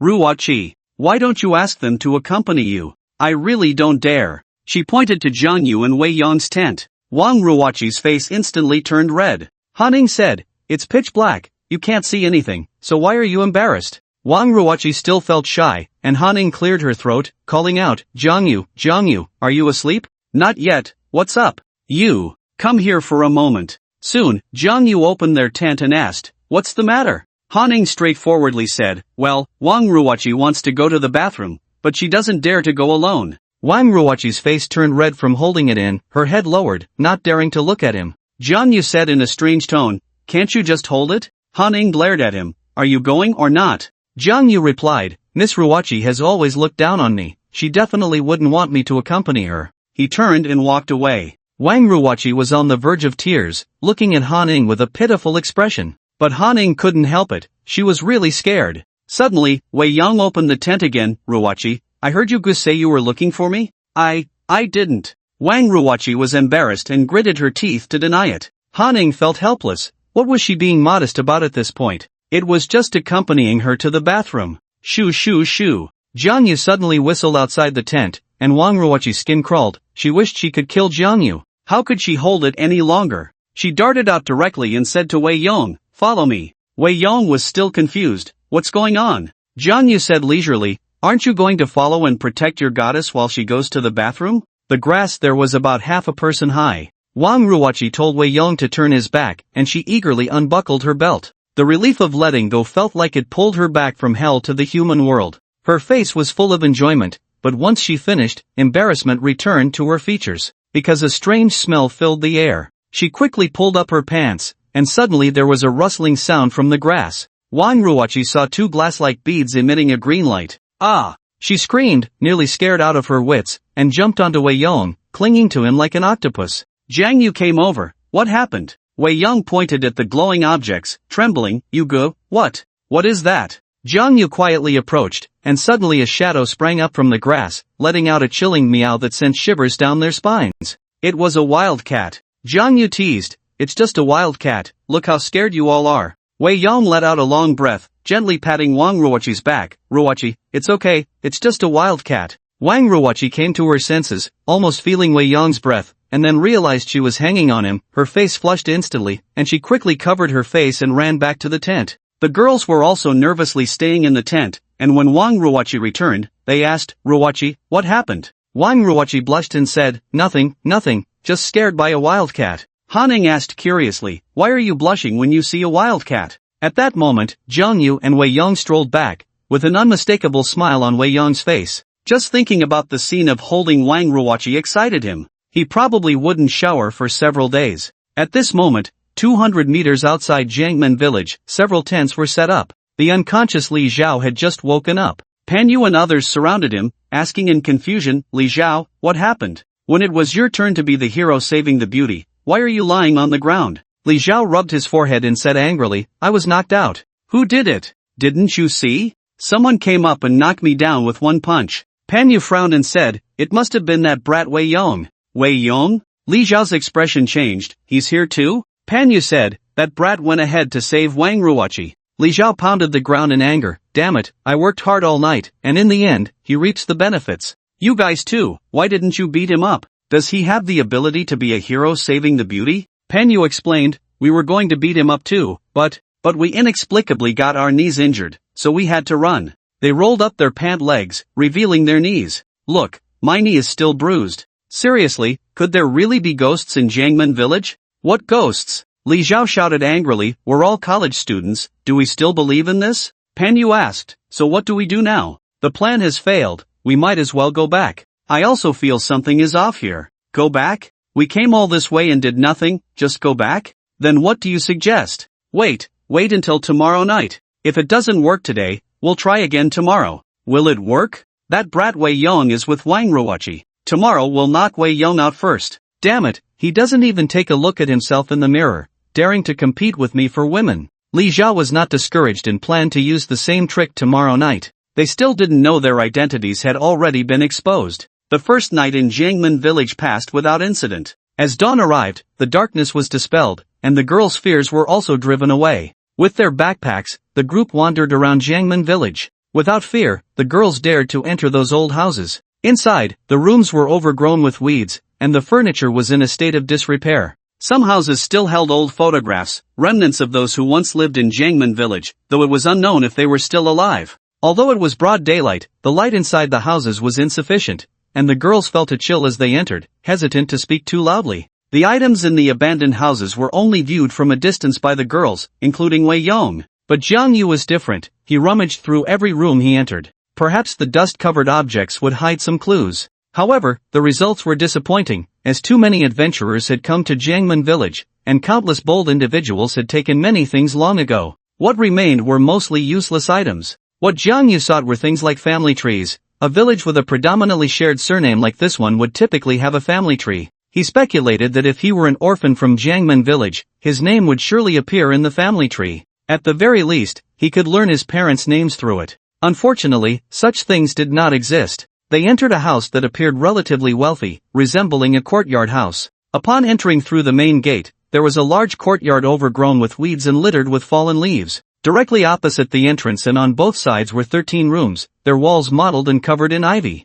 Jiang Yu walked into one room, where there was a collapsed wooden bed, and opposite it stood a half-height cabinet with 3 drawers. On the cabinet sat a copper mirror, covered in verdigris. Jiang Yu opened the drawers to search, while Han Ning and the others gathered together, looking around nervously. Jiang Yu, aren't you afraid of stirring up something dirty by rummaging like that? Wu Qin said weakly, her courage the smallest, fearing that Jiang Yu's actions would bring misfortune upon them. Jiang Yu calmly replied, it would be great if there really were dirty things. He wasn't interested in ghosts, but if they did exist, he wouldn't have to struggle to find clues. He could just ask directly about any issues. Hey, what do you see over there? Wang Ruoqi pointed under the wooden bed, and everyone looked over to find a watch. It was a very modern electronic watch. Jiang Yu picked it up and said to them, it might have been dropped here by someone who came to explore before. Many people had visited Jangman Village before, so it was normal for things to be left behind. Wu Qin shrank her neck and said, could it be the watch of those people who went missing a while ago? Han Ning said nervously, that would be too coincidental, right? Jiang Yu glanced at the time and date, which showed October 27th at midnight. The watch still had power, but the time was frozen. A chill ran through everyone. They had seen news reports about those who had gone missing on October 27th. An eerie atmosphere enveloped the room instantly. Watches are generally divided into mechanical and electronic types. Mechanical watches stop when the time freezes, but electronic watches do not display anything when they stop due to a lack of power. It is rare for a watch to have power but for the time to be frozen. Han Ning and the others felt their hearts racing, and even in broad daylight, they sensed a wave of eeriness. They stepped back slowly until they exited the room, sunlight pouring down on them. Jiang Yu walked out and explained to them, it must have been affected by a magnetic field. An electronic watch freezing doesn't necessarily mean it's haunted. You're all college students, don't you understand this basic principle? Wei Yong nodded repeatedly, what brother you said is right. It must be that some component inside the watch is broken, causing it to freeze. This was a possibility they were very willing to believe. But there is one possibility that Jiang Yu did not mention. Magnetic field interference, which can also be referred to as energy interference, comes in many forms. A cookie contains energy, and a bottle of drink also contains energy. In this vast world, energy is everywhere. As long as one is alive, they need to consume energy at every moment. There is another type of energy called qi. To ordinary people, qi generally refers to oxygen and carbon dioxide, but for cultivators, the qi they need is spiritual energy. There are also other energies with the same essence as spiritual energy, such as malevolent energy and demonic energy. they are all forms of energy that can interfere with electronic devices. Moreover, the soul is also a form of energy that can interfere with electronic devices. In movies and television, when ghosts appear, the lights often flicker, which is not without reason. That is a form of energy interference. In fact, Jang can also do this now, using the spiritual energy within him to disable others' electronic devices.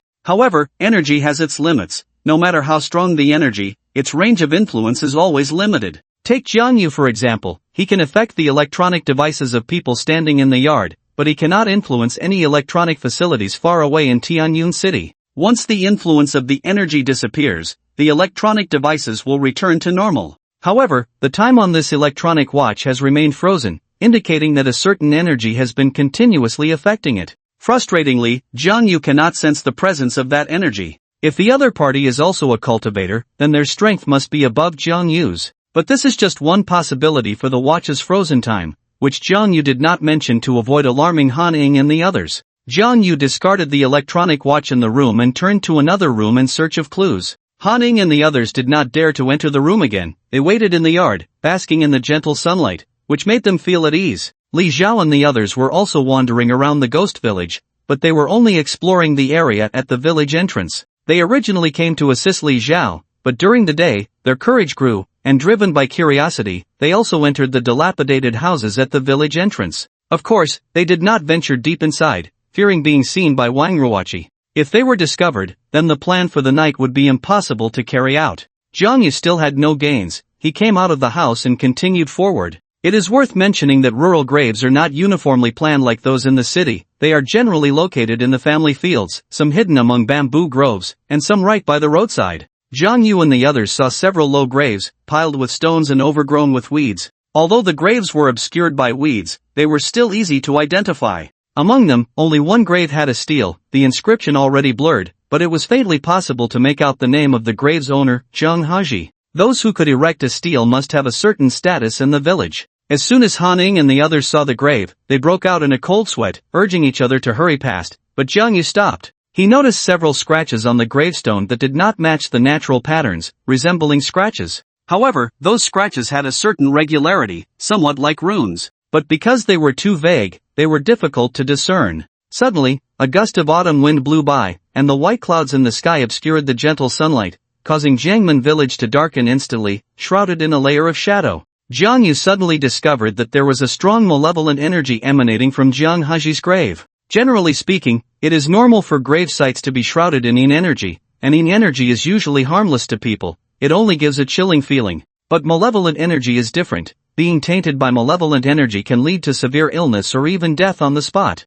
Jiang Yu could not understand how such heavy malevolent energy could exist in an old grave that had been around for decades. He curiously walked around the grave and noticed signs of recently disturbed soil. The weeds and dead grass had only been piled up recently. Had someone come to build a grave? Jiang Yu felt puzzled. Since Jiangmen Village became a ghost village, aside from those adventurous souls, it seemed that the villagers had never returned. Who would come to build a grave? Moreover, the entire village shared the surname Jiang, so they were all somewhat related. If someone were to build a grave, why only for Jiang He? There was something strange about it, definitely something strange. The secret lay hidden within the grave. Jiang Yu's expression turned serious as he focused his mind, wanting to investigate the situation inside the grave. Humans have 5 senses: sight, sound, smell, taste, and touch. Practitioners possess an additional sense, known as spirit. Spiritual perception, often referred to in novels as spiritual awareness, allows one to detect things hidden behind obstacles without relying on the 5 senses.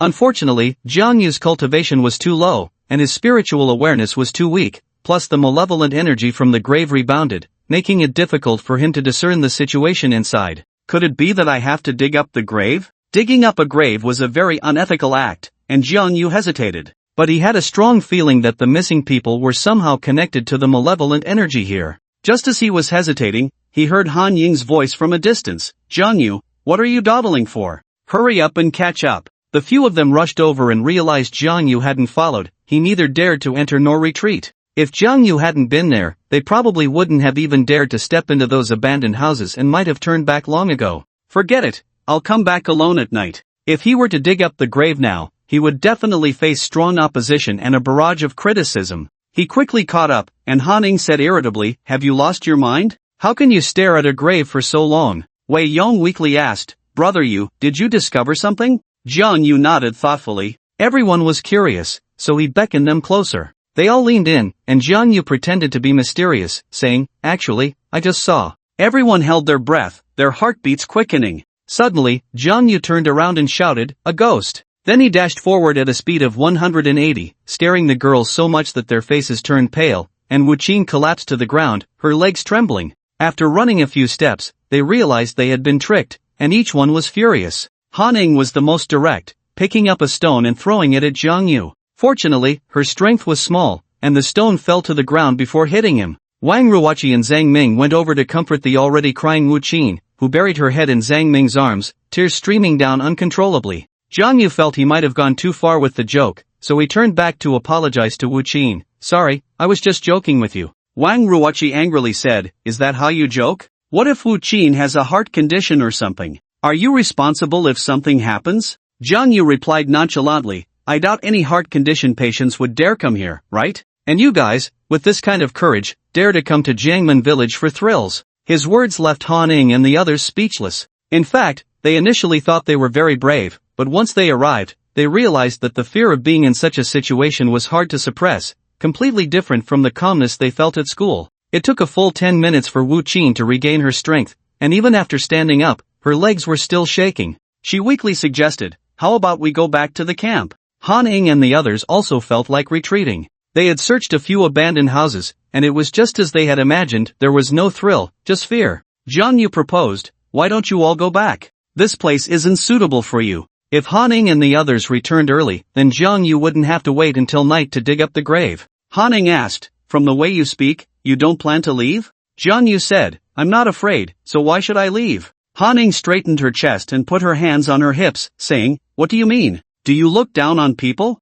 I tell you, I'm very brave. Wu Qin said, I think I'll go back first, I really can't take it anymore. Even without a heart condition, I might get scared into one. Zhang Ming said, I'll go back with Wu Qin. What about you guys? Han Ning, with a determined look, said she wanted to stay. She didn't want Jiang Yu to look down on her. Wang Ruoqi said they couldn't leave Han Ning alone there and had to accompany her. As for Wei Yong, since Wang Ruoqi wasn't leaving, he naturally wouldn't either. So, Zhang Ming said, in that case, I'll go back to the county with Wu Qin to find a hotel to stay in, and we'll meet up again tomorrow to go back together. After making arrangements, Jiang Yu first sent the group back to the camp, and when Zhang Ming and Wu Qin had their bags on, he took them to the village entrance. Although it was over 10 miles to the county, at their pace, they could reach it within 2 hours. With mobile phone positioning, they weren't afraid of getting lost. The tents at the village entrance had already been taken down, but there was still a lot of plastic garbage on the road. Wu Qin and Zhang Ming didn't mind these, but Jiang Yu noticed and also sensed the resentful gazes from the houses at the village entrance. So it's him.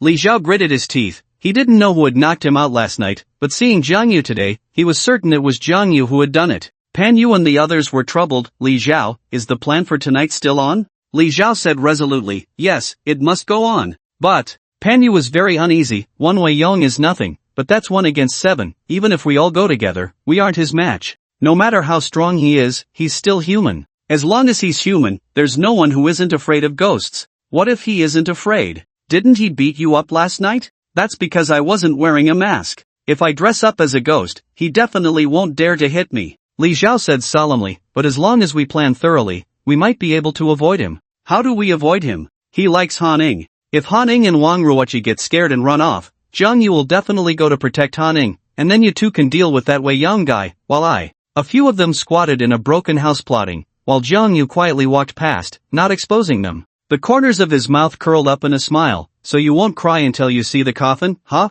Then I'll have some fun with you tonight. After having lunch at the camp, Han Ning and Wang Ruoqi snuggled in the tent playing games, while Jiang Yu wandered alone in Jiangmen Village. Since it was daytime and Wei Yong was guarding, the two girls weren't too scared. Han Ning glanced at Wei Yong, who was standing alone outside the tent, and quietly said to Wang Ruoqi, Ruoqi, why don't we let him play with us? Wang Ruoqi frowned. Why should we bring him along? Han Ning said, look at him standing out there all alone, it's so pitiful. Wang Ruoqi thought for a moment and then reluctantly nodded. Han Ning then called out softly, Wei Yong, do you know how to play King of Glory? Come join us. Wei Yong turned his head sharply, surprised, Can I play with you? He looked at Wang Ruoqi with innocent eyes, seemingly worried she would refuse. Wang Ruoqi said indifferently, if you want to play, then play, stop talking so much. Okay. Wei Yong put a few plastic bags on the ground and sat in front of the tent, happily playing with them. Although the hero saving the beauty trope was intentionally set up by someone, Wei Yong also gained quite a bit, at least in her eyes, there was not much dislike left. She was willing to play with Wei Yong, and he was already overjoyed, not daring to ask for more. Jiang Yu wandered alone in the abandoned houses of Jangman Village. He didn't find any clues but did find a rusty hoe, which could serve as his tool for digging graves at night. Han Ning stayed behind to prove her courage, but spent the entire afternoon playing games in the tent. In the evening, Jiang Yu returned to the camp, and the three of them were having a great time.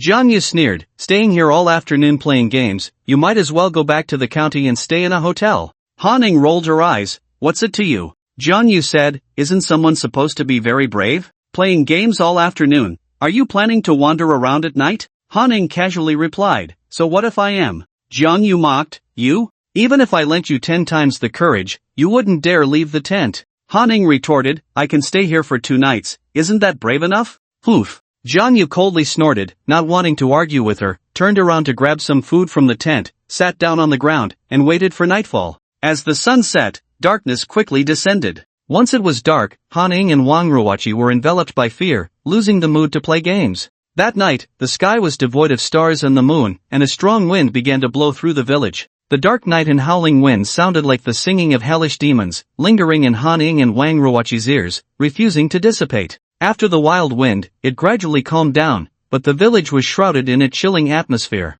Occasionally, a few piercing cries of wild cats could be heard, making Han Ying's heart race. She and Wang Ruoqi huddled closely together, with Wei Yong standing guard at the front of the tent. Wei Yong was extremely frightened because Jiang Yu was not there. Jiang Yu had gone to dig a grave, claiming he wanted to take advantage of the night to explore. Perhaps he might really see a ghost. He even asked Han Ning if she wanted to go with him. Han Ning almost cursed at that moment. Only a fool would go with you. To prove her bravery, she felt embarrassed to plead with Jiang Yu to stay. Thus, only the three of them remained at the camp. At 10 o'clock at night, Jiang Yu arrived alone at Zhang Haji's grave. The malevolent energy in the grave was even denser, dozens of times stronger than during the day. Jiang Yu immediately began digging with the hoe he had prepared earlier. Although it was rusty, he sharpened it a bit, making it at least easier than using his bare hands. The soil on the grave was gradually dug open, and the malevolent energy rushed towards him. Jiang Yu circulated his spiritual energy to protect his body. If he hadn't broken through to the bone and blood realm, he probably wouldn't have dared to easily come into contact with such thick malevolent energy.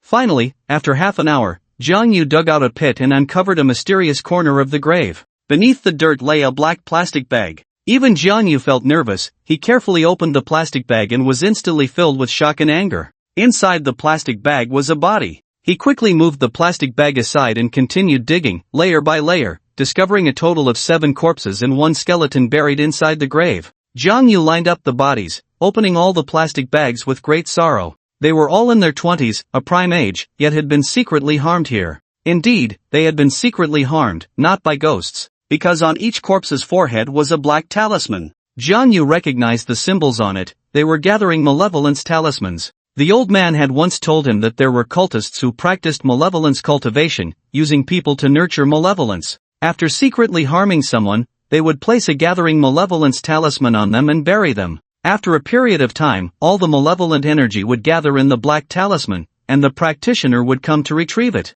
Jiang Yu had once not understood the purpose of those who practiced evil arts, but now he understood. Although malevolent energy and spiritual energy were different, they were still a form of powerful energy, and malevolence cultivation was about using malevolent energy to enhance the practitioner's cultivation. Such people were evil cultivators, treating the lives of others as mere weeds. Jiang Yu collected the 7 gathering malevolence talismans, his gaze fixed on the skeleton. The bones were pitch black, as if coated with a layer of paint. Jiang Yu guessed that the skeleton must belong to the grave's owner, Zhang Haji. It seems that the Jangman Village incident 18 years ago was also the work of evil cultivators. The malevolent energy devours the body, capable of corroding a person's bones into black. 18 years ago, someone used the lives of innocent villagers in Jiangmen to cultivate the art of nurturing malevolent energy, and now, another evil cultivator has arrived in Jangman Village. He did not know if the person from back then was the same as the one now. He carefully buried the skeleton and then called the police.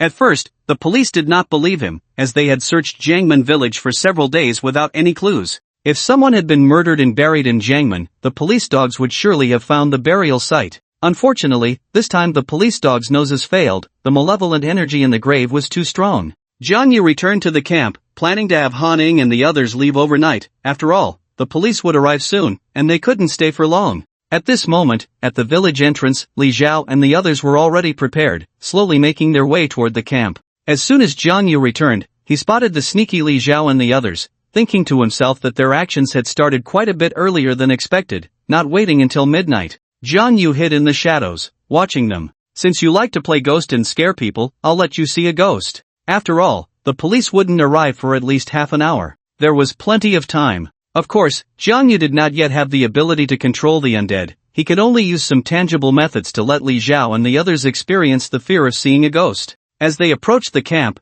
Li Zhao and his group did not act recklessly this time. They observed the camp from a distance. With the light from the camp's flashlight, they could clearly see Han Ing, Wang Ruoqi, and Wei Yong. Ha, 1 against 7, where is he? Pan Yu was most afraid of Jiang Yu, not seeing him made him uneasy. Li Zhao said angrily, that bastard isn't hiding somewhere, planning to hit me from behind, is he? Jiang Yu in the shadows almost laughed out loud. He was indeed hiding, but this time he did not plan to hit him from behind. After waiting for a while without seeing Jiang Yu, Li Zhao impatiently said, stick to the plan. Immediately, 2 of them raised 2 wooden sticks tied into a cross, then draped a piece of clothing over the frame, which glimmered faintly as they swayed back and forth. It did look quite like a ghostly figure. But that wasn't all. Pan Yu took out his phone and played an audio clip they had downloaded earlier in the day. Whoa, ah. The audio emitted a chilling ghostly wail, and even though Li Zhao knew it was just an audio clip, he felt a shiver run down his spine. Pan Yu proudly said, impressive, right? I spent over an hour finding this audio, it will definitely scare them to death.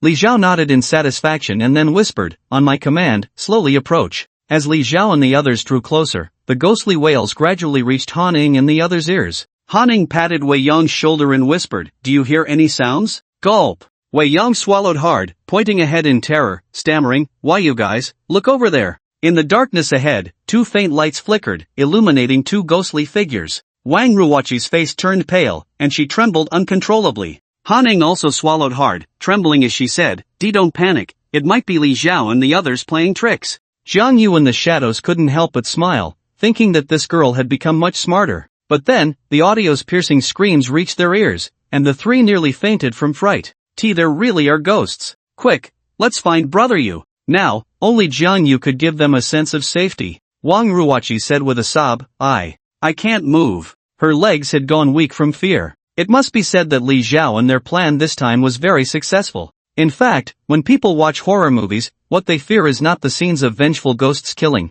but the terrifying atmosphere created by sudden sound effects and scene changes. This time, Li Zhao and the others did a good job of creating that atmosphere. Wei Yong immediately squatted down, come on, I'll carry you. Wang Ruoqi felt embarrassed, but as the shrill sounds and ghostly shadows drew closer, she had no choice but to climb onto Wei Yong's back. The 3 of them hurriedly left, and Li Zhao felt a murderous intent rising within him. That kid, actually carrying the goddess of his heart. Damn it! Follow him and take care of that kid. Li Zhao and the others couldn't help but quicken their pace. Jiang Yu smiled wickedly. Han Ing and the others had left, and now it was his turn to perform. On a dark and windy night, Li Zhao and the others arrived at the camp and carefully checked around. 1 against 7 is not here. The biggest obstacle in their plan this time was Jiang Yu. They felt uneasy without being able to find him. Whoosh! The wind suddenly intensified, sharp and elongated, sounding like the wailing of the dead. Li Zhao couldn't help but shiver. Turn off the audio, it's creepy. Pan Yu stammered, I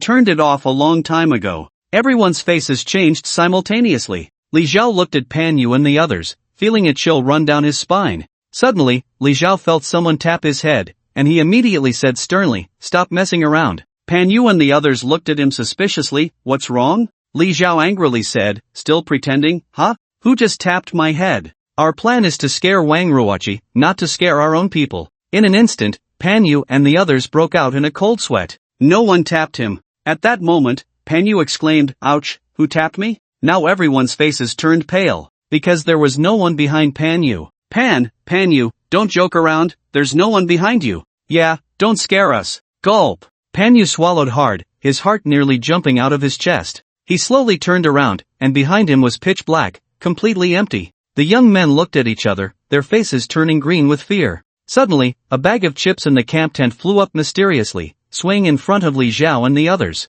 It was a bag of chips, weighing at least 100 grams. With the current wind, it was impossible for it to be blown up. Sizzle! Suddenly, the bottom of the plastic bag tore open, and the chips fell out with a crash. But the chips didn't fall to the ground. Instead, they hovered in midair, flying around Li Xiao and the others before forming the shape of a hand, waving at them. Li Xiao was so scared that he sat down on the ground, his legs trembling uncontrollably. Ghost! There's a ghost! Pan Yu and the others ran away in a frenzy. The hand made of chips slowly moved towards Li Xiao, who cried out in a trembling voice, "Don't come over, don't come over!" Slap! The hand made of chips gave Li Xiao a crisp slap. An unusual smell suddenly filled the air. Li Xiao was so scared he wet himself. Ah!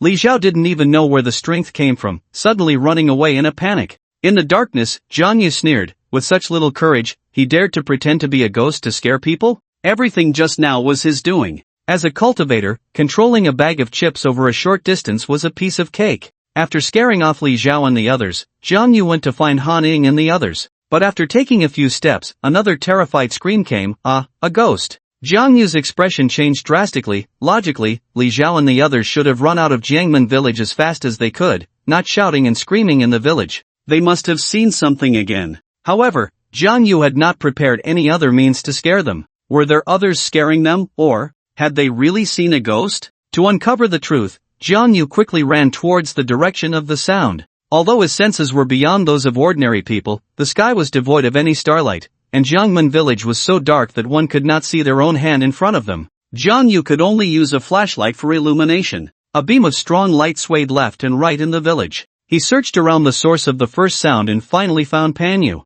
Pan Yu lay stiffly in the grass in front of an abandoned house, his lips pale without a trace of blood, and a black talisman was stuck to his forehead. Gathering evil talisman. Zhang Yu's heart sank. That evil cultivator had appeared. The purpose was simple, to use the lives of Li Xiao and others to condense evil energy and practice the art of nurturing evil. He immediately went over to check, and fortunately, Pan Yu was not dead, but his whole body was already shrouded in evil energy. Zhang Yu tore off the gathering evil talisman, and the evil energy around Pan Yu instantly dissipated. Suddenly, another terrified scream rang out. He couldn't afford to hesitate and immediately rushed toward the next source of sound. He found another person, who also had a gathering evil talisman stuck to their forehead. Whoosh! Suddenly, a figure flashed past in front of him. Zhang Yu quickly shone the flashlight in that direction, but the figure quickly disappeared into the darkness. Stop! Zhang Yu shouted in a low voice and quickly gave chase. He leaped across the rooftops of Jiangmen village, agile as a monkey, but that shadow was also extremely fast,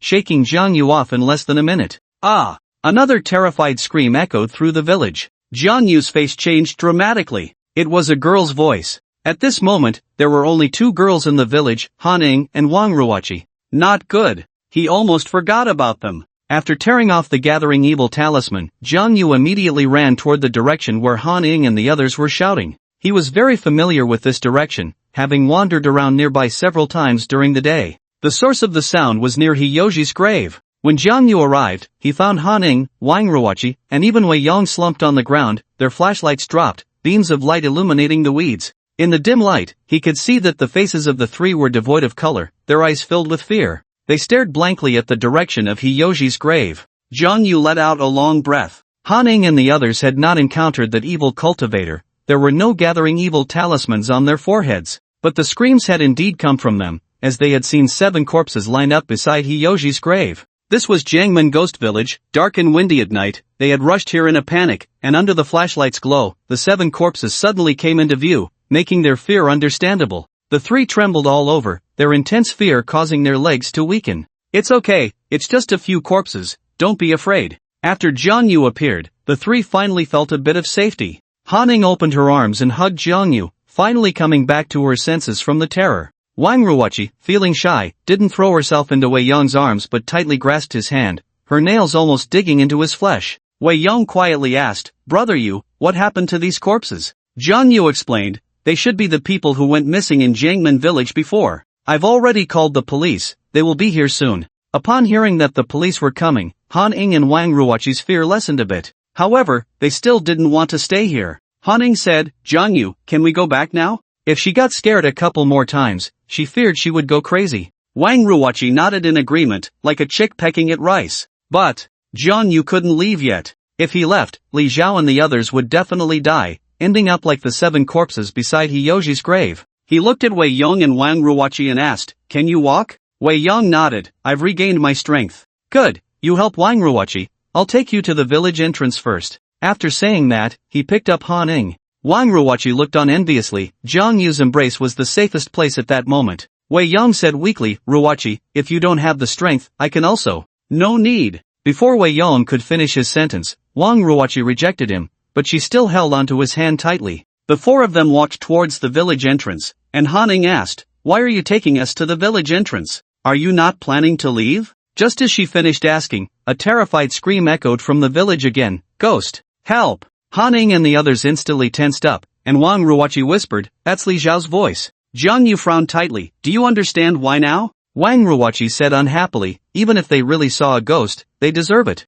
"I don't understand why you want to help them." Jiang Yu indeed had no obligation to help Li Xiao and the others, but the evil cultivator's arrogance cannot be allowed to grow. Wang Ruoqi was unaware of the existence of the evil cultivator, so she did not support Jiang Yu in helping Li Xiao and the others. It was Han Ning who, feeling soft-hearted, said gently, "Then you take us to the village entrance, and then find Li Xiao and the others. We can leave together." Saying this, she also let Jiang Yu put her down, as her strength had returned. On the way back, they passed by the camp, only taking Han Ning and Wang Ruoqi's backpacks. They didn't take Wei Yong's suitcase and hiking bag, which only contained some snacks. They continued walking forward, with Jiang Yu leading the way, using a flashlight to illuminate the path, while Han Ning tugged at the hem of his shirt, not leaving his side. Suddenly, Jiang Yu stopped, and Han Ning bumped into his back. She rubbed her forehead, not blaming Jiang Yu, but nervously asked, "Is there something there?" Jiang Yu's flashlight beam shone towards the grass in front of an abandoned house, where Pan Yu had previously been lying,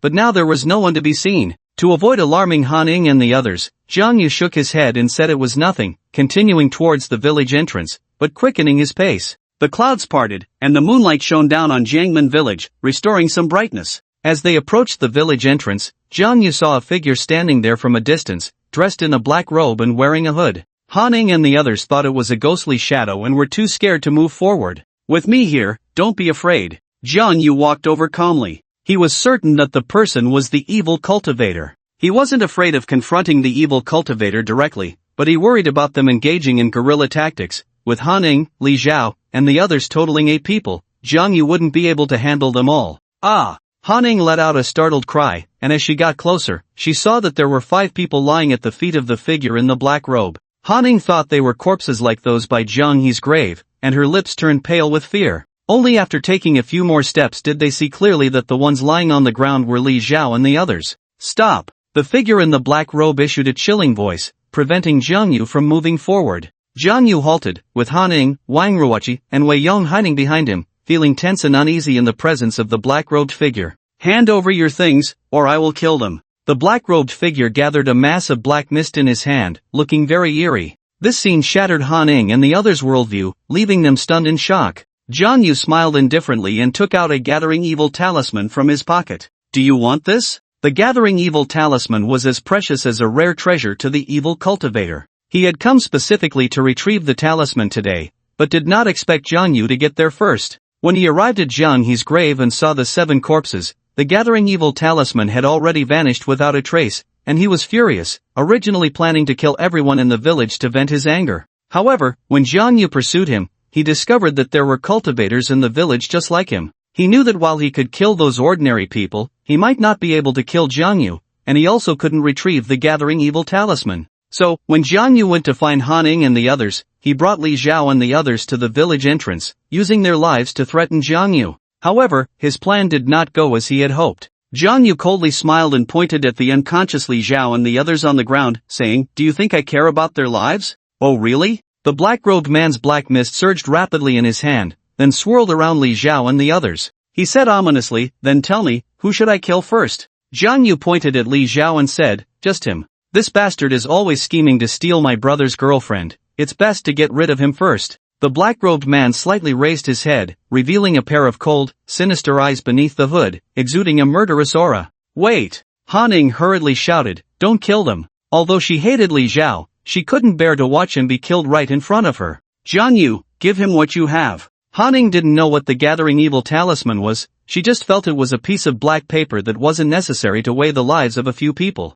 The black-robed man smiled sinisterly. This beautiful girl still has compassion. Then he turned to Jiang Yu and said gloomily, "Give me the item, and I promise not to make things difficult for you." Promise? Jiang Yu scoffed. If he really had the ability, would he be calmly standing here negotiating with me? The only reason was that this evil cultivator's cultivation level was not high. He wasn't confident he could defeat him. If he handed over the 7 gathering evil talismans, and the evil cultivator absorbed the evil energy within, his cultivation would increase, and Jiang Yu might not be his opponent anymore. By then, the lives of their group would be entirely in the other's hands. Promises? Guarantees? Don't joke around, making promises to an evil cultivator? Unless you're out of your mind. What are you laughing at? The black-robed man asked coldly, his voice laced with chill. Jiang Yu replied, I laugh at your naivety. Do you take me for a 3-year-old? I tell you, I won't give you a single gathering evil talisman. The black-robed man's expression instantly darkened. Have you thought this through? If you don't give it, not only will they die, but the people behind you will also meet the king of hell. He once again let out a sinister smile. You don't care about the lives of these people. You must care about their lives, right? He flicked his right palm, and the black mist danced in his palm, then slowly moved forward, aiming at Han Ning. For Jiang Yu, controlling the black mist was just a simple technique, but for Han Ning, the scene was truly bizarre, overturning her worldview and filling her with fear. Wei Yang swallowed hard and weakly asked, Brother Yu, who exactly is he? Someone you can hardly imagine, Jiang Yu said solemnly, his internal spiritual energy surging. You all step back, I'll deal with him. Han Ning tightly grasped his clothing. No, I feel this person is too terrifying. Can you not fight him? She was not only worried about her own life but also about Jiang Yu's safety. She knew Jiang Yu was the strongest in Tianyun City, but she felt he might not be the opponent of the person before them. Sometimes, a woman's intuition is quite frightening. Wang Ruoqi said, why do you care so much about that black paper? Is it really worth betting our lives over something like this? Wei Yang also advised, Brother Yu, why not just give it to him? He said he wouldn't make things difficult for us. Jiang Yu turned to look at them. Are you all this naive? I tell you, once we give him the gathering evil talismans, none of us will be able to leave alive. Now, fighting was the only correct choice. He suddenly turned around, and a white beam of light the size of a thumb shot out from his fingertip, instantly shattering the black mist. Han Ning and the others were stunned. This was magic? You're asking for trouble. The black-robed man was furious, the dissipated black mist once again coalescing into a mass. In that case, I'll kill you first. Under the moonlight, the black mist formed a strange ghostly hand, clawing towards Jiang Yu. Han Ning and the others were so scared that their breathing nearly stopped. They had only seen such a scene in their dreams. Run outside, don't look back. Jiang Yu shouted, then pushed Han Ning and resolutely charged forward. The ghostly hand instantly grabbed his ankle, as if it were a vine growing from the ground,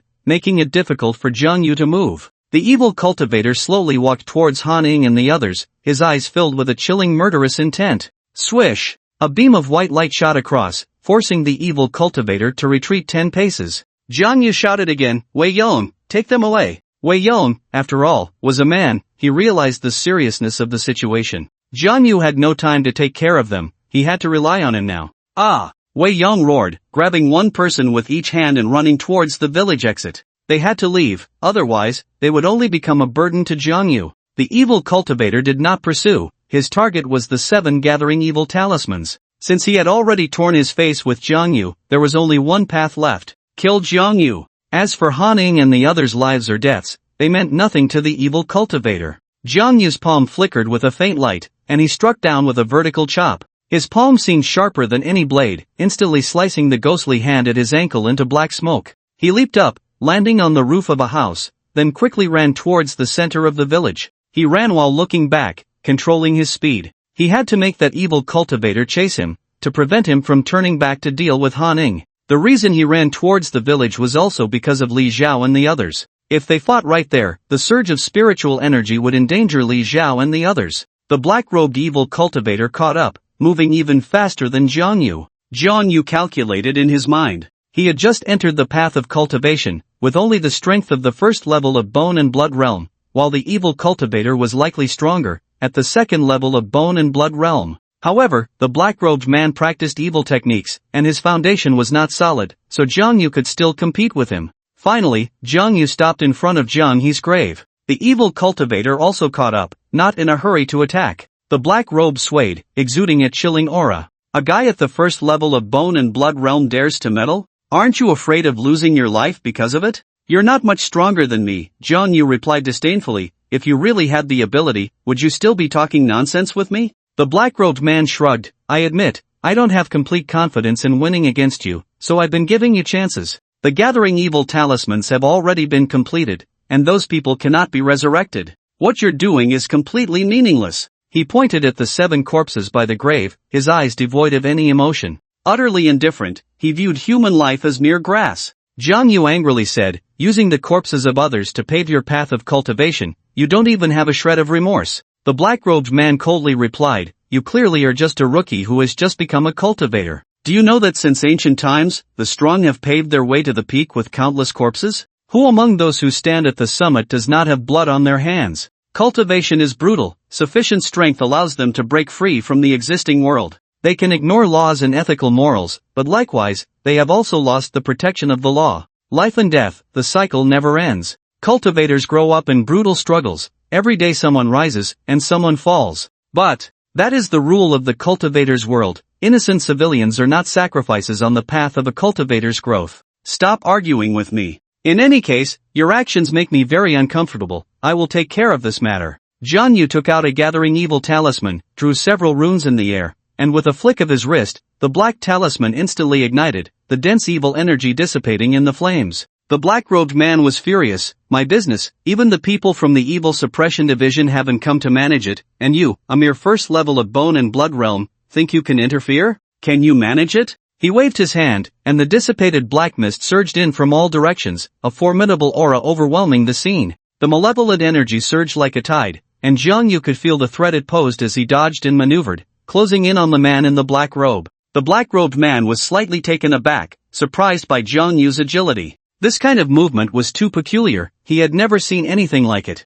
He calmly retreated, using the swirling black mist to launch a fierce assault on Jang. Bang! Jang was struck by a mass of black energy, and he flew backward like a kite with a broken string. Although he suffered a setback, a hint of a smile appeared at the corner of Jang's mouth. The black-robed man clearly did not want Jang to get close, indicating that while his secret technique was powerful, his physical strength was lacking. Jang gathered his strength, waiting for the black mist to surge toward him before suddenly unleashing his power. A gust of wind rose beneath his feet, and he shot forward like a bolt of lightning. At the same time, 2 beams of white light shot from his fingertips, shattering the black mist in front of him and clearing a path. The black-robed man remained calm, waving his long sleeves to shoot out 4 black spikes. The black spikes pierced the ground, forming a faint barrier of light. Bang! Jang punched forward, and the barrier shook violently, the powerful recoil sending him flying. After a moment of swaying, the barrier returned to its original state. Jang quickly adjusted his direction, running half a circle around the black-robed man to launch an attack from behind. The black-robed man flicked his fingers, and the black spikes instantly shifted positions, forming a barrier of light behind him. Bang! Jang was once again repelled by the barrier, and in an instant, the black mist surged like a tide, engulfing him. Jang furrowed his brows, seemingly unable to get close to his opponent. Calm down, he must remain calm. His thoughts raced as he recalled the old man's teachings. In battle, one must not lose composure. If one loses their rationality due to anger or other emotions, they have already lost half the battle. Anger. Yes, he needed to provoke him, to make him unable to calmly control the black spikes. He struck out with a palm, dispersing a mass of black mist, and then took out a gathering talisman from his pocket. These gathering talismans must have cost you a lot of effort, right? He smiled darkly, and the black-robed man seemed to see through his thoughts, immediately roaring, "You dare." As soon as the words left his mouth, a flame erupted, turning the black talisman to ashes. Ah! The black-robed man shouted in fury, "I will turn you to dust." In the next moment, Jang leaped again, circling to the left side of the black-robed man. The black-robed man immediately flicked his fingers, changing the positions of the black spikes. However, at that moment, Jang took out another gathering talisman and threw it into the air. The black talisman ignited mid-air, scattering malevolent energy. The black-robed man instantly lost his composure, leaping toward the gathering talisman to extinguish the flames on the paper. Now's the time. Without the obstruction of the black spike barrier, Jang leaped up and grabbed the black-robed man's ankle. The black-robed man was startled, looking down to see Jang sinister smile. In his hand, the black-robed man clutched half a gathering talisman. Indeed, he had extinguished the flames, but the talisman was destroyed, and the malevolent energy contained within quickly dissipated into the world. If given time, he could absorb the dissipated energy. However, Jiang Yu would not give him that time. After seizing his ankle, Jiang Yu unleashed all his strength, directly pulling him from midair to the ground. Then, bang bang bang, Jiang Yu swung him up, left and right, smashing him hard into the ground. The violent impacts broke several bones in the black-robed man, his internal organs shattered, and blood surged uncontrollably. The black-robed man's face and body were covered in bruises and scratches from the impacts, nearly causing him to lose consciousness. Jiang Yu's assumption was correct, the black-robed man's secret technique was slightly superior, but his physical strength was no match for Jiang Yu's, leaving him utterly defenseless. In his rage, the black-robed man quickly reacted. He made a hand seal, and a thick black mist immediately spread over, wrapping around him like soft cotton, preventing him from suffering any more violent impacts. At the same time, four black spikes shot towards him like arrows, accompanied by a piercing sound of air being sliced. Whoosh! The hairs on Jiang Yu's body stood on end, his instincts told him he had to dodge. Those four black spikes were not ordinary objects. Bang! He kicked the black-robed man away and quickly retreated over 10 feet using the recoil force. The black spikes missed their target and fell to the ground. However, the black-robed man managed to defuse the dangerous situation. Cough cough. He struggled to stand up, coughing up a mouthful of reverse blood and wiping the corner of his mouth with his hand. The hood slipped off his head, and under the moonlight, his face appeared terrifying. His face looked as if it had been corroded by something, with half of it covered in pockmarked scars, making it quite unsettling. His hair was long but sparse, bearing an age that did not match his years. Perhaps this was the price of practicing dark arts. He slowly raised his palm, gathering malevolent energy, and the four black spikes flew back into his hand, the black mist swirling in front of him. You've completely angered me. I will use you to nourish my malevolence and make up for my losses. A mass of black mist began to split, dividing into 2, then 4. 4 masses of black mist started to expand, eventually taking on human forms, clawing and howling like vengeful spirits. Go! The black-robed man shouted, and the 4 mist figures charged towards Jiang Yu simultaneously, emitting a series of roars like ferocious beasts from ancient times.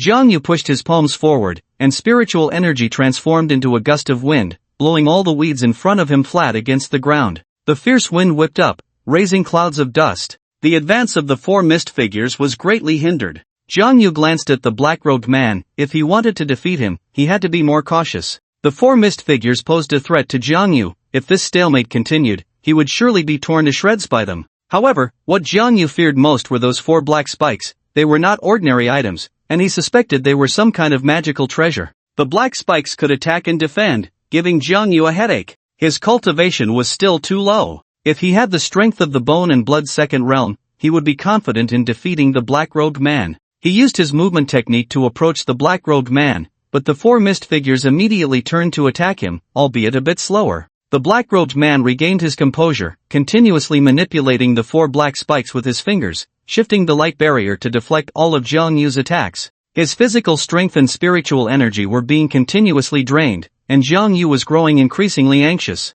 The opponent was a small realm above him, with spiritual energy far surpassing his own. He couldn't outlast him. Fortunately, he still had 4 gathering malevolence talismans on him, and he planned to use the same trick again. He pinched a black talisman between 2 fingers, flames leaping up. The black-robed man's expression changed, his eyes filled with surging anger, his face contorted. However, he was trying hard to suppress his rage, completely unlike his earlier impulsiveness. Jiang Yu provoked, "This is your hard work. Are you really willing to just watch it burn?" The black-robed man gritted his teeth and said, 100 ordinary people are worth less than a single cultivator's corpse. Once I kill you and use you to nourish my malevolence, I can recover all my losses. Want to kill me? You must be dreaming. Do you think you can escape? The 4 mist figures surrounded Jiang Yu from the east, west, south, and north, slowly closing in. The encirclement was gradually shrinking. The black-robed man manipulated his fingers, and the black spikes hovered in front of him. He knew that the 4 mist figures could not kill Jiang Yu in a short time.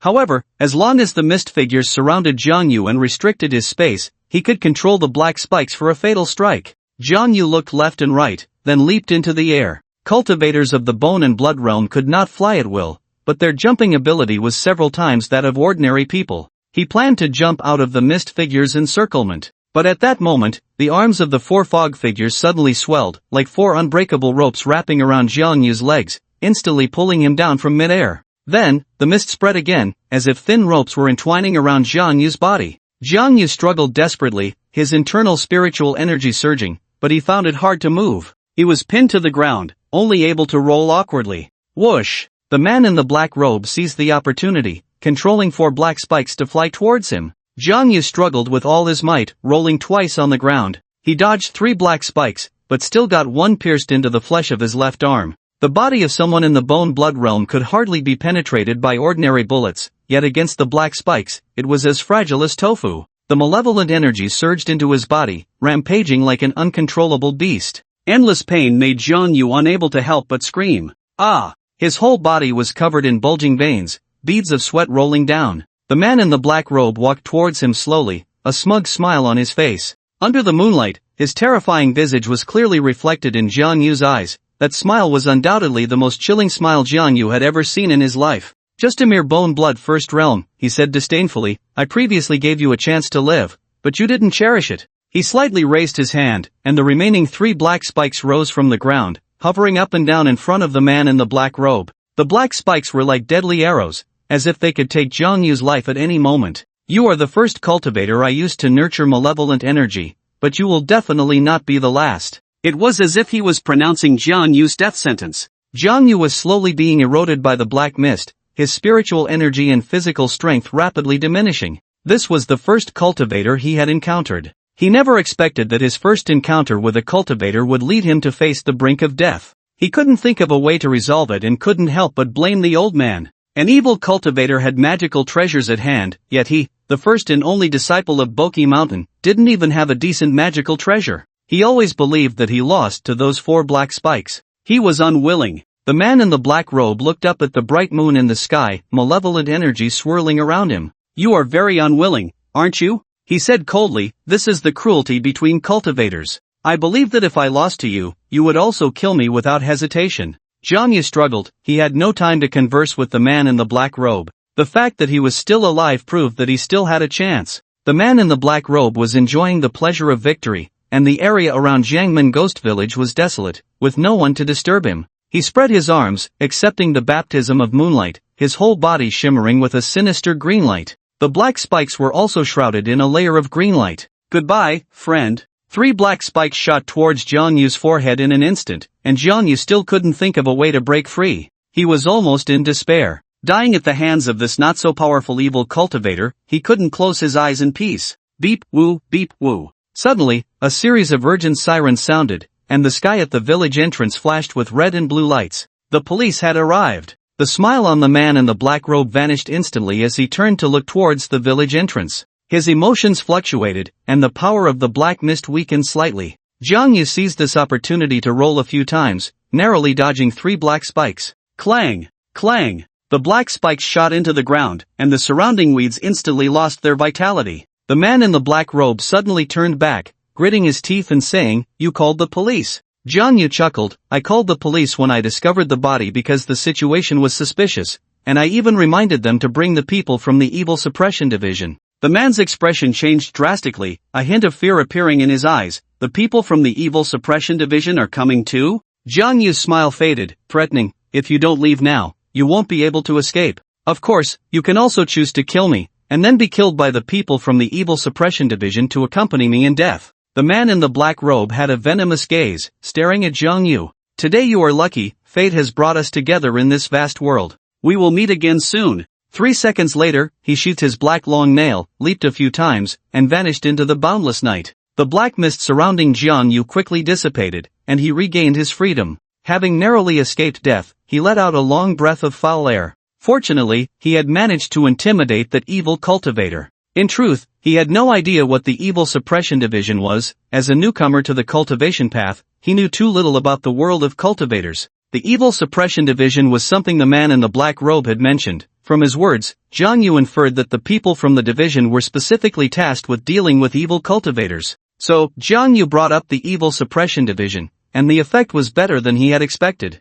The evil cultivator fled quickly and decisively, not even having time to kick him in frustration as he escaped. He stood up and reflected on himself. This time he had lost, though he was unwilling to accept it. He had indeed lost. In the past, when practicing martial arts, he had never been defeated in sparring or fighting beasts. This had subtly led to his arrogance. This failure had given him a profound lesson. In the world of cultivators, there are always greater beings beyond oneself. He was merely a low-level cultivator. In fact, he should be grateful to that evil cultivator. Fortunately, he only had the strength of the bone and blood second realm, and his foundation was unstable. Otherwise, a single encounter could have sent Jang Yu to meet the king of hell, and he would never have been able to delay until the police arrived. He remembered that the old man had once shown him some inexplicable texts, but due to his limited understanding at the time, he thought they were all nonsense. It was only after he became a cultivator that he suddenly realized those were actually cultivation techniques. However, he had not seriously recalled what he had learned back then, which led to him being unable to use any decent secret techniques during the battle with the evil cultivator. He needed to work hard on his cultivation. He silently resolved that as a cultivator, he had opened the door to a new world. He was no longer that arrogant youth who thought he was invincible. Accompanied by beams of intense light, the police swarmed in. Under the gunpoint, Jang Yu obediently raised his hands and said loudly, "I am the one who reported the crime." A young police officer stepped forward and handcuffed him while directing others to take photos at the scene. Forensic experts were conducting preliminary examinations of the bodies. The young officer lit a cigarette, took a deep puff, and said, "Let me introduce myself. I am Officer Fei Wei from the Huaimin City Bureau, the person in charge of this case." After receiving reports of a missing persons case, the Huaimin City Bureau took it very seriously and established a special task force, which had been searching for clues in Mianzhu County for the past few days. Fei Wei was under a lot of pressure. He had searched Jiangmen Village several times without finding any clues. The higher-ups had given him 3 more days, saying that if he still couldn't find anyone, he would be asked to pack up and leave.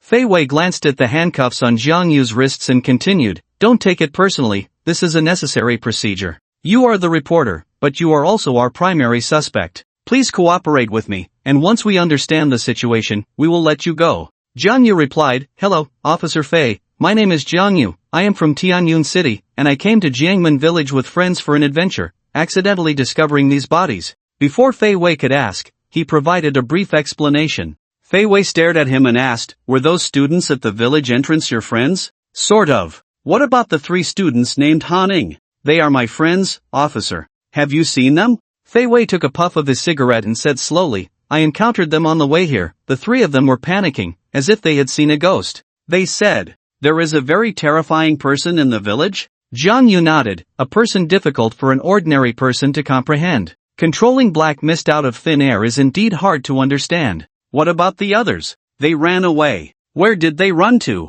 Jang Yu pointed in the direction the man in the black robe had disappeared. "That way." "But officer, you don't need to send anyone to chase them, they won't be caught. This is our business, no need for you to worry." Officer Fei called over a few policemen and instructed them to search for clues in the direction the evil cultivator had fled. He turned to Jang Yu, blowing a smoke ring into his face. "Back to the point, where did you find these bodies?" Fei Wei and the others had been here many times, so they concluded that this was not a burial site. Jang Yu replied, "Right here." "Right here?" "Young man, lying is not a good habit. If you conceal anything from us, I have reason to suspect you are the murderer." Jang Yu pointed to Zhang Haji's grave and said, "I'm not lying, the bodies have been buried in that grave." Fei Wei's gaze suddenly sharpened. "How do you know the bodies are hidden in the grave? Did you dig them up?" Jang Yu shook his head. "It was that man in the black robe, I saw it with my own eyes." To avoid unnecessary trouble, Jang Yu shifted all the responsibility onto the black-robed man. "The black-robed man? A person you all describe as incredibly skilled, do you think I should believe you?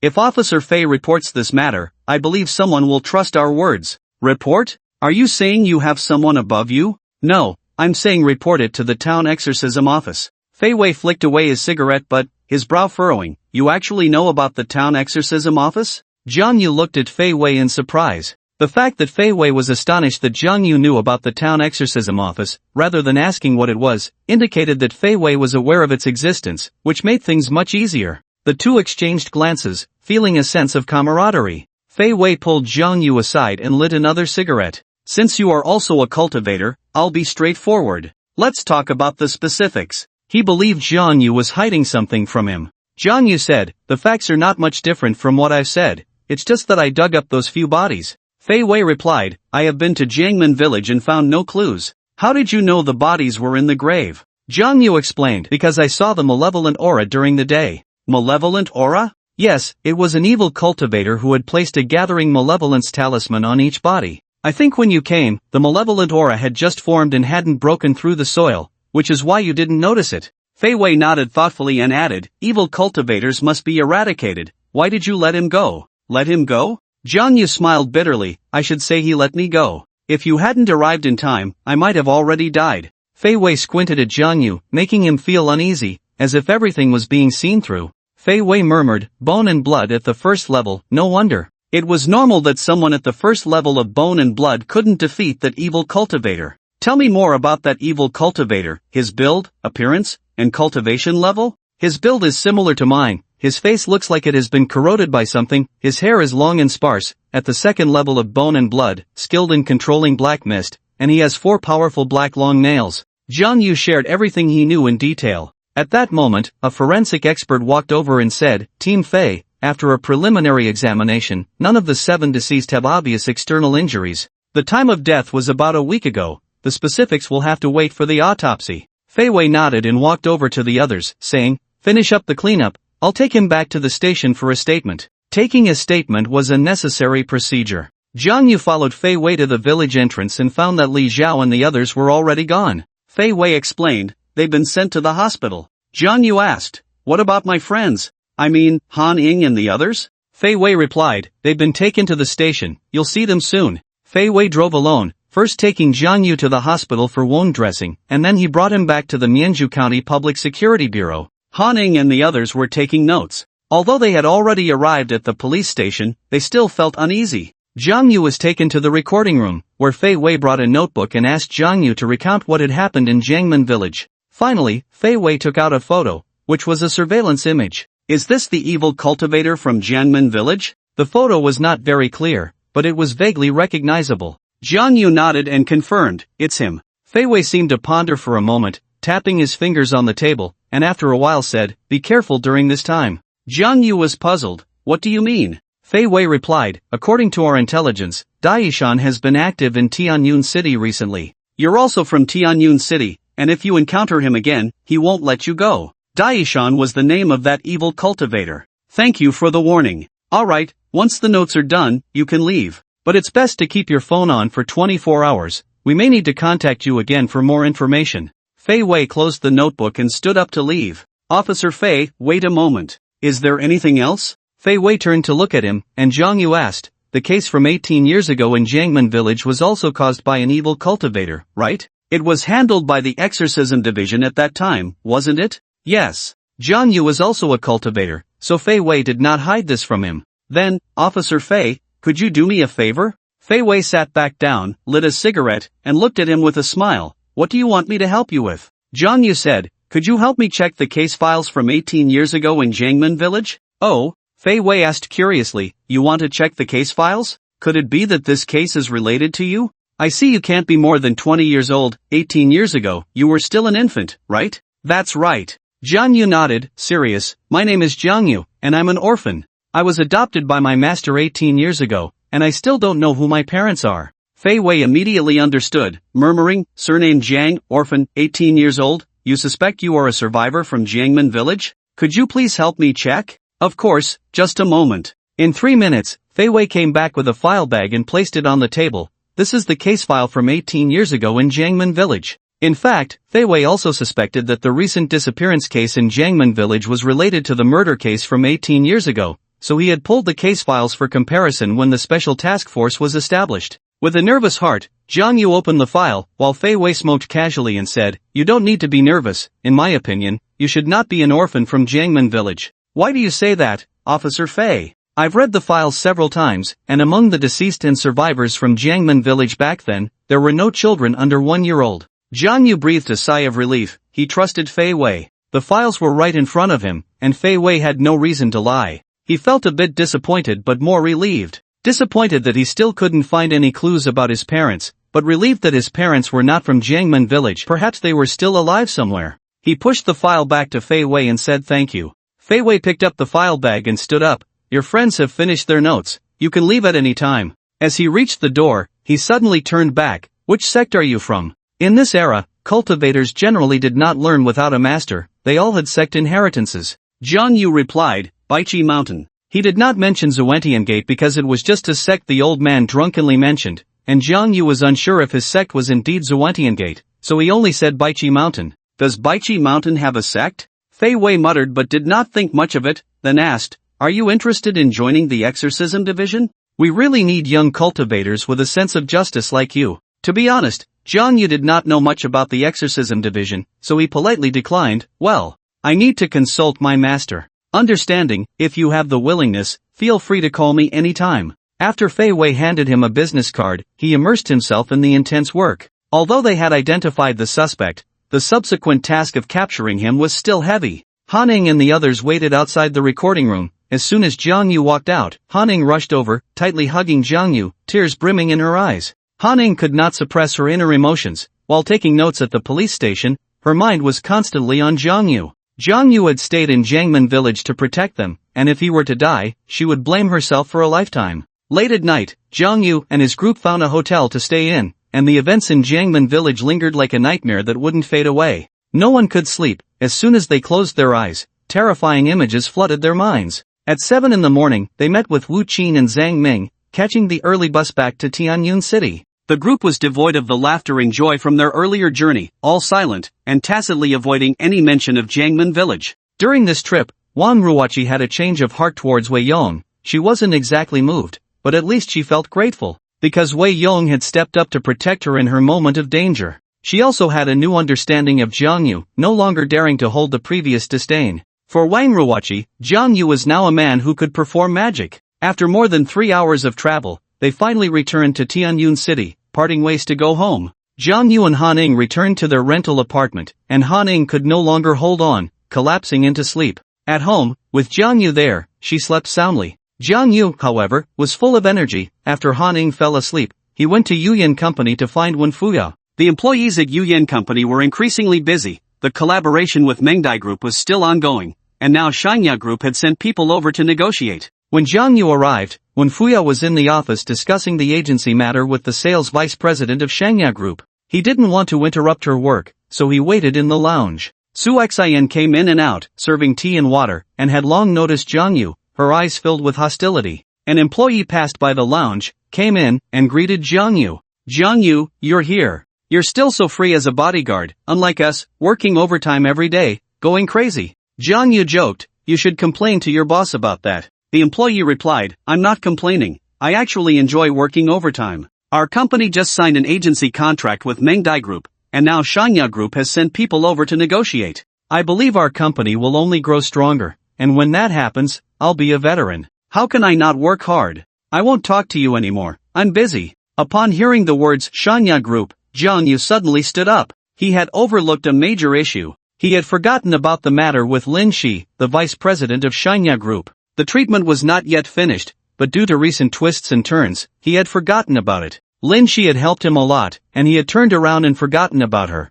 That was truly ungrateful. However, he was also puzzled as to why Lin Shi hadn't called to inquire or come to Tianyun City herself for treatment. Was she not planning to continue the treatment? He immediately dialed Lin Shi's number to express his apologies. As soon as the call connected, Jiang Yu hadn't even had the chance to apologize before he heard two inexplicable words, congratulations. Congratulations? What on earth am I being congratulated for? President Lin, don't joke with me. I know it's my fault for breaking the appointment. I'm apologizing to you, please don't be angry. I'm not the kind of person who burns bridges. Did I ever say I blamed you? But you said congratulations, which makes me very anxious. Isn't it worth congratulating to be resurrected from the dead? Lin Shi said leisurely, I've heard about your situation. Since you're still alive, let's reschedule. I have an important meeting to attend now, we'll talk later, beep beep beep. After Lin Shi finished speaking, she hung up the phone. Jiang Yu was stunned for a few seconds, suddenly feeling that Lin Shi was a very understanding person, completely different from when they first met. When Fuyao sent off the people from Shanya Group and, knowing Jiang Yu was in the lounge, rushed in eagerly. You finally came back, huh? When Fuyao's words carried a hint of jealousy. Jiang Yu explained, I just went on an adventure with Haning to Jiangmen Village, what's there to be reluctant about? When Fuyao rolled her eyes, I see the adventure is just an excuse, the real reason is you wanted to spend the night with her, right? Jiang Yu grabbed her delicate hand and chuckled, do I need to go through all this trouble to spend the night with her? Don't forget, I'm living with her now. I knew you had her in your heart. When Fuyao huffed lightly, but she wasn't too angry. Su Xian stood at the door, a cold glint in her eyes, scolding, "Pa, scumbag." Jiang Yu's forehead twitched with 3 black lines. Su Xian, you can't stand not arguing with me, can you? Su Xian ignored him, turned her head, and left. When Fuyo advised, "Don't stoop to her level," Jiang Yu said, "Tell me the truth, does Su Xian like you? Ha?" When Fuyao's eyes widened, "Are you jealous of her? Ha ha ha." She laughed so hard she nearly fell over. Jiang Yu straightened his face and said, "Forget about her, let's talk business." Has your uncle found the marriage certificate? When Fuyao's smile instantly froze. I thought you came to find me because you missed me, but it turns out it was just for the marriage certificate? The marriage certificate is one reason, of course. I also want to see you, otherwise, how about a kiss to show my longing? When Fuyao tilted her head, cut it out. She still took out her phone and dialed her dad's number, but it rang for a long time without anyone answering. My dad might be in a meeting. I'll call him back later. Just as she finished speaking, the phone rang, and Wen Qian called back. Hello, Dad. Oh, Secretary Zhang? What did you say? My dad is in the hospital? I'm on my way. Jiang Yu hurriedly asked, what happened to your uncle? I don't know, Secretary Zhang said. My dad suddenly fainted and is being sent to the hospital. I need to go right away. I'll go with you. At the City People's Hospital, when Shiyun was sent to the emergency room, and the doctor conducted a preliminary examination. Pale complexion and purple lips, initially suspected poisoning. Did the patient eat or come into contact with anything before fainting? Secretary Zhang said nervously. President Wen stayed in the office all morning and had a boxed lunch at noon. Boxed lunch? The symptoms don't look like food poisoning. Is the family here? I need to understand the medical history. I've notified President Wen's daughter. She should be here soon. Secretary Zhang. As soon as the words were out, when Fuyao rushed in, Secretary Zhang, how is my dad? Secretary Zhang said to the doctor, this is President Wen's daughter. The doctor immediately stepped forward and succinctly said, hello, I am Lu Jia, President Wen's attending physician. I initially suspect your father has acute poisoning, but we don't know what caused it yet. Can you tell me if your dad has had similar situations before? When Fuyao anxiously glanced at the emergency room, very worried, Jiang Yu patted her shoulder and said, I'm here, it'll be fine. I'll go in and take a look. With Jiang Yu's words, when Fuyao felt reassured, she knew Jiang Yu was a miracle worker. She stood at the door, seriously answering the attending physician Lu Jia's questions. When Jiang Yu walked into the emergency room, his expression suddenly changed drastically. When Shiyun's forehead was dark, and a sinister aura surrounded him. This was not poisoning. It was clearly a malevolent energy invading his body. He suddenly recalled the malevolent energy he had seen at Wen Fuyao's ancestral home, at the Wen family's ancestral grave. At first, he thought Wen Fuyao's darkened brow was due to Yiqing Yuan wanting to harm her, but now he realized it was all because of the malevolent energy. He was shocked. Could it be that the father and daughter of the Wen family were also targets of Daishan? Fei Wei had said that Daishan had been active in Tianyun City, definitely looking for suitable targets to cultivate the malevolent energy technique. Malevolent energy couldn't be dispelled by ordinary medicine, it required special means, such as spiritual energy. The nurse was preparing to draw blood from Wen Qian for testing when Jiang Yu stopped her. Nurse, there's no need to draw blood, you can step outside for now. He intended to use special methods to expel the malevolent energy from Wen Qian, and he couldn't let anyone see. The nurse glanced at Jiang Yu, displeased, and said, are you instructing me on how to do my job? Jiang Yu replied, I'm not instructing you, it's just that the patient's situation is special, and blood tests won't be useful. Do you think you're a doctor?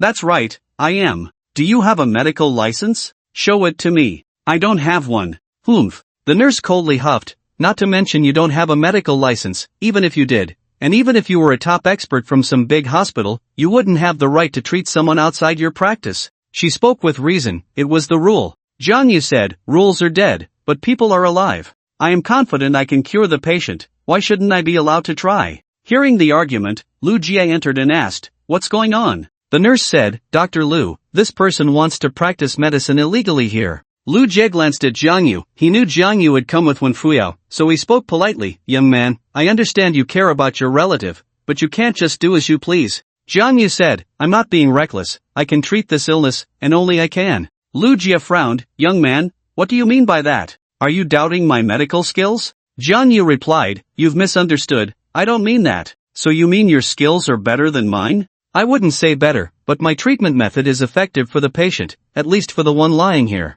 Lu Jie said coldly, I'll assume you're a doctor, but as a doctor, you should know the medical ethics. I am currently the attending physician for Wen Qian. Jang Yu thought for a moment and said, then how about this, Dr. Liu, you all step outside first and let me be alone with the patient for a while? No way. Lu Jie firmly refused. The patient is in critical condition. We must act quickly. If anything goes wrong because of this, I can't take responsibility, and you certainly can't. Then I'll take responsibility. When Fuyao completely trusted Jiang Yu, Lu Jie was taken aback and quickly advised, Miss Wuan, this is not the time to act on impulse. I know you have a close relationship with that young man, but this concerns a life. Dr. Liu, you don't need to say more, just let them step outside. If anything happens to my dad, I'll take full responsibility. Miss Wuan, I've been practicing medicine for many years. You don't trust me but trust this young kid? Yes, I trust him. When Fuyao's gaze was resolute, Lu Jie was furious. You are the patient's family member. If you insist on doing this, I have no right to stop you.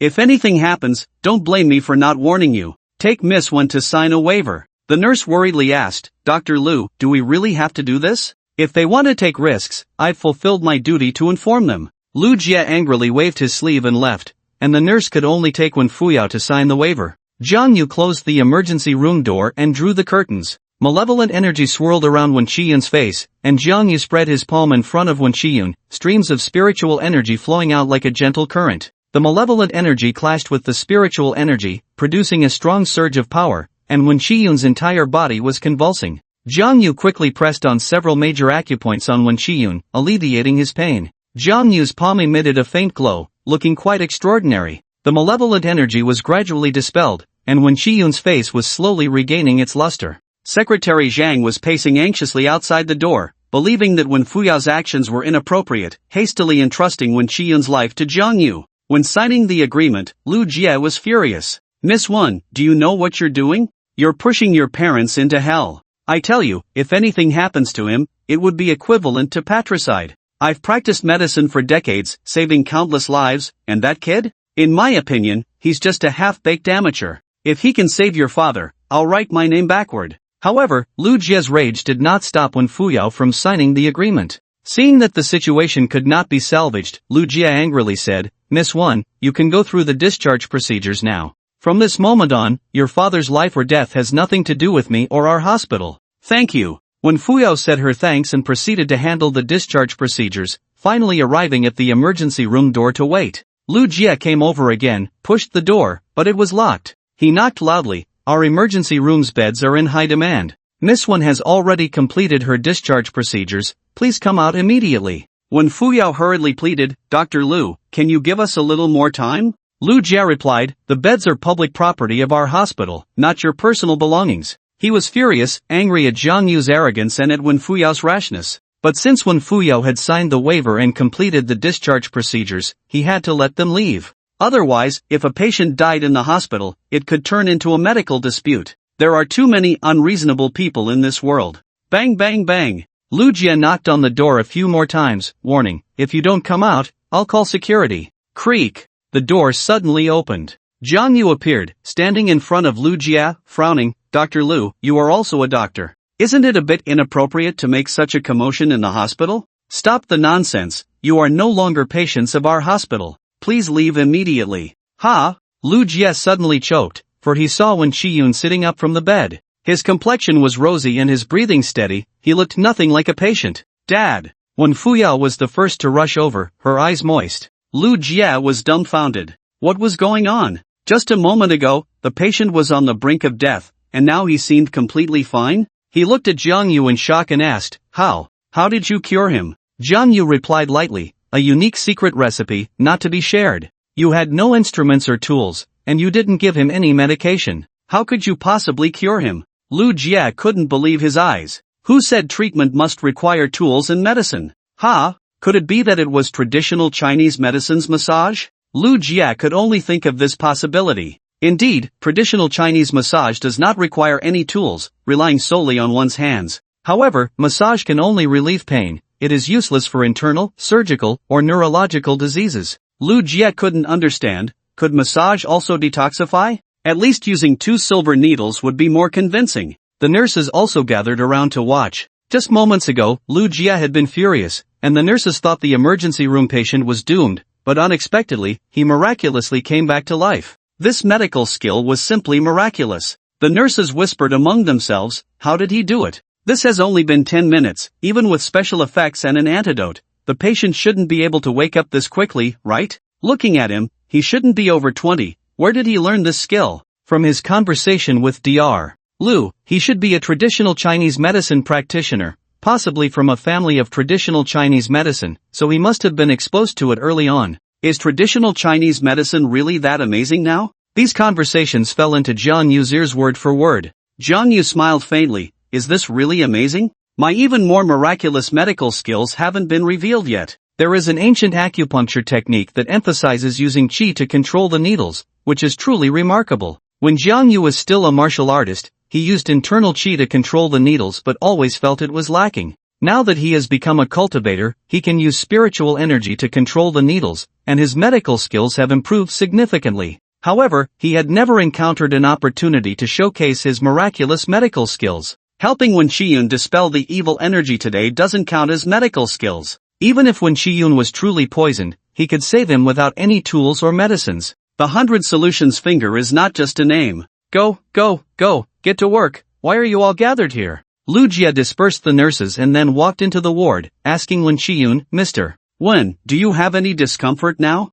Wen Qiyun shook his head. No, I feel completely at ease. Lu Jia frowned slightly. Is it really that amazing? Thinking of his earlier words, he felt ashamed. One cannot judge a person by their appearance. He didn't expect that young man to actually save someone. He had even made a bold statement, saying that if Jiang Yu had the ability, he would write his name backward. Although when Fuyao didn't hold it against him, he felt embarrassed. He said to Wen Qiyun, Mr. Wen, I personally suggest that you undergo a comprehensive examination at the hospital. Many patients who seem healthy may have hidden issues. He was not convinced, believing Jiang Yu wasn't that amazing. Even though Wen Qiyun said he was fine, he trusted the authoritative instrument examination reports more. When Fuyao was somewhat displeased, Lu Jia had just shouted for them to leave, and now that the person was fine, he wanted to check here and there. Is he trying to make money in every way? Although she didn't care about the money, she directly refused. No need, we have already completed the discharge procedures and should leave as soon as possible to free up a bed for you.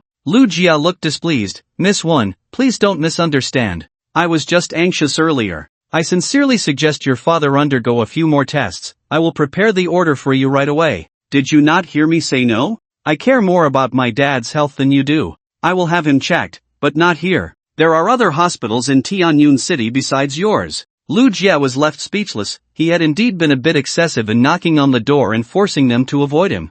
Jiang Yu stepped forward to advise. I believe Lu Jia is a good doctor. He was just impulsive earlier. Fuyao, your uncle has just woken up, so let's not trouble him. Let him have the checkup here. This statement made Lu Jia feel a sense of respect. He bowed to Jiang Yu and said, I apologize for my previous doubts. Young brother, not only are you skilled in medicine, but you are also magnanimous. I am ashamed of myself. Jiang Yu waved his hand. Dr. Lu, you are being too modest. You should prepare to help Uncle Wen with the examination. No problem, I will go prepare the order right away. After Lu Jia left, when Fuyao shot Jiang Yu a glare and said, I admit Lu Jia's earlier advice was for our good, but I didn't like how he forced us to leave. Jiang Yu advised, there's no need to be angry with him. Let's take Uncle Fu out for the examination, and after that, we can go home. When Fuyao asked curiously, tell me the truth, is my dad really okay? He's fine. Then why do we still need to do the examination? Well, Fuyao, I know you trust me, but having a clear examination report will make you and your uncle feel more at ease, won't it?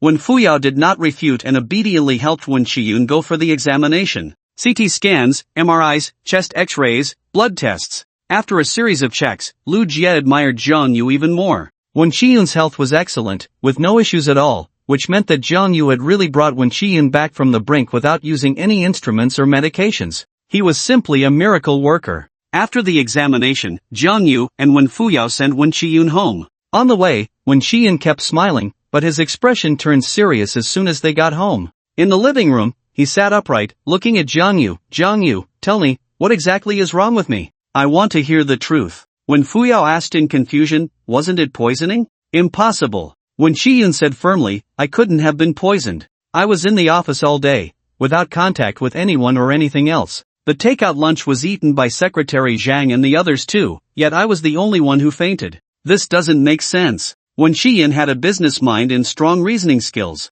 Uncle, since we're family now, I won't hide it from you. Just now, you were afflicted by malevolent energy. Afflicted by malevolent energy? Both Wen Shiyun and Wen Fuyo looked at him with confusion. Jiang Yu said, Uncle, I know what I'm saying might sound a bit far-fetched, but it's the truth. You have to believe me. Wen Shiyun was deep in thought, and Wen Fuyo nodded, yes, I believe you. Wen Shiyun looked at his daughter strangely. After all, she was someone who had received higher education. How could her worldview be so easily overturned? Dad, don't look at me like that. Actually, Jiang Yu is. What is he? A cultivator. Jiang Yu explained everything about himself to Wen Shiyun without holding back, leaving Wen Shiyun in shock, unable to recover for a long time. This kind of thing truly exceeded his understanding. No one could digest it instantly. Wen Fuyo had long known that Jiang Yu was a cultivator, so she believed what he said about the malevolent energy. But she was puzzled as to why her dad would be afflicted by it. Jiang Yu, did my dad offend someone? This kind of malevolent energy shouldn't arise for no reason, right?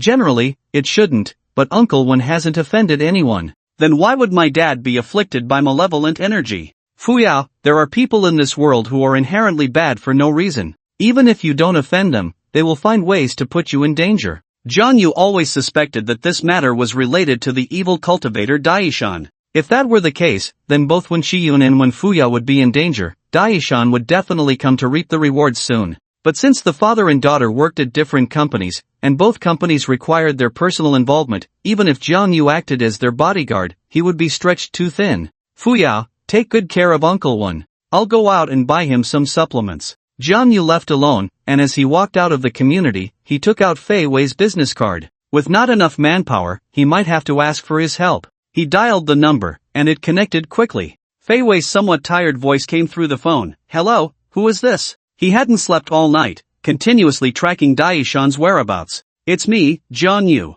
Oh, Jiang Shouty, you figured it out so soon? No, Officer Fei, I have something I need your help with. You want me to help again? Do you think I'm free labor? No, what I want to say might be related to Daishan. Go ahead. Jiang Yu recounted Wen Shiyun's experience, and after a moment of silence on the other end, Fei Wei said, You mean you want me to send someone to protect them? Jiang Yu tentatively asked, Is that possible? Fei Wei said, If what you say is true, then I can assure you that Daishan will soon appear in Tianyun City as a member of the Town Evil Control Department protecting the safety of innocent citizens. I naturally have an obligation to do so. Then thank you, Officer Fei. I wonder when you will send someone. Give me an address, and I will come personally. You will come personally? Of course. Dealing with evil cultivators is not something an ordinary police officer can handle. If luck is on my side, perhaps I can eliminate him this time. With Fei Wei's promise, Jiang Yu felt much more at ease and walked along the street, looking for a pharmacy to help Wen Qian buy some supplements.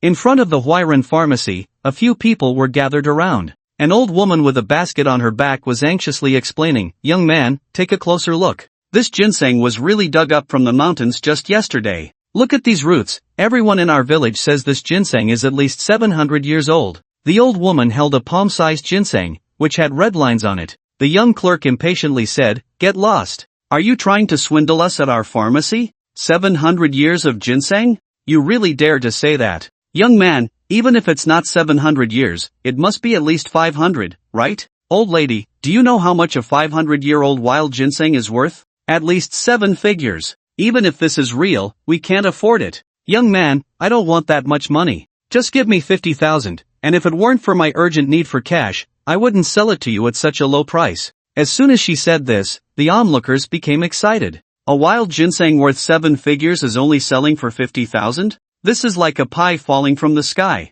The clerk sneered, 50,000? I wouldn't buy it for 500. Look at your ginseng, you can't even fake it properly. Have you ever seen ginseng with red lines on it? He then told the passers-by, Everyone, disperse. Don't be fooled by this old woman, this is clearly fake ginseng. People began to criticize the old woman. At this age, still out here trying to deceive people, how despicable. Sigh, it's not that the elderly have turned bad, but that some bad people have grown old. I said, where could there be such a great deal in the world? Faced with the accusations, the old woman was almost in tears. I'm not a swindler. This ginseng was really dug up by me yesterday in the mountains. I don't know why there are red lines on it, I truly am not lying. The clerk waved his hand impatiently, Get lost. If you keep hindering our business, I will call the police. The old woman felt very disappointed. This was the 7th pharmacy she had visited, and because of the red lines on the ginseng, they all said it was fake. She turned around in despair, and just as the crowd was dispersing, Jang Yu saw the ginseng in the old woman's hand, and his eyes lit up. 1,000-year red line ginseng. This was a rare treasure. All things have spirits. 1,000-year ginseng appearing with red lines is like the blood vessels in a human body. For ordinary people, it is a great tonic, and for cultivators, it is like a miraculous elixir. Taking this 1,000-year red line ginseng, Jang Yu was confident he could break through two small realms, something he had only seen in ancient texts, and today he actually saw it with his own eyes. Wait a moment, Grandma. Jang Yu hurriedly called out to the old woman and asked, Grandma, are you selling this ginseng? The old woman nodded. I dug this up myself in the mountains, but they insist it's fake. Jang Yu asked, how much do you plan to sell it for? I urgently need money, so I'm selling it for 50,000. 50,000? Jang Yu was astonished, and the onlookers gathered around again, saying, young man, don't be fooled. The pharmacy people say this is fake ginseng, not even worth 500. Don't be easily swayed just because she's old. There are plenty of elderly swindlers these days. The old woman was so anxious that tears fell from her eyes. I really am not lying. She saw Jang Yu's shocked expression and hurriedly said, young man, if you want to buy it, I can give you a discount. 30,000, is 30,000 okay? Jang Yu was very surprised by the 50,000 price, but what shocked him was that it was too cheap. Although he wasn't clear about the price of 1,000-year-old red ginseng, it surely couldn't be just 50,000. Unfortunately, ordinary people couldn't recognize its value and thought it was fake ginseng. The old woman looked at Jang Yu with hopeful eyes and said pitifully, it really can't be any less. My granddaughter is still in the hospital, waiting for money for surgery. 30,000 really can't be less. The pharmacy clerk, while cracking sunflower seeds, teased, you're acting really well. I've seen many scammers like you. Is there any reason other than a family member needing surgery? Seeing Jang Yu's lack of response, the old woman turned around in disappointment. Jang Yu suddenly stepped forward and grabbed the old woman. Grandma, I'll buy the ginseng. I'll give you 100,000. 100,000? Everyone present was stunned, unable to believe their ears. Is there really such a way to bargain?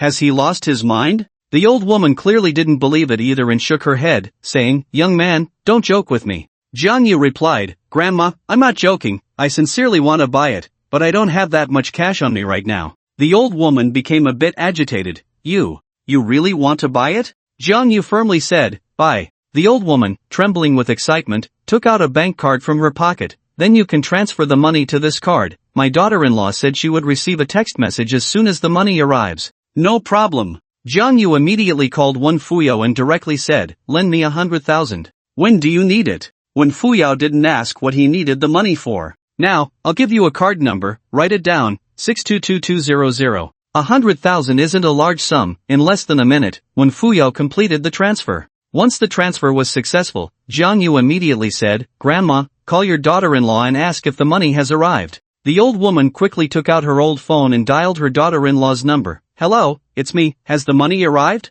That's right, it's 100,000, then I'll give the ginseng to him. After confirming the money had arrived, the old woman presented the ginseng with both hands and knelt down with a thud, tears of gratitude streaming down her face. Benefactor, benefactor. This was life-saving money. The wild mountain ginseng in the old woman's hands had been repeatedly rejected, leading her to mistakenly believe her ginseng wasn't worth much, so the price kept dropping. Jang Yu directly raised the price to 100,000, and the old woman thought he was being very generous, doing a good deed. With this money, she could treat her granddaughter. Wasn't he a benefactor? But Jang Yu felt undeserving and immediately helped the old woman up. Grandma, you're being too kind. Your ginseng is worth this price. I actually got a bargain. Grandma, give me your phone. What for? The old woman asked while handing her phone to him. Jang Yu saved his number on her phone and said to her, Grandma, remember this phone number is mine. Just in case the hospital can't cure your granddaughter's illness, you can find me. I'll help you for free.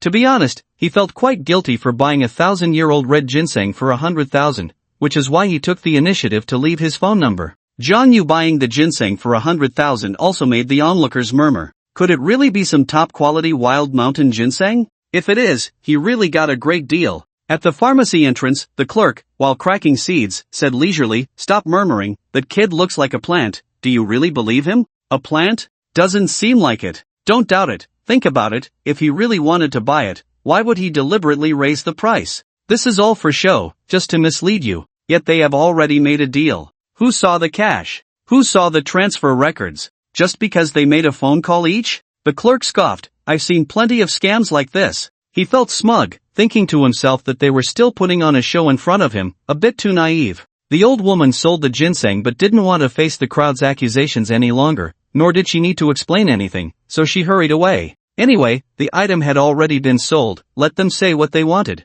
Just as the crowd was dispersing, the pharmacy owner came out and asked, "Why were so many people gathered just now?" The clerk replied lazily, "An old lady was scamming with fake ginseng, she wanted 30,000 from me, but I refused, and a big fool bought it for 100,000, look. It's him." At that moment, Jiang Yu was walking into the pharmacy, planning to buy some nutritional supplements for Wen Qiyun. The store owner glanced at Jiang Yu, then his gaze fixed intently on the 1,000-year-old redline ginseng in Jiang Yu's hand. The ginseng in his hand? That's right, it's the old lady's fake ginseng, with those inexplicable red lines on it. It's obvious it's fake, only a big fool would fall for it. You didn't want the 30,000 she offered? Pfft, don't even mention 30,000, I wouldn't pay 300 for it. Whoosh! The store owner suddenly turned his head, his eyes bursting with murderous intent. The clerk trembled in fear.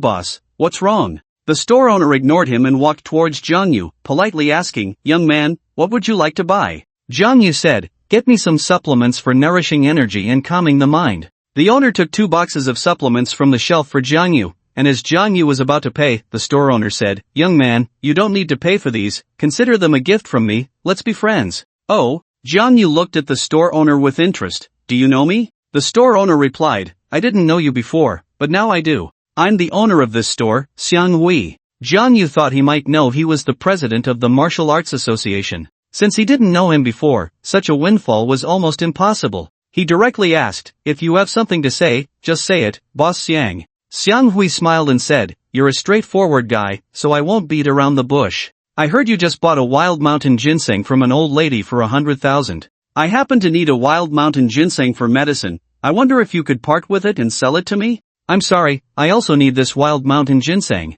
He directly paid for the supplements and turned to leave. Xiang Hui hurried to the door to stop him, continuing, "Young brother, I will never let you suffer a loss. You bought it for 100,000, I can offer you 5 times that." He extended 5 fingers, and the clerk's ears perked up. 5 times the price, that would be 500,000. Isn't it just a piece of fake ginseng? Can it really be worth that much? Seeing the store owner make such a generous offer, Jiang Yu was also taken aback. He had underestimated the value of the 1,000-year-old redline ginseng. It seemed that without having controlled the economic power in Boqi Mountain, he was still quite ignorant of the prices. He smiled lightly, "Boss, since you want the wild mountain ginseng so much, you must know its value. If the store owner could offer 500,000, then the value of the 1,000-year-old redline ginseng must be worth more than that." The store owner frowned slightly, hesitated for a moment, then extended 1 finger. "Then I'll give you this amount." 1 million? Jiang Yu laughed coldly, "Not to mention 1 million, I wouldn't sell it for 10 million.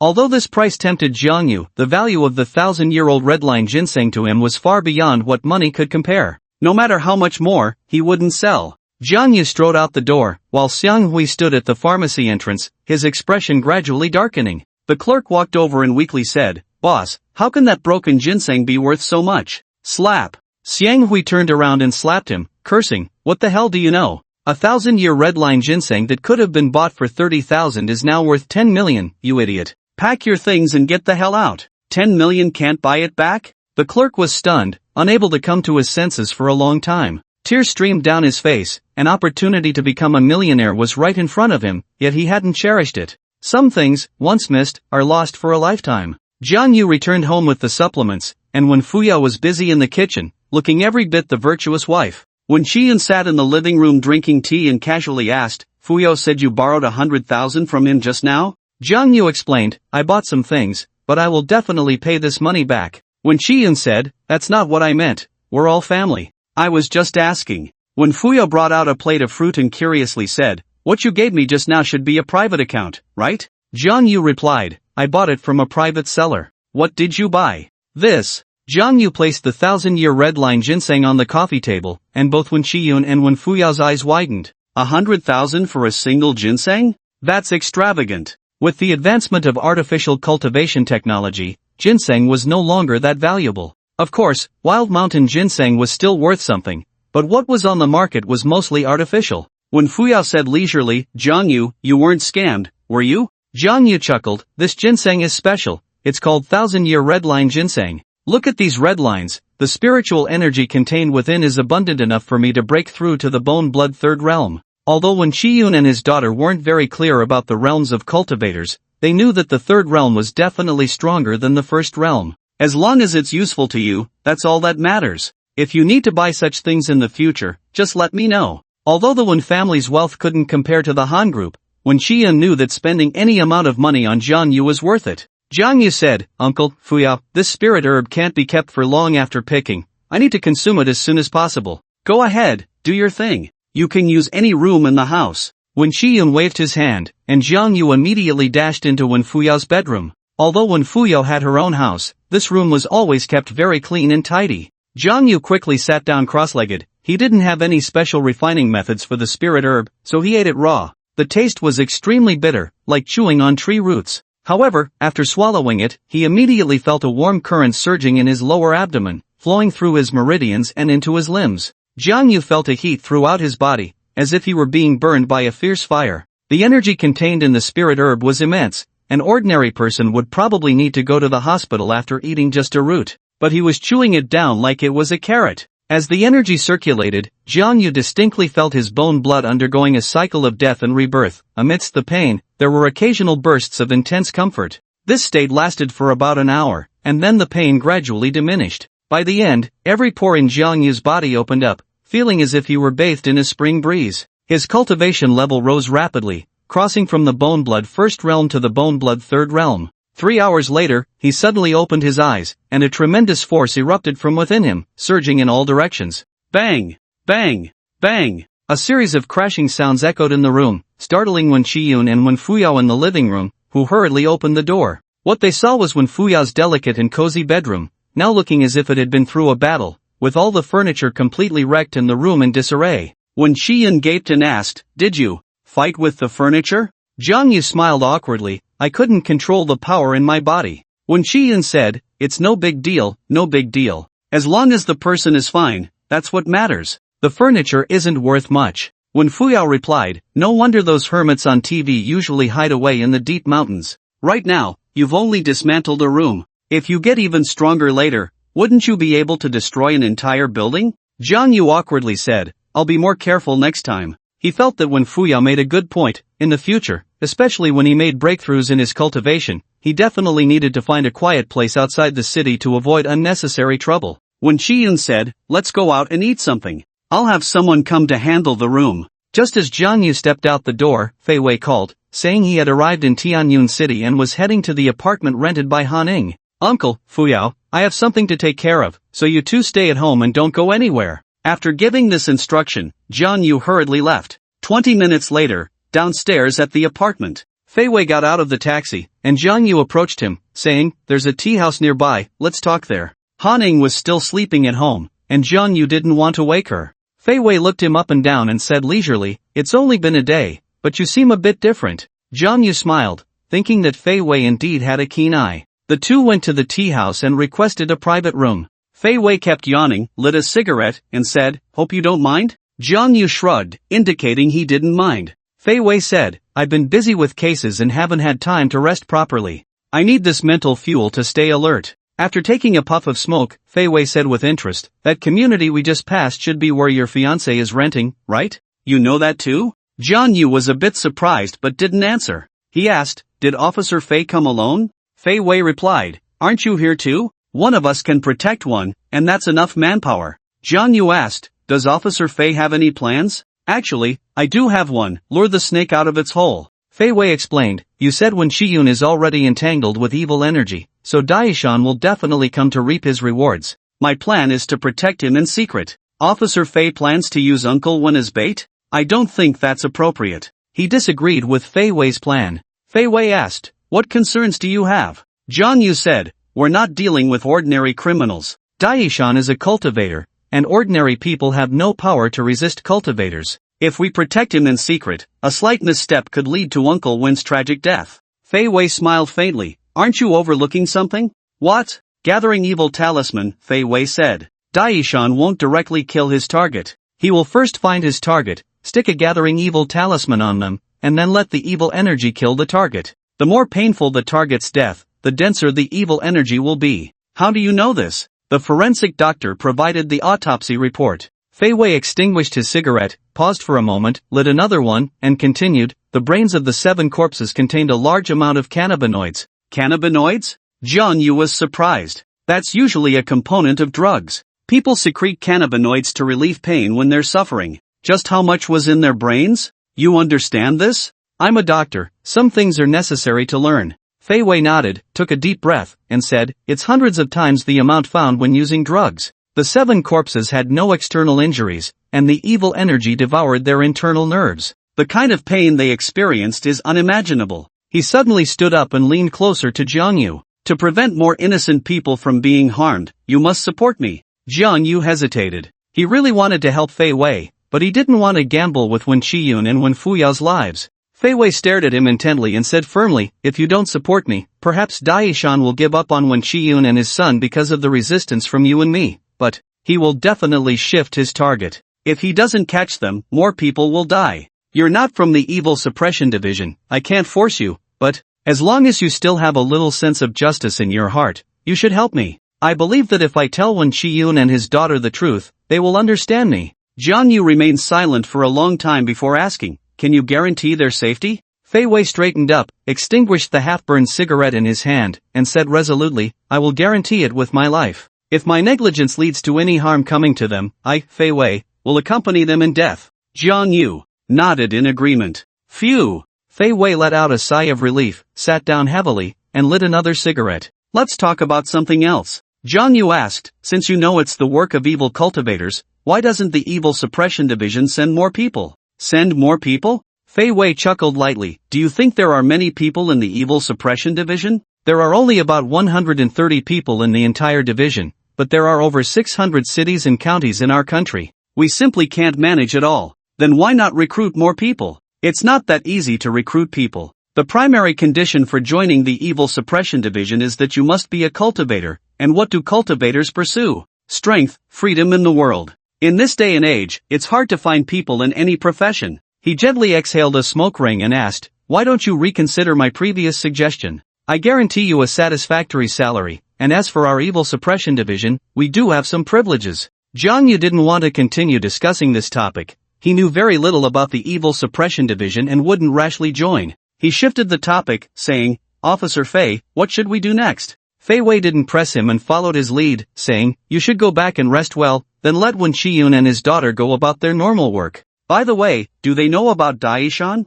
I'm worried they'll panic. I haven't told them yet. That's good. Once they know about Daishan's existence, they will definitely show signs of weakness. Do you need me to provide Uncle Wen's information? Don't forget I'm from the Evil Suppression Division. I've already looked over the information on the Wen family while on the high-speed train. Don't worry, I know the people and will protect him well. Jiang Yu said, Officer Fei must have investigated not just the Wen family but probably me and the people around me as well, right? Otherwise, how would Fei Wei know where Han Ning rented her apartment? Fei Wei smiled, don't take it personally, it's a professional habit. Besides, you and the Jiangmen Village murder case are related, so investigating you is part of the normal process. Officer Fei, you don't still suspect me, do you? I've said it's a normal process. You should know that the information we in the Evil Suppression Division have is rarely shared with the City Bureau. Fei Wei took a sip of tea, stood up, I need to go to the Tianyun City Bureau for a while. I'm leaving now, you pay for the tea, and leave a receipt. You can reimburse it after the case is closed. After Fei Wei left, Jiang Yu settled the bill and returned to the apartment. Han Ning was still sleeping, but the door was not closed. She had intentionally left the door open. While sleeping, she needed to hear Jiang Yu's movements outside to feel at ease. Jiang Yu stood at the door and took a glance, noticing that Han Ying's face was covered in cold sweat, her hands tightly gripping the blanket, her brows furrowed in fear. She had a nightmare. This was normal. Jiang Yu went in, held her hand, and softly called, Han Ning, Han Ning. Ah! Han Ning suddenly opened her eyes, letting out a terrified scream, and then gasped for breath. Jiang Yu gently asked, did you have a nightmare? He handed over a few tissues, and Han Ning sat up to wipe her sweat, nodding as she said, I dreamt I was alone in Jiangmen Village, those corpses kept following me, and that man in the black robe, I couldn't escape, and I couldn't find you. Her voice trembled, even knowing it was just a nightmare, she still felt lingering fear. Jiang Yu comforted her, it's all in the past, don't be afraid. As long as you don't think about it, you'll forget it soon. Now that you're awake, get up and freshen up. I'll go with you to get something to eat. During dinner, the two casually ate some food at a restaurant downstairs, and then Jiangyu took Han-ing to Guanhojia. He had to protect Wen Shiyun and her daughter for 24 hours over the next few days, and Han-ing would definitely be scared staying alone in the apartment. Han Tianming was out socializing, leaving only Han Xiong at home, lying on the living room sofa watching financial news. As soon as Jiangyu and Han-ing entered, Han Xiong immediately got up, smiling and said, "My niece and nephew are back. Have you eaten?" "I've eaten," Han-ing replied lightly. Han Xiong looked at Jiangyu curiously. "Why does my niece seem so down?" "Jiangyu, did you bully her?" Jiangyu exclaimed in protest. "Auntie, I swear, I wouldn't dare bully your niece." "Then what's wrong with her?"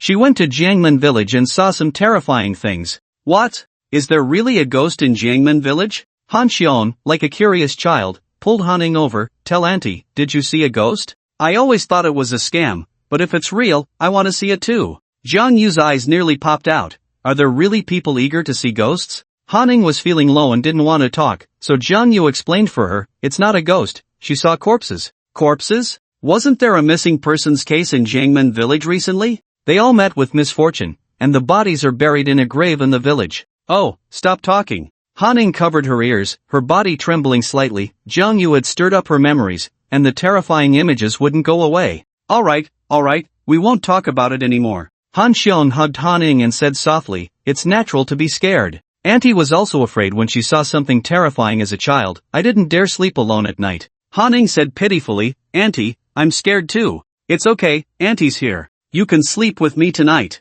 After saying that, she glanced at Jiangyu and changed the subject. "But if you want to sleep with your fiancé, that's fine too. He can definitely give you more sense of security than I can." Han Ying's face turned red. "Auntie, what are you saying? What's there to be shy about? You and Jiangyu are already engaged. What's wrong with sleeping together?" "Auntie's very open-minded. If your dad scolds you, Auntie will back you up." Jiangyu felt a wave of emotion. Anyone who encountered such a future aunt-in-law would be blessed. Han Xiong was indeed an open-minded person. If Jiangyu didn't have to leave for something, she would have definitely thrown the two into a room together. After night fell, Jiangyu arrived at Wen Shiyun's community, preparing for 24 hours of covert protection. He had already spoken with Wen Fuyo on the phone, saying that Wen Shiyun's bad luck had been lifted, and they could go to work normally, but she should stay at Wen Shiyun's house for a while, pretending that Wen Shiyun was still a bit weak and needed her care. Beep beep, just as Jiangyu reached the entrance of the community, a car horn sounded behind him. He turned around and saw Fei Wei sitting in the driver's seat of a black BMW 6 Series,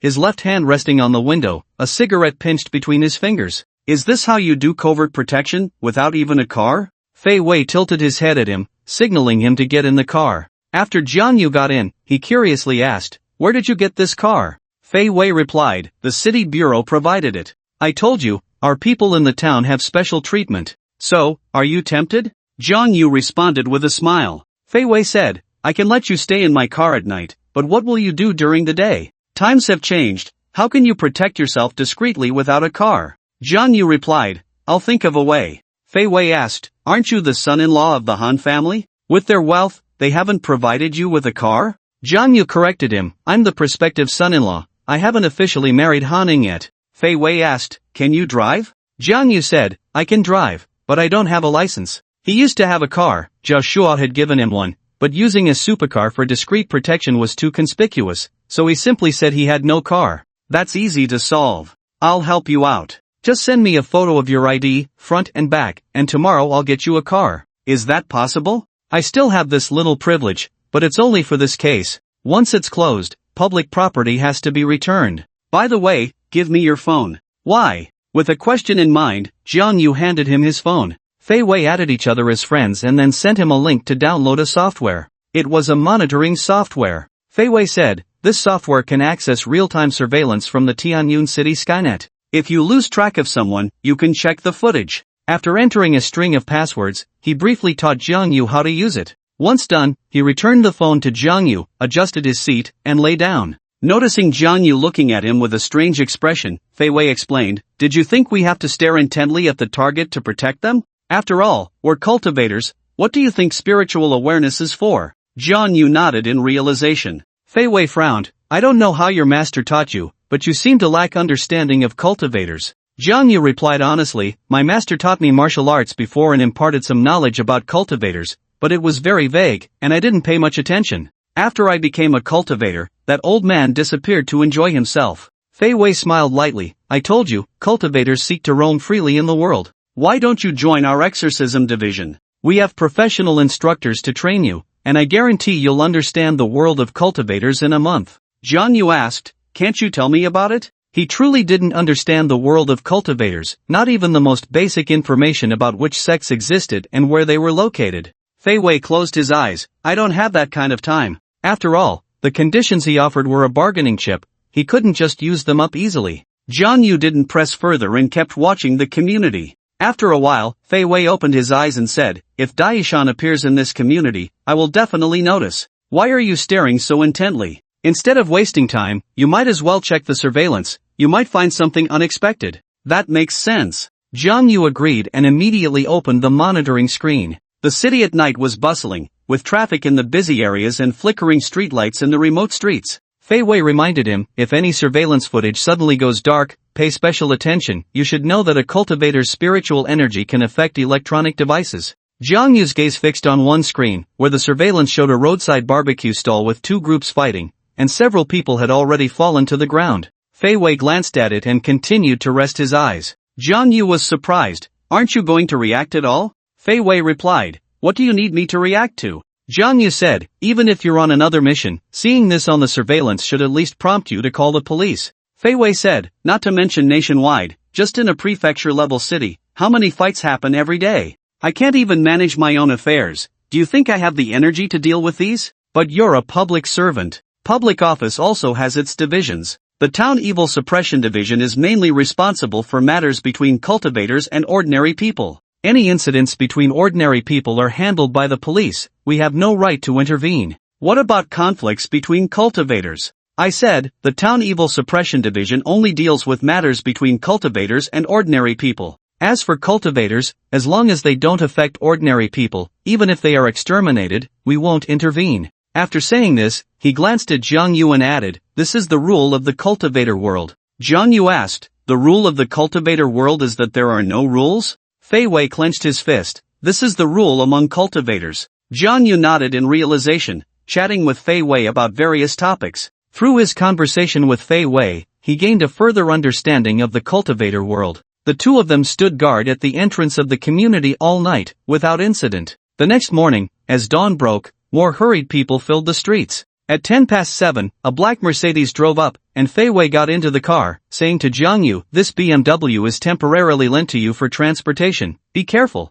The driver of the Mercedes got out, respectfully bowed to Fei Wei, said a few words, then handed him something before leaving in a taxi. Fei Wei tossed a driver's license to Zhang Yu. Your driver's license, keep it safe. Zhang Yu was surprised, so fast? After all, we are the Town Evil Suppression Division, a very special existence, so we naturally need to be treated specially. Are you getting more and more tempted? Zhang Yu didn't respond, but his heart wavered slightly. At the very least, becoming a member of the Town Evil Suppression Division made navigating society much easier. Just as he was pondering, when Fuyo had already driven out, preparing to go to the company, Fei Wei lit a cigarette and said to him, go ahead, don't follow too closely, contact me anytime. Zhang Yu quietly followed in his car. However, he didn't do as Fei Wei requested. After when Fuyo arrived at the company, he waited downstairs for 10 minutes before going up. He didn't have Fei Wei's ability to assess the entire building situation from downstairs. Su Xian arrived very early, helping when Fuyo made coffee, and when she saw Zhang Yu, her face fell. Why are you here again?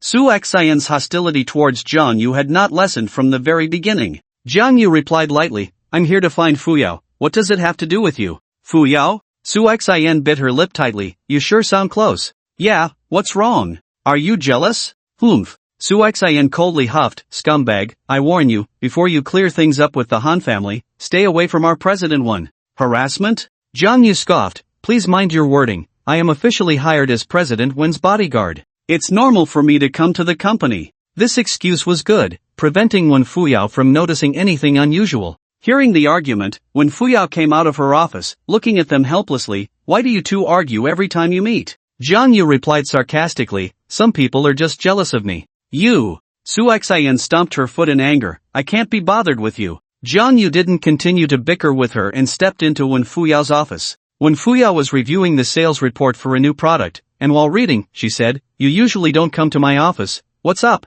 Did you have a conflict with Han Ing? Zhang Yu grinned. Why do I feel there's a lot of jealousy in that statement? When Fuyao rolled her eyes, you're now the prospective son-in-law of the Han family, always coming to me, aren't you afraid of what others might say? Zhang Yu straightened his chest and said, I am the officially hired bodyguard of the general manager of Yuyin Company, with a contract. I conduct myself properly and have nothing to fear. When Fuyao joked, working so hard, are you short on money? Zhang Yu leaned closer, grinning, well, I owe you a huge sum, so of course I have to work hard to earn money to pay it back. When Fuyao glanced at him sideways and said, aren't you clear enough about it? Zhang Yu replied, aren't we still not married? Look at Su Xian's attitude towards me. If he finds out, won't he spread everywhere that I'm a kept man? He tossed his hair and narcissistically added while stroking his chin, although I do have that capital, I've always relied on my talent and skills to make a living. When Fuyao, realizing she couldn't argue with him, pointed to the door and said, suit yourself, I need to get to work.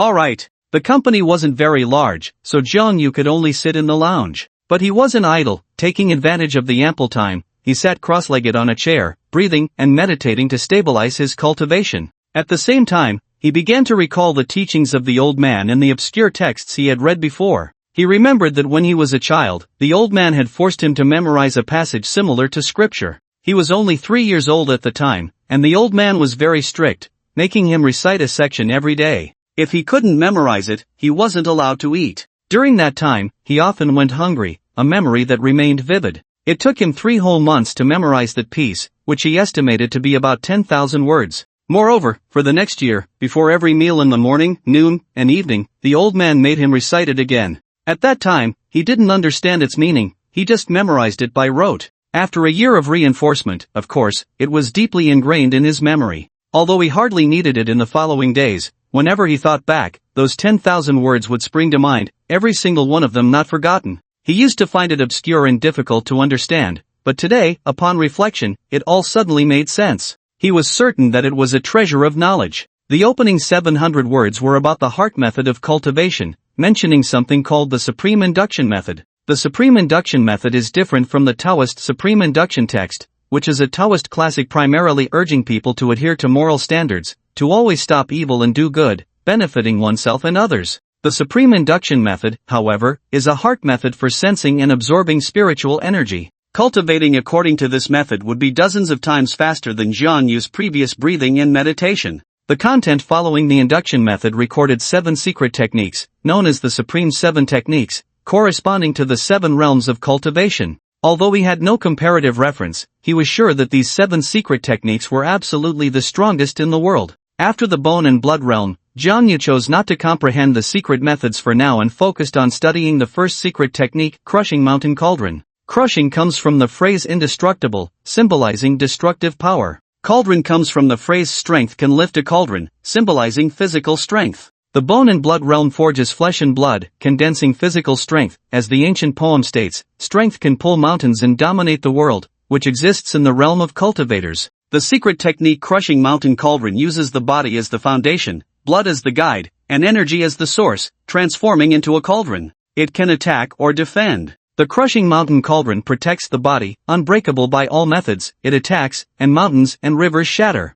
Zhang Yu visualized the words in his mind, growing increasingly excited. This was truly a supreme method. He felt that if he had learned the secret technique crushing mountain cauldron back in Jang Village, even if someone was a whole realm above him, he could still crush them with a single cauldron. He was completely captivated by this method, repeatedly visualizing it, almost entering a state of self-forgetfulness and clarity. In the lounge, his body radiated a faint purple glow, which condensed into a small cauldron the size of a palm above his head. The small cauldron had 4 legs and 2 ears, adorned with cloud patterns. Spiritual energy from all directions gathered, forming a small vortex above the cauldron, almost invisible to the naked eye. The employees were all in a morning meeting, so no one noticed the miraculous scene in the lounge. However, Su Xian inexplicably walked into the lounge, holding a cup of coffee. She knew Zhang Yu was in the lounge, and for some reason, she just wanted to come over and confront him a bit. As soon as the door opened, Su Xian let out a sharp scream, and the cup fell to the ground with a crash, shattering into pieces.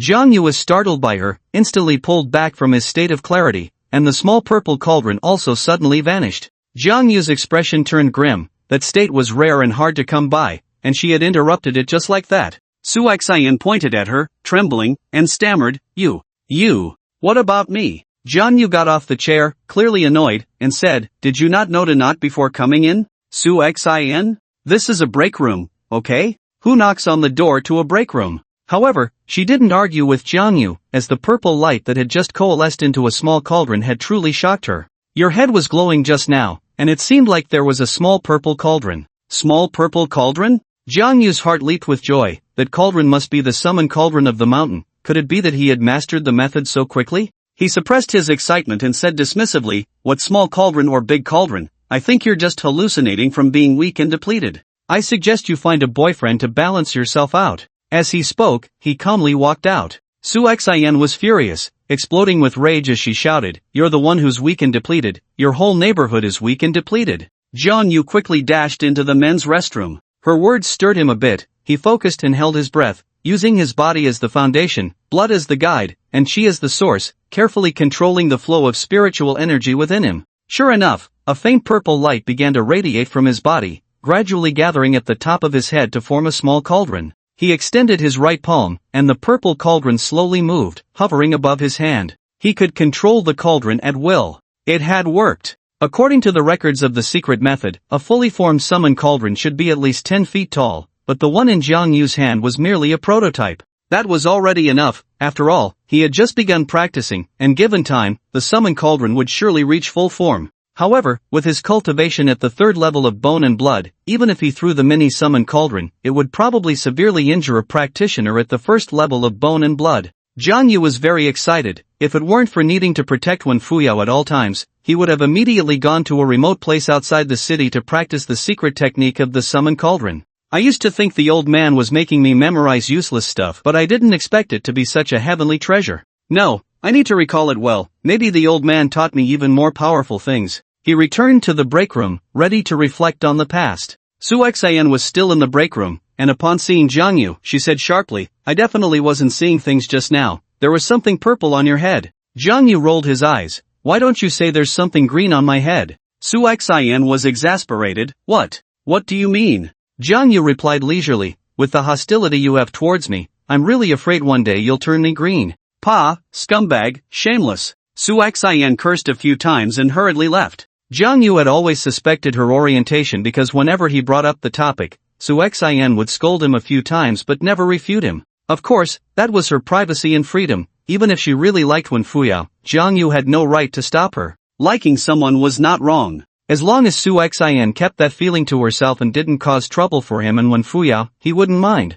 Jiang Yu took the time to call Fei Wei, who said everything was normal on his end. Wen Fuyao was busy with work, staying in the office all morning. After practicing in the break room for a while, Jiang Yu took out his phone to check the surveillance footage. He found no abnormalities. Suddenly, he saw the surveillance camera at the entrance of the Guanhuju community. Not far away, a car was parked, and the people in the car were constantly looking towards Guanhuju. It was Qian Lai. This guy's desire to become a disciple has never died down, and he is now lurking around Guanhuju, watching Jiang Yu. Jiang Yu feels that he should go to Guanhuju less in the future. He truly has no intention of taking on disciples. He is currently at the very bottom of the cultivation world, and it is a time for hard work. There's no time to teach others. After lunch, when Fuyao continued working, while Jiang Yu went alone to the storage room, locked the door, and continued his cultivation. Now he didn't have to worry about being caught by anyone. The purple small cauldron floated and sank in front of him. As Jiang Yu absorbed spiritual energy, the cauldron gradually grew larger, but the effect was minimal, and the changes were almost imperceptible to the naked eye.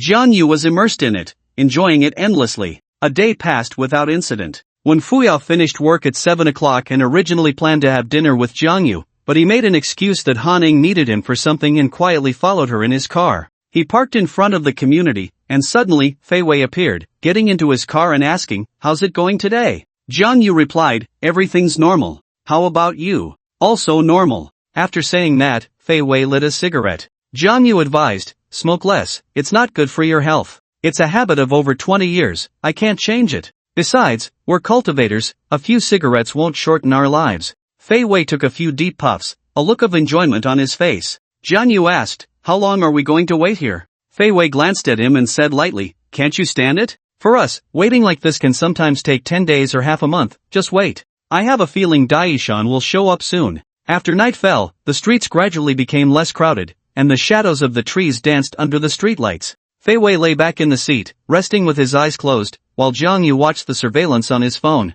At 10 o'clock in the evening, Fei Wei received a call and said seriously to Jiang Yu, "I have something to take care of. I'll leave this to you for now." What could be more important than catching Daishan? Half an hour ago, someone reported a body found over at Donghu, with no external injuries and an unknown cause of death. Could it be? Yes, it's very likely another target of Daishan. I need to go confirm it. Alright, you go. After Fei Wei drove away, Jiang Yu could no longer wait outside the community and had to go to Wen Qiyun's house for protection. He sent a message to Wen Fuyo in advance. "Are you asleep?" Wen Fuyo replied, "Not yet, what's up?" "Jiang Yu, I passed by your house and wanted to come up and chat with you." "Wen Fuyo, come on up." Only then did Jiang Yu go upstairs, where Wen Fuyo, dressed in pajamas, opened the door for him. It wasn't too cold yet, and her pajamas were somewhat thin, subtly revealing her perfect figure. "Help yourself to a drink," Wen Fuyo said, her face covered with a mask, as she sat cross-legged on the living room sofa after opening the door.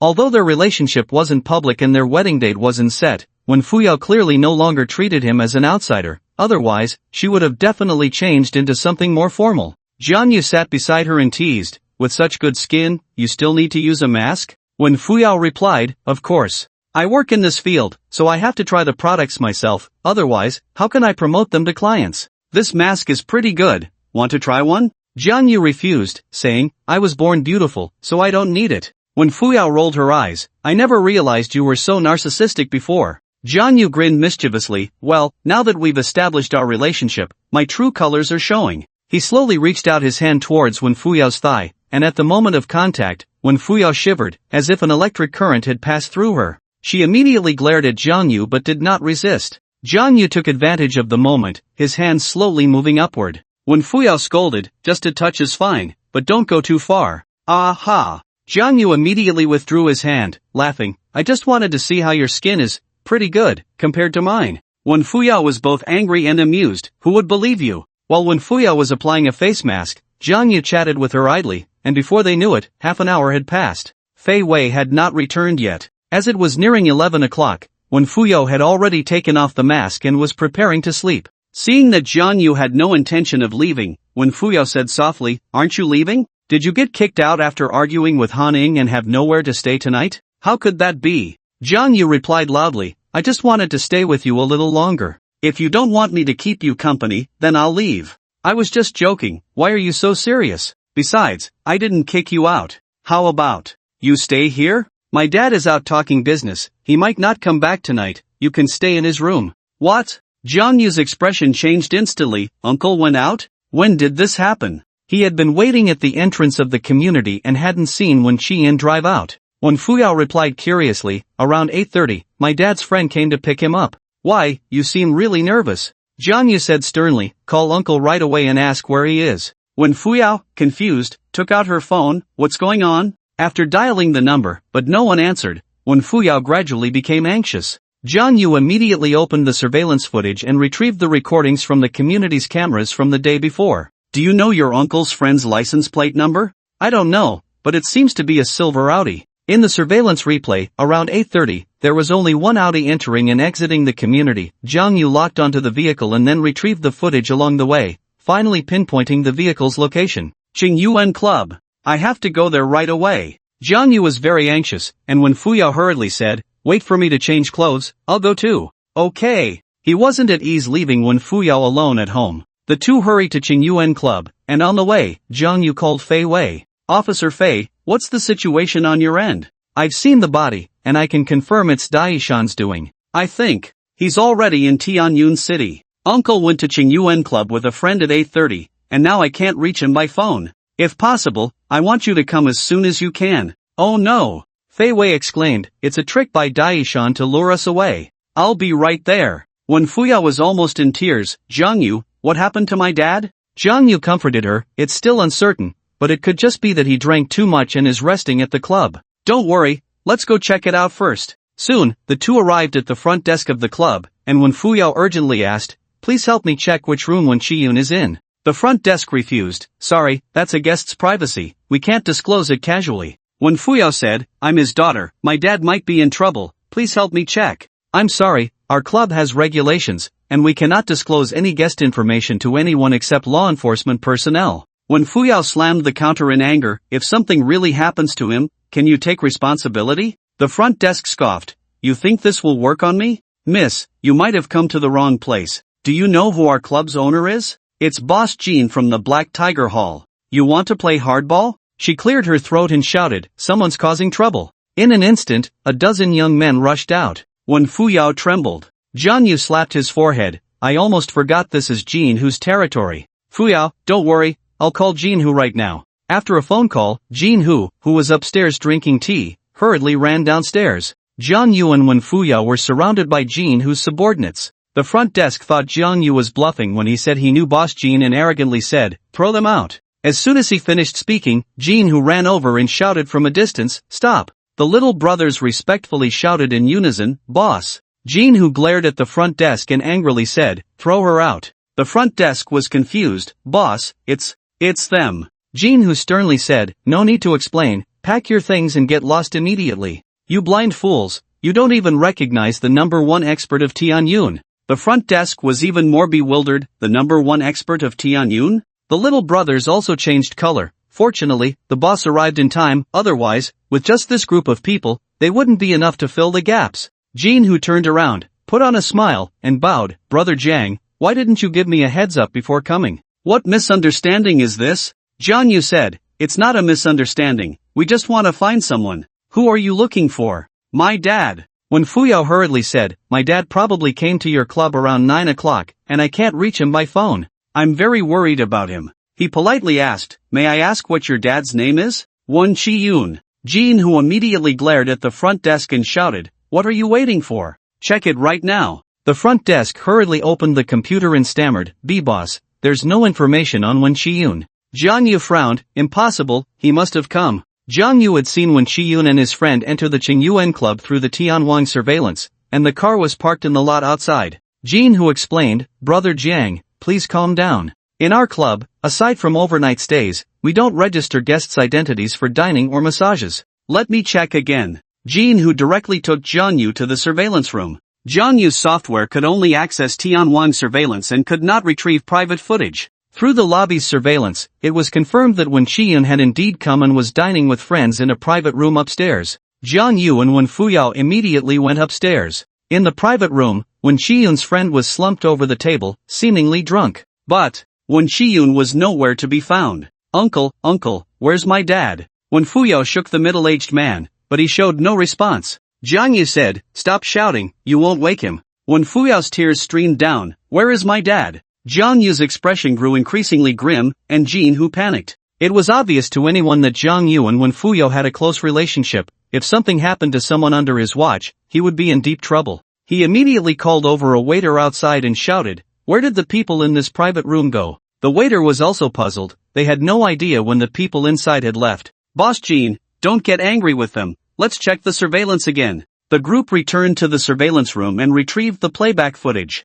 Around 10:30, a figure in a black robe entered the lobby, and the surveillance instantly turned to static. Jean Hu broke out in a cold sweat, repeatedly hitting the computer. Damn it, why did the surveillance break at this moment? After about 10 minutes, the surveillance footage returned to normal, but it showed the figure in the black robe leaving, supporting someone. Jiang Yu was 100% sure that the figure in the black robe was Daishan. The surveillance failure was entirely due to Daishan's interference. Jean Hu wiped his cold sweat and said to Jiang Yu, Brother Jang, don't worry. I'll call all the staff together, and we'll ask them one by one. Someone must have seen something. No need, I know where the person is. Boss Jean, sorry for the trouble, I'll treat you to a meal another day. No trouble at all, Brother Jang. If you need my help, just let me know. Jiang Yu pulled Wen Fuyao away, letting her drive while he directed the route. Daishan had blocked the club's surveillance, but he couldn't block all the Skynet monitoring. However, when Jiang Yu opened the playback of the surveillance footage, he found that after Daishan left the club, he didn't deliberately try to interfere with any Skynet monitoring. His route of departure was recorded clearly.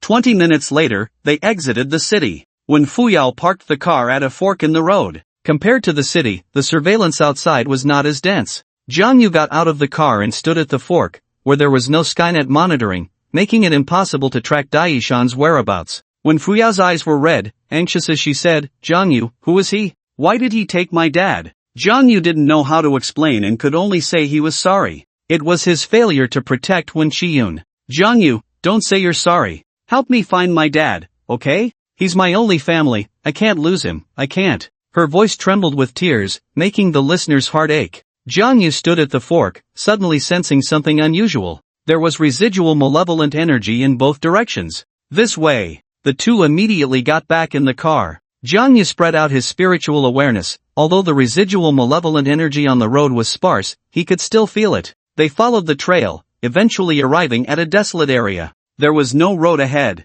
However, in the moonlight, he saw a dark figure in the distance. Wait for me in the car. Jang Yu got out alone. When Fuyao wanted to follow but was refused. Don't come over, lock the car doors. I will definitely bring Uncle Wen back safely. He walked alone into the desolate land, where weeds grew thickly underfoot. If he were still at the first level of the bone and blood realm, he wouldn't dare to go over recklessly, let alone bring Wen Fuyo with him. But now it was different. He was confident he could protect Wen Fuyo and even more confident he could kill the evil cultivator Daishan. After walking 300 meters, the dark figure gradually became clearer. Daishan was dressed in a black robe, slowly raising his head, revealing his chilling face and eerie smile. When Qiyun lay at his feet, a gathering malevolent energy talisman stuck to his forehead. You arrived slower than I expected, Daishan said in a gloomy tone, sending chills down one's spine. You lured me here on purpose? It was clear that Daishan had been waiting for him, unraveling the earlier doubts. Daishan had deliberately not interfered with the Skynet monitoring and had also intentionally left residual malevolent energy at the fork,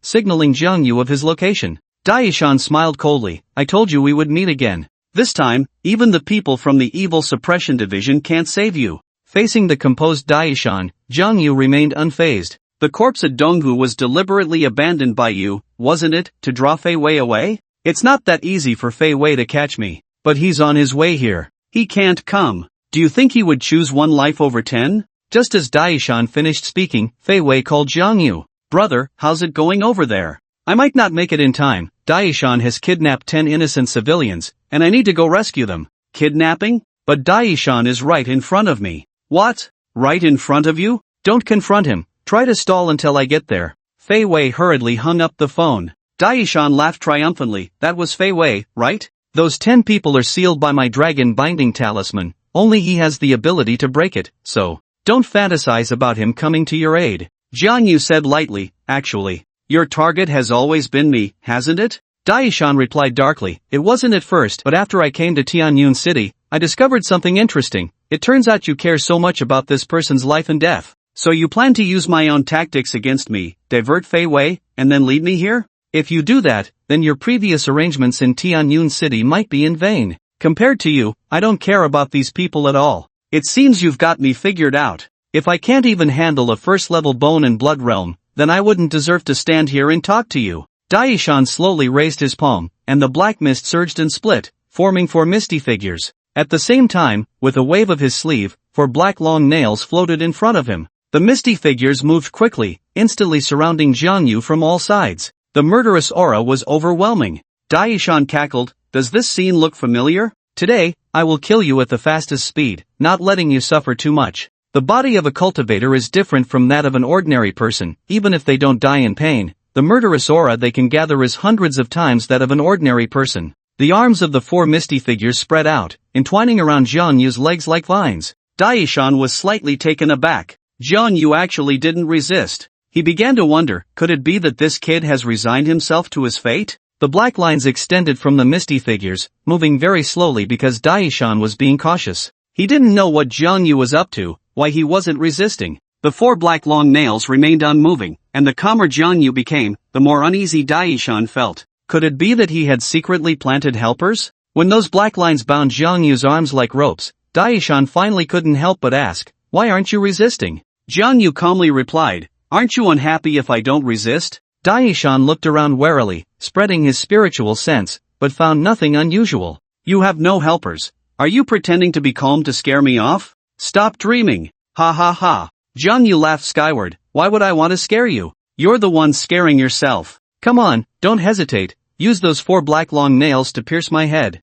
You think I wouldn't dare? A fierce look appeared between Daishan's brows, and with a flick of his finger, the 4 black nails shot towards Jang Yu like arrows. The 4 black long nails, stained with the blood of countless people, sought to claim his life. But at that moment, a tremendous force erupted from Jiang Yu, instantly breaking the black lines formed by the black mist, energy rolling forth, and the 4 misty figures simultaneously dissipated into wisps of blue smoke. Jiang Yu performed a backflip, dodging the 4 black long nails. Daishan was taken aback. How is this possible? He could hardly believe his eyes. How could Jiang Yu, at the first level of the bone and blood realm, break free from the black mist's restraints in an instant? Whoosh! Jiang Yu soared into the air like a startled swan. Daishan was so frightened that he retreated repeatedly, immediately recalling the 4 black long nails, which struck the ground, forming a curtain to protect him. However, Jiang Yu's target was not him. Jiang Yu rushed over, picked up Wen Shiyun, and placed him in a safe spot before tearing off the gathering evil talisman from his forehead.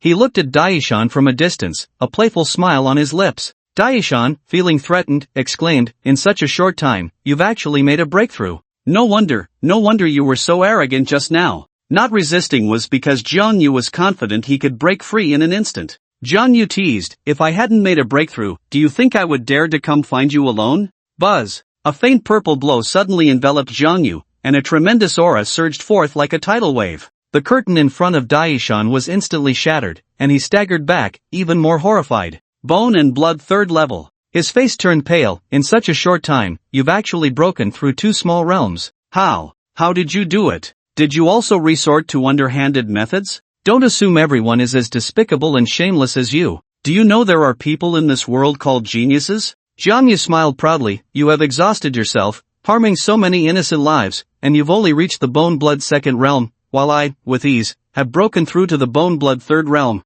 Don't you find that infuriating?" Daishan was nearly driven mad. Jiang Yu was simply attacking his heart. He risked being erased by the evil suppression division, secretly practicing the killing cultivation technique, and after killing dozens of people, he had only reached the bone-blood 2nd realm. Comparing people really could drive one to madness. Of course, Jiang Yu's advancement was mainly due to the millennium-old redline ginseng. He hadn't done nothing. He said this to psychologically crush Daishan. Ah! Daishan let out a furious roar. Jiang Yu had struck a nerve. He was someone without any cultivation talent, stuck at the bone-blood 1st realm for a full 3 years. In order to improve his cultivation, he ultimately took risks to practice the killing cultivation technique. He had paid a price for this, his face becoming unrecognizable, and he was constantly facing the risk of being killed by the evil suppression division. He was like a rat, only daring to hide in the shadows. But Jiang Yu? In less than 2 days, he had broken through from the bone-blood 1st realm to the bone-blood 3rd realm, something Daishan had never even dared to imagine. Heavenly materials and earthly treasures were not easily found. Of course, there were many unknown places in this world, places that nurtured spiritual herbs, but such places were often inhabited by strange beasts, and cultivators at the bone-blood realm were not qualified to snatch food from the tiger's mouth. Daishan roared, then fixed Jiang Yu with a snake-like gaze, enunciating each word. "One day, I will personally kill you." After saying this, he turned and ran. He was self-aware. Jiang Yu was a small realm above him, and in a fight, he wouldn't gain any advantage. If he delayed too long and Fei Wei arrived, a single slap could kill him. He was very wary of Fei Wei, which was also the reason he immediately fled upon hearing that the evil suppression division had come to Jangman Village. However, Jiang Yu would not let him escape again. Whoosh! He moved like the wind, rushing forward, and in a few breaths, he caught up to Daishan.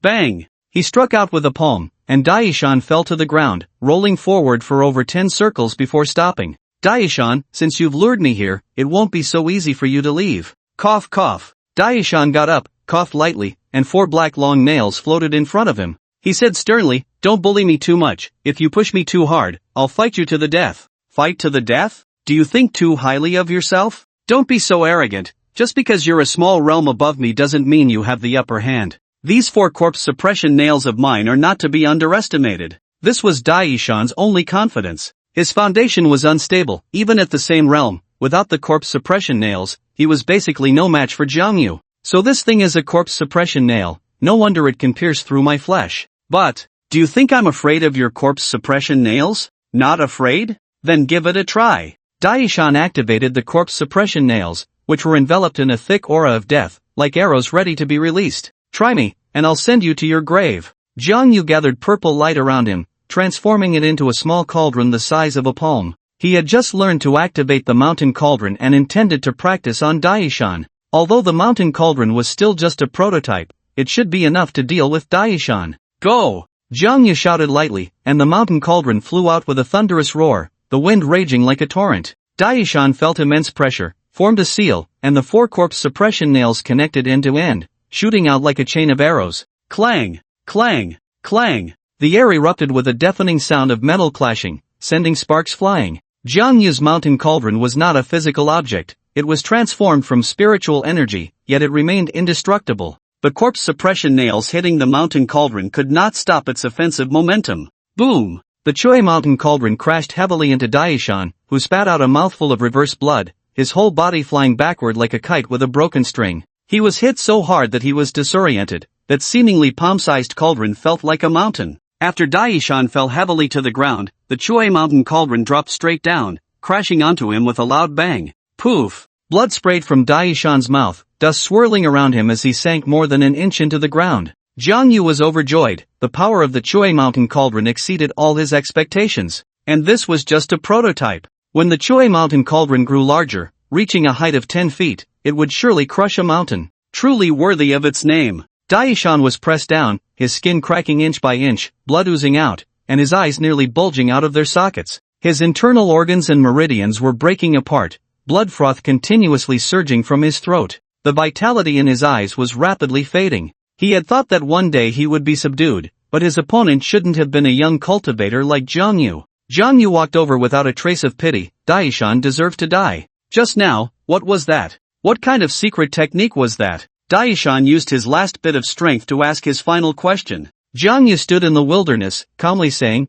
Taishang 7 techniques, Choi mountain cauldron. In the end, Daishan died at Jiang Yu's hands. Back then, he had been forced to flee from Jang Village, coming to Tianyun City to lure Jiang Yu here, never expecting it would be digging his own grave. When Jiang Yu carried Wen Shiyun back to the car, Fei Wei also arrived. He couldn't sense Daishan's aura. Jiang Yu, where's Daishan? Did he run away again? Fei Wei lamented, regretting that Daishan was too cunning. If it weren't for those 10 lives, he would have personally killed Daishan by now. Jiang Yu pointed to the wilderness behind him and said, I killed him, you handle the body. I'll take Uncle Wen back first. After getting in the car, Wen Fuyo cried while driving, constantly asking, Jiang Yu, is my dad okay? He won't die, right? Fei Wei approached Daishan's corpse alone, briefly checking it, stroking his chin and muttering to himself, he must have been subdued by a tremendous force. Did that kid have such great strength? Jiang Yu took Wen Shiyun home, then found a 24-hour pharmacy to buy some Chinese herbs to brew.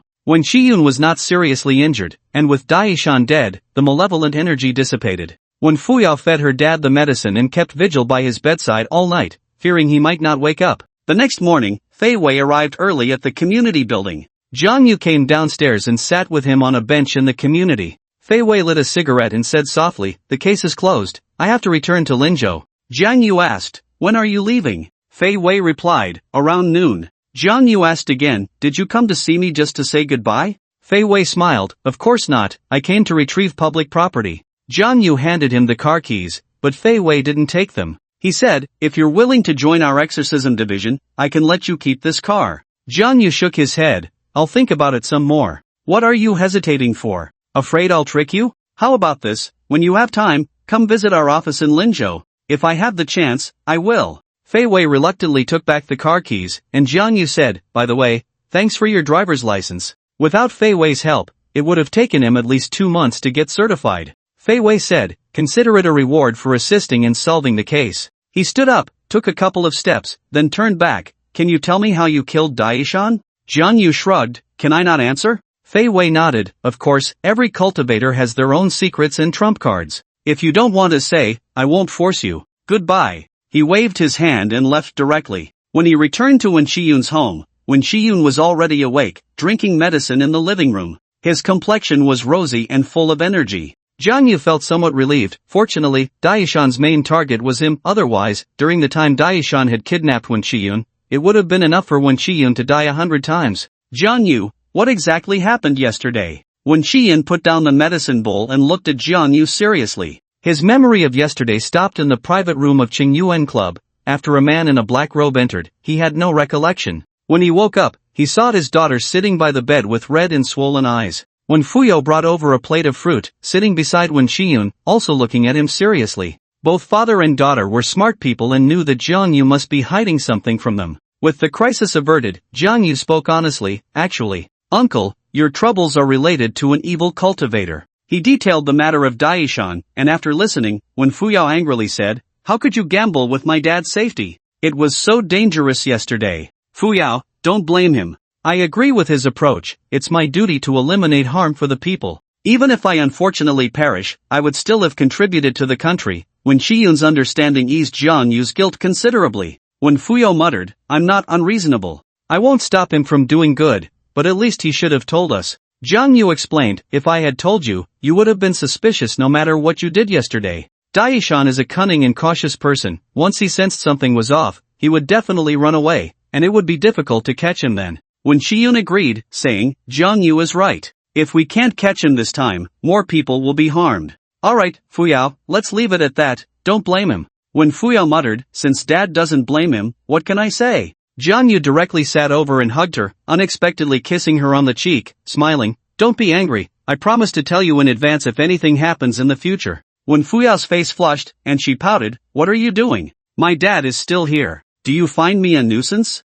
Fine, I'll head back to the company first. When Shiyun got up to change clothes, and when Fuyo hurriedly called out, Dad, that's not what I meant. She turned her head, looking at Jang Yu with a hint of grievance. Look at you, Dad misunderstood. Jang Yu said, there's no one else here, what's wrong with kissing my girlfriend? Don't come to me with that, you're now the son-in-law of the Han family. I've already said that my relationship with Han Ing is just an act. Han Ing doesn't think so. I feel the need to have a serious talk with her. With that, she angrily returned to her room. Jang Yu felt overwhelmed, he really hadn't figured out how to handle the matter with the Han family. Just as when Shiyun was about to leave, Han Xiong suddenly called Jang Yu, asking him to come to Guanhaj for lunch. There was no way around it, he was now the son-in-law of the Han family and had to go. When Shiyun was very understanding and personally drove him there. On the way, Jang Yu inquired again about the marriage certificate, and when Shiyun said it hadn't been found yet, asking him to wait a bit longer. Jang Yu understood, after all, a lot had happened to Wen Shiyun in the past few days, and he didn't have time to look for the marriage certificate. When they arrived at Guanhaj, Jang Yu felt like a thief, peeking around at the entrance of the community for a long time. He was worried that Chen Lai would cling to him. As the saying goes, the soft fear the hard fear the reckless, and the reckless fear the shameless. Fortunately, Chen Lai wasn't keeping a 24-hour watch. With no one around, Jang Yu finally felt bold enough to walk in. Han Ing was at school and wouldn't be home for lunch, leaving only Han Xiong and Han Tianming at home. At first, Han Xiong just said they would have a simple meal at home to get closer to her future son-in-law, but after a few rounds of drinks, she got to the point. Jang Yu, you know that our Han family only has little Ing as our descendant. The family business will eventually be handed over to her, which means it will be handed over to you. I discussed it with your future father-in-law and we decided to let you train at our subsidiary. Han Tianming added, given that you know nothing, you'll have to start from the grassroots level. We've arranged a sales position for you. Sales is the best way to develop one's skills. A series of question marks popped up on Jian Yu's forehead. What's going on? Suddenly asking me to do sales? Am I just bored? I'm Han Ying's tool, not the Han family's tool. Seeing Jian Yu's surprised and confused expression, Han Xiong explained, Han Ying just started college and should focus on her studies, but you're different. Since you have free time, why not familiarize yourself with our business in advance? Jiang Yu thought to himself, I'm at least the top expert in Tianyun City, I'm the president of the Martial Arts Association, and you want me to do sales? Besides, I'm sure there aren't many people in Han Group who don't know me. If I go, won't I just be treated like a deity? How is that training? Han Tianming seemed to see his doubts and said, we'll arrange for you to work in Linzhou. Han Xiong added, I registered a company in Linzhou, I'm the legal person, but the actual person in charge is a classmate of mine. Except for a few senior executives, no one knows it's related to our Han Group. Jiang Yu shook his head and politely declined, I don't think I'm suited for a sales job. He never intended to marry Han Ing anyway. Han Tianming frowned, looking somewhat displeased. Han Xiong urged, just give it a try. We don't really want you to suffer, we just want you to familiarize yourself with the basic business and develop your social skills. Han Tianming said decisively, I've already rented you an apartment in Linzhou, and the job position is arranged. You just need to prepare. Jiang Yu was quite unhappy. What does this mean? This isn't a discussion, it's a notification? Han Xiong added, the cost of living in Linzhou is higher than in Tianyun City. Besides your salary, I'll give you an extra 10,000 yuan for living expenses each month. Jiang Yu squinted his eyes. Are you trying to bribe me with money? Han Xiong asked. You don't want it? I do. Once he got the marriage certificate from the Wen family, he planned to go to Linzhou to find his next fiancée anyway. It might be a long time, and he would need money for living expenses. Han Xiong was somewhat surprised by Jiang Yu's change of attitude. Jiang Yu thought, don't look at me like that. I'm not going just for the money. I mainly want to train a bit. He thought it was good this way. Leaving Tianyun City might gradually weaken his relationship with the Han family, especially with Han Ing. By then, it wouldn't be too late to hand over the old man's letter and call off the engagement. After finalizing everything, they finished the meal pleasantly, and Jiang Yu hurried to Wen Shiyun's house. He needed to get the marriage certificate as soon as possible. Wen Shiyun had gone to the company, and Jiang Yu contacted him by phone. Wen Shiyun said the marriage certificate was in the storage room at home, and he could find it himself. The storage room was quite large, about 30 square meters, crammed full of things. It was indeed troublesome to find a marriage certificate in there. Fortunately, Jiang Yu was a cultivator and could use his spiritual sense to scan the area. A 30 square meter room was still manageable. Soon, he locked onto his target, a wooden box in the far corner of the storage room. He moved aside the items piled on top of the box, which had accumulated a thick layer of dust, clearly having not been opened for many years. He opened the wooden box, which contained some old trinkets, with the marriage certificate at the very bottom. The marriage certificate had yellowed, but fortunately, the pattern on the back was still relatively clear. He immediately pieced together the two marriage certificates, but unfortunately, the patterns did not connect anywhere. He returned to the rental apartment with the marriage certificate, opened his computer to search for maps online, and compared them with the pattern on the back of the Wen family's marriage certificate, hoping to find some clues. After searching for an entire afternoon, he still found nothing, and Jiang Yu almost began to think that the map on the back of the marriage certificate didn't exist at all. Perhaps, only by gathering 9 marriage certificates could he find a clue. He could only comfort himself this way. In the evening, he practiced the supreme induction method, and the spiritual energy within him increased slightly, while he also practiced the mountain summoning cauldron dozens of times. The next morning, Han Xiong called him early, saying that arrangements had been made in Linzhou and that a car would be sent to take him there. Jiang Yu packed his things and went to Yuyan Company early. Although Linzhou was not far from Tianyun City, the round trip would still take 5 or 6 hours, and he couldn't come back often, so he needed to inform Wen Fuyao in advance. Wen Fuyao knew about Jiang Yu's other marriage matters and was very supportive. She also wanted Jiang Yu to resolve his other marriages and marry her sooner. He then went to Han's group. Just as Jiang Yu left, an old man with white hair and beard approached Wen Fuyao. Jiang Yu set off on the road to Linzhou City, putting Tianyun City's matters on hold for the time being. Although it was somewhat different from his expectations, at least he had obtained 2 marriage certificates. The driver took him to Lijing Garden, where Han Tianming had rented a house for him. Han Xiong informed him to settle in here and buy some daily necessities. Her classmate would contact him later. The house was well decorated and ready to move in, so Jiang Yu didn't need to buy too many things. The first thing he did after moving in was to call Lin Shi, telling her he had arrived in Linzhou City and was ready for treatment at any time. Lin Shi knew he had rented a house in Linzhou, so they agreed to meet that evening. In the following time, Jiang Yu strolled around the neighborhood, both to familiarize himself with the environment and to try his luck in finding Tang Qingwu. His luck was not good. Linzhou City was 7 times the size of Tianyun City, and its population was 10 times that of Tianyun City. He knew it would not be easy to find Tang Qingwu. He set a 3-month deadline for himself. If he couldn't find Tang Qingwu within 3 months, he would temporarily set it aside and look for the next one. At 7 in the evening, Lin Shi arrived as promised, this time without a mask or sunglasses, since it was a private community. She looked a bit tired. She had also been extremely busy during this time. The community was not a high-end one, and Jiang Yu's apartment was only about 80 square meters, with 2 bedrooms and 1 living room. After entering the house, Lin Shi threw down her bag and said, "You live here? What's wrong with that? Isn't it nice? As far as I know, you are the son-in-law of the Han family. Should the son-in-law of the Han family live in a high-end place? It seems your status in the Han family is not high." Lin Shi smiled lightly and asked, "In which room will you be treating me?" Jiang Yu invited her to his bedroom. Since this was the 3rd treatment, Lin Shi simply and neatly removed her outer clothing and pants, lying calmly on the bed with her hands resting on her flat abdomen. Facing Jiang Yu, she no longer felt the previous awkwardness. Jiang Yu disinfected the silver needles and began to treat her. Lin Shi asked, "Will it delay my condition if I don't receive treatment on time?" Jiang Yu replied, "There will definitely be some impact, but don't worry, I will be staying in Linzhou City for a long time to come, ensuring that there will be no further delays and that your illness will be completely cured." Lin Shi gently nodded, a strange blush appearing on her face.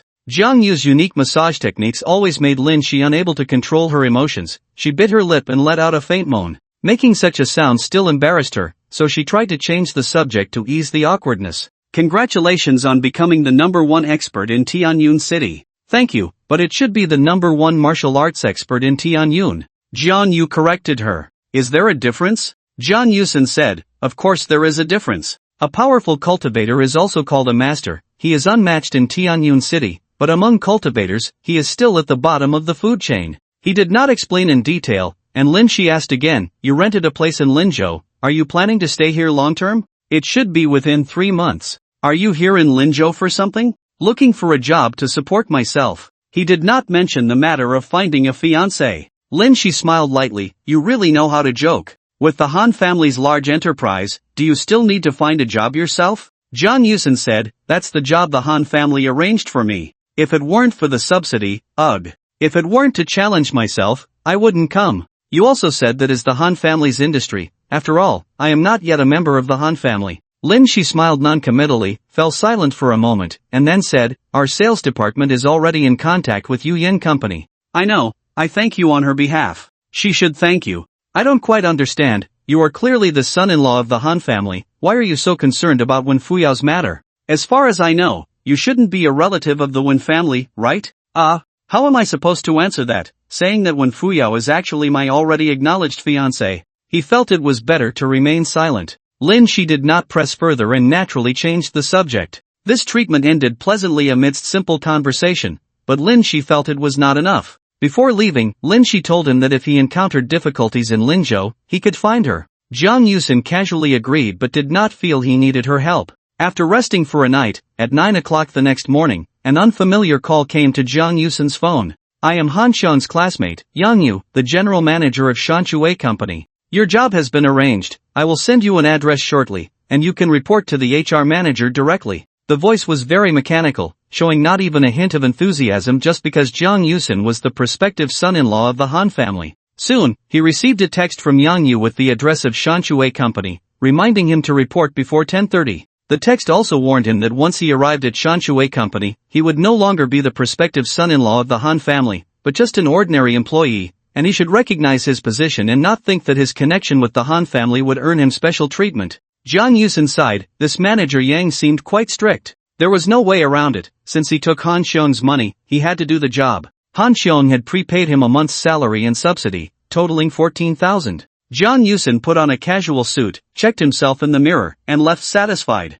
Shanshui Company was not far from Lijing Garden, just 2 streets away, a 10-minute walk. He saw the company profile at the front desk and learned that Shanshui Company was in the medical device sales business. He found the HR department, and since it was arranged by Yang Yu, the HR manager had him fill out the paperwork and then had an assistant take him to the sales department. There were not many people in the sales department, most were out on business. Manager Miao, this is the new employee, please make arrangements. The sales department manager, Miao Jian, was a middle-aged man with a receding hairline, broad and stout, looking very well fed. Miao Jian was drinking tea in the office. He glanced at Jiang Yusen and asked curiously, we don't need anyone in the sales department recently. The assistant explained, Manager Li said to expand the business, so we will be hiring a couple more salespeople soon. Alright, I will make arrangements. He waved his hand, signaling Jiang Yusen to come in. Jiang Yusen stood in front of the desk, and Miao Jian looked him up and down, commenting, your appearance is not bad, in our sales line, looks are also an advantage. By the way, which university did you graduate from? I didn't attend university. Do you have any work experience? No. Never went to school, no work experience, and we have to teach him hand in hand? Miao Jian was clearly unhappy, thinking to himself, what kind of people are we hiring? Besides looks, he was useless. If Jiang Yu knew Miao Jian's inner judgment of him, he would definitely give a thumbs up in agreement. Yes, apart from being handsome, he was good for nothing. Miao Jian fell silent for a moment and shouted outside, is Xiao Wu here? Soon, a young girl in her mid-20s ran over and replied, Manager Miao, Xiao Wu is not here, she went out for business. Miao Jian said, it seems like Xiao Wu is the only one in the sales department without a partner, right? Many salespeople pair up to improve work efficiency. The girl replied, Manager Miao, you know, Xiao Wu has always disliked partnering with others. She's a bit eccentric and has scared off 7 or 8 partners. Miao Jian said, now there are no other options. He is a new employee in our sales department.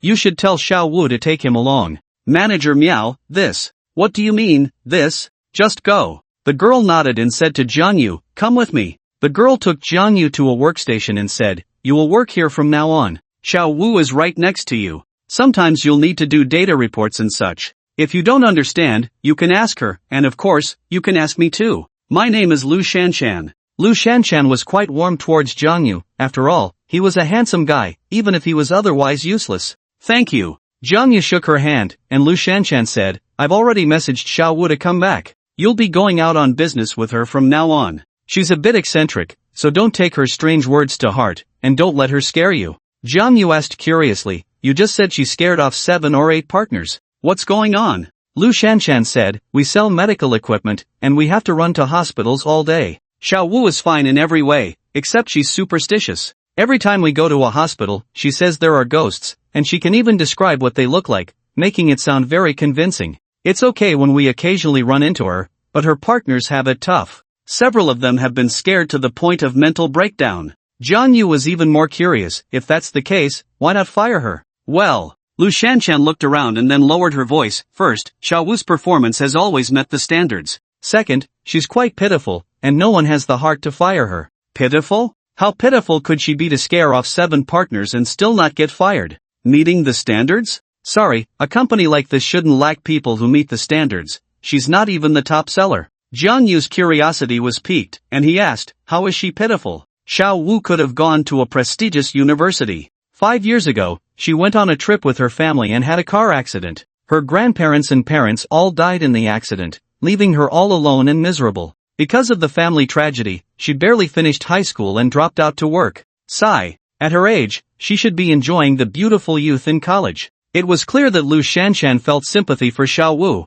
and such a fate was indeed heartbreaking. 20 minutes later, when Jiangyu saw Xiao Wu, that feeling of pity deepened. Xiao Wu was not tall, a head shorter than Jiangyu, dressed in professional attire, with a cloth bag tied around her waist. Her hair was smooth, and beneath her French bangs was a delicate face, her eyes like 2 crescent moons. Petite and cute, that was the first impression Xiao Wu gave. Such a beautiful girl, encountering such a tragedy, who could not feel sympathy? However, Xiao Wu wore a faint smile, with no trace of melancholy from her drastic change in life. Moreover, she didn't seem like a difficult person to get along with. Sister Shanshan. Xiao Wu enthusiastically greeted Lu Shanshan. Sister Shanshan, did you call me for something? Jiangyu's face was filled with confusion, and Lu Shanshan leaned in to explain quietly, Xiao Wu is a very cheerful person, but every time she goes to the hospital for business, she seems like a different person. Never mind, you'll find out for yourself later. She smiled at Xiao Wu and introduced, Xiao Wu, this is our new colleague, named. What was your name again?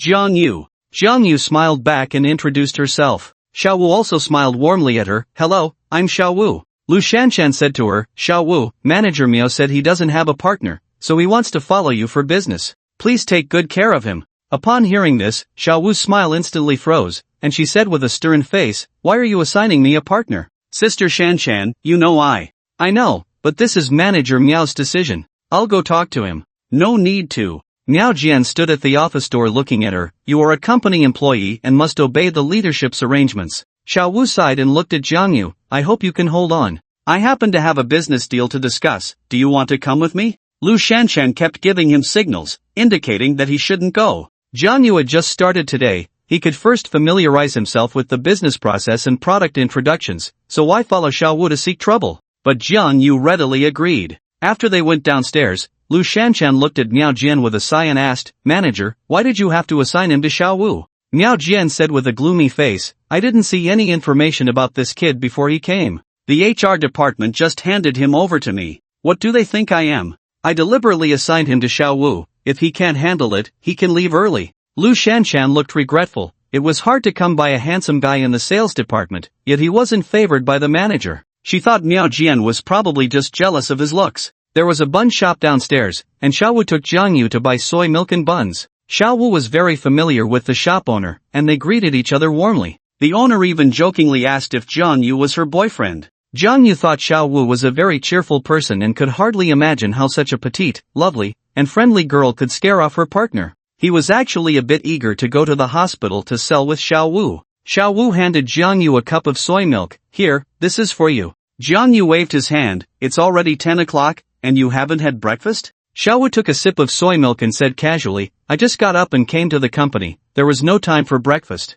Jiang Yu was surprised. Didn't Sister Shanshan say you were already out doing business? Xiao Wu said with an air of maturity, it's obvious you haven't done sales before, isn't it always said like this when you're late? Jiang Yu nodded in realization, looking like he was learning. Come with me. Xiao Wu held the buns in one hand and the soy milk in the other, striding forward. Jiang Yu followed and asked, which hospital are we going to today? Xiao Wu looked at Jiang Yu with surprise and asked, did Sister Shanshan tell you about me? She mentioned it briefly. Xiao Wu was even more surprised. Jiang Yu was the first person to actively ask her which hospital they were going to, while her previous partners would avoid her. She shook her head, we're not going to the hospital today, I have an appointment with their procurement director at a cafe. Jiang Yu felt quite regretful and continued to ask, when can we go to the hospital to sell? Xiao Wu's crescent-shaped eyes were full of question marks. Why was he more anxious than she was? She said lightly, we're not going for the next few days. Why not? Is it because you've met your performance targets? Xiao Wu, you need to have goals and pursuits in life.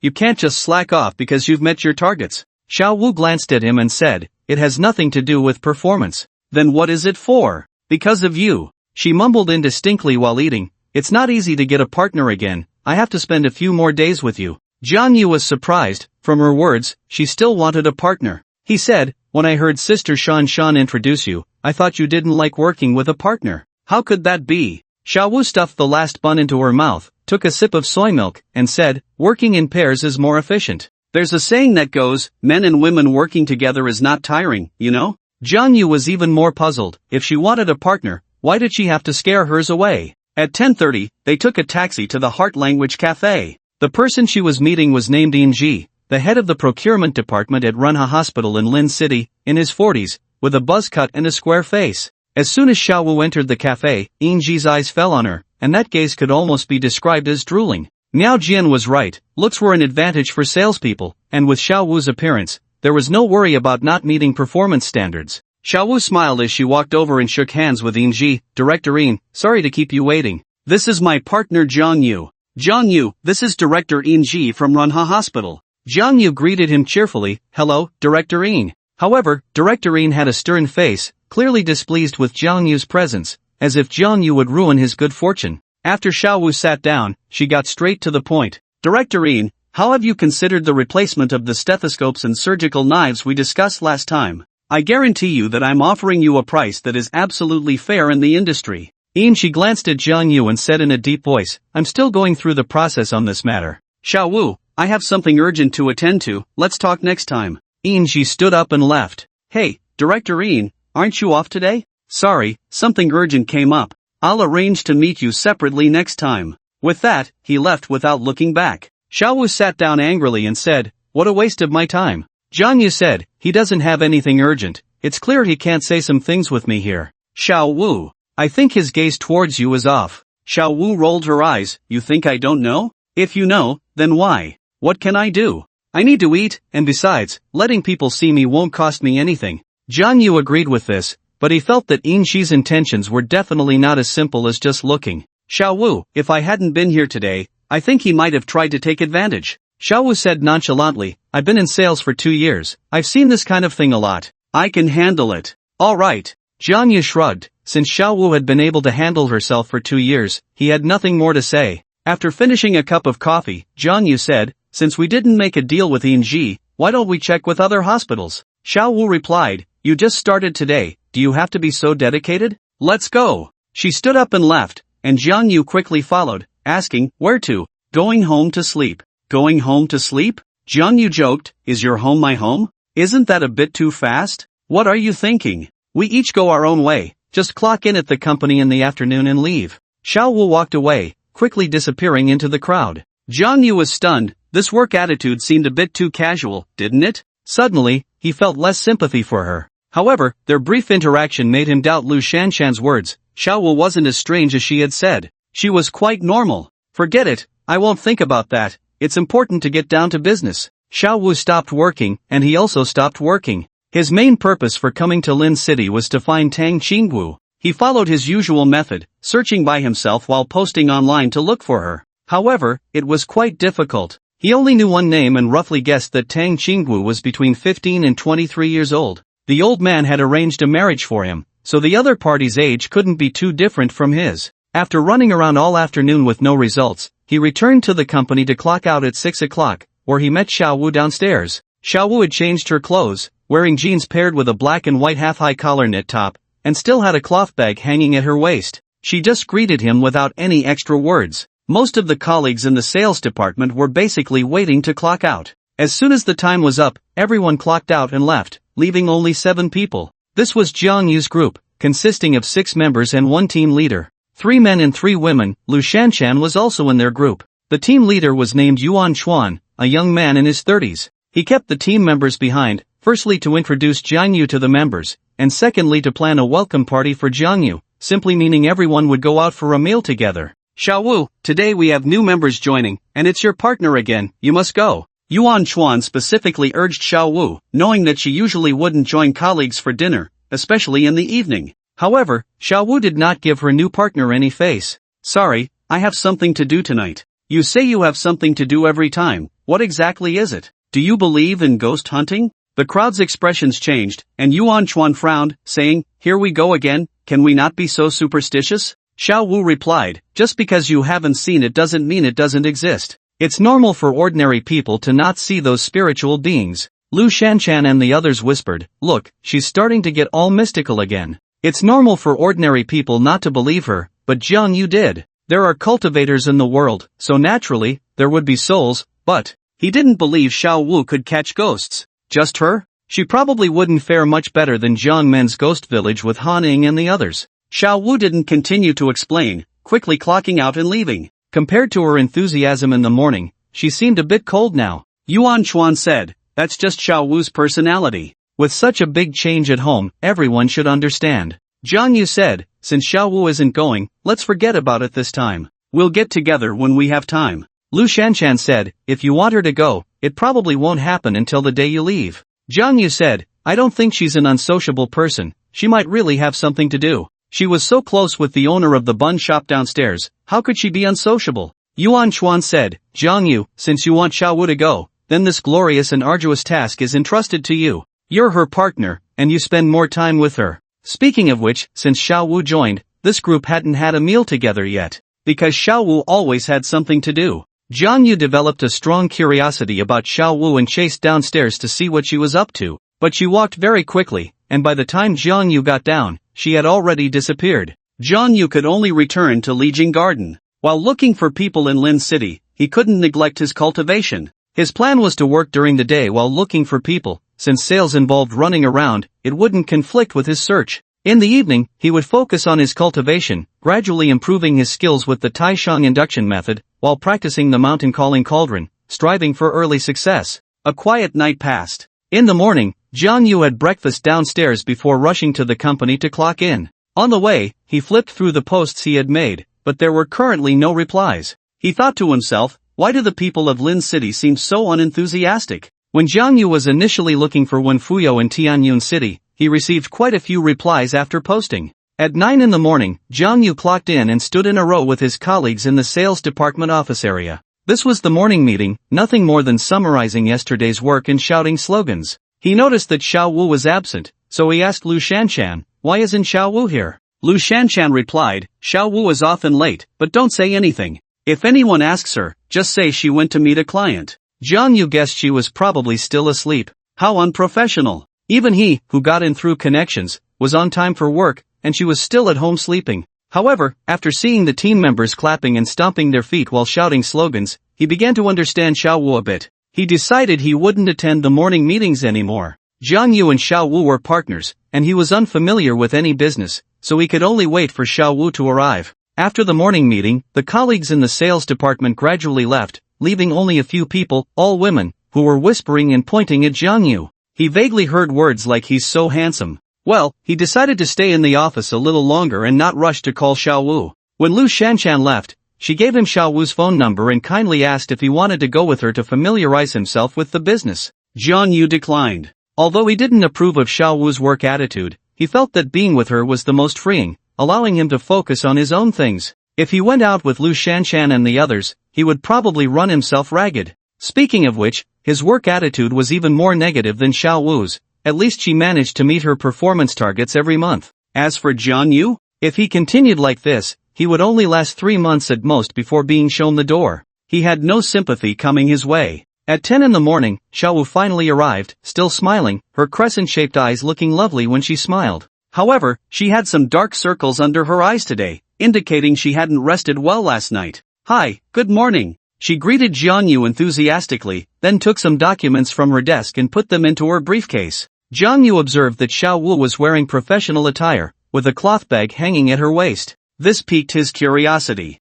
"It's still early. If you come any later, it'll be time for lunch." "Let's not talk about lunch yet. Let's go downstairs for breakfast first." "It's on me?" "Thanks, but I've already eaten." Xiao Wu took the documents and left, and Jiang Yu followed her downstairs. She bought soy milk and fried dough sticks at the bun shop, and the shop owner joked with her, "Xiao Wu, I think your colleague is quite handsome. You two look good together, is there?" "No." Xiao Wu interrupted the shop owner's words directly. "I'm currently in the prime of my career, not considering love." "All right, shop owner, I remember you have a daughter in her 20s. Why not introduce her to Jiang Yu? He's so handsome. Your daughter will definitely like him." "What are you talking about? My daughter is still in college." "There's no rule in college against dating." Go on, I'll give you 2 buns for free, now hurry up and leave." Jiang Yu stood by, dumbfounded. What was this? Did they think he was just a bystander, getting all polite with each other? At least ask for his opinion first. Xiao Wu happily took the 2 complimentary buns, looking as if she had struck a great deal,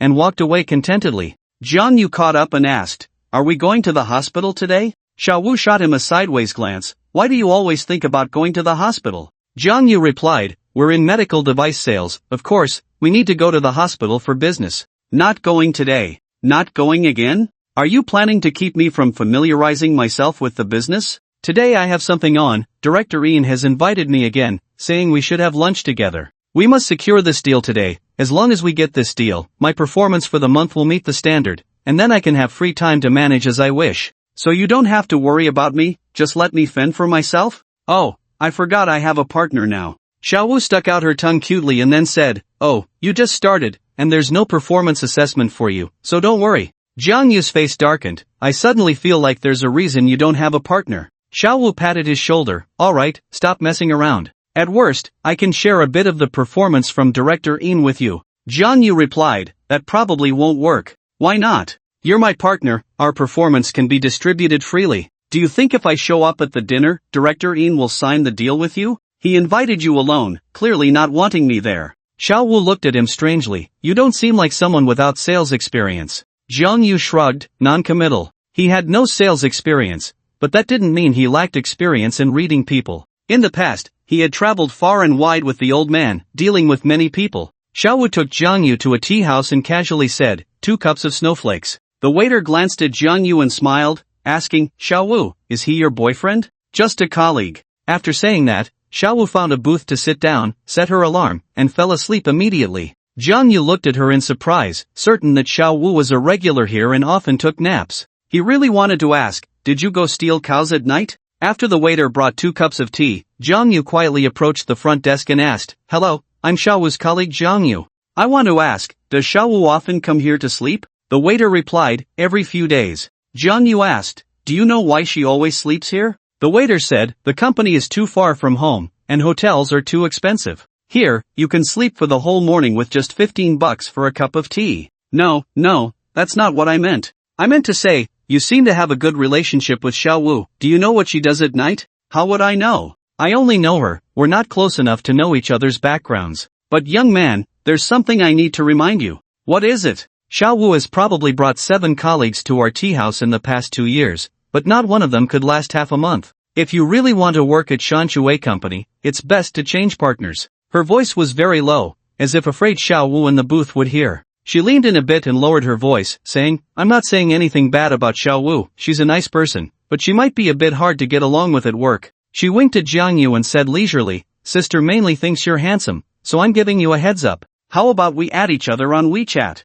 I can save you a spot next time." So that's the ulterior motive. No wonder she was so kind to remind him. He re-evaluated the waiter's appearance and then waved his hand, saying, "No need, I don't really like drinking tea." "Hey, don't go. Our tea house also serves food and has card games." Zhang Yu walked into the booth, and the waiter didn't follow to ask for WeChat. Xiao Wu was already lightly snoring, looking very sound asleep. Zhang Yu was curious about what she did at night. Night songs? With her conditions, that shouldn't be allowed. Of course, Zhang Yu was referring to economic conditions. Working part-time to earn some extra money at night? That didn't make sense either. With her work attitude, it would be a miracle if she could even get a part-time job. He stared at the cloth bag around Xiao Wu's waist, very curious to see what was inside. With his abilities, he could completely investigate what was in the bag without Xiao Wu knowing, but he felt that peering into someone else's privacy was somewhat disrespectful. It was better to wait until she woke up and ask her directly. Xiao Wu slept until noon, and as soon as the alarm rang, she woke up. She sat up, yawned, and with her crescent-shaped eyes said, "You're still here?" According to past habits, his partner would either run off to do business after he fell asleep or return to the company. No one waited for her like Zhang Yu did. Zhang Yu calmly said, "I'm waiting for you to take me to familiarize myself with the business." Humph. Xiao Wu lightly huffed, as if she could see through him, and said, "If you wanted to familiarize yourself with the business, would you be waiting here?" Zhang Yu shrugged, non-committal. Xiao Wu glanced at the time, got up, and said, "Let's go eat." Inji had already booked a private room, just for him and Xiao Wu. Zhang Yu knew that if he was there, the deal would definitely not go through, but out of concern for Xiao Wu's safety, he still followed. He just waited in the lobby and ordered a fried rice. When Xiao Wu walked into the private room, Inji immediately beamed with joy because Xiao Wu had come alone. Inji carefully closed the door and even stuck his head out to knock, feeling relieved only then. He also instructed the waiter not to enter without his orders. The intentions of Sima Zhao are known to all. Although Zhang Yu was in the lobby, he clearly sensed everything happening in the private room. At the large round table, Inji plopped down right next to Xiao Wu and even reached out to touch her silky hair, lewdly asking, "Xiao Wu, your hair is quite smooth. What brand of shampoo do you use?" Zhang Yu in the lobby cursed under his breath. What a beast, he went straight for it. "Inji? You might as well call him Inji Ping." Fortunately, he only touched Xiao Wu's hair. Xiao Wu did not resist or refuse, smiling as she said, "If Director Yin likes it, I can give you a bottle one day." "Then I must thank you in advance." "You're too polite, Director Yin. I still have to rely on you for my deal." "No problem. I invited you here today to discuss this matter." Xiao Wu took the documents out of her briefcase and looked at him with her watery eyes. "Then shall we sign the contract first, Director Yin?" That little gaze, who could resist it? No wonder she could sleep so much and still meet her monthly targets. She couldn't help but swallow, and fortunately, they were in a restaurant, so he maintained a bit of rationality. Otherwise, he would definitely pounce on Xiao Wu like a beast on a little lamb. Inji's greedy gaze was unmasked, but Xiao Wu had been through a lot and was quite adept, not panicking at all. She immediately opened the wine on the table and said to Inji, "Director Yin, I'll drink with you until we're both drunk today." Inji's eyes lit up. She was even taking the initiative? He was overjoyed. "Ha, great. If you get me drunk today, I'll sign the deal on the spot." "Then Director Yin must keep your word." Xiao Wu revealed a cute smile, her crescent-shaped eyes blinking twice, and Inji's legs went weak. He couldn't control himself, slowly reaching his hand toward Xiao Wu's leg. Zhang Yu in the lobby clenched his fists. If Inji's hand dared to touch Xiao Wu's leg, he would definitely rush in and beat him up. Xiao Wu still wore a smile, but she slid aside like a fish, grabbing 2 wineglasses. Inji reluctantly withdrew his hand. He wasn't in a hurry. Once Xiao Wu was drunk and out of it, he could touch her however he wanted.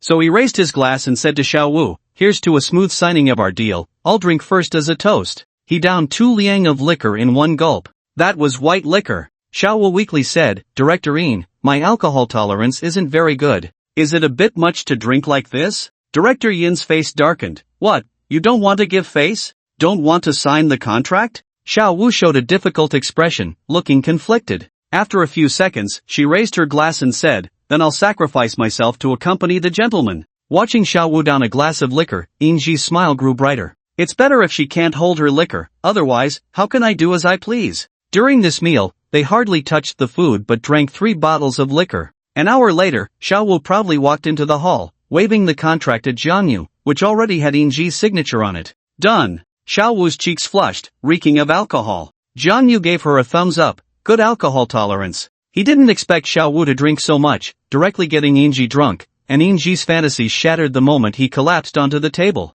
This contract was signed by Inji while he was half drunk and half awake. This was her tactic. The client wanted to get her drunk to take advantage, not knowing she also wanted to get the client drunk to sign the contract and then retreat unscathed. She won. Xiao Wu's alcohol tolerance exceeded Jiang Yu's imagination. She drank 1.5 bottles of liquor, and although she reeked of alcohol, she was still quite clear-headed. However, under the influence of alcohol, Xiao Wu became a bit excited. She patted Jiang Yu's arm and said, "I didn't go to the welcome dinner yesterday, so I'll make it up to you today. Let's change places, and I'll drink with you some more." She put the contract into her briefcase and smiled brightly at Jiang Yu. "It's on me." Without waiting for Jiang Yu to agree, she pulled him along. At a street-side food stall, the two ordered a few simple dishes and a case of beer. She kept pouring one glass after another into her stomach. After drinking 1.5 bottles of liquor, drinking so much beer on top of that would easily get her drunk. But Jiang Yu couldn't persuade her. She seemed to want to get drunk on purpose. Gradually, Xiao Wu's mental state became a bit off.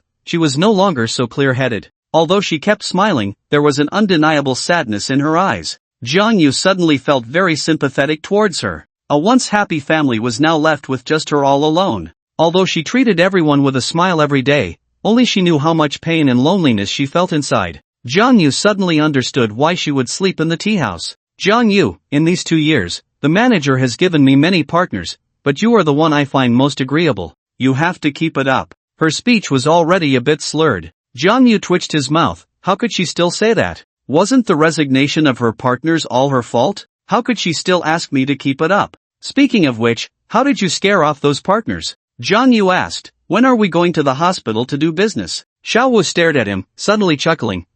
I've already met my performance target this month, so I'm not going to the hospital to do business." "What about me?" "You don't need to go either. You just started, so you can still get a no-responsibility-based salary." Jiang Yu felt there was something wrong with her thinking, so he said, "Xiao Wu, your family had an accident. I can understand your strange behavior, but Suddenly, Jiang Yu felt a chill down his spine. He noticed Xiao Wu seemed to have suddenly woken up, looking at him with cold eyes, and slowly spat out a few words through her teeth. "Not an accident." "Not an accident?" Jiang Yu was stunned. Could it be murder? For lives, if it were murder, it should be very sensational. Why would Lu Shanshan lie and say it was an accident? Just as Jiang Yu was about to ask for the details, Xiao Wu had already slumped over the table, asleep. He looked and saw that only 2 bottles were left in the case. They really drank fast. He settled the bill and took Xiao Wu to the tea house they visited in the morning, letting her rest there for the afternoon. When it was time to clock out, Xiao Wu still hadn't woken up. Jiang Yu returned to the company alone and took the contract back for Xiao Wu. Team leader Yuan Xuan asked him where Xiao Wu was, and Jiang Yu explained that Xiao Wu had gotten drunk while signing a contract and still hadn't woken up. He handed the contract to Yuan Xuan, who smiled broadly. Xiao Wu is really capable. "Jiang Yu, you're her partner, so you need to take good care of her. Tell her that I will explain her situation to the attendance office, and her salary won't be deducted. In sales, as long as you have results, the leaders will protect you. It doesn't matter if you don't clock in and out." Colleagues gradually finished work, and Lu Shanshan was working overtime, with team leader Yuan Xuan asking her to input some data. Jiang Yu found Lu Shanshan and asked, "Sister Shanshan, can I ask you something? Why does Xiao Wu say her family's death wasn't an accident?" Lu Shanshan calmly replied, "Just listen to her. She has always insisted it wasn't an accident, but 5 years ago, the police reported that it was indeed an accident. You'd better not bring it up in front of her in the future, to avoid upsetting her." This left Jiang Yu puzzled. When Xiao Wu said it wasn't an accident, it didn't seem like she was lying, and he was sure that Xiao Wu was very clear-headed, at least in that moment. Lu Shanshan asked, "Still don't believe me? Think I'm lying?" "Sister Shanshan, that's not what I mean, it's just..." "Alright, I'll find the video for you to watch yourself." Lu Shanshan pulled up the news from that year on her computer, showing the footage of Xiao Wu's family accident captured by surveillance. It was on a smooth road. The car was moving steadily but suddenly accelerated and crashed into the guardrail, flipping over several times. The police report stated that it was likely due to driver fatigue, which caused the loss of control over the speed. From the footage, it indeed looked that way, and according to the only survivor, Xiao Wu's testimony, there had been no argument in the car before the accident. So it was an accident. But why did Xiao Wu insist it wasn't an accident? Was there something more to it? Lu Shanshan wasn't lying, but Xiao Wu didn't seem to be lying either. With such questions in mind, Jiang Yu went to the tea house again, but Xiao Wu had already left. He called her, but she didn't answer. He then called Lu Shanshan to ask for Xiao Wu's home address. 15 minutes later, Jiang Yu took a taxi to an old neighborhood, with the walls of the building covered in ivy. Xiao Wu lived in Unit 301. Jiang Yu went upstairs and knocked on the door, but no one answered. Just then, an old lady came downstairs, glanced at Jiang Yu, and asked, "Looking for Xiao Wu?" Jiang Yu nodded. The old lady said, "You should go back. Xiao Wu isn't here. She goes out every night and usually comes back around 4 or 5 in the morning." Jiang Yu curiously asked, "Grandma, what does Xiao Wu do every night?" The old lady shook her head and said sympathetically, "The poor girl had an accident, and her mind is a bit off. After the incident, she kept saying she wanted to find her grandfather." "You tell me, the person is dead. Where can she go to find him? And then what?" Later, she stopped making a fuss. During school, she studied normally during the day, and when she worked normally during the day, but every night she would go out. Although she never said it, we all knew she was still looking for her grandfather. The old lady sighed as she went downstairs, lamenting, "What a pity for such a beautiful girl. If her mind weren't troubled, she would definitely marry into a good family and live a happy life." Jiang Yu was even more confused. Troubled mind? As a skilled doctor, Jiang Yu couldn't see any signs of mental issues with Xiao Wu. She was just a bit eccentric. She was warm and smiling when they met in the morning, but seemed a bit cold by the end of the day. Jiang Yu grew increasingly curious, eager to uncover the mystery surrounding her. But unfortunately, he couldn't find Xiao Wu now. He didn't rush back to Legion Garden, walking alone on the street, looking around, hoping for good luck to run into Xiao Wu. He didn't meet Xiao Wu, but he did encounter the old woman who had sold him the 1,000-year-old red ginseng before. The old woman had 2 baskets of walnuts by the roadside, all dried. "These are homegrown walnuts from the countryside, very tasty, why not buy some?" The old woman looked at the passers-by, constantly murmuring, but her business wasn't doing well. Jiang Yu found it strange. The old woman's granddaughter should be receiving treatment at the hospital in Tianyun City, so why was she here selling walnuts? He walked over, squatted down to look at the old woman, who hurriedly said, "Young man, would you like to buy some walnuts? I'll give you a discount." Jiang Yu asked, "Do you still remember me, Grandma?" "You?" The old woman thought for a moment, then excitedly said, "You are the benefactor who bought my ginseng." She immediately took out a plastic bag and filled it with walnuts for Jiang Yu. Take these, I won't charge you." Jiang Yu couldn't refuse and had to accept. He asked with concern, "Grandma, has your granddaughter's illness gotten better?" Suddenly, tears welled up in the old woman's eyes, filled with sorrow. Jiang Yu frowned, "Is it not cured?" The old woman said, "The hospital in Tianyun City said they couldn't save my granddaughter's leg, and she would have to have it amputated. She's still so young, how can we bear to let her lose a leg?" Later, the doctor suggested we transfer to another hospital, saying that Linzhou's medical conditions are better, maybe there's a way, so we transferred to Linzhou People's Hospital, but, as she spoke, the old woman's tears streamed down. "Grandma, please don't cry, what happened?" The old woman wiped her tears with her aged hands. "The transfer was successful, but the doctors here also said they couldn't save my granddaughter's leg. What kind of sin have I committed? Why is it not me who has to be amputated? Poor my granddaughter." Jiang Yu put the walnuts back in the basket. "Grandma, didn't I save my number in your phone before?" "I know, I remember everything. I originally planned to thank you properly once my granddaughter got better, but I didn't expect it to turn out like this. Grandma, what I meant was, I told you before that if the hospital couldn't treat your granddaughter, you could contact me. Why didn't you call me?"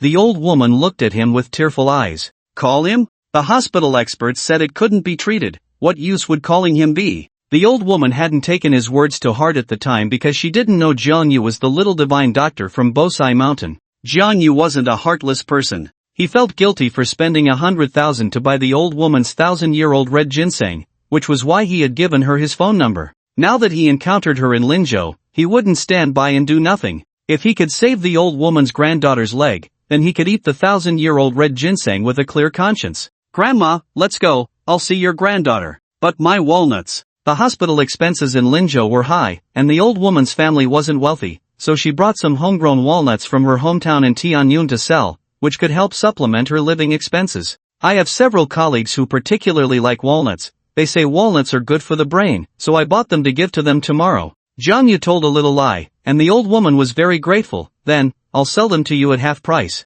On the way to the hospital, the old woman recounted her granddaughter's situation. The old woman's surname was Chen. She was middle-aged and widowed, with a son who worked outside, leaving only herself, her daughter-in-law Zhou Fang, and her granddaughter Shi Tingting at home. Their family was not well off, and Shi Tingting was in the second year of junior high, sensible and obedient, helping with some farm work every week during her breaks. Recently, while doing farm work, Shi Tingting accidentally cut her right foot with a knife, but because she was worried about the cost, she didn't tell the adults and did a simple bandaging herself. After returning to school, Shi Tingting's foot became infected. Although it hurt terribly, she endured it. One day, because she was limping while walking, a teacher noticed and immediately sent her to the hospital, notifying her parents. Due to the infection, Shi Tingting's foot developed gangrene, and because she sought medical help too late, the doctor could only suggest amputation. Jiang Yu also introduced himself briefly, saying he came from a family of traditional Chinese medicine practitioners and understood medical skills, and could help Shi Tingting save her right foot.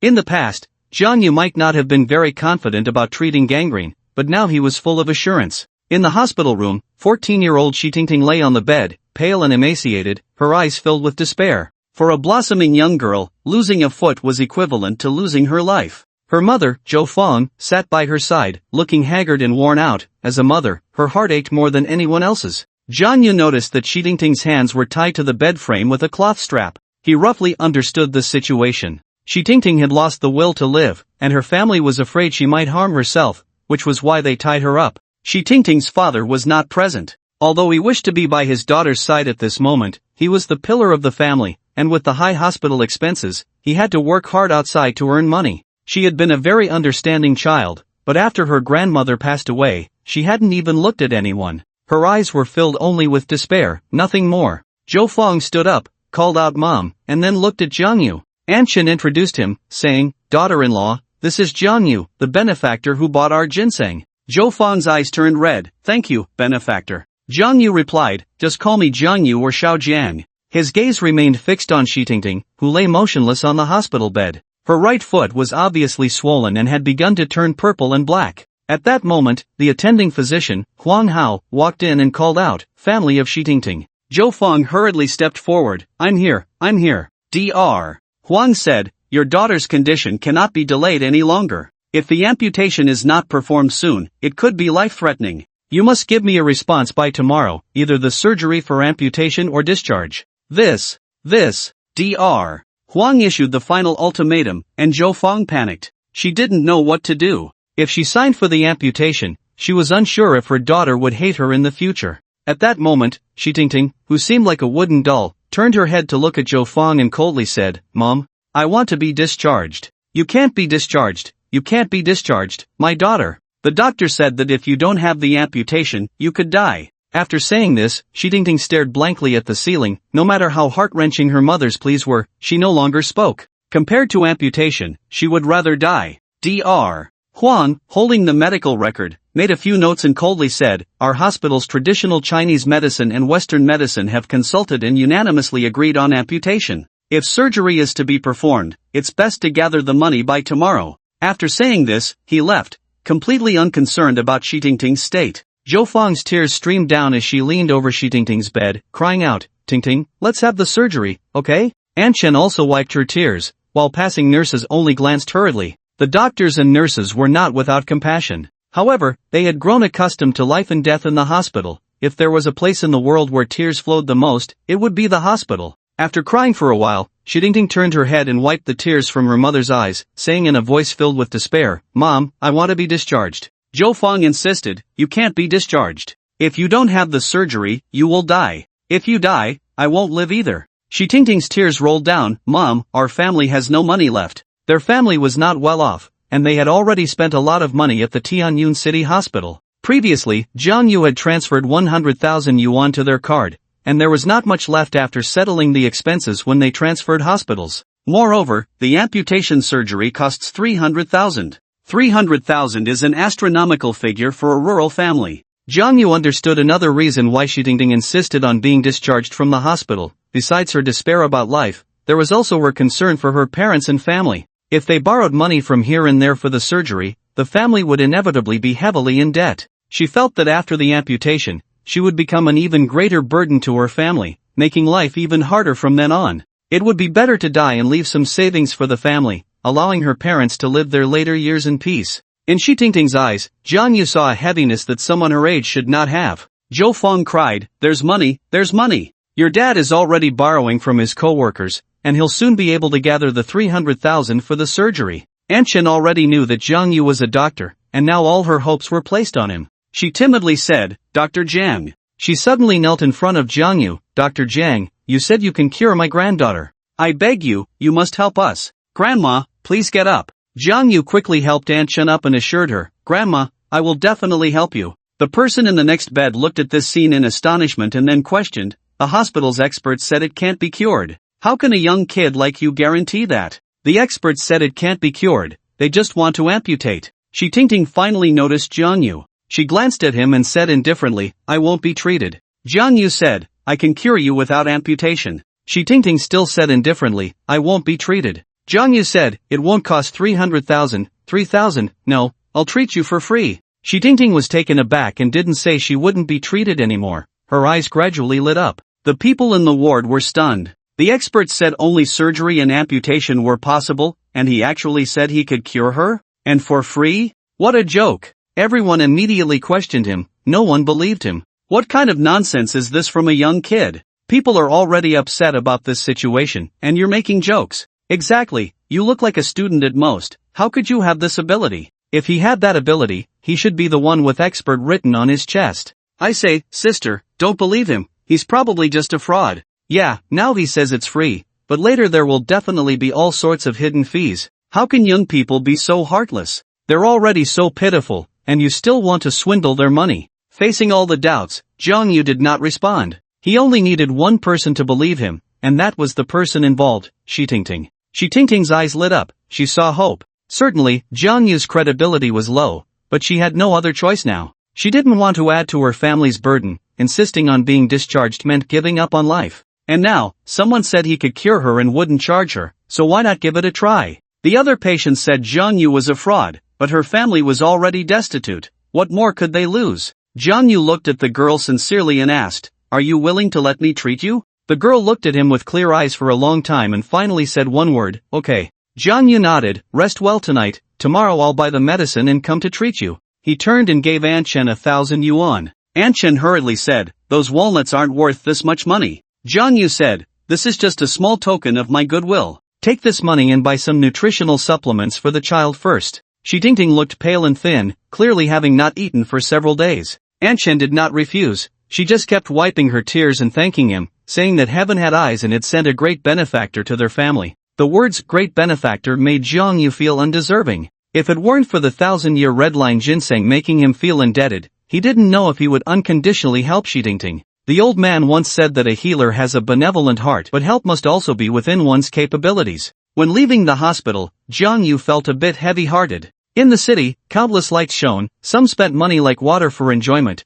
while others scrimped and saved just to survive. The world is generally like this. After returning home, he checked his account balance. He had earned some money from one fuyo before, and Han Xiong had also prepaid him 14,000, adding up to more than 20,000. His initial budget was 30,000. To cure Shi Tingting's foot, he had to buy the best quality herbs. He was still 2,000 short. Having just borrowed 100,000 from one fuyao, he felt embarrassed to ask again, and as for the Han family, he thought better of it. Let's leave it at that for now. Tomorrow he would go to the Chinese medicine shop to take a look. Maybe he wouldn't need 30,000 after all. That night, after posting a few messages online looking for Tang Qinggu, Jiang Yu began his cultivation. After several days of protective breathing exercises, combined with the Taishang induction method, his cultivation at the bone and blood triple realm had stabilized. The night passed quietly like cool water. In the morning, Jiang Yu went to Shanshui Company to clock in for work as usual, but he regretted it as soon as he arrived. He had sworn yesterday not to attend the morning meeting.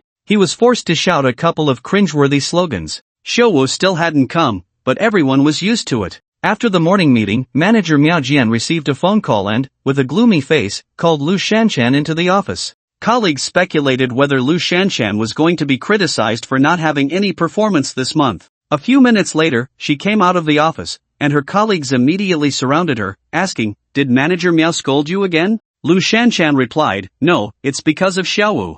Xiaowu? What happened to her? She got arrested again. Ah. The crowd was first surprised, then realized, oh, it's this matter. Don't worry, she always comes back safe and sound after being arrested. Everyone dispersed, as if it were a common occurrence. Jiang Yu immediately walked over to ask, what happened to Shouwu? Why was she arrested? And again? Also, why does she always come back safe? Does she have a strong background? Lu Shanshan hurriedly said, Jiang Yu, I have a very important client to meet today. You're Xiaowu's partner, why don't you go take a trip? What exactly happened? You'll know when you go. Lu Shanshan told Jiang Yu the address of the police station. With a strong sense of curiosity, Jiang Yu rushed over, only to find that Xiaowu had already been released. She stood at the entrance of the police station, and Jiang Yu waved to her from across the street, but she didn't see him. Just as Jiang Yu was crossing the road, someone walked out of the police station and started talking to Xiaowu. He recognized this person. It was Fei Wei. "Xiaowu," he called out and quickly walked over.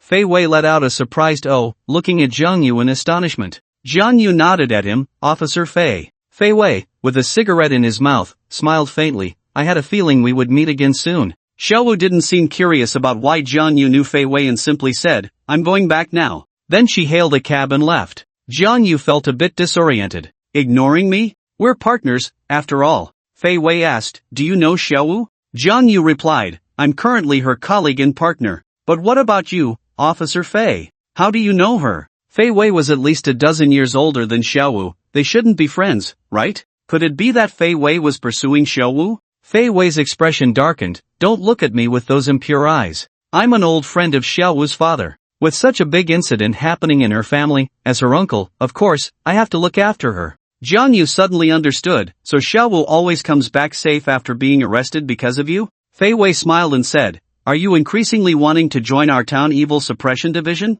Just look at you, a proper cultivator, not joining the town evil suppression division to uphold justice, but running off to do sales?" Jiang Yu replied, "There's a reason for that. Let's talk about Xiaowu. Why was she captured?" Fei Wei squinted his eyes, looking at him with interest. "So concerned about Xiaowu, have you taken a liking to her? Kid, if I remember correctly, you should have a fiancé, right?" "Officer Fei, please don't misunderstand. I'm just curious about her. Xiaowu is indeed beautiful, but Jiang Yu wasn't the type to fall in love with someone after just a day or two." Fei Wei smiled mysteriously. "But it doesn't matter. You're a cultivator. In the world of cultivators, there are no rules. You can marry 100 wives if you have the ability." "Officer Fei, we're talking about serious matters." "Alright, the reason Xiaowu was captured is for intentional injury." Fei Wei took a deep breath of smoke, looking up at the sky at a 45-degree angle, melancholically saying, "It's not the first time." Jiang Yu knew this, otherwise, his colleagues wouldn't say she was caught again. Jiang Yu said, "Although Xiaowu has a strange personality, she wouldn't intentionally hurt someone, right? And with her small frame, who could she possibly hurt?" Fei Wei replied lightly, "You still don't understand her. Xiaowu is not as simple as she appears. Don't be fooled by her petite figure. 10 adult men might not be able to defeat her." Jiang Yu exclaimed, "Could she also be a cultivator?" "Sort of a cultivator." "What do you mean?" "Because her grandfather and father are cultivators, but she has yet to take that crucial step. If it weren't for her family's misfortunes, I believe her strength wouldn't be weaker than yours now. So that's how it is." Jiang Yu nodded in realization, suddenly feeling a chill. Wait. Something was off. He had seen the car accident footage. It was normal for an ordinary person to die from that level of impact, but a cultivator's body would never die from such a collision. In other words, Xiaowu was right. This car accident was not an accident. Jiang Yu asked, "Were Xiaowu's family members murdered?" Fei Wei nodded. "It was done by a cultivator. It's been 5 years, and I still haven't found the real culprit. To be honest, I feel quite sorry for her." "So, Xiaowu goes out every night to look for the culprit?" "No, she's looking for her grandfather." "But her grandfather is dead, right? Get in the car, and I'll explain." Fei Wei went to bring his car over. After Jiang Yu got in, he asked, "Where to?" "To Xiaowu's home. She's not in a good state right now. Someone needs to watch over her." "By the way, where were we?" "About her grandfather." "Oh, do you know there's a folk ritual called soul summoning?" "I know. Could it be that Xiaowu has this ability?" "Soul summoning should be something only cultivators can do." "That's right. Xiaowu can't summon souls, but she is a descendant of cultivators, born with spiritual sight, able to see spiritual bodies. She can't summon souls, so she goes out every night, hoping to find her grandfather's spirit." "Why only look for her grandfather?" "Because the car accident is related to her grandfather. He was a cultivator and also a Taoist, who had slain countless evil spirits, upholding justice and eliminating harm for the people. He was also my senior."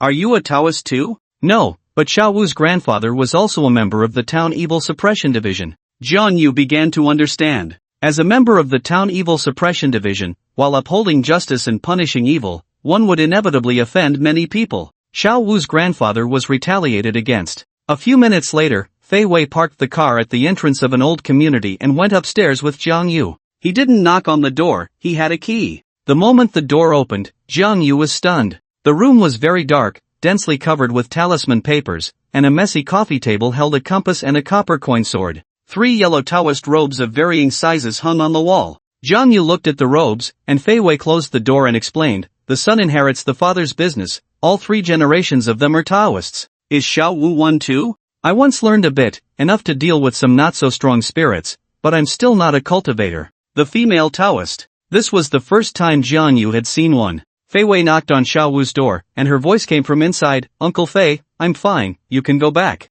Fei Wei did not respond, simply sitting silently on the old-fashioned sofa in the living room. He said to Jiang Yu, "Xiao Wu is a child with good talent, but unfortunately, her heart has been blinded by hatred, and she has made no progress in 5 years. He recounted Xiao Wu's past to Jiang Yu. 5 years ago, when Xiao Wu had just entered high school, she was beautiful, did well in her studies, and was a promising cultivator, truly a favored child of heaven. However, after encountering that incident, she fell into despair, her heart filled only with hatred, fixated on avenging her family. Fei Wei tried every way to persuade her, and after promising to catch the murderer, Xiao Wu agreed to finish high school. But for 3 years, Fei Wei had not caught the murderer. He had broken his promise. After graduating from high school, Xiao Wu matured a lot, suppressing her hatred deep within, appearing to be a cheerful girl on the surface. After graduation, she found Fei Wei and said she wouldn't attend university. She wanted to find the real murderer herself. However, she also knew that the one who could kill her family was not someone she could handle, so she settled for finding her grandfather's spirit to ask who the real murderer was. Fei Wei had broken his promise and felt embarrassed to persuade her again, so he could only comply with her wishes. After graduation, Xiao Wu worked in a sales position at Shanshui Company, supporting herself during the day and searching for her grandfather at night, often returning home at 4 or 5 in the morning. As a result, she was frequently late and would usually catch up on sleep at the tea house after clocking in. This search lasted for 2 years. Xiao Wu persisted for 2 years without giving up. While searching for her grandfather's spirit at night, she often encountered harmful spirits, and as a Taoist, she naturally had to step forward. Each time she fought with the spirits, innocent bystanders would be affected. Since others couldn't see the spirits, they thought she was deliberately attacking people and reported her for intentional harm. Fei Wei knew she was exorcising evil, so whenever Xiao Wu got into trouble, he would use his connections at the exorcism bureau to get her released. After finishing, Fei Wei advised Jiang Yu, "Just listen to her story, it's best not to get involved, or you might get dragged in." Jiang Yu smiled, "I'm just curious,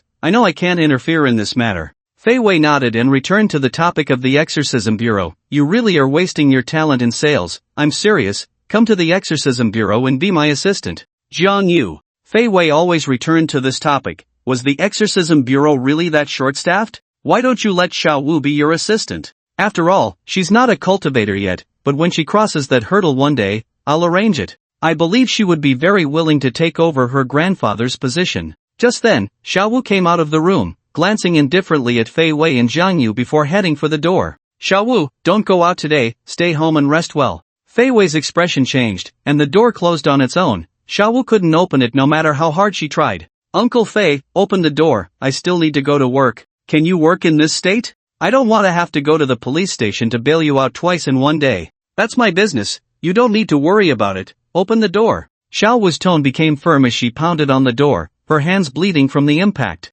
Fei Wei stood up, his tone also becoming firm. "I'll say it again, go back and rest. I don't need you to manage me." Xiao Wu shouted, as if she had gone mad. Fei Wei's gaze turned sharp, his internal energy surging, and a strong wind suddenly swept through the room, the heavy aura creating immense pressure. He shouted sternly, "Tang Qingwu, can you let me save some effort?" Tang, Qing, Wu. The 3 words exploded in Jiang Yu's mind like a bomb. Xiao Wu is actually Tang Qingwu. In an instant, Jiang Yu's eyes were filled with surprise, excitement, and joy. Tang Qingwu was being pressured by Fei Wei's imposing presence, constantly retreating until she was pressed against the wall, as if glued there. Her eyes were filled with resentment as she shouted, "If you're so capable, why can't you find the murderer of my family? Why?" Fei Wei took a puff of his cigarette and couldn't help but sigh. The power of the town evil division is limited, and there are many formidable evil cultivators. Not every case can be solved smoothly. Jiang Yu excitedly said, You are Tang Qingguo?"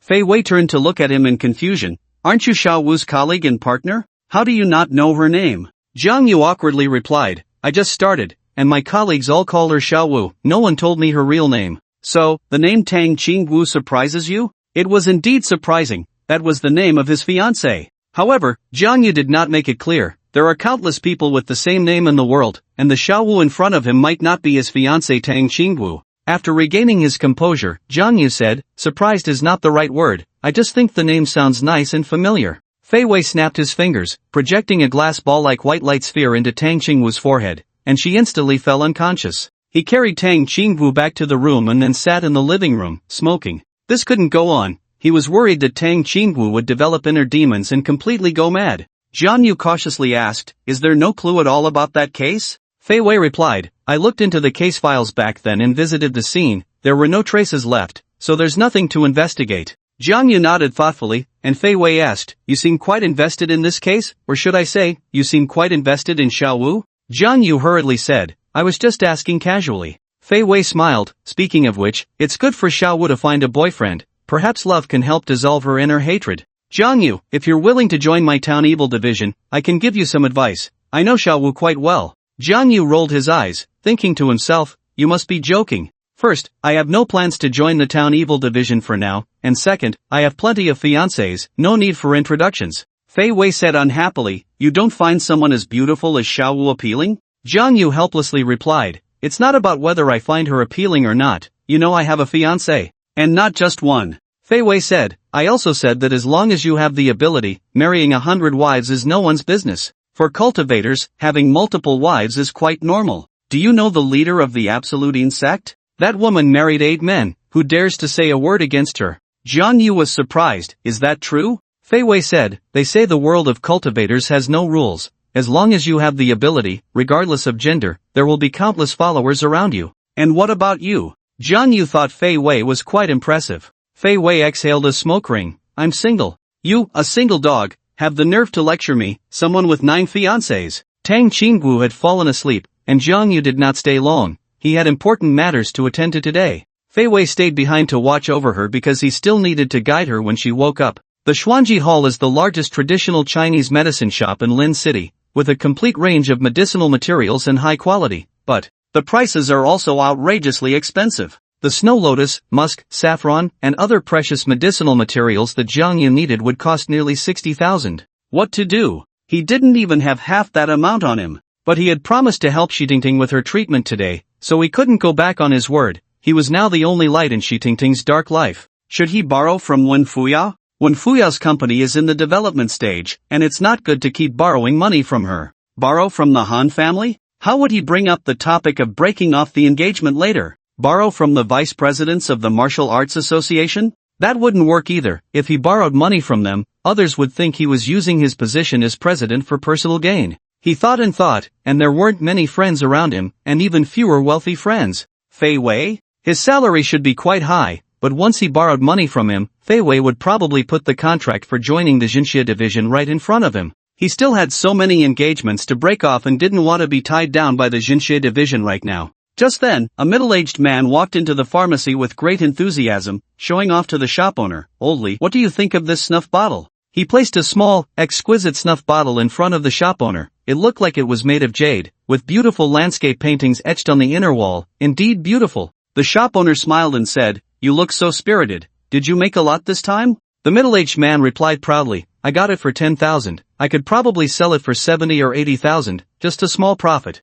Jiang Yu's eyes lit up. This way of making money was not bad. He had also come into contact with knowledge about antique appraisal, and with his own spiritual awareness, it would be easy to find genuine items. It was settled. He stepped forward and asked, "Uncle, where did you find this?" The middle-aged man casually replied, "At the antique market." "Where is the antique market?" The middle-aged man turned to look at him and advised, "Young man, this place is very deep. I advise you not to enter this circle. It's easy to be fooled." Jiang Yu chuckled, "I'm just interested in old items and want to broaden my horizons." The middle-aged man said, "Coincidentally, I plan to sell this snuff bottle. I'll take you to see it." "See you, Oldly." The middle-aged man drove Jiang Yu to the antique market in the East City, briefly introducing himself along the way. His name was Luo Sai, a local from Linzhou, with several shops all rented out, earning over 3 million a year just from rent. He didn't work and usually liked to go to the antique market to try his luck. When he first got involved, he was also fooled and lost quite a bit of money, but over the years he had learned the ropes and found some good items.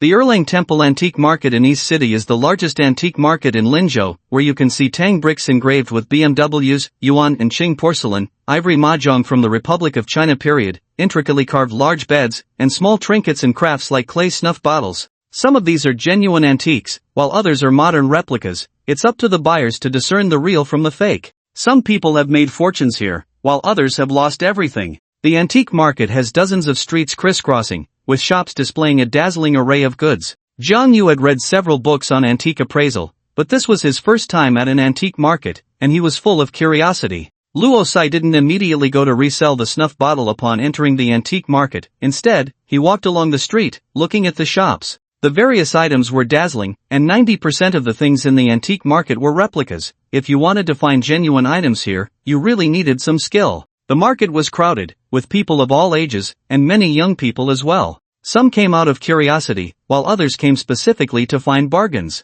Zhang Yu said, "Uncle, I thought there would be few young people in the antique market based on what you said earlier." Luo Sai, while looking at the small items displayed in the shops, replied, "There are many young people, but very few know the trade. Just look at those people. Who isn't wearing designer brands? They are all wealthy second-generation rich kids. Even if they spend hundreds of thousands here, they wouldn't feel the pinch." Could you do that? Zhang Yu was at a loss for words. He really couldn't. Let alone hundreds of thousands, he couldn't even come up with 30,000. However, he was confident that he wouldn't be fooled. He wasn't an expert in antiques, but if it was indeed an old object from a long time ago, it would carry a certain aura due to the passage of time. This aura was invisible to the naked eye, but Zhang Yu's spiritual awareness could sense it. After passing 2 street corners, Zhang Yu followed Luo Sai to an antique shop called Ting Yu Zhai. Luo Sai was familiar with the shop owner. After a few words of conversation, he took out a snuff bottle and began to negotiate the price. Zhang Yu wandered around the shop alone, where there were many items that looked quite old on the surface.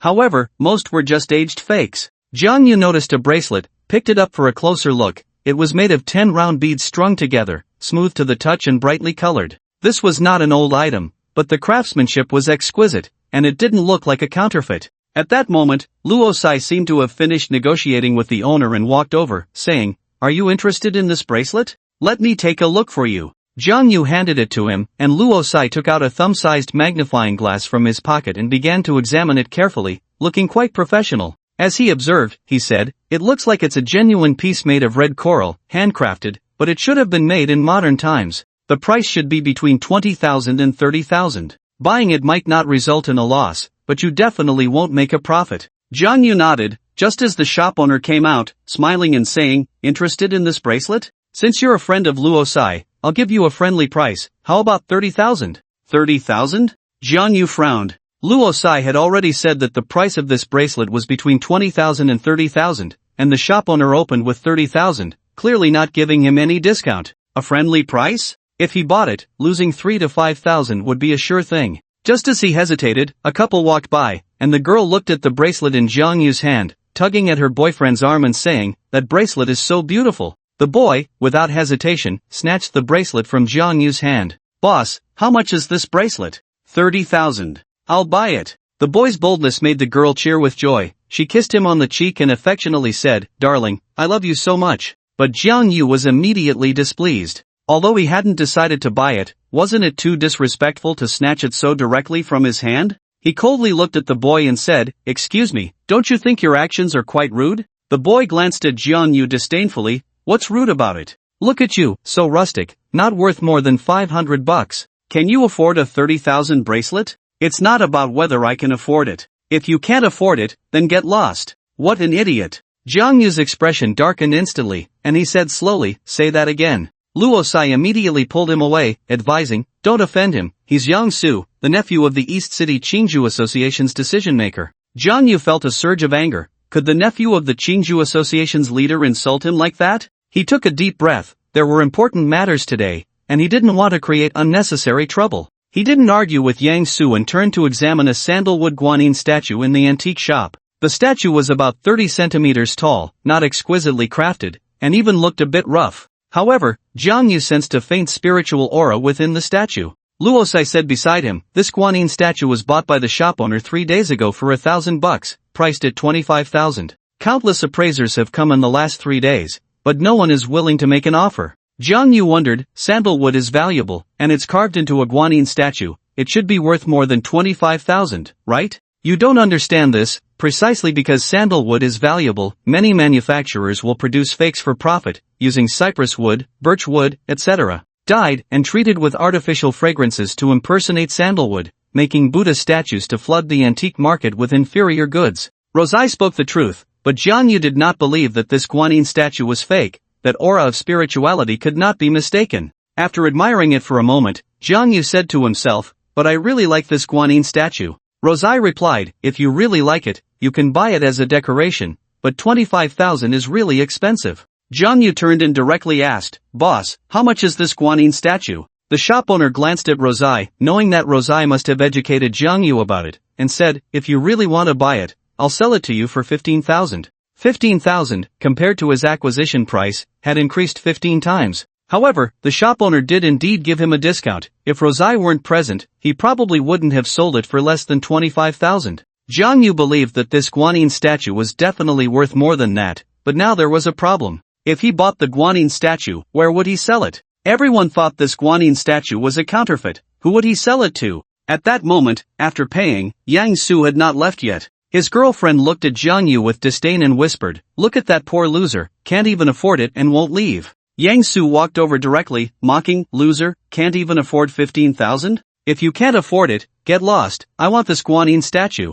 This time, Jiang Yu would not let him succeed. He would lose money on the bracelet, and if Yang Su snatched it, so be it, but this guanyin statue would definitely bring in a huge profit. He directly picked up the guanyin statue and said to the owner, I want this guanyin statue. The owner smiled and asked, cash or card? Card. Jiang Yu handed his bank card to the owner, who efficiently processed the transaction and issued an invoice, seemingly afraid Jiang Yu would change his mind. Even he believed that this guanyin statue was a counterfeit, just deceiving someone like Jiang Yu. After Jiang Yu successfully completed the transaction with the owner, Yang Su burst into laughter. Fool, you really think I wanted to buy this guanyin statue?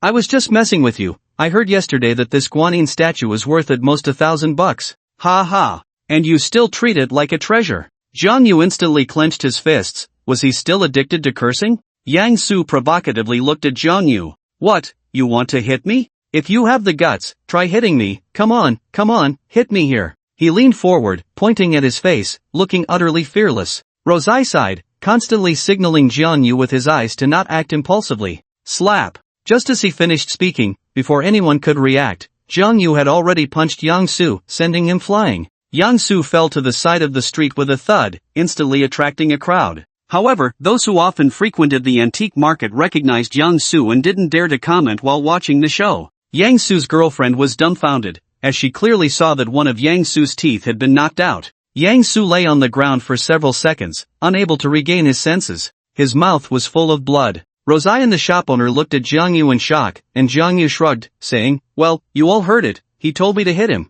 Yang Su could never have imagined that someone would dare to touch him. After getting up, he shouted, damn it, you dare to touch me? I will definitely ruin you today. He immediately made a phone call and then blocked the shop's entrance. Jiang Yu's punch had indeed frightened Yang Su. He only dared to block Jiang Yu and didn't dare to seek revenge on the spot. The shop owner's face turned pale. If Yang Su's uncle came, he might also suffer. He immediately said, our transaction is complete. You can take the guanyin statue and go. Rosai shook his head and said to Jiang Yu, leaving might not be possible now. We should call the police. Jiang Yu frowned, call the police? Rosai said, when the police come, at most they will take you back to record a statement and detain you for a few days, then make you pay some medical expenses. If Yang Su's uncle comes, then you will be in big trouble. Jiang Yu said calmly, no need. What do the green bamboo and red bamboo matter to him? He doesn't take them seriously at all. Moreover, he is leaving now, and Yang Su can't stop him at all. But Luosai feels that he brought the person here himself, and to avoid unnecessary trouble, he quietly called the police. Jiang Yu naturally wouldn't wait for Yang Su to call for help. He picked up the guanyin statue and walked out. Yang Su stepped in front of him. You think you can leave after hitting me? Let me tell you, you won't get out of the antique market today. Jiang Yu coldly replied, what, is losing a tooth not enough? Yang Su shivered at once. Just then, an elderly man in his 70s, leaning on a cane, walked through the crowd and said lightly, why is Tingyu Studio so lively today? The old man immediately attracted attention. Why is Oldshire here today? Oldshire comes to the antique market every 10 days or so, is that strange? When Old Sher comes, I wonder what treasures he will find today. As soon as the shop owner saw Old Sher, he immediately put on a smiling face to greet him. Old Sher, what are you looking to choose today? Luo Sai walked up to Jiang Yu and whispered, this is Old Sher Zhongshu, a famous antique appraisal expert in our Lin city. The things he picks in the antique market are basically treasures, he rarely makes mistakes. Sher Zhongshu nodded at the shop owner,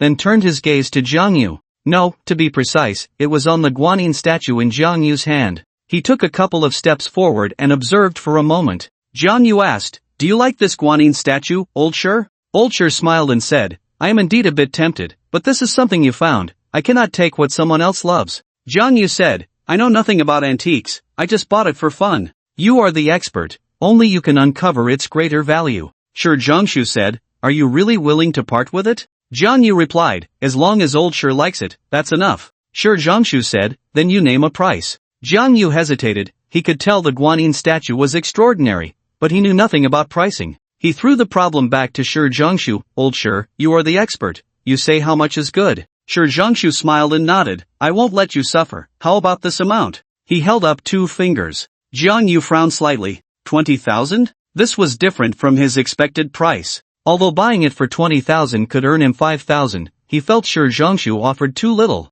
Since he was a famous appraisal expert, he should be able to see the statue's value, how could he offer so little? Luo Sai quietly advised from the side, that's not a small amount, just sell it and don't haggle. Consider it a favor to Old Sher. If he can give you some pointers, you could earn back 10 or 100 times in the future. The shop owner regretted a bit, if he had known Old Sher liked this guanyin statue, he wouldn't have sold it for anything, he would have just given it to Old Sher as a favor. What a huge loss. Old Sher's favor is worth a lot, and he sold it for 15,000. Just as the shop owner was secretly regretting, Sher Zhongshu spoke again, young man, 200,000 is not too much. Jiang Yu's eyes nearly popped out. 200,000? 200,000. He never expected Old Sher to be so generous, nor did he anticipate the statue's value could multiply so much. The onlookers were also astonished. Many of them had visited Tingyu's studio and heard about the guanyin statue, saying the sandalwood was fake and the craftsmanship was rough, and that the statue was worth at most 1,000. No way, what's going on with Old Sher, offering 200,000?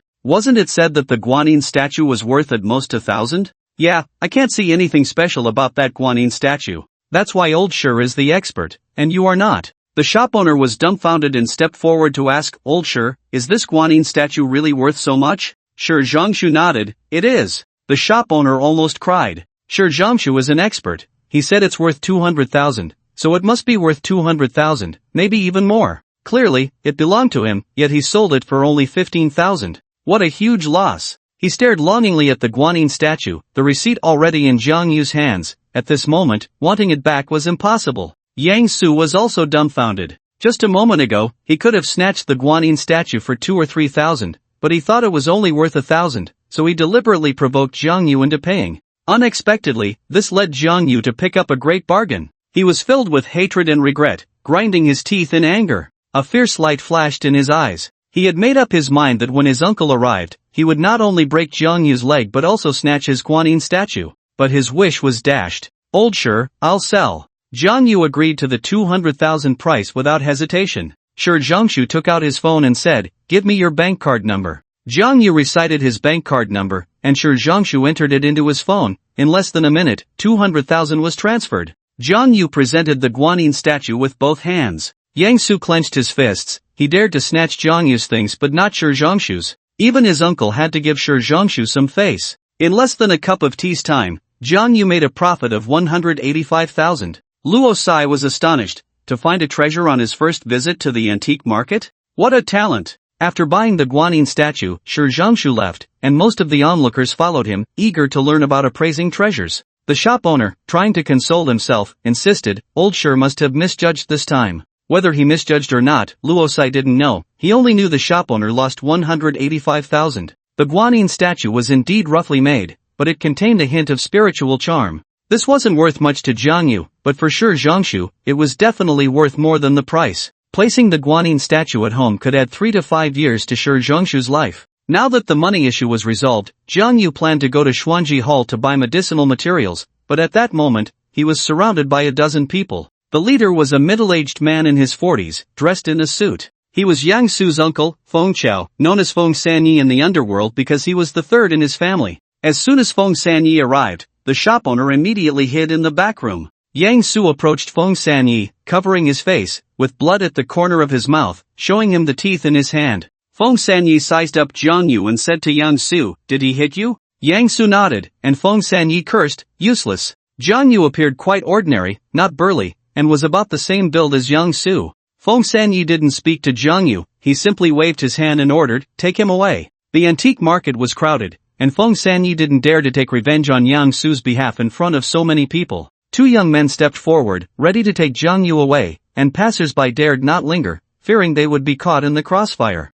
Luo Sai also didn't dare to intervene, just constantly looking around. Finally, a hint of joy appeared on his face as he spotted a man and a woman in police uniforms. "Oh, isn't this Feng Sanyi?" The male officer greeted Feng Chao before even reaching Tingyu Zhai. Feng Chao frowned and immediately signaled his men not to act. The female officer approached, glanced at Feng Chao's dozen or so subordinates, and frowned. "Feng Sanyi, what are you doing?" Feng Chao smiled. "I'm just here with a few brothers to browse the antique market, is that illegal?" The female officer named Mou clearly didn't believe Feng Chao's words and turned to ask, "Who called the police just now?" Luo Sai didn't dare to respond. With Feng Chao present, if he spoke up, he would be in trouble. Jiang Yu stepped forward and said, "I called the police." Mou looked at Jiang Yu and asked, "What happened? Did they hit you?" Yang Su immediately became displeased and shouted, "Are you blind? Can't you see who hit whom?" It was then that Mou noticed the bloodstains at the corner of Yang Su's mouth. Yang Su opened his palm, revealing a bloody tooth. "He knocked out my tooth.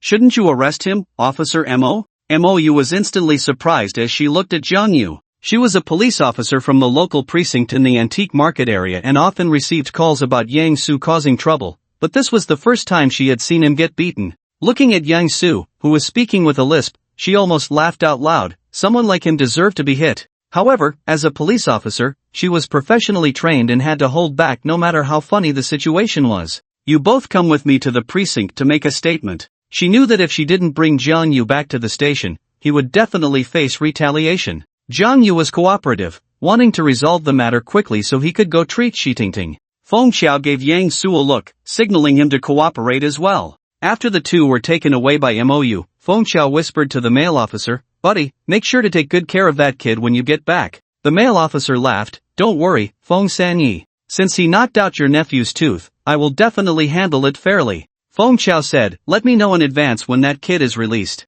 The male officer replied, "Absolutely." At the precinct, Mou took Jiang Yu's statement, and he admitted to hitting someone. There was surveillance at Tingyu Zhai, so there was no need to deny it. "From your accent, you're not from Linzhou, no wonder you dared to hit Yang Su." "Officer Mo, I admit I hit him, but he provoked me repeatedly." "I know, but in the eyes of the law, provocation is not illegal. How about this, I'll cover Yang Su's medical expenses." It's not just about the medical expenses now. Yang Su went to the hospital for an assessment. "Based on my experience, he should be classified as having a minor injury, and we need to administratively detain you for 7 days. 7 days? That wouldn't work. He had promised to treat Shitingting today, and her condition couldn't wait for 7 days. Mou asked, "Do you need me to notify your family?" "Family?" Jiang Yu thought for a moment. His only family member was his old man, and he couldn't reach him now, so he shook his head. Mou took out a document for him to sign. Once he signed, he would be detained.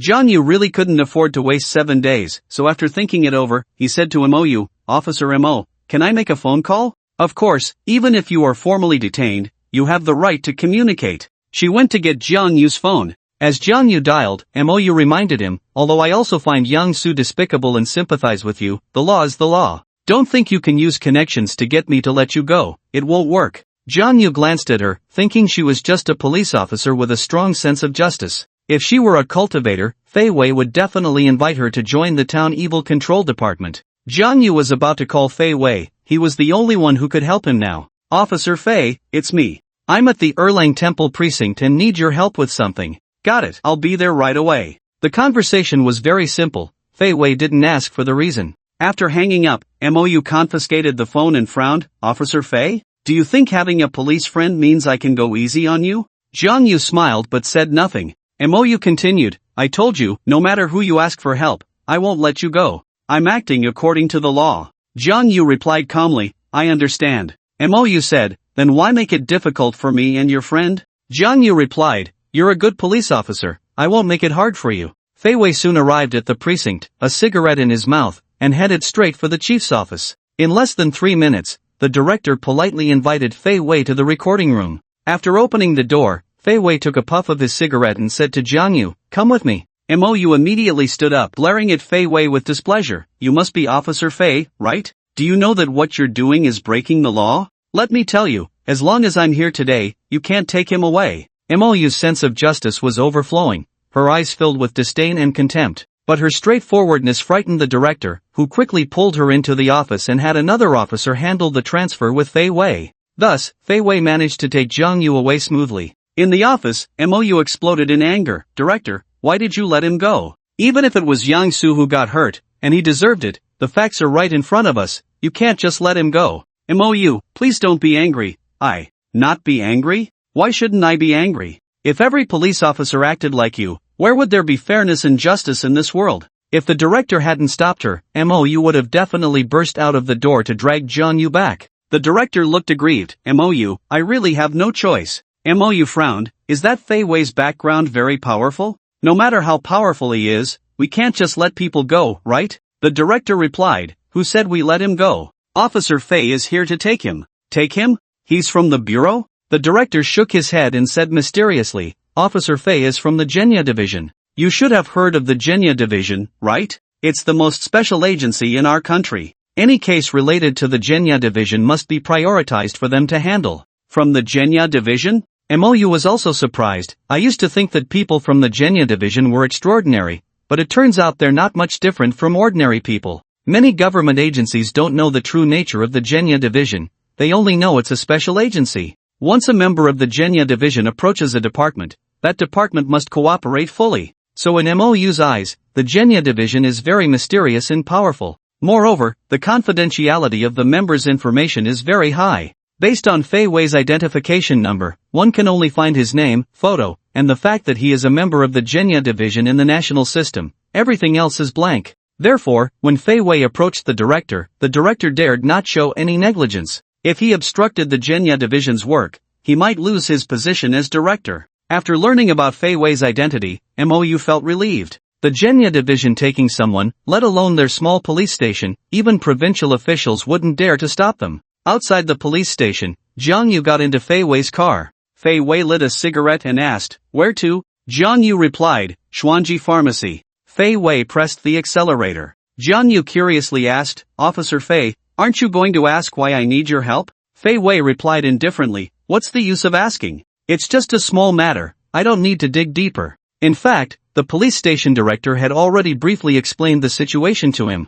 He said this on purpose to make Jiang Yu feel grateful, so that when he extended another invitation, Jiang Yu would definitely not refuse as straightforwardly as before. Jiang Yu said, "Thank you, Officer Fei, for going against your principles for personal gain. I owe you a favor." Fei Wei said, "You are a cultivator. My questioning you doesn't count as favoritism. This case should ultimately fall under the jurisdiction of our Genya Division. As for the favor, it's a trivial matter, but I have a small suggestion." "Please go ahead, Officer Fei." "Then I'll be straightforward. I can help you today, but that doesn't mean I can help you every time. Conflicts between cultivators and ordinary people are common, and many cultivators have been administratively detained. If you don't want such things to happen, it's best to join our Genya Division." Jiang Yu looked speechless, saying that in the end, they still wanted him to join the town evil control department. However, just as Fei Wei had anticipated, this time Jiang Yu did not rush to refuse. Becoming a member of the town evil control department would indeed bring many benefits,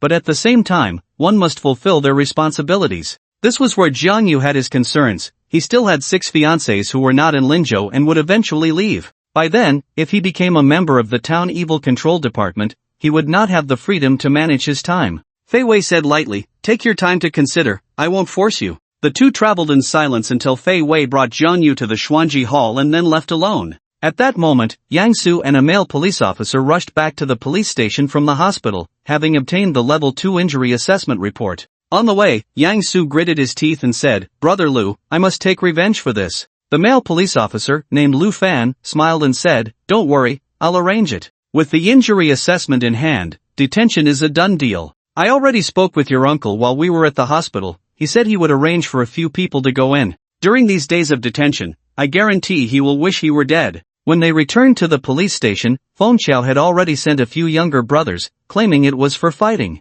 Lu Fan arranged for those people to be in the same detention room, and just as he finished these tasks, Mou informed him that Zhang Yu had been taken away. He called Feng Chao. Hey, brother Feng, the person who injured your nephew has been taken away. I'm afraid I can't help you. Feng Chao was furious. Damn it, I sent a few brothers in, and you tell me you can't help? Feng Chao cursed over the phone and then asked Lu Fan to find out where Zhang Yu had been taken. If Yang Su didn't get his revenge, how would Feng Chao maintain his face? Zhang Yu purchased nearly 70,000 yuan worth of medicinal materials at the Xuanji Hall and hurried to the hospital at noon. While sitting in a taxi, the driver was waiting at a red light when a Maserati suddenly crashed into them from behind. The driver was furious at being rear-ended, but when he got out and saw it was a luxury car, he immediately backed down. Anyone who could drive such a car was wealthy and powerful. He, as a taxi driver, couldn't afford to provoke them, as long as the other party compensated him accordingly. But when he walked over, he saw a young man slumped in the driver's seat, apparently unconscious.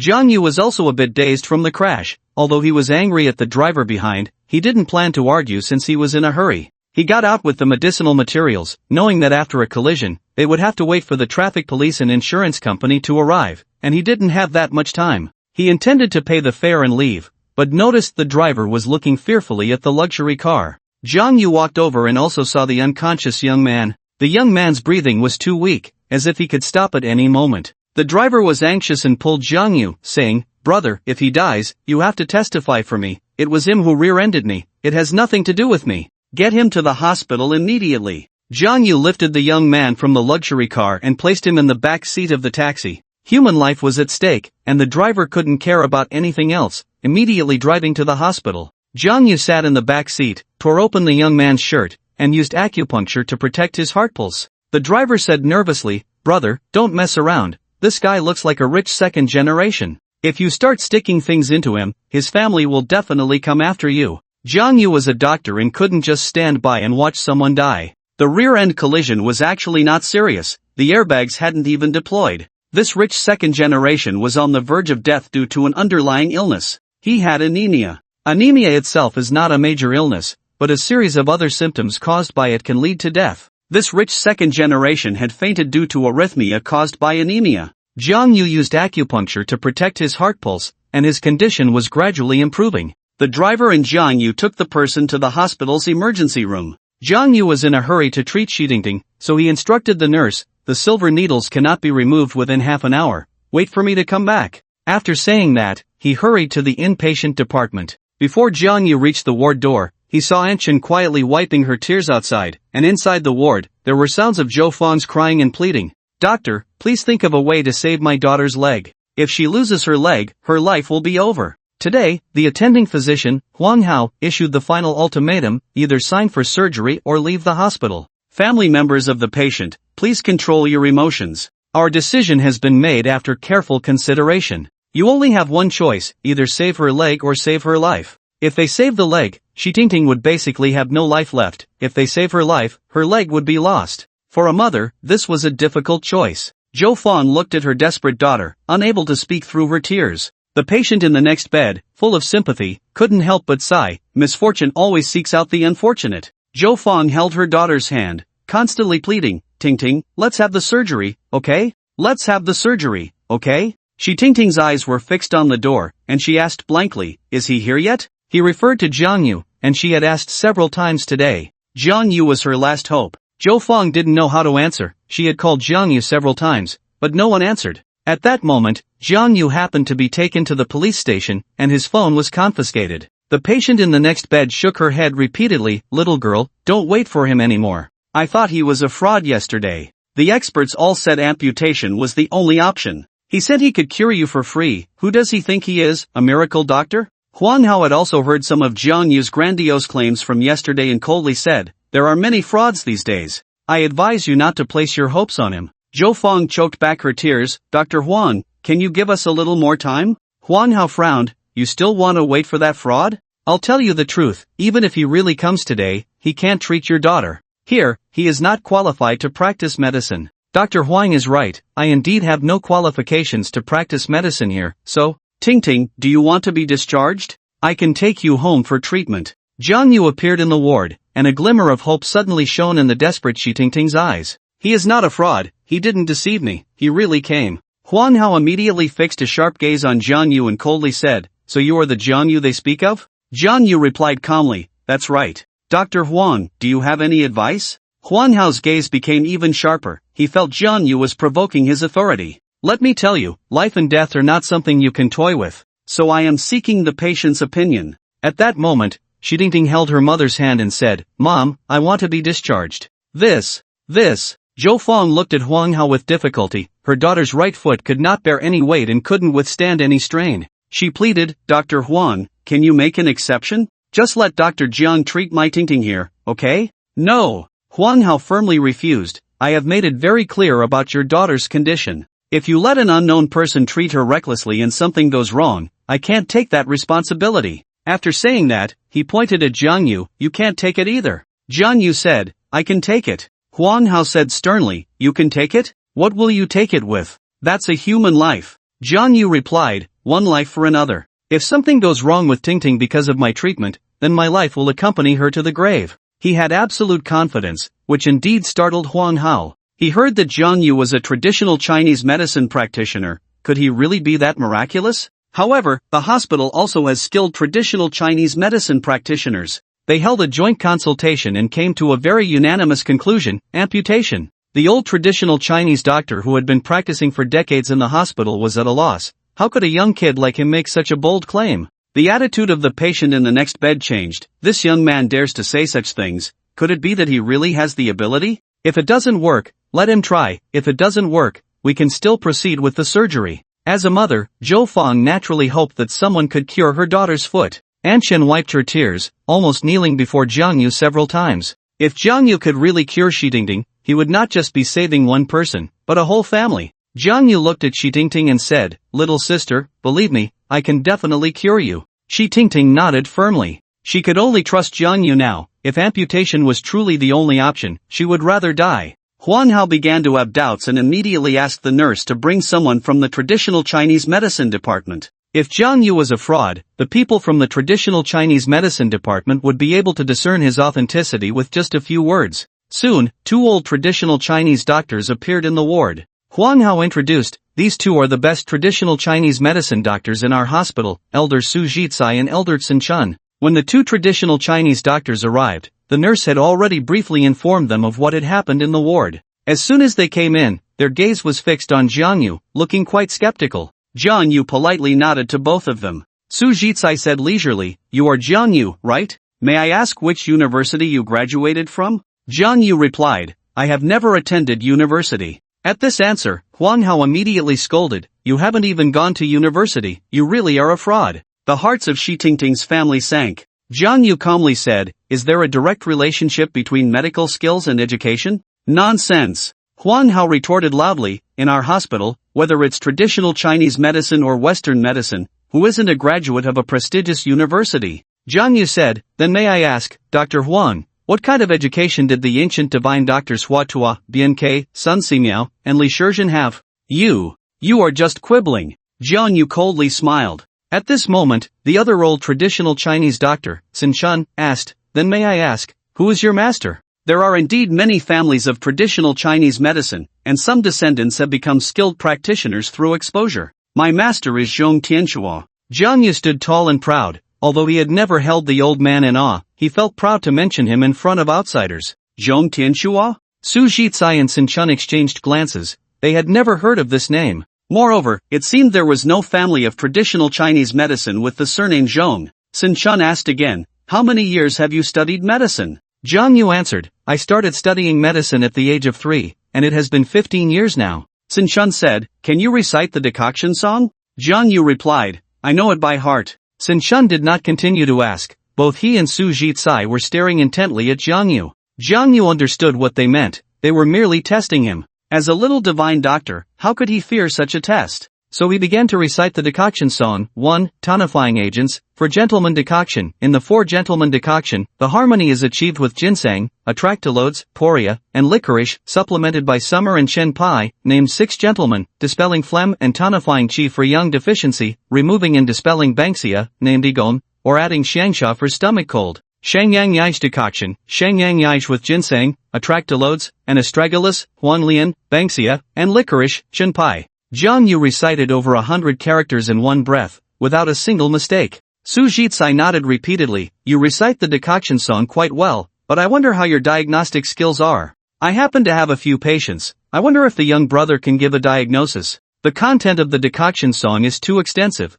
They didn't need Jiang Yu to recite it all. Jiang Yu confidently said, Elder Su, please go ahead. Su Jitsai said, I have a patient, male, 25 years old. The patient had been treated for pulmonary tuberculosis and received streptomycin injections for 3 months, resulting in hearing loss, gradually leading to complete deafness, and thus stopped the medication. At the time of diagnosis, there were no signs of fever, cough, etc. Only dizziness, inability to hear, and no other discomfort. The complexion was yellow and lacking luster. The tongue coating was thin and white, and the pulse was wiry and thin. What is the cause of this illness, and what should be prescribed? Upon hearing this, Jiang Yu replied without hesitation, although the ear is the upper orifice of the kidney, it is closely related to the Shaoyang. The meridians of the hands and feet of Shaoyang all enter and exit the ear. Anyone who is deaf due to the blockage of Shaoyang Qi can be treated with Shao Chai Hu decoction with modifications, adding acarus to open the orifices and Luzon fruit to detoxify. Prescription, Chaihu 20g, Huangqin, Banxia, Shangjiang, Dezao each 10g, Hongrinshin, Jiganchao, Acarus, Luzon fruit each 6g. Most people in the ward were confused, even Huang Hao did not understand. Su Jitsai's eyes showed satisfaction, nodding repeatedly, very good, very good. At this moment, Sun Hun said again, I have a patient, may I ask the young brother to diagnose? Jiang Yu replied, please speak, Sun Lao. Sun Hun cleared his throat and said, my patient is a 9-year-old child, experiencing chills and fever, sore throat and limb aches, with small red spots on the back of the neck. The village doctor thought it was an external condition and treated it with Ma Huang decoction plus Shigan and Jingjia. The next day, high fever, thirst, increased red rashes, and worsening throat pain appeared. Upon diagnosis, there were dense red rashes on the back of the neck, as well as on the chest, abdomen, and limbs, with significant redness and swelling in the throat, already ulcerated. The temperature was 39.8 degrees Celsius, the tongue was red and dry with a yellow coating, and the pulse was wiry, slippery, and rapid. After Sun Hun finished describing the symptoms, Jiang Yu immediately replied, this condition should be scarlet fever, mostly caused by external pathogenic factors invading the lungs and stomach, rushing up to the throat and manifesting on the skin.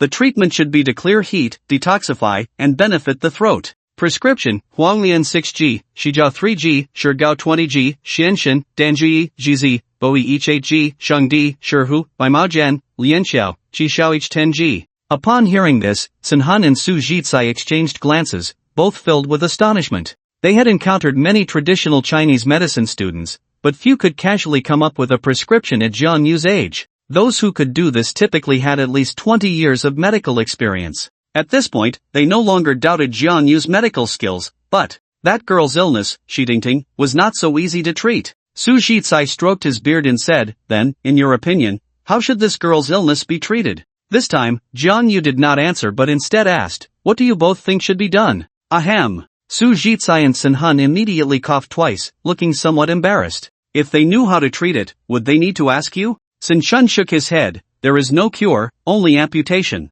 Jiang Yu then said, her illness is indeed tricky, and ordinary treatments will be ineffective, so I plan to use the unique secret formula taught to me by my master, combining medicinal baths and acupuncture for treatment. Su Jitsai exclaimed, can just medicinal baths and acupuncture really cure it? Sun Shun also appeared somewhat excited, you should give it a try. Huang Hao was immediately displeased, he had invited the two of you to expose this fraud, not to have you help him speak. He suddenly said, Su Lao, Sun Lao, even if you recognize his medical skills, I cannot let him treat the patient. If something goes wrong, I can't take that responsibility. Su Jitsai said, Huang Hao, you don't understand traditional Chinese medicine. If it's just medicinal baths and acupuncture, even if they are ineffective, generally, there won't be any side effects. Sun Shun said, let's settle it this way, if something really happens, the responsibility will fall on us two old fellows. Huang Hao was furious, but the two old Chinese medicine practitioners were highly respected, and since they had spoken, he could not stop them. I won't take responsibility. If something happens, you can talk to the dean. He angrily turned and left in a huff. Su Shicai calmly said, don't mind him, you can start. Jiang Yu said, please, Su Lao, help me find a wooden tub and fill it with hot water 7/10 full. Easy enough. Su Shicai made a phone call, and in less than 10 minutes, two intern doctors from the Chinese medicine department brought in a large tub of hot water. Jiang Yu took the medicinal herbs out of his bag, and Sun Chundao asked, do you need us to help you grind them? No need. Jiang Yu ground each herb with his hands, and they were crushed into powder, falling into the wooden barrel. This skill left the two elders dumbfounded. Grinding herbs by hand. The two interns were also astonished, their eyes fixed on Jiang Yu's hands, wondering to themselves, doesn't it hurt to grind like that? Jiang Yu ground more than 20 kinds of herbs, and under the soaking in warm water, the fragrance of the herbs filled the ward. Ting Ting, put your right foot in the wooden barrel and soak it for 15 minutes, Jiang Yu instructed. After he said this, Shi Tingting sat up by herself and stretched her foot into the barrel. Zhou Feng was overjoyed and cried tears of happiness. She could finally see a glimmer of hope on her daughter's face. While Shi Tingting was soaking in the herbal bath, Jiang Yu took out the silver needles to disinfect and prepare them. 15 minutes later, Jiang Yu began the acupuncture. Everyone in the ward was focused on him. Ordinary acupuncture methods were of no help for Shi Tingting's condition. Jiang Yu needed to use qi to guide the needles. He had to infuse the spiritual energy from his body into the silver needles and then transmit it through the needles to Shi Tingting's right foot. The first silver needle pierced the back of Shi Tingting's foot, and she had no reaction, having basically lost all sensation. The tail of the needle trembled, emitting a barely audible quiver. As more silver needles were inserted, expressions finally appeared on Shi Tingting's face, a look of pain. Zhou Feng was overjoyed. Having sensation was a good sign. Su Shicai's expression gradually turned to shock, and he excitedly asked, little brother, is this needle technique called meet white bone? There is a saying about reviving the dead and turning white bones into flesh, meaning to bring the dead back to life and restore flesh to bones. Shi Tingting's right foot was infected with decay bacteria, and the tissue was necrotic due to lack of blood. What Jiang Yu needed to do was to rejuvenate these dead cell tissues. So, the term meet white bone was not an exaggeration at all. Of course, simple acupuncture alone could not achieve the effect of meet white bone. It also relied on the spiritual energy within Jiang Yu. Jiang Yu's acupuncture technique had its unique aspects, and Su Zhichai watched in amazement. Jiang Yu looked at Su Zhichai with some surprise. Old Su, you really are well informed to recognize the meet white bone technique. Su Zhichai felt a bit embarrassed. Back when I first learned medicine, I once saw an old master perform this technique. It was truly extraordinary. I never expected that after so many years, I would have the fortune to witness it again today. Sun Chun exclaimed, Old Su, is this technique really that miraculous? Su Shichai nodded. I remember what I saw back then. It was a patient whose whole body was rotting and hanging by a thread. Thanks to that famous doctor, the meet white bone technique brought him back to life. Then, does this mean that the young girl's foot? There is hope. This little divine doctor's technique will surely save her foot. Upon hearing this, Zhou Feng burst into tears, and Shi Tingting herself finally cried out loud. Hope! There was finally hope. Light once again illuminated her life. After finishing the acupuncture, Jiang Yu said to Shi Tingting, don't remove the needles, keep your foot in the wooden barrel for another half hour, and wait for me to come back. After saying this, he turned and left, while Su Zhichai and Sun Chun were still in the ward, stunned, looking at the silver needles in Shi Tingting's foot, constantly sighing. Where is he? When Su Zhichai came to his senses, Jiang Yu was already gone. Zhou Feng said, the little divine doctor seems to have gone out for something. He should be back in half an hour. There was still someone waiting for him to retrieve needles in the emergency room. The emergency room was crowded, and from a distance, Jiang Yu could hear someone roaring angrily. Are you all a bunch of quacks? If you say my son is fine, then why hasn't he woken up yet? Go, immediately call all the experts from your hospital over here. A middle-aged man was raging in the emergency room, and the doctors and nurses dared not offend him. Because he is Jean Dishing, the chairman of the Dream Butterfly Group, he donates a considerable amount of medical equipment to the hospital every year. The young man lying on the hospital bed is his son, Jin Wanwu, with several silver needles inserted into his chest. A heavily made-up woman with red-rimmed eyes stands by the window. She is Jin Wanwu's mother, Wu Qing. She shouts, if anything happens to my son, I will sue all of you until you go bankrupt. A director surnamed Li helplessly explains, Mr. Jean, Mrs. Jean, your son is actually out of serious danger, so please don't worry. Not worry? Wu Qing retorts, what can you incompetent doctors do besides telling us not to worry? I give you 10 minutes to wake my son up. She points at the silver needles in Jin Wonwoo's chest and demands, "What kind of nonsense are these things you've inserted into my son? Take them out immediately." A nurse explains, "Mrs. Jin, the young man who brought Master Jin said the silver needles cannot be removed." He says they can't be removed, so they can't? Who is he? What's his name?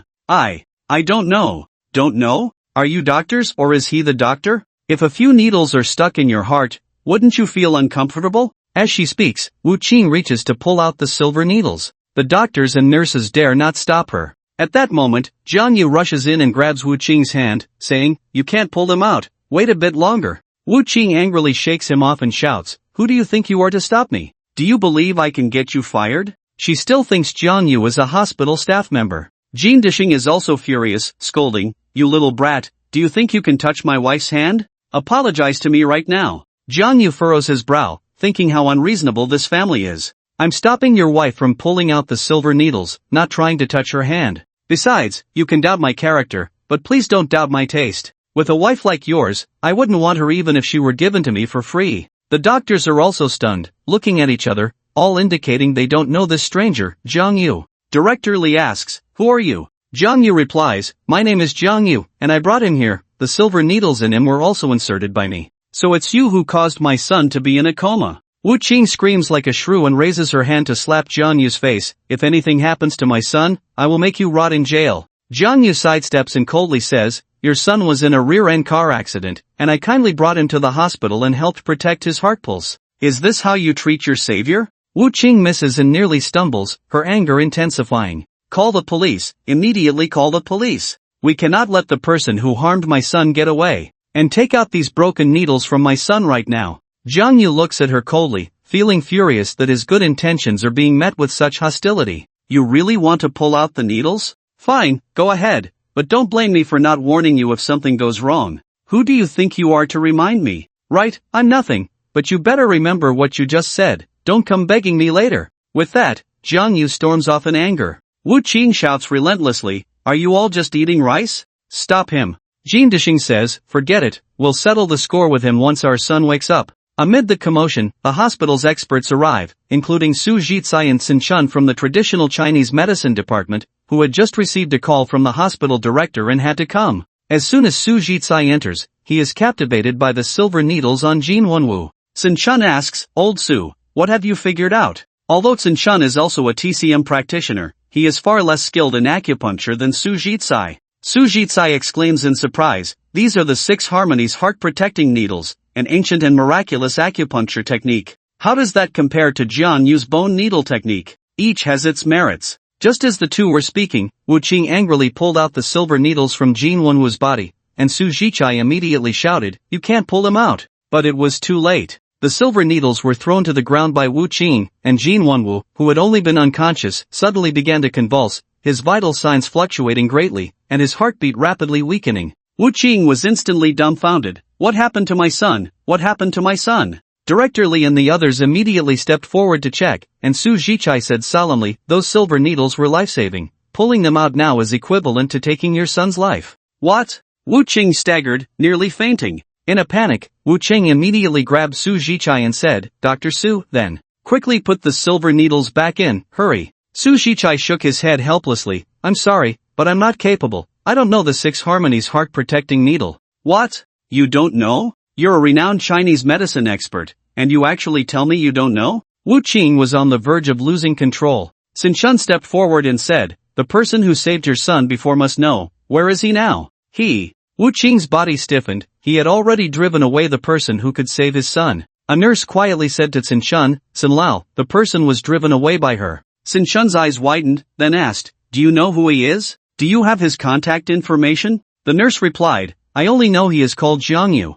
"Jiang Yu?" Su Jichai and Sin Chun exchanged shocked glances again. Su Jichai sighed, "Truly, talents emerge in every generation." Jiang Yu's bone needle technique had already amazed him, and he didn't expect the 6 harmonies heart-protecting needle also came from Jiang Yu. Seeing this, Jin Dishing hurriedly asked, "Do you two know that young man named Jiang Yu?" Su Jichai replied, "We know him, and we also know where he is now. Then why don't you quickly call him to save my son?" Sin Chun shook his head. "To untie the bell, one must find the bell ringer. Since you drove him away, you must personally invite him back." This Jean Dishing glanced at Wu Qing, fully aware of their previous attitude towards Zhang Yu. I'll go invite him, I'll go right now. Seeing his son's life hanging by a thread, Wu Qing had no other choice. Thus, under the guidance of the two old Chinese medicine doctors, they headed to the inpatient department. Zhang Yu had already returned to Shi Tingting's ward, and everyone in the room looked at him with deep respect. Because the effects of his treatment were evident, Shi Tingting's foot had already reduced in swelling and was no longer black and purple.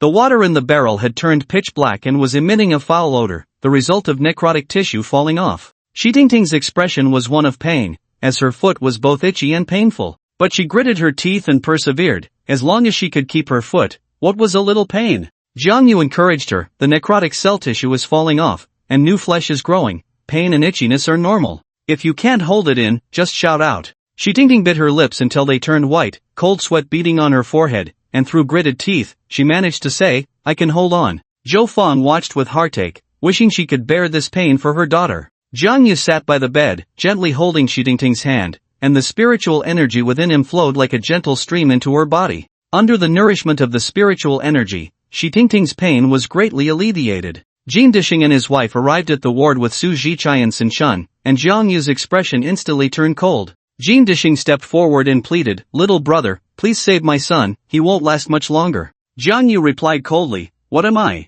What ability do I have to save your son? If something goes wrong, I'm afraid I'll end up in prison. Jean Dishing's face was filled with embarrassment, and he kept signaling Su Zhichai and Sun Chun, hoping they could say a few kind words. Sun Chun Dao said, Xiao Jiang, you are a doctor, you can't just stand by and watch someone die. Zhang Yu replied, I was planning to save him, but I was kicked out. Wu Qing's face turned red with anger. She clearly remembered Zhang Yu's words in the emergency room. Zhang Yu had warned her not to come looking for him if something went wrong, and now it had indeed come true. However, she held herself in high regard. She was the wife of the chairman of the Mengdai group, and even the hospital director had to be polite in front of her. How could she lower herself to beg? She stared at Zhang Yu and said urgently, Name your price. How much do you want to save my son? Is money everything? Zhang Yu scoffed. Some things can't be bought with money. Jean Dishing shot Wu Qing a glare. How could she still care about her pride at a time like this? He tugged at Wu Qing's sleeve and whispered, Wife, for our son, just admit your mistake.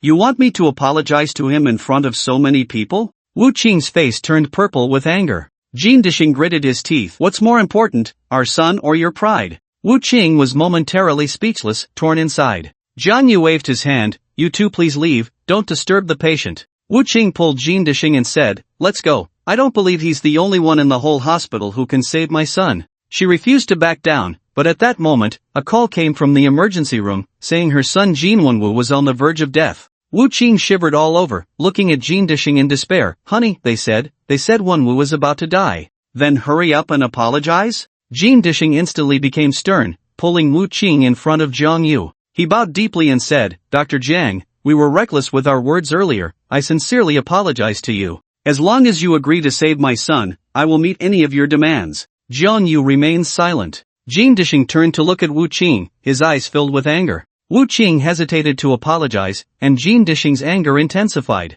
Suddenly, he slapped Wu Qing across the face. Hurry up and apologize to Dr. Jiang. Jean Dishing had no choice. For the sake of his son Jean Wenwu, he had to do this. Wu Qing's eyes filled with tears. You actually hit me? Jean Dishing shouted angrily. If you don't apologize now, you can get out of the Jean family. Jean Wenwu rarely got angry, but when he did, Wu Qing dared not provoke him. Wu Qing trembled in fear. At that moment, Zhang Yu slowly stood up and walked outside. Su Zhichai hurriedly asked, Xiao Jiang, where are you going? Zhang Yu replied, to save someone. Although Wu Qing still hadn't apologized, Jean Dishing's slap had already relieved him. A life needed to be saved. No matter how wrong Wu Qing, her son Jean Wenwu was innocent. In the emergency room, Director Li and others were still trying to save him, having administered several medications to stimulate his heartbeat, but the situation was not improving. Get back, everyone get back. Jean Dishing returned to the emergency room and shouted angrily, a bunch of useless quacks, get out of my way. The doctors and nurses were doing their best to save the patient, but they could only endure his shouts in silence. He followed Zhang Yu to the bedside, changing his attitude to one of humility. Dr. Jiang, please, you must save my son. Zhang Yu said indifferently, if I can't save him, will you sue me? Jean Dishing was taken aback, then swore to the heavens, as long as Dr. Jiang is willing to help, even if my son, even if he dies, I will never hold you responsible. He had no choice. He knew that if he didn't make this promise, Jiang Yu might just walk away. There were plenty of famous doctors in Linzhou, but right now, only Jiang Yu could save his son. Jiang Yu seemed satisfied, nodded, and said, "Then please, everyone step outside, the patient needs fresh air." There were too many people crowded in the emergency room, and it was almost impossible to stand. Jin Dishing immediately turned around and shouted, "Didn't you hear Dr. Jiang telling you all to get out?" Su Zhichai and Sin Chun walked out, and directly stopped them to ask, "Old Su, Old Sin, is this compliant? He's not a doctor from our hospital. If something happens to the patient, won't the responsibility fall on us?" Su Zhichai smiled. "If it were someone else, I might not feel at ease, but if it's him." He exchanged a glance with Sin Chun and smiled lightly. Sin Chun said, "Director Lee, don't worry, trust his medical skills." Director Lee was surprised. "He's so young, why do you two trust him so much?" Su Zhichai replied leisurely, "In learning, there's no distinction of seniority, those who excel are teachers. His medical skills are indeed above ours, we can't deny that." Director Lee, not being a traditional Chinese medicine practitioner, was somewhat skeptical. Can a few silver needles really save a life? Sin Chun closed the emergency room door and said, "You'll know the answer soon." The two old Chinese medicine doctors had great faith in Jiang Yu, but most others were filled with doubt, not believing Jiang Yu had that capability. Jin Dishing paced anxiously outside the emergency room, and at that moment, Wu Qing arrived slowly. She no longer had the earlier bravado, looking like a deflated balloon, sitting quietly to the side without a word. The doctors and nurses found it strange. They had experienced Wu Qing's fierceness, her words sharp as swords. The 6 harmonies heart-protecting needle, totaling 6 needles, was not difficult for Jiang Yu, and he completed it smoothly in just a few minutes.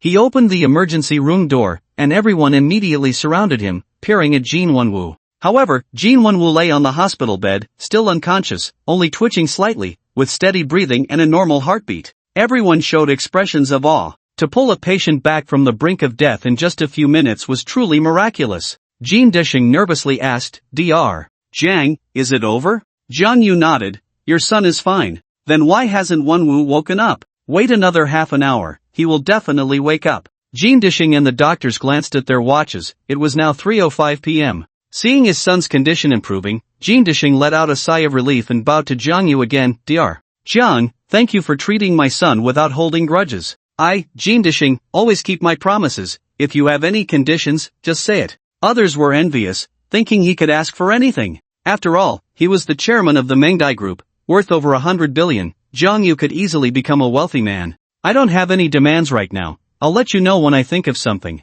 "Alright, take your time to consider. Here's my business card, feel free to call me anytime once you've made up your mind." He handed Jiang Yu a business card and then glanced at the ward, weakly asking, My son really is fine, right? I still need to go to the inpatient department. If anything happens to your son, you can find me anytime." With that, Jiang Yu left directly. The doctors and nurses went in to do a simple check on Jin Wenwu and found that his vital signs were all normal. Director Lee was shocked and asked, "Old Su, Old Sin, who is this young man, such a renowned doctor, to have such miraculous skills?" Su Shichai said, "I heard he's a disciple of Zhong Tianchua. Old Sin and I have quite a network in the Chinese medicine field, but we've never heard of this name." Director Lee speculated, could he be some hidden master? Sin Chun nodded, "Perhaps, there are too many hidden talents in this world." Jiang Yu returned to the inpatient department, and the herbal solution in the barrel had turned completely black. He replaced it with a new barrel and performed the flesh and bone needle technique on Shitingting for the second time.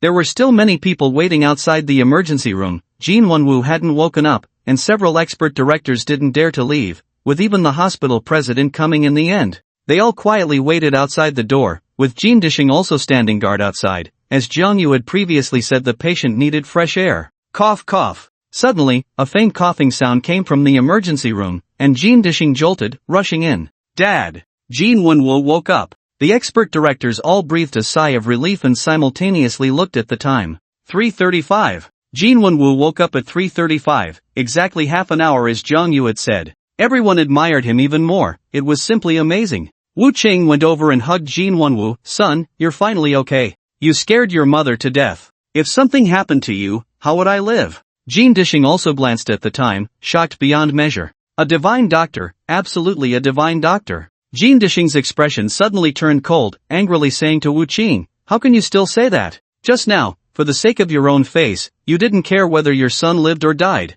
Wu Qing turned her head, looking at him with resentment. "You're still blaming me? In front of so many people, you slapped me, and that's not enough? If Jiang Yu hadn't saved Jin Wenwu, Wu Qing would have made a big deal out of that slap. But now that Jin Wenwu was awake, she had to accept it. That is the price you should pay for your words and actions. I tell you, that slap is worth a life. The doctors and nurses all left. Now that Jin Wenwu was awake, no one wanted to stay and watch the couple quarrel, lest they be caught in the crossfire. Jin Wenwu still didn't know what had happened and asked, "Dad, what exactly happened? Why did you hit Mom?" Jin Dishing angrily replied, "Ask her." But Wu Qing didn't dare to say anything. If her son knew that she had hesitated between her face and his life, she feared Jin Wenwu would hate her for a lifetime. She changed the subject. "You had a car accident and almost died. It was a little divine doctor who saved you." Jin Dishing coldly said, "Now you know he's a divine doctor? I tell you, once our son is discharged, we must visit him and apologize again." Wu Qing muttered, "Now that our son is fine, why do we still need to apologize?"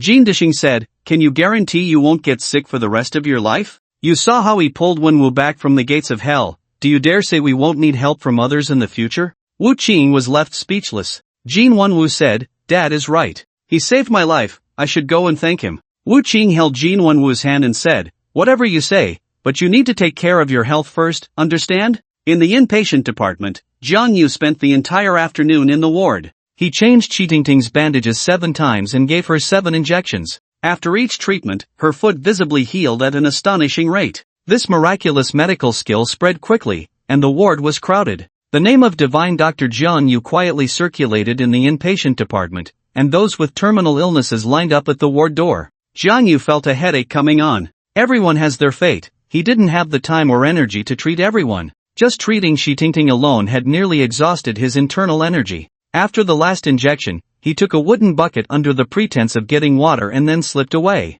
The afternoon's treatment left him quite fatigued, and upon returning home, he immediately began to cultivate, restoring his internal energy. Before he knew it, an entire night had passed. During his cultivation, Jiang Yu completely lost track of time. When he opened his eyes in the morning, he found that the purple small cauldron had grown a bit larger. It used to be the size of a palm, but now it was as big as a basketball. However, he felt the speed was still a bit slow. The 7 arts of Taishang, urging the mountain cauldron was just one of them, and it was the simplest. If even the simplest was this slow, whether he could master those secret arts in the future was still uncertain. After washing up, he hurried to the company to clock in. In the next few days, he had to confirm whether Xiao Wu was indeed the fiancé he had been searching for. He specifically waited until after the morning meeting to go up, only to be surprised to find that Xiao Wu wasn't late today. Xiao Wu was sitting at her workstation, sorting through materials, chatting and laughing with Lu Shanshan. It seemed she had returned to normal. When Xiao Wu saw him, her eyes curved into crescent moons as she greeted him with a smile. "You're late today." Lu Shanshan looked up and said softly, "Today, General Manager Yang came to our sales department and personally called your name.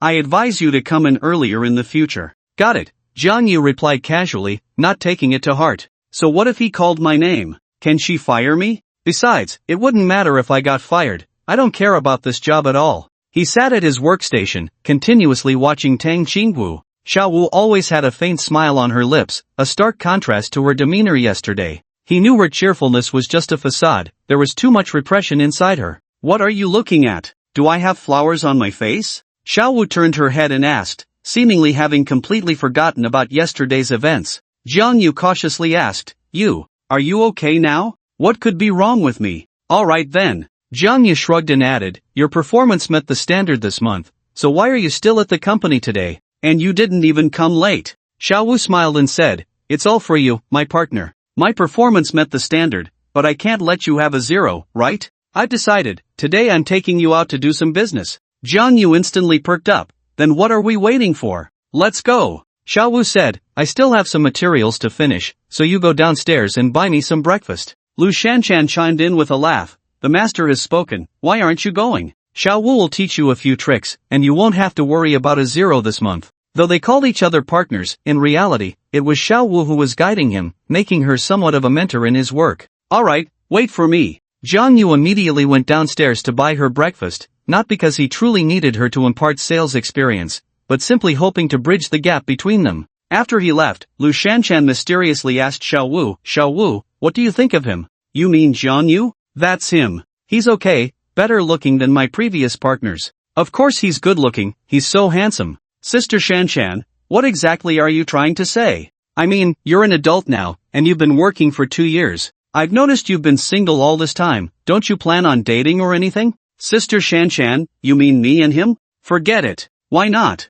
I think you two are quite a match. I don't plan on dating for now. Xiao Wu's expression turned a bit cold. Because she thought of her family, she would never consider her own matters until she avenged them. Seeing Xiao Wu's change in demeanor, Lu Shanshan wisely chose not to say anything further. Jiang Yu returned with soy milk and steamed buns. She took a sip of the soy milk and stood up, saying, "All set, let's go." Xiao Wu bounced down the stairs. Jiang Yu caught up and cautiously asked, "You seem really happy today? Did Fei Wei help ease her pain last night?" Xiao Wu smiled brightly. A happy day is still a day, and an unhappy day is also a day, so why not spend it happily? Though she said that, he wondered. Why does she seem like a different person at night? Where does her daytime cheerfulness go? He didn't dare to ask. He knew Xiao Wu would go looking for her grandfather's spirit at night. Perhaps that was why her mood would become heavy as night fell. "Can you ride a bike?" Xiao Wu asked him. "I can." "Then let's find a shared bike. The hospital is quite far from here." With Xiao Wu's business skills, in 2 years, she could afford a car, if not a house.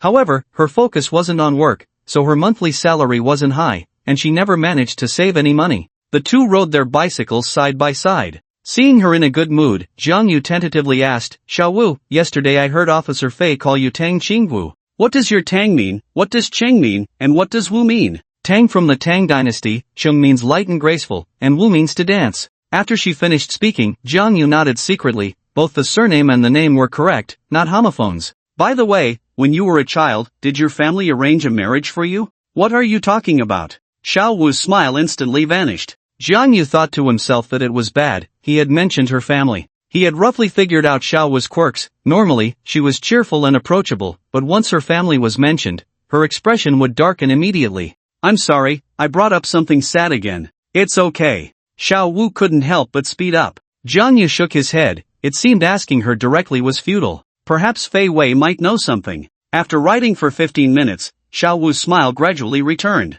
She pointed ahead and said, "Turn right at the intersection, and in 300 meters, you'll reach the Municipal People's Hospital. Let me tell you, negotiating at this hospital is tough. I've been here several times. This time, as partners, let's try to secure a few deals." "Hey, why aren't you keeping up?" Jiang Yu stopped, and Xiao Wu turned to look at him. Jiang Yu said, "Xiao Wu, let's change to another hospital." "Why? I don't want to go to the People's Hospital. At least not now." He still vividly remembered the scene from yesterday when the ward was packed to the brim. If it weren't for the excuse of changing water, he wouldn't have been able to leave. Going there again today would be like a sheep entering a tiger's den. Xiao Wu grinned mischievously and asked, "Is your ex-girlfriend a nurse at the People's Hospital?" Jiang Yu's face darkened. "What nonsense are you talking about? Then why are you afraid to go? Are you scared?" "Scared of me? Scared of you?" Jiang Yu smiled lightly. Although there were some bad rumors about the company, as a cultivator, he wasn't afraid of her. At most, he was just curious. Xiao Wu's eyes curved like crescent moons as she cheerfully said, "Uncle Fei has told me about you. I know your identity." It was precisely because of this that she dared to take Jiang Yu to the hospital. Jiang Yu said, "Forget the city hospital, let's go somewhere else first." "Alright, as you say. There's a third hospital 3 kilometers ahead, let's go there first." The two continued to ride forward. Jiang Yu noticed that Xiao Wu kept glancing around while riding, and her eyes underwent subtle changes. Her pupils emitted a faint spiritual aura, which was hard for non-cultivators to detect. Jiang Yu speculated that this might be the reason she could see souls. He could see them too. Souls, at their core, were also a form of energy. Jiang Yu only needed to cover his eyes with spiritual energy to see things that were usually invisible. Before long, they arrived at the third hospital and parked their bicycles at the entrance. The hospital was bustling with people, and the lobby was crowded. Xiao Wu skillfully headed to the inpatient department, clearly not her first visit. As soon as they entered the inpatient building, Xiao Wu's smile instantly disappeared, replaced by a heaviness and seriousness. Her face seemed to be covered with a layer of frost, making her look like a completely different person compared to her earlier cheerfulness. Jiang Yu understood the reason behind it, so he wasn't too surprised. They didn't take the elevator but went up the stairs. Xiao Wu said to Jiang Yu in a cold voice, "Did you see it?" Jiang Yu nodded. Every day, patients died in the hospital, making it a place heavy with yin energy, where many souls lingered. When they reached the corner on the 3rd floor, an elderly soul was wandering there, looking emaciated, clearly someone who had died of cancer. Xiao Wu approached the elderly soul as if she were talking to an ordinary person. "Grandpa, have you seen this person?" She took out a photo, which showed an old man dressed in a Taoist robe, exuding a certain Taoist charm. That was her grandfather, Tang Shuli. Jiang Yu looked at the photo, trying hard to recall the past. Although he was still young at the time, he was mostly present when the old man arranged his engagement, and many people had seen him. But that memory was too distant. The old spirit clearly froze for a moment, seemingly surprised. The ghost didn't scare her. Instead, she startled the ghost, especially since she was holding a photo of a person in a Taoist robe. What was she trying to do? Extinguish herself? Thus, the old spirit transformed into a wisp of blue smoke and vanished. Xiao Wu's expression darkened, and she formed a seal with her hand, causing the old spirit to reappear. He trembled, clearly afraid of Xiao Wu. Xiao Wu said coldly, "There's no need to be afraid. I won't destroy you, just answer my questions truthfully." The old spirit glanced at the photo and then shook his head. With a wave of her hand, the old spirit immediately fled. She felt quite disappointed but was also used to it. After graduating from high school, she had been searching for her grandfather, but there had been no news. Putting away the photo, Xiao Wu continued upstairs as if no one was around. Jiang Yu followed her and asked, "Are you always so unconcerned when you see those spirits?" Xiao Wu replied coldly, "Why should I be concerned?" Jiang Yu's mouth twitched. At least consider the feelings of others. Now he finally understood why Xiao Wu's previous partners had left. With her talking to spirits as if they were nothing, it was no wonder they were scared off. No wonder people said she had mental issues. To ordinary people, it looked like she was talking to thin air. Wasn't that a sign of illness? Moreover, Xiao Wu's main purpose for coming to the hospital wasn't to conduct business. She wandered through various corners of the inpatient department, asking about spirits whenever she saw one, seemingly familiar with many of them, even having some approach her to talk. The places where those spirits appeared were generally empty, but occasionally someone would pass by, looking at Xiao Wu as if she were crazy. Jiang Yu felt quite embarrassed, constantly explaining that she was on a call. In this day and age, using a Bluetooth headset to make a call wasn't unusual. They had agreed to conduct business, but Xiao Wu hadn't done anything productive all morning. If Jiang Yu truly wanted to work and earn money, he would have probably abandoned her long ago. Still no news of her grandfather, but Xiao Wu wasn't discouraged at all. She had been searching for 2 years and didn't care about a day or two. Taking advantage of Xiao Wu's relatively good state, Jiang Yu asked again, "Xiao Wu, did your grandfather or any of your family members ever suffer from a serious illness?" Xiao Wu looked at him indifferently. "Why do you ask that?" Jiang Yu replied, "I just want to know more about you and your family, to see if I can help." Xiao Wu furrowed her brows slightly, seemingly recalling the past. After a while, she said, "When I just started middle school, I heard my grandfather mention something. He was seriously injured while dealing with an evil cultivator, hanging by a thread, and happened to encounter a passing barefoot divine doctor who miraculously healed him." Jiang Yu was delighted and quickly asked, "Do you know what that divine doctor's name was?" Xiao Wu shook her head and said solemnly, "Why are you asking all this?" Of course, he had to ask. He needed to confirm whether Xiao Wu was his fiancée. If she was, and Xiao Wu was now all alone, unaware of the engagement, where would he find that marriage certificate from the Tang family? If the barefoot divine doctor Xiao Wu mentioned was the old man, then Xiao Wu was most likely his fiancée. Unfortunately, Xiao Wu didn't know the name of that divine doctor. Jiang Yu couldn't help but sigh. "It seems I must find your grandfather." Only by finding Tang Shuli could all the mysteries be unraveled. Probably only her grandfather knew where the marriage certificate was. He looked at Xiao Wu with a determined gaze and said, "I've made up my mind. From today on, I will help you look for your grandfather." He was helping Xiao Wu, but he was also helping himself. However, Xiao Wu seemed ungrateful. She coldly replied, "Did Uncle Fei ask you to do this? Did he ask you to keep an eye on me?" Jiang Yu said, "No, this is entirely my own decision." "So, you pity me?" Jiang Yu was at a loss for words. How could he respond? After entering the hospital, Xiao Wu had indeed changed. She was no longer easy to get along with. He thought for a moment and said, "If I said I was helping you because I like you, would you believe me?" He couldn't tell the truth, nor could he say it was out of pity and hurt Xiao Wu's pride, so he could only dodge the question. Xiao Wu looked at him, silent for a long while. Jiang Yu awkwardly coughed a few times, and Xiao Wu coldly turned away. "I won't consider dating until I avenge my family." Fortunately, although Xiao Wu's attitude was cold, she did not refuse Jiang Yu's help. After searching fruitlessly for a whole morning, the two had a meal at a Chinese restaurant near the hospital. About 15 minutes after leaving the hospital, Xiao Wu's demeanor returned to normal. A lovely smile reappeared on her face. This shift from cheerfulness to coldness was hard for anyone to bear. "Come on, eat more. We still have to visit a few more hospitals this afternoon." Xiao Wu pushed all the dishes in front of Jiang Yu, appearing very considerate. Jiang Yu found it strange. Didn't you usually only go out at night to find people? Xiao Wu replied, generally, yes, but now it's different. Jiang Yu asked, what's different? Because you're here. Xiao Wu looked at him with watery eyes. You said you would help me, right?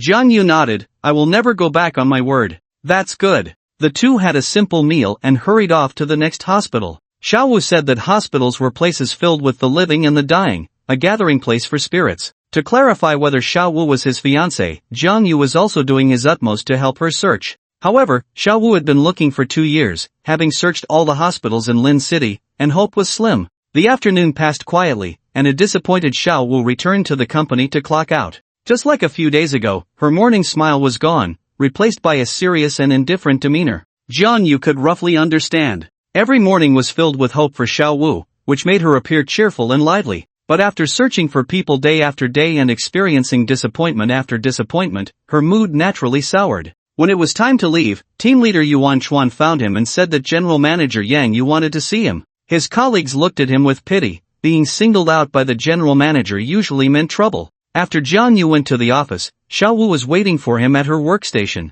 Lu Shanshan and others were quite surprised. Xiao Wu, you're not leaving? Do you want to work overtime? It was known that Xiao Wu always clocked out on time. As soon as she clocked out, she almost vanished, let alone working overtime. Today, she sat at her workstation after clocking out, which was like the sun rising in the west. Xiao Wu replied indifferently, I'm waiting for Jiang Yu. You guys can go first. Various expressions appeared on her colleagues' faces, some were surprised, some confused, some disdainful, and some happy. Lu Shanshan was very happy for her. Many colleagues felt that Xiao Wu should find a boyfriend. Perhaps with the nourishment of love, she could overcome the pain of losing her family. Others were filled with disdain. Because some colleagues had previously introduced suitors to Xiao Wu, but she had always said she had no interest in dating. Now, however, she was with Jiang Yu. Those people thought Xiao Wu was just a superficial person, claiming she didn't want a date, but it was just that she hadn't met a handsome guy. Of course, Xiao Wu didn't care about others' opinions. In the general manager's office, Yang Yu, who was about the same age as Han Xiong, sat in an office chair, dressed in professional attire,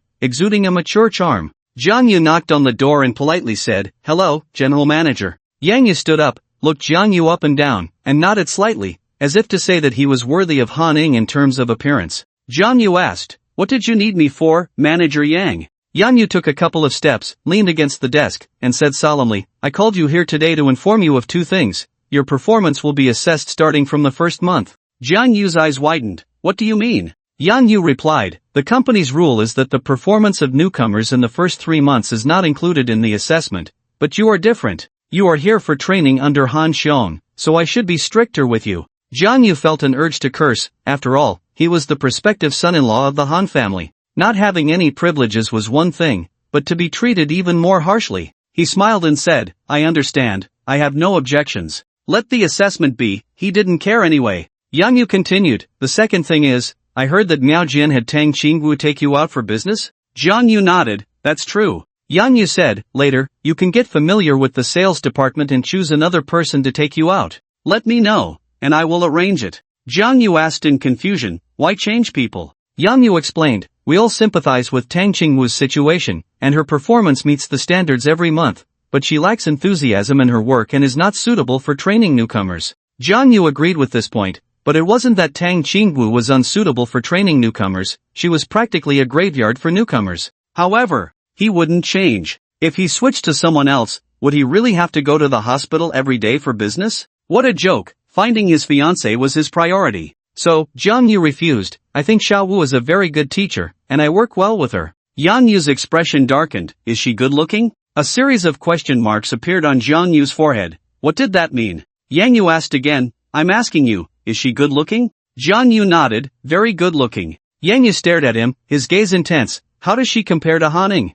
Each has its merits. So, Yang Yu's gaze sharpened, do you think it's appropriate? Jiang Yu suddenly realized that this was Yang Yu's concern. Was he worried that he would develop feelings for Xiao Wu after spending too much time together and feel guilty towards Han Ing? Was this Yang Yu's concern or Han Xiong's? Jiang Yu said seriously, Manager Yang, please rest assured, I am here to do serious work and will not be affected by irrelevant matters. After all, the serious work he referred to was finding his fiancée. How Yang Yu understood that was not his concern. Yang Yu frowned and stared at him for a while, then said, I respect your choice, but I remind you to be mindful of your current identity and keep some distance from Tang Qingwu. I understand. Is there anything else, Manager Yang?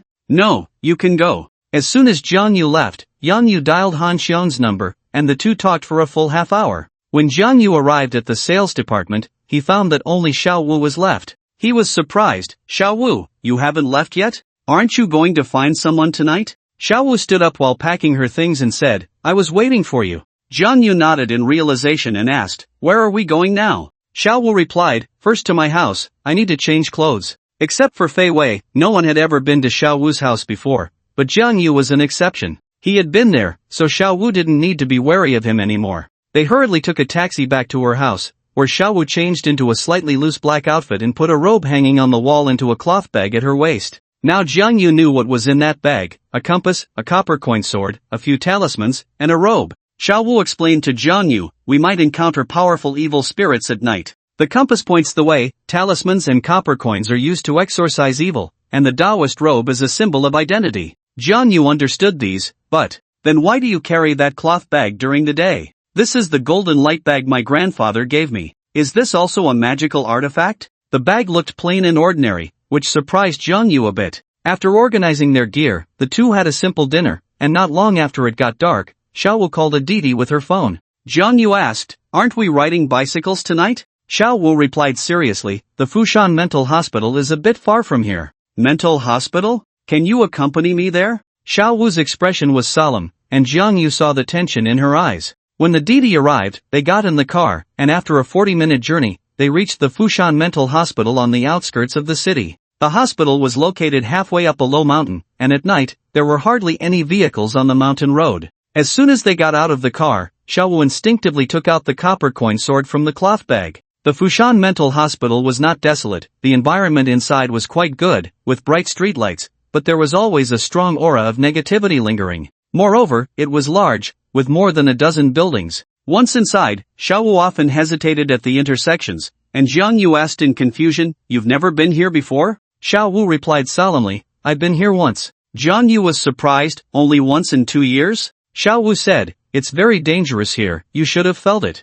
The first time I came here, I almost died, and it was Uncle Fei who saved me in time. He warned me that if I wasn't a cultivator, I should never come back here. Jiang Yu could indeed sense a different kind of aura, but could a mental hospital really be that intimidating? Xiao Wu added, before the Fushan Mental Hospital was built, this was a mass grave. Jiang Yu finally understood, but, since Officer Fei warned you not to come, why did you still come? Aren't you here with me today? Besides, I always feel like I can find clues here. Jiang Yu fell silent, spreading out his spiritual awareness. Indeed, the negative energy here was beyond imagination. However, Xiao Wu felt he hesitated, so she said, I'm not forcing you. Uncle Fei said you're not a very powerful cultivator. If you don't want to help me, you can leave. Jiang Yu glared, what kind of talk was that? What do you mean not a very powerful cultivator? Is that looking down on people? Suddenly, he smiled and said to Xiao Wu, I'll help you, but I have one condition. Xiao Wu frowned, what is it? Jiang Yu said, you told me that being happy is one day, and being unhappy is also one day, so why not spend every day happily?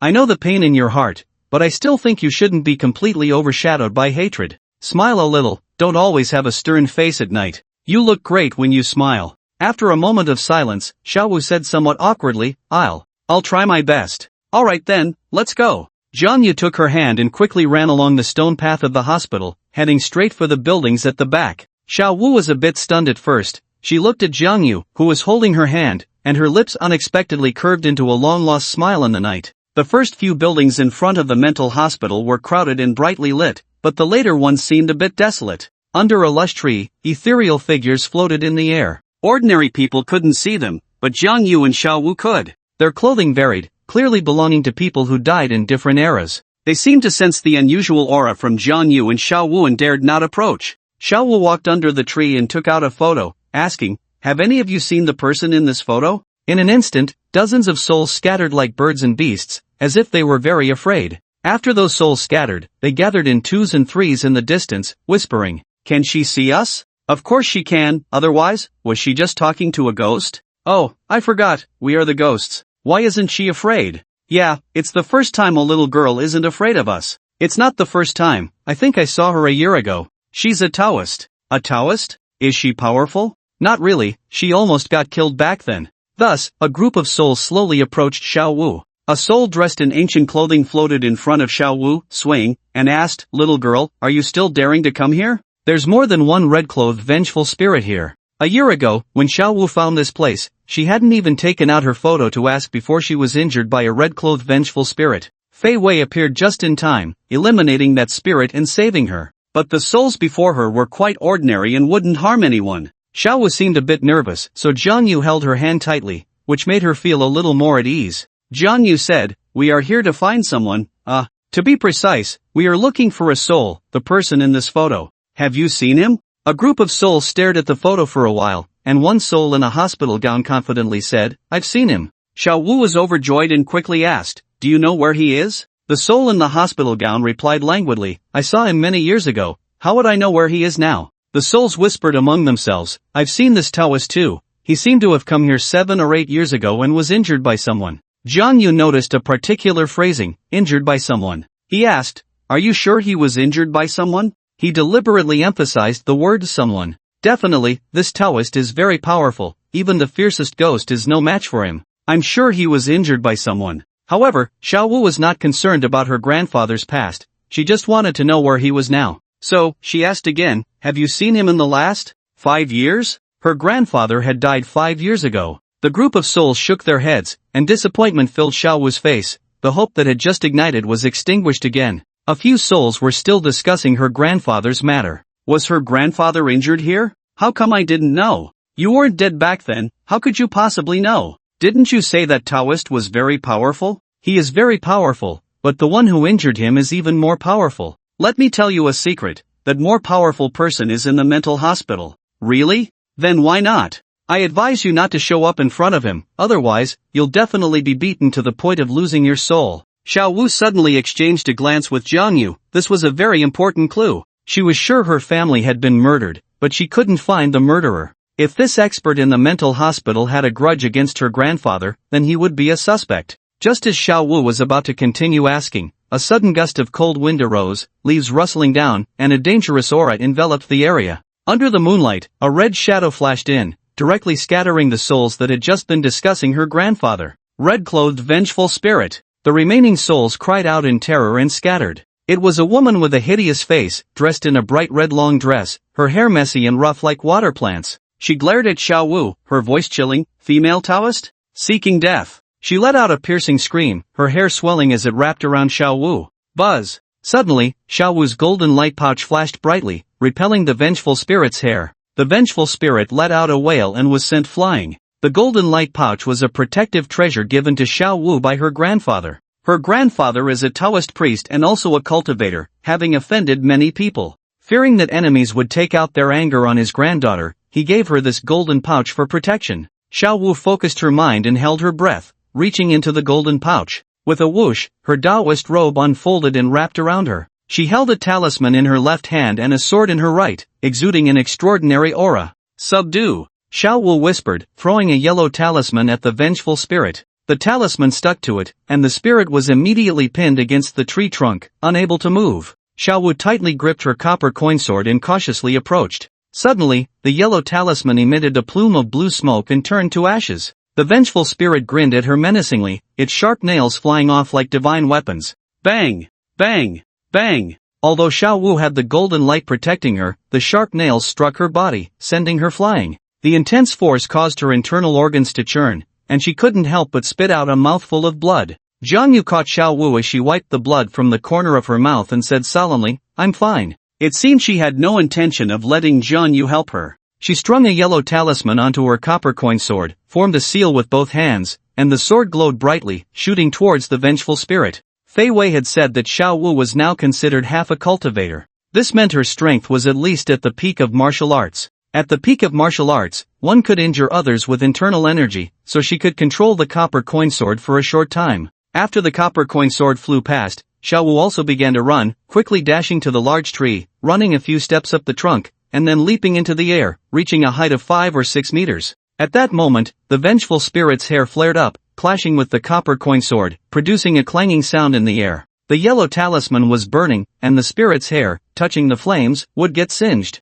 However, this did not cause any substantial harm to the spirit. At this time, Xiaowu leaped up, grabbing a handful of the spirit's hair, and using gravity to pull down while exerting force with her hands. Bang! The vengeful spirit was suddenly yanked down by Xiaowu and crashed heavily to the ground. Xiaowu extended her hand, and the copper coin sword flew back to her, the yellow talisman having already turned to ashes. She drew several seals on the copper coin sword, and with a clang, she stabbed a strand of the spirit's hair into the ground with the sword. Then, she took out 3 more talismans from the golden pouch, bit her finger to draw blood, and tapped the yellow talisman twice before sticking it onto the spirit's hair. Buzz! The tip of the spirit's hair immediately erupted in red flames. This time, the flames did not just burn a section of the spirit's hair but quickly spread along the hair to engulf the spirit itself. Ah! The vengeful spirit let out a piercing scream, the red flames refusing to be extinguished. As the spirit's form began to waver, it seemed on the verge of dissipating. The souls hiding in the corners watched this scene, all terrified. Wow, this girl is amazing, she can actually deal with a red-clothed vengeful spirit. What girl? That's a female Taoist. Thank goodness I don't harm others, or I would also be soul-scattered. Jiang Yu was also astonished. No wonder Fei Wei said Xiaowu was half a cultivator. The strength of the red-clothed vengeful spirit was roughly equivalent to the first level of bone and blood, but it was no match for Xiaowu. Of course, Xiaowu's victory was mainly due to the talismans and magical tools. The spirit's hair was consumed by flames, and soon its entire body was ablaze, filling the night sky with its terrifying and mournful screams. This sound was inaudible to ordinary people, yet it sent chills down their spines. Xiaowu put away the copper coin sword in Taoist robe, exhaling a long breath. Jiang Yu gave her a thumbs up in admiration, saying, "Truly worthy of a cultivator's descendant." Xiaowu replied lightly, "I'm still far from my grandfather." Just as she was about to continue searching for her grandfather, a black talisman suddenly flew through the night sky, with a simple dragon pattern drawn in red cinnabar. The black talisman paper instantly stuck to Xiaowu's body, and she fainted on the spot. Jiang Yu saw Xiaowu's soul being sucked into the black talisman paper. He was horrified and immediately looked towards a 7-story building. The talisman paper had flown from that direction. The Fushan mental hospital indeed harbored experts. Perhaps the one who attacked Xiaowu's grandfather back then was the one behind this. Suddenly, another black talisman paper flew into the night sky, with a simple dragon pattern drawn on it. A faint purple glow rose around Jiang Yu, and the Tsuesan Ding manifested. However, that small ding was not enough to envelop him entirely. The black talisman paper pierced through the air, breaking Jiang Yu's spiritual defense and sticking to his arm. Jiang Yu also fainted instantly. He felt an invisible large hand reaching deep into his mind, trying to drag his soul out. The surrounding spirits slowly gathered around, whispering, "Are they dead? What a pity, this female Taoist looks quite impressive. In that case, why don't we?" A few souls let out eerie laughs. "Why don't we what? She's a Taoist, even if she's dead, we can't overpower her." A few souls dressed in ancient clothing looked towards the building in the darkness. "Is it that person again?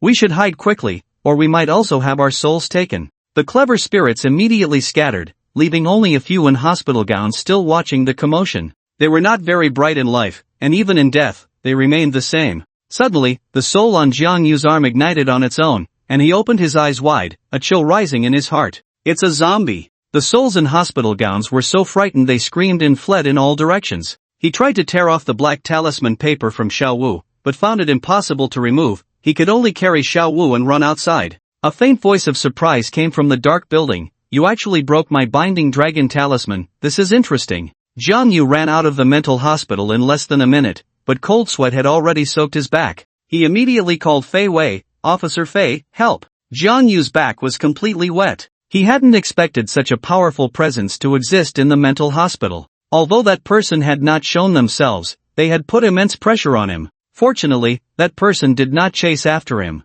Jiang Yu ran down the mountain with Xiaowu in his arms and encountered Fei Wei at the foot of the mountain. Fei Wei, unusually without a cigarette in his mouth, looked serious. "How did you end up here again?" Jiang Yu placed Xiaowu in the back seat and said anxiously, "We can talk about this later, Officer Fei, please save Xiaowu first. I can't tear off the black talisman paper on her." Fei Wei's expression changed, and he exclaimed, "Binding dragon talisman." The words binding dragon talisman felt familiar to Jiang Yu. Fei Wei exuded immense power, his aura like a torrent. Jiang Yu was astonished. Fei Wei's strength was likely at the peak of the hidden mansion realm, or even the spirit platform realm. A beam of light shot out, and the binding dragon talisman on Xiaowu instantly turned to ashes. Then, he drove Jiang Yu and Xiaowu back to Xiaowu's residence. Xiao Wu was still unconscious, and Jiang Yu stood in the living room. He felt embarrassed. I'm sorry, Officer Fei, it was my carelessness. He hadn't initially known there were such powerful individuals in the mental hospital, nor did he think there were any. Fei Wei lit a cigarette and waved his hand. It's not your fault. Xiao Wu must not have told you. Jiang Yu was surprised. Xiao Wu knew there were experts inside? Fei Wei replied, I had warned her that there were powerful cultivators inside, but she is not a cultivator herself. Perhaps she thought that being with you would keep her safe. Jiang Yu asked, does Officer Fei know who those people are? Fei Wei took a deep breath of smoke. Tianju Alliance, Zhang Wei. Tianju Alliance? That doesn't sound like a sect. The Heavenly Absolute Alliance is an organization that gathers many experts. They do everything. Then why doesn't the Evil Suppression Division go and eliminate them? First, the Heavenly Absolute Alliance only targets cultivators, so we have no right to intervene. Second, to eradicate the Heavenly Absolute Alliance, at least 70% would have to die. Jiang Yu wondered, such a powerful cultivator, why would he hide in a mental hospital? Fei Wei replied, I didn't know why before. I had no right to interfere with his freedom, but now I might know. Jiang Yu was even more puzzled. How could Fei Wei know anything if he hadn't even been to the mental hospital? Fei Wei seemed to see his confusion and asked, do you remember the dragon binding talisman? Jiang Yu thought for a moment and said, it sounds somewhat familiar. Fei Wei continued, I mentioned it when we were capturing Daishan. Jiang Yu instantly recalled. At that time, he was tracking Daishan, but Fei Wei was held up by another matter because Daishan had used the dragon binding talisman to trap innocent civilians. Fei Wei said, the dragon binding talisman can bind people, but more importantly, it binds souls. Fushan Mental Hospital used to be a mass grave, where countless lonely souls reside. I think Zhang Hui must be cultivating some secret method that requires those souls. Jiang Yu asked, since you know he is practicing evil methods, why not capture him? Fei Wei frowned and looked at Jiang Yu. What is your definition of evil methods? Jiang Yu pondered for a moment and replied, any secret method that is based on persecuting the lives of others is an evil method. Fei Wei asked again, how do you define others? Jiang Yu was at a loss for words. Fei Wei said, for us in the Evil Suppression Division, others can only refer to ordinary civilians. If Zhang Hui is persecuting cultivators, we wouldn't intervene, let alone the fact that he is persecuting those souls. Those souls aren't even considered people. How could the Evil Suppression Division manage that?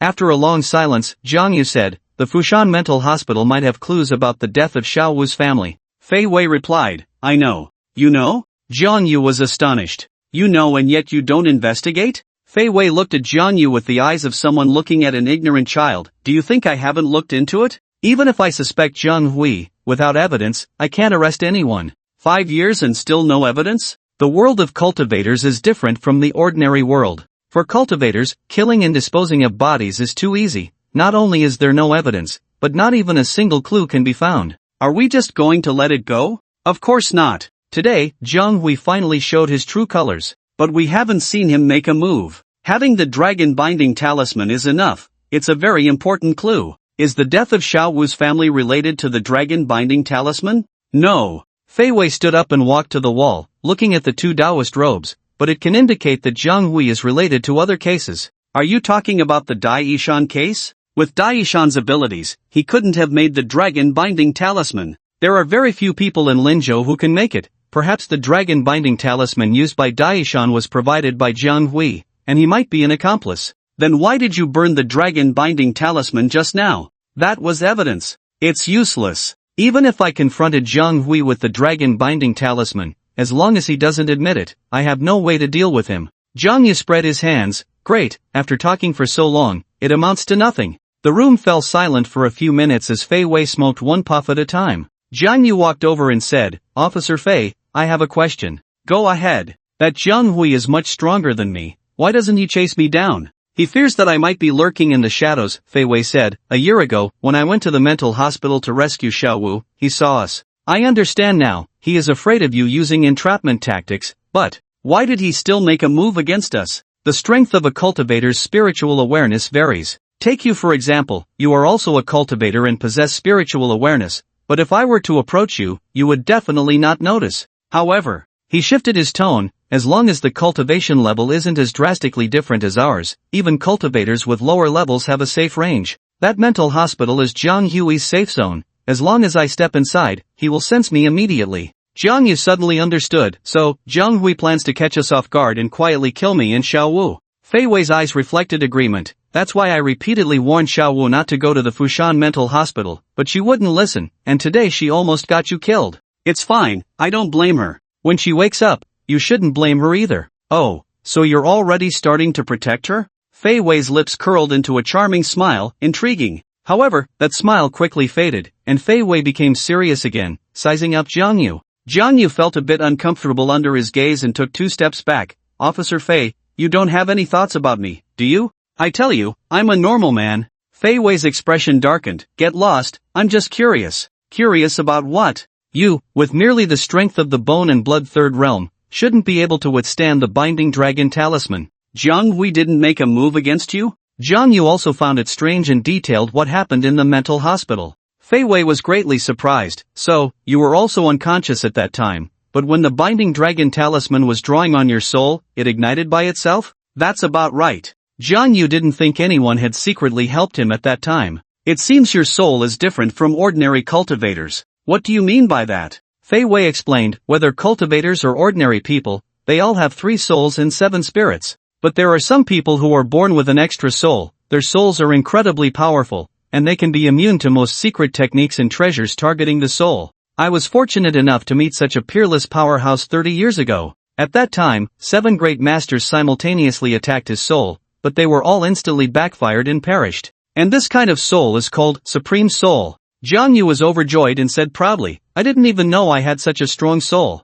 Fei Wei said, but speaking of which, if the Supreme Soul doesn't cultivate, it will eventually become indistinguishable from the masses. Jiang Yu's face immediately fell. The old man seemed to have never taught him how to cultivate his soul. Damn it! If only he hadn't run off to enjoy himself, my path of cultivation wouldn't be so bumpy. Fei Wei seemed to see through Jiang Yu's thoughts and chuckled. Coincidentally, my town evil division has a secret method specifically for cultivating the soul. If you are willing to join my town evil division, I can help you obtain this method. Really? Jiang Yu was completely tempted. Just think, if one day he could instantly backfire against 7 great masters with his own strength, how impressive would that be? I'll give you 3 minutes to consider. Fei Wei sat down on the sofa, lit another cigarette, and leisurely began to smoke. Jiang Yu, 3 minutes? Didn't they always say to take your time to consider? Why is it 3 minutes today? Looking at Fei Wei's confident smile, Jiang Yu understood. Fei Wei had seen through his interest in the soul cultivation method.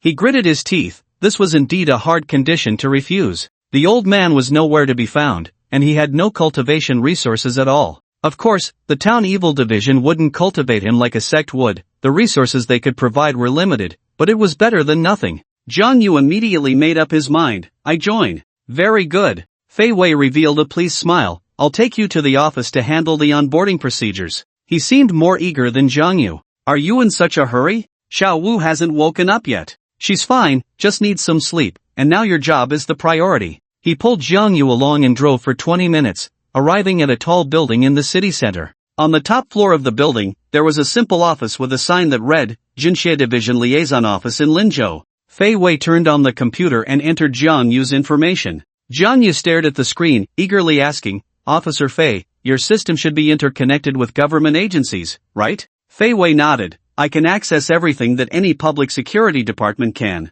Then, Officer Fei, can you help me check my parents' information? Of course, no problem. Once your identity information is entered, the information of your relatives within 3 generations will be displayed. To join our Jinxie division, you need to have a clean background. He entered Jiang Yu's ID number, and with Jiang Yu's nervous anticipation, Fei Wei pressed the enter key. A page of information appeared, and Jiang Yu's excited heart instantly plummeted. The content was pitifully sparse, leaving even Fei Wei dumbfounded. No way, did you just pop out from a rock? Fei Wei looked at the screen in astonishment. It displayed Jiang Yu's basic information but no history, no records of where he studied in certain years. The relatives' information was also blank, with only one master's information. That was the personal information of Zhong Tianxua, which had a bit more detail, including name, date of birth, and some medical practice history. Jiang Yu was also stunned. He couldn't even find any news about his parents on the Jinxie division's intranet. He felt a bit disappointed, but it was also within his expectations. Jiang Yu scratched his head and awkwardly said, I'm an orphan, raised by my master, so I have no relatives. Officer Fei, this won't affect my joining the Jinxie division, will it? Fei Wei stroked his chin, lit a cigarette, and said leisurely, I need to consult with the higher-ups, but it should be fine as long as you have no criminal record. Saying this, Fei Wei sent an email. Alright, go back and wait for news. You should get a reply by 10 tomorrow morning. Officer Fei, you have to help me out. What's this? You weren't willing to join the Jinxia division before, but now you're so persistent? No choice. Who told you guys to have secret techniques for cultivating the soul? He spoke honestly, it was that secret method that attracted him. Fei Wei looked at him with a smile. You've wrapped yourself in a layer of mystery. Logically, since your master adopted you, your origin should be noted during the census, like having lost parents or being abandoned, but none of that is there. Could it be that? What? Jiang Yu looked expectantly. Forget it, it's nothing. Your master should also be a cultivator, so it's normal for the information to be kept confidential.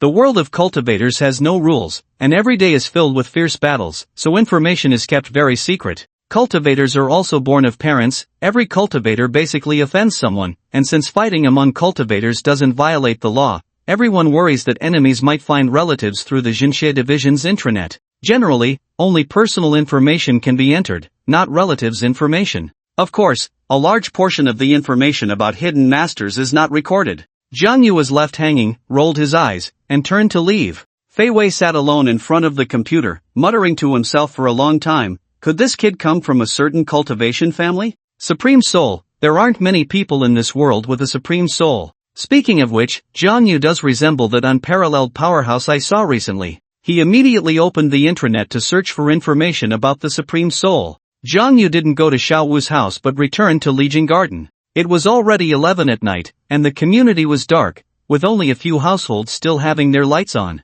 He was surprised to find that the lights in his house were actually on. Had he been robbed? Goodness, how dare they steal from me? He didn't even take the elevator, rushing down the stairs as fast as he could. He quietly opened the door. The living room light was on, but there was no one there. The light in his bedroom was also on, and the door was slightly ajar. Jiang Yu took off his coat, preparing to rush in, cover the intruder's head, and give them a good beating first. Practitioners don't easily harm ordinary people, but if someone had broken into his home, even the town's evil spirit control office would have nothing to say about him giving them a beating. He took a deep breath, his strength surging, pushed the door open, and dashed into the bedroom, throwing his clothes over the person's head. He had already raised his fist, but at the last moment, he held back. Slap! Are you crazy? The clothes were thrown to the ground, and a roar rang in his ears. Jiang Yu was stunned. What are you doing here? The person in his bedroom was not a thief, but Han Ning. Goodness, thank goodness I held back quickly, otherwise she would definitely have been disfigured,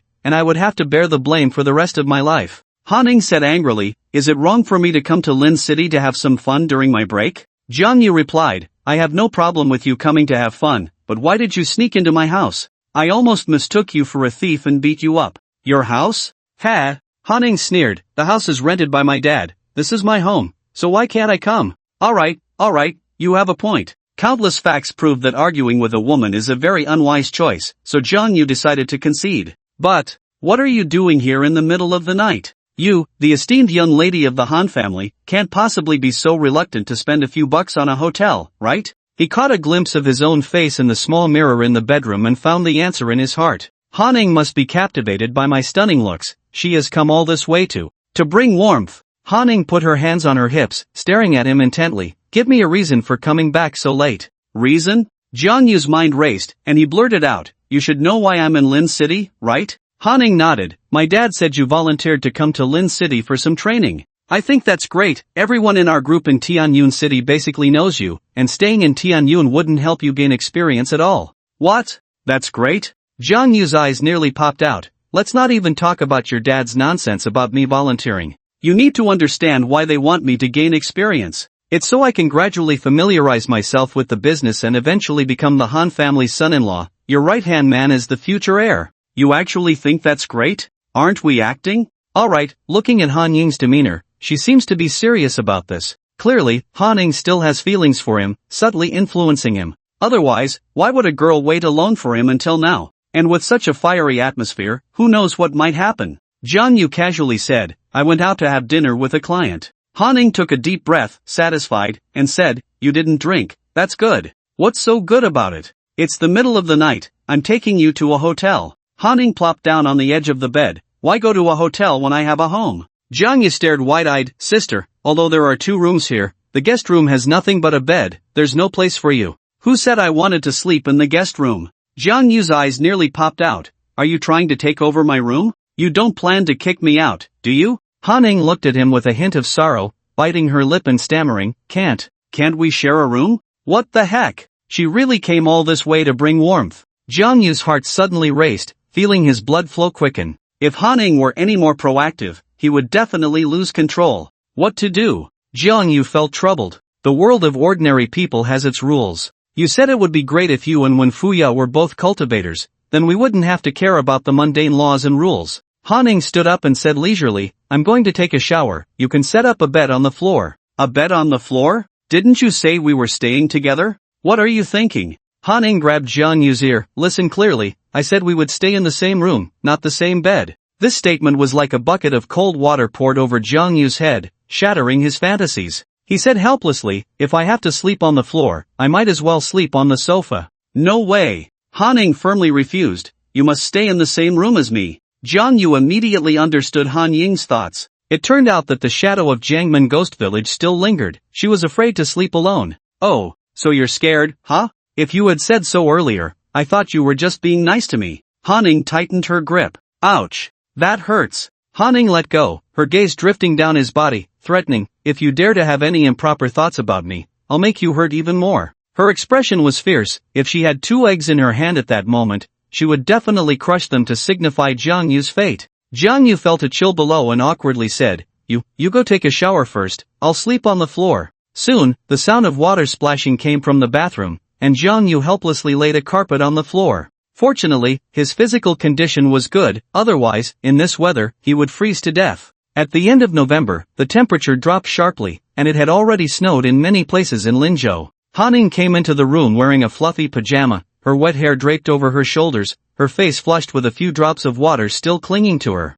The pajamas were brought by her. She had come prepared, having already decided to stay with Jiang Yu before arriving. She used a hairdryer to dry her hair, filling the room with the fragrance of her hair. Jiang Yu was already lying on the floor. With Han Ning there, he couldn't practice, for fear of accidentally hurting her while demonstrating the mountain-pressing cauldron technique. After drying her hair, Han Ning lay on the bed and started scrolling through her social media. Jiang Yu chatted with her casually. What made you suddenly think of Linzhou? Of course, I came to have fun. Do you think I came here because I missed you? Humph. She huffed lightly, and that sound was enough to make one's bones feel weak. Jiang Yu's lips curled into a smile. Come on, when did I say you came because you missed me? Han Ning also realized she had misspoken and quickly explained. I heard that the Yusher Snow Mountain in Linzhou is open for skiing, so I wanted to come and have some fun. You should come with me tomorrow. So she wants me to be her playmate. Tomorrow. Jiang Yu hesitated. I probably can't make it. He had to go to the Jingxie office in Linzhou tomorrow. If the review didn't pass, he would have to think of another way.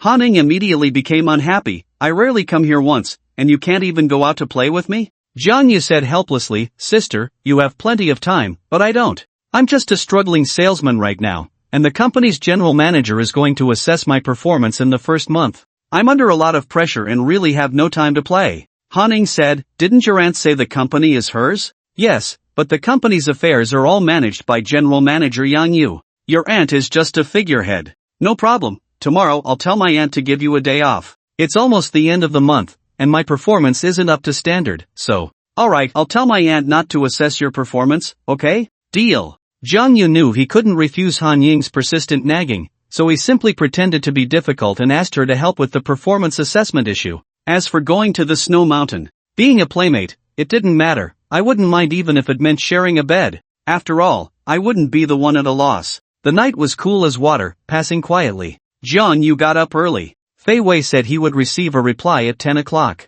Jiang Yu arrived at the office at 8, while Han Ning was still in dreamland, giggling, not knowing what beautiful dream she was having. Fei Wei also came early, brewed a cup of tea, and lay back in his office chair, leisurely. Yesterday, Jiang Yu didn't come to observe this office, and today he discovered that this office was surprisingly shabby, a room of about 20 square meters, with a desk, a chair, a computer, and a few photos hanging on the wall. There wasn't even a table and chairs for guests. Is this the Jinxie Division's office in Linzhou? Or is it the only office? Wasn't it said that Jinxie Division members had high salaries? At least they could decorate the office a bit. Fei Wei sat in the office and said leisurely, don't look anymore, this is all there is. Our Xinxie division doesn't need to meet people here, there's no need to make it so grand, simplicity is key. Of course, Jiang Yu didn't care about these things, as long as Fei Wei fulfilled his conditions, salary didn't matter, the main thing was the secret method for cultivating the soul. His gaze fixed again on the photos on the wall. There were 3 photos in total, with different clothing styles, from which one could roughly infer the era they belonged to. Jiang Yu noticed that one of the photos on the wall was of Xiao Wu's grandfather. Fei Wei explained, these are the photos of the directors from previous terms. Although there was only Fei Wei as a member of the Xinxie division in the entire Linzhou city, his title was quite high, he was a 6th rank officer and also the director of the Linzhou office. Jiang Yu nodded and said, so, your photo will also be hung here in the future? Pa. Fei Wei spat a few times in annoyance, don't curse me. Jiang Yu asked curiously, didn't you say that the photos of all previous directors would be hung here? Fei Wei replied, I might not have expressed it clearly. Any photo hung on the wall means that person died in the line of duty, an unnatural death. Fei Wei certainly didn't want to die young. He took a sip of tea and then lit a cigarette. By the way, didn't I tell you I'd give you a reply at 10? Why did you come so early? I was just anxious. In fact, he was worried that if he came too late, he would be entangled by Han Ning. Now that things were settled here, he still had to go back and accompany Han Ning. Alright, I'll call to urge them. Fei Wei made a phone call, and a soft and lazy voice, a woman, came through. After asking a few questions, he hung up the phone, looked at Jiang Yu with great joy, and extended his hand, saying, congratulations, you are officially a member of our Xinxie division. From today on, you are a 9th rank officer of the Xinxie division. He turned around and took a small booklet from the drawer of the desk and handed it to Jiang Yu. The cover of the booklet read,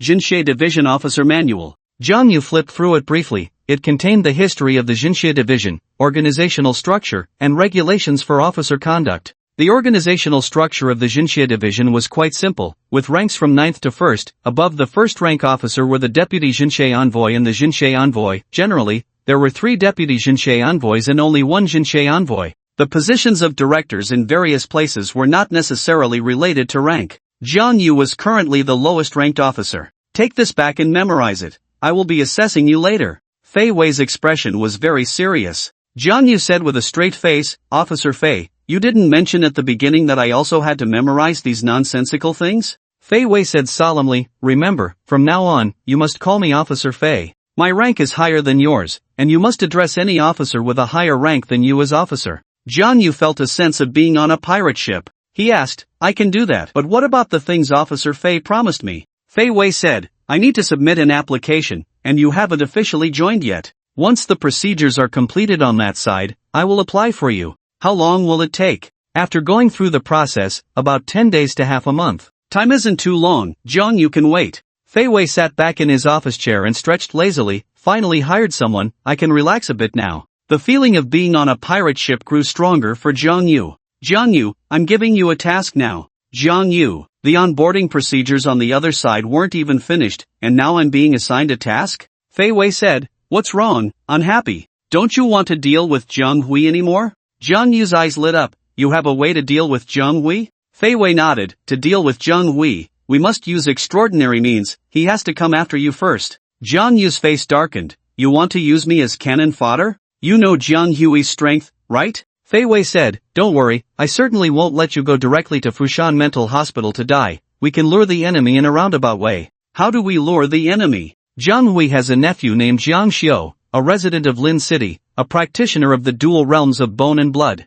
You go find trouble with him, as long as you don't kill him, I can cover you for everything else. You want me to injure Jiang Xiu and then force him to ask his uncle for revenge? Exactly. Sounds nice, why don't you go yourself? I'm a 6th rank officer of the Town Evil Suppression Division and the director of the Lin City office. I'm the embodiment of justice, how could I do such a thing? I'm also a 9th rank officer of the Town Evil Suppression Division, can I do this then? You haven't officially joined yet. Fei Wei patted his shoulder and said earnestly, I'll have the higher-ups delay your onboarding time. After you injure Jiang Xiu, I'll have the higher-ups input your information. When Jiang Xiu comes after you, it will be like he's going against our Town Evil Suppression Division, and I'll have a legitimate reason to deal with him. So how do you guarantee my safety? You have to trust me, I won't let anything happen to you. Stop giving me mental comfort, I need something substantial. Fei Wei looked troubled, let me be honest with you, the techniques of the Town Evil Suppression Division can't just be given out casually. My application will most likely be rejected, but if you help me eliminate this disaster named Zhang Hui, then I will remember your great contribution, and the higher-ups will have no reason to refuse you a reward. You really are trying to fool me. Zhang Yu was about to explode with anger. Before joining, it was agreed that the soul refining technique would be the condition, and now it has changed in the blink of an eye. What a trap, it's just too much. I won't be an officer anymore. He directly threw down his tools and quit. Fei Wei looked at him with a half-smile. You can't just decide that. Once you enter the town evil suppression division, it's as deep as the sea, and from now on, freedom is for passers-by. Officer Fei, I haven't even joined yet. Let me reiterate, you should call me sir, and I submitted your onboarding application with your consent. Now, as soon as the higher-ups click the confirm button, you will officially become a member of the town evil suppression division. Regretting now? It's too late. Zhang Yu felt like he had been completely taken advantage of. He was even thinking of murder. Fei Wei added, let me remind you again, anyone who leaves without approval will be considered a traitor and will become the public enemy of over 100 members of the town evil suppression division.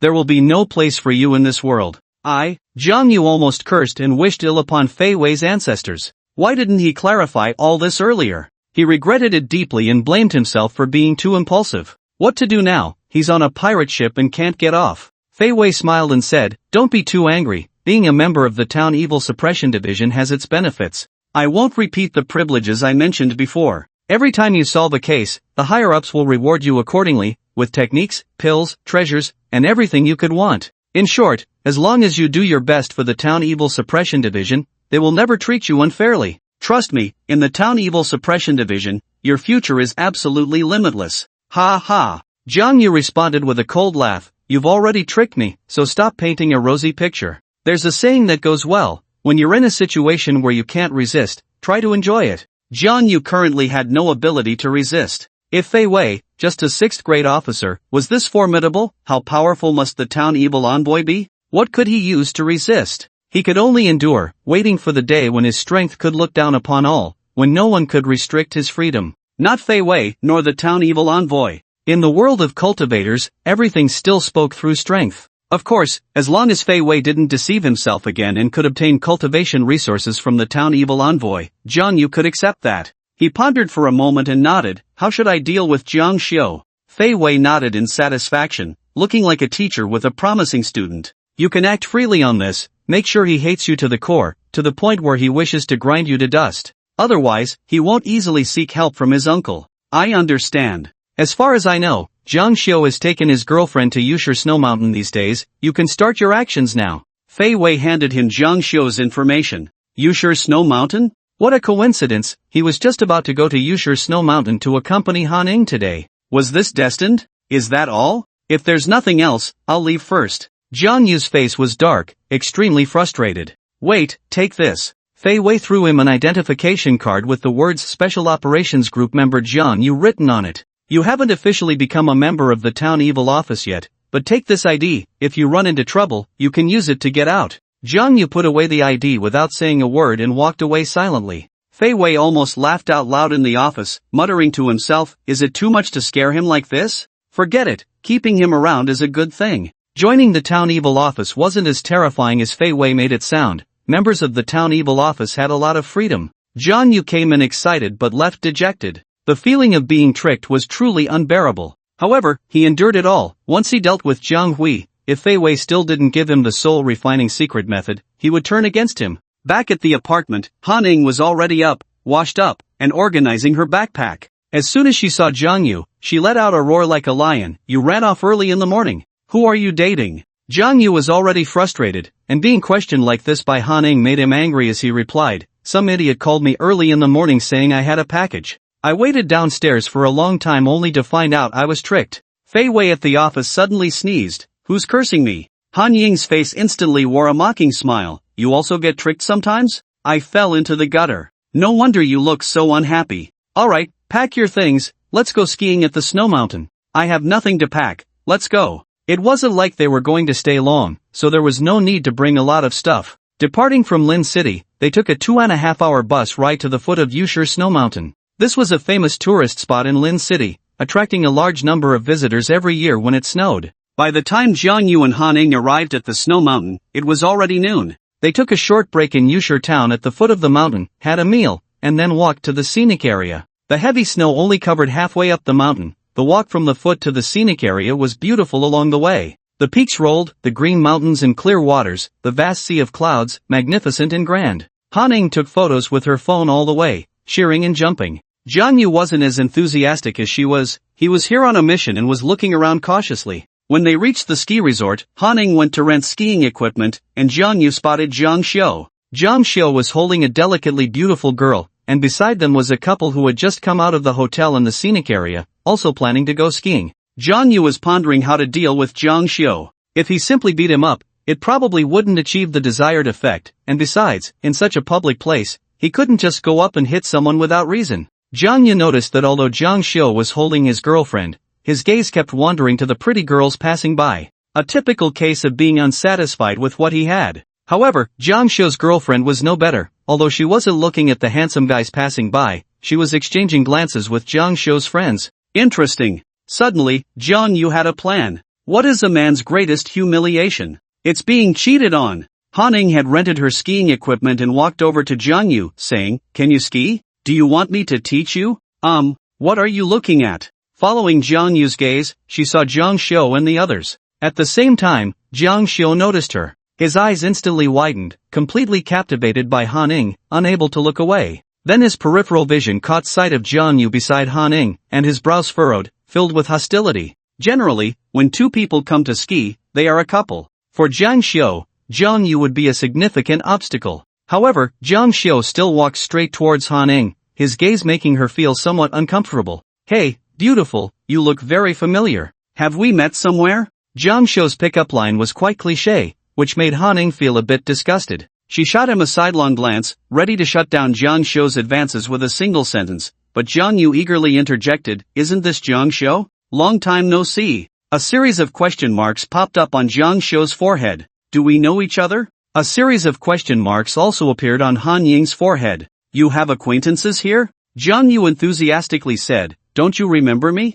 I'm Zhang Yu, we were classmates in elementary school." Zhang Xiu seemed to have no recollection of this classmate, but quickly put on a look of realization. "Oh, so it's an old classmate. It's been a long time." He didn't care whether Zhang Yu was really his classmate. As long as he could talk to Han-ing, that was enough. Moreover, Zhang Yu's words could directly bridge the gap between them, giving him even more opportunity. Of course, Zhang Yu had the same thought. Zhang Yu said, "Let me introduce you, this is my fiancé Han-ing. Han-ing, this is Zhang Xiu, my elementary school classmate." Han Ying's question marks were almost floating to the sky. "You still have elementary school classmates? Didn't you grow up in Qi Mountain? Didn't you never go to school? Where did this classmate come from?" She glared at Zhang Yu, as if questioning him, but didn't expose him. Zhang Xiu was also enthusiastically introducing his companions to Zhang Yu. "Dueling, my girlfriend, this is Zhang Wei, my buddy, and she is Zhang Wei's girlfriend, Wang Qingqing." Everyone nodded to each other, and Han-ing didn't even spare Zhang Xiu a glance.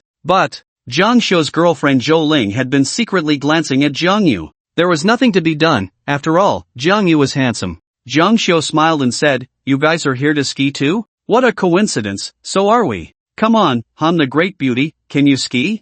If not, I can teach you hand in hand." Zhang Yu rolled his eyes. "Put, teaching hand in hand, could you be any more obvious about trying to steal someone away?" Han-ing replied indifferently, "I can." She came skiing almost every year and was quite skilled. Dueling then clung to Zhang Xiu's arm and said in a spoiled tone, "I can't ski, can you teach me?" Zhang Xiu replied lightly, "You go rent the skiing equipment first." Dueling obediently turned to go to the rental shop, just as a few single young men passed by, noticing her beauty and whistling at her. "Hey, beautiful, all alone? Why don't you beautiful ladies come play with us? We'll teach you step by step." "Yeah, playing alone is so boring. It's much more fun with more people." Hearing these teasing words, Zhang Xiu turned around in anger and scolded, "Damn it, how dare you flirt with my girlfriend? Are you tired of living?" He exuded a unique aura of a cultivator, and his gaze instilled fear. Although the young men had the advantage in numbers, they were intimidated and left in frustration. While Zhang Xiu was thinking about how to win over someone else's woman,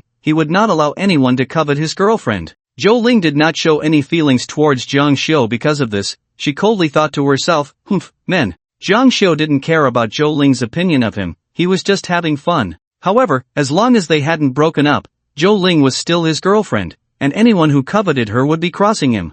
Zhang Xiu directly ignored Zhang Yu and shamelessly chatted with Han-ing. "Where are you from, beautiful Han? Your accent doesn't sound like you're from Linzhou, you rarely come here, right? I know there are many fun places in Linzhou, I can be your guide. Han Ying's attitude was extremely cold, while Zhang Wei and his girlfriend chatted among themselves, as if they were used to Zhang Xiu flirting with other women. Zhou Ling rented the equipment, but it was heavy, and she couldn't carry it alone. She shouted at the rental place, Zhang Xiu, come help me. But Zhang Xiu turned a deaf ear, engrossed in chatting with Han Ying, while Wang Qingqing also seemed not to hear, snuggling with Zhang Wei. Zhang Wei was paying attention to Zhou Ling but didn't dare to show it openly. He was afraid of offending his girlfriend and even more afraid of Zhang Xiu. So, although Zhou Ling was flirting with him, he didn't dare to make any further moves. Zhang Wei didn't dare, but Zhang Yu did. He quickly walked over, carrying the snowboard, and said, the stuff is pretty heavy, right? Zhang Xiu noticed Zhang Yu's actions. Although he was quite displeased, he said nothing.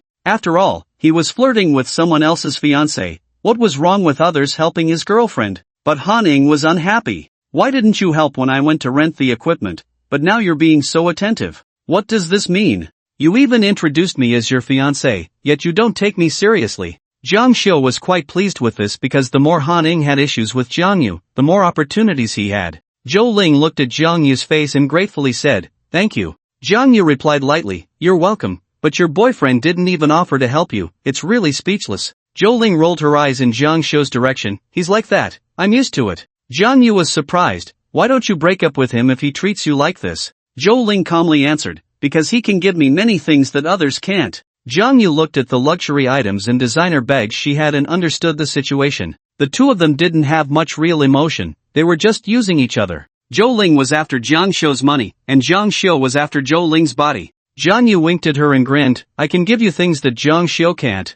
Zhou Ling asked, what things? Zhang Yu tossed his hair, what do you think it is? Zhou Ling smiled slightly and didn't say anything more, but Zhang Yu could tell she had a good impression of him. This was beneficial for his plans. They took the equipment over and got suited up. Zhou Ling really didn't know how to ski, she needed Zhang Xiu to help her with how to wear the gear. Similarly, it was Zhang Yu's first time at the ski resort. Although he didn't understand, he learned just by watching others. However, his movements were a bit stiff. Zhang Xiu teased, old classmate, is this your first time skiing? Zhang Yu nodded. Zhang Xiu said, that's normal. With your conditions, it's probably hard to find time to play outside. It was precisely because Zhang Xiu couldn't remember Zhang Yu that he concluded Zhang Yu was poor, as he remembered all his wealthy classmates. As for mocking Zhang Yu, that was naturally to make a comparison with himself. He continued, there's a 5-star hotel in Yusha town with great food. How about we go eat there after skiing? Don't worry, old classmate, you don't have to pay, it's on me.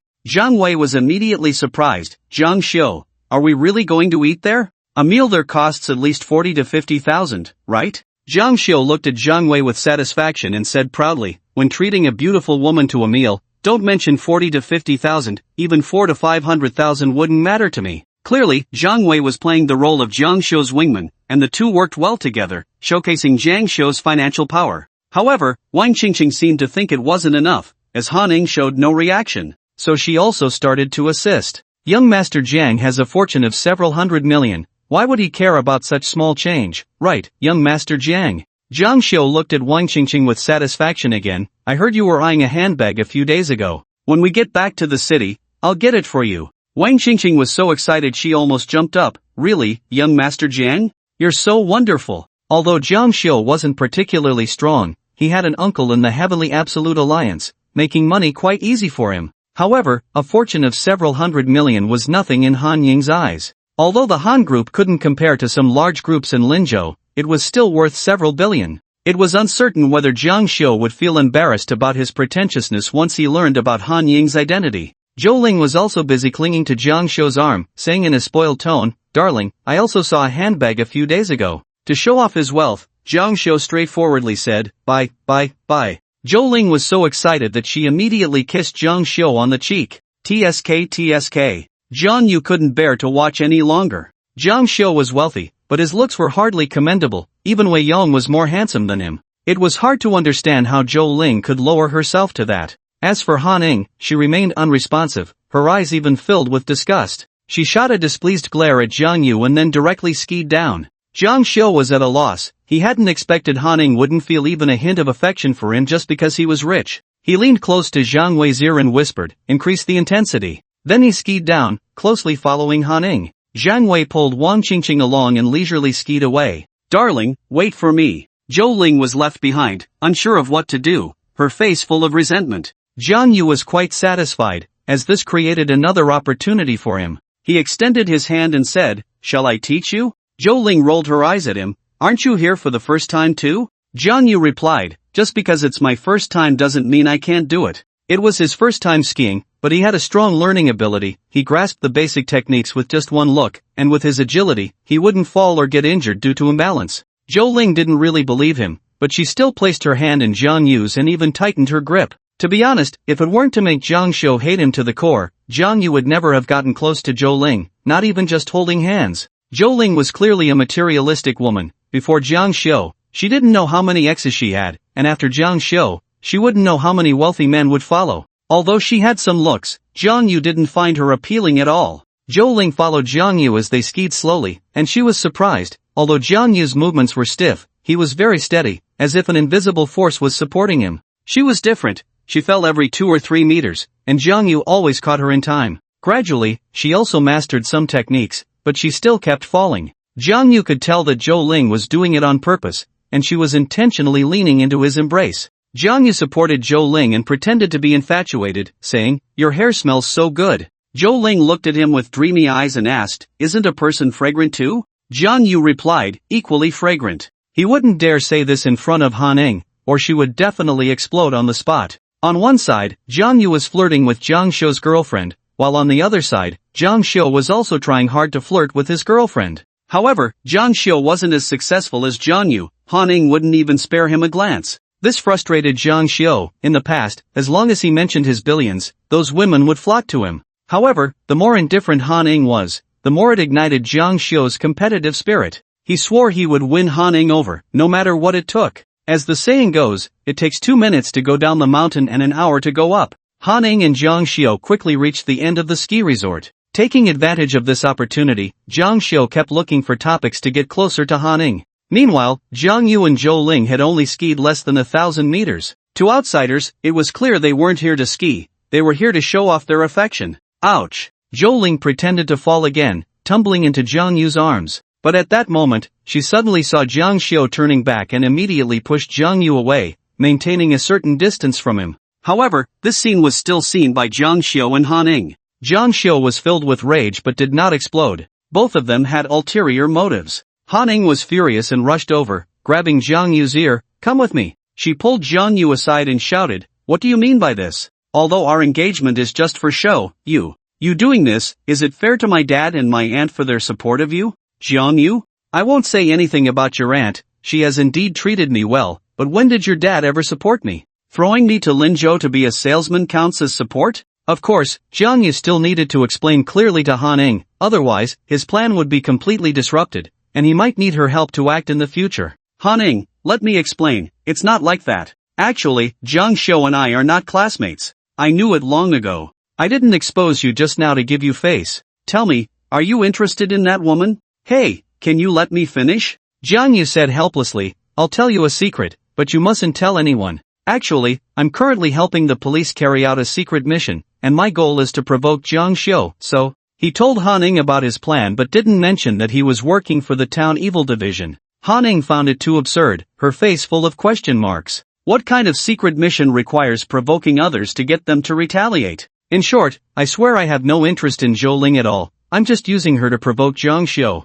I'll take your word for it, but if I find out you're lying to me, you'll be in for it. Her gaze drifted down Jiang Yu's body, and he felt a chill. He chuckled, "But you can help me out. When I go over later, you should still act very angry, even say some harsh words about breaking up, and don't be too cold towards Jiang Xiu, so he thinks he has a chance." Han Ning frowned. "You want to drag me down with you?" Jiang Yu said seriously, "We're doing this to rid the world of evil. If we succeed, you'll also be a hero." "Put. I don't care about that." "You may not care, but I do. I'm asking you to help me with this." He had to complete the mission, otherwise, the soul-refining method might just fall through. Han Ning revealed a mischievous smile. "Helping you is not out of the question, but once it's done, you owe me a favor. When I need you to do something in the future, you must agree unconditionally." "No problem, as long as it's within my ability, I won't say a single word against it." "That's more like it." She turned her head and happily walked towards Jiang Xiu. Jiang Yu reminded from behind, Watch your expression, your expression.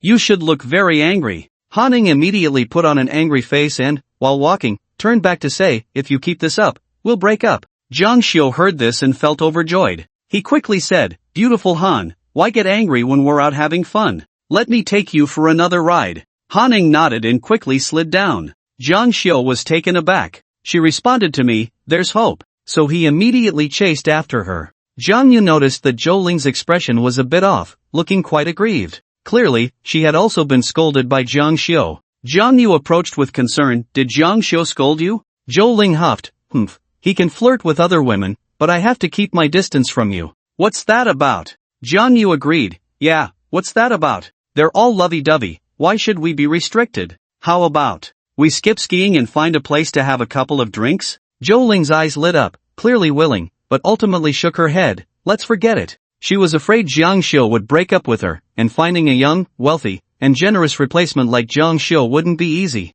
Zhang Yu frowned, not expecting Zhang Xiu's words to be so effective. However, Zhou Ling quietly said in his ear, Zhang Xiu has been staying with me these days at the resort. I can't go out at night, but once we're back in the city, I'll have plenty of free time. This was practically a hint to Zhang Yu, but Zhang Yu didn't have that thought, as now was the best opportunity. He deliberately put on a surprised expression, then it settled. Zhou Ling covered her mouth and smiled, teach me how to ski again. Zhang Xiu had already disappeared, and Zhou Ling still pretended not to know how, occasionally leaning into Zhang Yu's embrace. At this moment, Zhang Wei and Wang Qingqing also turned back, starting their second round of skiing. They saw Zhou Ling and Zhang Yu skiing together. But Zhou Ling was completely unconcerned. She didn't care how Zhang Wei viewed her, nor how his girlfriend saw her. They were all the same kind of woman, no one should look down on anyone else. As Zhang Wei passed by Zhou Ling, he coldly said, Zhou Ling, let me remind you, watch your boundaries. He was reminding Zhou Ling, but more so Zhang Yu. He was Zhang Xiu's brother, but not Zhang Yu and Zhou Ling's brother, so naturally, he sided with Zhang Xiu. A chill shot through Zhang Yu's eyes. Watch my boundaries? When Zhang Xiu was flirting with my fiancé, why didn't you remind him to watch his boundaries? So blatant, does he really think I'm easy to push around? If it weren't for the task at hand, if Zhang Xiu dared to flirt with Han Ning so openly, he would have been beaten into the hospital by Zhang Yu long ago. Zhou Ling, however, was unfazed and simply said, he's just teaching me how to ski. If you can't stand it, why don't you teach me? Zhang Wei had that thought, but his girlfriend shot Zhou Ling a glare and directly pulled Zhang Wei away. The exchange of glances between the two was filled with tension. After 3 rounds, the sky darkened, and the ski resort closed. Zhang Xiu was still not satisfied, as he felt his relationship with Han Ning was getting closer. With a little more effort, he could achieve his wish. So, Zhang Xiu proposed, old classmates, let me treat you to dinner, you must come. Of course, he wouldn't specifically invite Zhang Yu to dinner, his goal was Han Ning. Zhang Yu silently gave Han Ning a look and smiled, then I won't be polite, it's rare to eat at a 5-star hotel. As Zhang Yu pretended to be poor, Zhang Xiu felt he had more of a chance. There were hotels in the scenic area on the mountain, but they couldn't compare to the 5-star hotels in Yushir Town below, and more importantly, Yushir Town had bars. The group turned back down the mountain. In the private room of the 5-star hotel, 6 people sat in 3 couples, with Zhang Xiu sitting next to Zhou Ling on one side and deliberately close to Han Ning on the other. He completely disregarded Zhang Yu. In terms of financial power, he believed Zhang Yu, this poor guy, couldn't match him. In terms of strength, he was a practitioner at the bone and blood second realm. If Zhang Yu dared to make a move against him, it would only be a joke. Of course, this was just Zhang Xiu's one-sided thought. If Zhang Yu really fought back, he wouldn't last a minute. Although Zhang Yu was only 1 realm higher than him, their strengths were worlds apart. Zhang Yu's secret technique, the mountain cauldron, could easily kill Zhang Xiu. Zhang Xiu didn't even care what his girlfriend liked to eat and directly handed the menu to Han Ning, saying grandly, order whatever you want. However, Han Ning merely nodded lightly. If it weren't for Zhang Yu's cold demeanor, she wouldn't have paid any attention to Zhang Xiu at all. She was already tired of delicacies. She glanced at Zhang Yu, who immediately snatched the menu. Today, I can take advantage of my old classmate, so can I order whatever I want? Zhang Xiu was taken aback. Do you still want some face? I meant for you to order freely. However, to show off in front of Han Ning, he didn't refuse and waved his hand, saying, You're Han the Great Beauty's fiancé, you must know what she likes to eat, so order whatever. Even when letting Zhang Yu order, he couldn't help but mention Han Ning. Seeing his smug expression, Zhang Yu almost couldn't hold back from giving him a beating. Ha! Zhang Yu let out a long breath, deciding to let him bleed a bit to vent. He flipped through the menu. The food was indeed very expensive, with dishes that sold for 1,000 in Lin City priced at 3,000 here. Since he wasn't paying, Jiang Yu ordered the expensive ones. He ordered 28 dishes in one go, and Jiang Xiu's eyes nearly popped out. It wasn't that he couldn't afford it, but could you eat that much? Roughly estimating, these 28 dishes would cost at least 130,000. Of course, to him, that was pocket change. Even the waiter couldn't help but say, "Sir, you've already ordered 28 dishes." Jiang Yu closed the menu. "That's right, that should be enough, let's stick with this for now."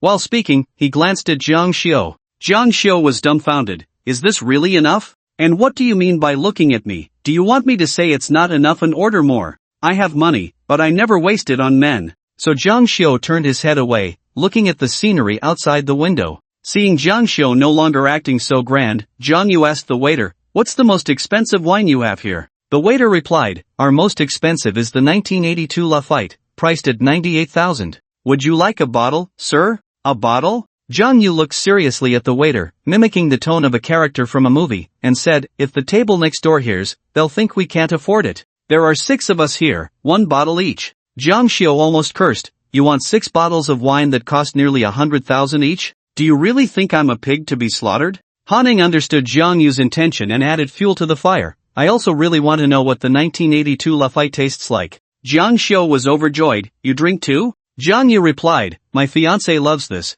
She drinks it every day at home." Jiang Xiu was ecstatic. Loving to drink is great. So he boldly said, 6 bottles it is, and bring us a few bottles of Mao Tai as well. Jiang Yu exclaimed, "Good heavens, mixing white wine with foreign wine, this is going to end in a battle here." It was clear that Jiang Xiu intended to get both Jiang Yu and Hanning drunk. He was a practitioner, with a body different from ordinary people, and his alcohol tolerance was also extraordinary. Hanning knew Jiang Xiu's intention but almost burst out laughing. Once upon a time, she had also used this trick to try to get Jiang Yu drunk, but in the end, she ended up losing more than she gained, and even got herself involved. There was a bar in Yusha town, and Jiang Yu originally thought that after this meal, there would be another chance for Jiang Xiu to make a big deal at the bar. However, it seemed that was no longer necessary. This was the battlefield. Of course, this battle was not about physical strength, but about drinking capacity. Jiang Yu had a higher cultivation level by 1 rank and could use the 100 solutions finger, so he was confident of victory.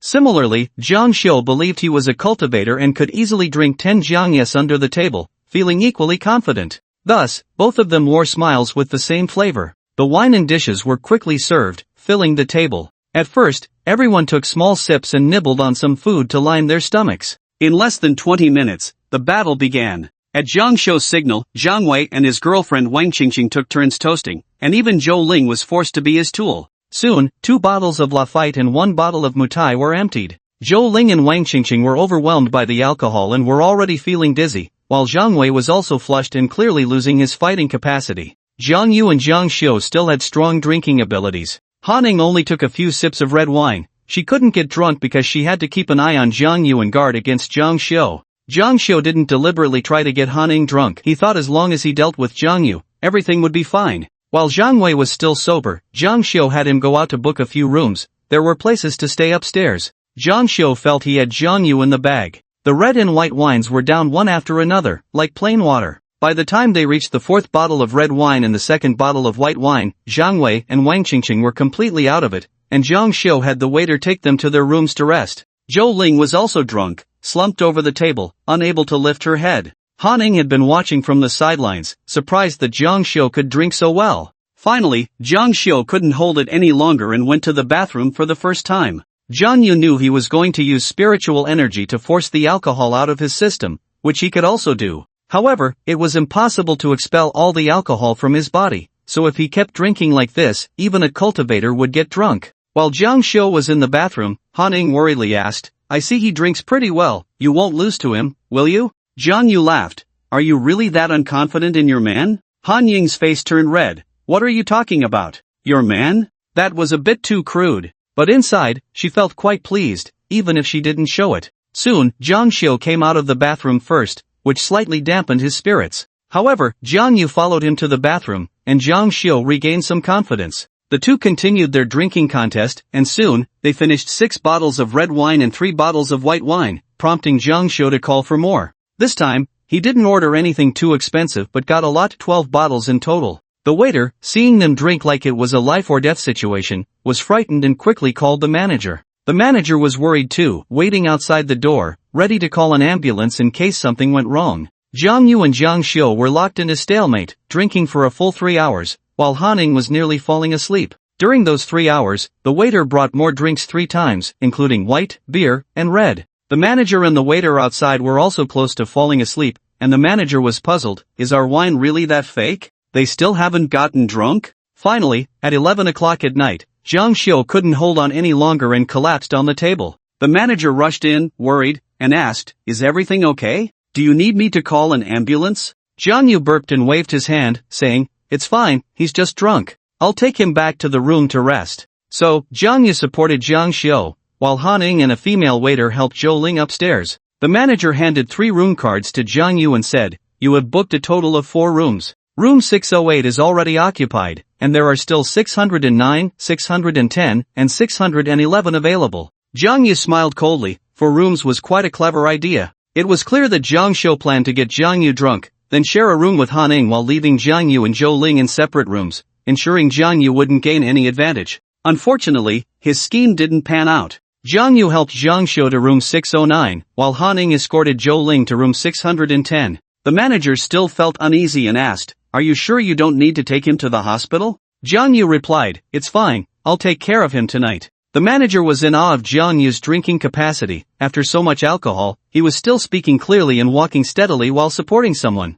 "Alright then, if you need anything, just notify the front desk." "Got it, you go ahead and do your thing." The manager hesitated, "Sir, our hotel charges for meals and accommodation separately. Which one of you will settle the bill first?" "Settle the bill?" Jiang Yu was stunned. Jiang Xiu was already drunk, how could they pay? "Me? What a joke. This meal probably costs over $1 million. How could I pay for that? Even if I borrowed money from Hanning to cover it, Fei Wei wouldn't reimburse him." He couldn't wake Jiang Xiu up now. If he sobered up, Jiang Yu's plan would fall apart. Just then, Hanning arrived at room 609 and asked, "What's wrong?" Jiang Yu looked troubled, and the manager said, "I'm really sorry, this is our hotel's policy." "I'm not worried that you can't afford it." Hanning understood the situation and didn't ask how much it was. She simply handed over her card, "Charge it." She knew Jiang Yu wouldn't like her doing this, so she explained, "We're not taking advantage of him. I'm treating this meal as a contribution to your secret mission." Jiang Yu felt a mix of emotions as he watched Hanning pay.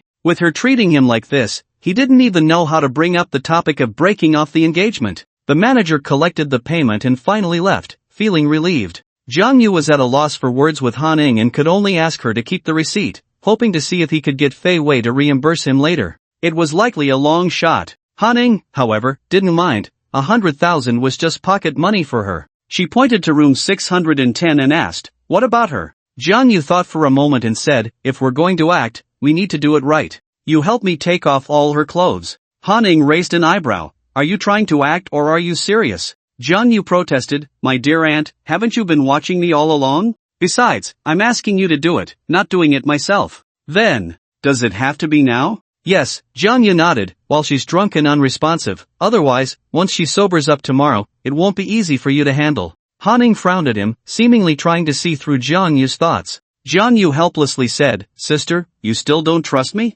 How about this, tonight you sleep in the same room as Dueling, and I'll take a separate room. Tomorrow morning, you can open the door for me." "That sounds better." After Hanning entered the room, she closed the door, and not long after, she sent a message to Jiang Yu saying it was done. Phew! Jiang Yu also breathed a sigh of relief. He was all in to complete the mission. Luckily, Hanning came to Linzhou, otherwise, his plan would have been difficult to carry out. That night, he slept soundly. At 6 in the morning, Hanning called Jiang Yu to ask when they would start the plan. She hadn't slept well at all. She got up and went to Jiang Yu's room. Jiang Yu glanced at the time and said to her, "In a bit, I'll go into Dueling's room. You wake up Jiang Xiu, ask him where I went, and then come with him to knock on the door. By then, Dueling will be without a stitch on, and I'm not afraid he won't believe it." Hanning slowly nodded, as if she was pondering something. She always felt that what was about to happen would have a sense of déjà vu. Right, getting someone drunk, then being taken to a hotel, and waking up the next day to find herself in the same room as Jiang Yu. Didn't she have a similar experience back then? She glared at Jiang Yu, hands on her hips, and questioned, "Tell me, how many times have you used this method?" Jiang Yu laughed awkwardly, "I don't even know what you're talking about." she said sharply, didn't you do the same to me back then? She had always thought that she and Jiang Yu had crossed the line, but now looking back, it seemed she had also been deceived. Jiang Yu felt a bit awkward and chuckled, back then, it was you guys who wanted to set me up first. Indeed. Han Ning gritted her teeth, realizing she had been fooled for so long. Jiang Yu had done this with the goal of obtaining the marriage certificate, and now that he had it, there was no need to hide it from Han Ning anymore. Jiang Yu said solemnly, I'm indeed a gentleman, right? Even though you were drunk that night, I didn't take advantage of you. Aren't you starting to appreciate me more? I appreciate you, my foot. Han Ning retorted angrily, but inside she felt a strange emptiness. She also found it odd, knowing she was still a virgin, she should be happy, right? Oh no, could it be that I really like him? At this thought, Han Ying's face suddenly flushed.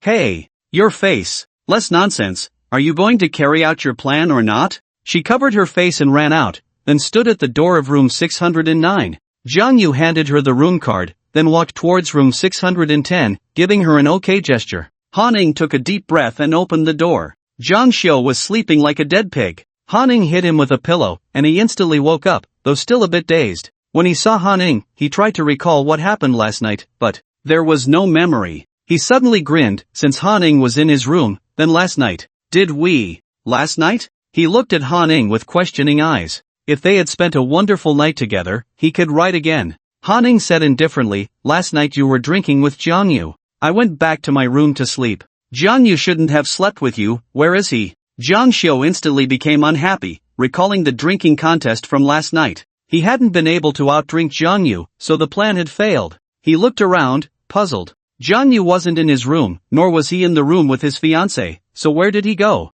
Damn it! Zhang Xiu's expression darkened as he sprang up from the bed. That bastard was flirting with my girlfriend yesterday. Could it be? Let's go find him. At that moment, in room 610, Zhou Ling turned over, feeling dry and thirsty, and woke up wanting a drink of water. Just then, Jiang Yu was holding a glass of water and handed it to her, smiling, you're awake, have a glass of water first. Zhou Ling jolted awake, pulled back the covers, and realized she was wearing nothing, panicking, we last night. Jiang Yu nodded, indicating, it's just as you think. Zhou Ling believed it without a doubt, she was naked, and Jiang Yu, a man, couldn't possibly have no thoughts at all. However, she quickly regained her composure and said, this matter must not be known to Zhang Xiu. As soon as she finished speaking, there was a loud banging on the door, and Zhang Xiu's voice came through, open the door. Zhou Ling's calmness vanished in an instant, and she panicked, saying, where are my clothes? Hurry, give me my clothes. Jiang Yu threw her clothes to her, but before she could put them on, Zhang Xiu had already broken in.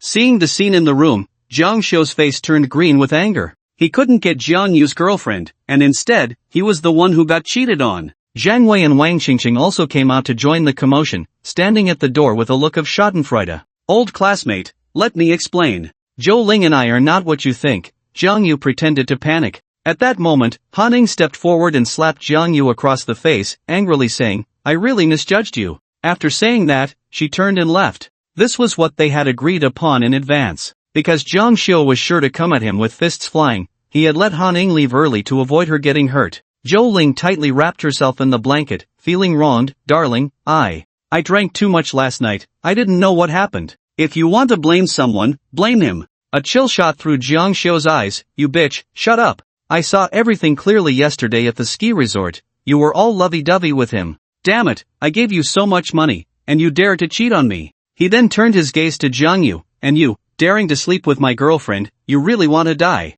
Jiang Yu guessed that Han Ning had already gone downstairs, so he regained his composure. He said lightly, it's mutual, weren't you also thinking of cheating on me? I'll kill you. Zhang Xiu went mad, this was an absolute humiliation for him. The power of the bone and blood double realm erupted, and a layer of spiritual energy surged instantly. 3 screams rang out as Zhou Ling, Zhang Wei, and Wang Qingqing were shaken by the powerful spiritual energy, their insides churning. He struck Jiang Yu with a palm, holding nothing back. If Jiang Yu were just an ordinary person, that blow would have been enough to kill him. What are you? Daring to sleep with my girlfriend, death is the price you have to pay. Zhang Xiu's murderous intent was heavy, his emotions completely driven by anger. The angrier he got, the happier Jiang Yu became. Suddenly, a flash of purple light. The mountain-pressing cauldron. The small cauldron formed and crashed into Zhang Xiu, who slammed against the wall with a thud, spitting out a mouthful of blood and falling to the ground. Jiang Yu stepped forward, standing on him. What are you? Daring to flirt with my fiancé in front of me?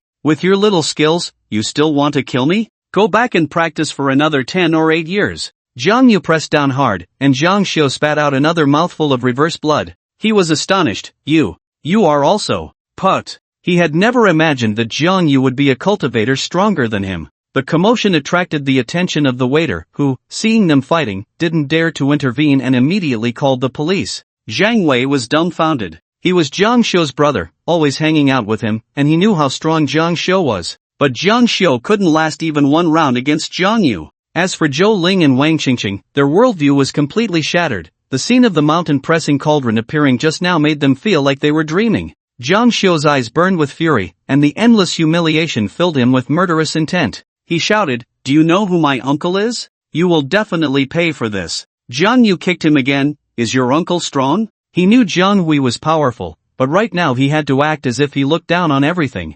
Jiang Xiu sneered in anger. "When you see him, you'll know what despair really is." Jiang Yu's expression darkened, and a murderous intent burst forth from his eyes. "I'll let you know what despair is right now." Jiang Xiu's pupils widened in an instant, and he felt a chilling threat all over his body. Is he really going to kill me? The arrogant demeanor from just now vanished in an instant. He immediately grabbed Jiang Yu's ankle and pleaded, Don't kill me. I can pretend today never happened. If you like Zhou Ling, I can give her to you. You can do whatever you want." Zhou Ling tightly clutched the blanket, a wave of sorrow rising in her heart. Jiang Yu slapped Jiang Xiu across the face. "I thought you had some backbone." Just then, the sound of police sirens echoed from downstairs. After 2 police officers rushed upstairs, Jiang Yu cooperatively let go of Jiang Xiu. He had achieved the effect he wanted. He never intended to actually kill Jiang Xiu. Soon, several people were taken to the police station in Yushi town. After giving their statements, the fact that Jiang Yu had hit someone was confirmed, and Jiang Xiu and the others were released.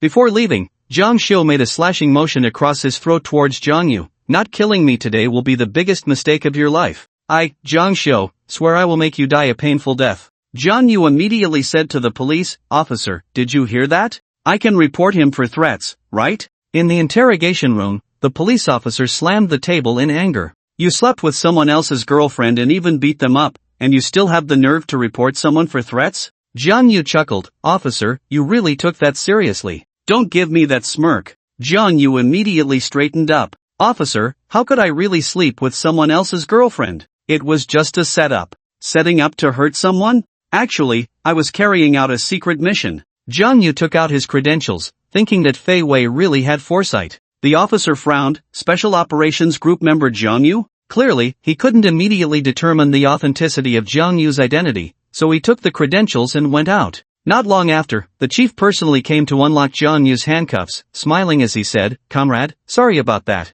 We didn't know you were on a special mission." Jiang Yu politely replied, "We all have our roles to play. A little misunderstanding is normal." "Can I leave now?" "Of course, we wouldn't dare delay your special mission." The chief personally escorted him out, where Han Ning was anxiously waiting outside the police station. "Jiang Yu, they didn't do anything to you, right?" Han Ning was very worried, pulling Jiang Yu left and right, only feeling relieved when she confirmed he was unharmed. Jiang Yu said, "I told you I was on a secret mission. They wouldn't make things difficult for me." "By the way, where's Jiang Xiu?" Han Ning replied, "He just left in a car. He should be heading back to Lin City." But what? "They left Zhou Ling behind, and I feel a bit guilty for using her." Zhou Ling and Jiang Xiu were just using each other. There are no feelings involved. Without Jiang Xiu, I believe she'll find someone else soon enough, so don't worry about her. Then, let's go back. She had to return to school for classes tomorrow. The two called a car in the small town and returned to Lin City. Just as they left Yushi town, they saw Zhou Ling. She got into a BMW parked by the roadside and embraced a middle-aged man in the car.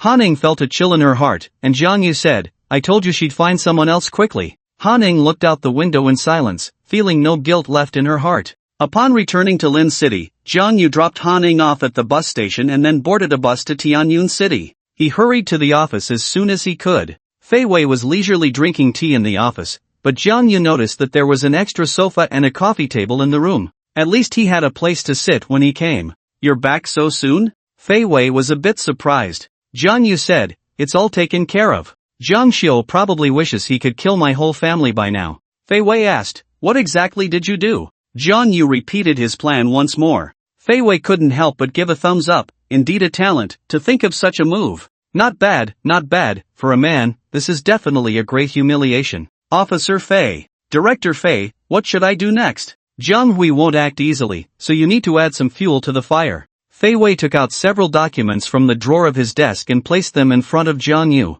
These record several places Jiang Xiu often visits. You can run into him at these locations. And beat him up? Exactly, especially when there are many people around. Once the news of Jiang Xiu getting beaten spreads, Jiang Hui will lose face and naturally seek revenge for his nephew. Jiang Yu glared at Fei Wei. Why do I feel like you're digging a pit for me? Don't worry, I can guarantee your safety. Once Jiang Hui leaves the Fushan Mental Hospital, I will notify you immediately. That's more like it. Jiang Yu stood up and hesitantly asked, Director Fei, can I reimburse my expenses while on a mission? Of course, our town evil control department never shortchanges its staff, just give me the receipts. Jiang Yu was overjoyed and quickly handed the receipts to Fei Wei. Fei Wei took a look and froze on the spot. After a while, he regained his composure and said with a twitch of his mouth, what kind of international joke is this? A meal costing over $1 million? Do you think our town evil control department is a bunch of fools? Jiang Yu weakly replied, you just said you never shortchange your staff.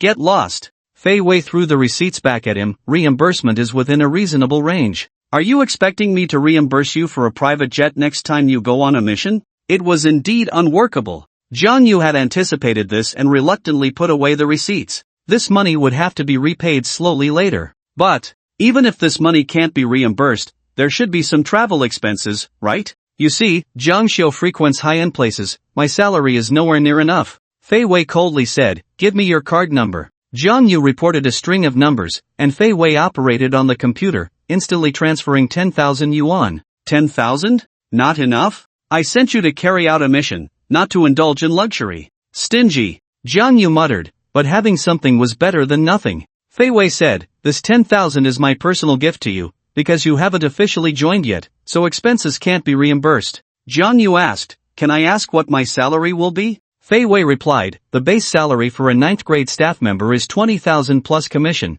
with an additional 10,000 reimbursement limit per month. Jiang Yu inquired, how is the commission calculated? Fei Wei explained, each completed case will have a corresponding commission, calculated based on the difficulty and danger of the case. Jiang Yu leaned in closer and whispered, can I ask how much the salary is for a 6th grade staff member who is also the director of the Linzhou office? Don't even think about it. My personal support of 10,000 is already generous. TCH. Jiang Yu rolled his eyes and turned to leave. Once he completed the Jiang Hui case, he would officially join the town evil control department, and the salary would be decent enough that he wouldn't need to rely on Han Xiong's subsidies anymore, nor would he have to work at the Shanshui company. Just as he stepped out of the office, Jiang Yu received a call from General Manager Yang Yu. Yang Yu scolded him for being so carefree and how he would manage the Han family's business in the future. Jiang Yu then realized that Han Ing hadn't helped him take leave at all. He had been tricked. But never mind, considering Han Ing had helped him pay over $1 million for the meal, he could endure a scolding. He called Xiao Wu, who said she was resting at the tea house.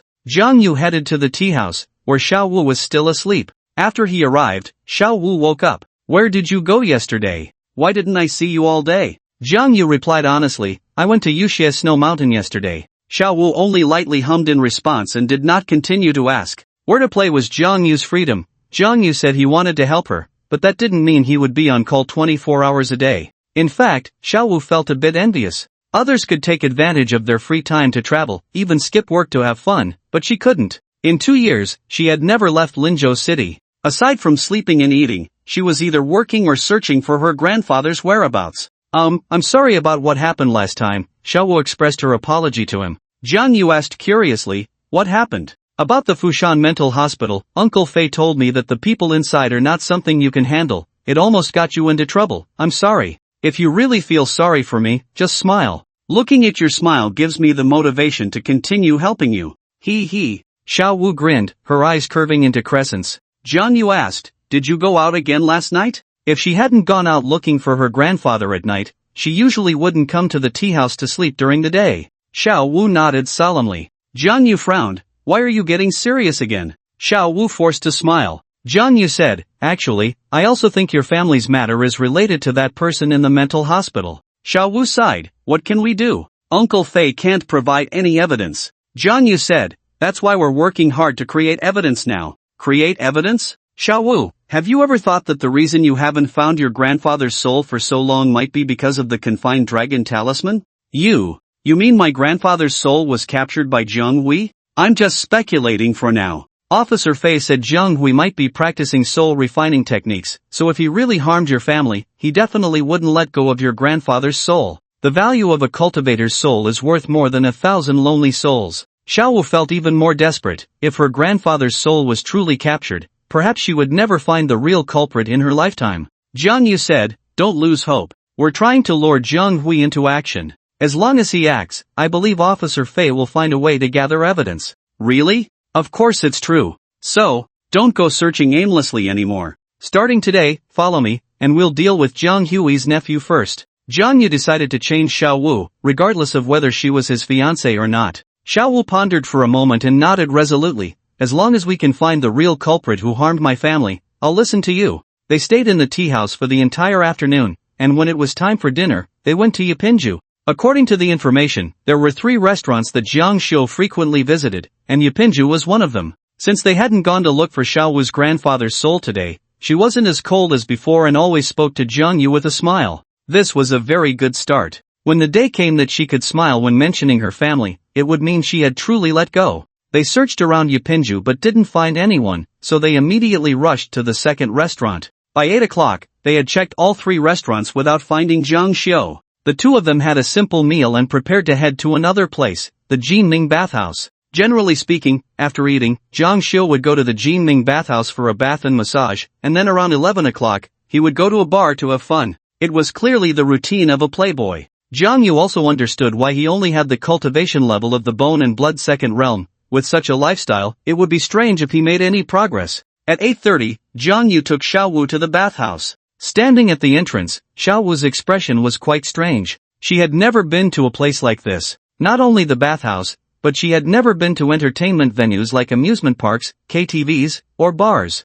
Even when discussing business with clients, it was limited to restaurants and tea houses. She lived a very monotonous life every day. Massage is a very relaxing thing. Come on, I'll take you to experience it. Jiang Yu pulled Xiaowu inside. He wasn't in a hurry to look for Zhang Xiu. Instead, he first opened a private room to enjoy some time with Xiaowu. Although the expenses here were high, getting a massage was still within Jiang Yu's budget. While getting the massage, Jiang Yu quietly spread out his spiritual awareness. The range of his awareness was limited and couldn't cover the entire building, so he didn't find Zhang Xiu. Thus, he chatted casually with the technician, thinking that since Zhang Xiu often came here, the staff must be familiar with him. Do you know Zhang Xiu? The one with several 100 million. The technician said, of course, he's our supreme VIP, who doesn't know him? Yeah, and he's very generous, always tips a lot. But it seems like we haven't seen him for a few days. Jiang Yu thought to himself that Zhang Xiu had gone to Yusha Snow Mountain a few days ago, so of course, they wouldn't see him. He then asked, did Zhang Xiu come today?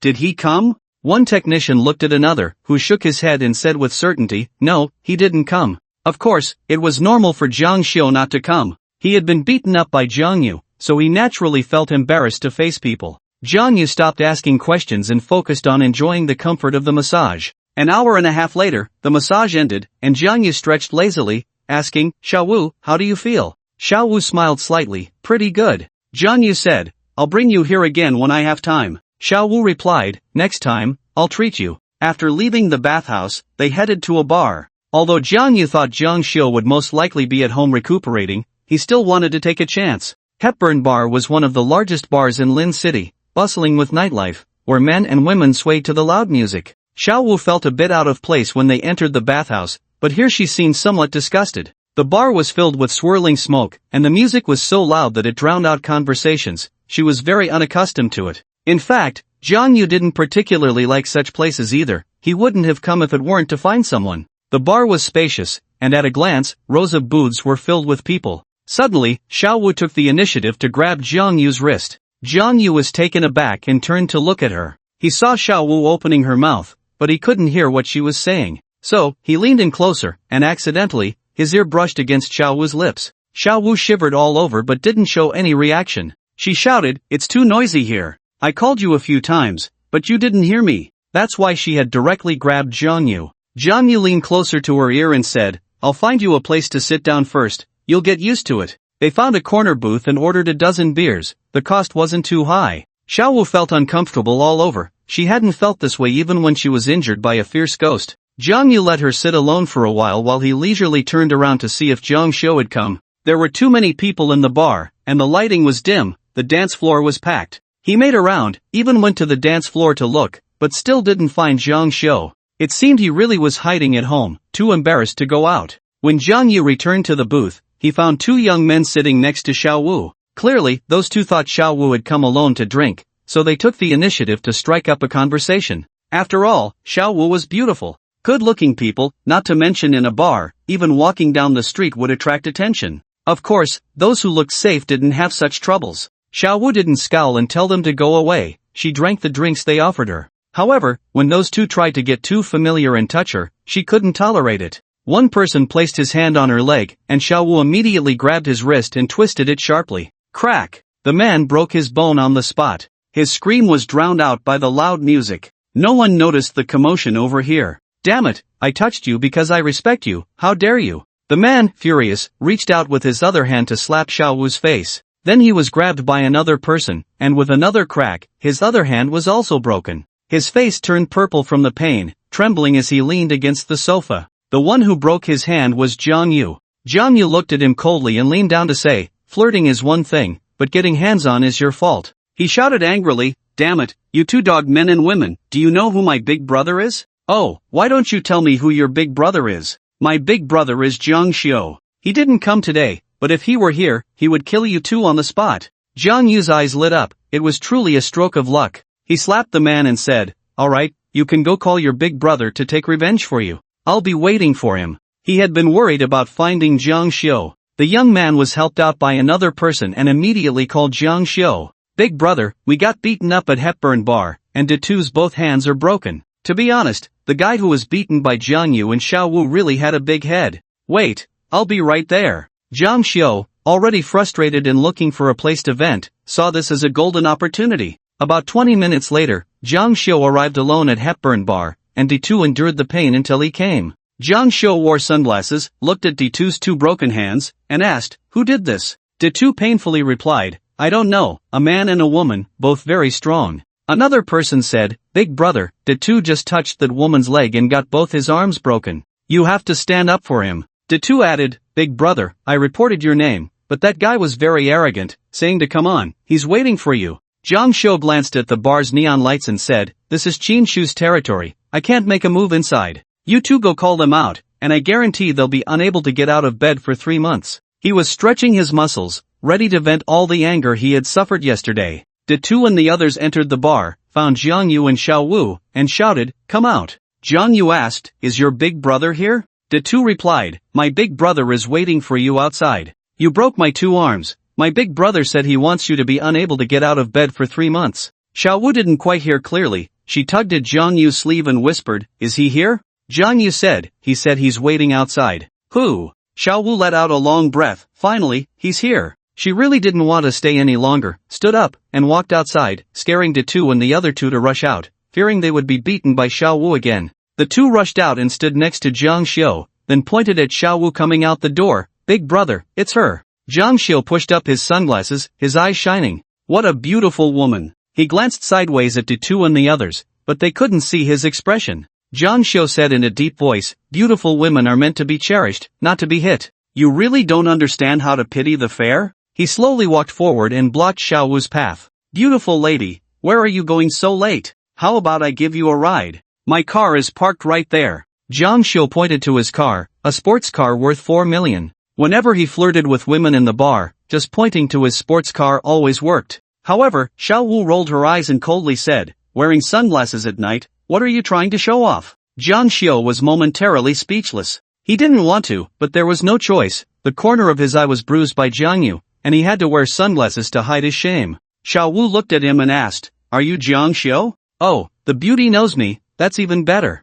Tonight, let's get a little closer. I'm the kind of person who loves making friends, especially with a stunning beauty like you. He reached out to touzle Xiao Wu's hair. In an instant, Xiao Wu grabbed Zhang Xiu's wrist, while the two big guys behind him snickered. Because Zhang Xiu was not like them, Xiao Wu's actions would only lead to her own downfall. Sure enough, when Xiaowu prepared to twist Jiang Shou's wrist, she was horrified to find that his wrist was as unyielding as divine iron. No matter how hard she tried, she couldn't budge it. Jiang Shou smiled nonchalantly. Beauty, don't think your strength can deal with me. He reversed his grip on Xiaowu's wrist and pulled her into his embrace. Xiaowu lost her balance and fell toward Jiang Shou. Her hair floated around her, and a faint, pleasant fragrance wafted into Jiang Shou's nostrils. It was so fragrant. However, just as Xiaowu was about to tumble into Jiang Shou's arms, Jiang Yu suddenly appeared, kicking Jiang Shou away and then catching Xiaowu, who was leaning at a 45-degree angle. The two exchanged a deep gaze. TSK. This scene was reminiscent of a classic moment from a TV drama. Xiaowu's hair fell down, and her cheeks flushed, making her utterly enchanting, to the point that the two big guys forgot to help the fallen Jiang Shou. Damn it, who the hell dares to kick me? Jiang Shou shouted angrily as he got up, his glasses shattered. It was only then that Xiaowu came to her senses, grabbing Jiang Yu's arm to steady herself. She felt a bit dazed because that moment had made her heart race. She had never known what love was or what it felt like to be in love. But she thought that the feeling of love might just be that fleeting moment of excitement. She stood to the side, stealing a glance at Jiang Yu's profile. Very handsome. A sweet smile involuntarily crept onto her lips. It had been 2 years, and this was the first time she smiled at night. Young Master Jiang, wearing sunglasses at this late hour is quite unique. Upon hearing Jiang Yu's voice, Jiang Shou was taken aback, seemingly unable to believe his eyes. How could it be him? He immediately took off his sunglasses to confirm, and sure enough, it was him.